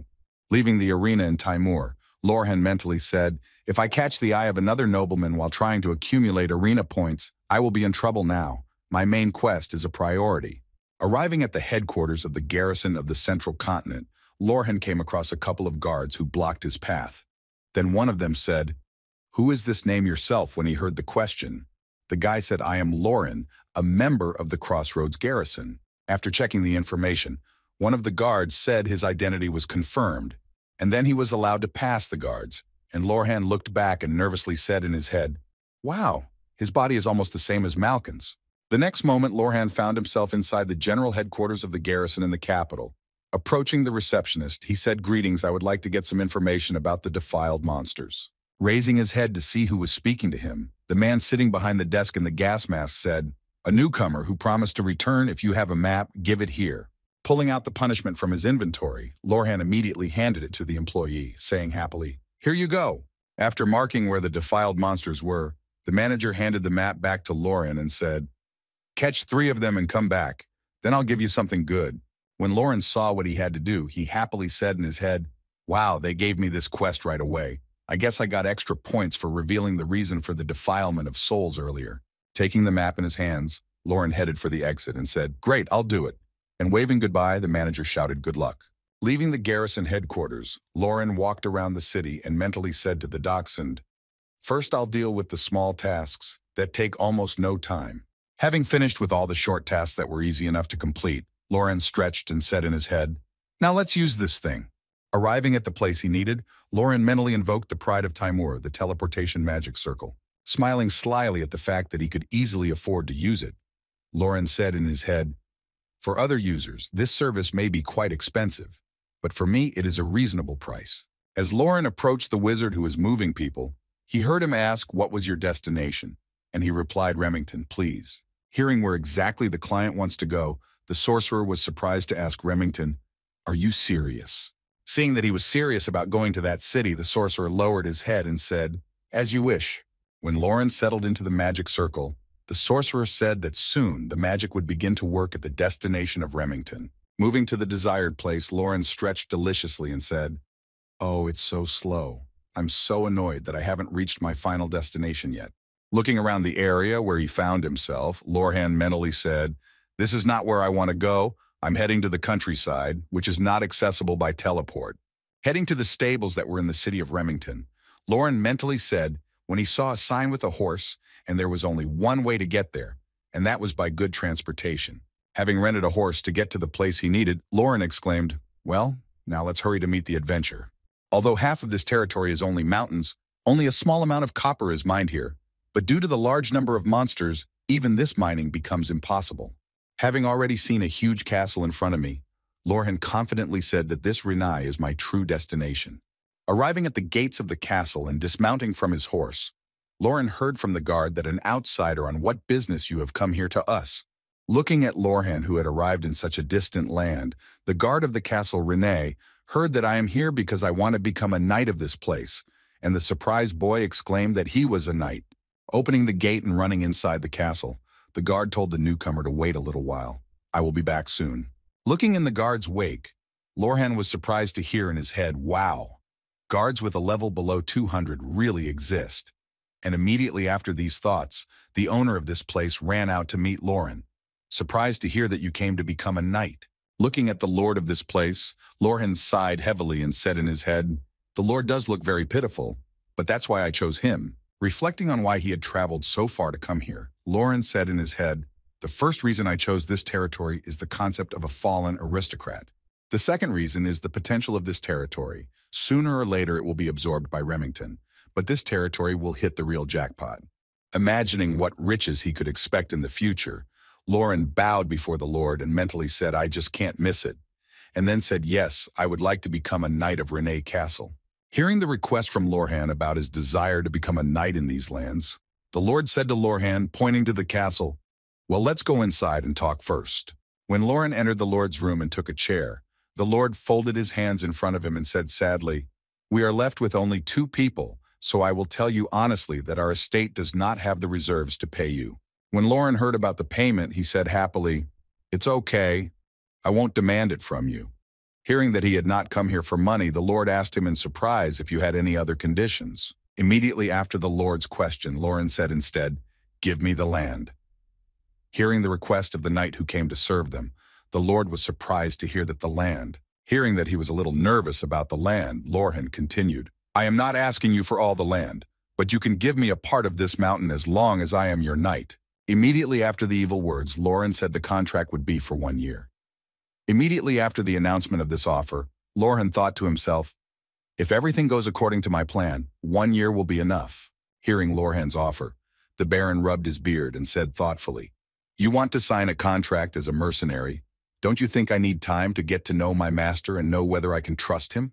Immediately after that, Lorhan added confidently, "I will tell you right away that I will not ask you for the mines that are necessary to manage this estate, and if an ore vein is found on this territory, I will return it to you and take another land for myself." Hearing such words from a knight who wants to serve him, the Lord was surprised to ask, "If you don't need the right to mine, then why do you need the land?"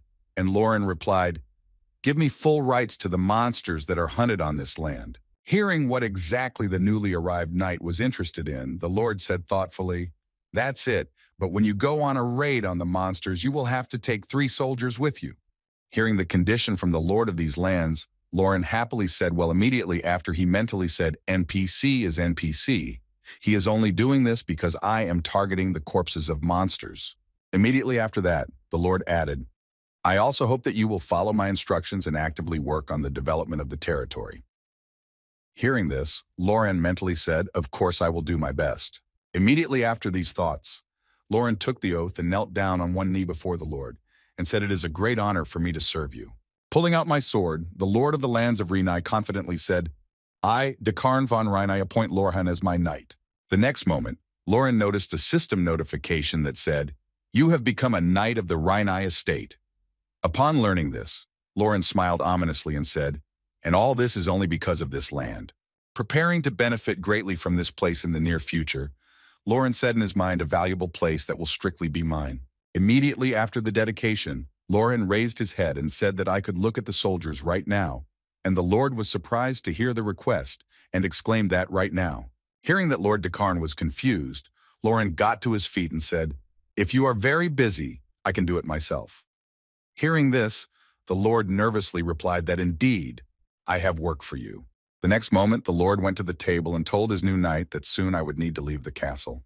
With a sly smile, Lauren mentally said, "It's a good thing he allows the newly arrived knight to command everything here. In other lands and estates, I would not be allowed to lift a finger."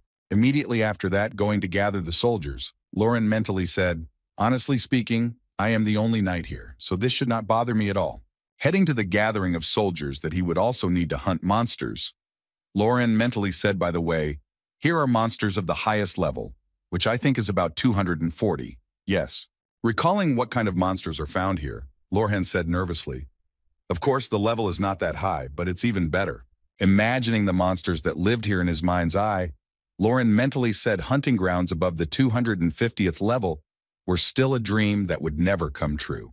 Pointing his hand at the soldiers standing at the entrance, Lauren said, "From this moment on, we will launch a raid on the monsters near the town and the mine. Gather as many soldiers as you can to protect the castle and the townspeople." Looking at all the soldiers that he could gather, Lauren asked everyone here.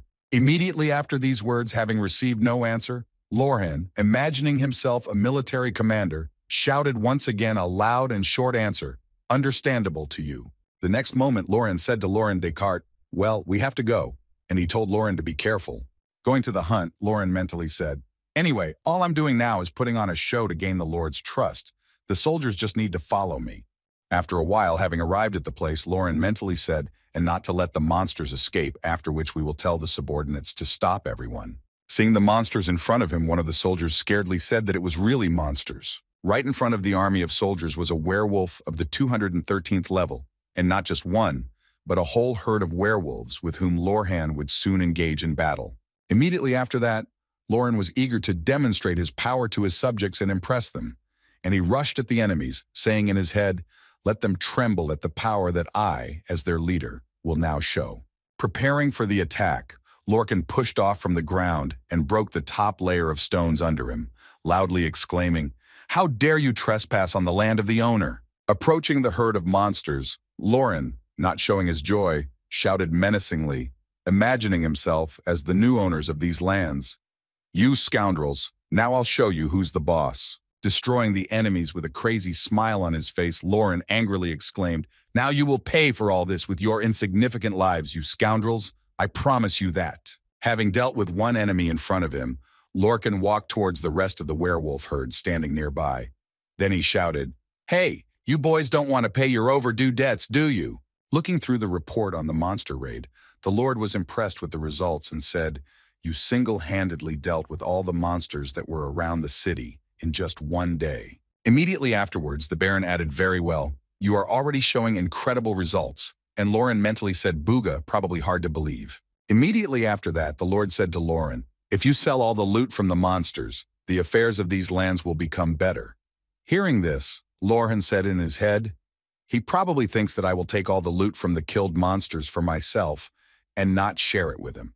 Immediately after that, Lauren happily announced that I would sacrifice everything for the estate, and the Lord blossomed and exclaimed that he would. Looking at what he had in his inventory, Lorhan smiled slyly and mentally said, "Of course, I already have quite a few items and experience points from these monsters."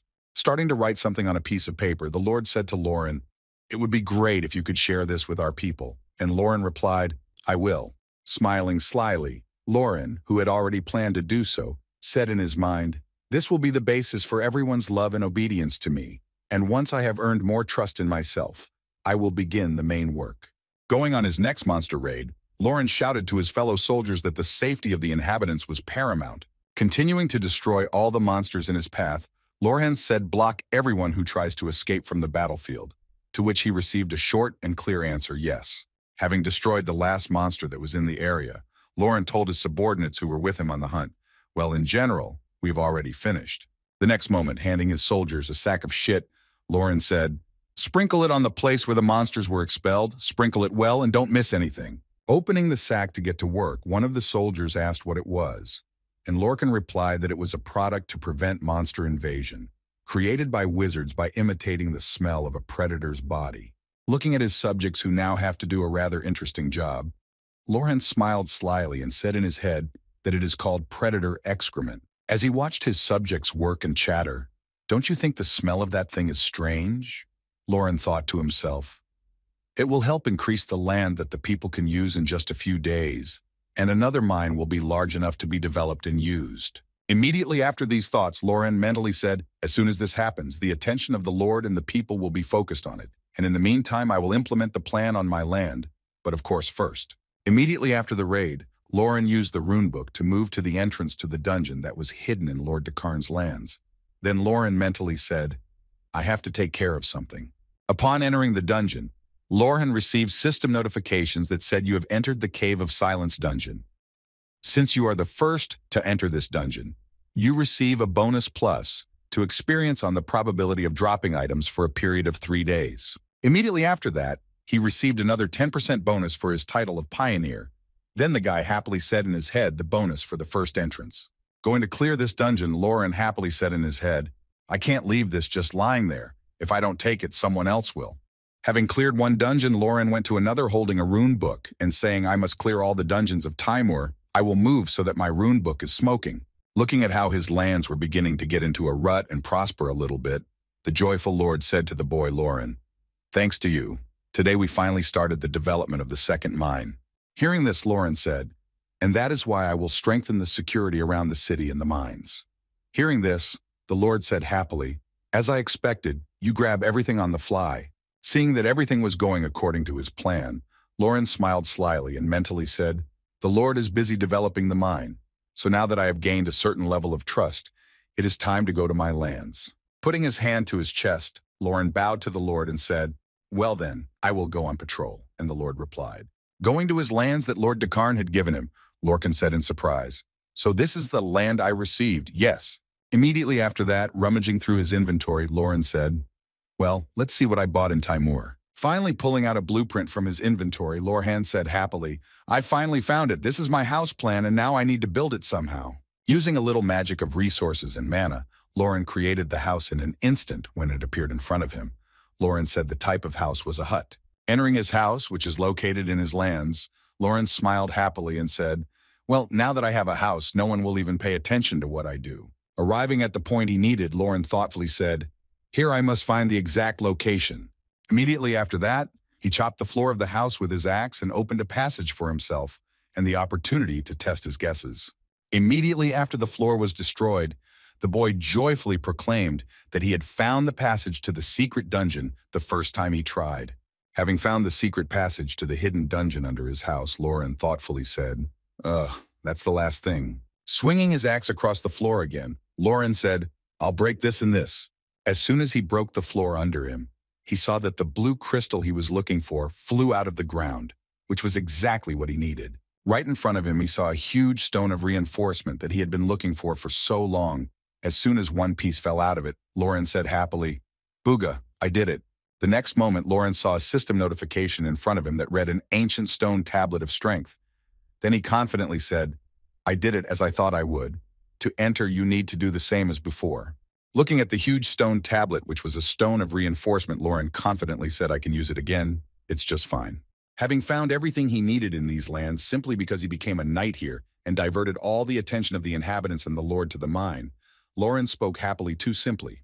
With a sly smile after his discovery, Lauren confidently said in his head that he came to this dungeon because this area has great potential, and there are power stones that fall out only here. Power-up stones are usually divided into regular and high-quality ones. Regular power-up stones increase the probability of a 6th-level power-up, and high-quality ones increase the probability of an 8th-level power-up.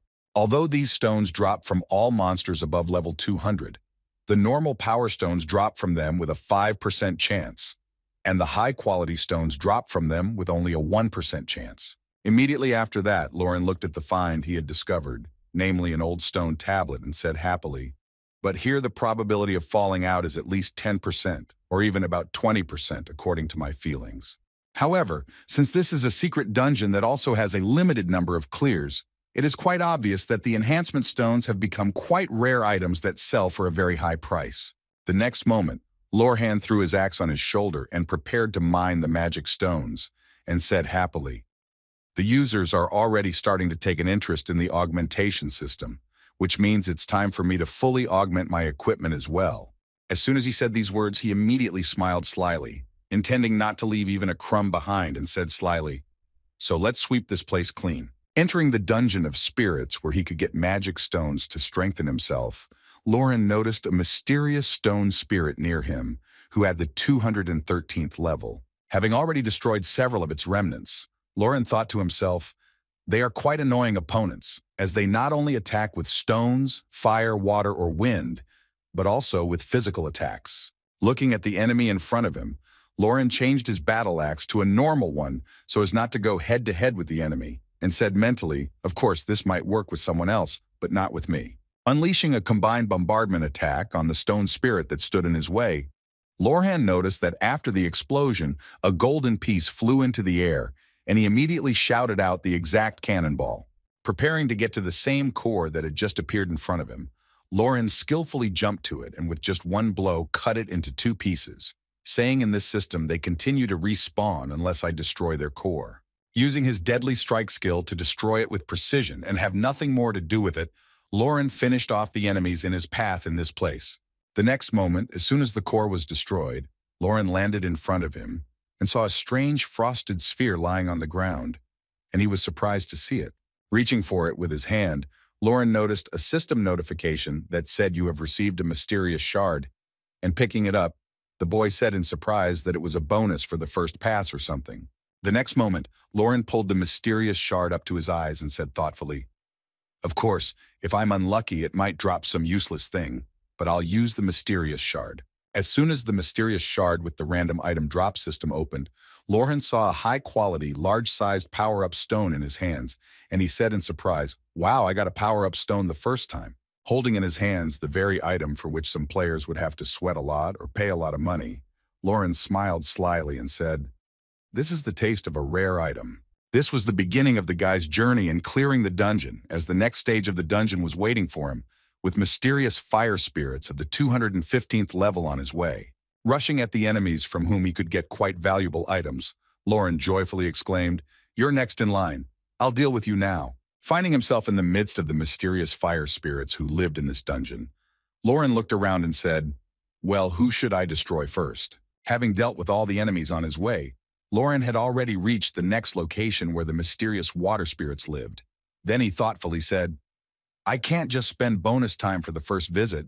I would be very grateful if you would be exposed yourself." After passing the dungeon and destroying all the enemies that came across his way, Lauren sat down in the dungeon cave and said in disappointment that I had already defeated everyone. Immediately after these words, building his guesses, he added that somewhere in the near future, the boss of this dungeon should appear in front of me, because I am right.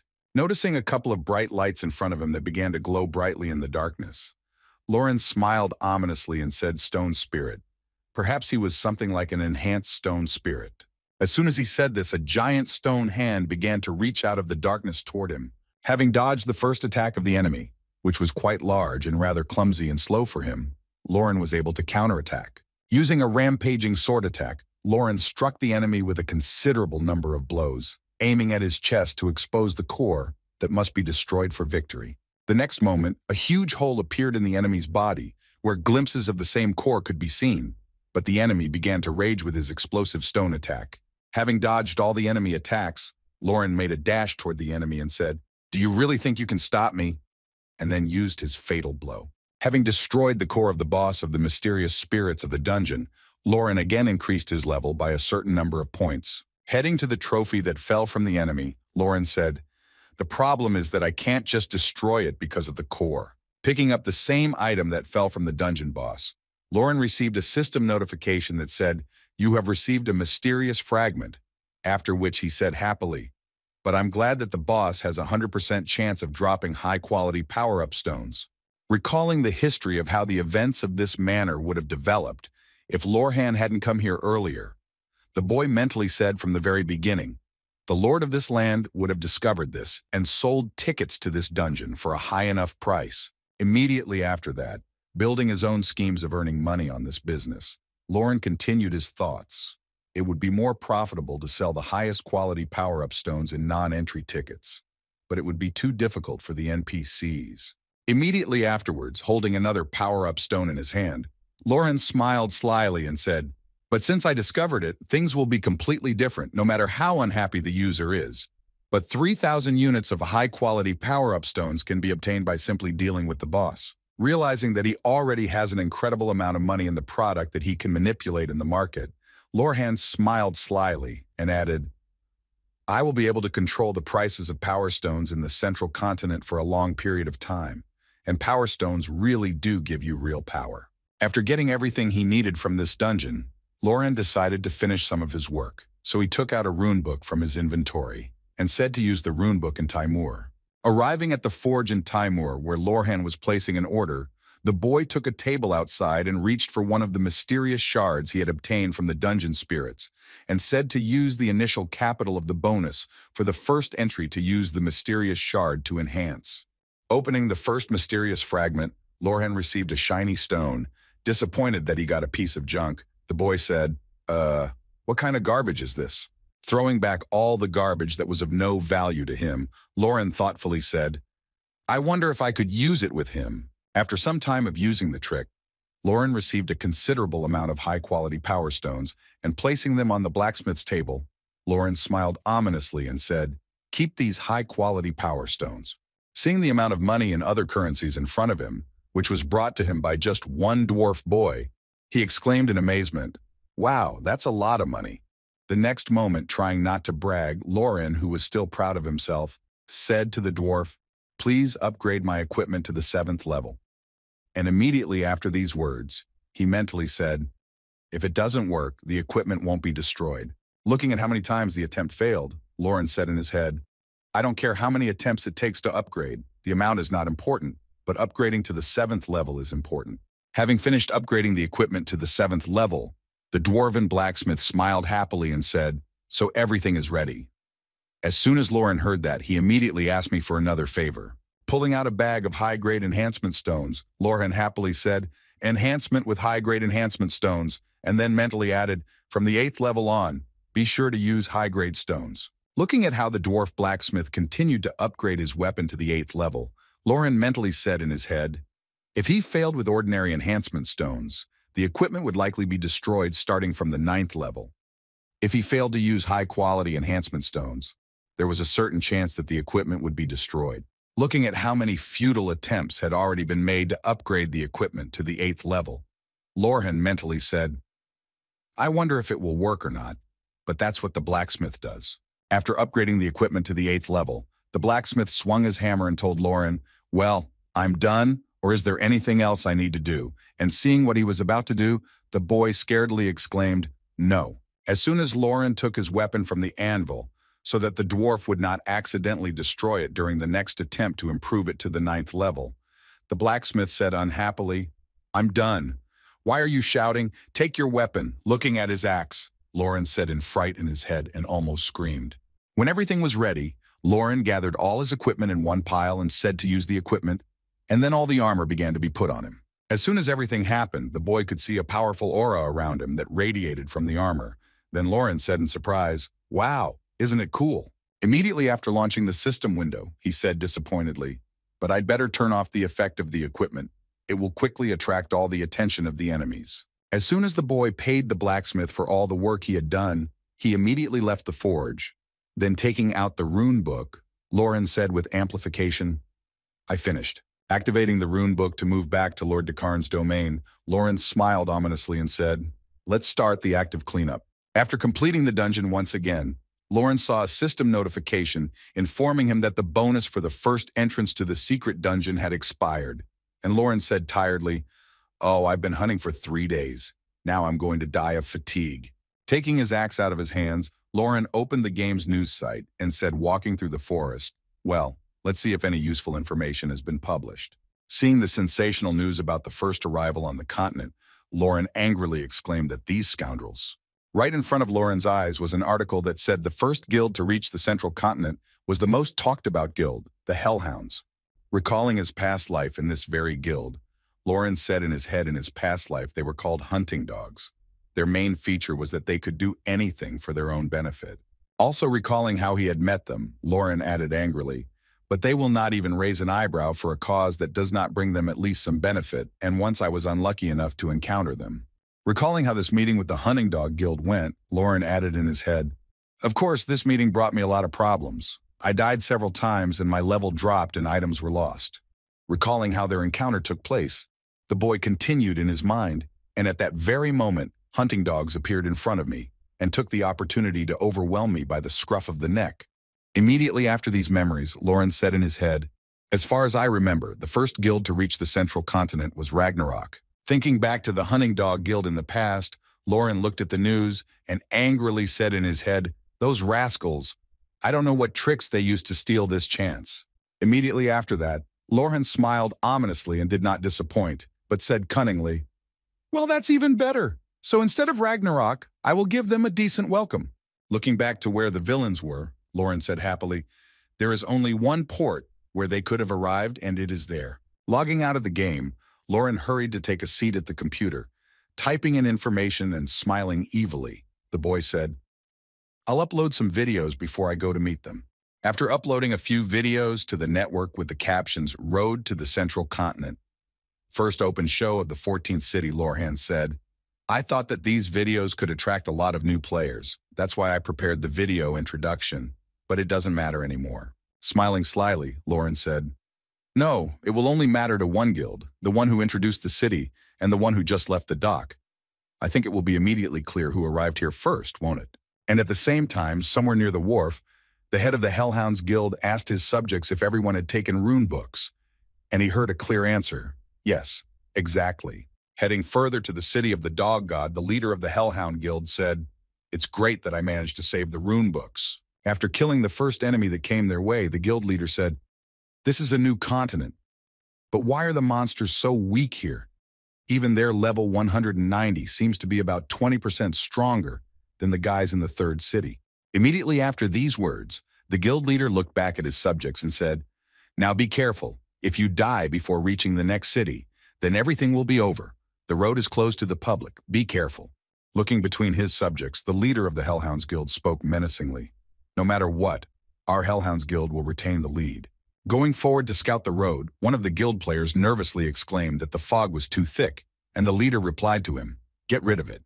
After giving the order to get rid of the fog, the guild leader shouted out to the wizards, who came forward and confidently shouted forward. After firing a few shots to dispel the thick fog that was blocking their path, one of the wizards said in confusion, "The fog is coming back too fast." Continuing to unsuccessfully attack the fog, one of the wizards added as if the field itself was opposing us. Immediately afterwards, the guild leader waved his hand and told the wizards to retreat. Hearing some strange noise from the fog, the guild leader added that who knows what exactly was hidden behind the fog. The next moment, ordering another group of his subjects to come forward, the leader shouted out to the priests to follow him, and they obediently did so. Listening to the noise made by the monsters hiding in the fog, the guild leader spoke, and you can guess what kind of monsters just by the sound of it.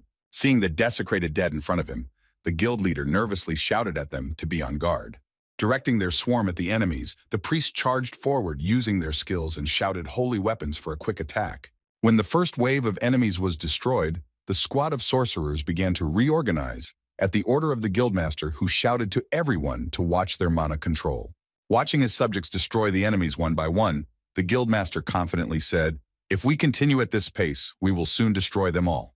Continuing to destroy the enemies, one of the saints who was destroying the enemies, having closed the next wave, noticed that the defiled dead were still coming at them and exclaimed in fright that how many more would be there.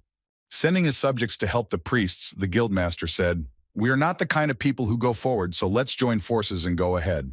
Having also taken his weapons from the inventory, the guildmaster prepared for the battle and exclaimed, "Let's start a long struggle. Now the right to command passes to the commanders of their groups."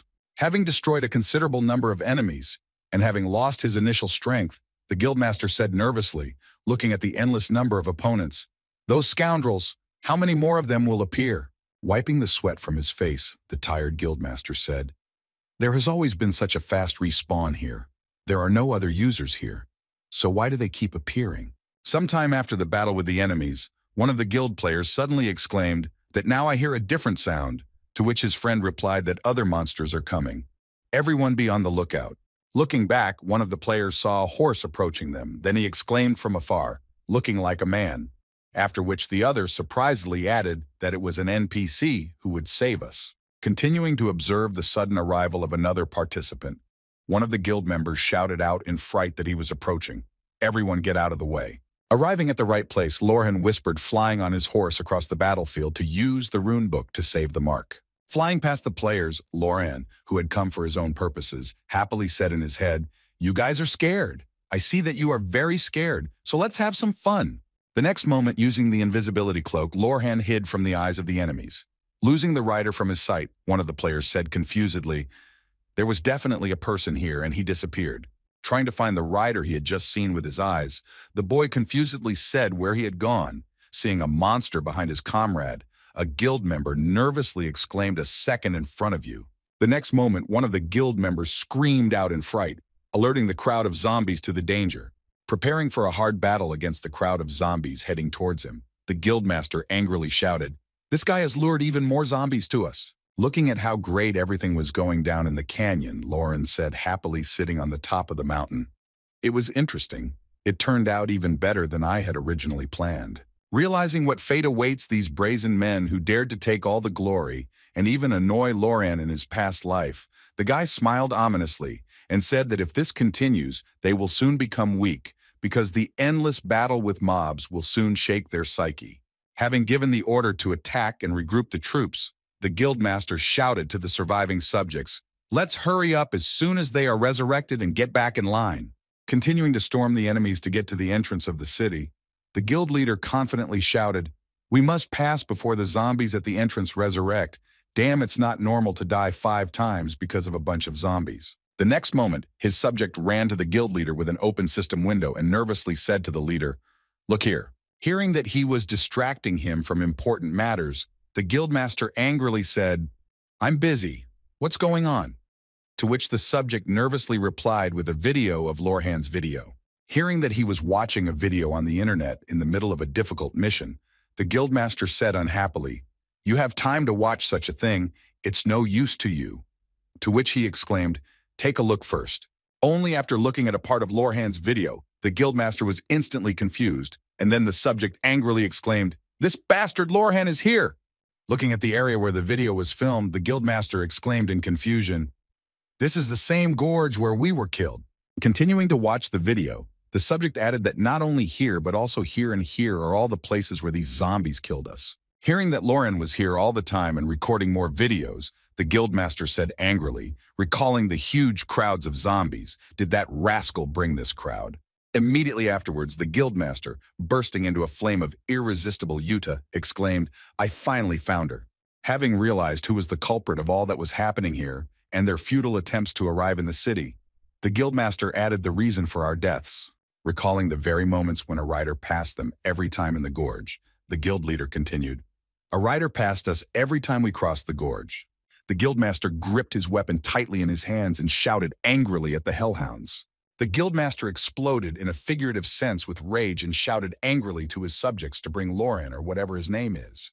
Walking in front of his subjects who had gathered in one place, the angry guildmaster said to Lorhan, "This bastard, before visiting the third city, we avoided the places where he had been and had never met him." Trying to somehow stop his rage, the guildmaster said it was obvious that he wanted to stop us. He had arrived in the central continent earlier and was trying to stop us because he was afraid we would catch up with him. Raising his head up, the angry guildmaster said, "Oh, I didn't see him on the ship either, so how did he get into this narrow gorge?" While thinking about how Lauren was able to cross this gorge, the guildmaster suddenly exclaimed, as if hearing that he had suddenly realized something, and the subject said in surprise that he had.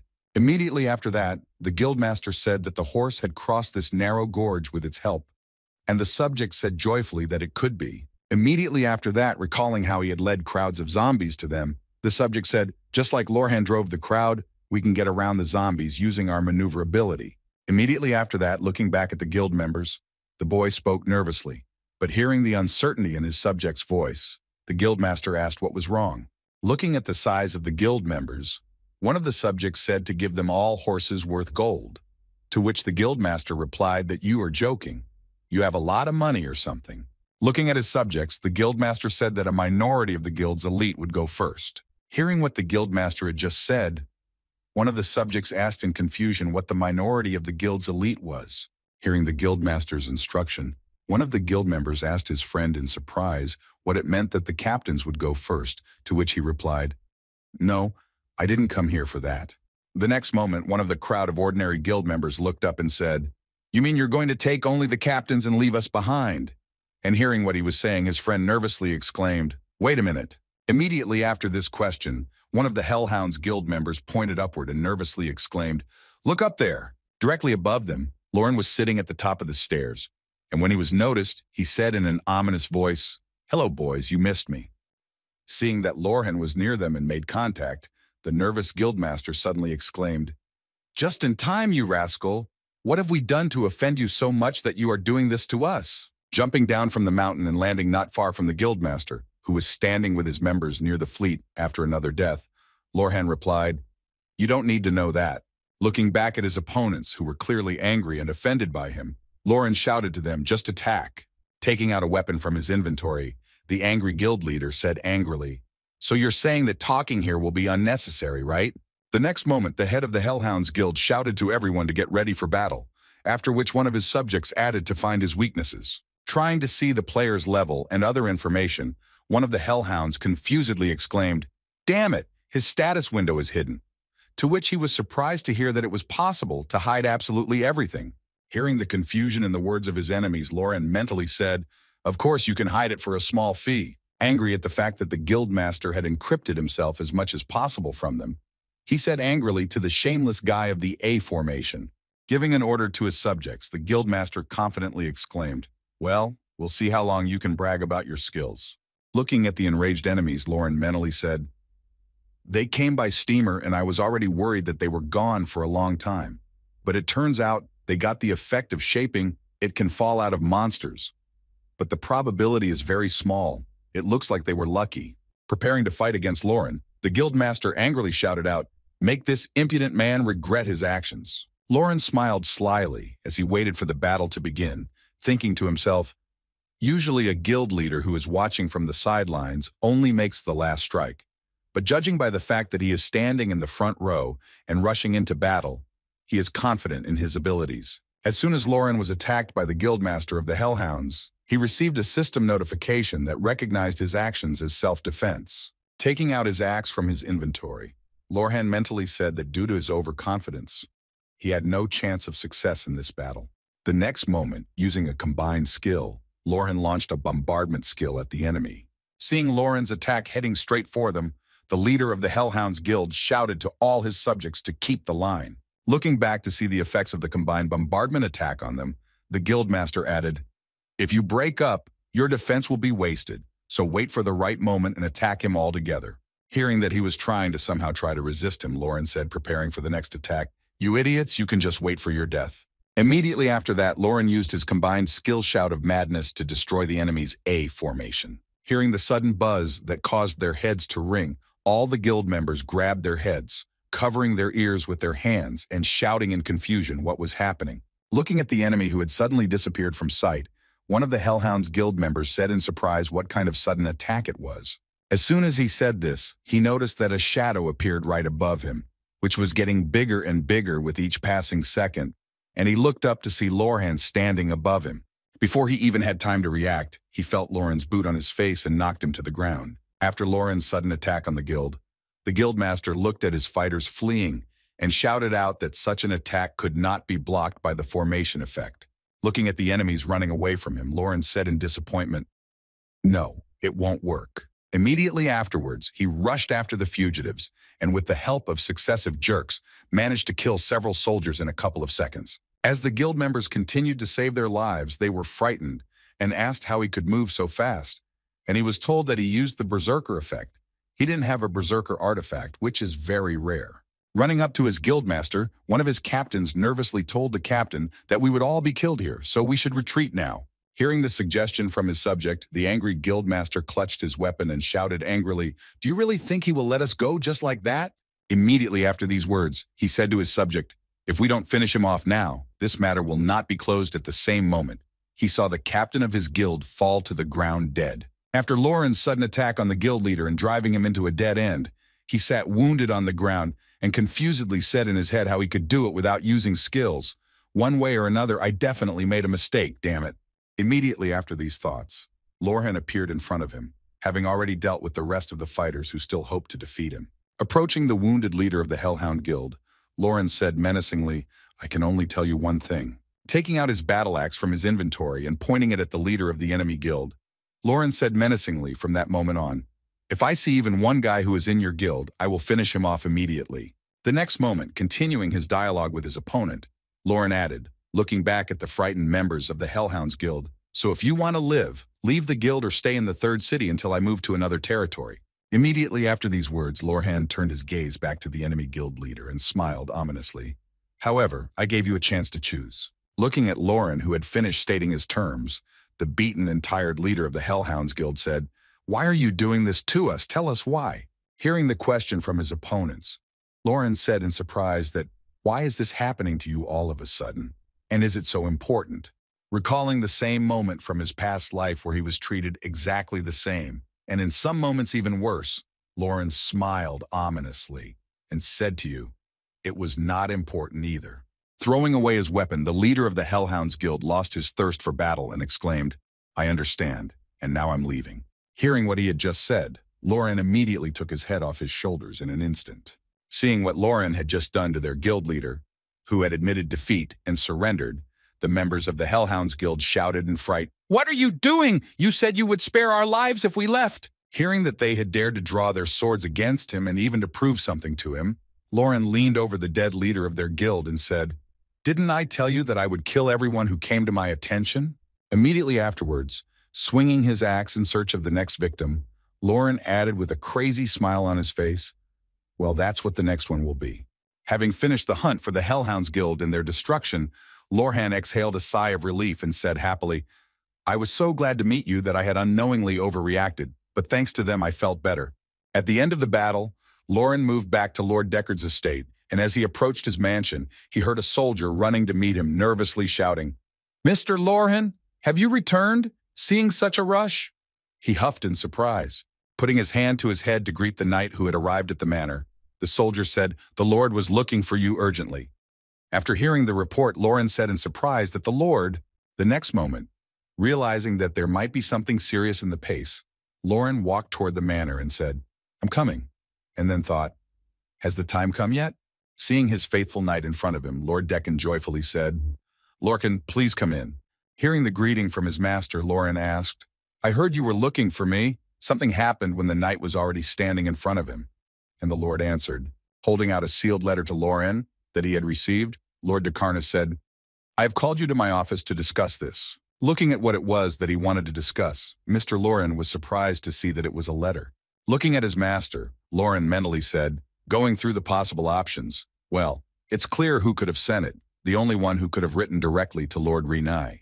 Recalling the very prominent figure of a ruler who has the whole city under his control, Lorhan mentally said Lord Remington, although he is a baron like Lord Renai. Immediately after these thoughts, recalling his bad character and the development of events from his past life, Lorhan continued.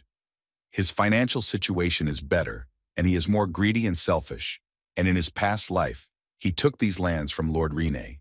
Picking up the letter that Baron Remington had sent him and unsealing it, Lorcan read the contents and thought to himself, but this time, the letter came much earlier than he was going to meet. After reviewing the contents in which he congratulated him on the development of the land and asked to exchange people to share experiences, Lorhan said in his head that he was offering to send people to him for a kind of exchange. Immediately after that, Lorhan smiled ominously and said in his head, what a nerve. He's openly telling us that he wants to send his spy to us. Being in a very difficult situation, Lord Decarnus asked Lorcan in a confused tone what he thought we should do in this situation, and he confidently said, go for it. Immediately after that, Lorhan crossed his fists and smiled ominously and said, I will go from your lands to his, and then mentally said, if you have such an opportunity, you should take advantage of it. A few days passed in the meantime at Baron Remington's estate. Arriving at Baron Remington's estate, Lorhan scratched his beard and thought to himself, the people the Baron sent to our lands should have arrived long ago. Immediately after that, he added, unlike us, the owner of this estate sent experts in mining and administrators to us. Their goal was not to exchange pleasantries, but to study how developed the territory was. The next moment, realizing the danger that lurked in his lands, Lauren said in his head, "Of course, I explained to the Lord how to prepare for such a meeting, but I still worry about him." As he waited for someone to approach them to meet them, Lauren mentally said to himself, they should finish all the business here as soon as possible and return immediately afterwards. He heard a voice speak to them. "You have come from Lauren Riney." Lauren looked up and saw a regular guard, Remington Hansen, who was level 200, and then the guard said, "Come this way." Seeing who it was that greeted them, Lauren was disappointed with the reception and said in his head, "It would have been nice if we'd been greeted by their captain, but they sent us a regular guard. They are trying to kill our confidence from the start." Immediately after that, hearing the words of his soldiers who said, "Look at his chainmail, I envy him," Lauren mentally said, "Although it's good that they look down on us, it makes them less vigilant." Immediately after these words, Lauren smiled slyly and said in his head, "That's why I brought Renai's soldiers here." Bringing the soldiers who had come in exchange to Baron Remington, Lauren heard, "Wow, everyone is talking about you like that." Shaking hands with Baron Remington, the boy said, "I'm a furious berserker," to which Lord Remington Sakinkun von Remington replied. Looking down at the dwarf, Baron Lauren smiled slyly and said in his head, "He's behaving much better than I thought. He's trying so hard to win my lord's favor." Immediately after the greeting, the Baron smiled happily and said, "You must be tired, so let's get some rest and talk about everything over dinner." Hearing this suggestion, Lauren smiled awkwardly and thought, "I'm really tired, but I won't show it." As soon as Lauren finished his thought, he bowed and spoke to the Baron. "Thank you for your kindness, but I am here on business. If you don't mind, I would like to see your estate." Hearing Lauren's request, the Baron replied awkwardly, "Yes, I have heard of your loyalty, of course." Going with a couple of guards who were assigned to him to inspect the estate, Lauren heard where you want to start with the village farm, to which Lauren replied interestingly, "Well," immediately after he heard that he could decide where to start, Lauren said, "I would like to start with the dungeons." And hearing the guest's request, the guard replied confusedly that I did not hear any dungeons. Immediately afterwards, one of the guards whispered to the other Hansen, "Go and tell the Lord everything," and he replied, "Okay." Looking at the confused soldiers, Lorhan mentally said, "Like the Dungeon of Secrets in Renai, there is also a special dungeon with a limited number of entrances." Continuing his thoughts about secret dungeons, Lauren continued, "Since the items from there bring a significant amount of profit to the territory, information about this dungeon is hidden from the outside world." After running to Baron Remington with a request to show the dungeons and returning with permission, Hansen reported to the Lord that he had been granted permission. Hearing that his request had been granted, Lauren smiled happily and said, "Oh, really, I'm grateful for that." Immediately afterwards, he added in his head as expected, "Lord Remington treats me in a special way. Perhaps he wants to gain my trust." As soon as the permit was in hand, Lauren and a couple of guards headed for the hills near Remington's estate, where the secret dungeons were located.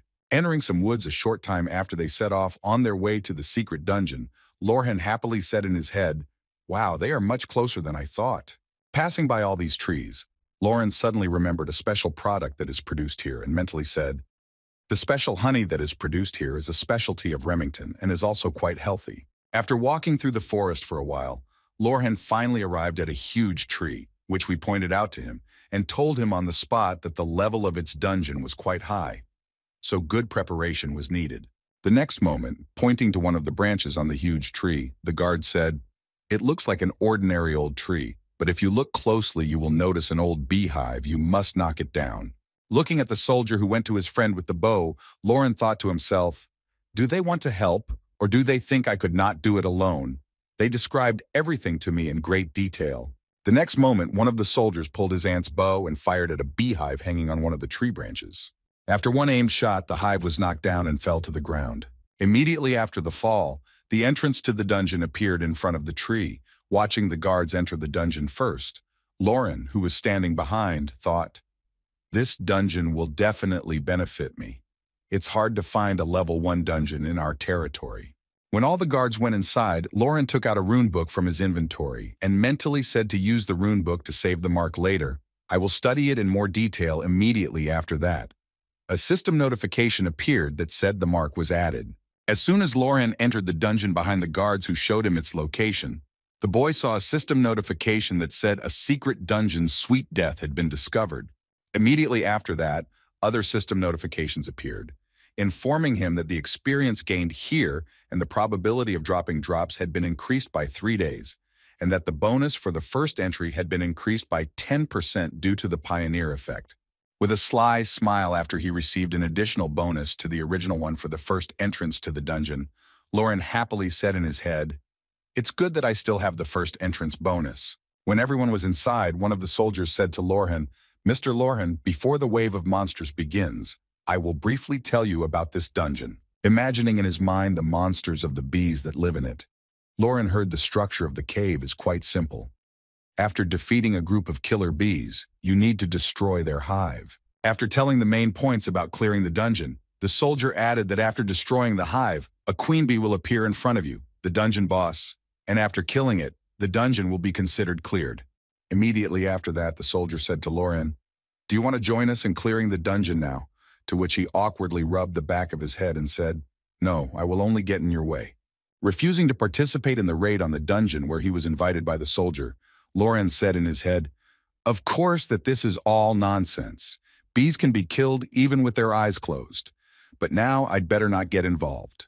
Immediately afterwards, Lauren stayed behind the guards at the entrance to the dungeon and heard one of them say, "Well, we'll handle it ourselves." And Lauren said in his head, "The more these guys underestimate me, the easier it will be for me." Arriving at his comrades, one of the guards said that they were going on the raid alone, and the first guard asked him in surprise that he would not participate, and the other one replied that he was afraid. Looking at the arrogant guards who considered themselves much better at everything, Lauren smiled and said, "That's why our Lord treats him like that."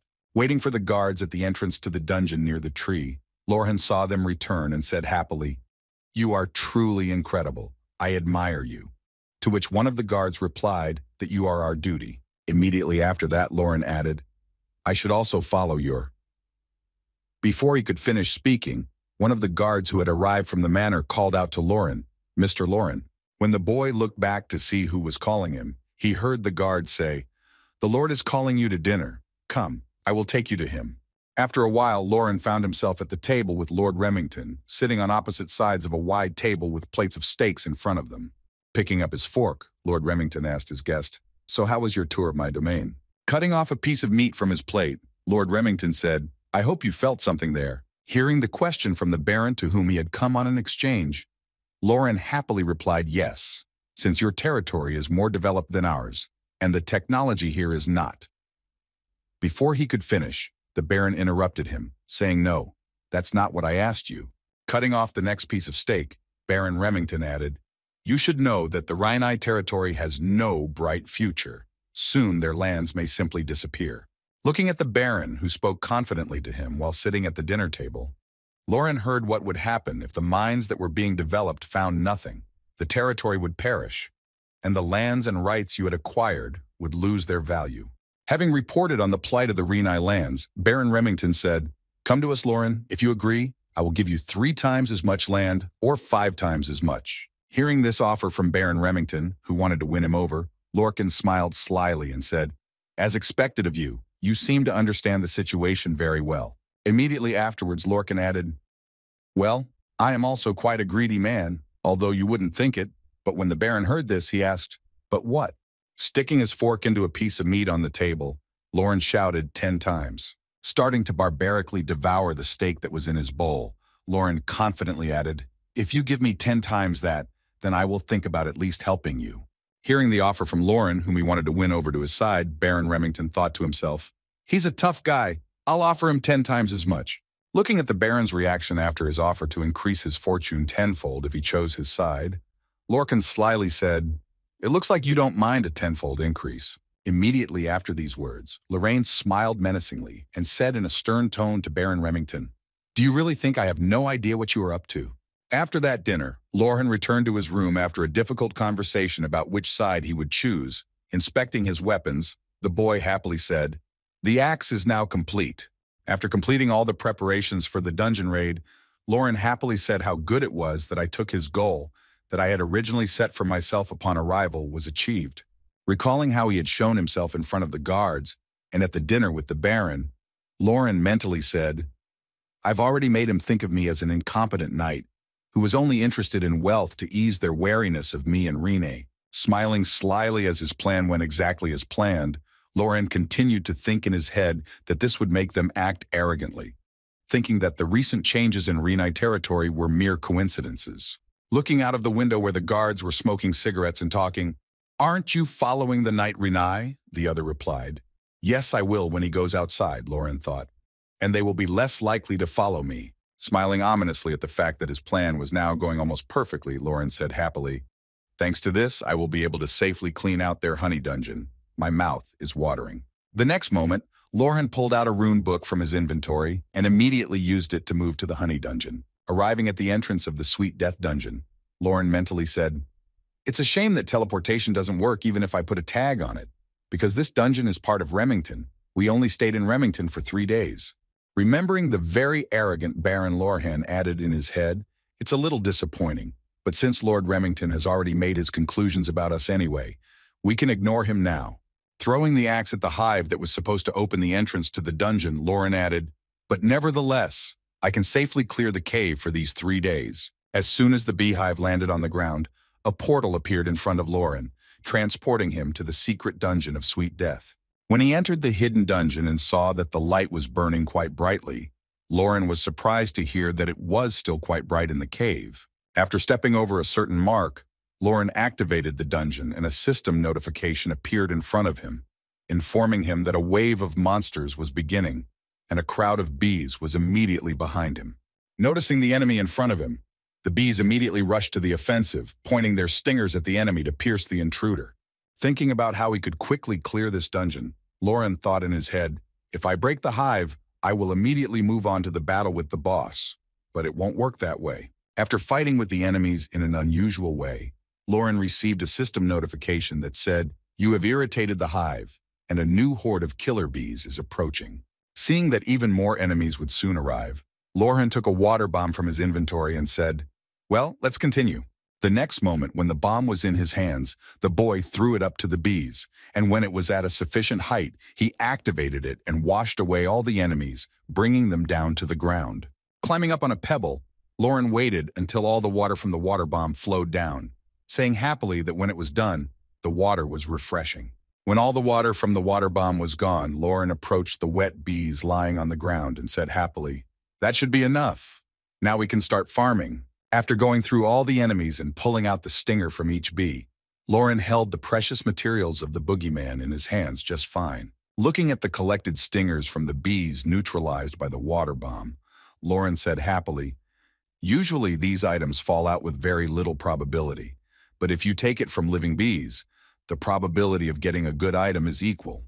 Looking at the hive after all the enemies were defeated, the boy happily said, "Well, now there is only one left." Having dealt with all the enemies, Lauren launched his axe at the hive to start the battle with the boss using a combined bombardment attack. As soon as the hive was destroyed, Lauren saw the boss in front of him, who is a queen bee of the 239th level, and it was her who had to be defeated to finally clear the dungeon. Seeing what kind of enemy appeared before him, Lauren laughed arrogantly and said, "Boogeyman, and this is your so-called queen. Even for me, such a shot can be fatal." Starting to run around the arena, dodging the attacks of the dungeon boss, Lauren exclaimed joyfully, "By the way, you can just not get caught in her attacks and that's it." As soon as the enemy made the next attack and missed, Lauren saw a chance to attack and immediately took out his axe and prepared to attack. Swinging his weapon in front of the enemy, he became the last thing the queen bee saw in her life. After finishing the battle with the queen bee, Lorhan received a bee sting and some honey that was poured all over his body. And now 3 days have passed since Lorhan went to raid the dungeon, and after completing his campaign in it and the exchange period, the boy finally returned to his lord in the Rhinai estate. Putting the honey from Remington on his lord's table, Lauren heard him exclaim in surprise, "What is this?" To which he replied, "It's nothing." Immediately after these words, the guy confidently added the branded product of the Remington estate, "I brought it just for you, so just eat it for health and enjoy its taste." Hearing that this was all for him, the lord, confused by such generosity, said awkwardly, "Thank you. You must be tired. Go and get some rest." And hearing the order from his lord, Lauren bowed and said thank you very much. Arriving at his room, Lauren happily said, "Well, now that I've had a little rest after my last adventure, I can see what's going on in the community." As soon as he went to the news tab, he saw the first news item with a dead dog and the headline, "The Hounds of Hell Are on the Verge of Collapse."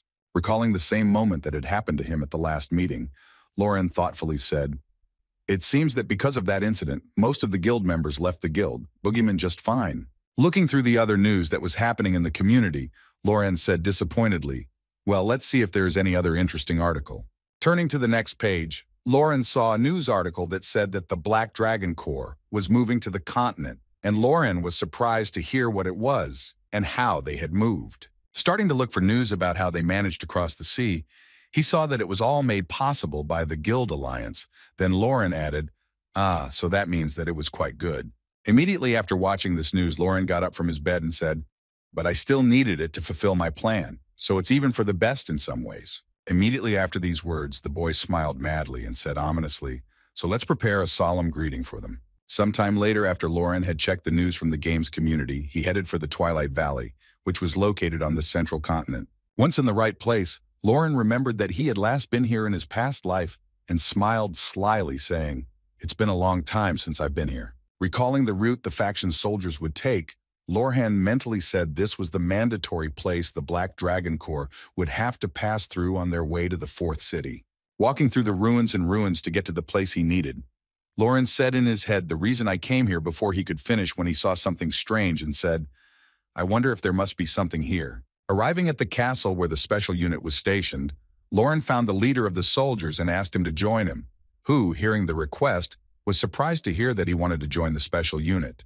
Hearing the question from the commander, Lauren said, "I have a strategy that I would like to offer you," to which he replied, "Wait, do you think you have the skills to join us?" Immediately after that, Harun, the commander of the special unit, who was at level 280, sat down and thoughtfully said, "Self-confidence is one thing, but here's the thing." Hearing that he did not believe him, Lauren smiled happily and said, "How can I prove to you that I am a worthy candidate?" Thinking about how to prove his abilities, the commander of the special forces, Harun, looked back and exclaimed, "Well, I have one way, Marin, come here." But hearing the commander's voice, the guy who was just training answered, "Yes, now." Approaching Harun, Marin, who was a special forces soldier and had the 250th level, said, "Yes, I'm here. My name is Commander." Pointing to Lorhan with his hand, Commander Harun said, "Arrange a sparring match with him." Hearing the order from his leader, the soldier was surprised to hear that he was talking to him. When Lauren saw who his opponent in the sparring was, he laughed softly and said, "Out of respect for you, I will take off all my extra equipment before the fight." Lauren looked at his opponent and said something menacingly, "Are you scared?" Hearing that he was clearly underestimating him, the angry Marin said in his head, "Damn, where did this guy with a level lower than mine get such equipment?" When the pair of fighters took their place in the arena, the commander of the special forces announced the main condition of the fight, which sounded like this: "The use of weapons is prohibited." After announcing the main condition of the battle, General Harun added that the main condition for winning this fight was that whoever falls first will lose this fight. Something like that. The next moment, waving his sword between the two boys standing in the ring, Commander Harun called for attention to begin. As soon as the fight started, Marin rushed at Lauren, mentally saying what a cheeky boy he was. "Now I'll lower your self-esteem." Having made the first direct strike, aiming at Lauren's face, Marin felt that his attack seemed to hit a wall. After hitting the enemy's block that he had set up at the last moment, Marin heard his friend Marin say to him, "Stop joking around and finish it," to which he angrily replied, "What are you yelling about?"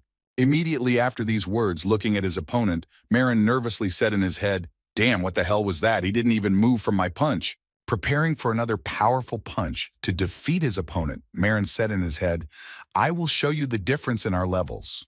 As he approached Lauren, he swung his fist and jumped up a little to hit him harder, ready to end it all right now. Watching the enemy continue to stand still, perhaps because of the old age, he was frozen and unable to move. Marin said happily in his head, "I've got him." However, at the last moment, right before he struck, the enemy suddenly disappeared and his attack only hit the air. At that moment, Lauren was behind him and prepared to counterattack, already swinging for the kill. Realizing the gap between his opponent's abilities and his own, even though he was 20 levels lower, Lauren spoke too slowly. Just as he was about to strike at the enemy, his attack was stopped by Commander Harun, who caught his fist as it was heading toward the opponent. Perhaps due to the fact that the commander stepped in and stopped Lauren's attack, the fight ended without injuries and casualties. Looking at Lauren, who had knocked his opponent to the ground, The captain of the Special Forces, Haroon, said to his newcomer, "We can end your fight here." Looking at Lorhan, who was already preparing to deliver a fatal blow to his opponent by entering the flow and taking this fight seriously, Haroon added that this would be enough. Hearing that the test was over, Lauren bowed and said to his sparring partner, "You did very well in this battle, thank you." Looking at Lauren, whom he had clearly underestimated, Marin breathed a sigh of relief after the battle, and then Captain Heron said, "Well now." Bowing before Lorhan, the Special Forces General added confidently, "You have really proved to us that you are on the same level as us." Hearing this, Lorhan mentally said, "Of course." Walking away from the battlefield, the defeated Marin said, "Damn," and Lauren said, "If you want to beat me, you'll have to go through special training about 100 times. After Lorhan proved his strength, the captain of the special squad said to the boy, "Now it's my time to keep my promise." With a sly smile that he had succeeded in getting his way, Lorhan heard from Commander Horan, "So what's your plan? Tell me, I'm listening." Hearing that his plan would now be listened to, Lauren happily said, approaching the commander, "Well, it's nothing complicated. It consists of the following." After telling his plan about how to drive out the undead that kept coming to the pier and were becoming more and more every day, Captain Harun was shocked by this approach. Lorhan began his speech by explaining what exactly should happen and what needs to be done, saying that most of the members of the Black Dragon Legion arrive at the dock after the Hellhounds and they are dead. There is only one secret that allows players of the undead race to achieve these results without any special abilities, and this secret lies in one very famous user of the undead race. Indahenum, nicknamed the Four-Dimensional Player, reached the 100th level only thanks to guides in search of content. He found that many members of the Black Dragon Legion were disappointed by the lack of information about arriving at the continent's pier. And that's exactly why Indahenum decided to spontaneously take the initiative as a representative of the race of the dead and began to claim that he would arrive at the pier on his own. Of course, none of those who saw this news believed him, and all the notices and statements he posted were ignored. Continuing to tell the story of a rather interesting guy, Lauren added that his drive to create interesting content was unstoppable, and so, finally figuring out a way he could bring his plan to life by finding a pair of weights and attaching them to his legs, Indahenum arrived at the port. As soon as all the preparations were completed, he jumped into the sea with the weights on his feet.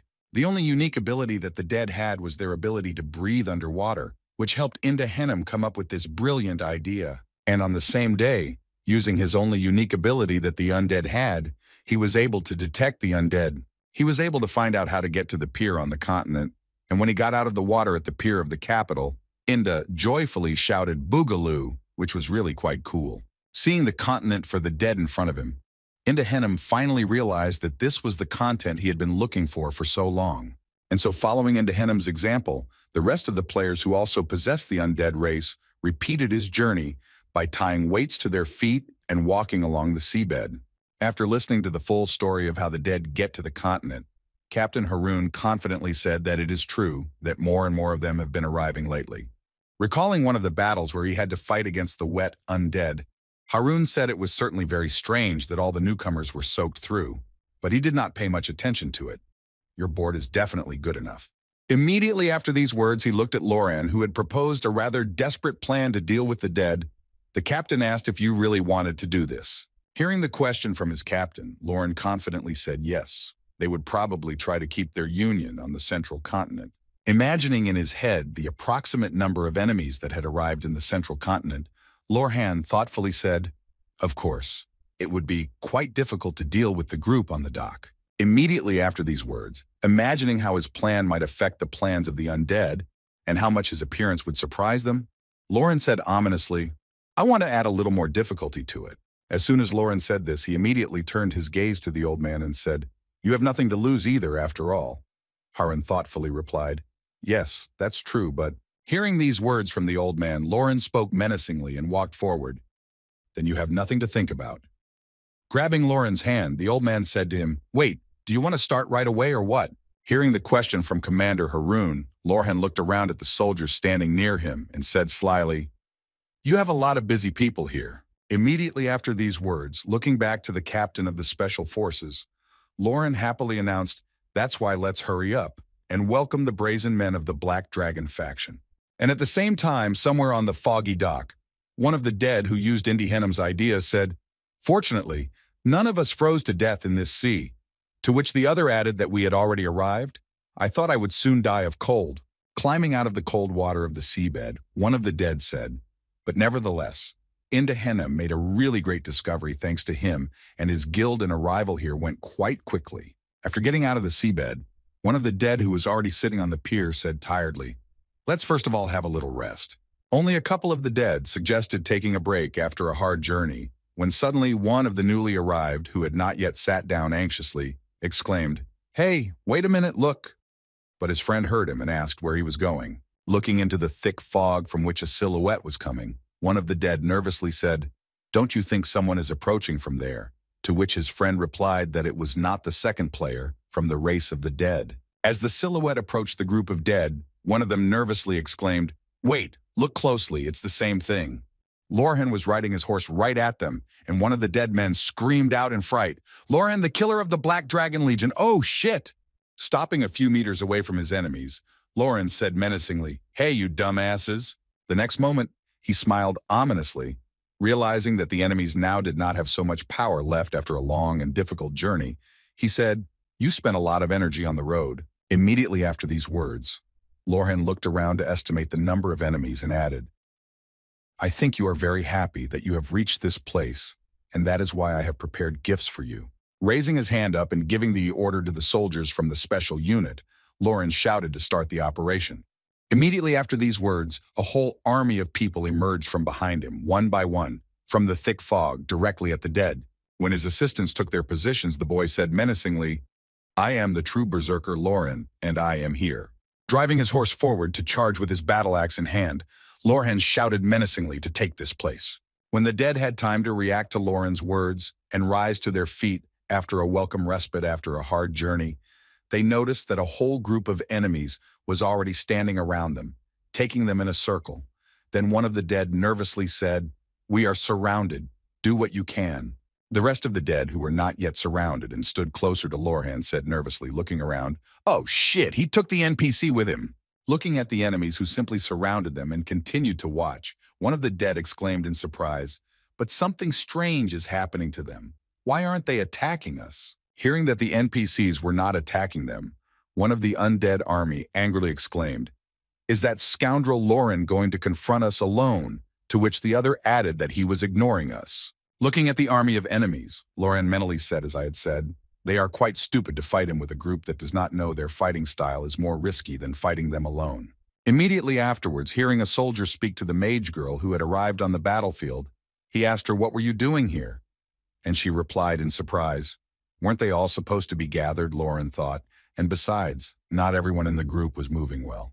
So it would be rather pointless to gather and attack. Jumping down from his horse, Lorhan said in his head that in such situations a different tactic was needed, and then shouted to the enemies, listen carefully, you useless dead men who have nothing but bones. Hearing how Lorhan addressed them, a couple of dead from the Black Dragon faction exclaimed in surprise that they were only bones, to which the boy replied from that very moment. Drawing the attention of all the undead on the pier who had arrived on the continent, Lorhan shouted, I declare a battle for the occupation of the pier. As soon as the battle for the pier was declared, a system notification appeared over Lorhan, announcing that the battle for the pier was about to begin, and the boy said with a sinister smile, Boogaloo, let's get started. When Lorhan got the flag of the pier in his hands, he immediately noticed a system notification in front of him that said the occupation was considered complete when all enemies were killed or a flag was placed in the specified place. When the rules were announced to all participants in this battle, another system notification appeared which said the battle for the pier, capture the pier of the Black Dragon Legion's death fog. Immediately afterwards, a brief description of the task and rewards appeared as in a normal task, which described the conditions for setting the flag in a given place, the reward, the title for the feat, the reputation, the title of the first occupation army. After reviewing the rewards that he would receive for the occupation of the pier, Lorhan said disappointedly, I thought the rewards were not the best, and then mentally added in the status window that this operation was described as a slightly provocative occupation or whatever. Seeing a system notification that said if the pier is destroyed or captured, the passage will be suspended. Then one of the dead said in surprise that it means that other Black Dragon hulls will not be able to come until the steamers resume operation. At the same time, from the side of the pier, Lauren stood behind Captain Heron, putting his hand on his shoulder and confidently said, "Good luck to you, these guys." Hearing the hopes and expectations of his Special Forces captain, Lauren smiled happily and said, "Don't worry." Seeing that they had little chance of winning on their own and the developments were not in their favor, one of the dead suddenly shouted out to her, "No, it won't go like that. Call the guards." The next moment, the guards were automatically summoned, and they arrived when the alien faction invaded the land. Pulling out 2 axes to confront the undead army that rose up to defend the pier, Lauren shouted in a frantic tone, "Well, try to stop me!" Noticing that when a large number of enemies appeared, 4 titles were activated, which strengthened him well. Lorhan joyfully said, "The effects of the titles are so powerful that I can fight even with my bare hands."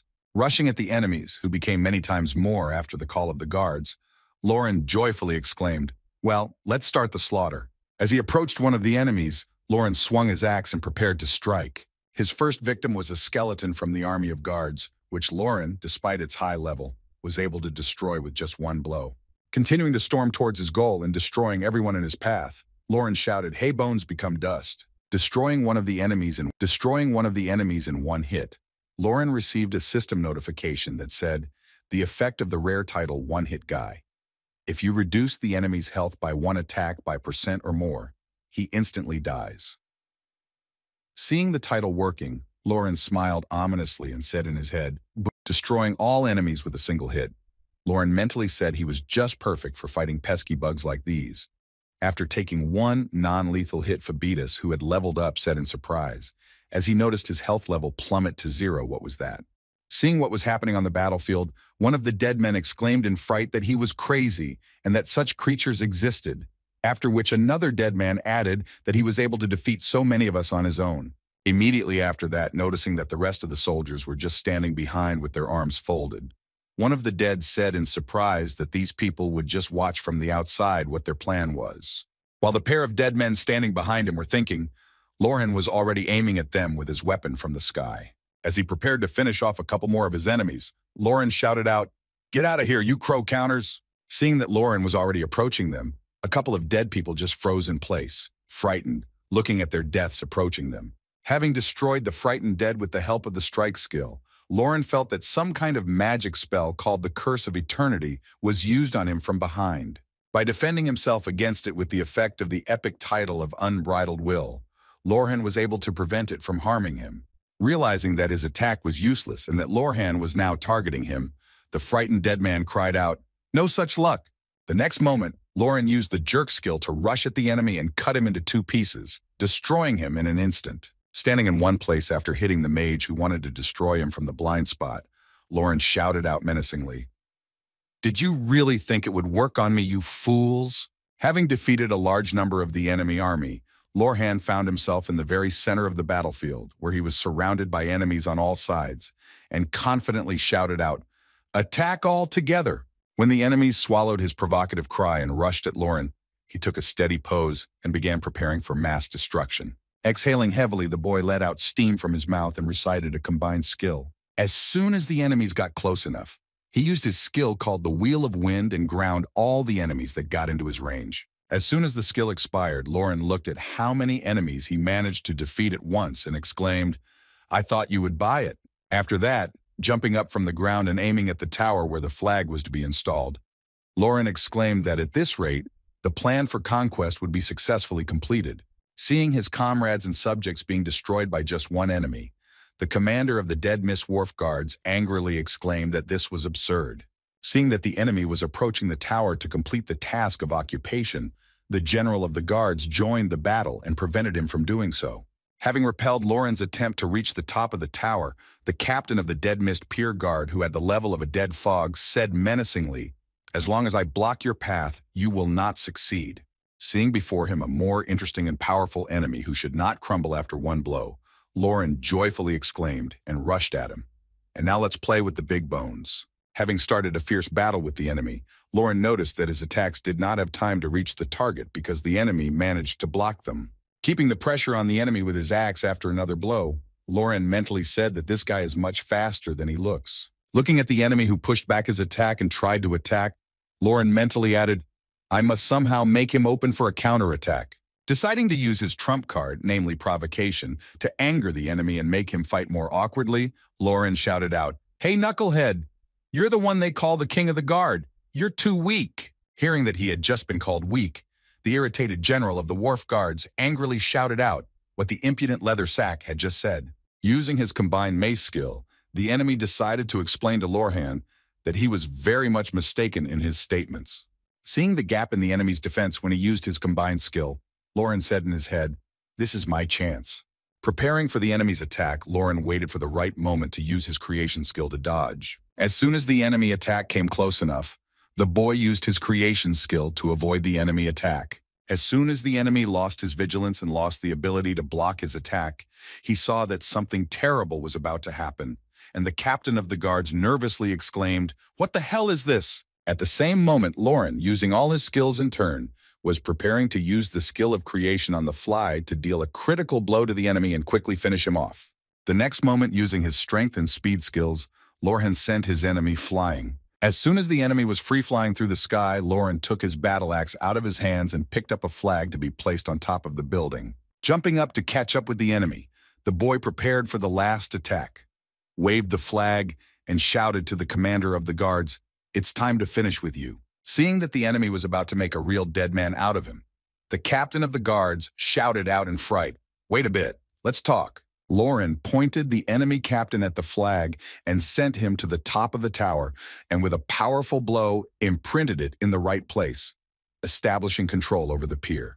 After completing the occupation of the enemy's pier, Lauren smiled ominously and said, "You know, it was too easy, boys." At the same time, the commander of the special forces, Haroon, was heading with his men to the task that Lorhan had given them to fulfill his part of the plan. Following his leader, one of the soldiers suddenly shouted out, "Hey, Commander!"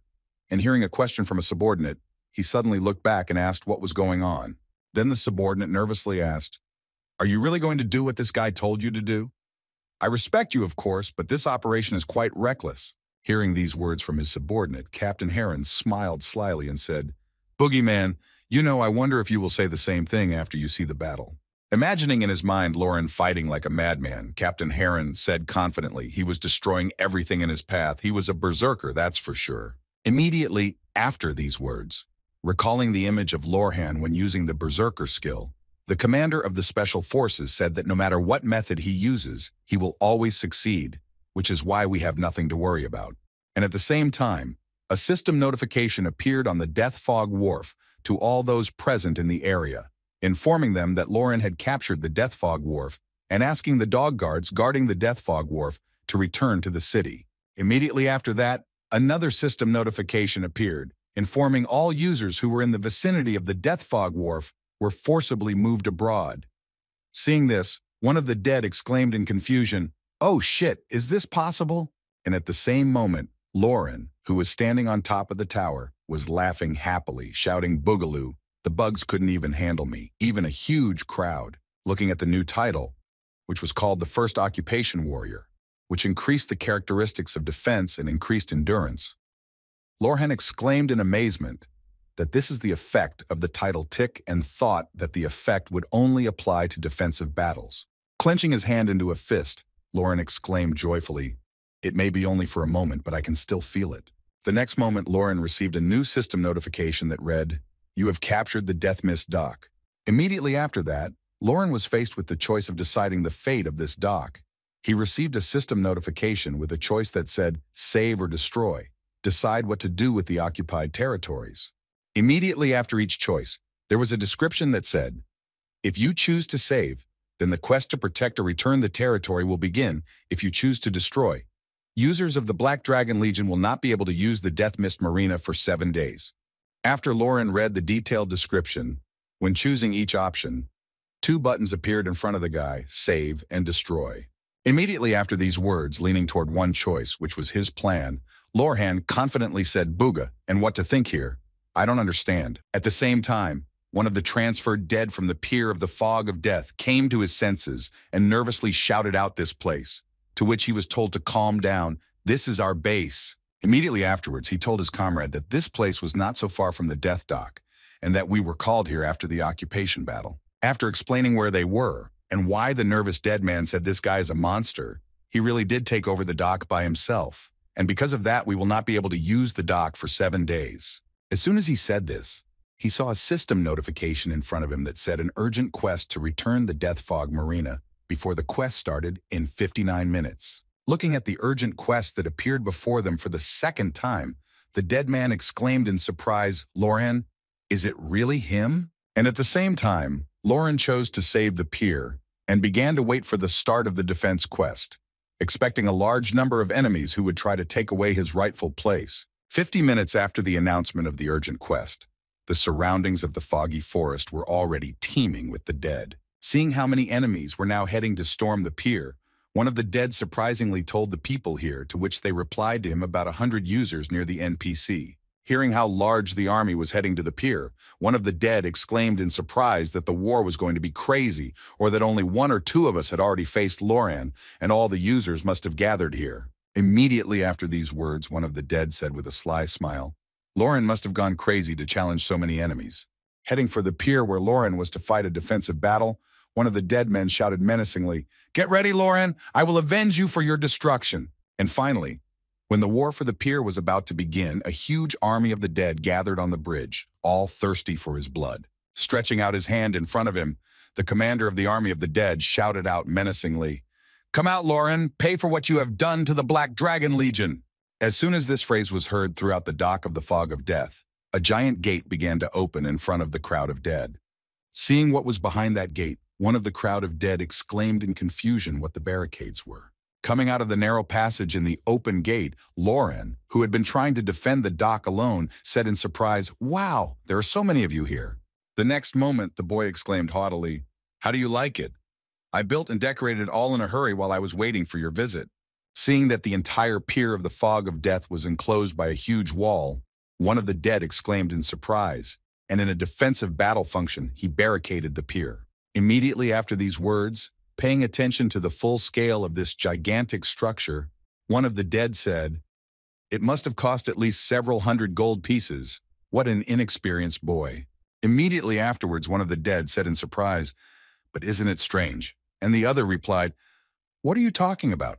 Recalling the usual defensive battles, one of the dead men said thoughtfully, "Usually in defensive battles, they put up ballista turrets or something like that." Immediately after these words, the same dead man added, however, he simply built a huge wall around the pier, leaving a narrow gap as an entrance. The next moment, immediately turning his gaze to the enemy, who already looked quite dangerous and ominous, the dead man added nervously, as if this were not a war for territory. Looking at Lauren, who suddenly had a crazy smile on his face, the dead man added, "It's a hunting trap." Immediately after these words, a system notification appeared to all the participants who had arrived at the pier, informing them that the battle to retake the pier from the Fog of Death was about to begin. Immediately after that, another system notification appeared, informing them of the time limit of 1 hour for the battle itself, with merit and reputation doubling. While Lorhan was looking at the enemy army leader, the bell rang and a system notification appeared with a timer that the battle was about to begin. As soon as the battle began, the leader of the army of the dead shouted out to the throwers to charge forward. The next moment, as soon as the first wave of arrows hit the guy, he just stood still and looked up at the sky as enemy shells flew past him. After the shelling ended, Lauren continued to stand on his feet, even though he had been hit by many arrows. Exhaling heavily, Lauren looked at his abilities, which were described as knights dominating due to the rare title of First Knight. And during a defensive battle, all abilities are increased by 10%, and said impressed, "This is quite a strong ability." Looking at the body that the arrows were breaking on, Lauren said in surprise, "Of course I expected it, but I didn't think it would be so powerful." Immediately after that, another system inscription appeared above Lauren, which informed him of the effect of the unique title of the First Occupation Warrior, which increases attack and defense power in proportion to the difference in personnel and attackers, and Lauren cheered even more than I expected. Seeing that Lorhan was even still standing after being shot at, one of the dead men nervously exclaimed that he had not a single scratch on him, so it was definitely not a mistake. Immediately after that, Lauren pulled out an axe from his inventory for a combined attack and happily said, "Booga." I thought someone was talking about mistakes like that. Immediately after that, taking a fighting stance for a throw, Lauren angrily exclaimed, "Well, get ready, Bugs, because you're going to be very hurt." In the whole world, there is only one simple and clear way to prove your strength. Continuing to tell the story in his head, Lauren mentally added, and all the gamers absolutely agreed. The only way each player can prove their strength is through incredibly high damage. Recalling the obvious things that everyone ignores, Lauren said in his head, there is no point in hitting harder than necessary. But despite this, gamers are trying to do it. Everyone tries to make the most powerful blow they can, and they do it just to get drunk on the refreshing taste of high damage. Looking at the large army in front of him, Lauren added confidently in his head, and in this situation, even a rogue like me is no exception. Immediately after these words, looking back at himself and gazing at the high wall, Lauren said, why did I build a defense structure without any towers at all? Isn't it obvious? The next moment, when Lauren put on the helmet of the Lion King, a system notification appeared above him, informing him of the effect of the unique title of the first occupation warrior. Immediately after all the thinking, Lauren confidently said in his head, of course this is all about looking at their strongest blows and showing them his own. Immediately after that, Lauren prepared to strike by jumping up and swinging his axe. As soon as all the preparations were completed, Lauren confidently shouted out and threw his axe at the crowd of enemies. Noticing that the first shell had been launched at them, the commander of the army of the dead shouted out to the approaching enemy.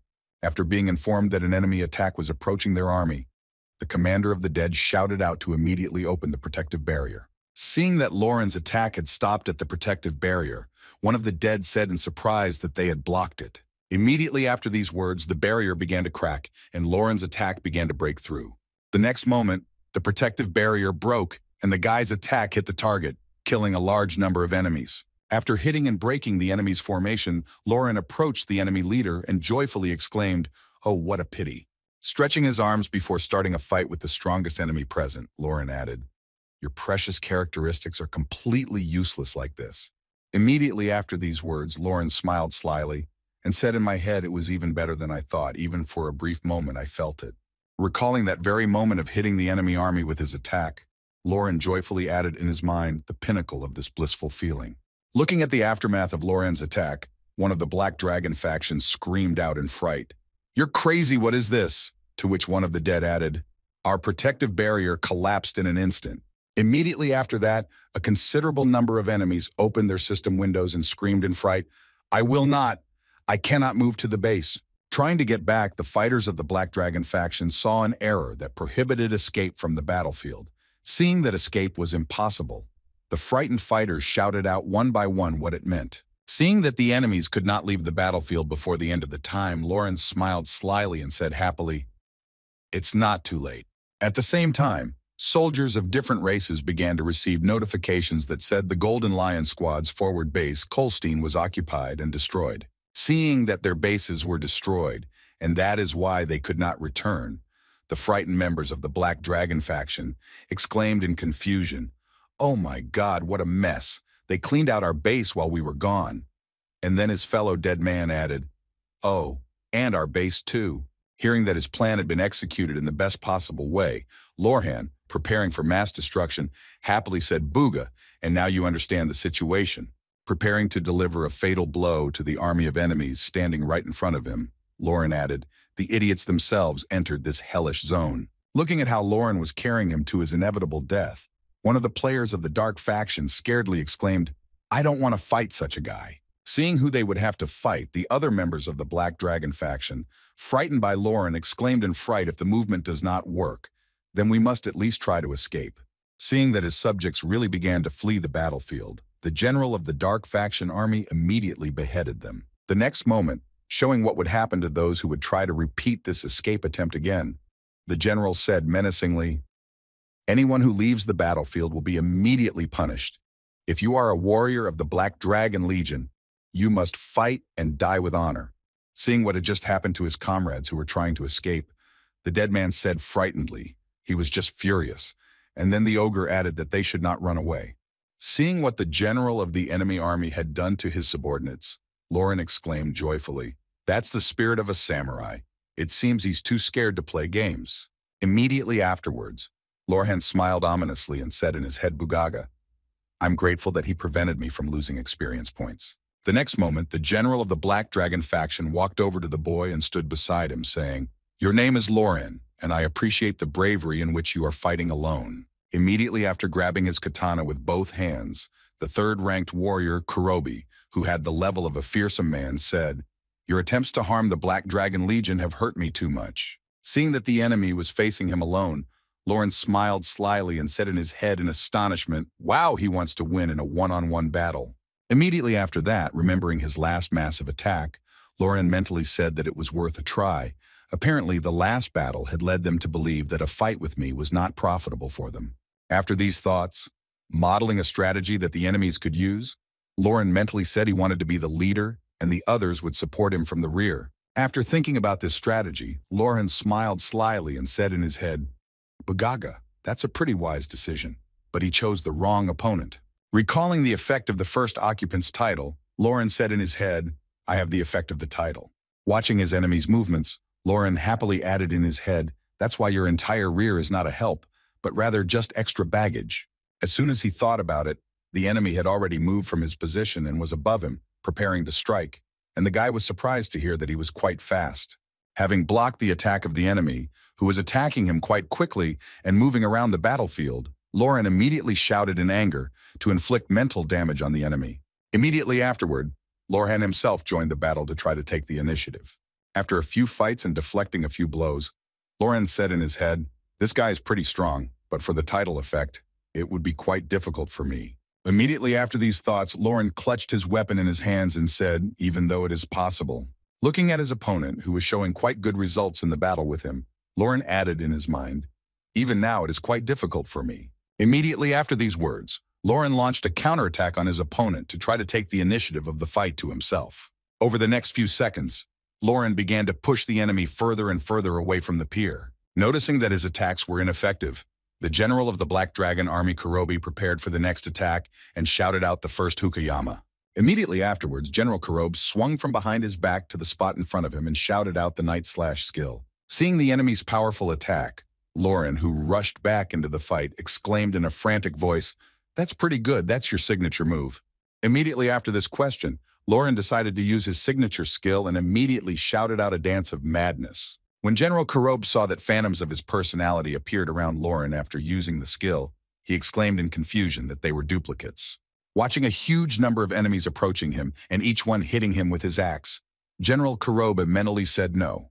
This is an illusion. Trying to figure out where exactly the real Lauren was, the general of the Black Dragon faction thought to himself, "Where the hell do I start?" Before he could finish, the first attack that reached him was real and caused him critical damage, putting him out of action for a while. Immediately afterwards, the angry general of the Black Dragon faction, who had recovered from the powerful blow, angrily said in his head, "Don't make me laugh." Trying to catch his phantom moving across the battlefield with incredible speed, General Kurobi exclaimed in his head how a human could be so fast.